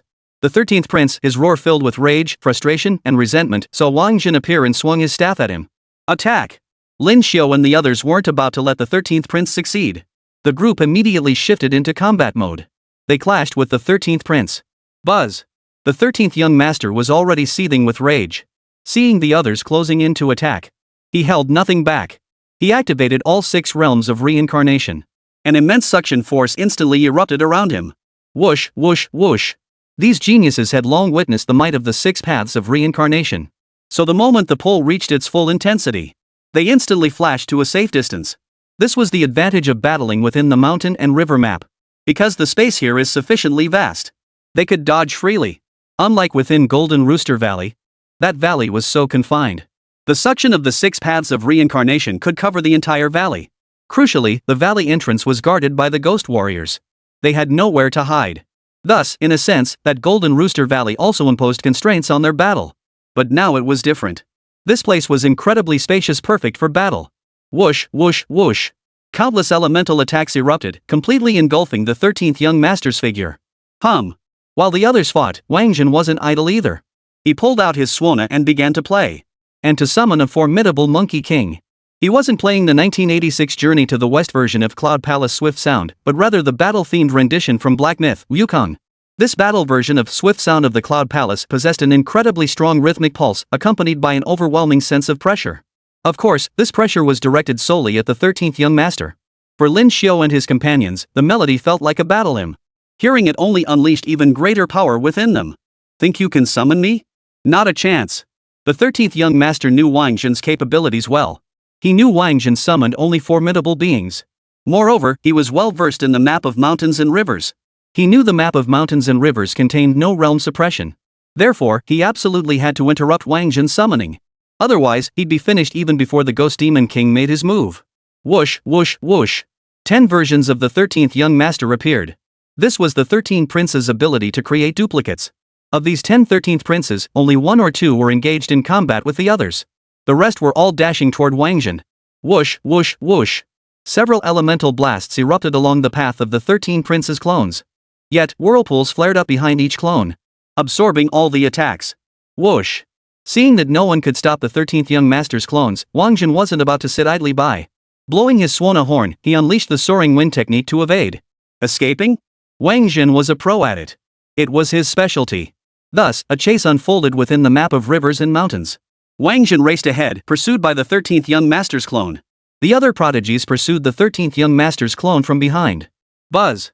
After a while of chasing, the 13th prince's clone decided to stop pursuing. One by one, they began to grow larger. Even after growing larger, they remained incredibly monstrous. Not only did their speed not decrease, but each stride was enormous, and they showed no fear of tearing apart the darkness. This left Wáng Zhen utterly helpless to evade. Soon, the clones linked arms, encircling Wáng Zhen at their center.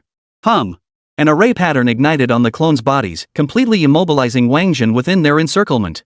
Outside the circle, the geniuses were unable to rush in to rescue Wáng Zhen. Behind each clone, a colossal vortex raged, sucking in everything around it. Approach too closely, and they'd be pulled in. Staying too far back weakened their attacks. This left them all in a bind, unable to advance or retreat. What had started as an exhilarating battle turned sour in an instant. Boom! The true form of the 13th young master appeared.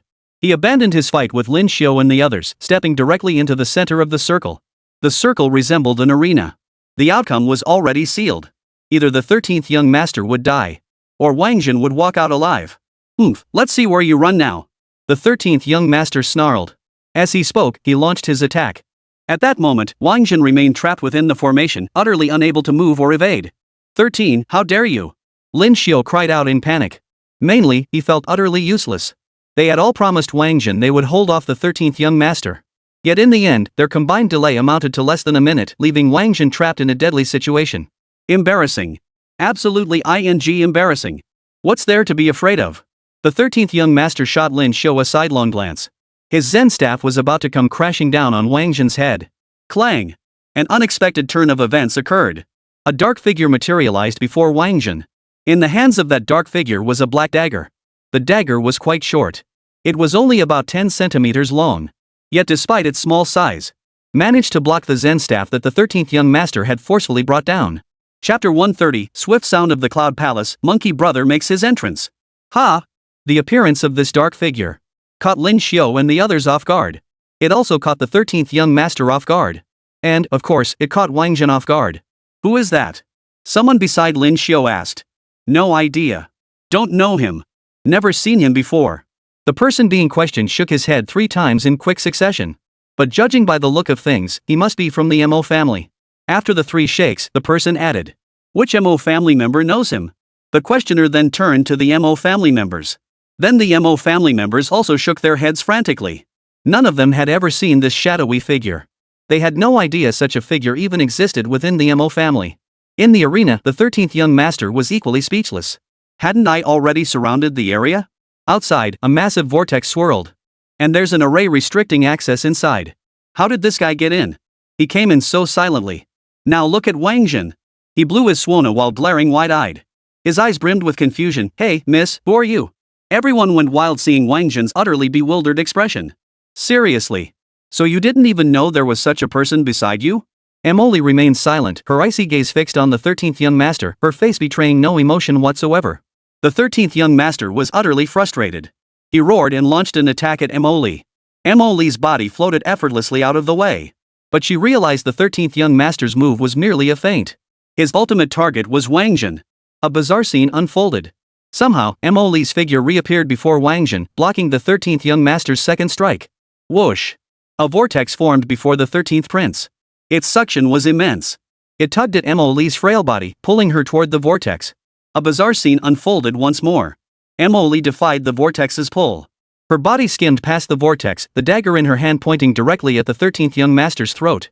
Holy crap, this chick is seriously strong? Emily's actions sent shockwaves through the crowd. Everyone had witnessed the power of the 13th young master's vortex. Everything can be sucked. Yet, he simply couldn't absorb Emily. This was truly astonishing. So, does that mean this sister is just naturally incompatible with the 13th young master? Clang! Emily's attack wouldn't succeed so easily. The 13th young master thrust his staff forward, effortlessly parrying Emily's incoming dagger. Then, to prevent Emily from further delaying his affairs, the 13th young master launched a genuine assault against her. Boom! His strikes were swift and powerful, appearing brutally savage. Emily's frail frame swayed like a lone boat tossed in a raging sea beneath the prince's furious assault. Yet this drifting vessel, though tossed and turned, showed no sign of capsizing. It even seemed to ride the waves with ease. If this sister was this badass, why didn't she show up sooner? She could have taken out the 13th prince in one go. The fat man was so stunned by Emily's power that his scalp tingled. In his view, Emily was absolutely capable of defeating the 13th young master. It's not that simple. Her family's death-sworn talent is unique. It allows her to reorganize her skills based on her opponent's abilities, effectively countering them. But the flaw is obvious: the rebuild skills have a time limit, and afterward, she'll be weakened for a long time before recovering. That's why these assassins only strike when their master's life is genuinely threatened. Because when they do, they're essentially gambling with their own lives. Qianlei's voice rang out. As soon as he finished speaking, Yu Ming and Lin Zhongshu beside him both looked utterly bewildered. How come we never knew our family had such assassins? Both hailed from prominent clans, yet neither had ever heard of their family's death knights possessing such monstrous abilities. Your ranks aren't high enough. These assassins are the absolute elite. Only the most prodigiously gifted disciples in the family are qualified to have them. The Mo family truly values Wáng Zhen. Old Mo already treats him as his own great-grandson to protect, Qianlei added, his expression growing complex. Once upon a time, he too had been assigned such a loyal bodyguard. Only, later on, it was taken away. Hearing Qianlei speak thus, the two immediately realized they had touched upon a painful memory. Thus, both fell silent. Instead, they focused entirely on the battle. The reality proved exactly as Qianlei had described. Emily's newly acquired skill did indeed shield her from the influence of the 13th young master's abilities. But she lacked the power to defeat the 13th young master. She could only stall the 13th young master, buying Wáng Zhen enough time to summon reinforcements. Whoosh, whoosh. The wind stirred a sign the summoning was nearing success. The 13th young master had no time for anything else. The giant clones surrounding the arena began converging rapidly toward the center. They intended to crush Wáng Zhen into dust. Whoosh! Emily would never let that happen. She spun around and embraced Wáng Zhen. She intended to use her frail body to buy him a sliver of chance to survive. There's no need for this. Wáng Zhen stopped playing the Suona. though his feet were bound by the formation. His hands were still free. He channeled his strength into his arms, forcibly pulling Emily away, then flung her violently aside. Boom! The 8 giants collided with full force, their impact shaking the heavens. Flying through the air, Emily witnessed the 8 giants' bodies shatter completely. She could only imagine the horrifying fate awaiting Wáng Zhen trapped within. Needless to say, he was surely crushed to pieces. At that moment, Emily's expression, which had remained impassive all along, grew complex. She was the one who should have sacrificed herself to protect Wáng Zhen, yet in the end, it was Wáng Zhen who gave his life to shield her. How could she possibly accept this outcome? How could she ever face her great-grandfather? Ha ha ha ha ha. The booming laughter of the 13th prince echoed from within the map of rivers and mountains. Wáng Zhen, the meddler who had ruined his plans, had finally been buried with him. But soon, his laughter would fade. For he discovered that the wind was still blowing at the scene. And the wind was growing stronger. Wáng Zhen is unharmed. Someone familiar with Wáng Zhen shouted. The presence of wind meant the summoning was still ongoing. That shout struck a nerve with the 13th young master. He charged toward the pile of dismembered flesh. He began frantically digging through the pile of flesh. The advantage of physical clones was their formidable combat strength and long duration. But they also had a drawback: once destroyed, they did not simply vanish. Thus, the 13th young master could not simply make these fragments vanish. He could only frantically shovel. After a while of this, he felt utterly foolish. He slapped himself across the face as punishment. Then he activated the vortex to suck up all the flesh fragments. Wáng Zhen was nowhere to be found among the fragments. Only shattered ground and rocks remained. Wáng Zhen seemed to have never existed at all, for not even a trace remained at the scene. A clone? The one I captured with the formation was just a clone of Wáng Zhen? The 13th young master quickly pieced everything together.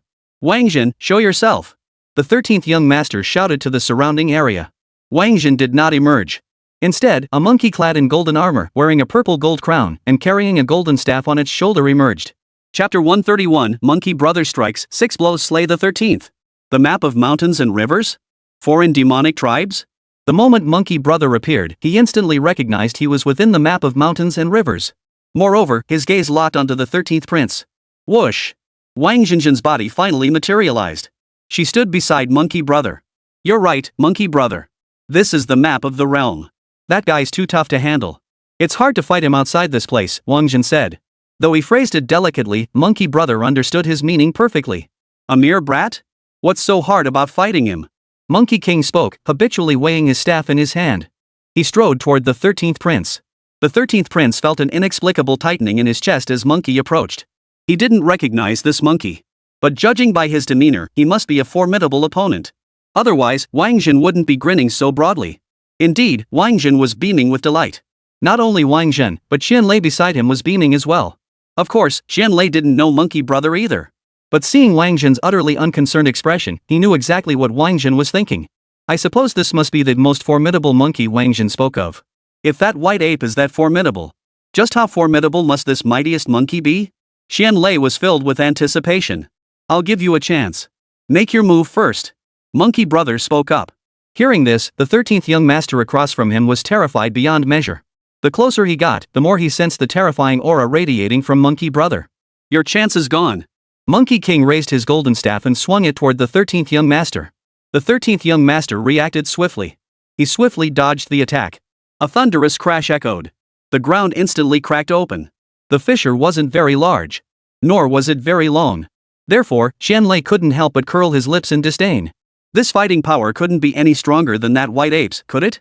And Wáng Zhen actually claimed it was the strongest monkey. This isn't impressive at all. But the next second, Qianlei was stunned. He watched as the golden staff in Monkey Brother's hand began to lengthen. The elongated golden staff slammed directly into the body of the 13th young master. But it didn't stop there. The golden staff kept growing longer and longer. Until it slammed the 13th prince's body against a mountain several miles away. Only then did it stop. Boom! The mountain roared, a gaping hole appearing midway up its slope, billowing with thick smoke. This display left Qianlei and the others utterly speechless. Could this weapon really extend that far? That's just too overpowered. However, Monkey King seemed dissatisfied with this attack. As the golden cudgel shrank, he soared directly onto the mountain peak. He thickened the staff. Another smashing blow. Boom! The entire mountain exploded under the force of his strike. Holy crap! At this sight, every single spectator present, regardless of gender, let out an identical gasp of astonishment. That single blow shattered more than just the mountain. It shattered their worldviews. It was painfully obvious that Monkey Brother hadn't even swung with full force. If this was what happened without full force, what would happen if he really went all out? Truly the mightiest monkey is proclaimed by Wáng Zhen. With such power, how could the 13th young master possibly survive? Yet the 13th young master truly hadn't died. At least, not yet. Boom! From within the shattered rocks, a colossal form emerged. Standing 100 zhang tall, it gripped a massive stone club. His eyes resembled black holes deep, pitch black. Simultaneously, flames erupted from its mouth. It looked utterly terrifying. Is this the true demonic form of the 13th young master? Isn't he from the ghost demon clan? How could he look like this? Everyone was utterly dumbfounded. They had seen the 13th young master like this before. They had seen him in his half-demon, half-Buddha state. Only now, the Buddha-like aspect was gone, replaced by a complete demon. Boom! The 13th young master launched his attack. He swung his massive stone club, smashing it toward Monkey Brother. Boom! Monkey Brother's body was struck, crashing violently to the ground and smashing a deep, bottomless pit.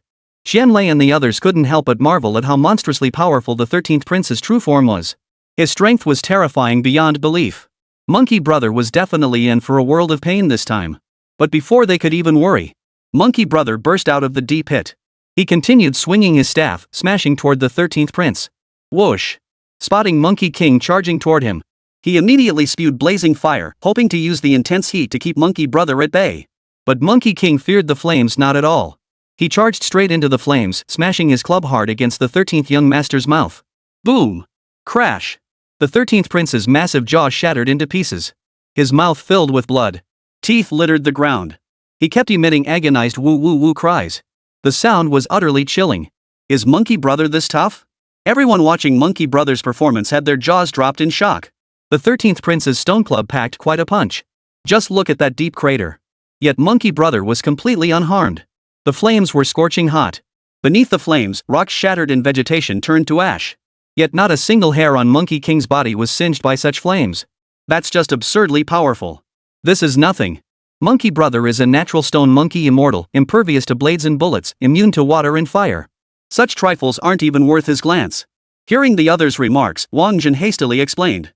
Roar, roar, roar. After being smashed like this by Monkey Brother's staff, the 13th prince began to lose his mind. A colossal vortex appeared behind him. That was the realm of the 6 paths merged as one. He sought to use it to suck Monkey Brother in. However, Monkey King remained completely unaffected by the vortex's pull. He stood motionless on a cloud mid-air. Whoosh! The golden cudgel lengthened and thickened once more. It plunged into the vortex, churning relentlessly. The vortex spun faster and faster. Finally, the entire body of the 13th prince began to spin along with the stirring of the golden monkey staff. Like a spinning top. After spinning for a while, Monkey King pulled the golden staff out again. Then he delivered a fierce blow to the rapidly spinning 13th prince. Whoosh! The 13th prince's body shot hurtling toward a distant mountain peak. Whoosh! Monkey King moved with blinding speed. After the 13th prince's body collided with the mountain peak, the golden staff in his hand slammed down fiercely upon him. Boom! This strike! Monkey King struck with all his might. As the golden staff crashed down, mountains crumbled and earth split. The entire map of the realm shook as if hit by a magnitude 10 earthquake, earth trembling and mountains swaying.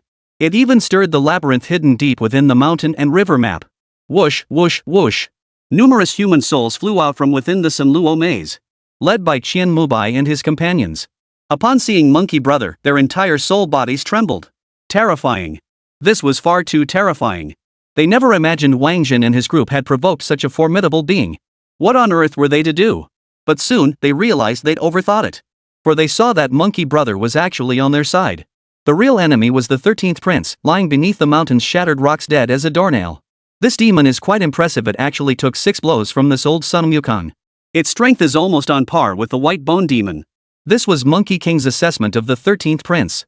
Who is the White Bone Demon? On Wáng Zhen's side, Qianlei asked Wáng Zhen. This White Bone Demon actually earned such high praise from Monkey Brother. Sounds like she's quite formidable. Chapter 132, The Ultimate Demon Enemy, the Ghost Demon King appears. This White Bone Demon, Monkey King explained, is a demon he encountered on his journey to the west to retrieve the scriptures. The demon transformed 3 times, first into a young woman, then an old woman, and finally an old man, each time getting struck by Monkey King's staff. In short, the White Bone Demon was struck down by Monkey King's 3 blows, known as the 3 strikes against the White Bone Demon. But Wáng Zhen continued his explanation. His explanation hit a complete blind spot for everyone. Qianlei, what's this journey to the west? Fatty, so Monkey King killed the white bone demon with just 3 blows, but it took 6 blows to kill 13? Doesn't that mean 13 is more powerful? As these two questions were voiced, the others nodded in agreement. Evidently, they all shared the same confusion. In the past, Wáng Zhen wouldn't have bothered explaining to this crowd. But today, seeing Monkey King made Wáng Zhen happy, so he decided to properly explain the journey to the west to them. Just then, Monkey King's voice rang out again. Who's there? Come out. Monkey King's voice instantly captured everyone's attention. They looked up and saw the body of the 13th young master undergoing a transformation. First, his body began to glow. Then the light grew brighter and brighter. Finally, the light coalesced into a colossal pillar of light, shooting straight into the heavens. Upon closer inspection, a dark figure could be seen within the pillar. The shadow descended along the pillar of light, eventually sinking into the body of the 13th young master. Boom! The 13th young master, who had been stiff as a board, suddenly sprang back to life, looking as fresh as a daisy. Witnessing this, the crowd exchanged stunned glances. Incredulity filled every pair of eyes. This 13th young master is just too tough to beat. He's still not dead? Is this really a 6th tier, level 69? With that cockroach-like resilience, calling him an 8th tier wouldn't be an exaggeration. Very well, very well.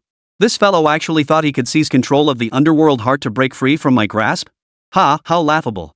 A voice of extreme maturity emanated from the 13th young master's mouth.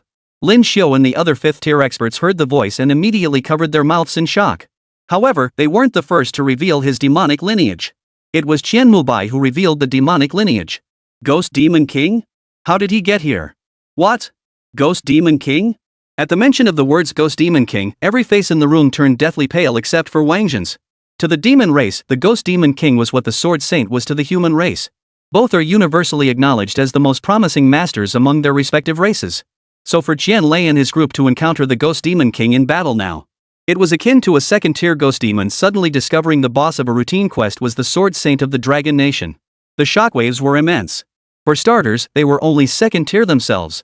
Even if one were 4th, 5th, or even 6th, 7th, or 8th tier, the probability of receiving a quest like Battle the Ghost Demon King would be incredibly low. So you're the mastermind behind this. Monkey King shot a piercing golden gaze at the Ghost Demon King possessing the 13th prince's corpse. Boom! The 13th prince's massive demonic form shattered instantly under the golden light's assault, finally revealing the form of a ghost demon. The Ghost Demon King. You're quite strong, but it's a pity this map isn't very powerful. Whoosh! The Ghost Demon King spoke as he moved to attack. A sword appeared in his hand, thrusting toward Monkey Brother. Clang! Monkey Brother blocked with his staff, and instantly, Monkey and Demon were locked in combat. They fought from the depths of the earth to the heights of the sky. Then from the forest to the mountain peaks. Then from river valleys to plains. Wherever they passed, no land remained untouched, no mountain left unscathed. Forests turned to deserts. River valleys became plateaus. Moreover, the monkey and the demon seemed evenly matched in every way. Monkey had absolutely no sign of being able to defeat the Ghost Demon King. What does that mean? What's a Ghost Demon King? Isn't Monkey King incredibly powerful? How come he can't win? This Ghost Demon King is ridiculously overpowered. 9th tier, he's definitely 9th tier. I reckon he's beyond 9th tier. Could this Ghost Demon King have ascended to godhood at level 100? Become a god? Holy crap, that powerful? Then we humans are finished, aren't we? The crowd chattered nonstop, driving Wáng Zhen to the brink of frustration. Stop speculating. It's driving me crazy. At Wáng Zhen's outburst, the crowd instantly fell silent. They didn't understand what the Ghost Demon King meant. But Wáng Zhen understood all too well. The upper limit of a soul's power was determined by the divine might of the map of mountains and rivers. Monkey Brother had defeated the 13th prince before because the divine power of the map of mountains and rivers had granted him overwhelming strength over the 13th prince. But now, the Ghost Demon King had reached the very limit of power the divine map could grant. He no longer feared Monkey Brother. For Monkey King's power to crush the Ghost Demon King again, there was only one solution: enhance the divine power of the map of mountains, rivers, and the realm. Wáng Zhen opened his system interface. Divine power, 25,416 points remaining. These 25,000 points of divine power were all earned by slaying ghosts and demons throughout this heaven-bestowed dungeon. He had thought this instance run had already filled his coffers to overflowing. But now it seemed that wasn't the case at all. He might have to give it all back. Still, Wáng Zhen wasn't particularly upset.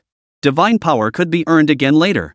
If we could take down the Ghost Demon King with just over 25,000 divine power, that would be a real jackpot, wouldn't it? Little pen, come out. Wáng Zhen began summoning the commanding the world brush. Boss, I'm here. The pointing to the mountains pen flew before Wáng Zhen and responded. Boost Monkey Brother's strength for me. Wáng Zhen seized the pointing to the heavens brush. He directly infused the pointing at the mountains brush with 10,000 units of divine power. Whoa!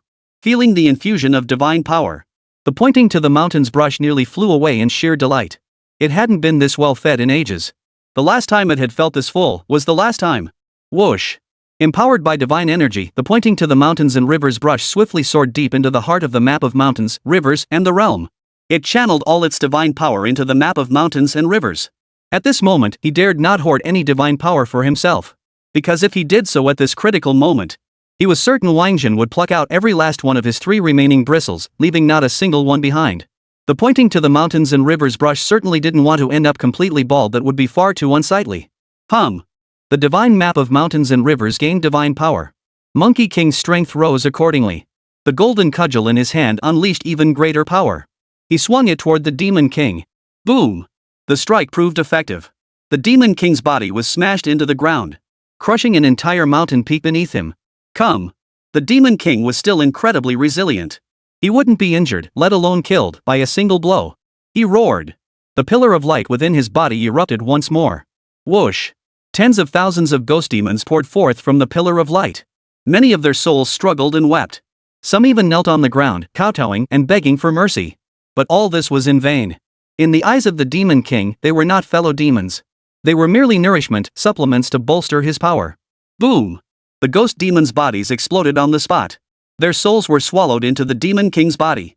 Having absorbed the ghost demon's souls, the ghost demon king's power surged. He resumed his battle with Monkey Brother.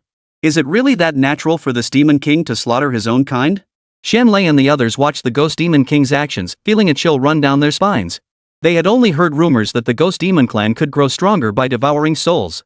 Now witnessing it firsthand, even though the victim wasn't human, still sent shivers down their spines. Chapter 133, Monkey Brother, I found you a helper. Of course it's natural. This is a world where the strong prey on the weak might makes right. It's just that we humans have our own cultural refinement, heritage, and moral boundaries passed down through generations, which is why we don't appear completely devoid of humanity. If the human race were to cast aside those moral boundaries and principles, we would become even more brutal than the demon race. Wáng Zhen explained. Hearing Wáng Zhen speak thus, Lin Xiu and the other OG geniuses were taken aback. Such words didn't sound like something a small-town student would utter. Compared to the family-bred prodigies, many talents from small towns often seemed naive and unsophisticated. They needed to endure experiences like teammates dying or being betrayed by their own kind to mature, only then truly grasping the world's rules and essence. Even among clan disciples, few possessed Wáng Zhen's innate clarity and composure in accepting such truths from the start. Let alone a small-town prodigy. This guy's formidable strength? It's no accident. It was inevitable. For a moment, Lin Xiu and the other OG members held Wáng Zhen in even higher regard. Wáng Zhen, however, remained oblivious to the OG's thoughts. He was currently formulating a new battle plan. If he boosted Monkey Brother's power a bit, the Ghost Demon King would also grow stronger. If things continued this way, Monkey Brother would never stand a chance against the Ghost Demon King. More crucially, his divine power reserves were limited.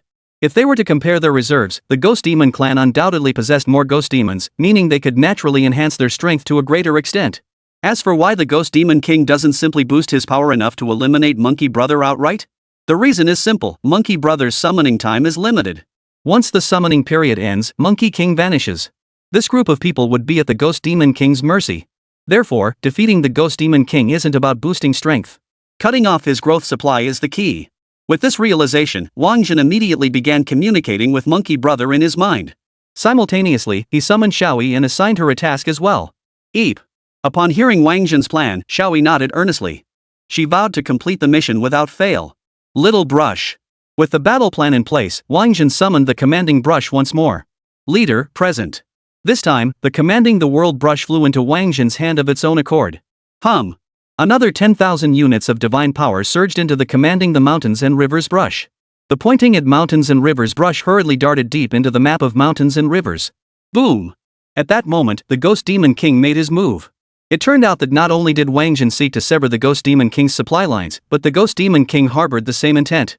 But the divine pointing brush, now imbued with divine power, was no pushover. Splash! A celestial river appeared. It swept toward the Ghost Demon King. It quickly coiled around the Ghost Demon King's arm. Hey! Seeing his chance, Monkey King. He struck the Demon King with a mighty blow. Boom! The blow landed squarely on the Demon King. The Demon King immediately grimaced in pain. Boom! The pointing at the mountain's brush did not stop there. Instead, it conjured another mountain. It crashed toward the Demon King. Ha! Facing two opponents at once, the Demon King found himself overwhelmed. He roared, splitting off a duplicate form. One to deal with Monkey Brother, the other to confront the pointing at the mountains and rivers brush. Whoosh! The pointing to the mountain's brush wouldn't actually fight the Ghost Demon King's clone, for it possessed no combat prowess of its own. Its combat power relied entirely on the paintings. With his current divine power, these paintings still work against low-tier opponents.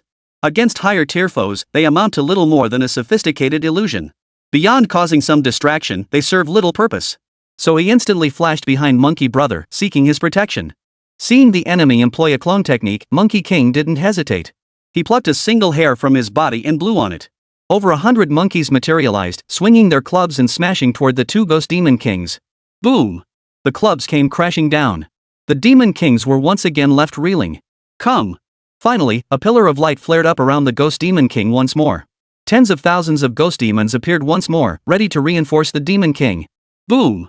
Monkey King sprang into action. His true form, accompanied by several clones, charged directly into the pillar of light, blocking the path through which the ghost demons were being sucked in. Yee-haw!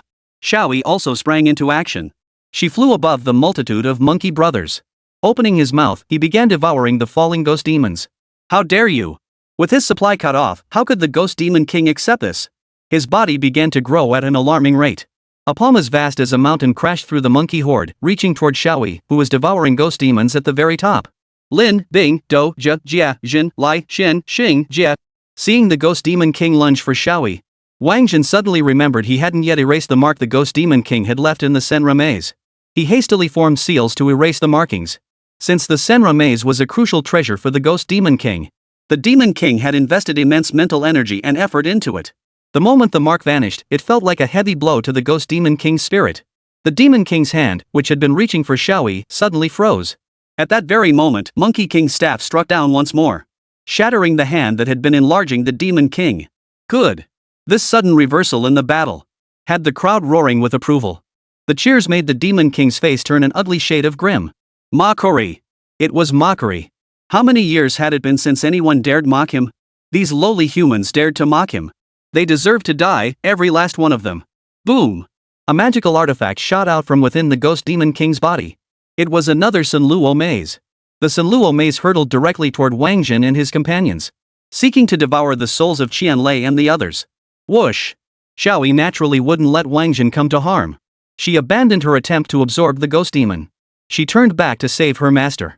However, the Sunluo maze was not a physical entity at all. It was merely the Ghost Demon King's diversionary tactic attacking way to rescue Zhao. Then, risking another blow from Monkey King, the Ghost Demon King devoured the remaining ghost demons. Roar! The Ghost Demon King's body underwent a transformation after devouring the ghost demons. A more colossal specter emerged, rapidly boosting his combat prowess. Pop! The arm Monkey King had shattered actually regrew. The newly grown palm was several times larger than before, and its power was even greater. Boom!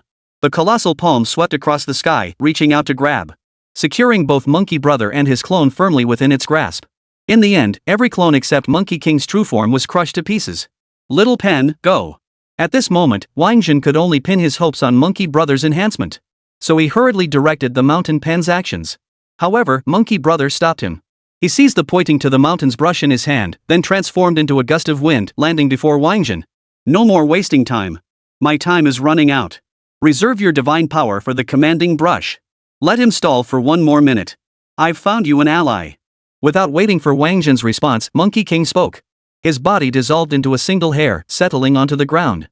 It turned out the Monkey Brother he had summoned was merely a transformed hair. Chapter 134, The Clatter. The mountain pointing brush heard Monkey Brother's words. After Monkey King vanished, the pointing to the mountain's brush immediately drew a heaven-shrouding brocade.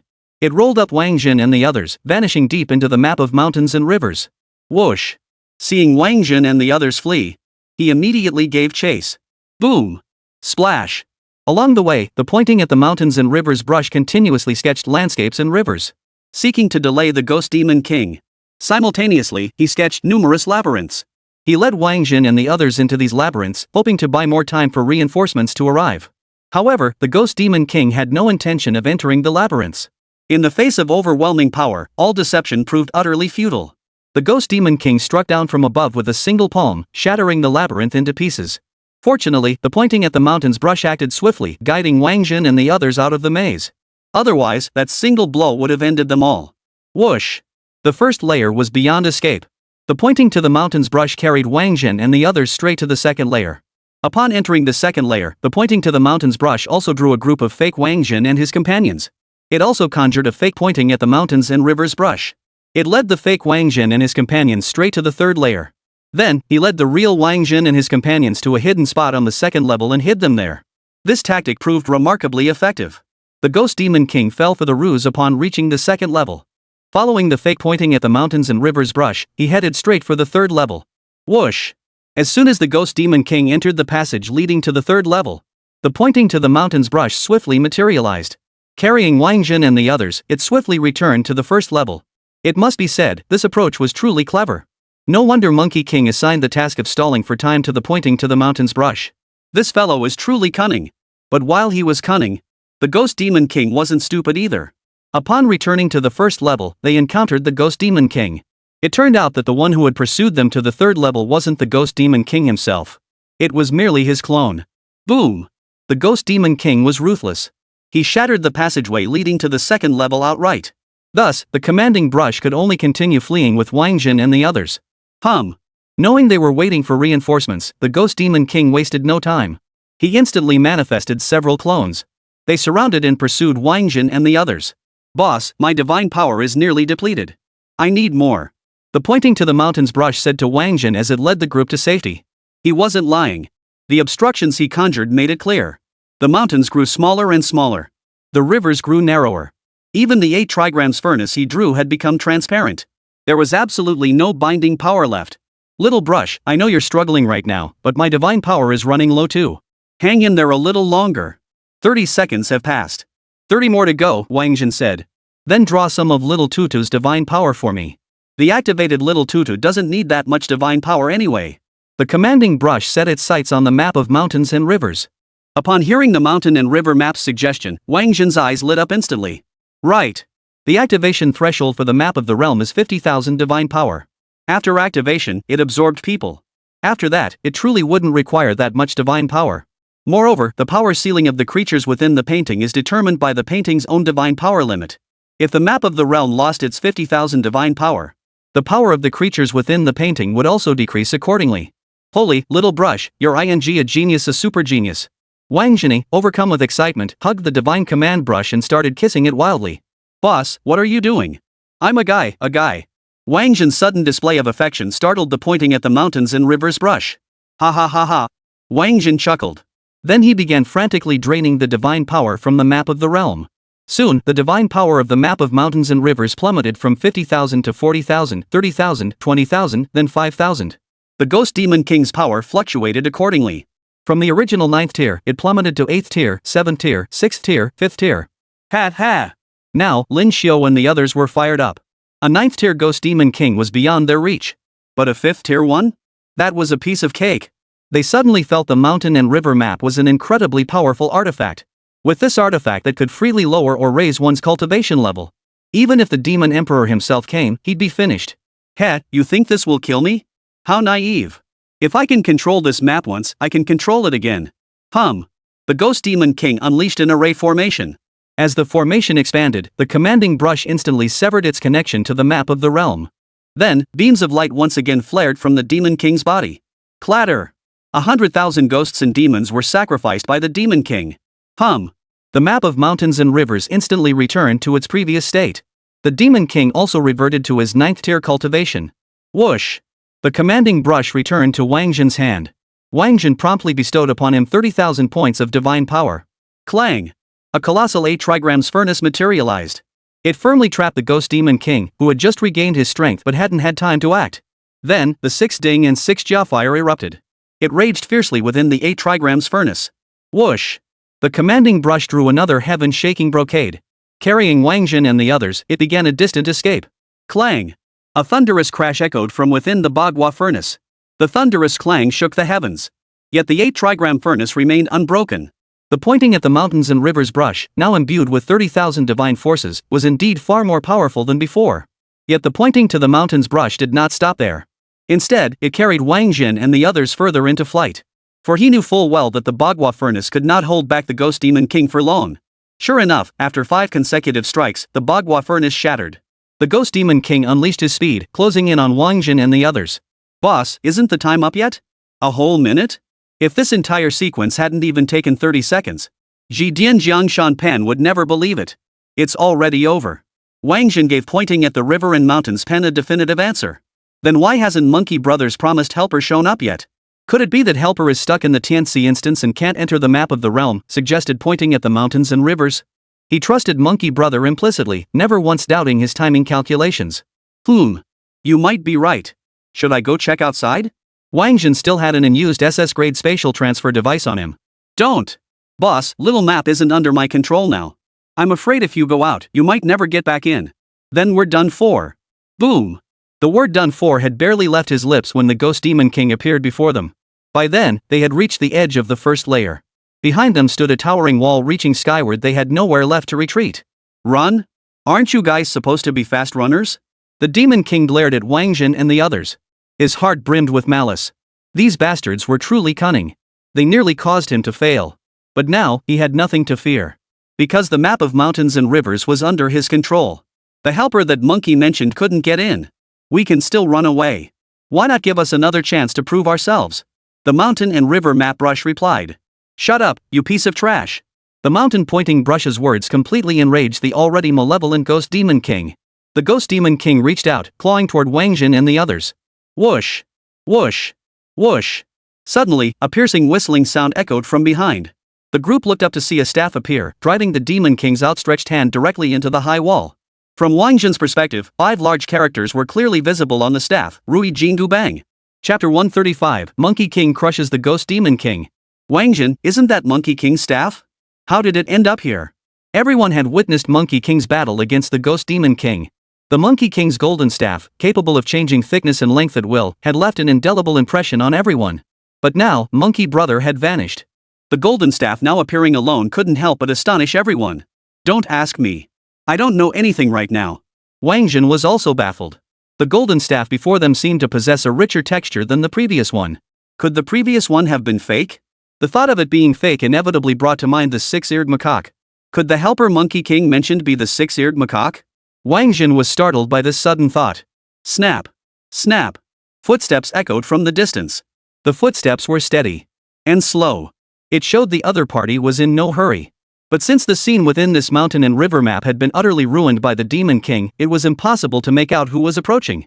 Only the footsteps could be heard. Soon, however, the footsteps drew nearer. 2 hairs appeared on the shattered rocks. The 2 strands grew longer and longer until finally, a purple gold crown appeared. Isn't that Monkey King's purple gold crown? How? Xianlei's voice rang out again. Before Wáng Zhen could answer, the monkey face appeared. It's Monkey Brother. He's come to save us. Xianlei and the others immediately cheered. Wáng Zhen did not cheer. Because he still hadn't confirmed whether this was truly the 6-eared macaque. If it was the 6-eared macaque, how could he explain the? If it wasn't the 6-eared macaque, then why did his gaze feel so cold, devoid of any warmth? Such a gaze shouldn't appear on Monkey Brother's face. It could only belong to the 6-eared macaque. How did you get in? The Ghost Demon King watched Monkey King approach, his pupils dilating. Having fought Monkey King before, he knew full well how formidable he was. What astonished him even more was that this monkey seemed far more powerful than the one before. For after his staff had pinned the Demon King's hand, he couldn't pull it free no matter what. Is there any place in heaven or earth that this old son can't enter? Whoosh, whoosh, whoosh. Monkey Brother spoke as he reached out his hand. The golden staff nailed to the Demon King's arm fell directly into Monkey Brother's hand. Monkey Brother? He's actually Monkey Brother? Then who was I summoning before? The 6-eared macaque? No, that can't be right. I specifically named and played Swift Melody of the Cloud Palace. It summoned Monkey King. So that one before definitely wasn't the 6-eared macaque. But this monkey before me claims to be old son. This. Wáng Zhen's brain had completely shut down. He couldn't figure it out, truly couldn't. What difference does it make that you're here? I call the shots in this painting. Whatever I want him to do, he does, the Ghost Demon King declared triumphantly. He suddenly felt remarkably prescient. He knew he'd made the right call seizing this painting early. Otherwise, with that monkey around, he'd have had his hands full. Who says you call the shots here? As long as this old son is around, you've no say in the matter. Monkey King declared, slamming his golden staff into the ground. Boom! The ground shattered. The Demon King's formation controlling the map of mountains and rivers shattered instantly. Hearing this, Monkey King declared, divine power? You want as much as you can handle? Old Sun here has plenty to spare. With that, Monkey King extended his hand once more. A surge of divine power poured into the map of mountains, rivers, and the realm. Crash! Behind Wáng Zhen and the others, the towering walls began retreating relentlessly. With the infusion of divine power, the map's area expanded significantly. Gulp! The Demon King finally knew fear. Staring at Monkey Brother closing in, he found himself speechless. What about me? You foreign demonic tribes dare covet the human realm's underworld? You're asking for death. With that, Monkey King casually thrust his golden staff forward. The Ghost Demon King tried to dodge. But evasion was impossible. The golden staff pierced his abdomen. His entire body began rapidly retreating. Finally, he slammed violently into a distant mountain peak. Crash! Rocks scattered everywhere. The mountain crumbled into a pile of rubble. Holy crap, that's brutal! Monkey Brother's casual jab made Qianlei and the others gasp in astonishment. Monkey Brother truly lived up to his name. That power was simply overwhelming. A pillar of light flared up again on the Ghost Demon King's body. Monkey Brother, stop him. He's about to devour the Ghost Demon's soul to boost his power. This pillar of light had flared up multiple times already. Qianlei and the others knew exactly what this meant and urgently warned Monkey Brother. But Monkey Brother paid no heed. Let him devour. I'll see just how many ghost demons are available for him to consume. Monkey Brother didn't intervene, simply waiting for the Ghost Demon King to enhance his power. Only when the 10,000 ghost demon souls within the pillar of light were completely devoured did the Ghost Demon King's body solidify significantly. Only then did Monkey Brother act. Whoosh! The technique was identical to before. Still that same unskilled, casual thrust. Even the final effect after the thrust was identical. For the Ghost Demon King's body, swollen after devouring 100,000 ghost demon souls, held no power to withstand this thrust. Another mountain shattered, reduced to rubble. The rubble completely buried the Demon King's massive form. What level of cultivation do you possess? The Ghost Demon King crawled out from beneath the rubble. His gaze fixed on Monkey King, filled with utter shock. He couldn't fathom how this monkey before him could be so incredibly powerful. That seemingly casual thrust, not only had he been unable to dodge it, but the blow had carried such immense force. Moreover, the Ghost Demon King had another theory. That the force behind both of the monkey's thrusts was identical. It was merely that the enhancement gained by sacrificing 100,000 demonic tribes seemed insignificant under that single thrust. You lowly insect dare question my cultivation? Crushing you is as easy as crushing an ant. Monkey continued walking forward. His stride remained steady and deliberate. His tone was icy, full of contempt. But the Ghost Demon King didn't feel Monkey was mocking him. For Monkey Brother truly possessed power that could crush him. His own formidable cultivation meant nothing in Monkey King's eyes. The pillar of light flared once more. Just as everyone thought the Ghost Demon King was about to devour another ghost demon soul. Instead, his body shot upward. He's trying to escape. Qianlei exclaimed urgently. But the Ghost Demon King couldn't escape. Monkey King's staff thickened and lengthened. He smashed it fiercely against the pillar of light. Snap! A shattering sound rang out. The pillar of light vanished instantly. Shattered fragments of the spatial stones scattered across the ground. It turned out the pillar of light had been emitted by the spatial stones. The Ghost Demon King had used these very stones to descend upon the 13th young master. Then, using these stones again, he pulled the ghost demons from the demon clan and devoured them. What Wáng Zhen didn't know was that the spatial stones he had initially seized outside Breakwind City were meant for this very purpose. After he seized the stones, the Wind Wolf King personally delivered a fresh batch. The reason the Wind Wolf King had used a clone to display 6th tier power at that time was precisely to lure all the human realm's experts over. This allowed him to secretly deliver the spatial stones into the Heavenly Gift instance. This was also why Wáng Zhen had been able to see the Wind Wolf King within the Heaven's Gift dungeon. Chapter 136, The Great Sage Equal to Heaven, Sun Wukong. Fighting was futile, and escape was impossible. With events having reached this point, the Ghost Demon King resolved to fight to the death. He drew forth the heart of the netherworld and pressed it against his forehead. Clatter! Countless ghostly and demonic souls flew out from within his body. Those ghostly and demonic souls flew into the heart of the underworld. The heart of the underworld, which had already become lifeless, suddenly came back to life. It emitted a blinding flash of light. Crackle, crackle, crackle. Amidst the blinding light, the Demon King's body underwent a transformation. A Buddha clad in monk's robes emerged. However, this monk-like figure occupied only 1/3 of his entire body. The remaining 2/3 still bore the form of a ghostly demon. This form differed from that of the 13th Prince Demon. Clatter! Human souls appeared. These were the human souls trapped beneath Fengdo City. Monkey brother, he intends to devour the human souls to become a Buddha. Wáng Zhen understood the Ghost Demon King's scheme and tried to warn Monkey brother. He hoped Monkey brother could stop the Ghost Demon King and save those human souls. Let him transform. Little did he know, Monkey brother had no intention of stopping him. Instead, he just stood there watching. The Wáng Zhen was deeply anxious. But he was utterly helpless. For he wasn't entirely certain if this monkey before him was the real Monkey King. If it was the six-eared macaque, he feared that if it spoke again, he'd be struck dead with a single blow, and that would be a huge loss. That's Sunny from the neighbor's place. Someone recognized the soul. That's Aunt Shinshin, my mom's best friend. That's the school beauty I once had a crush on, along with my third-grade aunt and fourth-grade uncle. Too many souls were recognized. Yet everyone could only silently hold back tears, not making a single move. Because any action would be futile. It wouldn't stop the Ghost Demon King. Even Monkey King didn't intervene. He must have had his own reasons. Though this was only their second encounter with Monkey brother, they instinctively felt he was worthy of their trust. He was a monkey you could count on. My mommy doesn't have a little sister fire. As more human souls merged into the robed Buddha, the robed Buddha began chanting Buddhist hymns. Its occupied space grew ever larger. The space occupied by the ghost demon grew ever smaller. However, even after all the human souls in Fengdo City were absorbed by the Kasaya Buddha, the ghost demon hadn't fully transformed into one. It was just a hair's breadth away. Thus, the Ghost Demon King set its sights on Wáng Zhen's Senra Labyrinth. Clatter! The souls of Qian Mubai and the others appeared. Among them were Ling Zhen's parents. And Shaoyi. Ling Zhen began to lose his mind once more. Bang! Monkey King's golden staff extended. It tapped Ling Zhen lightly on the head.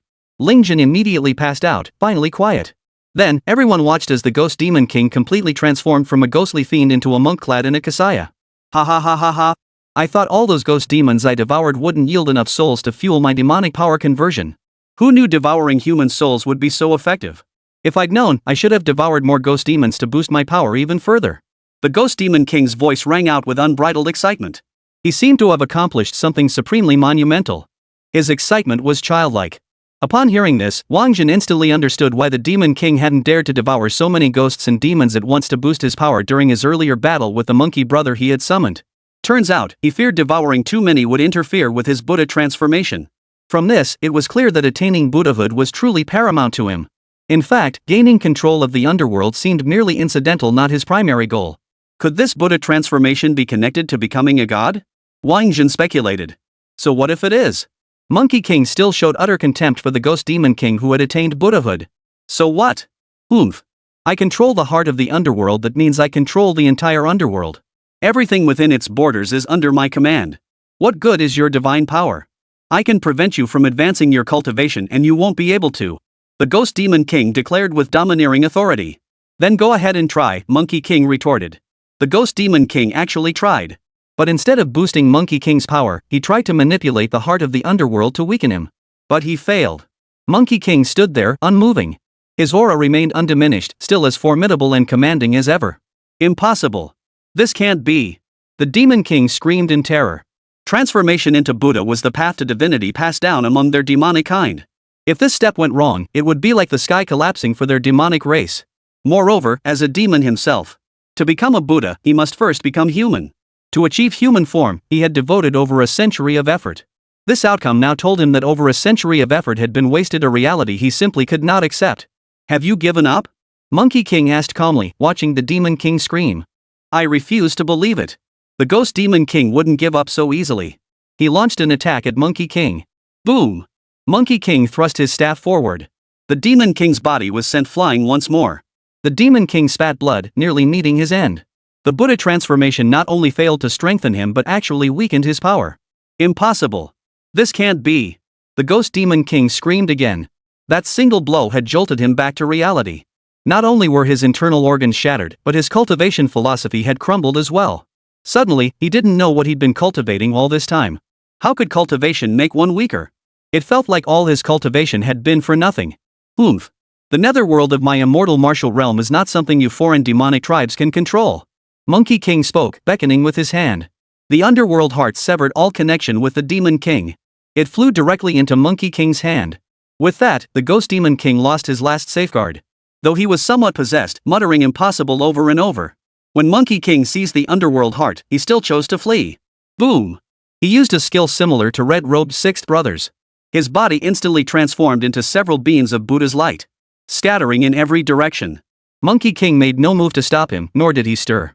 He simply watched as the man vanished from the map of the mountains and rivers, disappearing entirely. Brother Monkey, why didn't you keep him? You should have just killed that guy. Xianlei was thrilled, rushing to Monkey Brother's side with an admiring look. Killing him would be easy, but that would be too easy on him. What matters more than eliminating a single demon is destroying their entire demonic cultivation system and their beliefs. Clunk! Hearing Monkey Brother's words, Wáng Zhen's heart clenched painfully. Suddenly, he understood why Monkey King had let the Ghost Demon King go. The Ghost Demon King was the demon race's greatest genius, having advanced further along the path of cultivation than any other. His experience would be revered as gospel by all demons.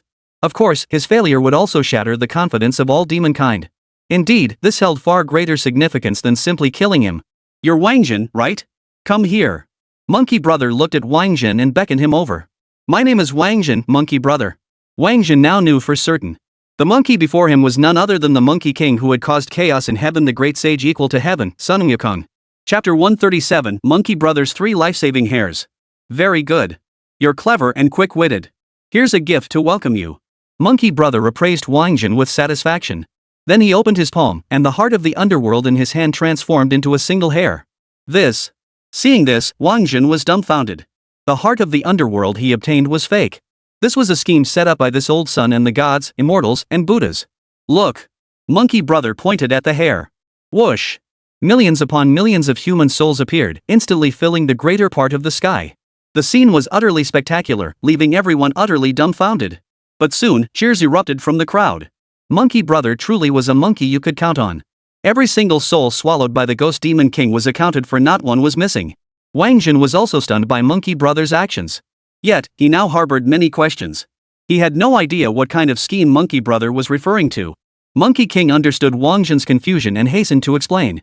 Outer Realm demon clans achieve godhood through Buddha transformation, but this requires first undergoing human transformation.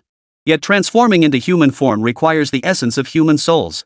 Thus, the demonic tribes resorted to extracting the vital energy from human souls to fuel their Buddha transformation. This method strikes at the very foundation of our human race, inflicting immense harm upon us. To stop the demon clans from continuing this practice, we severed a portion of the underworld, creating a miniature underworld to lure them into a trap, Monkey King explained. Hearing Monkey King's explanation, Wáng Zhen suddenly understood much more. Because the ghost demon race possessed ghostly attributes, they naturally coveted the mini-underworld. Ghost demons controlled human souls within the underworld to extract spiritual energy, a practice that served both as their path to deification and as a means for the human race to protect its prodigies.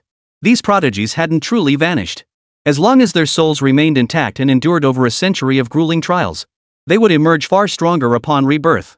It could even be seen as several generations of human geniuses concentrated into one. This provides the human race with more core forces for future battles.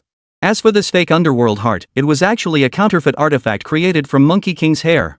This artifact saved the souls of the geniuses and created the illusion that the Ghost Demon King's transformation into a Buddha was growing weaker. Once the Ghost Demon King returned to the Demon Clan and proclaimed this news, the Demon Clan would undoubtedly be plunged into panic. Such a scheme could hardly be called anything but ruthless. Moreover, to ensure the enemy was completely deceived, the plot had been meticulously laid out over a century. Only now is the answer revealed. Monkey Brother, does this mean the scheme would have failed if no one had switched to Suona?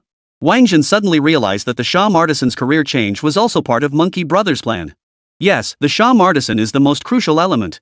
Before the Suona Craftsman appeared, we didn't interfere with any developments. The Demon Clan controlled everything themselves. Only then would they fully believe the claim that devouring human souls could accelerate their transformation into Buddhas, Monkey Brother replied. Wáng Zhen suddenly understood why. During his conversation with Zhongkue, the latter had asked him, "Have you seen that monkey?" So this was all a setup. Brilliant. Absolutely brilliant. Let's go. Out. Monkey King swept his golden staff across the mountain and river map. Then he led everyone into the Golden Rooster Valley. For demon clans, ascending to godhood means becoming Buddhas. For the human race, it relies on inheritance. These are all cultivation traditions I've obtained from gods, immortals, and Buddhas, crucial pieces for the rise of the human race. Everyone may touch the opportunities here. Monkey King said, spreading his hands. Another flock of golden chickens appeared. Then, Wáng Zhen noticed Monkey Brother's hand pointing toward the ground. A single hair flew up and landed in his hand. That very hair was the one Monkey Brother had transformed into when summoned by Wáng Zhen. Monkey Brother then plucked another hair from his head. 3 in total. He placed all 3 hairs into Wáng Zhen's hand.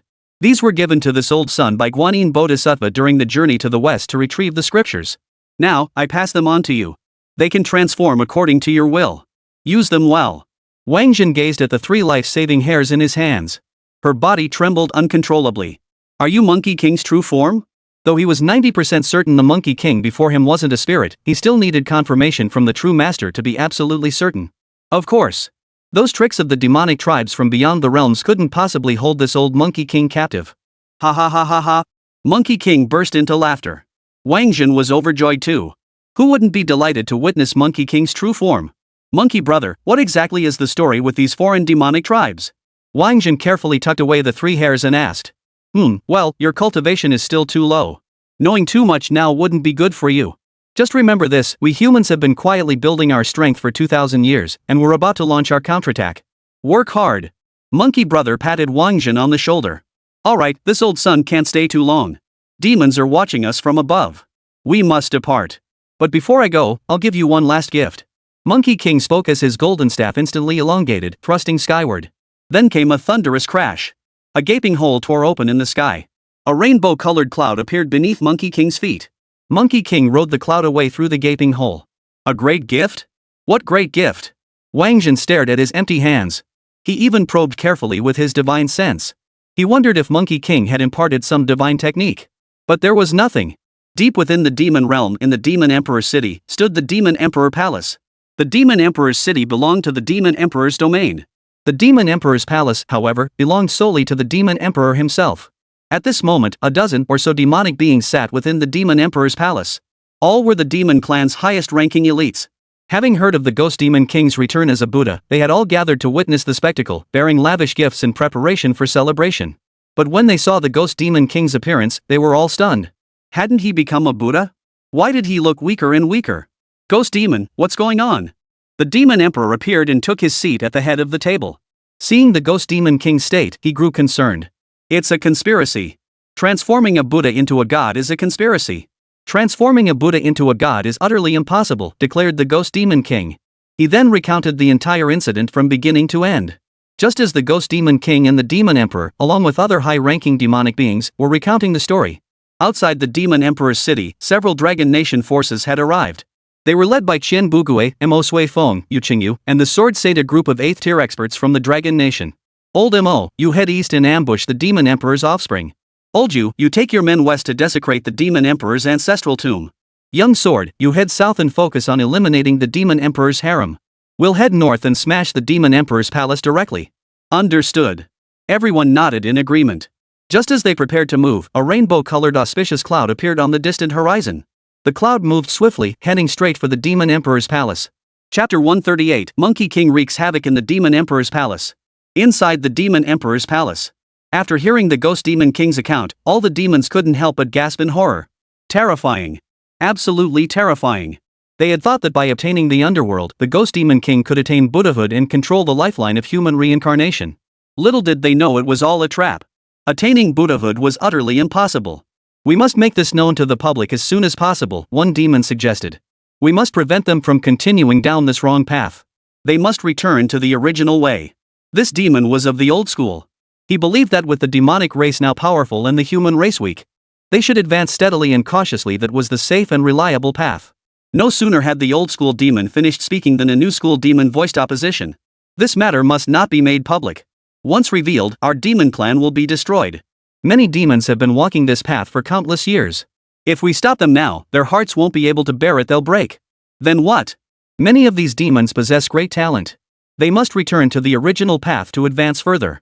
Otherwise, if they are ruined, the demon race will be overtaken by the human race. That would be the true disaster for us, another old-school demon argued.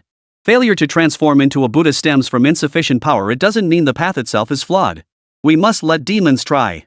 What if some succeed, countered a new school demon. Oh? So you're saying the Ghost Demon King failed because he wasn't strong enough? The old school demon seized upon the flaw in the new school demon's argument, delivering a sharp rebuke. The room fell silent the moment the old school demon spoke. Especially the new school demon who had just spoken out of turn, who quickly apologized. Ghost Demon King, that's not what I meant, please don't take it personally. What I meant was, we shouldn't give up after just one failure. Try more times, or have more demons persist, and we'll find the right way to become Buddhas. Take that monkey, for instance. He only managed to defeat you, Demon King, because he held the advantage within that diagram. If he'd been outside the map, outside the instance, he'd have been beaten to a pulp by you, Demon King. The new school demon desperately tried to win the Ghost Demon King's forgiveness for his slip of the tongue by lavishing him with flattery. At the same time, he took a sharp jab at Monkey King. Just as the demon's words fell, a mocking voice echoed from the palace roof. Ghost Demon King, your loyal supporter holds you in such high regard. Prove yourself worthy, show your strength. Who? This sudden voice startled all the demons. However, the Ghost Demon King recognized Monkey King's voice. His expression darkened and he shouted urgently. Run! Quick, run! That monkey's coming! The Ghost Demon King yelled as he bolted out the door, utterly disregarding his dignity. He was utterly terrified of Monkey Brother. Seeing the Ghost Demon King so utterly terrified, couldn't help but shake their heads. Ghost Demon King, you're such a coward. This is the Demon Emperor's palace, it's protected by a shield. It won't be breached so easily. But the demon who spoke soon regretted it. For Monkey Brother had already struck. The golden staff in Monkey King's hand swelled in the wind. It crashed down toward the Demon Emperor's palace. Boom! A deafening roar echoed as the Demon Emperor's palace dome shattered instantly. Hundreds of tons of rock plummeted, crushing the Demon King who had mocked the Ghost Demon King's cowardice. The Demon King's spine snapped clean in two. Of course, he wasn't the only one crushed. Several other demons who hadn't fled were also crushed. As for the other demons who had narrowly escaped, after witnessing the destructive force of Monkey King's single blow, they all fled alongside the Ghost Demon King. They can take a beating. A monkey face emerged from the shattered roof of the Demon Emperor's palace. The golden staff in the monkey's hand grew larger once more. Boom! Another thunderous blow came crashing down. This single blow reduced the Demon Emperor's palace to dust. Except for the Demon Emperor and a few high-ranking demonic beings who had fled. The rest of the demonic high-ranking officials, whose spines had been crushed earlier, met their end instantly. Ghost Demon King, you think you can escape? This old sun's here to claim your life. Whether you ascend to heaven or descend to hell, you cannot escape this old Sunday. I will surely take your life. Monkey King's gaze fixed on the Ghost Demon King. Seeing this, the Ghost Demon King transformed his body into Buddha's light once more, preparing to flee. Naive. Monkey King laughed as he watched the Ghost Demon King transform into Buddha's light. I let you escape earlier because this old son of mine wanted you to run. Now that this old son wants to kill you, where do you think you can run? Monkey King plucked a tuft of hair from his head and blew on it. Whoosh, whoosh, whoosh. More monkey brothers appeared. Each wielded a golden staff. They chased after the Buddha's light. Before long, the clanging of battle echoed throughout the Demon Emperor's city. Every Buddha light transformed by the Ghost Demon King was struck down. Not a single ray escaped. Hailed as the most gifted prodigy among the demonic tribes, the Ghost Demon King, whose status among humans equaled that of the Dragon Nation's Sword Saint, had perished. Then, the monkey brothers formed from his hairs had not yet dispersed. They scattered throughout the Demon Emperor's city. They attacked and slaughtered the demonic tribes who had rushed to the scene upon hearing the news, intending to protect the Demon Emperor's palace. You monkey-headed creature! We're all demons, why are you doing this to us? The Demon Emperor spoke, his face ashen. He glared at Monkey Brother, his face twisted with fury, yet he dared not raise a hand. For he knew deep down that he could not win. To fight would be to court death. A few words were enough to show the Demon Emperor's authority. Ha ha ha ha. A demon? Fine. Even if this old son is a demon, I'm no demon like you lot heartless creatures who devour even their own kind. Cut the crap. Come at me. Monkey Brother was indeed Monkey Brother. Mighty and formidable. He raised his golden staff and brought it crashing down toward the Demon Emperor. Boom! Before Monkey King could act, a massive hole suddenly tore through the clouds above the Demon Emperor's palace. From the gaping hole emerged a palm. Within that palm was a swastika symbol. It descended toward Monkey King. What's this? Trying to copy the Buddha?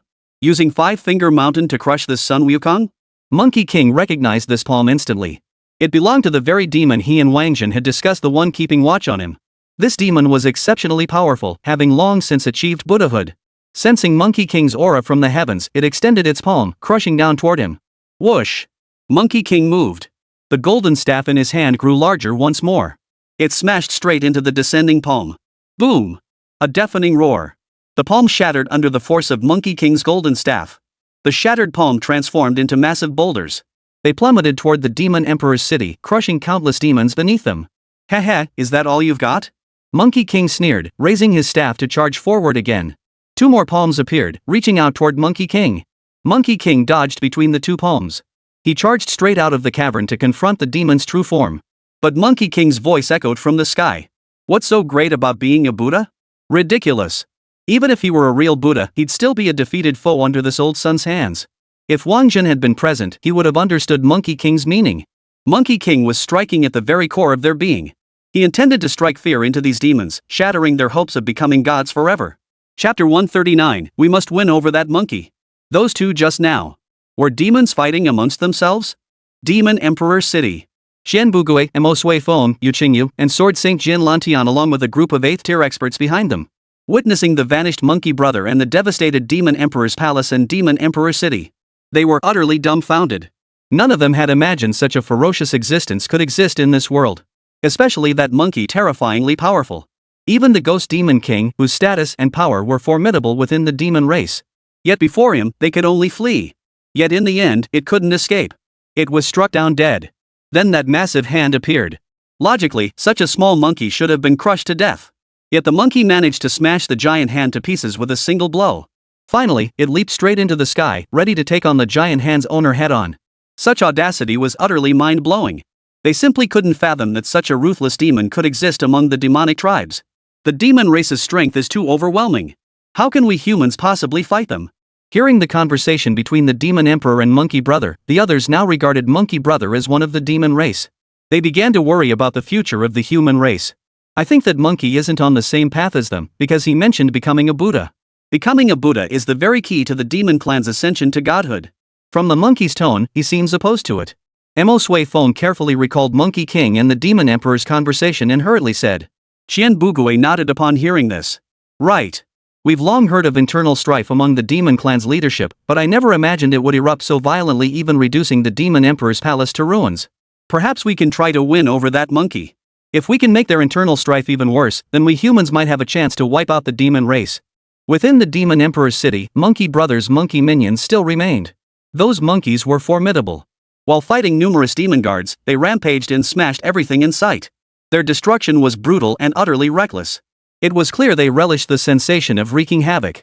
If such monkeys became allies, it would be far too easy for the human race to eliminate the demon race. Let's observe first. The owner of that giant hand is no pushover either.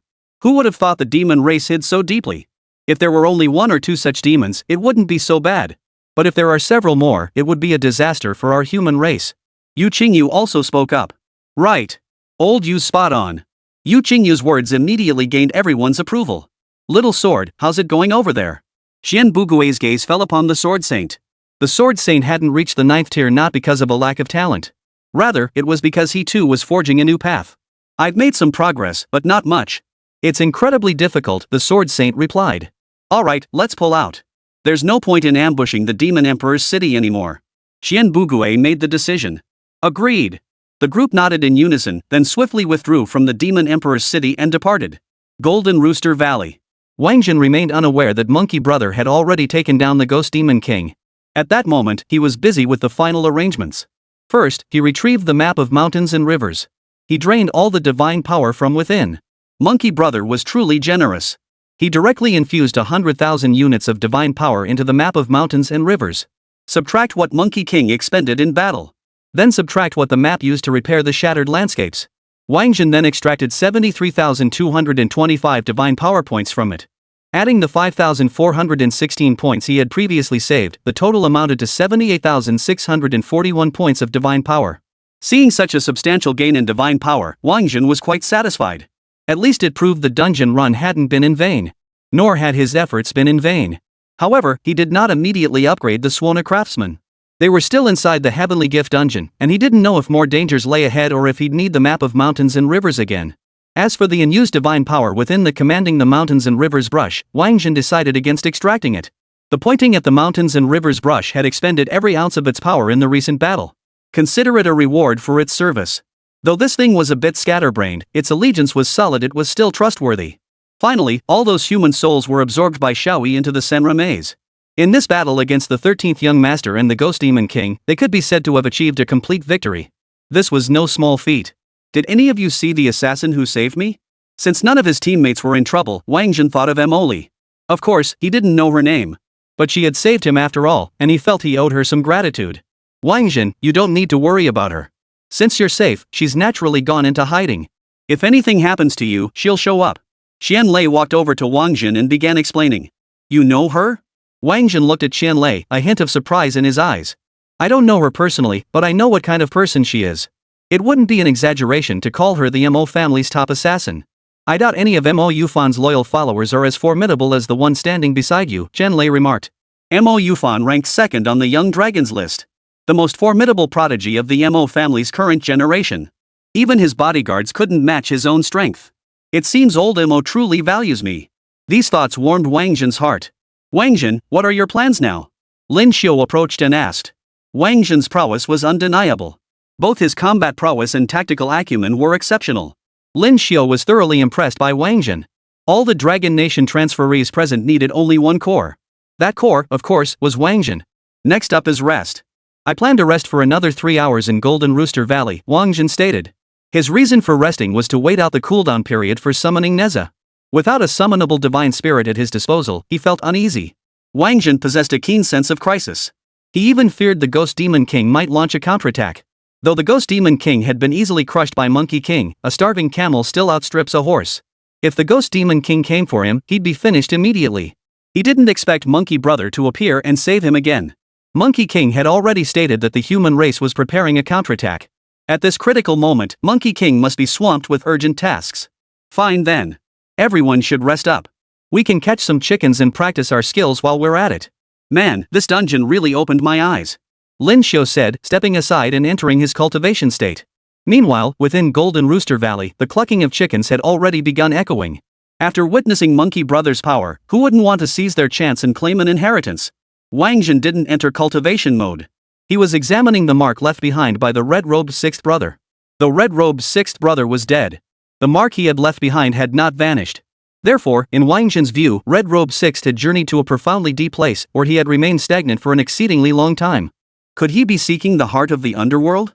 Given the immense depth of the location where red-robed sixth stood, Wáng Zhen speculated it might be the 19th layer of the underworld. But he felt no urgency. He knew full well how difficult it was for demonic beings to obtain the heart of the netherworld. The Ghost Demon King had spent over 100 years pursuing this netherworld. In the end, he gained nothing. Even if the red-robed sixth had that heart, he couldn't possibly accomplish it in just 3 hours. Thus, Wáng Zhen also entered his cultivation state. 3 hours later, Wáng Zhen rose to his feet. Lin Xiu and the others opened their eyes simultaneously and rose to their feet. Then, under Wáng Zhen's lead, the group headed toward the 19th layer of the underworld. Chapter 140, The Divine Soul of the Great Emperor of Fengdu appears. It took the group nearly half a day to reach the 19th layer of the underworld. They followed the route left by the red-robed sixth elder the entire way, encountering not a single ghost or demon along the path. The journey was remarkably smooth. Until they reached the 19th level of the underworld. They saw an imprint within a sand table. Only then did Wáng Zhen realize that red-robed sixth brother was already dead. Recalling the fake underworld heart crafted from Monkey Brother's hair presented by the 13th young master. He realized the red-robed sixth must have fallen at the hands of the 13th young master. Everyone, let's find the passage to the 20th layer of the underworld. Wáng Zhen's voice rang out. And so, the group began their search. Creak! At that moment, the sand table began to move. The 19th level lit up, revealing a downward passageway. Only then did Wáng Zhen realize that red-clothed sixth brother wasn't dead at all. He had merely shed his physical form. That bastard. Wáng Zhen finally understood. This red-robed sixth brother was a ruthless demon. The demon clan had wronged him, so he began betraying them. He'd been guiding them all along. To thank the red-robed sixth, Wáng Zhen produced the Sunluo maze. He devoured the soul of the red-robed sixth. This served as a fitting end for him to become nourishment for the Sunluo maze. Though he had guided him. But at his core, he was nothing more than a traitor to the demonic race. What fate awaits a traitor? Afterward, the group proceeded to the 20th layer of the underworld. The layout of the 20th layer mirrored that of the 19th utterly barren. At its very center, however, lay a mark. However, that mark must have been where the hair-like underworld heart was placed before. For that mark was identical to the one on the sand table of the 19th layer. Wáng Zhen surmised that if the underworld heart existed within the underworld, it must be located on this level. Since Zhong Kuei specifically mentioned this floor, it must be a clue for them. Thus, the group began searching this level once more. They turned over every stone on this level. But unfortunately, they found nothing. Wáng Zhen, do you think there might be another layer to the underworld? This one clearly has nothing. After searching for most of the day with nothing to show for it, Qianlei began to grow suspicious. Another level? Wáng Zhen naturally disagreed with Qianlei's suggestion. Zhong Kuei had stated that just as there are 33 heavens, there are also 33 layers of the underworld. The 13 stations of the underworld plus the 20 layers of the underworld, didn't that add up to 33 layers? It must be said, Red Suit number 6 was truly clever. Because Wáng Zhen's thoughts were exactly the same as his. Ha! The underworld's 13 stations? Wáng Zhen suddenly spotted a flaw. The 13 stations of the underworld actually encompass the 18 levels of hell. So if you were to isolate the 18 levels of hell, the underworld would only have 12 stations.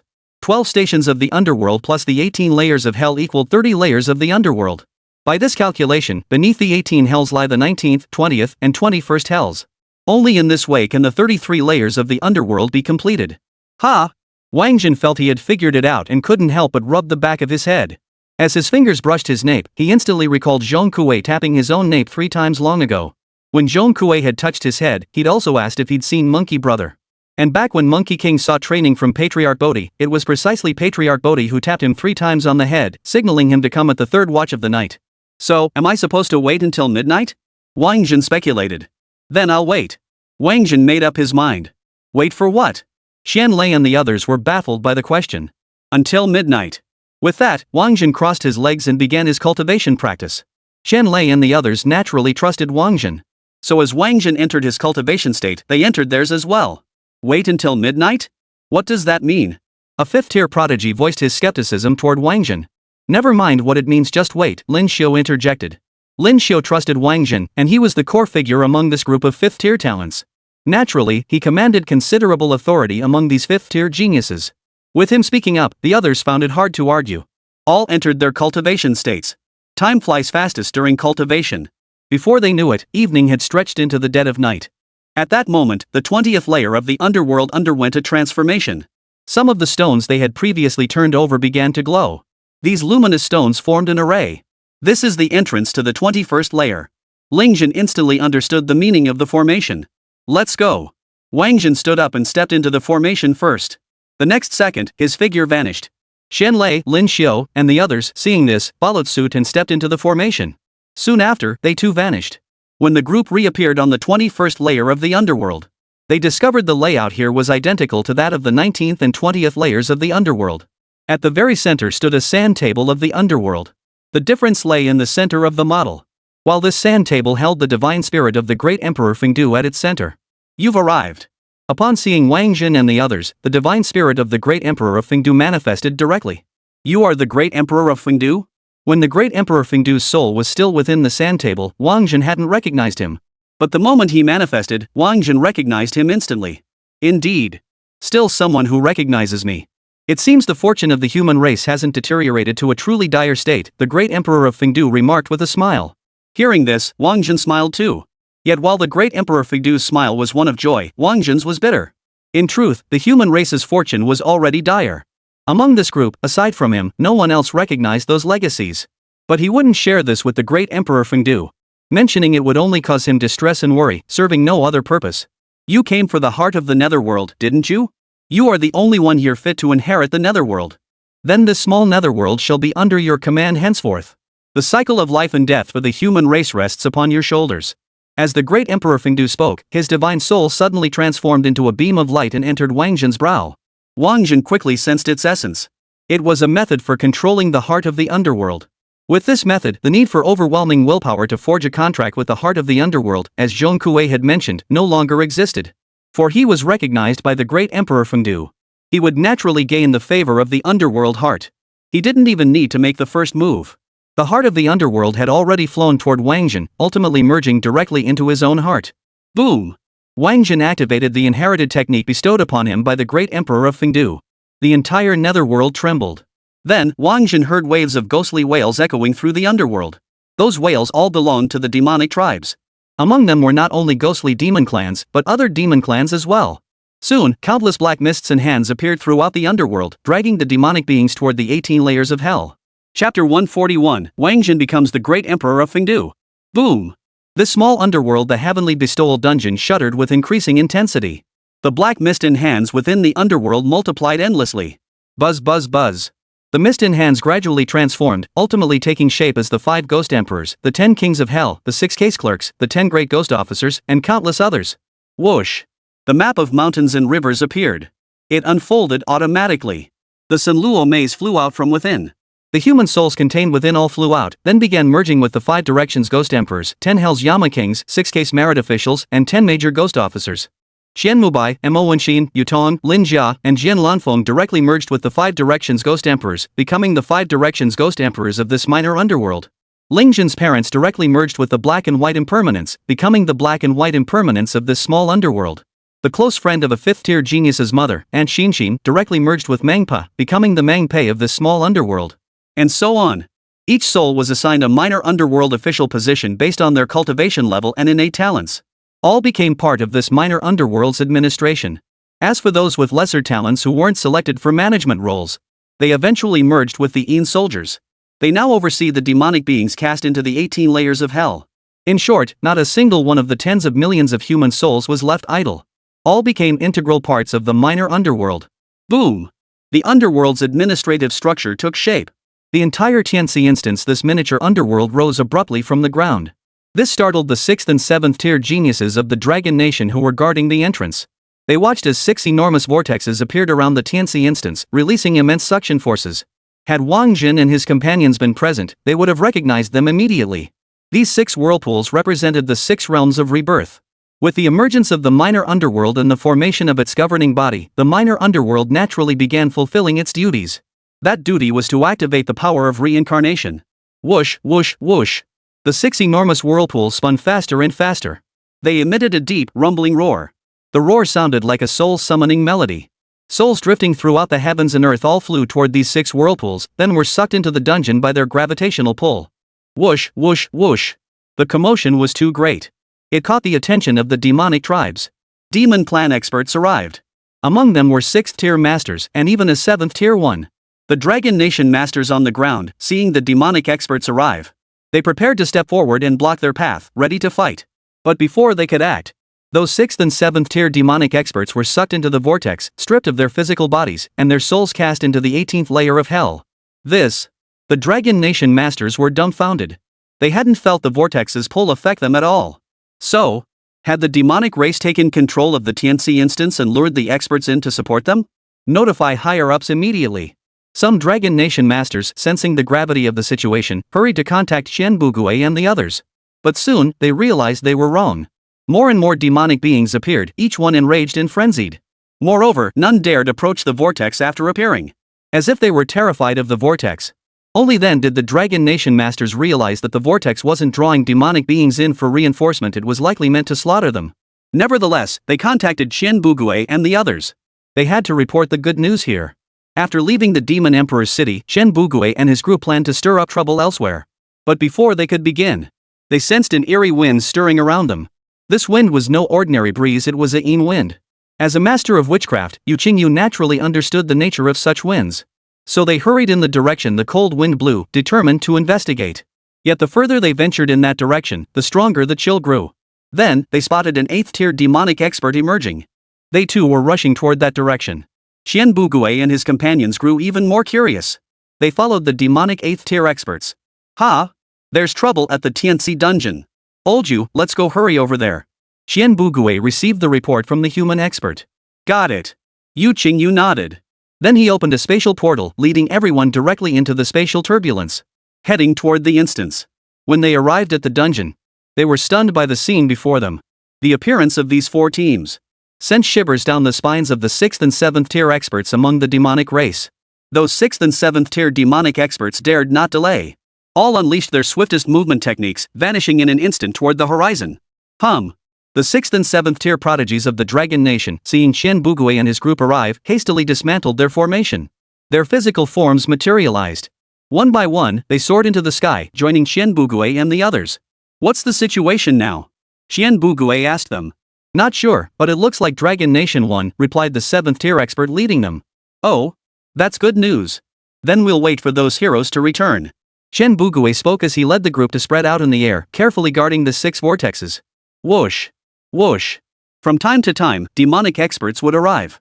However, upon seeing that the human side had 3 9th-ranked Dragon Realm experts and a Sword Saint present, they immediately vanished.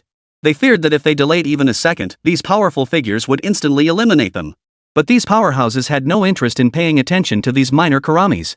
Nothing mattered more than this heaven-bestowed dungeon. After all, the Ghost Demon King was dead. The 21st layer of the minor underworld.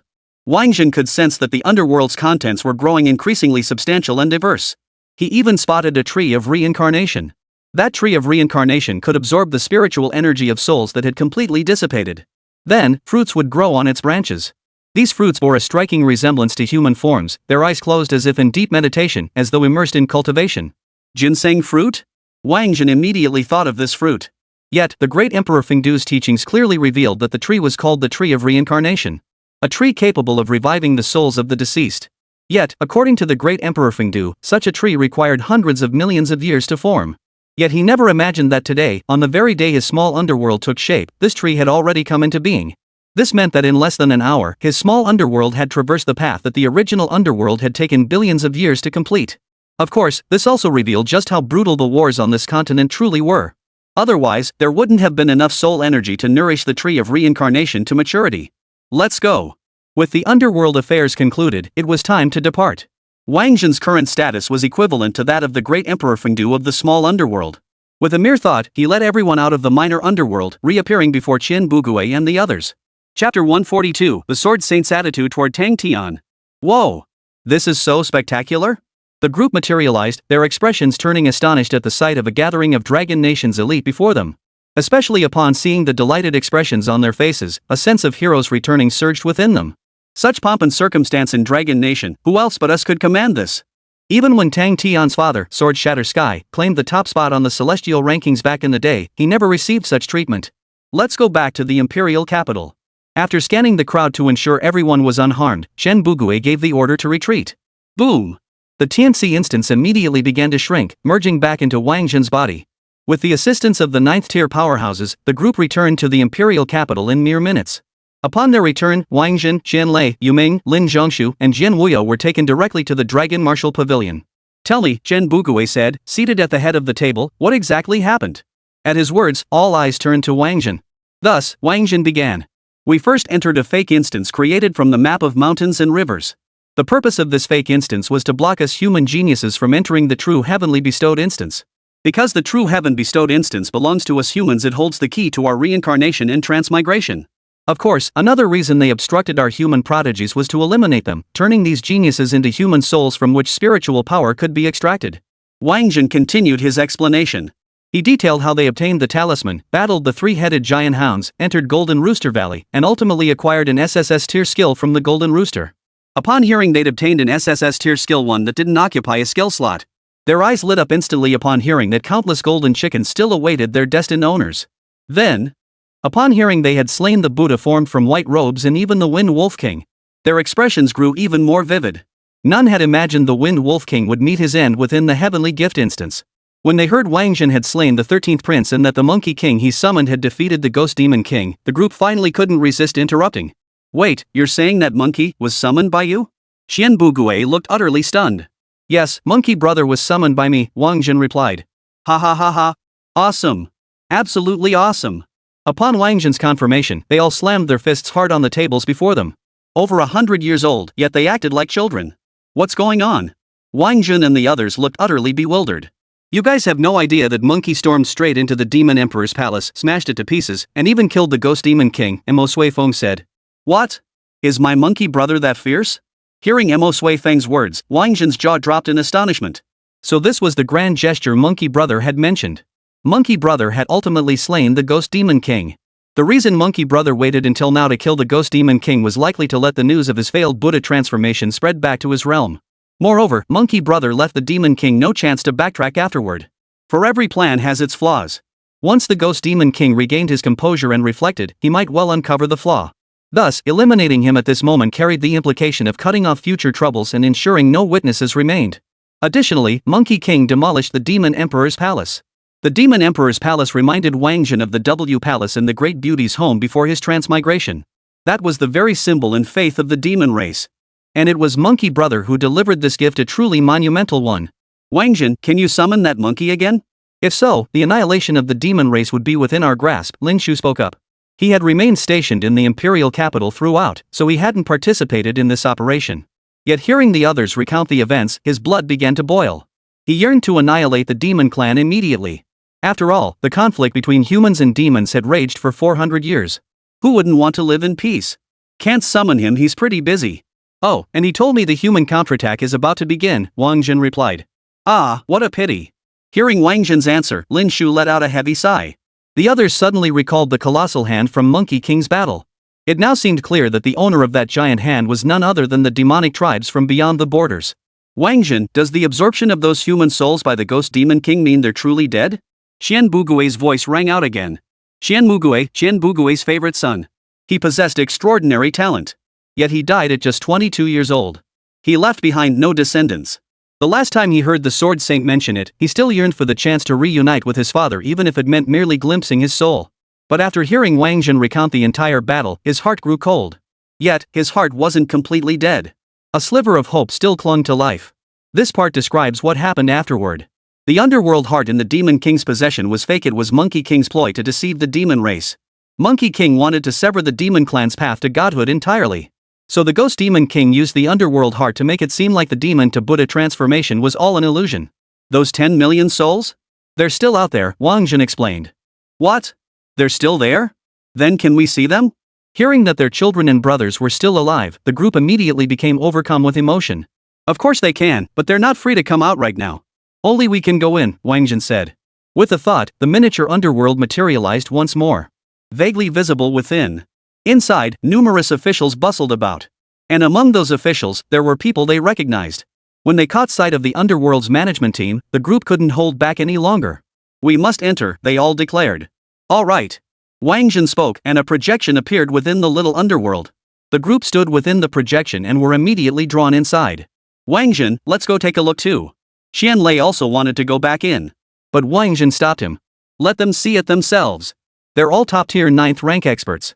Do you really want to watch them weep bitterly, tears streaming down their faces? Don't they have any dignity? Wáng Zhen said. Hearing Wáng Zhen's words, Xian Lei finally understood. Right. We shouldn't interfere with what's happening with Xian Zhu and the others. We'll just wait and see. The group waited patiently within the Dragon Martial Pavilion. At that moment, Jian Wuyo spoke up. There's something I need to tell you all. You never met Tang Tian. The one who's been with you the whole time is me. I'm also the one who used the unsealing technique. Ha! The moment Jian Wuyo uttered those words, the atmosphere in the room grew distinctly awkward. After a long pause, Xian Lei finally spoke. Must the Jian family be so ruthless? I think Tian is perfectly fine. I second that, Yu Ming chimed in. I second that, Lin Zhongshu quickly added. This is great-grandfather's decision. Whatever he says, I'll follow. I won't concern myself with anything else. If you have objections, take them up with great-grandfather, Jian Wuyo stated. Hearing Jian Wuyo's words, Xian Lei immediately fell silent. Ask him to go talk to the Sword Saint? That would be suicide. No one dared mention this matter in the Sword Saint's presence. For 20 years, anyone who dared to bring it up regardless of status met a grim end. Xian Lei was certain that if he angered the Sword Saint over this matter, not even Qian Bugui could save him. After all, he was no longer the most important prodigy of the Qian family. Anyone with a shred of common sense wouldn't dare bring this up with the Sword Saint. And those lacking it? Well, they'd just die. That was the Sword Saint's stance on the matter. And his attitude toward Tang Tian. Whoosh. After waiting nearly an hour, Qian Bugui and the others returned. But the Sword Saint hadn't returned. Chapter 143, Master Mo, I want to see her. Where's my great-grandfather? Not seeing his great-grandfather, Jian Wuyo hurried forward to ask. Oh, he's at Golden Rooster Valley. Little Sword said seeing those golden chickens gave him a sense of the path to breaking through to the 9th tier. Oh, Wáng Zhen, Xiao Jian asked me to give you this as a reward for your outstanding performance this time. Xian Bugui tossed a sword to Wáng Zhen. Etched prominently on the sword's guard was the character execute. Thank you, Sword Saint. Wáng Zhen took the sword of execution, unable to put it down. He had been pondering how to request it from the Sword Saint. Now, the Sword Saint had actually given it to him of his own accord. With this, the 4 exterminating immortal swords were finally complete. When he deployed the exterminating immortal sword formation in the future, its power would be even greater. No need to thank us just yet, Wáng Zhen. We have something to discuss with you next. This little underworld, would you be willing to remain in the imperial capital? We intend to transform it into a god-tier dungeon. Ha! A god-tier instance? Xian Lei and the others were stunned upon hearing this. Everyone knew that whether it was talent, equipment, or dungeons, were fundamentally categorized into 7 tiers, SSS, SSS, A, B, C, and D. No one had ever heard of a god-tier existence. The sudden appearance of a god-tier dungeon would surely send the human race into an uproar. Of course it's god tier. This concerns the very reincarnation of our entire human race. Besides, this dungeon doesn't belong to any single school, it belongs to the entire Dragon Nation. Only Dragon Nation's geniuses who rank high on the Qilin list will qualify to enter. This matter isn't ready for public disclosure yet. It should remain within a small circle, Qian Bugui stated. Hearing Qian Bugui's words, Qianlei's lips curved into a faint smile. If securing a high rank on the Qilin list was the prerequisite for entering Golden Rooster Valley, then he could let that prodigy from the Qian family experience his true strength firsthand. After inheriting the legacy of the Kuei clan, Qianlei genuinely desired to challenge that prodigy of the Qian family to a proper contest, reclaiming everything he had lost. But his plans were quickly dashed. Qian Bugui interjected, except for Qianyu and those other youngsters, they may acquire skills early. Put. Hearing Qian Bugui's words, Qianlei nearly spat out a mouthful of blood. Did he have to be so deliberately targeting him? If Qianyu also obtained an SSS tier skill, his own advantage would be completely wiped out. What's more, given Qianyu's talent, he might even acquire an SSS tier skill far more powerful than his own. Wouldn't that mean he'd be left far behind once again? Qianlei's heart burned with resentment. Qian Bugui paid no heed to Qianlei's thoughts. His gaze settled on Wáng Zhen. The main issue is that kid is just too abnormal. Without SSS tier skills, Qianyu and the others simply can't fight him. And even if Qianyu and the others got SSS tier skills, this kid would still have to guarantee he wouldn't summon anything. Otherwise, there'd be no contest. Fine, I promise. During the Qilin rankings, I won't summon anything, Wáng Zhen declared. Ha ha ha, good. So, you're accepting our proposal? Qian Bugui slapped Wáng Zhen's shoulder hard. Of course I agree. The little netherworld is useless to me anyway. I possess the netherworld heart wherever the little netherworld is stored, it doesn't matter to me. Besides, the Golden Rooster Valley skills need to be passed down by our human geniuses. Monkey Brother and the others are preparing for humanity's counterattack against the demon race. How could we afford to slack off? Wáng Zhen chuckled. Ha, you're the one with the big picture perspective, kid. Qian Bugui gave Wáng Zhen a thumbs up. But rest assured, we won't shortchange you. Starting today, you'll receive the same salary and benefits as the presidents of the 4 major universities, though mind you, it's just the salary and benefits, no management authority. Additionally, you'll have one special privilege, access to every instance across the entire Long Kingdom, free of charge. Finally, we've decided to reward you with 10 million credits. You can learn any skill from any academy. Qian Bugui added. Whoa! Word spread that Wáng Zhen had been directly awarded 10 million credits. Qianlei and the others couldn't help but gasp in shock. 10 million. How many skills would that buy? How much gear? That figure was beyond their wildest dreams. Don't envy him. 10 million is the absolute limit we can afford, not the limit of Wáng Zhen's achievements. Forget about the minor underworld, even the souls of over 10 million human geniuses wouldn't be worth that many credits, Qian Bugui stated. Hearing Qian Bugui speak thus, Qianlei accepted his reasoning. Indeed, given Wáng Zhen's achievements, credits were practically nothing. The reason a number was set here was merely for the sake of convenience in his studies. As for why they didn't grant him hundreds of millions or even billions in credits, it was simply unnecessary. With Wáng Zhen's abilities, earning credits was incredibly easy. The modest allocation also serves to consider the sentiments of other students and faculty. Additionally, it serves to set an example for the faculty and students. The purpose of setting an example is to show that it's achievable through one's own efforts. If the standard becomes unattainable no matter how hard one tries, why bother striving at all? Might as well just give up. Second, Wáng Zhen, you are forbidden from entering the Demon Clan's rear base for the foreseeable future. The incidents you've caused these past few days have been far too significant. The Demon Clan has likely received intelligence and will be making preparations against you. Stay in the Dragon Kingdom to cultivate or run dungeons to level up. Wait quietly for the showdown between the Qilin list and the Heavenly list. Qian Bugui added. Understood. Wáng Zhen agreed with Qian Bugui's suggestion. Though he had narrowly escaped danger each time in the dungeons, it was all thanks to his meticulous calculations. But in the end, he still miscalculated. Had the Monkey Brother he summoned not brought Monkey King's true form, he would never have defeated the Ghost Demon King. Moreover, there was another crucial point: 2 fists couldn't fight 4 hands. Had he ventured into the Demon Clan's rear and been surrounded, he likely would have met the same fate as Qian Mubai and the others, perishing deep within enemy territory. Yes, we'll request permission from higher-ups to arrange a residence for you in the Imperial capital. You've worked hard these past few days, and you won't need to participate in the upcoming special admissions assessment. You can use this opportunity to return to Guankou Town and bring your brother and sister-in-law to reside in the Imperial capital. There are many demon spies within the human race. Your brother and sister-in-law may not be safe in Guankou Town. The Imperial capital is a safer place for them, Qian Bugui added. All right. Wáng Zhen nodded once more. We've covered everything we needed to discuss. Is there anything else you wish to add? Xian Bugui looked at Wáng Zhen and asked. I have some personal matters to discuss with Elder Mo. Wáng Zhen's gaze fell upon Mo Suifeng. Alright, then you two can talk privately. We'll take our leave. Xian Bugui knew Wáng Zhen trusted Mo Suifeng implicitly. So it made sense for them to discuss matters privately. The others felt it would be inappropriate to remain present, so they could depart. Thus, all except Jian Wuyo, Shanlei, Yu Ming, and Lin Zhongshu were all escorted home by Qian Bugui, Yu Qingyu, and Lin Shu. Jian Wuyo also had no need to wait here for the Sword Saint. He descended from the Dragon Martial Pavilion and headed toward the Jian family estate. Young man, is there something you wish to discuss with this old man? Mo Suifeng gestured toward the chair beside him, signaling Wáng Zhen to sit. But Wáng Zhen did not sit. He bowed to Mo Suifeng and said, Old Mo, I wish to see her. She's injured. What? Though Wáng Zhen hadn't mentioned Mo Li by name, Mo Suifeng knew the her he referred to was Mo Li.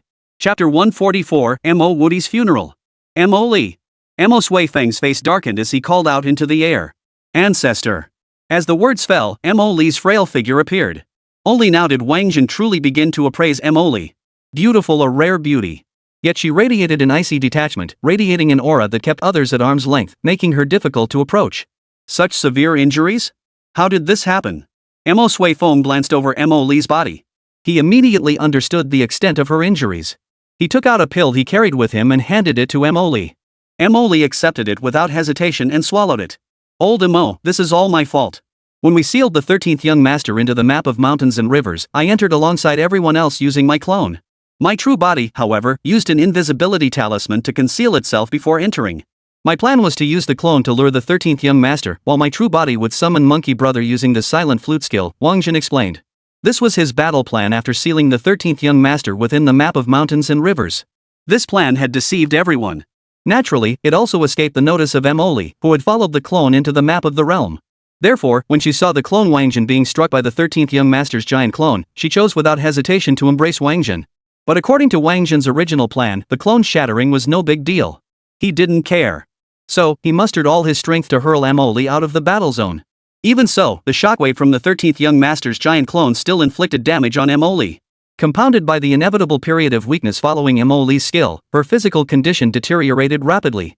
After defeating the Ghost Demon King, Wáng Zhen had intended to check on Mo Li. But Mo Li was a stubborn girl. No matter how Wáng Zhen urged her to come out, she remained unmoved. Mo Li served as the safety guardian Mo Suifeng had provided for Wáng Zhen. Therefore, Wáng Zhen hadn't mentioned Mo Li when recounting the events earlier. It was only now, meeting Mo Suifeng alone, that he brought her up. It was as if Jian Wuyo had already exchanged greetings with Wáng Zhen beforehand. Thus, Wáng Zhen also omitted Tang Tian from his account. Wáng Zhen didn't recount every minute detail, he was selective about what he shared. This really isn't your fault. Your approach was correct. After all, you didn't know about Mo Li. If you had, you definitely wouldn't have acted that way. Wáng Zhen, what do you think of Mo Li? Suddenly, Mo Suifeng asked Wáng Zhen about his opinion of Mo Li. I think she's quite beautiful, a rare beauty who fits my aesthetic standards perfectly, Wáng Zhen hurriedly replied. Mo Suifeng's face darkened upon hearing Wáng Zhen's words. I asked about her combat prowess. I plan to have her replace that good-for-nothing Mo Woody and join your squad. Mentioning Mo Woody filled Mo Suifeng with anger. That guy actually deserted his post in the heat of battle. He'd brought utter disgrace upon the Mo family. This heaven's gift instance. Qian Lei from the Qian family, Lin Zhongshu from the Lin family, Yu Ming from the Yu family, and that kid Ling Zhen. They all developed an exceptionally strong bond and rapport with Wáng Zhen. Such a momentous occasion, and the Mo family was notably absent. As the patriarch of the Mo family, how could he accept this outcome? Fortunately, there was still Mo Li. Therefore, he wanted Mo Li to join Wáng Zhen's team directly, becoming an integral part of it. My team? Sure. Wáng Zhen hadn't actually considered forming a team or anything like that. But after Mo Suifeng brought it up, he realized it wasn't a bad idea. With a team, it would be much easier for him to infiltrate the demon clan's rear in the future. Alright, then Mo Li will follow you from now on. In secret, she'll serve as your bodyguard, but she'll also be a member of your squad. Any future battle plans, just discuss them directly with her. She'll support you, Mo Suifeng stated. Understood. Wáng Zhen nodded. Anything else? Mo Suifeng continued. Nothing for now. Should anything come up in the future, contact me directly. If you can't reach me, have Mo Li contact me instead, Mo Suifeng said. After that, he left the Dragon Martial Pavilion and headed toward the Mo family estate. At the Mo residence, preparations for Mo Woody's funeral were still underway. Upon learning that it was Jian Wuyo, not Mo Woody, who had used the forbidden technique within Wáng Zhen's group, the Mo family had assumed Mo Woody was dead. Mo Woody's parents adored their son. Upon receiving this news, they hastily prepared funeral rites for their son. Though Mo Woody's body was missing, a symbolic grave had to be erected. After all, Mo Woody had perished while fighting the demonic tribes killed by their hands. By that reckoning, he was a hero of the Mo family, and his spirit tablet deserved a place in the Mo family shrine. Now, just thinking about this gave Mo Sui Fong a headache. He planned to return to the Mo residence and wait.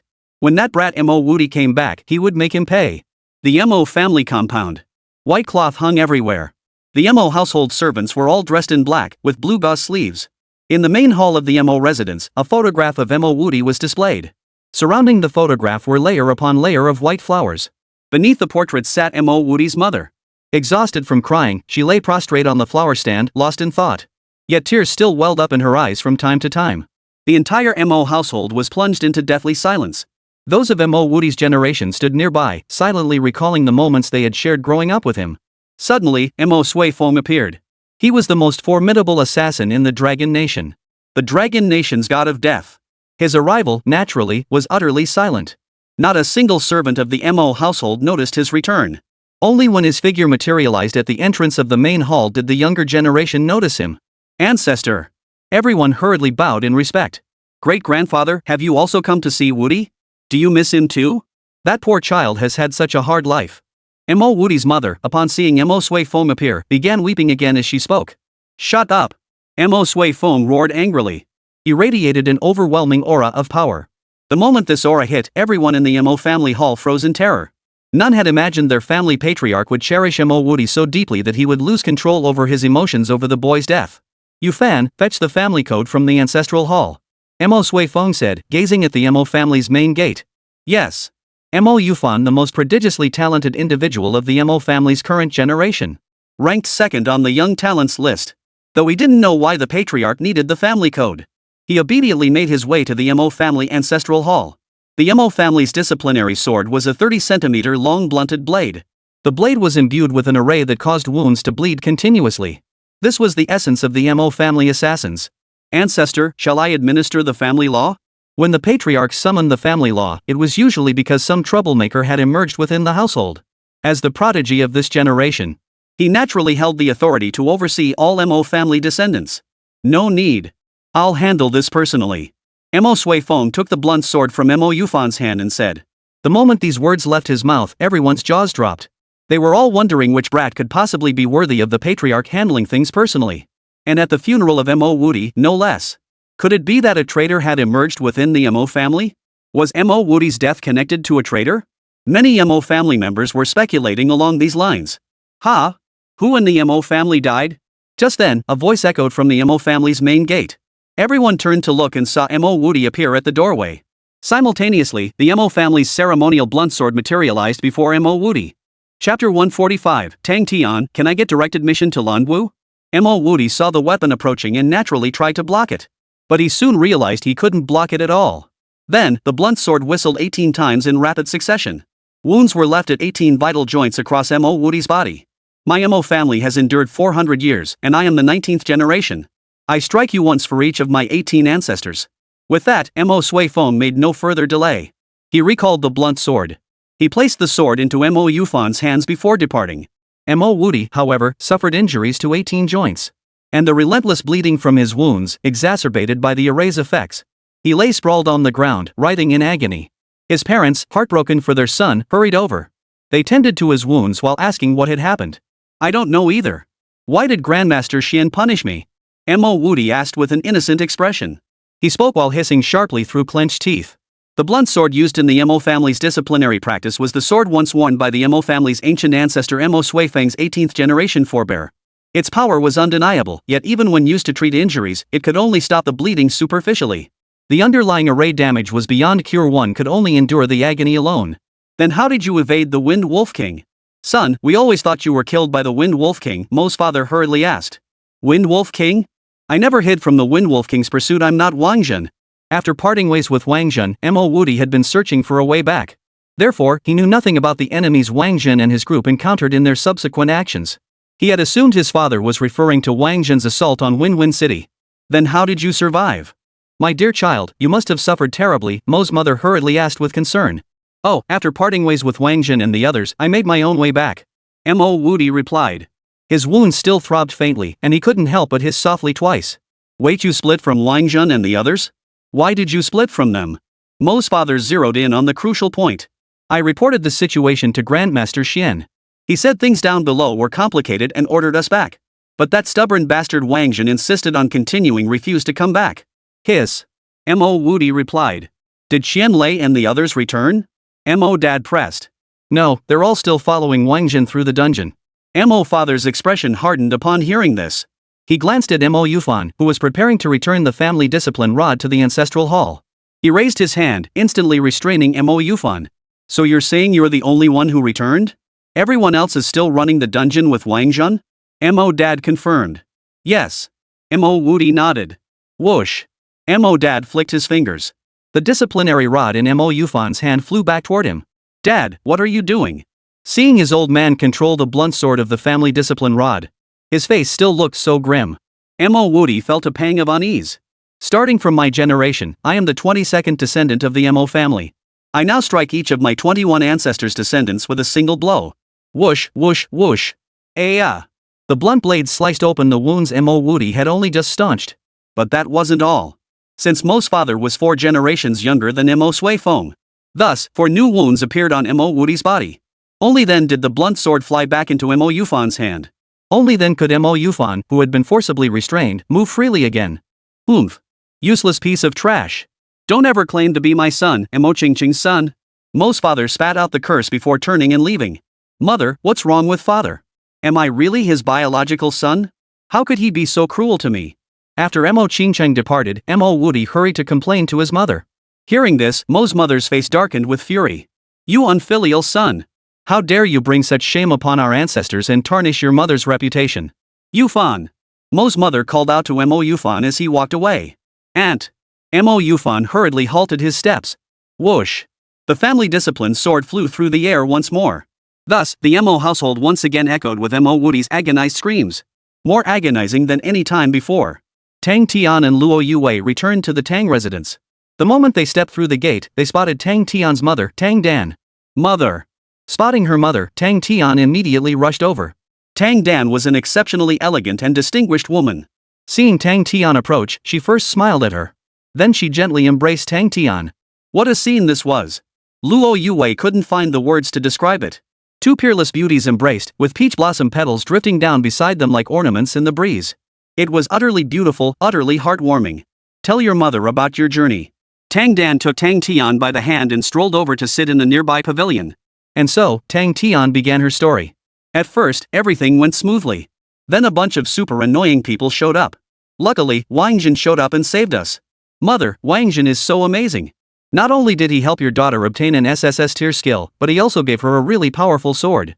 As Tang Tian spoke, she pulled out the counterfeit Qingping sword. Tang Dan took the sword and examined it closely. Not bad. In terms of quality, it's about the same as your previous one. And then? Tang Dan pressed. Then Wáng Zhen is so amazing. His Suona summoning is incredible too, he even killed the ghost demon 13th prince. Tang Tian continued, her face lighting up with excitement. Every so often, she'd stand up to demonstrate the movements. Tang Dan maintained a smile throughout, watching Tang Tian intently. She even counted for Tang Tian throughout the entire story. Tang Tian had said Wáng Zhen is so amazing a total of 52 times. She could tell Tang Tian hadn't been this happy in a long time. Looks like this dungeon run really helped you grow, Tang Dan remarked finally. Mother, there's something I need to tell you. Tang Tian suddenly looked a bit shy. What is it? Tang Dan maintained her smile as she patiently inquired. Can I skip Guowu? I want to apply for direct admission to Longwu. After bidding farewell to Wáng Zhen and Mo Sui Feng, he set out to find Tong Feng. He still owed Tong Feng some credits. They had agreed earlier that he would repay him once he earned the credits. Now that his credits had reached 10 million, he naturally had to repay him first. Because Wáng Zhen could tell Tang Feng wasn't well off either. Walking along the path at Longwu University, Wáng Zhen suddenly sensed a shift in the scene before him. Not only had the couples by the lake who were about to kiss vanished, even the students jogging to the cafeteria for breakfast had vanished. Whoosh! Something was terribly wrong. Without a moment's hesitation, Wáng Zhen. He unleashed the soaring flight technique, vanishing nearly a mile away. Boom! The moment he vanished, at the very spot he had just occupied, was suddenly attacked. Chapter 146, Wáng Zhen under attack. The attack didn't seem serious. It merely left a small hole in the floor. But this was the floor of Languo. A floor capable of withstanding even the attacks of a 5th tier class change expert. Yet a hole appeared. Could the opponent be 6th tier? The word 6th tier flashed through his mind. Wáng Zhen instantly lost his composure. Whoosh! He immediately tried to escape by burrowing underground. But he quickly realized he couldn't escape at all. Because his opponent had anticipated his move. An array had isolated his escape technique. Since escaping underground was impossible, he had no choice but to take to the skies. Wáng Zhen activated his windwing wings, preparing to make his escape through the air. But then, an SS Great Isolation Shield materialized, trapping him. Wáng Zhen activated his SS class spatial transfer gear. But his opponent was simply too formidable. After Wáng Zhen teleported away, another SS class isolation shield materialized, trapping him once more. Who's there? Show yourself. Wáng Zhen still possessed another SS class spatial transfer device. But he chose not to use it. He chose to confront his opponent head-on. Buzz! A dark figure materialized. A sword was clutched in its hand. It was a human, not a demon. At first, Wáng Zhen thought it was a lurking demonic creature attempting to ambush him. But in the end, he discovered it was nothing of the sort.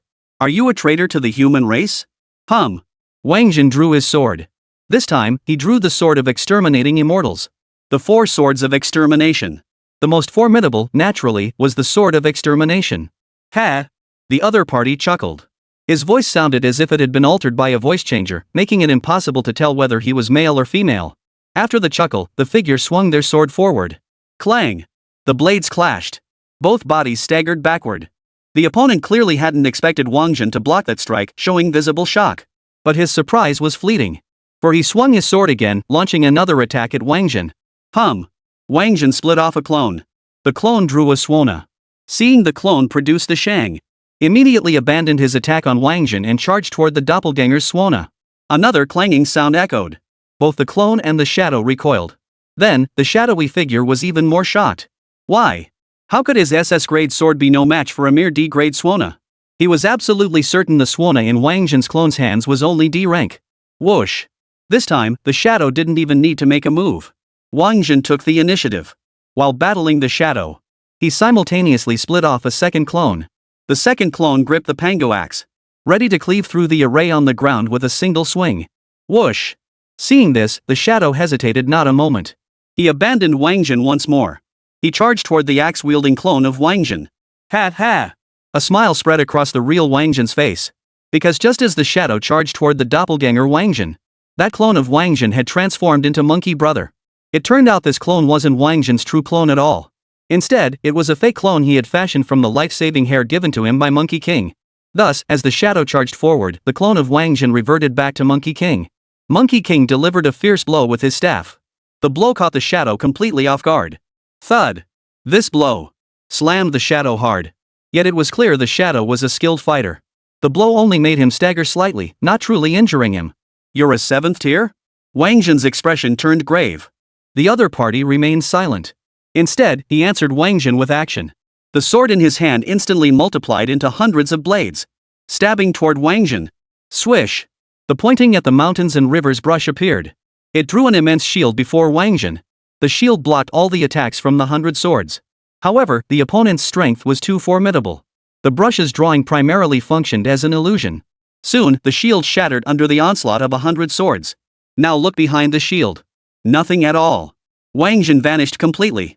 From outside the containment shield, Wáng Zhen's voice rang out. Enemy attack. The dark figure looked toward the sound. Nothing was visible. It seemed Wáng Zhen had either used an invisibility charm, or he'd vanished using teleportation magic. Whoosh! The plan had been exposed. The dark figure dared not linger. He retracted his defensive barrier and vanished on the spot. And precisely at that moment of vanishing, numerous masters appeared at Languo University. They ranged from 3rd tier to 8th tier practitioners. Tong Feng was among them. Upon seeing the small hole in the floor, they all wore expressions of profound gravity. Who? A more impatient voice cut through the air. Needless to say, it was Mo Sui Feng. Mo Sui Feng swiftly extended his divine sense. He intended to scan the area for clues. But he found nothing. Who's shouting enemy attack? Mo Sui Feng looked around. He wanted to find the person responsible for the commotion. Me. Buzz. Wáng Zhen appeared, emerging from the void. That was one of his teleportation technique's spatial escape. Spatial escape only allowed for short-range displacement. While directing the Jiangshan brushstroke shield to block attacks, Wáng Zhen had just reached the edge of the isolation barrier. He used spatial escape to leave the isolation barrier. Wáng Zhen? You're under attack? Mo Sui Feng's expression darkened upon seeing Wáng Zhen. Yes. Wáng Zhen nodded. Demons? Mo Sui Feng inquired. Simultaneously, he amplified his divine sense. But in the end, he still found nothing. The opponent was too cunning. The only time he'd been separated from Wáng Zhen was during the brief moment he'd punished Mo Woody with the Mo family's disciplinary code. He hadn't expected Wáng Zhen to be attacked so quickly. Human race. Wáng Zhen replied. Mo Sui Feng's expression darkened further. What were their distinguishing features?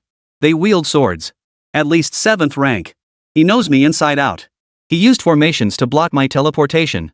He used an isolation shield to prevent me from flying. He also knows to stop my clone from playing the Suona. He also knew my clone's axe could cleave through formations. Wáng Zhen briefly recounted the intelligence he had gleaned from his opponent. Hearing Wáng Zhen's words, Mo Sui Feng's expression grew incredibly grave. Those who knew Wáng Zhen's combat tactics. No one else besides their group possessed such knowledge. But they all shared a bond forged in life or death situations. Mo Sui Feng trusted them completely. So, while they were listening to Wáng Zhen recount the dungeon run, someone had been eavesdropping at the Dragon Martial Pavilion? The moment this thought struck him, Mo Sui Feng could no longer contain himself. What was the Dragon Martial Pavilion? It was one of the 4 great halls of the Dragon Nation's imperial capital. The other 3 were the National Martial Pavilion, the Demon Martial Pavilion, and the New Martial Pavilion. The 4 great halls belong to the 4 great 9th rank clans. Each oversees a distinct district of the imperial capital. They also stand ready to aid one another. Now, information from within the Dragon Martial Pavilion has leaked out. For Mo Sui Feng, this was a tremendous blow. In truth, his personal blow was the lesser concern. What was far more terrifying was that the other party had concealed this from him, effectively concealing it from the other 3 9th rankers as well. This made it incredibly easy for the enemy to stir up trouble in the Dragon Empire's capital. They could even directly assassinate the Dragon Emperor of the Dragon Nation. Guards! Spread the word. Conduct a thorough investigation of every person in the imperial capital. Anyone who cannot account for their identity execute without mercy. Mo Sui Feng had lost his mind. Truly mad. He was preparing to unleash a bloodbath. Yes, sir. The aerial warriors of Langwu responded, swiftly relaying Mo Sui Feng's order downward. Chapter 147, Brother Wáng Zhen and Sister-in-Law in Peril. Wáng Zhen, come with me.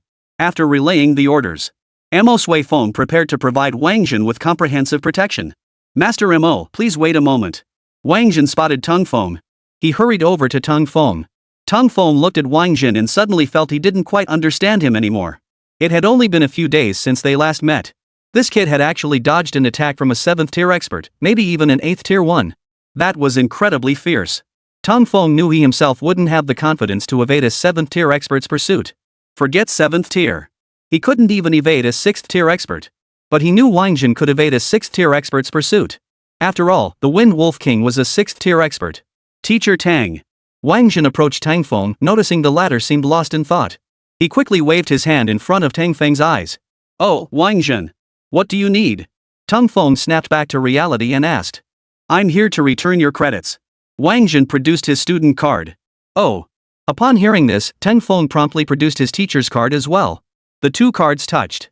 Wáng Zhen immediately transferred 100,000 credits to Tung Feng. This is a bit too much, isn't it? The amount was too large for Tang Feng to accept. After all, Wáng Zhen didn't know him that much. Consider it your referral fee for bringing me to Langwu, plus interest. Teacher Tang, thank you. It wasn't until arriving at Langwu that Wáng Zhen truly grasped the essence of this continent. His previous understanding of the continent had been confined to books, extremely limited. Alright, I'll hold on to it for you for now. Come find me when you need it later. Tung Feng could see Wáng Zhen was dead set on earning those credits and knew it was futile to dissuade him. He could only respond thus. Alright. Hearing Tang Feng's words, Wáng Zhen nodded eagerly. He'd only ever heard those words from his brother and sister-in-law. Now, hearing Tung Feng say it too. For some reason, he felt his bond with Tang Feng had grown closer. Old Mo, I'm ready. With Tung Feng's matter settled, Wáng Zhen turned to look at Mo Sui Feng. Let's go. Mo Sui Feng beckoned with a wave of his hand, leading Wáng Zhen toward the training room at Langwu University. Until the matter was fully investigated, he had no intention of returning to the Dragon Martial Pavilion. Upon arriving at the training room, Mo Sui Feng skipped pleasantries and got straight to the point. I plan to send you back to Guangzhou town first. Here in the imperial capital, I intend to find someone to impersonate you and see if we can lure the enemy out. Once matters here are settled, I'll notify you to return. How does that sound? Mo Sui Feng inquired. Wáng Zhen hesitated upon hearing Mo Sui Feng's words. Mo Sui Feng sensed Wáng Zhen's desire to capture the enemy himself. He quickly began playing the emotional card. Since they've already made a move against you here, it's highly likely they'll take action in Guankou Town too. Guankou Town lacks skilled fighters. Only if you return to protect your brother and sister-in-law can I rest assured. Sure enough, the moment his brother and sister-in-law were mentioned, Wáng Zhen's hesitation vanished. He agreed immediately. Seeing Wáng Zhen agree, Mo Sui Feng breathed a sigh of relief. Wáng Zhen was too crucial now. How could he risk him getting hurt? Oh, and once you return to Guankou Town, you can run dungeons in Guanjian County and Fucheng. Even though you need to level down for the heavenly rankings, extra experience always comes in handy. Also, since your identity must remain undisclosed, I obviously can't arrange for you to run dungeons for free. You can cover the costs yourself initially, and I'll reimburse you upon your return, Mo Sui Feng said. All right. Wáng Zhen agreed. Following Mo Sui Feng's arrangements, he set off for Guankou Town. Wáng Zhen was on his way back to Guankou Town. Guankou Town, Phoenix residential area. It was now 11 a.m. Normally, Wáng Zhen's older brother, Wang Chang, would still be at work at this hour. But right now, he was speeding into the residential complex on his electric scooter. The security guards were used to Wang Chang's antics. The moment they spotted him, they raised the gate barrier, allowing Wang Chang to enter the complex at top speed. There's no helping it, Wang Chang is simply too powerful now. Even the town chief had to give him some face. As security guards, they naturally wanted to climb aboard Wang Chang's bandwagon. Thanks a lot. After thanking the guards, Wang Chang revved his electric scooter and sped down to the apartment building. Arriving at the building entrance, he still didn't lock his e-bike. He hurriedly dashed upstairs. Of course, no fool would dare steal Wang Chang's e-bike now. Azure, are you home? Before he even entered the house, Wang Chang's voice echoed through the house. I'm here. Why did you call me home so urgently? Did something happen to Xiaozhen? Feng Meishan looked at Wang Chang, her face full of worry. Her husband had never called her back before work hours before. Wáng Zhen? Of course he's fine. It's me who has something to discuss. Meishan, I think I might have misremembered the time. It wasn't around 8 p.m., but probably closer to 11 a.m. Because I remember coming home early from school once and seeing my parents, well, you know. A smile spread across Wang Chang's face. Put. Feng Meishan naturally understood what Wang Chang meant. Because these past few days, Wang Chang's face had been breaking into that kind of smile every now and then. And then, she was in for it. They say there are only oxen that work themselves to death, never fields that get plowed to ruin. But these past few days, Wang Chang's ox seemed to be working harder and harder. He'd been working so hard that she couldn't even sleep properly at night. Her dark circles were now so severe she kept nodding off at work during the day. Feng Meishan had once thought that not only Wáng Zhen, but Wang Chang too, had become a job changer. Otherwise, how could this guy suddenly become so much more capable and tireless? Give it a shot. If Xiaozhen's that amazing, his nephew will be too. Wang Chang said, then proceeded to pick Feng Meishan up in a princess carry. Oh my, you're so naughty. Feng Meishan playfully patted Wang Chang's shoulder before giving in. Hello, is Wang Chang home? Wang Chang had just taken off his shirt. A knock sounded at the door. Hearing the sound, Wang Chang instantly wore an expression like Monkey King so annoying. No one needed to be told who was knocking. It was none other than the town chief of Guankou. Ever since Wáng Zhen was taken to the imperial capital by Tang Feng, this town chief had started dropping by the Wang household for any and every reason. One day he'd ask about Wang Chang's work, the next he'd inquire whether Wang Chang was satisfied with his food and clothing. He even sent Wang Chang fruit and milk from time to time. Wang Chang couldn't stand this man. Mainly because the visits kept interfering with his plans to make a son. So, he hadn't even opened any of those fruits or milk. Hello, is Wang Chang home? Hearing no response from inside, the town chief continued knocking. Yet Wang Chang still chose to ignore him. Of course, he didn't move either. Instead, he and Meishan chose to pretend they weren't home. Not home? Then I'm coming in. Creak. The town chief pushed open the door to Wang Chang's house. Wang Chang peered through the crack in the door. He was startled out of his wits. The visitor wasn't the town chief at all, it was clearly a rat demon standing 6 feet tall. Chapter 148, The town chief is a rat demon? The town chief is a demon? The thought struck them. Wang Chang and his wife were so terrified they dared not even breathe. They feared even the sound of their breath might attract the rat demon's attention. Then they'd be gnawed to bits by the rat demon. Then, they watched helplessly as the rat demon approached the fruits and milk he had brought, waving its claws. Squeak, squeak, squeak. With each swipe of its claws, dozens of tiny mice, no bigger than flies, burst forth from the fruit and milk, swarming around the rat demon in endless circles. Wang Chang and Feng Meishan watched in stunned disbelief, their eyes wide with horror. They never imagined such disgusting creatures could lurk inside the milk and fruit. Thankfully, they hadn't eaten any of it. If they had put any of it in their mouths, who knew what the consequences would have been? Don't move. Let me count them. 1, 2, 3, 4, 5. 49 in total, not one missing. Is the Wáng family this cautious? The rat demon muttered to itself, preparing to explore further. Wang Chang and Feng Meijian had been holding their breath for 2 minutes and were nearly at their limit. When they saw the rat demon circle the living room and start walking toward them, their hearts leapt into their throats. Wang Chang was fine. The more tense the situation, the calmer he became. Feng Meijian was different. Though she too told herself to stay calm, her body reacted involuntarily. Her body began to tremble uncontrollably. And now, the rat demon was closing in on them. Wang Chang was ready. The moment the rat demon entered their room, he would pounce on it. Engaging in a life or death struggle with the rat demon. To give Meijian a chance to escape and call for help. Hello, is Wang Chang home? Another voice came from the doorway. This voice left both Wang Chang and his wife utterly stunned. Because it belonged to the town chief. Before Wang Chang and his wife could think much further, the familiar smile of the town chief appeared at the doorway. At this sight, Wang Chang and Feng Meijian's minds went blank. 2 town lords? Or rather, this one must be the real town master. The town master who had delivered fruit and milk earlier was nothing but this rat demon in disguise. You audacious rat demon.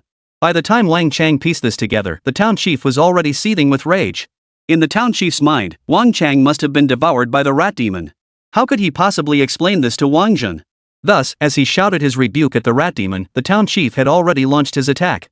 Boom! The town chief was a warrior. With a swing of his fist, an invisible force surged toward the rat demon. Squeak, squeak, squeak. The rat demon showed no panic. It shrieked at the town chief with all its might. Its cries possessed a distinct rhythm and cadence. Then, a loud explosion erupted between the town master and the rat demon. The furniture in the living room was instantly blown to smithereens. It turned out that both their attacks were intangible. One relied on fist intent, the other on sound waves. Whoosh! The probing strike had failed. The town chief lunged forward in a single stride, closing the distance to the rat demon. He knew the demon's sonic waves, much like magic, required distance and time to take effect. Thus, he opted for close combat. Boom! After landing several punches, the town chief realized the rat demon's attacks weren't solely reliant on sound waves. Its physical form was exceptionally formidable. Thus, ordinary punches proved utterly useless against this rat demon. Roar! A furious roar erupted from the town lord's mouth. Then he commanded, tiger form. The moment the words left his lips, a shadowy figure materialized behind him. Seeing the town lord about to assume the tiger form, couldn't help but sneer coldly. He naturally had a countermeasure. Before him, an SS-grade shield glowed into existence. This shield was a piece of equipment specifically designed to counter powerful offensive skills like those of tigers. Since he intended to stir trouble in Guankou Town, how could he not have researched the abilities of Guankou Town's job changers? But soon, he realized he was wrong. For the shadowy figure that appeared behind the town master was not a tiger. It was a snake. Simultaneously, the town lord's hands grew incredibly supple. Both arms wrapped around the shield. They firmly seized the rat demon's forepaws, clutching the shield. Then, the lord's arms slid up the rat demon's limbs, delivering a fierce pack directly at its mouth. This was no casual pack. Its purpose was to destroy the rat demon's mouth, rendering it incapable of launching further sonic attacks. Sure enough, after the rat demon let out a few pained squeaks, it opened its mouth but no sound emerged. Tiger form. The town chief spoke again. This time, he did not deceive the rat demon. The phantom behind him shifted, transforming from a serpent into a tiger. Then he raised his right foot. A brutal kick slammed into the rat demon's midsection. Boom! The rat demon's body was sent flying through Wang Zhen's room. Finally, it slammed hard into the parking lot beside the house. Several private cars were wrecked in the process. Just as the town chief was about to follow and arrest the rat demon, darkness suddenly engulfed his vision and he could see nothing. It turned out that while the town chief and the rat demon were fighting, the little mice had been circling around in the living room. They weren't wandering aimlessly, of course they were setting up an array. Once the formation was complete, it would strip the opponent of all light. Boom! The rat demon leapt back. The town chief immediately pricked up his ears, listening intently for the rat demon's movements to prepare his response. Then he realized the rat demon wasn't heading toward him, but toward Wang Chang's room. He inwardly cursed his misfortune, preparing to charge forward and resume the battle with the rat demon. But he discovered the formation also had an isolation effect. He couldn't leave it at all. You two sure know how to hold it in. The rat demon's voice echoed through the air. When he crashed into the parking lot and saw Wang Chang and Feng Meijian holding their breath inside the house, the rat demon couldn't help but freeze in surprise. He even blamed himself for a moment. Why hadn't he searched the entire room? Otherwise, how could things have gotten so complicated? Phew. Wang Chang and Feng Meijian finally couldn't hold it in any longer. They gasped for fresh air in deep, ragged breaths. It was fortunate that Wáng Zhen had trained them in breath-holding during her cultivation sessions. Otherwise, they would have blown their cover long ago. You two aren't afraid of me? The rat demon stared at the two, utterly astonished. Non-specialists unafraid of demons? That was truly rare. Why should I fear you? Our savior has arrived. Why don't you look behind you? Wang Chang pointed behind the rat demon. The rat demon startled at the words and hurriedly turned to look. But there was nothing behind him. He breathed a huge sigh of relief. For if someone truly had appeared behind him without being noticed, that opponent would be terrifying indeed. Fortunately, there was no one there. Only then did he realize he'd been tricked. He turned around, ready to confront Wang Chang, only to find both Wang Chang and Feng Meishan gone. It turned out that the moment the rat demon had turned to look behind him, Wang Chang had grabbed Feng Meishan and slipped through the connecting door between the bedroom and bathroom, escaping into the restroom. Chapter 149, The Wicked Wolf Conspires with the Demon Clan. How dare you deceive me? The bathroom had a door leading directly to the living room.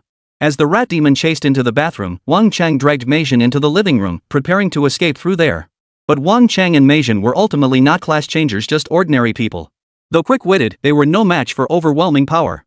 The rat demon flashed forward in an instant, blocking their path. Still trying to outsmart me? You're asking for it. Originally, I only planned to make each of you eat one rat pup. Now, you'll each have to eat 10. The rat demon raised his hand, and the little mouse spinning on the ground immediately leaped into his palm. Then, the rat demon prepared to pinch Wang Chang's mouth open, forcing the baby rat into his mouth. Wang Chang naturally refused to eat such a disgusting thing. Struggling fiercely, he pointed behind the rat demon and shouted, "Look behind you! My brother's back!" The rat demon wasn't about to fall for that trick again. "Oomph! Trying to trick me again? I'll feed you 100 baby rats." As the rat demon spoke, it had already clamped its jaws over Wang Chang's mouth. Just then, the ringing of a sword echoed in his ears. The rat demon inwardly cursed his misfortune and prepared to dodge. But evasion was impossible. Because this time, Wang Chang hadn't deceived him. Wang Zhen had returned. The spatial barrier activated. The rat demon was instantly immobilized mid-air. Then, a sword flew through the air. The claw clutching the rat cub was severed cleanly by the blade. Squeak! Squeak! Squeak! The baby mouse fell to the ground. But it remained within the spatial barrier's range. It couldn't escape anywhere. Hum! The sword split into 100 blades. With a flurry of slashes, it sliced through all the rat pups, leaving not a single one standing. Wang Zhen's strike was too swift. The entire sequence flowed seamlessly. Only then did the rat demon have a chance to turn around. Then it saw Wang Zhen. His face was as cold as ice. He was walking straight toward him. "Xiaozhen, are you okay?" The moment she saw Wang Zhen, Feng Meishan still instinctively showed concern for Wang Zhen. "Sis-in-law, I'm fine. I got back a bit late. Are you all okay?" Wang Zhen looked at Feng Meishan, his eyes filled with guilt. Even though she herself was in danger, she still worried about him. This familial affection was the source of his inner softness, a debt he would need a lifetime to repay. Had he returned even a moment later, the consequences would have been unimaginable. "We're fine. That rat demon is despicable, pretending to be the town chief to deliver things to us. And the gifts were those little rats? Disgusting. I knew it. The town chief is so busy, how could he possibly have time to come to our house every day to show affection?" Turns out there was a sinister plot behind it. Wang Chang briefly recounted the events. The town chief, immobilized by the formation nearby, felt a wave of awkwardness wash over him upon hearing Wang Chang's words. He had indeed come to curry favor today. Besides, he wasn't that busy. It's just a small town, what could possibly be so demanding? Ha, ha. So that's how it is. Speak. Who sent you to deal with my Wang family? 100 swords merged back into one. Pointing straight at the rat demon's forehead. It was the sword of extermination. The rat demon wouldn't reveal it so easily. A golden light flared around his body. The next instant, his body materialized behind Wang Zhen. Over 100 little rats lunged at Wang Zhen, baring their teeth. "Xiaozhen, watch out!" Feng Meishan was terrified at the sight. But Wang Zhen showed no fear whatsoever. Hum! The Slayer of Immortal Sword, the Trapper of Immortal Sword, and the Exterminator of Immortal Sword appeared. The 3 swords instantly multiplied into 300, slaughtering every last one of those little rats. Of course, that wasn't the end of it. The 300 swords flew toward the rat demon, stabbing wildly at its body. Particularly its mouth. It had been pecked by the temple master before. But it possessed regenerative abilities and quickly healed. But now, its mouth was pierced once more by Wang Zhen. So, beyond writhing in agony, he couldn't even utter a cry. Xiaoyi. Wang Zhen couldn't be bothered with further interrogation. He summoned Xiaoyi instead, preparing to subject him to a soul-searching interrogation. Yi ah! Xiaoyi let out a cry before beginning to extract the rat demon's soul, subjecting it to tortures like whipping, dripping hot oil, and binding with thorns. Finally, the rat demon broke down and began confessing the details. I was just following orders from above. I only know a little. The client is Principal Xing Tai of Samsung Middle School. An order from above? What organization are you part of? Wáng Zhen pressed further. I'm with the Owl Wolves. Good. Very good. The Raven Wolves. An evil human organization that can never be eradicated, always rising from the ashes. And now they've even colluded with the demon race. Good. Very good. Extremely good. Tell me, where is the Owl Wolf headquarters? Wáng Zhen's expression turned terrifying. Even in his ghostly form, the rat demon trembled violently at the terrifying aura emanating from Wáng Zhen. I don't know. I'm just a lowly pawn. How could I possibly know the headquarters location? The rat demon whined pitifully. Whoosh. Crackle, crackle, crackle. Wáng Zhen took the whip from Xiaoyi's hand and lashed the rat demon's soul mercilessly. The rat demon's soul immediately let out a wail of agony. You're carrying SS grade transfer gear, yet you claim to be a nobody? And where are the rest of your squad? Are they also in Guanko town? Wáng Zhen continued whipping while interrogating. Fortunately, he had encountered the Owl Wolf squad in the Heavenly Gift instance before and knew some of their background. Otherwise, he might have actually fallen for the rat demon's lies. Seeing that Wáng Zhen knew so much, the rat demon instantly realized he wouldn't be easily fooled. It hurriedly explained everything once more. The other members of our squad are stationed in Sanxing Town, Nan'an Town, and Yuntai Town. I'm the only one in Guanko Town. I genuinely don't know where headquarters is. All I know is we have a branch in Guanjian County, and my mission came from that branch. The rat demon continued. This time, Wáng Zhen believed him. Because Xiaoyi had been watching over his soul the entire time. This thing was more reliable than a lie detector. The moment he lied, Xiaoyi would sense it. Also, let me ask you this, is Xing Tai, the principal of Samsung Middle School, one of your people from the Owl Wolves? Wáng Zhen pressed on. His expression darkened to a terrifying degree. If a school principal was part of the Owl Wolf organization, it would be a catastrophe for the students. I don't know. I truly don't know. All I know is he's the employer. My mission was assigned by the captain and handed to me. The rat demon wept as he spoke. Then, in Guanko Town, besides my Wang family, which other families have you targeted? Only your Wang family, because Xing Taiji specifically ordered your death. The captain ordered me to first use the rat cubs to control your brother and sister-in-law. Then, at the right moment, use them to turn against you. That way, you have no guard up. The rat demon added. That bastard Xing Taiji truly vicious. Boom. Wáng Zhen swung his whip with all his might this time. The rat demon's soul was instantly obliterated. Chapter 150, Xing Taiji, I want to join the Owl Wolves. Meizhen. Feng Meizhen. As Wáng Zhen dispatched the rat demon, Wang Chang beside him noticed Meizhen staring blankly. He feared Meizhen might be terrified by Wáng Zhen's violent actions. He urgently called out her name repeatedly. But to his surprise, Meizhen wasn't scared at all. Instead, she looked thrilled. Wow, Chang, is this the power of a class changer? Xiaozhen is so strong. Wait, isn't he a sham maker by class? How come he's so skilled with a sword too? Does that mean his sham playing is even more amazing? After a burst of excitement, Meizhen fired off another barrage of questions. She suddenly seemed like she'd gone mad, scaring Wang Chang into thinking she was possessed. Fortunately, his wife was mentally strong and not as fragile as he feared. Hey sis, why don't you try changing jobs too? You might even be better than me. Seeing Feng Meizhen's excited expression, Wang Zhen felt genuinely happy. He truly hoped Wang Chang and Feng Meizhen would become class changers. After all, relying on others for protection was never as reliable as having one's own strength. Take the person right in front of them, for instance. Wasn't he here to protect his brother and sister-in-law? Yet he still ended up being restrained. Wang Zhen glanced at the town lord, then drew his axe and swung it at the formation. Only then did the town chief regain his freedom. Town Chief Qin, did you come to our Wang family for a reason? After sheathing his axe, Wang Zhen asked directly. I heard you've been recommended for admission to Longwu Academy, so I came to inform your brother and sister-in-law. Additionally, as a reward for your admission to Longwu, our town has a policy in place. Your family can receive a housing unit and a relatively undemanding job placement. I'm here to let them choose their assignments. Qin Xuan explained. What? Xiaozhen, you got accepted? Before Wang Zhen could respond to Qin Xuan's question, Wang Chang and Meizhen approached, pulling Wang Zhen aside to ask. Yes. Wang Zhen's hand moved, and a letter of acceptance appeared in her grasp. The cover was still last year's design. But that didn't matter. After all, Wang Chang and Meizhen had no idea the cover was from last year. They didn't care about that at all. They opened the letter and saw the words, Dear Wang Zhen, you have been admitted to our university. They were overjoyed. Wang Chang even dropped to his knees, banging his head hard against the half-shattered portrait of his parents in the living room. He reported this joyous news to his parents. Watching the ecstatic pair, Wáng Zhen realized their celebration would likely continue for quite some time. He didn't disturb them, instead stepping aside with Qin Xuan. Chief Qin, I'm entrusting my brother and sister-in-law to your care. Here's an SS grade isolation shield. Use it if you encounter trouble, don't hesitate. Oh, and there's also the SS grade spatial transfer device. And this hair.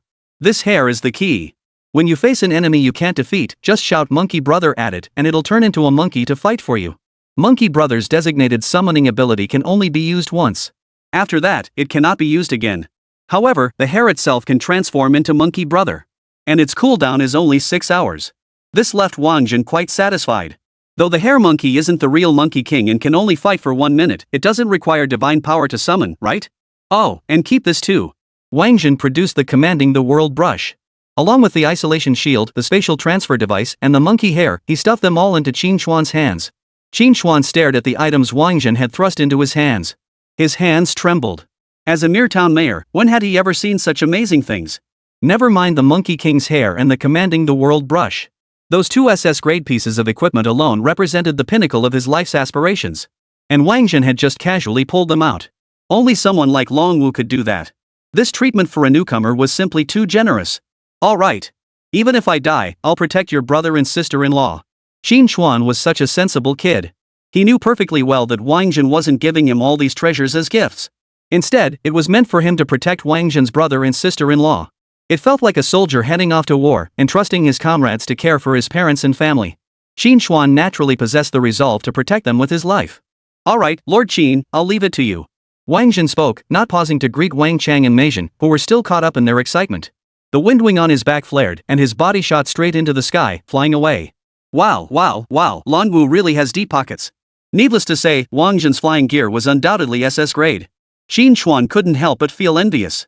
Lord of the town, why did my brother leave again? Wang Chang approached upon seeing Wáng Zhen depart. Oh, he's off to give Xing Taiji a hard time. That bastard Xing Taiji is in for it this time. Indeed, the direction Wáng Zhen was heading was precisely toward the location of Sanqing Town. Sanqing Town, Sanqing Middle School. Xing Taiji sat in his office chair. In his principal's office, he wasn't alone. Another person was present. This person was Cheng Jia, the captain of the Rat Demon Squad. Captain Chang, it's been several days now. What's the outcome over there? I heard Wáng Zhen has already returned to the capital and was attacked.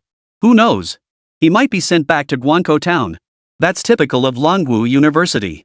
Didn't they do the same to Fomurin back then? Xing Tai said urgently.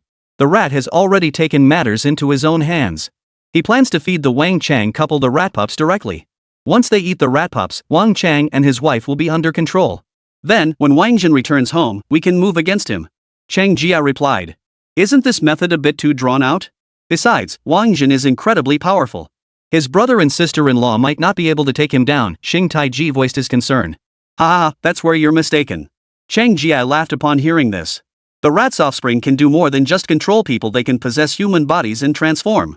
If Wáng Zhen's brother and sister-in-law fail to kill him, the rat offspring will possess their bodies, turning them into rat demons.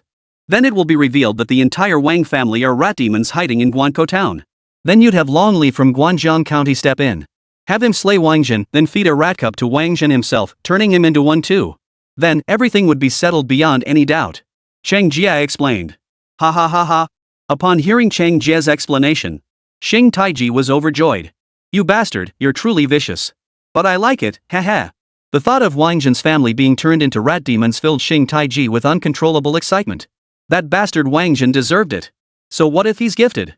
I just can't stand seeing those geniuses looking so superior. I just love watching geniuses die. The more brilliant the genius, the more gruesome their demise should be, Xing Taiji declared with vicious intensity. Principal Xing, I think you'd be a perfect fit for our Falcon Wolves. Care to consider joining us? If you join the Falcon Wolves, you'd absolutely be a top-tier leader capable of steering the branch. Cheng Jia relished seeing someone this deranged. It fit their organization's ethos perfectly. So whenever he encountered someone like this, he wanted to recruit them into the Falcon Wolves. Is that so? Then I'll trouble Captain Chang to be my sponsor for joining the Falcon Wolves. Ha. Xing Tai was so eager he couldn't help but burst into laughter. Heh, too bad. You've already missed your chance. Thud. The principal's office door suddenly swung open. Wáng Zhen's figure appeared before Xing Taiji and Cheng Jia. Chapter 151, The principal of Samsung Middle School is a demon. Wáng Zhen? The moment he saw Wáng Zhen, Xing Taiji was utterly taken aback. Oh? So this is Wáng Zhen? Upon hearing the visitor was Wáng Zhen, Cheng Jie hurriedly scrutinized him from head to toe. Is that all? He doesn't look particularly formidable. But soon, he regretted it. Because Wáng Zhen's first target was him. Thud. Only when the fist was inches from his face did Cheng Jie realize just how fast Wáng Zhen was. But as a fourth-tier expert, he naturally didn't take Wáng Zhen, a student who hadn't even taken the college entrance exam yet, seriously. He casually raised his hand to block. But he had underestimated Wáng Zhen's strength. His body slammed into the wall, instantly shattering several vertebrae and ribs. You little bastard. Xing Taiji naturally refused to stand by and watch Cheng Jie get bullied. With a flick of his wrist, a silver spear materialized in his hand. His spear danced with blinding speed, its tip flickering like scattered starlight. Fake moves concealed real ones, and real moves concealed fake ones. It made it easy for opponents to find no point to defend against. And if the opponent misjudged even once, they would be pierced by the spear's tip. That could very well be the end of them. Yet Wáng Zhen never intended to defend at all. He didn't need to waste his energy judging whether the gun tip was real or fake. His defenses were already formidable, bolstered by the devouring armor. So as the spearhead came stabbing toward him, he raised the SS grade shield he'd obtained from the rat demon. Clang! Clang! Clang! The shield blocked every thrust of the spear. Then Wáng Zhen swung the shield, smashing it against Xing Taiji's silver spear. Snap! Xing Taiji's mirror rank spear shattered instantly under Wáng Zhen's blow. You actually took the rat demon's shield? What did you do to the rat demon? Cheng Jie recognized the rat demon's shield, of course. What else? He was obliterated. You'll meet the same fate. Wáng Zhen spoke as he swung the shield toward Cheng Jie once more. Clang! A hammer appeared in Cheng Jie's hand. He blocked Wáng Zhen's shield. After learning Wáng Zhen had slain the rat demon, he could no longer treat him as an ordinary student. As the hammer blocked the shield, an item glowed on his body. It was a restraining type equipment. Two incredibly hard pincers appeared, attempting to clamp down on Wáng Zhen's waist and neck. Whoosh! Wáng Zhen immediately chose to burrow underground. He dodged the two giant pincers. Then, his fist erupted from the ground. A punch landed squarely on Cheng Jie's jaw. Boom! The punch sent Cheng Jie crashing through the ceiling. Cheng Jie's head pierced through the ceiling, his body swaying violently. It looked like he was hanging by the neck. Ah! A blood-curdling scream pierced the air from above. It turned out two teachers were making out in the classroom building. Their hands were already inside each other's clothes, about to take things further. They were interrupted by this sudden appearance. Cheng Jie, seeing such a spectacle, instinctively widened his eyes, looking like he was watching a show. Enemy attack! Enemy attack! The two teachers reacted quickly. Their loud shouts instantly drew the attention of numerous teachers and students. Whoosh! Upon hearing the teachers' shouts, Xing Taiji knew something was terribly wrong. Since Cheng Jie was part of the Xiaolang faction, his identity couldn't be exposed. Therefore, he no longer held back his strength and drew his SS grade silver spear. Simultaneously, a phantom figure materialized behind him. And that phantom was none other than a Buddha. A demon? The moment he saw the Buddha, Wáng Zhen instantly confirmed Xing Taiji's true identity. So you're Xing Taiji, you demon clan. You've hidden your true nature well. Wáng Zhen drew his axe and began battling Xing Taiji. At first, Xing Taiji didn't take Wáng Zhen seriously. His ultimate move was merely to save Cheng Jie. Now, seeing that Wáng Zhen possessed such insight and could recognize his true identity, his gaze instantly turned savage and cruel. The Buddha behind him stirred. The Buddha held a gun in his hand. The weapon instantly merged with Xing Taiji's SS grade rifle. The weapon instantly unleashed immense power, thrusting viciously toward Wáng Zhen. Though Wáng Zhen possessed formidable defenses and the devouring armor, he wasn't truly immune to evasion. He dodged whenever possible, only choosing to endure the unavoidable blows. Whoosh! He sidestepped out of the way, only to discover that Xing Taiji's spear wasn't aimed at him at all. It was aimed at the ceiling. Boom! A gaping hole tore through the ceiling. Cheng Jie, who had been hanging himself, fell to the floor and prepared to flee. Think you can get away? Buzz! Wáng Zhen split into two clones. One clone wielded the immortal slaying sword, pursuing Cheng Jie. The other clone, wielding the exterminating immortal sword, charged alongside Wáng Zhen's true body toward Xing Taiji. What's happening? Such a major incident erupting in the principal's office, especially accompanied by those two piercing shouts of enemy attack. The office building was instantly surrounded by a crowd. The principal is fighting someone answered. What? Who could be so formidable as to challenge our principal? Could it be Li Rolai from Guanko Middle School? A teacher speculated. Whoosh! A figure appeared. The crowd immediately parted as the figure materialized. Then they bowed to the figure. Town Chief Hu. Indeed, the arrival was none other than Hu Yingming, the town chief of Sanqing Town. What's going on? Hu Yingming asked the crowd. Before any teacher could answer, a deafening crash erupted from the principal's office. It turned out that Xing Taiji ultimately couldn't withstand the combined attacks of the two Wáng Zhen. After blocking the SS grade silver spear, Wáng Zhen delivered a kick to Xing Taiji. Xing Taiji's body crashed through the principal's office window and flew straight toward Hu Yingming. Had Hu Yingming not dodged swiftly, he would have been struck by Xing Taiji. Both men then landed in the flower bed outside the office building. Which friend is it? Hu Yingming's voice rang out. Then, Wáng Zhen's figure came into his view. You are. Hu Yingming was momentarily stunned. This student, could he have actually defeated Xing Taiji? Besides those disciples from the major clans, who else could possibly achieve that? Wáng Zhen? It's Wáng Zhen. A student recognized Wáng Zhen and let out a gasp. Wáng Zhen?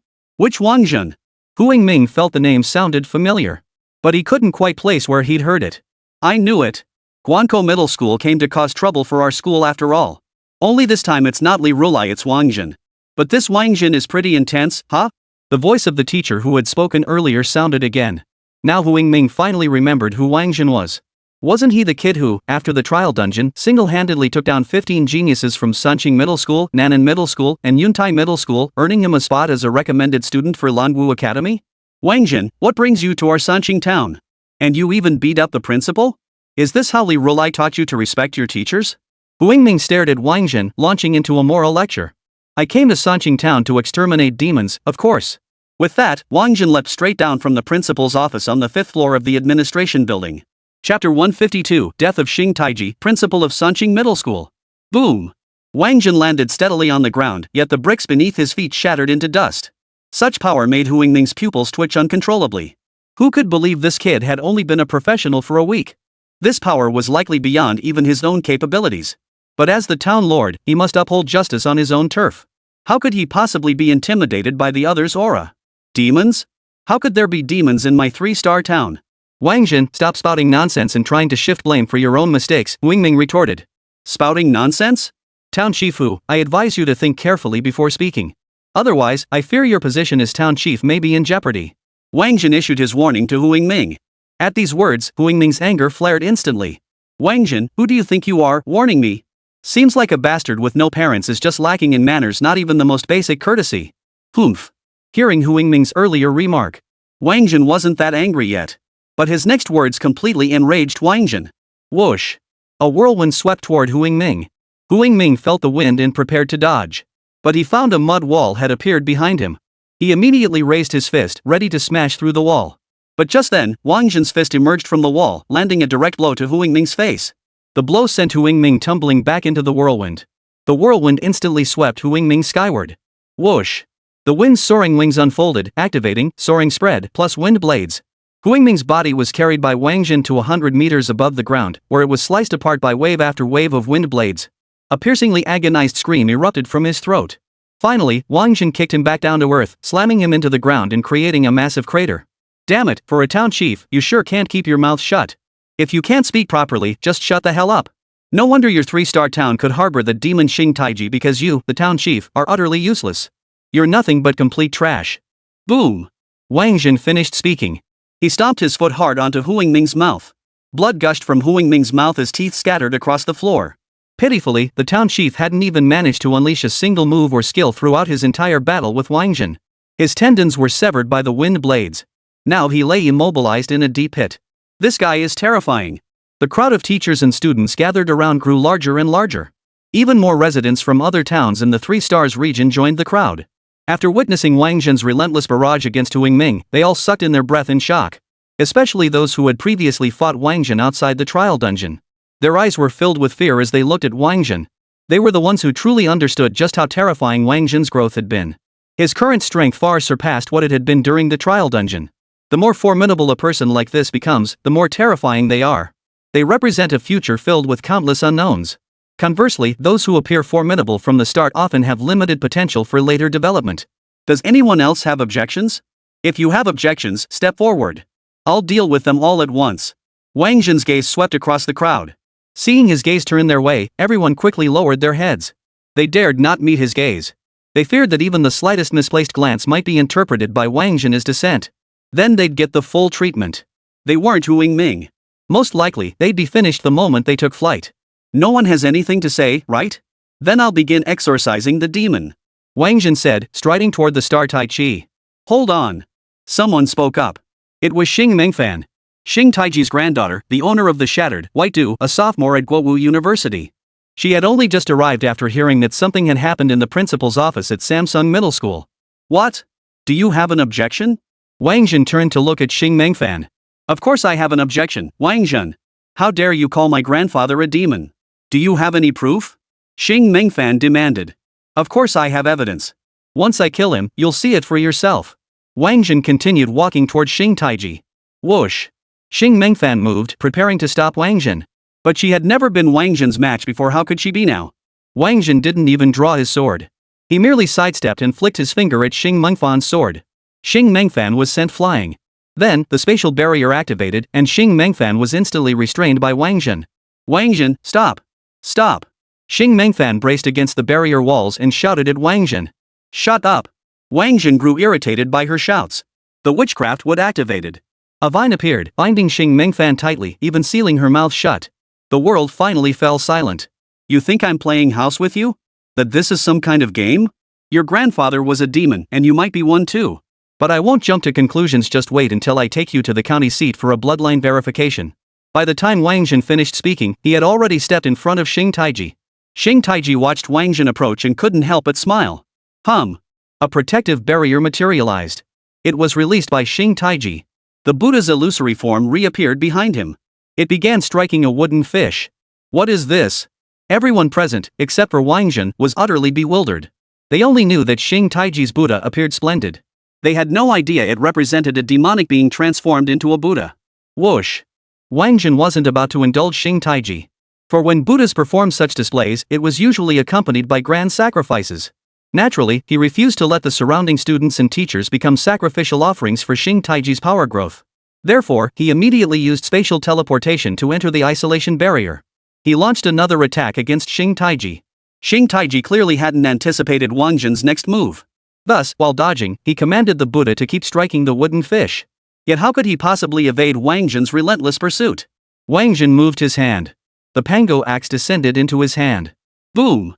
The Pango axe swung down. The Buddha statue shattered instantly. Put! The Buddha shattered. Xing Taiji naturally suffered severe injuries. Blood spurted from his mouth as he teetered on the brink of collapse. Within the spatial barrier, Xing Mengfan watched as Wáng Zhen prepared to strike the already gravely wounded Xing Taiji. She was filled with anxiety. But bound by vines, her panic was useless. All she could do was emit a series of muffled grunts. Wáng Zhen paid no heed. The axe in his hand came crashing down on Xing Taiji once more. Xing Taiji, principal of Sanqing Middle School, died. Within the spatial barrier, Xing Mengfan witnessed her grandfather's death. She ceased struggling and abandoned any thought of screaming. Her eyes suddenly grew hollow and lifeless, tears of sorrow streaming from the corners. Chapter 153, So many demons in Sanqing town. Xing Taiji was dead, yet no soul appeared. This puzzled Wáng Zhen. Originally, Wáng Zhen had planned to reveal Xing Taiji's demonic identity to everyone through his soul. But now, without even a soul, how could he reveal it? Wáng Zhen, did you kill my father? Another figure appeared. It was Xing Wuji's son, Xing Mengfan's father Xing Wu.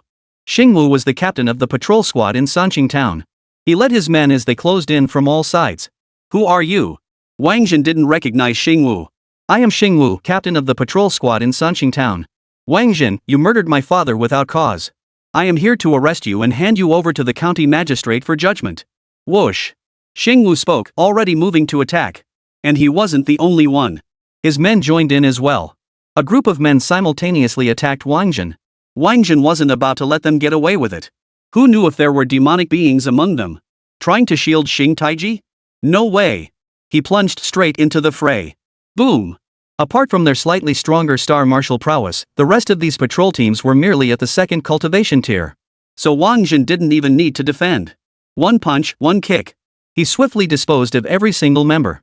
Seeing this, Xing Wu knew he was no match for Wáng Zhen. He blew his whistle. More and more patrol members arrived. They were about to move against Wáng Zhen. Wáng Zhen let out a cold laugh and continued fighting. At this point, he feared no one, not just the patrols of Three-Star Town, but even if every transmutation practitioner in the town came for him, he wouldn't flinch. These transferees, whose cultivation peaked at the third tier, were utterly insignificant to him. Thus, the number of fallen bodies grew steadily. The crowd of onlookers grew larger and larger. Many, while admiring Wáng Zhen, pulled out their phones to report the situation to the county seat. Guanjiang County, County Government Building. County Magistrate Bai Quan was on the phone with his son, Bai Muyang. Suddenly, her secretary approached.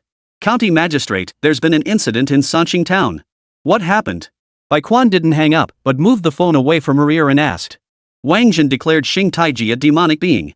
He killed Xing Taiji and injured Hu Zhenju, along with over 300 patrolmen, the secretary reported. Oh? Wáng Zhen claims Xing Taiji is a demon? Does he have evidence? Bai Quan inquired. Before the secretary could answer, the voice of the rotund Bai Muyang came through the phone.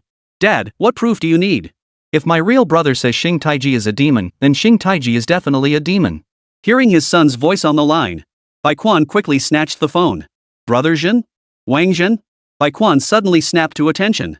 Son, is this Wáng Zhen the same Wáng Zhen you've been talking about? When his secretary first reported it, Bai Quan hadn't quite grasped the significance. Yeah, of course it's my real brother. Who else could be this formidable besides him? I just told you my real brother was attacked. The capital's under martial law and conducting internal investigations. I can't go back for now, the fat man said to Bai Quan. Hearing this, Bai Quan instantly recalled the incident involving Feng Yiren 3 years prior. The answer immediately formed in his mind. It seemed the higher-ups were resorting to their old tricks once again. Bring Wáng Zhen back here for refuge. Secretary He, assemble the security detail and reconnaissance team. We're heading to Sanqing Town. Yes, sir. Secretary He immediately went to make the arrangements. While he was making arrangements, Bai Quan had already set off for Sanqing Town ahead of him. Samsung Middle School. All the patrol team members lay sprawled on the ground, even Xingwu was no exception. Yet Xingwu still glared at Wáng Zhen with unrelenting hatred. After all, the murder of his father was an unforgivable offense. Whoosh! At that moment, a large bird soared in from the horizon. The moment the group saw the bird appear, they knew Bai Quan had arrived. For that bird was none other than Bai Quan's mount. Whoosh, whoosh, whoosh. The bird landed directly before Wáng Zhen. Then Bai Quan walked over to Wáng Zhen with a beaming smile. Ha ha, Wáng Zhen, my friend, when did you return? Why didn't you stop by the county government to visit? Wáng Zhen looked at Bai Quan, who was acting like an old friend. He was somewhat surprised. But he knew this was the fat man's father. He was sure the fat man had mentioned him before. So this kind of behavior wasn't entirely unexpected. But even so, calling him brother right off the bat and slinging his arm around his shoulders, wasn't that a bit much? You're a county princess, don't you feel any conflict of interest? Brother Wáng Zhen, no need to overthink it. I trust your judgment, of course. I've already notified the guard squad and the reconnaissance team. The guard squadron will encircle the entire town of Sanqing, while the investigation squadron will screen every resident of Sanqing. Anything identified as demonic in the investigation won't get away. As he uttered the words, not a single one will escape, Bai Quan's gaze swept over each person present.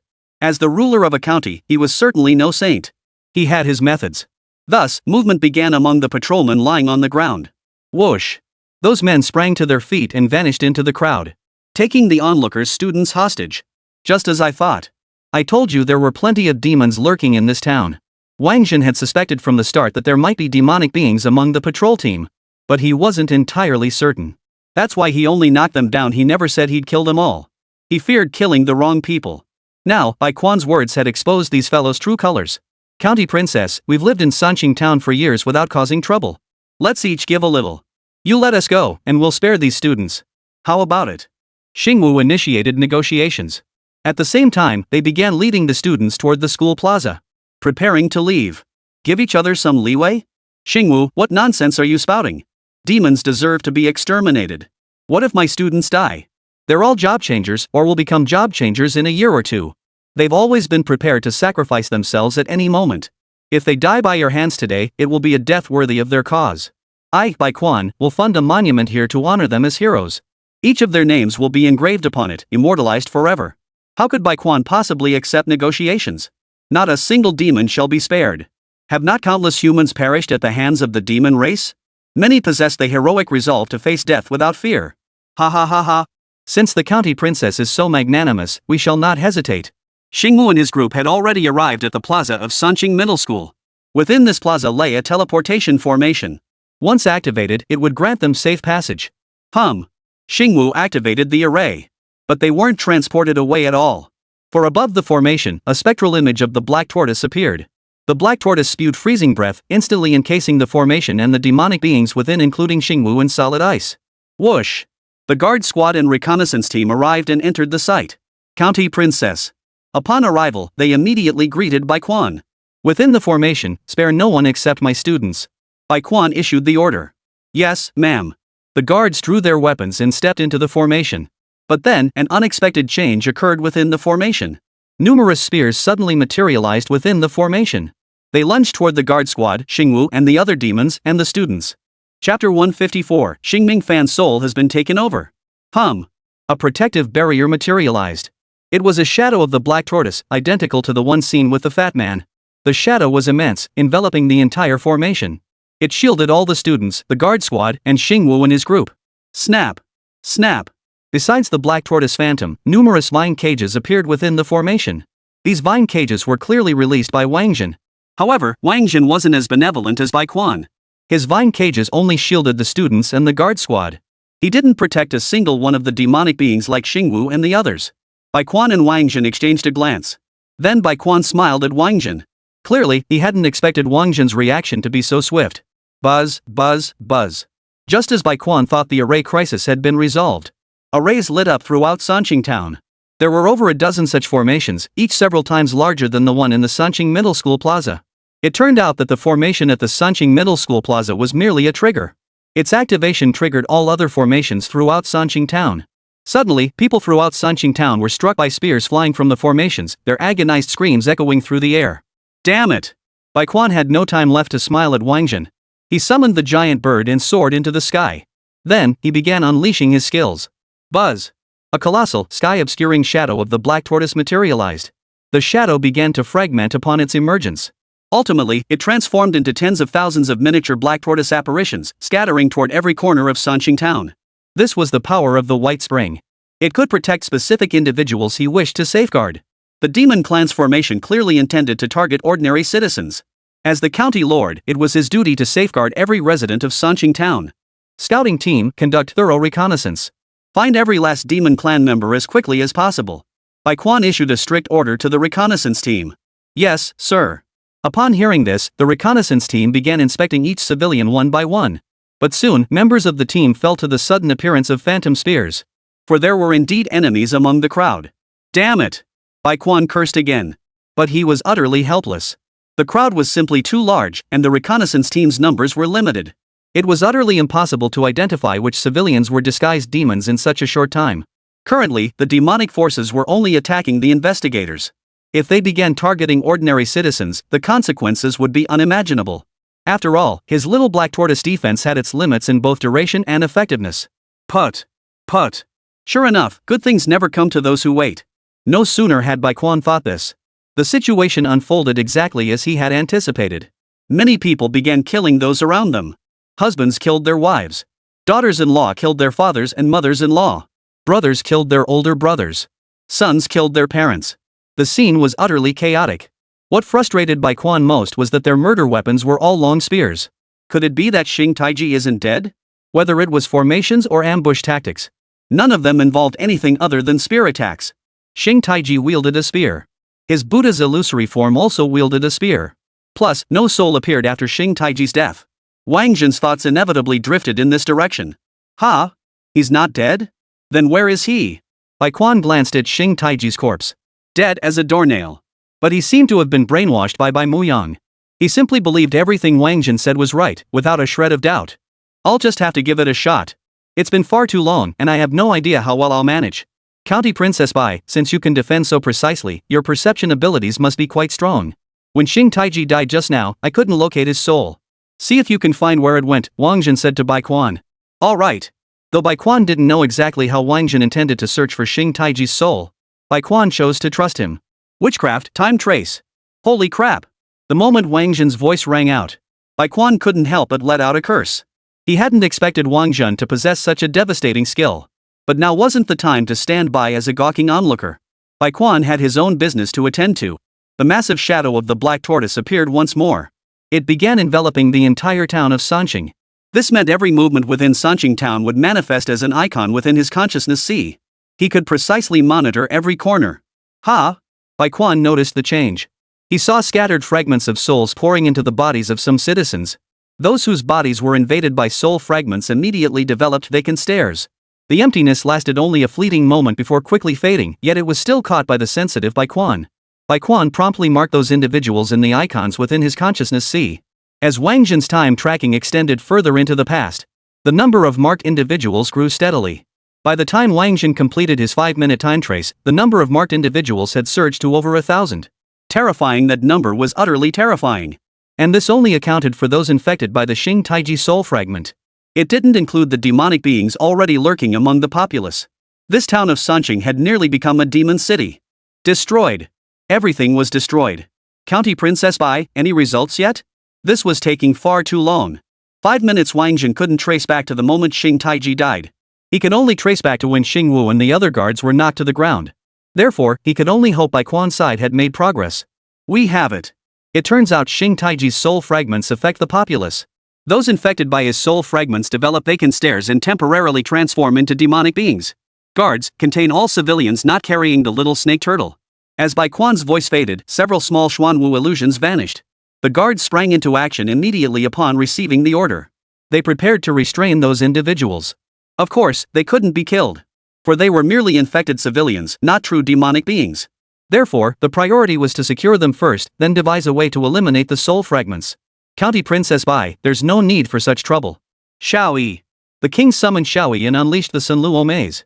The Sunluo maze is a soul-devouring force. Wáng Zhen commanded the Sunluo maze to fly directly above the infected citizens, sucking the soul fragments of Xing Taiji out of their bodies. Boom! Suddenly, the vines and spatial barrier binding Xing Mengfan exploded. Xing Mengfan began teleporting out of Sanqing town. The Star Tai Chi soul is with Xing Mengfan. Stop her! Bai Quan snapped into action, urgently directing the guard squad to intercept Xing Mengfan. The guards obeyed without question. But in the end, they found it utterly impossible to stop him. Xing Mengfan, who had only been a level 19 first-tier guardian, suddenly became incredibly powerful. In an instant, he knocked down the entire second-tier guard squad and swiftly fled toward the town's outskirts. That's not Xing Mengfan, it's Xing Taiji. He's possessed his granddaughter's soul and taken control of her body. Wáng Zhen's voice echoed as he simultaneously unleashed the Soaring Ascension technique, pursuing after him. Chapter 155, Wangjiang County has a demon revealing mirror. What? Hearing Wáng Zhen's words, Bai Quan felt a chill deep within his heart. He knew the demon clan was ruthless, but never imagined they could be this brutal. They wouldn't even spare their own granddaughter. County Princess, the demon clan possesses a bloodline resurrection technique. They can bind a soul to a relative's body. The stronger the blood bond, the greater the chance of revival. Secretary, he suddenly interjected. Is that so? As merely a county princess, Bai Quan's knowledge was limited. Nevertheless, his decision was made with decisive resolve. Otherwise, she wouldn't have been appointed as a county princess. In that case, slaughter every last member of the Xing family, men, women, and children alike. Understood. The secretary nodded and promptly made arrangements. Soon, the Xing family's household register was produced. The guard squad then proceeded to kill each person listed in the register one by one, ensuring not a single demon escaped. Roar! Xing Taiji, who had been battling Wáng Zhen, witnessed this and couldn't help but let out a beastly roar. You Dragon Nation humans pride yourselves on reading the sage's books and doing the sage's deeds, don't you? So why are you now slaughtering entire families? It's all just a facade of righteousness. What are you pretending to be so high and mighty for? Wáng Zhen heard Xing Taiji's words and wore an expression of utter disbelief. You, a man who would even possess your own granddaughter's soul, dare lecture me about sacred texts and virtuous deeds? Is it your family's lives you're grieving over? What you truly fear is losing a vessel for your resurrection. Boom!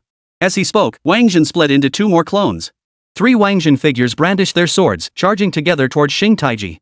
With the Xing family wiped out, Wáng Zhen held nothing back. His earlier restraint stemmed from fear that killing this man might cause him to transfer his soul into another member of the Xing family. That would be a real pain to deal with. Roar! Xing Taiji was no match for Wáng Zhen. But now, with no retreat left, he had no choice but to fight to the death. He revealed his true form. It was a golden gibbon. Its massive, slender arms, channeling the power of the golden ape, descended toward Wáng Zhen. Wáng Zhen didn't dodge. Instead, he switched his sword for an axe. Activating the panga technique, he executed an upward slash against the mighty arm. Clang! A thunderous clang echoed. In the end, the pango technique prevailed. The Vajra arm snapped like steel rebar and finally fell to the ground. What kind of technique is that? Xing Taiji stared at Wáng Zhen, utterly incredulous. The technique to cut you down. Wáng Zhen swung his axe and charged forward once more. Xing Taiji, the golden-armed gibbon renowned for his iron-hard bones. At this moment, he was scared out of his wits. He dared not meet Wáng Zhen's axe head-on again, turning and fleeing backward. The nearby guards naturally wouldn't let Xing Taiji escape. They closed in, preparing to block Xing Taiji's path. But how could Wáng Zhen let the guards throw themselves into certain death? He chose to burrow underground. Just as Xing Taiji extended his other arm of steel, poised to scatter the guards, he pulled Xing Taiji's entire body straight into the ground. Then, the ground trembled. The ground cracked open. All they heard was the clanging of blows echoing through the air. Blood began seeping up from the earth. Before long, Wáng Zhen emerged from the earth. Xing Taiji was truly dead this time. He hadn't even managed to unleash his soul-shattering technique. And thus, he could never escape again. Brother Wáng Zhen, you're truly formidable. Impressive, truly impressive. Bai Quan started again, addressing Wáng Zhen as younger brother once more. County Princess Bai, please don't call me brother. I'm your junior. By family hierarchy, I should address you as Uncle Bai, Wáng Zhen hastily replied. Ha ha ha. Fine, fine. Since you're calling me uncle, I'll gladly accept you as my nephew. Bai Quan declared with a hearty laugh. Ah. Wáng Zhen was taken aback by this. I'd become his nephew this quickly? Is this really how we people socialize? A few words and they've already established a connection, leaving no room for refusal? But Wáng Zhen didn't want to dwell on this matter. After all, there were more pressing matters at hand. Uncle Bai, matters here require immediate attention, and then we must head to Nanan and Yuntai, Wáng Zhen stated. Oh? Trouble there too? Bai Quan inquired. Yes, not only there, but Guanjin too. The raptor wolves have a branch in Guanjin, Wáng Zhen added. Whoa! Hearing Wáng Zhen's words, Bai Quan sucked in a sharp breath. His gaze then grew distant. Could it be they came for that thing? Bai Quan murmured. What thing? Wáng Zhen was curious. What else could be valuable in Guanzhong? How come I've never heard of it in all these 17 years? Oh, the Owl Wolf organization? They're utterly evil. At first, it only had humans. But as the Owl Wolf rose to prominence several times, it gradually caught the attention of the demonic tribes. Gradually, demonic beings began joining the Owl Wolf. And with each resurgence, the number of demonic beings within grew larger. By the time of this latest resurgence, the Raven Wolves had become an organization entirely controlled by the demonic race. The humans within were dissatisfied with demonic control and plotted to purge all demons. However, many demons possess the ability to shapeshift into human form, making it difficult to distinguish between humans and demons within the organization. Then, there was a long-standing legend within the Owl Wolves that a magical artifact called the Demon Revealing Mirror was hidden in Guanzhong County. It's said this mirror can reveal the true forms of demonic beings. That's why every time the Owl Wolves reorganize, they establish a branch in Guanzhong County, hoping to find the Demon Revealing Mirror, Bai Quan explained. Oh? The Demon Revealing Mirror? Upon hearing Bai Quan's words, Wáng Zhen's interest was instantly piqued. This was indeed a remarkable treasure. Yes, it's the Demon Revealing Mirror. But how could such a small place as Guanzhong possibly have a demon-detecting mirror? My ancestors have lived in Guanzhong for over 100 years, and none of them ever heard of such a thing. I've watched this county get torn down and rebuilt. The ground's been turned over countless times. They're always digging up roads to lay pipes, whether there's a need or not. If a demon-revealing mirror truly existed, it would have been found long ago, right, Wáng Zhen's nephew? Bai Quan inquired. Not necessarily. Wáng Zhen gave Bai Quan a negative answer. Oh? Nephew, do you have some unique insight? Bai Quan inquired curiously. Perhaps the demon-revealing mirror truly exists in Guanzhong County, but it's not in the county seat.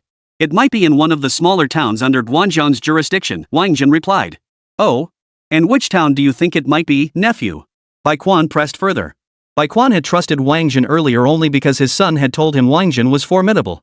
But after fighting alongside him and witnessing his skills firsthand, Bai Quan no longer dared to treat Wáng Zhen as a junior. That was why he now addressed him as younger brother.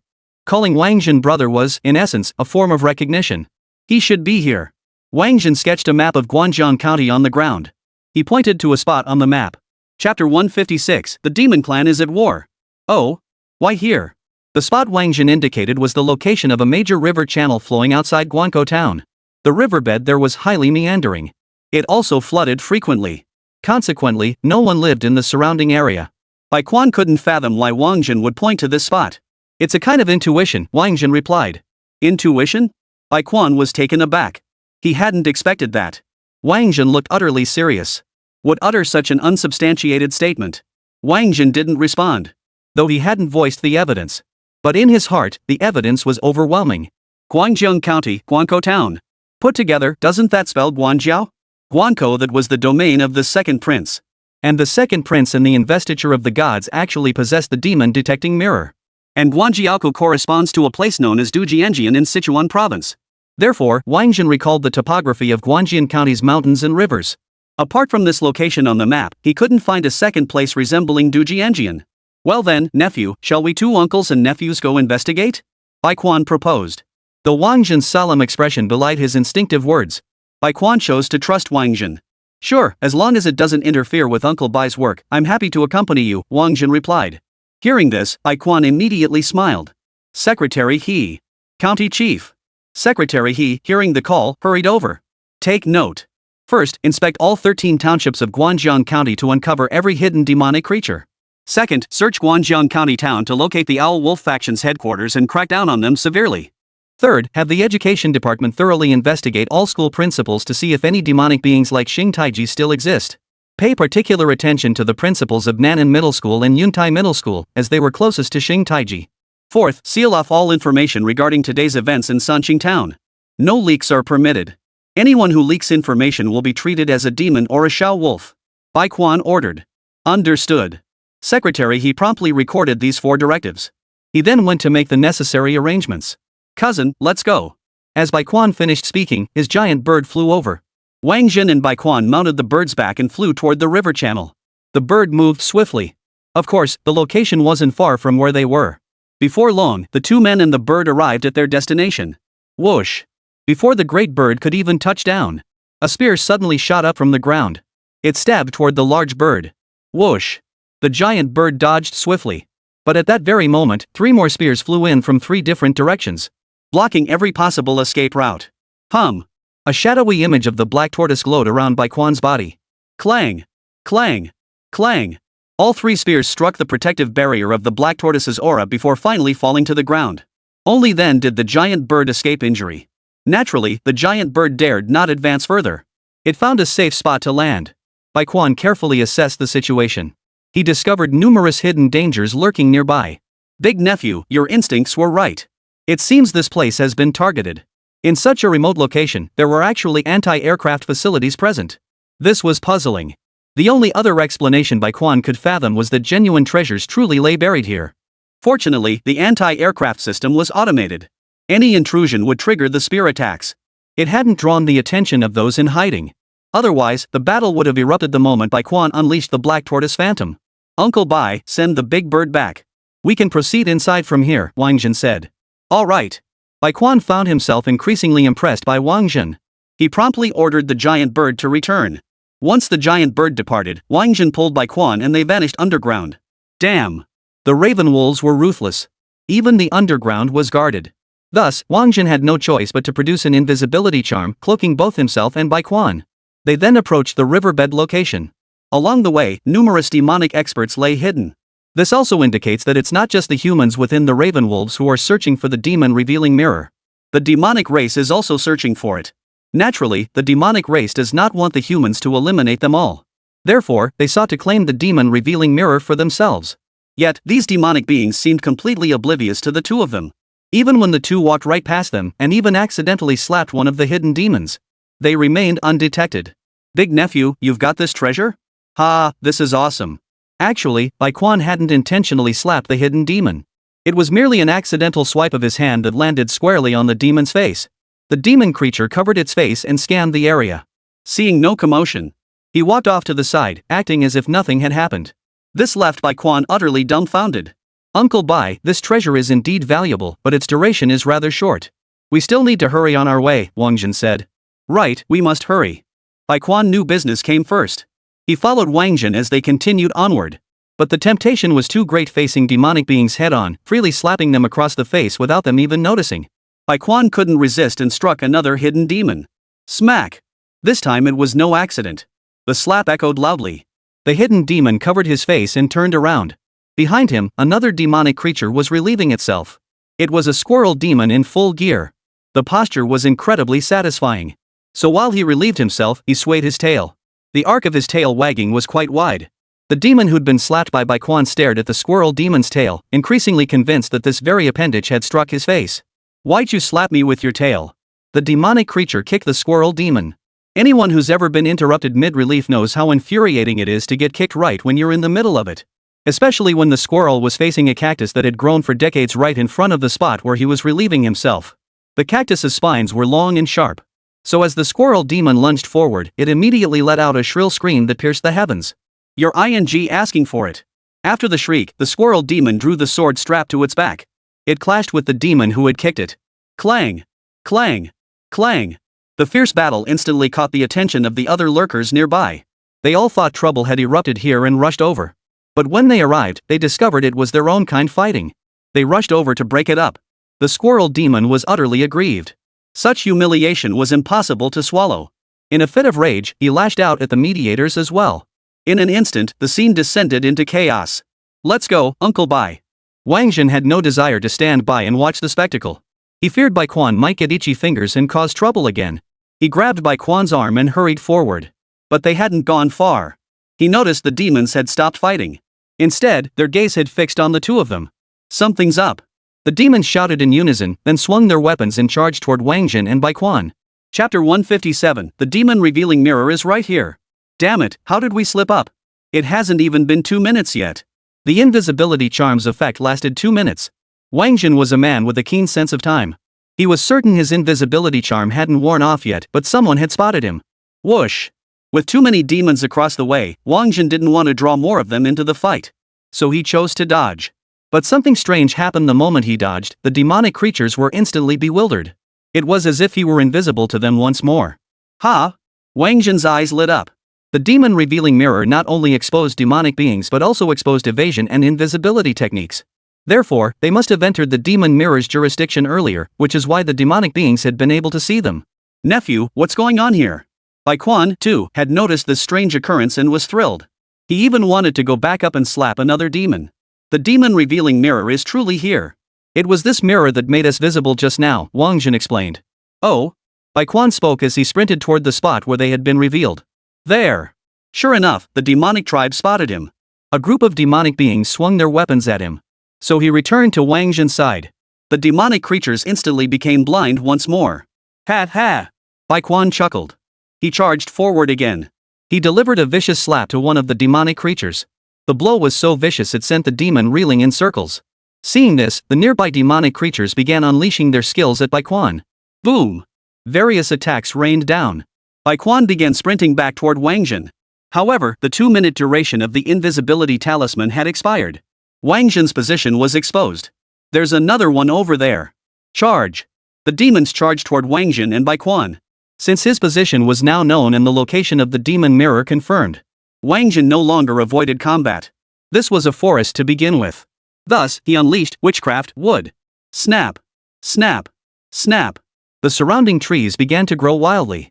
Trees that were once as thick as a wrist suddenly grew as thick as a thigh. Trees that were as thick as thighs became as thick as pillars. Trees that were only 10 meters tall instantly grew to 100 meters in height. And they moved with the flexibility of tentacles. They whipped toward the demons rushing toward Wáng Zhen and his companion, enveloping them. Simultaneously, sharp thorns erupted from the trees, stabbing relentlessly at the demons caught in their coils and envelopments. Put! The demons, already immobilized by the agile trees, couldn't dodge. The sharp thorns pierced them clean through, sealing their fate. Help!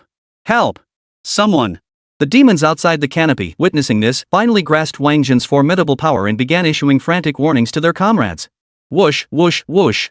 More and more demons were roused. They charged toward Wáng Zhen and his companion. Some burst forth from the forest, others flew out of the water. They looked extremely vicious. Big nephew, you handle the ones in the woods. I'll take care of the ones in the water. Bai Quan immediately assigned Wáng Zhen his task. Hum! The illusory form of the black tortoise appeared. It exhaled a blast of frigid air toward the great river. The chill was bitterly cold. Whether it was the demonic creatures already soaring from the great river or those preparing to take flight, were all frozen solid by the Xuanwu's frigid breath. Explode! Bai Quan roared, and the frozen demonic creatures shattered one by one, turning into fragments of ice. In the forest, Wáng Zhen showed no sign of weakness. After unleashing witchcraft wood, he activated witchcraft fire. The wildly sprouting trees blazed in the flames. Fire fueled by wood, the flames grew ever larger and hotter. The demonic creatures attempting to close in on Wáng Zhen were scorched by the intense flames, forced to halt in their tracks. Kid, don't just hide in there. If you've got the guts, come out. We'll beat you to a pulp. That's right. Come out. Hurry up and come out. Don't think this fire can protect you. Once it dies down, you'll be helpless. Seeing this, the demons assumed Wáng Zhen was afraid of them, too cowardly to face them directly, and was using fire to save himself. But they soon realized their mistake, for the trees behind them began to grow wildly. Oh no! The demons were alert. Fearing Wáng Zhen would ignite both ends, trapping them in a double-sided fire attack. They prepared to retreat and flee. But now that the witchcraft was unleashed, Wáng Zhen wouldn't give them a chance. Boom! Following witchcraft, fire, Wáng Zhen unleashed witchcraft, wind. The flames, fueled by the wind, surged anew. The demons knew their end had come. Those with no escape awaited death. Those who could burrow into the earth did so. Those who could take to the skies fled skyward, preparing to flee. But then Wáng Zhen's clones appeared. 2 clones hoisted tree trunks as thick as pillars. Smashed every demon who tried to flee by flying or burrowing back to earth. Ah! Screams of agony echoed in rapid succession. The demonic hordes were consumed by the flames, reduced to ashes. They became fertilizer for this land. My boy, you sure know how to handle things. Impressive, absolutely impressive. Bai Quan launched into his usual praise mode, showering Wáng Zhen with compliments. Boom! Before Wáng Zhen could respond, the ground suddenly began to tremble. Then, 4 earthen walls over 100 meters tall appeared. They began dumping earth into the burning forest. Splash! The soil proved highly effective at extinguishing the flames, and it seemed the fire would soon be put out. And the earth kept pouring down, threatening to bury Wáng Zhen alive. Whoosh! He hadn't even seen his opponent, nor did he know their exact strength. He didn't know what abilities the other person possessed. Wáng Zhen shot straight into the sky, assessing the situation. What he saw was astonishing. It turned out that a 300-meter-long earth dragon encircled the forest. That earthen wall was precisely the work of the earth dragon. At the same time, Wáng Zhen understood why there were so many defenses underground. Turns out, this earth dragon was behind it all. Woo, woo, chirp, chirp. Meanwhile, something was happening at the White Spring. A colossal fish suddenly burst forth from the great river.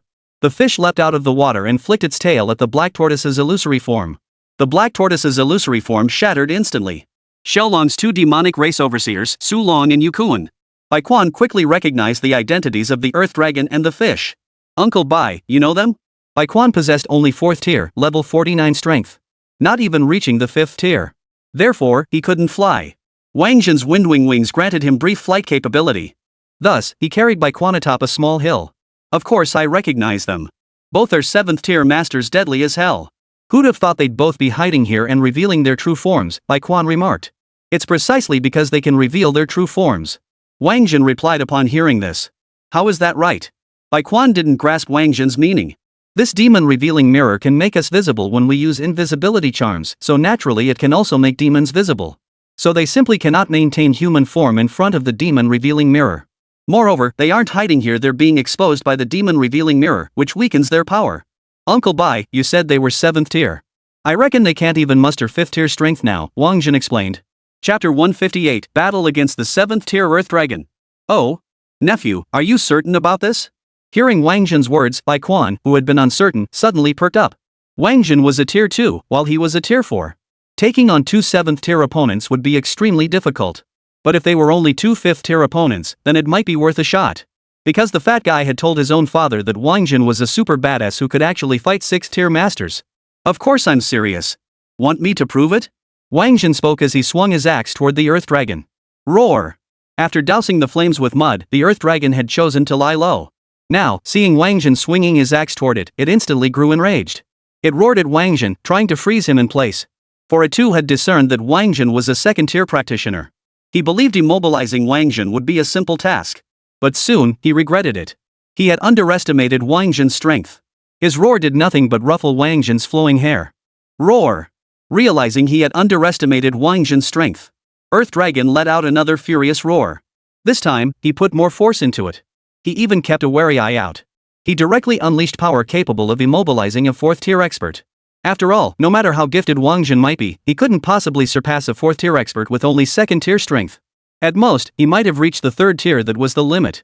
Yet reality dealt him another harsh lesson, slapping him hard across the face. Wáng Zhen's body remained unstoppable, the axe bearing down on him. Whoosh! The earth dragon ceased its roar and instead lashed out with its tail. This time, he unleashed his 5th tier power. He was an earth dragon covered in earthen scales that provided formidable defense, with a head harder than iron.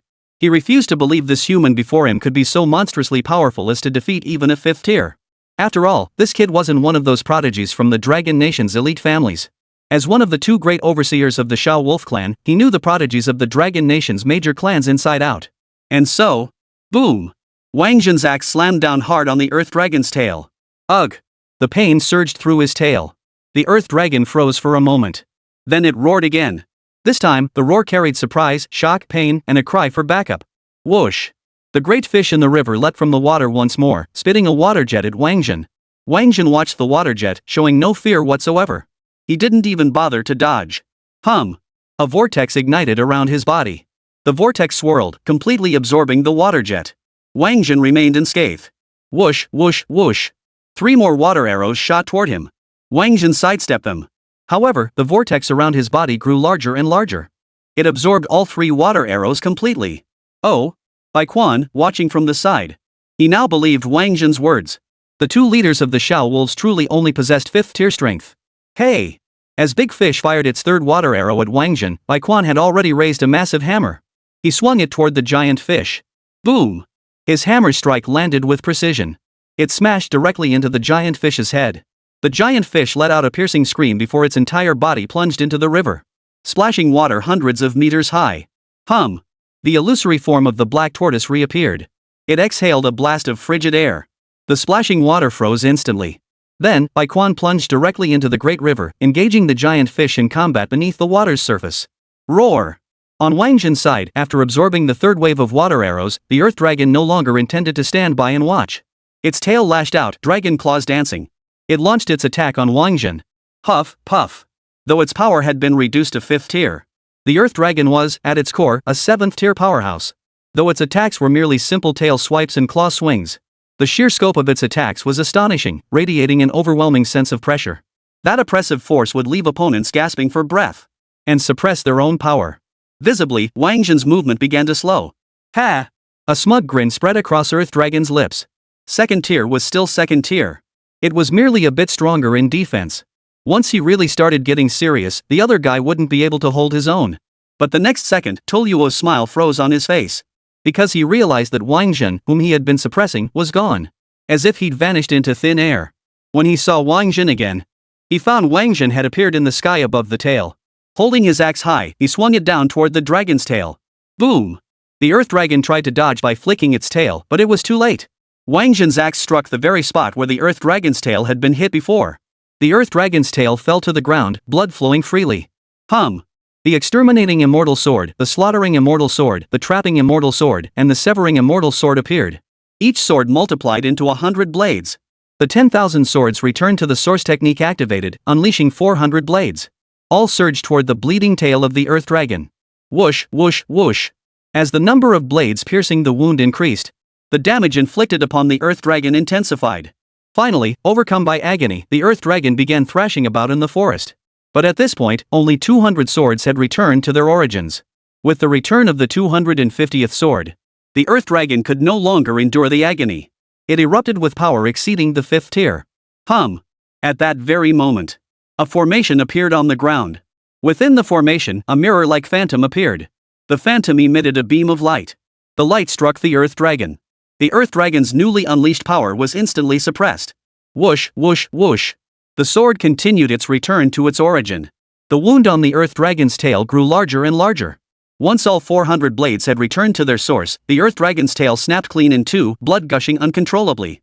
You little bastard from the Sword Clan, you've been hiding your true strength well. Having suffered such severe damage and witnessed the return of 10,000 swords, the Earth Dragon now firmly believed Wáng Zhen was a member of the Sword Saint's lineage. It finally unleashed its true power. The severed tail suddenly transformed, taking on human form. 7th tier? He sensed the aura emanating from that figure. Wáng Zhen's expression shifted. The Earth Dragon severing its tail to rebirth, this was something he had never anticipated. Kid, you've got some sense. Die. Su Long swung his dragon bone sword at Wáng Zhen. The blade was forged from dragon bone. Yet it erupted with an intensely metallic clang. The sound was excruciatingly piercing, making Wáng Zhen's eardrums throb and his head ache. Dodging was impossible. At this level, sword momentum possessed a locking effect. Defense? Wáng Zhen feared it might not hold. The disparity in combat data was simply too vast. So he chose to sacrifice his clone instead. 2 clones materialized. One of them wielded a sword. Crack! When the sword strike arrived, Wáng Zhen's first clone lasted only 3 seconds before shattering. However, those 3 seconds did manage to absorb some of the sword's momentum. Thus, his second clone lasted 10 seconds. By the time the second clone shattered and the sword strike landed on Wáng Zhen was immediately knocked flying. Chapter 159, Battle against the 7th tier Big Fish. Whoosh! Wáng Zhen seized the opportunity of being knocked back to instantly flee. But soon, he realized his escape technique had failed. It turned out Su Long had applied his force with deliberate precision. The direction Wáng Zhen fled was precisely within the range of the demon revealing mirror. Whoosh! Su Long's second strike came flying. The sword's momentum closed in on Wáng Zhen. Level up! He couldn't dodge it. He couldn't withstand the blow. His clone was shattered and couldn't be summoned again anytime soon. Moreover, his clone had already been tested, it simply couldn't withstand the blow. Therefore, Wáng Zhen had no choice but to level up. This is the purpose of level suppression. At critical moments, leveling up could boost his stats. Wáng Zhen instantly leveled up from 20 to 25. His defense also changed from the original 80 by 5 to 110 by 5. That equates to 550 defense. As Wáng Zhen's level increased, his stats improved accordingly. The devouring power of the devouring armor also increased from 480 to 600. This meant Wáng Zhen's current defense could reach 1150, a massive 270-point increase from before. This defense rating easily surpasses that of an 8th tier, level 81 expert.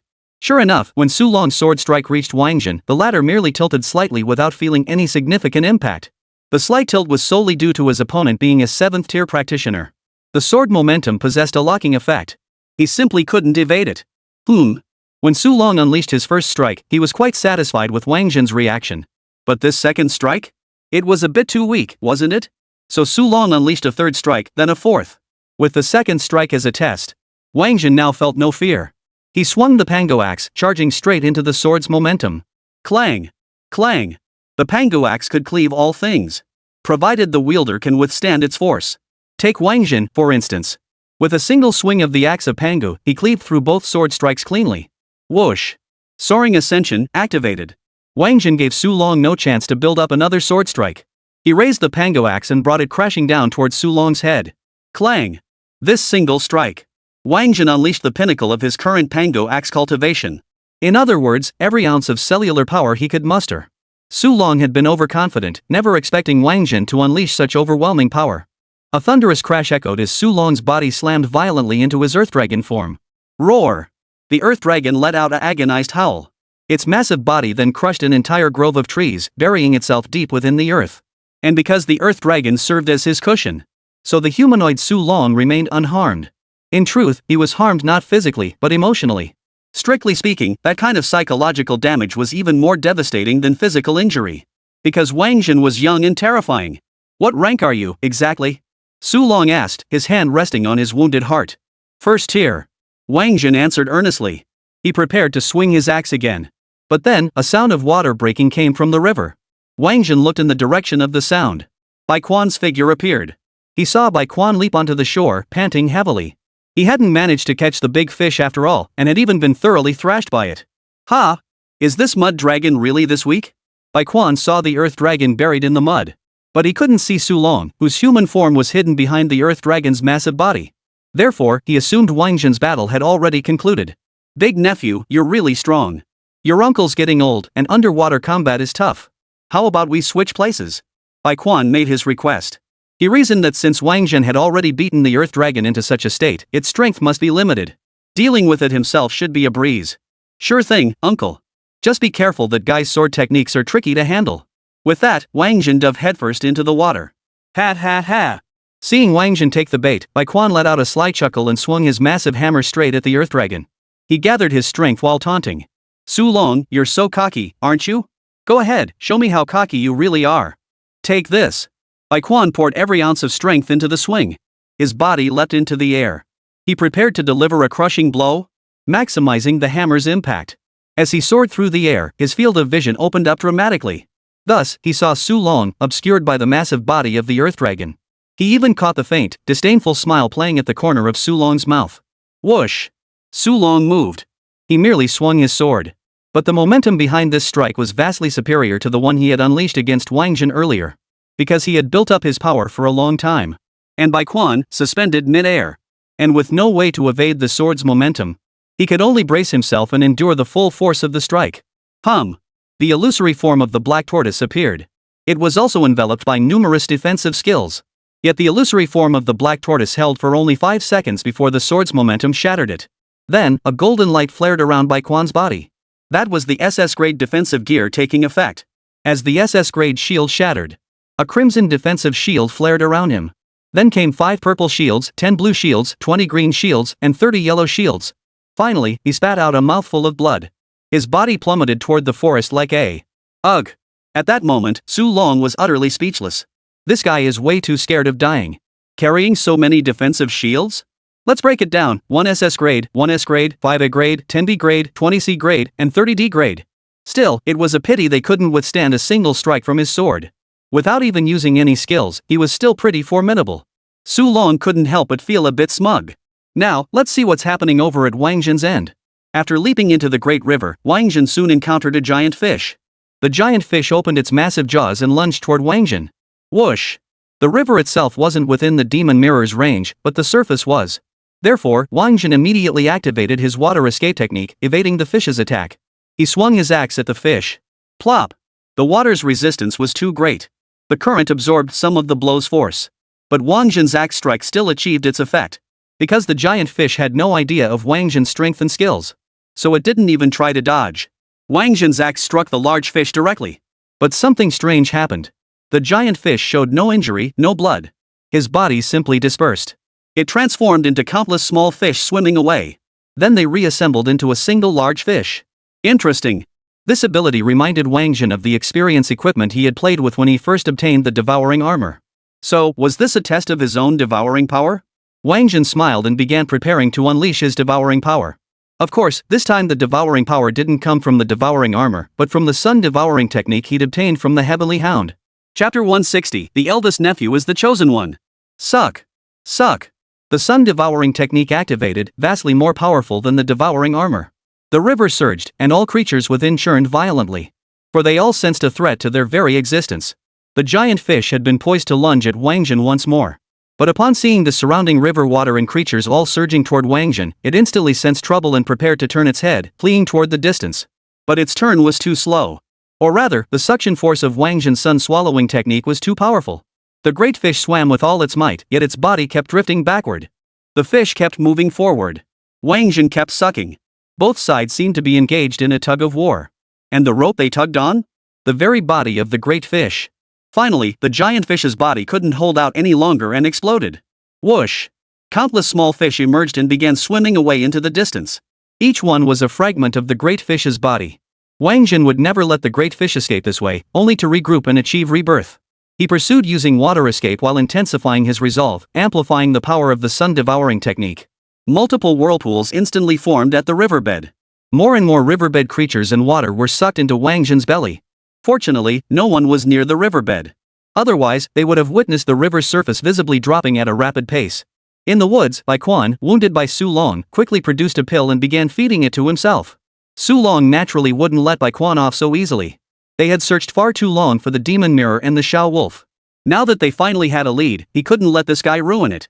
Therefore, he had to eliminate Baekwon before he could relay the information. Whoosh! Su Long flew to Baekwon's side. Seeing Baekwon focus solely on healing his wounds, showing no intention of revealing the mirror of truth's existence, Su Long couldn't help but breathe a huge sigh of relief. He raised his sword, ready to end Baekwon with a single strike. But at that moment, the array on the ground suddenly lit up. The illusory image of the demon revealing mirror reappeared. Whoosh!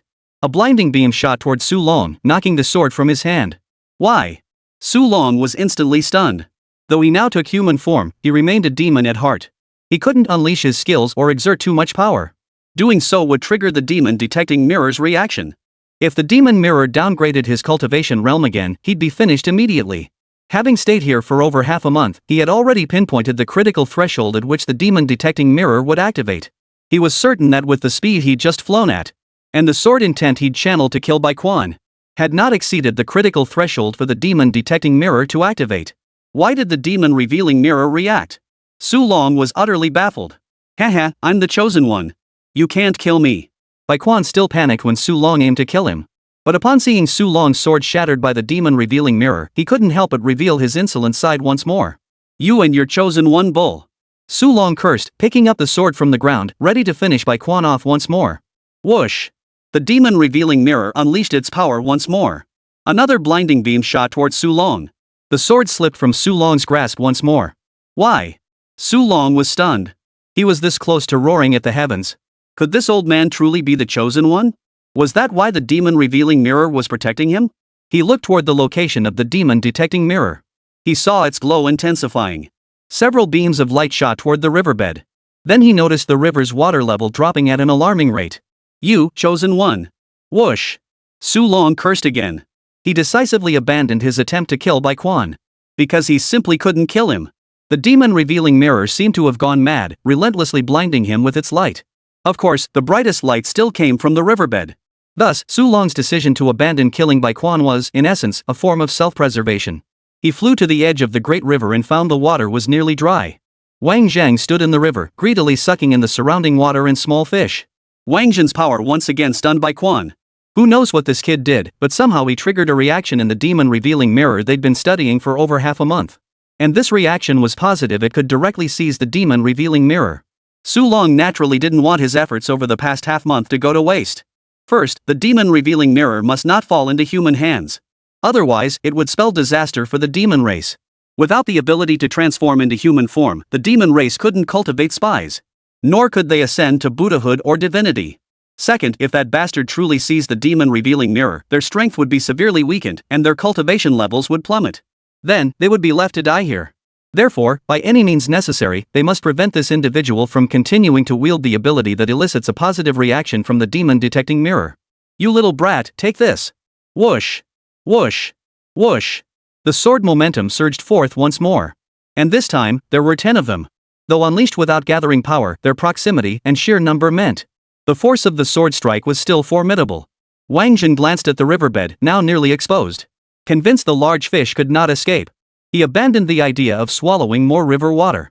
He began spewing water toward the sword momentum Su Long was unleashing. Put! The force of Wáng Zhen's expelled water was immense. Not only did it shatter the 10 sword strikes, the water arrows surged towards Su Long. Boom! Su Long's body was sent reeling backward, crashing violently into the forest. Nephew, you're something else. So you're the chosen one after all. Leave this Su Long to you. I'm off to catch some fish. Bai Quan said, already diving back into the riverbed. Wáng Zhen said nothing. Instead, he flew toward the spot where Su Long had been swept away by the water. But when he arrived, Su Long had vanished. Devour! Wáng Zhen activated the sun swallowing technique once more. This time, he swallowed air. Su Long could see the demon revealing mirror react because Wáng Zhen had used some kind of ability. How could Wáng Zhen himself be unaware? Moreover, Wáng Zhen understood far better than Su Long how he had caused the demon revealing mirror to react. The method of swallowing the sun was passed down to him by the celestial hound. The demon detecting mirror, meanwhile, belonged to Erlang Shin. Thus, the demon revealing mirror and Xiao Tianquan were naturally of the same family. When family members meet, how could they not exchange greetings? Thus, Wáng Zhen's use of the sun swallowing technique this time was not to swallow anything. He merely sought to provoke a reaction from the demon revealing mirror. He hoped the mirror would help him locate Su Long's whereabouts. This forest was quite dense, making it an ideal hiding spot. Searching for Su Long on his own would be too difficult and time-consuming. The demon detecting mirror and the heavenly hound truly were kindred spirits. Wáng Zhen had barely activated his sun swallowing technique. The demon revealing mirror pinpointed Su Long's coordinates. It turned out Su Long had already returned to his true form, the Earth Dragon. At that moment, Su Long was wielding a sword, dismembering his true form, the Earth Dragon. Chapter 161, Shall We Can Play the Fool to Catch the Tiger Too? What the hell is this? Wáng Zhen couldn't quite grasp Su Long's intentions. But regardless of his intentions, just do it. Because he definitely wouldn't do anything meaningless. He was probably saving up for a big move. And Wáng Zhen wasn't about to give him the chance to unleash it. Whoosh! Wáng Zhen swung his axe and charged toward Su Long. Su Long glanced at Wáng Zhen, showing no intention of stopping him, and continued to divide the corpse. Mid-stride, Wáng Zhen was suddenly halted by an invisible barrier. Su Long had activated an isolation shield. Though merely an A-grade isolation shield. But since it was cast by a 7th-tier expert, the shield was exceptionally sturdy. Wáng Zhen couldn't break through it. However, Wáng Zhen had no intention of breaking through it. He activated his spatial teleportation. He slipped inside the isolation shield. Yet another isolation barrier awaited him within. Unlike other teleportation techniques, spatial escape could not be used continuously or indefinitely. It had a definite cooldown period. Thus, Wáng Zhen directly activated his SS-grade spatial transfer equipment. Then, he encountered the third isolation shield. Damn it! Wáng Zhen couldn't help but curse. Now he finally understood why that guy had been so calm. Turns out there were this many isolation shields. Wáng Zhen suddenly despised these isolation shields. He couldn't penetrate them completely, forced to watch helplessly as Su Long completely dismantled the Earth Dragon's corpse. Buzz! 5 Su Longs now stood beside Su Long. However, those 5 Su Longs were mere illusion soul forms. He had studied the demon revealing mirror to its utmost depth. The demon revealing mirror only affected demonic physical bodies, not souls. Therefore, his 5 souls could completely ignore the mirror's limitations and operate at their peak strength. They didn't need to suppress their power, and their skills remained usable. Although he ultimately lost the Earth Dragon's physical body, as long as he could find a suitable vessel, he could resurrect himself once more. Even if it might take a considerable amount of time to find a suitable Earth Dragon physical body. This process would significantly diminish his power. Yet this slight reduction pales in comparison to the gain of possessing the demon revealing mirror. Boom! Su Long deactivated all the isolation shields, placing Wáng Zhen before him. Now, he possessed absolute confidence in eliminating Wáng Zhen. Of course, he didn't know Wáng Zhen personally, nor could he recall his name. After all, he'd only been here for a little over half a month. And Wáng Zhen's sudden rise to notoriety had only happened in the past week. I thought you had some big move up your sleeve? That's it? If I'd known this was your big move, I wouldn't have bothered wasting my space transfer gear. Wáng Zhen was right, he really was wasting his spatial transfer gear. After all, his spatial transfer gear also required a 3-hour cooldown period. Heh, you're really confident, kid. Die.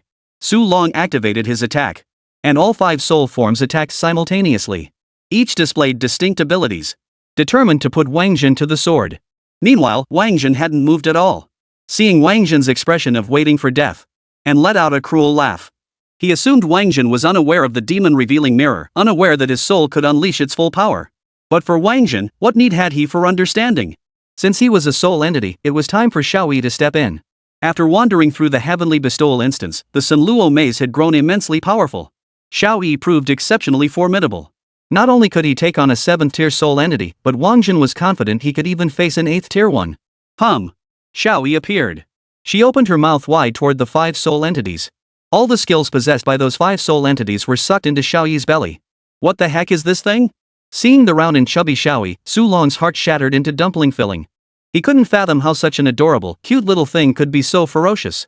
But when he saw the Senra maze, his expression changed instantly. That's the Senra maze of the Ghost Demon clan. How did you get it? The Senra maze, the bane of ghosts. And since Su Long was demonic himself, he knew all too well the Senra maze's power. The Ghost Demon clan? What's so great about them? Even the Ghost Demon King was defeated by me and died, Wáng Zhen declared. Ha ha ha ha. Su Long dismissed Wáng Zhen's words with indifference. You defeated the Ghost Demon King?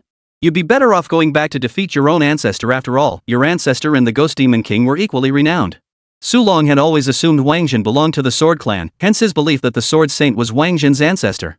Moreover, he addressed the Ghost Demon King with the honorific Lord, clearly showing his deep respect for the ruler. Can't be bothered arguing with you. Xiaoyi, take them down. Wáng Zhen didn't want to waste any more time. He needed to retrieve the demon mirror and return to deal with the hidden demonic forces within Guanzhong County. Whoosh! Xiaoyi made her move, carrying the Sunluo maze. The Sunluo maze slowly rotated, appearing utterly weak. Su Long failed to recognize the true power of the Sunluo maze. He commanded the 5 soul entities to unleash their skills. At that moment, the Senra maze's rotation accelerated.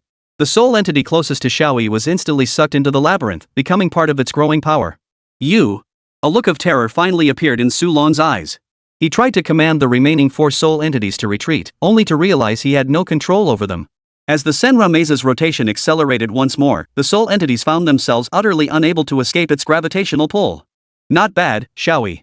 You've learned to play dumb and strike hard. Wáng Zhen couldn't help but give Xiaoyi a thumbs up after witnessing her combat style. Yeah. Receiving Wáng Zhen's praise, Xiaoyi grew even more enthusiastic. The Senra maze suddenly began to expand, enveloping all 4 of Su Long's soul forms. Whoosh!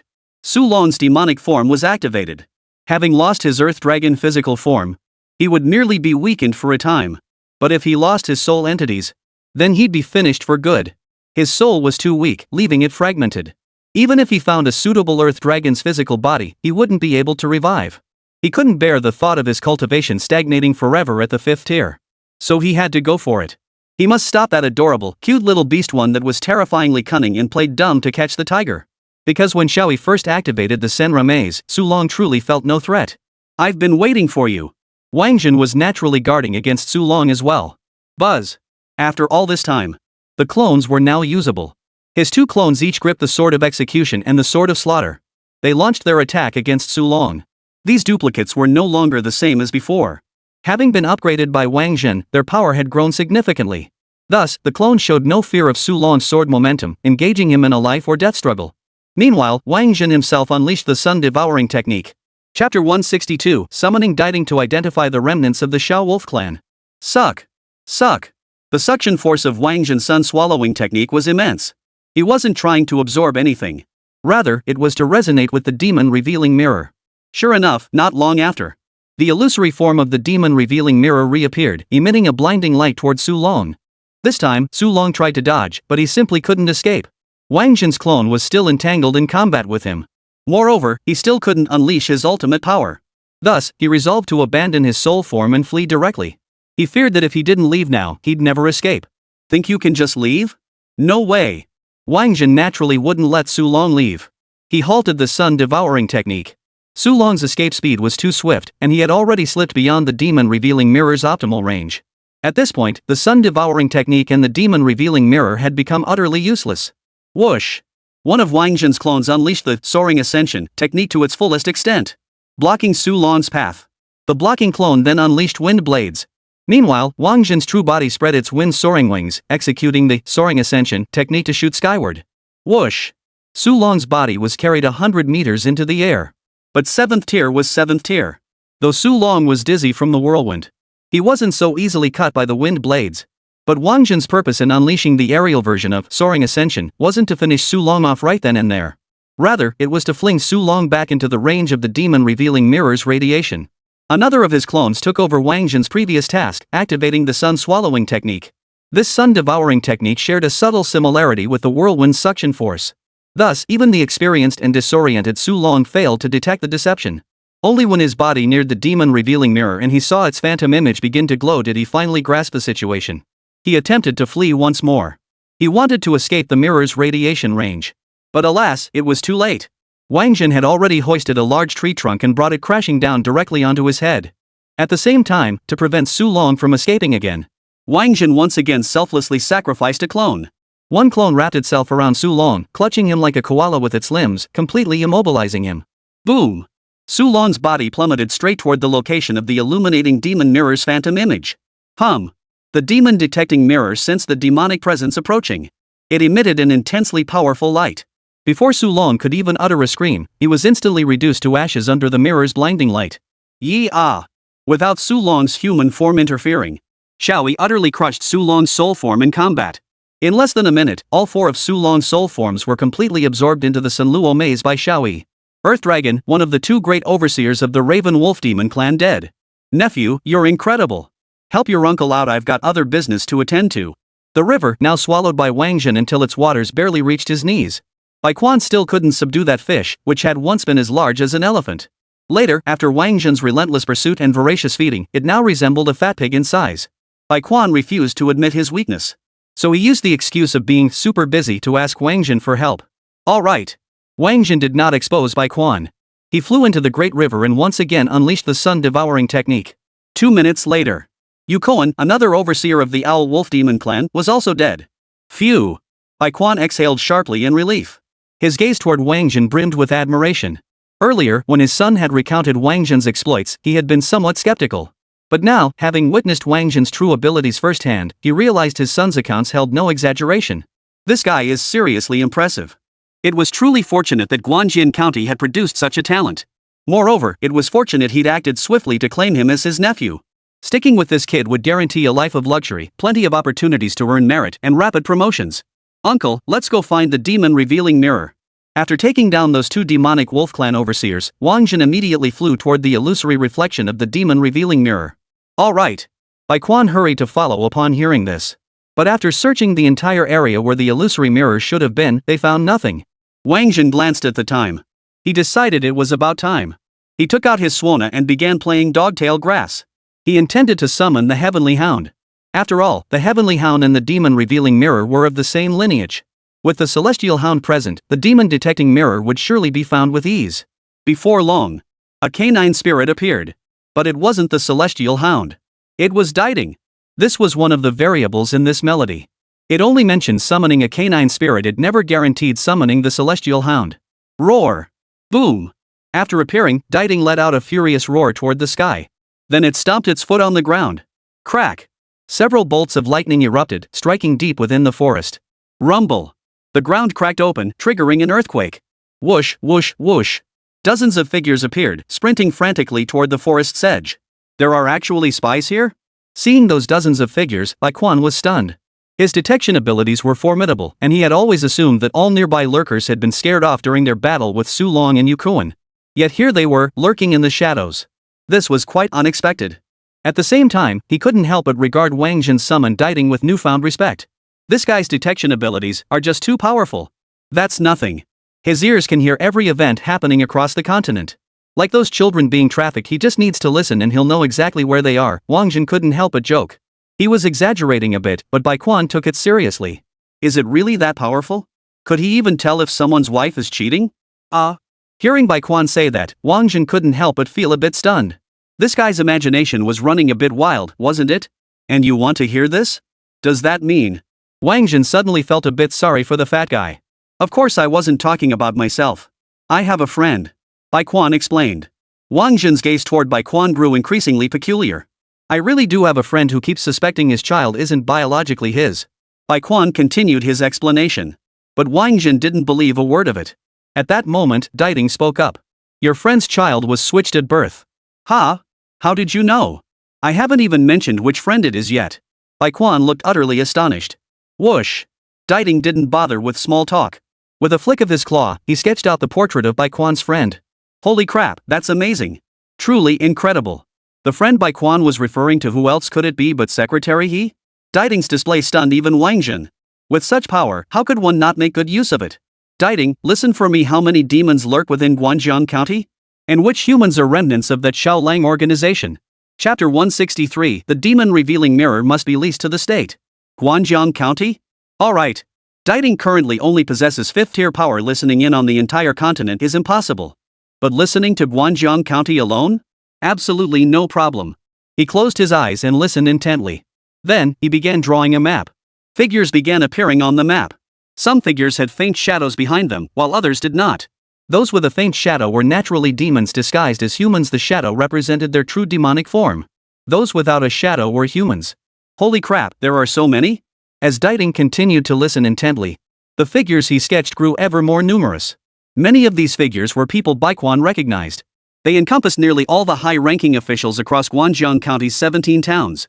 Bai Quan never imagined that within his jurisdiction, the wolf pack had infiltrated so deeply.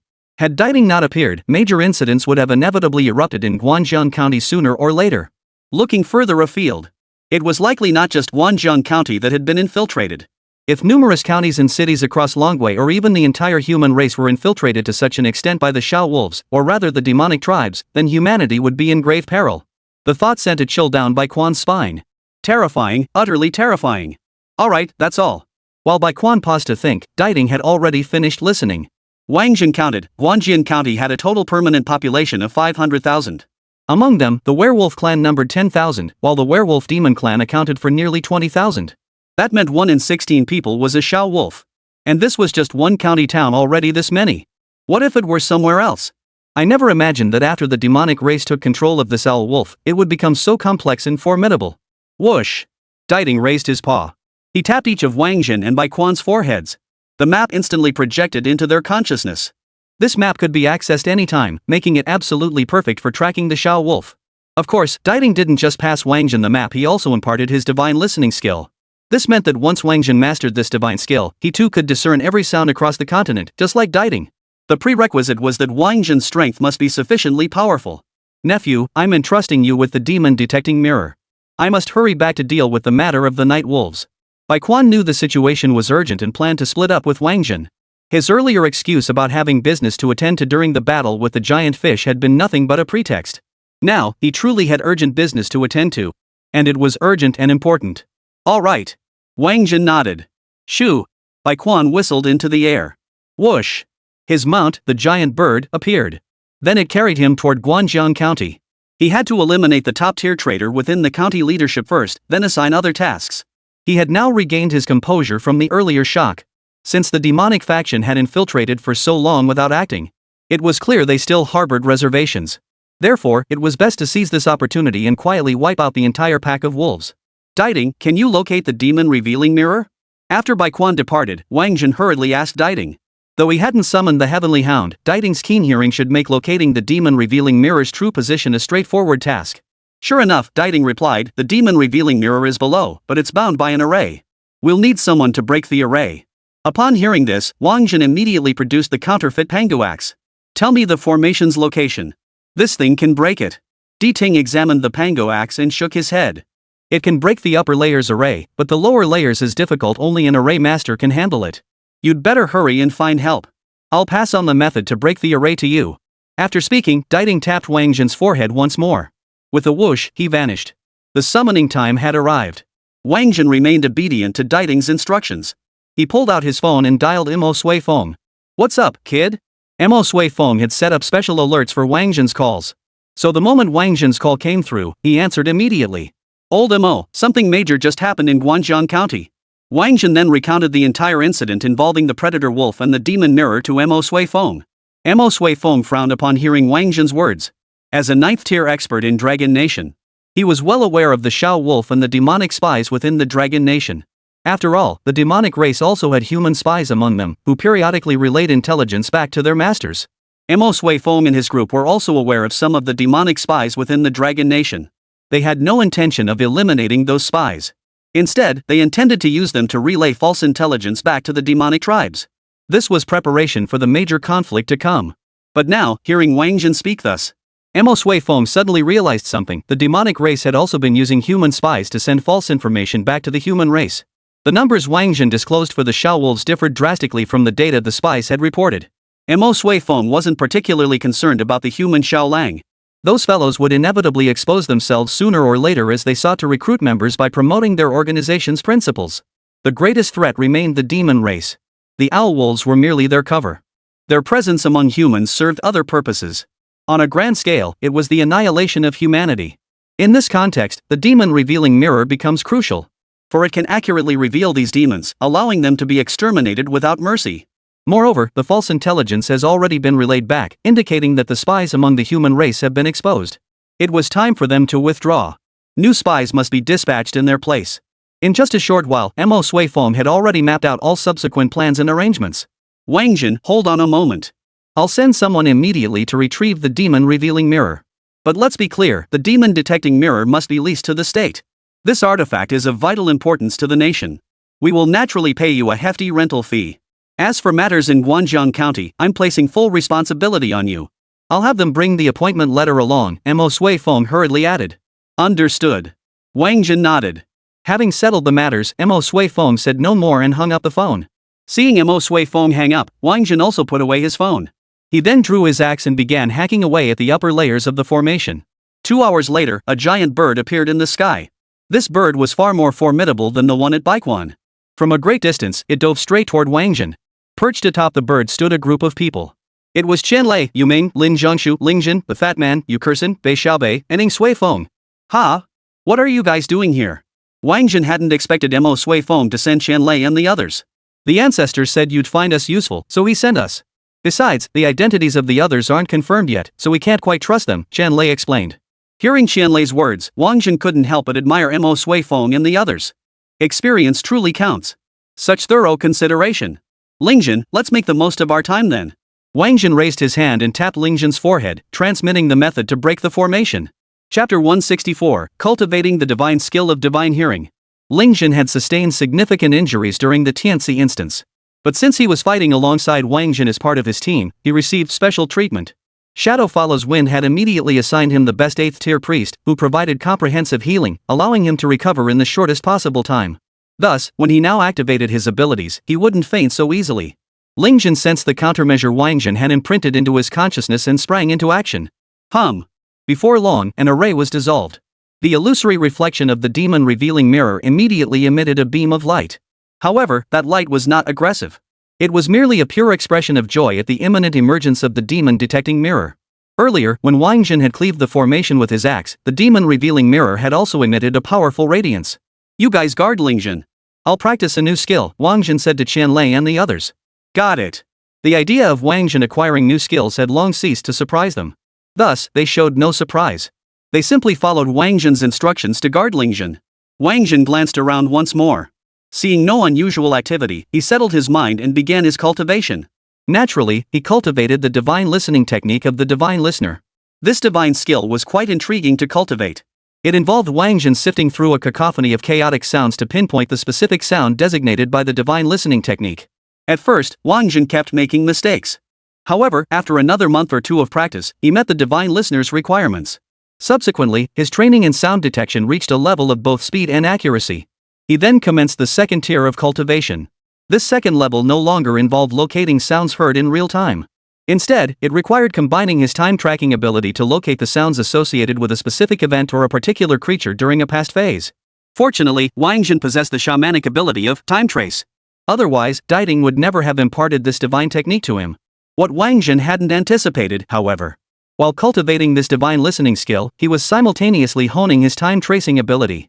Thus, what had once only allowed him to trace back 5 minutes now extended to 10 minutes with continued practice. The extended duration was only one aspect. More significantly, his ability had expanded from being usable on just one person, or even a handful of individuals, to now being effective on thousands. Now it could be applied to thousands. Previously, using it consumed a significant amount of spiritual energy and divine perception power. Now, the consumption was steadily decreasing. This outcome delighted Wáng Zhen immensely. Thus, Wáng Zhen immersed himself in cultivation. He found it utterly captivating. Wáng Zhen was diligently cultivating. In a secluded mountain area of Guanjiang County. This was the location of the Shaolang faction that Secretary He and his men had searched the entire county of Guanjiang for without success. "Minister, we have news. Su Long and Yu Koan are dead." Someone entered the cave and reported to the Shaolang Guanjiang branch chief, who was cultivating inside. The reporter was one of the owl wolf scouts that Diding had smashed out of the ground with a single claw. "Oh? How did they die?" The branch chief, startled by the news, abruptly halted his cultivation. "They were killed by a second-tier human," the reporter continued. "What kind of nonsense is that?" The chief barked at the informant. "A second-tier killing a seventh-tier? Are you kidding me?" The department head naturally refused to believe the report. "It's true, Minister, it's true. That second-tier fighter is incredibly skilled, probably the kid from the Zhen family. His swordsmanship is off the charts." The reporter persisted. "Shut up." Mentioning the Jin family's young master only reinforced the minister's belief that this reporter was spouting nonsense. He had just received intelligence that the prodigy of the Jin family Jian Wuxia was currently hunting down members of the Shaolang organization in the counties and cities surrounding the Dragon Nation's imperial capital. "Minister, you have to believe me. I'm telling the truth." The reporter looked utterly aggrieved. There were dozens of them. Everyone had the same information.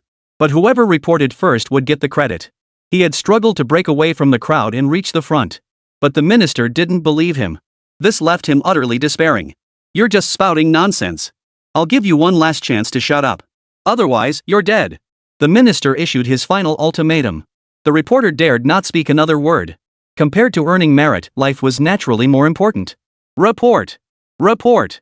The first reporter had barely fallen silent. The second reporter rushed back. To outpace the third person, he shouted report as he entered the cave.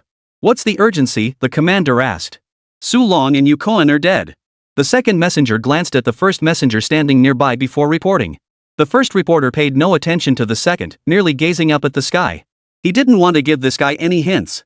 He needed to see the other man feeling just as frustrated to feel any sense of balance. "Oh? Killed by that second-tier kid from the Jian family, right?" the minister countered. Seeing the minister had learned to jump in with answers, the second reporter hurriedly glanced at the first reporter beside him. The first reporter didn't even meet his gaze. He kept his gaze fixed on the sky. "Yes." The second reporter hurriedly replied. "Slap him." The minister was furious. "You useless fools. What good are you if not a single piece of intelligence you gather is accurate? Step aside and slap your own face." The minister ordered the second reporter. The second reporter felt utterly wronged upon hearing this. But he had no choice but to obey the minister's order, stepping aside to slap his own face. The first reporter watched as the second reporter's lips turned red from the slaps. He struggled to stifle his laughter. But he hadn't undergone rigorous training and he simply couldn't hold it in. He burst out laughing. The minister heard it. Boom! Already thoroughly irritated by the false report, the minister swung his arm, sending the first reporter flying. You, step aside and slap your own face. Thus, the first reporter's face turned red from his own slaps. The third reporter returned. He had only been slightly slower than the second reporter. So when he entered the cave, he witnessed the minister's outburst. He had thought about running away. He could just skip the report altogether, pretend he'd never come back. But he could clearly feel the minister's gaze lingering on him. So if he dared to pretend he hadn't returned, he would absolutely suffer. Yet he dared not report either, so he stood cautiously to the side, saying nothing. Su Long and Yukoan are dead? The third person hadn't spoken up, but the minister addressed him first. Yes. The third reporter nodded firmly. Who killed them? The minister pressed, a cold gleam flashing in his eyes. If this man dared say it was the youngster from the Jin family, he would end the man's life to set an example. It should be Wáng Zhen, said the third person reporting. Who? Who did you say? Hearing the third reporter's words, the minister's aura instantly radiated outward. The two enforcers were stunned by the force of his presence. Both stopped slapping. They exchanged glances, each seeing a question mark on the other's face. Who exactly is Wang? Chapter 165, The Guardian of the Night Wolf. We're going to steal the demon detecting mirror. Su Long and Yukoan didn't know Wáng Zhen. Having spent over half a month in the demon revealing mirror's domain, they were cut off from news and unaware of Wáng Zhen's glorious deeds. The first and second informants were just like Su Long and Yukoan. They had been monitoring those two in that place. Thus, they too had spent over half a month in the demon revealing mirror land and were equally unaware of Wáng Zhen's exploits. But the third reporter was different. He had arrived later and knew a thing or two about Wáng Zhen. Especially after witnessing the signature ability of summoning the Suona, he became convinced that person was Wáng Zhen. But the minister's temper was too hot-headed, making him hesitant to state it definitively for fear of taking the blame. Thus, he used the word should. The minister knew full well how terrifying Wáng Zhen was. Especially since one of his members had been assigned the mission to kill Wáng Zhen. This prompted him to conduct a background check on Wáng Zhen. What he didn't know before the check, he was shocked to discover afterward. Wáng Zhen had actually evaded the pursuit of the Wind Wolf King. He was certain that the team assigned to the mission would be finished if they encountered Wáng Zhen. But he never imagined that even Su Long and Yukoan would meet their end when they crossed paths with Wáng Zhen. This Wáng Zhen, he really had something special about him. But their demise was for the best. For the management of the Raven Wolf clan, this was undoubtedly a major boon. So the demon revealing mirror was taken by Wáng Zhen? The minister's primary concern remained the demon revealing mirror. Probably. This time, the reporter was genuinely uncertain. Because when Diting was summoned, they fled. He knew nothing of what happened afterward. But the minister tacitly accepted his should as equivalent to his. Thus, the minister also tacitly accepted the fact that the demon revealing mirror had been seized by Wáng Zhen. Notify higher command. Assemble the troops. Recaptured Guanko town. The minister swiftly made the arrangements. Minister, if we seize Guanko town, won't that be too conspicuous? We'll be wiped out in one fell swoop, a subordinate raised doubts. You don't understand. Wáng Zhen was raised by his brother and sister-in-law. And in a tiny town like Guanko, there are only so many people coming and going. Wáng Zhen grew up in this town, raised under everyone's watchful eyes. He shares deep bonds with the locals. We must leverage this. Threaten the lives of Guanko town's residents, especially Wáng Zhen's brother and sister-in-law, to force him to trade the demon mirror. As for the so-called Zhang Yang you mentioned, he doesn't even exist. We have our people embedded in Guanko town's leadership. We can infiltrate undetected. Moreover, a coordinated wipeout is impossible. We just need to negotiate with Wáng Zhen and leave before reinforcements arrive from Fucheng, the chief explained. But what if Wáng Zhen refuses to trade the demon detecting mirror? The subordinate pressed. Impossible. Those hypocritical types value their reputation above all else. They'd never risk being branded as those who abandoned their families and hometowns for a magical artifact. But what if Wáng Zhen truly cares about nothing? The subordinate pressed on. His relentless questioning began to irritate the minister. The minister's temper flared and he kicked the subordinate. When I tell you to deploy, you damn well deploy. Stop asking so many questions. If this Wáng Zhen is some reckless lunatic, then we'll slaughter everyone in Guanko town. As for the demon revealing mirror, if we can trade for it, we trade. If not, we'll just take it by force, the minister declared furiously. The subordinate still harbored doubts. His question was, what if we can't even take it by force? But seeing his superior so furious, he didn't want to get kicked again, so he dared not ask any more questions. Understood. He responded and went to make the arrangements. The deployment took little time, and soon the entire Shaolang Guanzhong branch mobilized, heading toward Guanko town. Shortly after their departure, Secretary He arrived with his team. Based on the map provided by Quan, Secretary He suspected this location was the Shaolang headquarters. This location had the largest and most concentrated wolfpack presence. But they had waited until Bai Quan finished his meeting to arrive, so they were a bit late. Ah. Secretary, he surveyed the scene and could only lament their late arrival. After all, the map Bai Quan gave him only showed the number of Xiaolang members and their specific identities. It didn't show their movement patterns. Therefore, he had no way to track these Xiaolang members. He could only return empty-handed. The Owl Wolf commander arrived outside Guankou town with his entourage but took no action. They had received orders from above to wait until reinforcements arrived. After waiting 3 hours, reinforcements finally arrived. The newcomer was a guardian from the Xiaolang headquarters named He Liang, a 7th-tier expert at level 75. He Liang glanced at the minister. Let's go seize the demon-detecting mirror. Ha? Not seizing Guankou town? The minister voiced his confusion. He Liang shot the minister a look of utter contempt. Only weaklings like you would bother seizing a small town. Someone with real power like me goes straight for Wáng Zhen and snatches the demon-revealing mirror. That makes sense. The minister nodded in agreement. His reason for threatening Wáng Zhen with the lives of his brother and sister-in-law was precisely because he lacked confidence in defeating Wáng Zhen. After all, he was only a 6th-tier powerhouse, not even as strong as the Wind Wolf King. Thus, the group departed from Guankou town once more, heading toward the location of the demon-revealing mirror. At the demon-revealing mirror land, Ling Zhen continued deciphering the formation. After 2 hours of cultivating his divine listening technique, Wáng Zhen resumed his practice of the Pangu method. He leveled up from level 20 to level 25. His defense has improved, but his offense isn't strong enough. That's exactly what happened in the battle against Su Long. Had the demon mirror not suppressed Su Long's strength to 5th tier, he wouldn't have stood a chance without summoning his own power. Therefore, he needed to unlock more cellular power to boost his attack strength, enabling him to truly face off against 7th-tier masters. Wáng Zhen was a man acutely aware of his limitations. When facing 5th-tier masters, he demanded he be able to meet them head-on. When facing 6th-tier masters, he demanded he could stand against 6th tier. Now, facing a 7th-tier expert, he naturally hoped he could truly stand against them. He never considered it unreasonable for a 2nd-tier practitioner to challenge a 7th-tier opponent. He only knew that on this continent devoid of myth, so-called masters were destined to be crushed by the divine techniques of mythical beings. That was the only logical outcome. The so-called tiered classifications on this continent were nothing more than the narrow-minded categorizations of its world-weary adventurers. To Wáng Zhen, such classifications meant absolutely nothing. Who? Wáng Zhen, deep in cultivation, suddenly sensed someone approaching. After all, he had mastered the art of listening, greatly enhancing his hearing. He could hear from great distances. Oh? You can hear that far? He Liang had intended to sneak closer, waiting until Wáng Zhen and his companions had completely dismantled the demon-revealing mirror formation before making his move. Little did he know Wáng Zhen had detected their presence from such a distance, forcing him to reveal himself. Wáng Zhen, you truly are the most outstanding genius of this generation in the Dragon Nation. He Liang's voice carried from afar. Only then did his figure materialize, hovering above the demon-revealing mirror. Chapter 166, The Owl Wolves of the Guanzhong branch are all useless. Xiaolang Protector, He Liang, 7th tier, level 75. Wáng Zhen swiftly announced the newcomer's identity. This ability drew another wave of astonished glances from the crowd. Xian Lei and the others were unfazed, having grown accustomed to such displays. They knew Wáng Zhen's cultivation would yield results. He Liang, however, was genuinely shocked. He couldn't fathom how Wáng Zhen knew his identity and rank. You know me? He Liang asked. Of course I know you, just a beast who killed classmates, teachers, parents, wife, and children, Wáng Zhen replied. Ha! The moment Wáng Zhen uttered those words, the Xiaolang members surrounding He Liang quickly distanced themselves from him.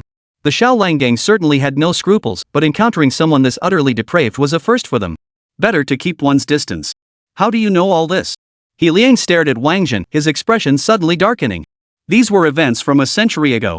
For the past century, he had lived under an assumed name. He wanted people to forget him. Yet, on his very first outing, these old matters were brought up. It was utterly despicable. Not only do I know these things, Wáng Zhen continued, I also know you slept with the wife of your own werewolf clan's leader. Oh my! The raven wolf standing away from He Liang immediately switched to a look of pure fascination. Was this juicy gossip even true? It sounded too good to be true. You're lying. Hearing Wáng Zhen's words, He Liang's face instantly turned ashen with rage. He admitted to killing classmates and teachers. He made no secret of killing his father, mother, wife, or child. But sleeping with the boss's wife, that was pure fabrication by Wáng Zhen. He had to clear his name. Otherwise, how could the organization possibly tolerate him? Ha ha ha ha. You know full well whether I'm lying or not. That stormy night, you entered the leader's wife's room. The sound of running water came from the bathroom. You saw the door was only slightly ajar, so you tiptoed closer. In the end, you discovered the leader's wife holding the showerhead, bathing the leader's 3-year-old son. Put. The moment Wáng Zhen uttered those words, a wave of fainting swept through the crowd, both Xiao Lang's men and Qianlei's group. I'd already stripped down and had my snacks ready, and this is what you tell me? That's a turn so sharp it's practically drifting. Wáng Zhen, you're asking for trouble. He Liang couldn't bear to listen to Wáng Zhen's words any longer. Because Wáng Zhen's words had stirred up his painful memories. His wife had cheated on him. The scene unfolded exactly as Wáng Zhen had described. Except behind the slightly ajar bathroom door, it was his wife giving a 30-year-old man a bath, and she was clearly enjoying it. He and his wife had never been that enthusiastic when they bathed together. Whoosh! He Liang sprang into action, drawing his sword. He launched his attack at Wáng Zhen. The sword of execution was in hand. Wáng Zhen parried He Liang's sword strike. He Liang was enraged to the extreme. His attack showed no mercy. Wáng Zhen possessed the innate skill, unbreakable. Thus, when their blades clashed, a series of clang-clang-clang sounds echoed. Surprisingly, the 7th tier He Liang failed to overwhelm the 2nd tier Wáng Zhen. Though Wáng Zhen was at a slight disadvantage, he wasn't about to fall to He Liang's blade just yet. What? So eager to kill me? Afraid I'll spill these secrets to the Owl Wolf leader and get you expelled? Rest assured, I can keep these matters buried deep within me. But whether your subordinates will use this information to claim credit with the leader, well, that's beyond my control. Wáng Zhen spoke while continuing the fight. Wáng Zhen, you're asking for death. I will kill you. This was He Liang's first time fighting Wáng Zhen, and he was getting a first-hand taste of just how sharp-tongued and cunning the man was. He thought he could sow discord between me and my men with lies, driving a wedge between us and making us distrust each other? Ha! How naive. Though furious, He Liang refused to fall for it. But he noticed the idiots below seemed to have fallen for it. Because they genuinely had no intention of joining forces to attack Wáng Zhen or his friends. Instead, they were standing by to watch the show, waiting for him to make a fool of himself? Stupid, stupid fools. How could this branch in Guanjian County not have a single person with a functioning brain? He Liang was already seething with hatred toward this bunch. He hated them even more than he hated Wáng Zhen. He Liang's sword technique shifted abruptly. He began to transform his sword. 500 swords materialized, stabbing toward Wáng Zhen. Is that all you've got? Buzz. No sooner had Wáng Zhen spoken than Ling Zhen hurled his executioner's sword array. Wáng Zhen dodged while conjuring his clones.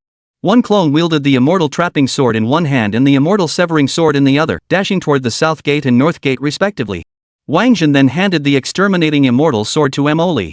He and Mo Li then charged toward the east and west gates respectively. The sword formation was complete. The 4 swords multiplied into tens of thousands, unleashing a frenzied slaughter upon the 500 swords within the formation. Fortunately, He Liang was a 7th tier cultivator and could fly. Otherwise, he too would have been unable to escape the slaughter of the immortal slaying sword formation. Even if he survived, he would surely have been gravely wounded. You fools! What are you standing around for? Kill the brat who set this formation. He Liang's anger flared as he watched the indifferent department head and others. He had underestimated Wáng Zhen's group. He thought Wáng Zhen was troublesome enough, but now this array master proved equally difficult to deal with. Such an array was unprecedented even in his century-long experience. This sword formation was too fierce. Yes. Kill. Upon hearing He Liang's command, Xiao Lang and the others sprang into action. However, they were merely going through the motions, putting in the effort without truly committing. They too feared the sword formation of extermination. That formation was too formidable. Who knows if they'd end up trapped inside the formation, sliced to pieces by tens of thousands of swords. Useless. Useless. He Liang was furious enough to spit blood.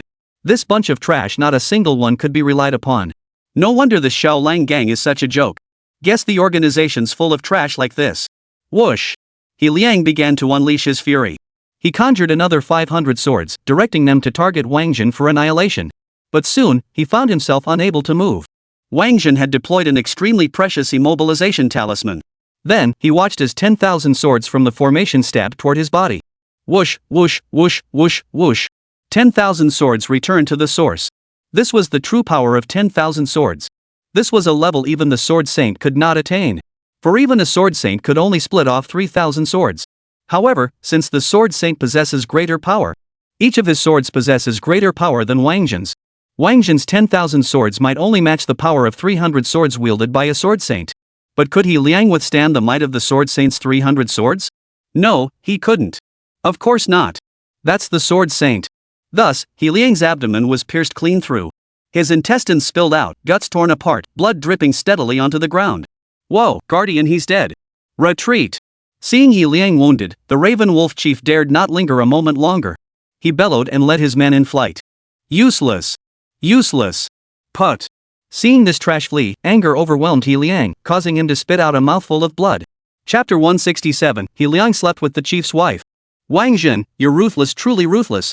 Having lived over 100 years, He Liang never imagined he'd one day fall at the hands of a second-tier brat. He bit his finger, drawing a mark on his forehead. The mark glowed brightly and came to life. It began to spread across He Liang's body. Soon, the markings had completely enveloped his entire body. His hair began to grow longer, and his pupils took on an eerily vivid, almost demonic hue. Whoosh! He Liang moved. His speed was blindingly fast. Wáng Zhen didn't even have time to dodge. He was sent flying directly. Fortunately, Wáng Zhen's defense was high enough, so he wasn't injured by the collision. However, He Liang's collision wasn't just a single strike. It came in rapid succession. Wáng Zhen couldn't even discern how his opponent was attacking. All he knew was his body was being flung wildly in different directions. Finally, the sound of cracking bones echoed through Wáng Zhen's body. For the first time since his class change, Wáng Zhen was injured. Whoosh! Emily appeared once more. Wielding her short sword, she lunged at the monstrous He Liang. But He Liang showed no fear. With a casual twist of his body, he evaded Emily's blade. Simultaneously, he struck back at Emily, sending her flying backward. Thud! Emily didn't possess Wáng Zhen's formidable defenses. All her potential was channeled into agility and strength. So He Liang's strike wounded her. Though she was hurt, a smile still touched her lips. Her mission was accomplished. She only needed to stall He Liang for even 0.1 second, giving Wáng Zhen a chance to recover and dodge. That was enough. The map of mountains and rivers appeared. It grew immense. It obscured the sky and blocked out the sun. This was Wáng Zhen's next tactical move. He intended to seal He Liang within the map of mountains and rivers, to restrict He Liang's power before engaging him in battle. But trapping He Liang wouldn't be so simple. He Liang recognized the map of the realm. He was well aware of its power. Therefore, he refused to enter the map's coverage area. Instead, he ran around the map. Wáng Zhen certainly didn't want to let this guy get away. Having come this far, how could he leave without taking a life? The two of them chased and fled, darting wildly through the sky. Suddenly, He Liang's figure crashed into a valley. With a pop, he vanished. Then, the valley began to flutter and shrink, eventually landing in Wáng Zhen's hands. This, it turned out, was the genuine map of the realm. The map Wáng Zhen had been waiting to chase He Liang was merely a deception at transformation of Monkey King's hair. Having mastered Daiting's divine listening technique, Wáng Zhen knew full well that He Liang possessed the ability to discern the true map of mountains and rivers. Therefore, he had long since instructed Emily to secretly arrange the genuine map of the realm. He had merely waited for He Liang to walk right into the trap. As for why Wáng Zhen didn't use the mountain and river map to trick He Liang from the start? First, he wanted to lower the man's guard. Second, he wanted to gauge the gap between himself and a 7th-tier expert. In the end, reality proved that 7th tier was indeed beyond his capabilities. Even with his divine technique, it was futile. The chasm between their realms remained insurmountable. To deal with anyone above the 7th rank, he still needed to rely on the map of mountains and rivers. Qianlei, take this. Wáng Zhen tossed the map of mountains, rivers, and the realm to Qianlei. Then he dived into the map of mountains, rivers, and the realm. The owner of the map of mountains and rivers could enter and exit at will. Outsiders wishing to enter or exit must use the commanding the mountains and rivers brush. The mountain and river pointing brush, however, Wáng Zhen had given to Qin Xuan, the town chief of Guankou town. Therefore, he could only enter the map of the realm himself and was unable to bring Qianlei and the others along. Come, let's take a look. Though they couldn't enter, they could still watch the battle unfold. Qianlei opened the map of mountains and rivers, and together with the others, they watched the battle unfold. Inside the map of mountains and rivers, Wáng Zhen had already begun drawing upon the divine power of the map of mountains, rivers, and the realm. 50,000 could activate the map's ability to absorb people. It also allowed the creatures within to unleash their full potential up to the 9th tier. However, as divine power was drawn from the map, the opponent's strength inevitably diminished. Thus, Wáng Zhen directly extracted 46,000 divine power, limiting He Liang's strength to the 4th tier. Let's see how you fight me now. He Liang's demonic charm was one of his skills. It could unleash double his strength. That's why his speed was so astonishing. Now that Wáng Zhen had suppressed his cultivation to the 4th tier, no matter how formidable his demonic arts, he couldn't surpass the 6th tier. And 6th tier is precisely the upper limit of combat power Wáng Zhen currently possesses. You think this will kill me? Though his power was restricted, He Liang showed no sign of backing down. Then let's see. Wáng Zhen drew his axe. He unleashed the 18 transformations of the war god. This time, he went straight for the 11th transformation. Because his level had risen, his physical strength had also increased. Thus, his body could now withstand greater power. Thus, the 11th transformation posed no issue whatsoever. The axe swung toward He Liang. But it missed its mark. As the axe neared, He Liang's body instantly became ethereal, evading the blow entirely. Spatial ability? Wáng Zhen possessed spatial abilities himself, so he could naturally sense how He Liang had achieved it. Whoosh! He Liang counterattacked. He landed a sword strike on Wáng Zhen. Though Wáng Zhen's defenses were formidable, the strike didn't injure his body. But his clothes were pierced. Whoosh! Wáng Zhen dodged and launched another attack. This time, he also employed spatial teleportation. As a result, He Liang's body was struck. He Liang fared worse than Wáng Zhen. Due to Wáng Zhen's unstoppable, 100% penetration effect, He Liang was directly injured. Whoosh! Despite his injury, He Liang wasted no time and engaged Wáng Zhen in combat. The two exchanged blows back and forth, as if testing each other's skills. They fought with great enthusiasm. Chief, what should we do next? After Guanjiang Xiaolang and his group departed, one subordinate asked the minister. We can't just keep running away. We're Xiaolang. If we just run away, what kind of wolves would we be? We'd be nothing but drowned rats. Proceed to Guankou town as per our original plan. The leader made his decision. But we can't defeat Wáng Zhen, the subordinate persisted. This time, he didn't provoke the leader. Having witnessed Wáng Zhen's power firsthand, the commander had come to his senses. That Wáng Zhen, he's just too strong. Contact the leader and tell him that He Liang has defected because his affair with the leader's wife was exposed. Once the leader hears this, he'll come personally, the chieftain said grimly. But the subordinate hesitated. If he just told the boss, He Liang slept with your wife, the leader would surely rush over and hack him to death on the spot. You're such an idiot. Don't you know how to send an anonymous message? Just say you're an anonymous bystander who witnessed Wáng Zhen and He Liang fighting, and overheard their conversation. As a witness to this incident, you feel compelled to speak out. For no other reason than to uphold a man's honor, declared the minister. The subordinate listened and found the minister's reasoning sound. He took the minister's communicator and sent an anonymous message to the leader of the werewolf clan as instructed. Chapter 168, Keen, Kaiju is my son. Hello. This is an anonymous message. I am an unnamed bystander who witnessed the battle between Wáng Zhen and He Liang. I accidentally overheard their conversation. As a witness to this incident, I feel compelled to speak up. Let me say this 3 times for emphasis. He Liang slept with your wife. He Liang slept with your wife. He Liang slept with your wife. I did this to uphold your dignity and justice as a man. No need to thank me. Somewhere in Longhua. After triple-checking the communicator's note read, Kaiju, head of Longhua's Guanjiang County branch, his composure shattered completely. Anonymous? You call this ING anonymous? Kaiju, you bastard. Keen was furious. He tossed the communicator aside and strode into the bedroom. Honey. The gorgeous babe, who had been binge-watching a show, saw Keen enter and hurriedly opened her arms to greet him. You bastard. Keen slapped the gorgeous girl across the face. Tell me, did you sleep with He Liang? Keen walked over and pinned the gorgeous girl against the wall. He Liang? Who's He Liang? The gorgeous girl looked utterly bewildered.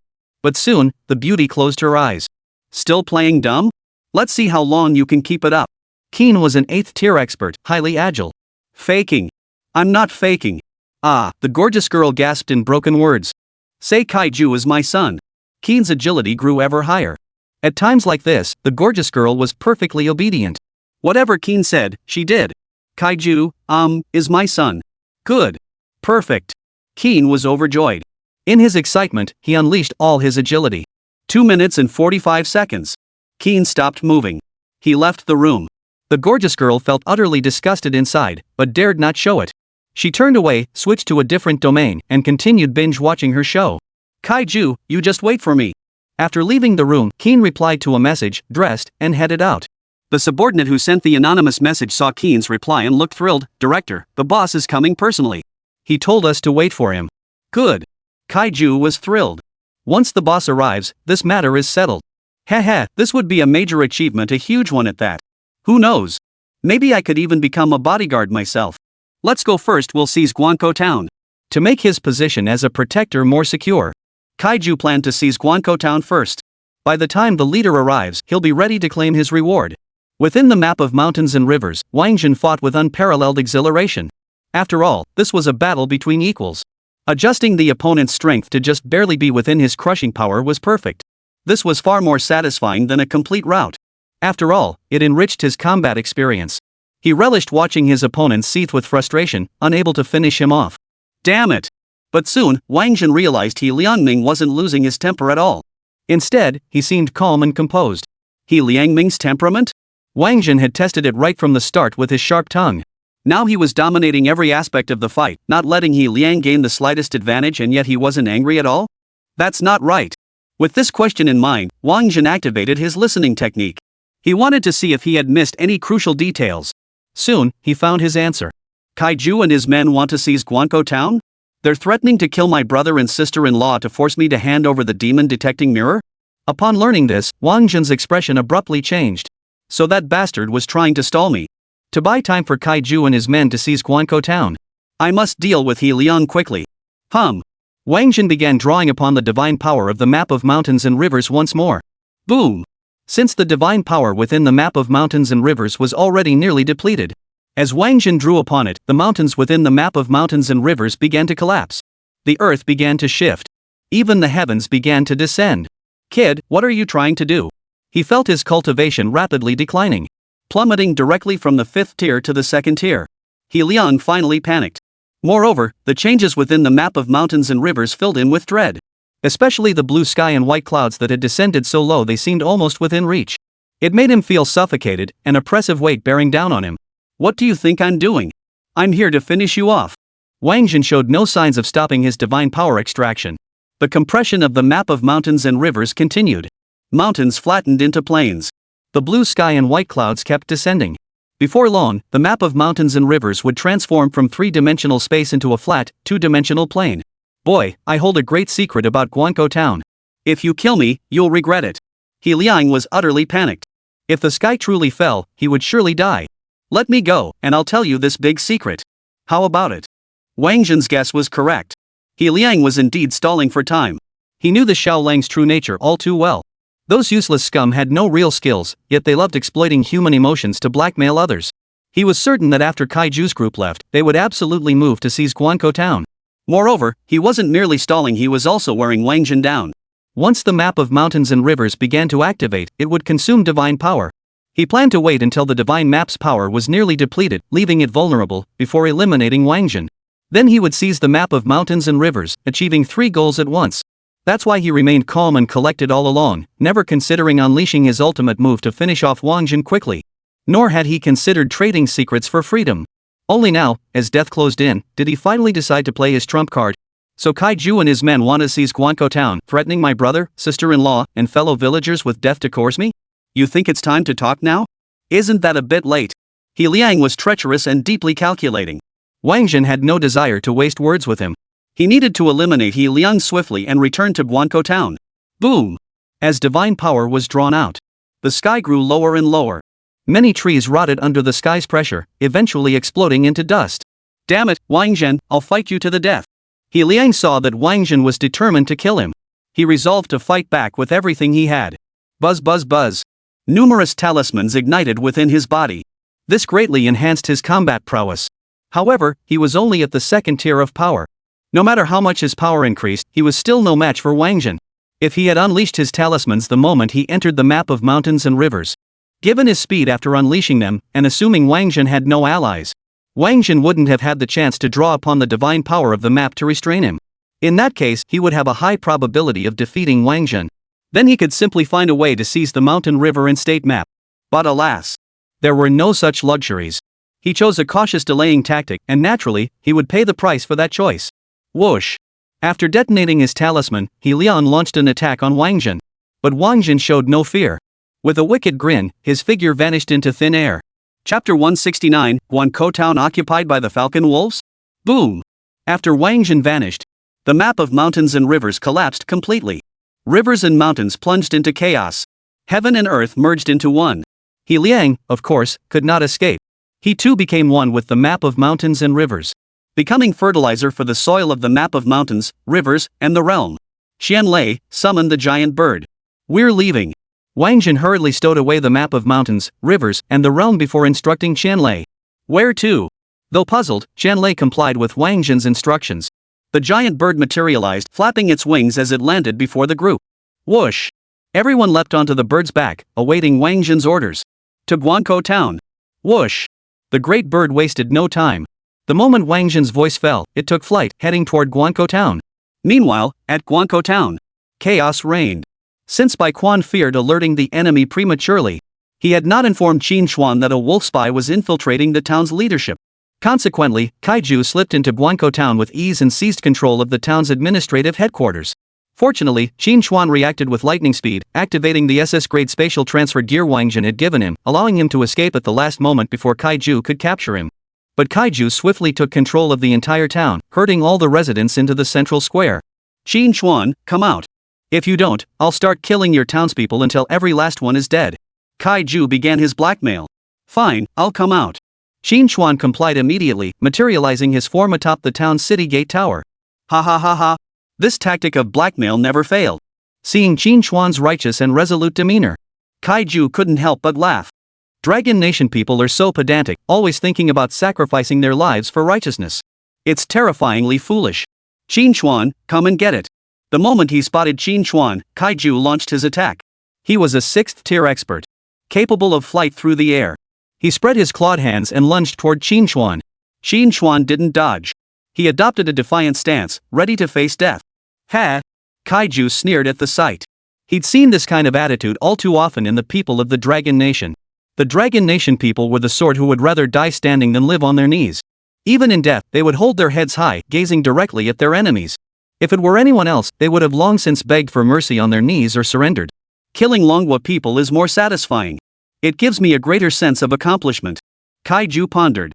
Would it be better to slowly break this stubborn resistance, or to finish him off in one blow? Perhaps forcing him to yield gradually would be more satisfying to see just how tough the bones of the Dragon Nation truly were. After all, the chieftain hadn't arrived yet. If I could make this stubborn bastard submit, the boss might just think I handled things brilliantly, and grant me even greater rewards. Having made up his mind, Kaiju eased up on his pressure. But something unexpected happened. As he neared Qin Xuan's body, a golden light flared from Qin Xuan's hand. Instantly, an SS-grade containment field materialized, trapping Kaiju within its confines. Li Rulai, move in. Qin Xuan issued the command to Li Rulai, the principal of Guanko Middle School, who was hiding in the shadows. Move. Li Rulai wasted no time. He issued the command to the pre-positioned faculty and students of Guanko Middle School. Boom. Whoosh. Whoosh. Whoosh. Chaos erupted instantly in Guanko Town's central square. Skills were unleashed indiscriminately, unleashing a frenzied assault on the Xiaolang members guarding the civilians. Damn it! This turn of events was entirely beyond Kaiju's control. Kaiju hadn't anticipated this. Who could have imagined Qin Xuan possessed an SS-grade isolation shield? Therefore, Kaiju didn't even have SS-class transfer equipment. He could only pound the isolation shield with his bare fists. Boom! Boom! Boom! Kaiju was, after all, a 7th tier expert. Though the isolation shield was SS grade, Qin Xuan, who deployed it, possessed limited power. Thus, the shield offered only minimal resistance before shattering. Whoosh! Kaiju lunged at Qin Xuan once more. This time, he unleashed his full power, intent on finishing Qin Xuan in one strike. Because Qin Xuan was utterly despicable and cunning. He had dared to lure him into a trap with a death-defying attitude.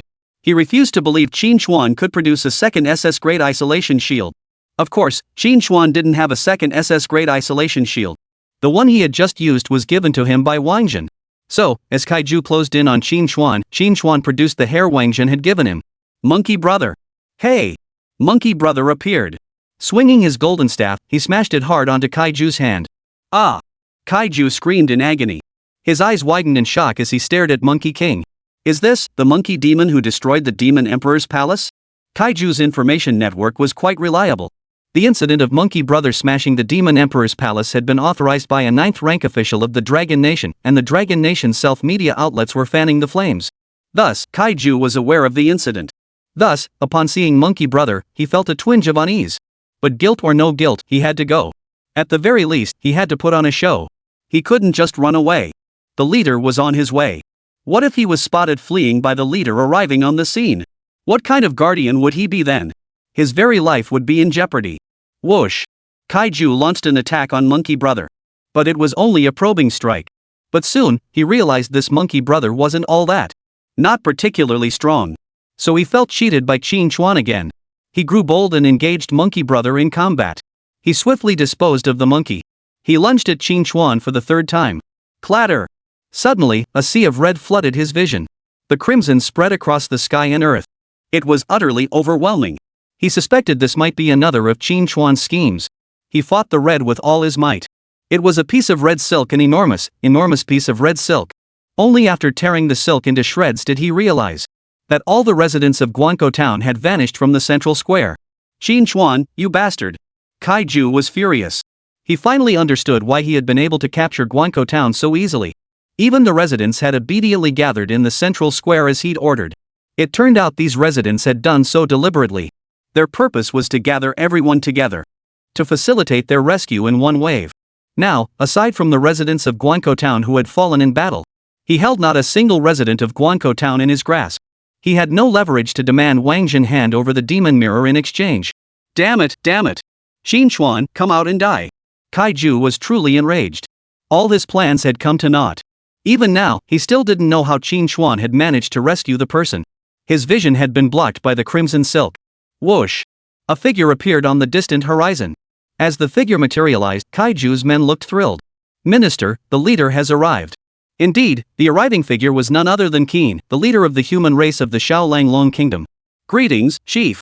Kaiju, seeing Qin's arrival, hastily knelt to greet him. Qin glanced at Kaiju, then swiftly reached out and seized his throat, crushing him to death. Poor Kaiju. He died without ever knowing the true reason for his demise. He had assumed Qin was merely angry at his incompetence for failing to secure control of Guankou town. But even if that were the case, why take my life? Kaiju remained utterly baffled until his final breath. Chapter 170, Western Mythological Traditions? Whoa! The chieftain's sudden move startled the entire Xiaolang group. They all immediately dropped to their knees. Not daring to lift their heads, not daring to breathe a sound. Terrified the chief might crush them to death on a whim. What's the status? Qin spoke up. Reporting to the leader, we plan to capture Wáng Zhen's brother and sister-in-law to blackmail him. The Raven Wolf who had previously sent Qin the anonymous letter replied. Oh? And where are Wáng Zhen's brother and sister-in-law? Qin looked around. Nothing remained in the vicinity except a field of corpses. More importantly, many of these corpses belonged to members of the Raven Wolves. The bodies of Guankou town's job changers and residents were few and far between. They were rescued. The Raven Wolf continued. As he spoke, his body trembled involuntarily. Because he felt that the moment those words left his mouth, he would be crushed to death. But it turned out he was overthinking it. Because Qin hadn't made a move at all. He breathed a huge sigh of relief. He felt like he'd dodged a bullet. Rescued? Qin didn't believe it. He was an 8th-tier expert. His senses were sharp. When he arrived, he could hear that bastard Kaiju cursing from afar. He immediately extended his divine sense to scan the surroundings. At that moment, no one could have escaped his divine sense. Especially since Guanjia town had several thousand people. For thousands to slip past his divine sense and escape was utterly impossible. A shadowy figure materialized behind Qin. It was a snake with 3 eyes. Its middle eye lit up. It began scanning its surroundings. Finally, in a corner of Gateway town, it saw all the residents of Guankou town. However, the group of residents hid themselves well. They were concealed beneath a seemingly ordinary piece of ragged cloth. Had he not activated the true eye of the divine statue, he would never have detected that scrap of cloth. Over there! Grab them! Qin gave the order. Whoosh! The broken cloth, transformed from the pointing to the river and mountains brush, stirred. It swept everyone up, fleeing rapidly toward the town's outskirts. Trying to escape? The pointing to the heavens brush fled at breakneck speed. Counting on these Xiaolang members to chase after it was simply impossible. So Qin took matters into his own hands. Boom! He unleashed a palm strike across the distance. The pointing at the mountain's brush, mid-flight, sensed an immense pressure surge through the air. He and the crowd of civilians began plummeting toward the ground. Finally, the entire group landed on the city walls of Guankou town. Some were gravely injured, others already dead. Others lay unconscious. Truly worthy of an 8th-tier master, a single palm strike from afar could nearly wipe out thousands. Which of you are Wáng Zhen's brother and sister-in-law? Qin landed on the city wall. The other Raven Wolves also scaled the ramparts. They rounded up the crowd of civilians. I am Wáng Zhen's older brother. Wang Chang stepped forward. He was also injured, though only slightly. I am Wáng Zhen's sister-in-law. Just as Feng Yuzhen was about to step forward, Feng Yuren beat her to it. The eldest brother is like a father, the eldest sister-in-law is like a mother. Feng Yuren naturally didn't want Wáng Zhen to lose both his parents. Oh? You're Wáng Zhen's sister-in-law? Qin looked at Feng Yuren, clearly skeptical. Look at his brother, does he even deserve you? Qin chuckled. Wang Chang was just an ordinary blue-collar worker, still dressed in his work uniform. Meanwhile, Feng Yiren was a stylishly dressed, sharp-looking beauty who was clearly a career changer. Would she really fancy someone who tightens screws in a factory? He's worthy enough. Why wouldn't he be? I like how he knows how to make a living. Far better than some handsome playboy who falls for every girl he meets, Feng Yiren remarked. Yiren, you don't need to defend me. I'm Wáng Zhen's sister-in-law. Feng Meizhen stepped forward. She was injured too. Her injuries were more severe than Wang Chang's. That's why she'd been momentarily distracted earlier, allowing Feng Yiren to act first. Now, she had recovered. She promptly revealed her identity. Right, that makes perfect sense. Qin was quite perceptive. He instantly recognized Feng Meizhen and Wang Chang as a genuine married couple. The feeling they shared together couldn't be mistaken. The tacit understanding and natural habits cultivated over years couldn't be faked. What do you want from us? Feng Yiren pressed further. She even stepped in front of Wang Chang and Feng Meizhen. If Qin made a move, she could at least block him. Nothing much. Just want to trade you two for something from Wáng Zhen. You should have Wang Zhen's contact info. Get him over here, Qin said. No need to contact him, I'm here. No sooner had Qin finished speaking than Wang Zhen's voice echoed through the air. Everyone looked toward the sound and saw a dark shadow appear in the distant sky. As the shadow grew larger, they could make out that it was a giant bird. Perched upon its back stood 9 figures. It was Wang Zhen, Xian Lei, Yu Ming, Lin Zhongshu, Ling Jin, the Fat Man by Muyang, Bei Xiaobei, Yu Kersen, and Ing Suifeng. I'm here. What do you want to trade? Speak. The giant bird hovered in midair. It maintained a safe distance from Qin. Big Bird was mainly afraid Qin would swat him to the ground. That would be disastrous. That would make any exchange unnecessary. The demon revealing mirror, of course. Wang Zhen, I'm grateful you killed Su Long and Yu Kun for me. Hand over the demon revealing mirror, and I'll spare everyone in Guankou town. How about it? Qin said. His tone was sincere. Xiaozhen, don't trust him. You can't trust anyone from the Shaolang gang. Wang Chang spoke up. He would rather die himself.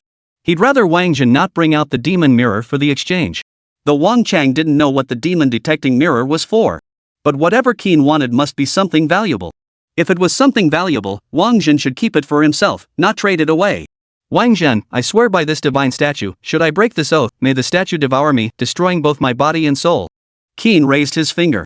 Simultaneously, the three-eyed serpent behind him reappeared. As Qin's words fell, a look of greed clearly appeared in the three-eyed snake's eyes, as if it wanted to swallow Qin whole. The moment Wang Zhen saw the three-eyed serpent, his heart gave a start. This snake, its hair looks remarkably like that of Medusa from ancient Greek mythology. Though Medusa's serpentine hair lacked the 3 eyes. For some reason, upon seeing this three-eyed serpent, Wang Zhen couldn't help but recall the image of Queen Medusa.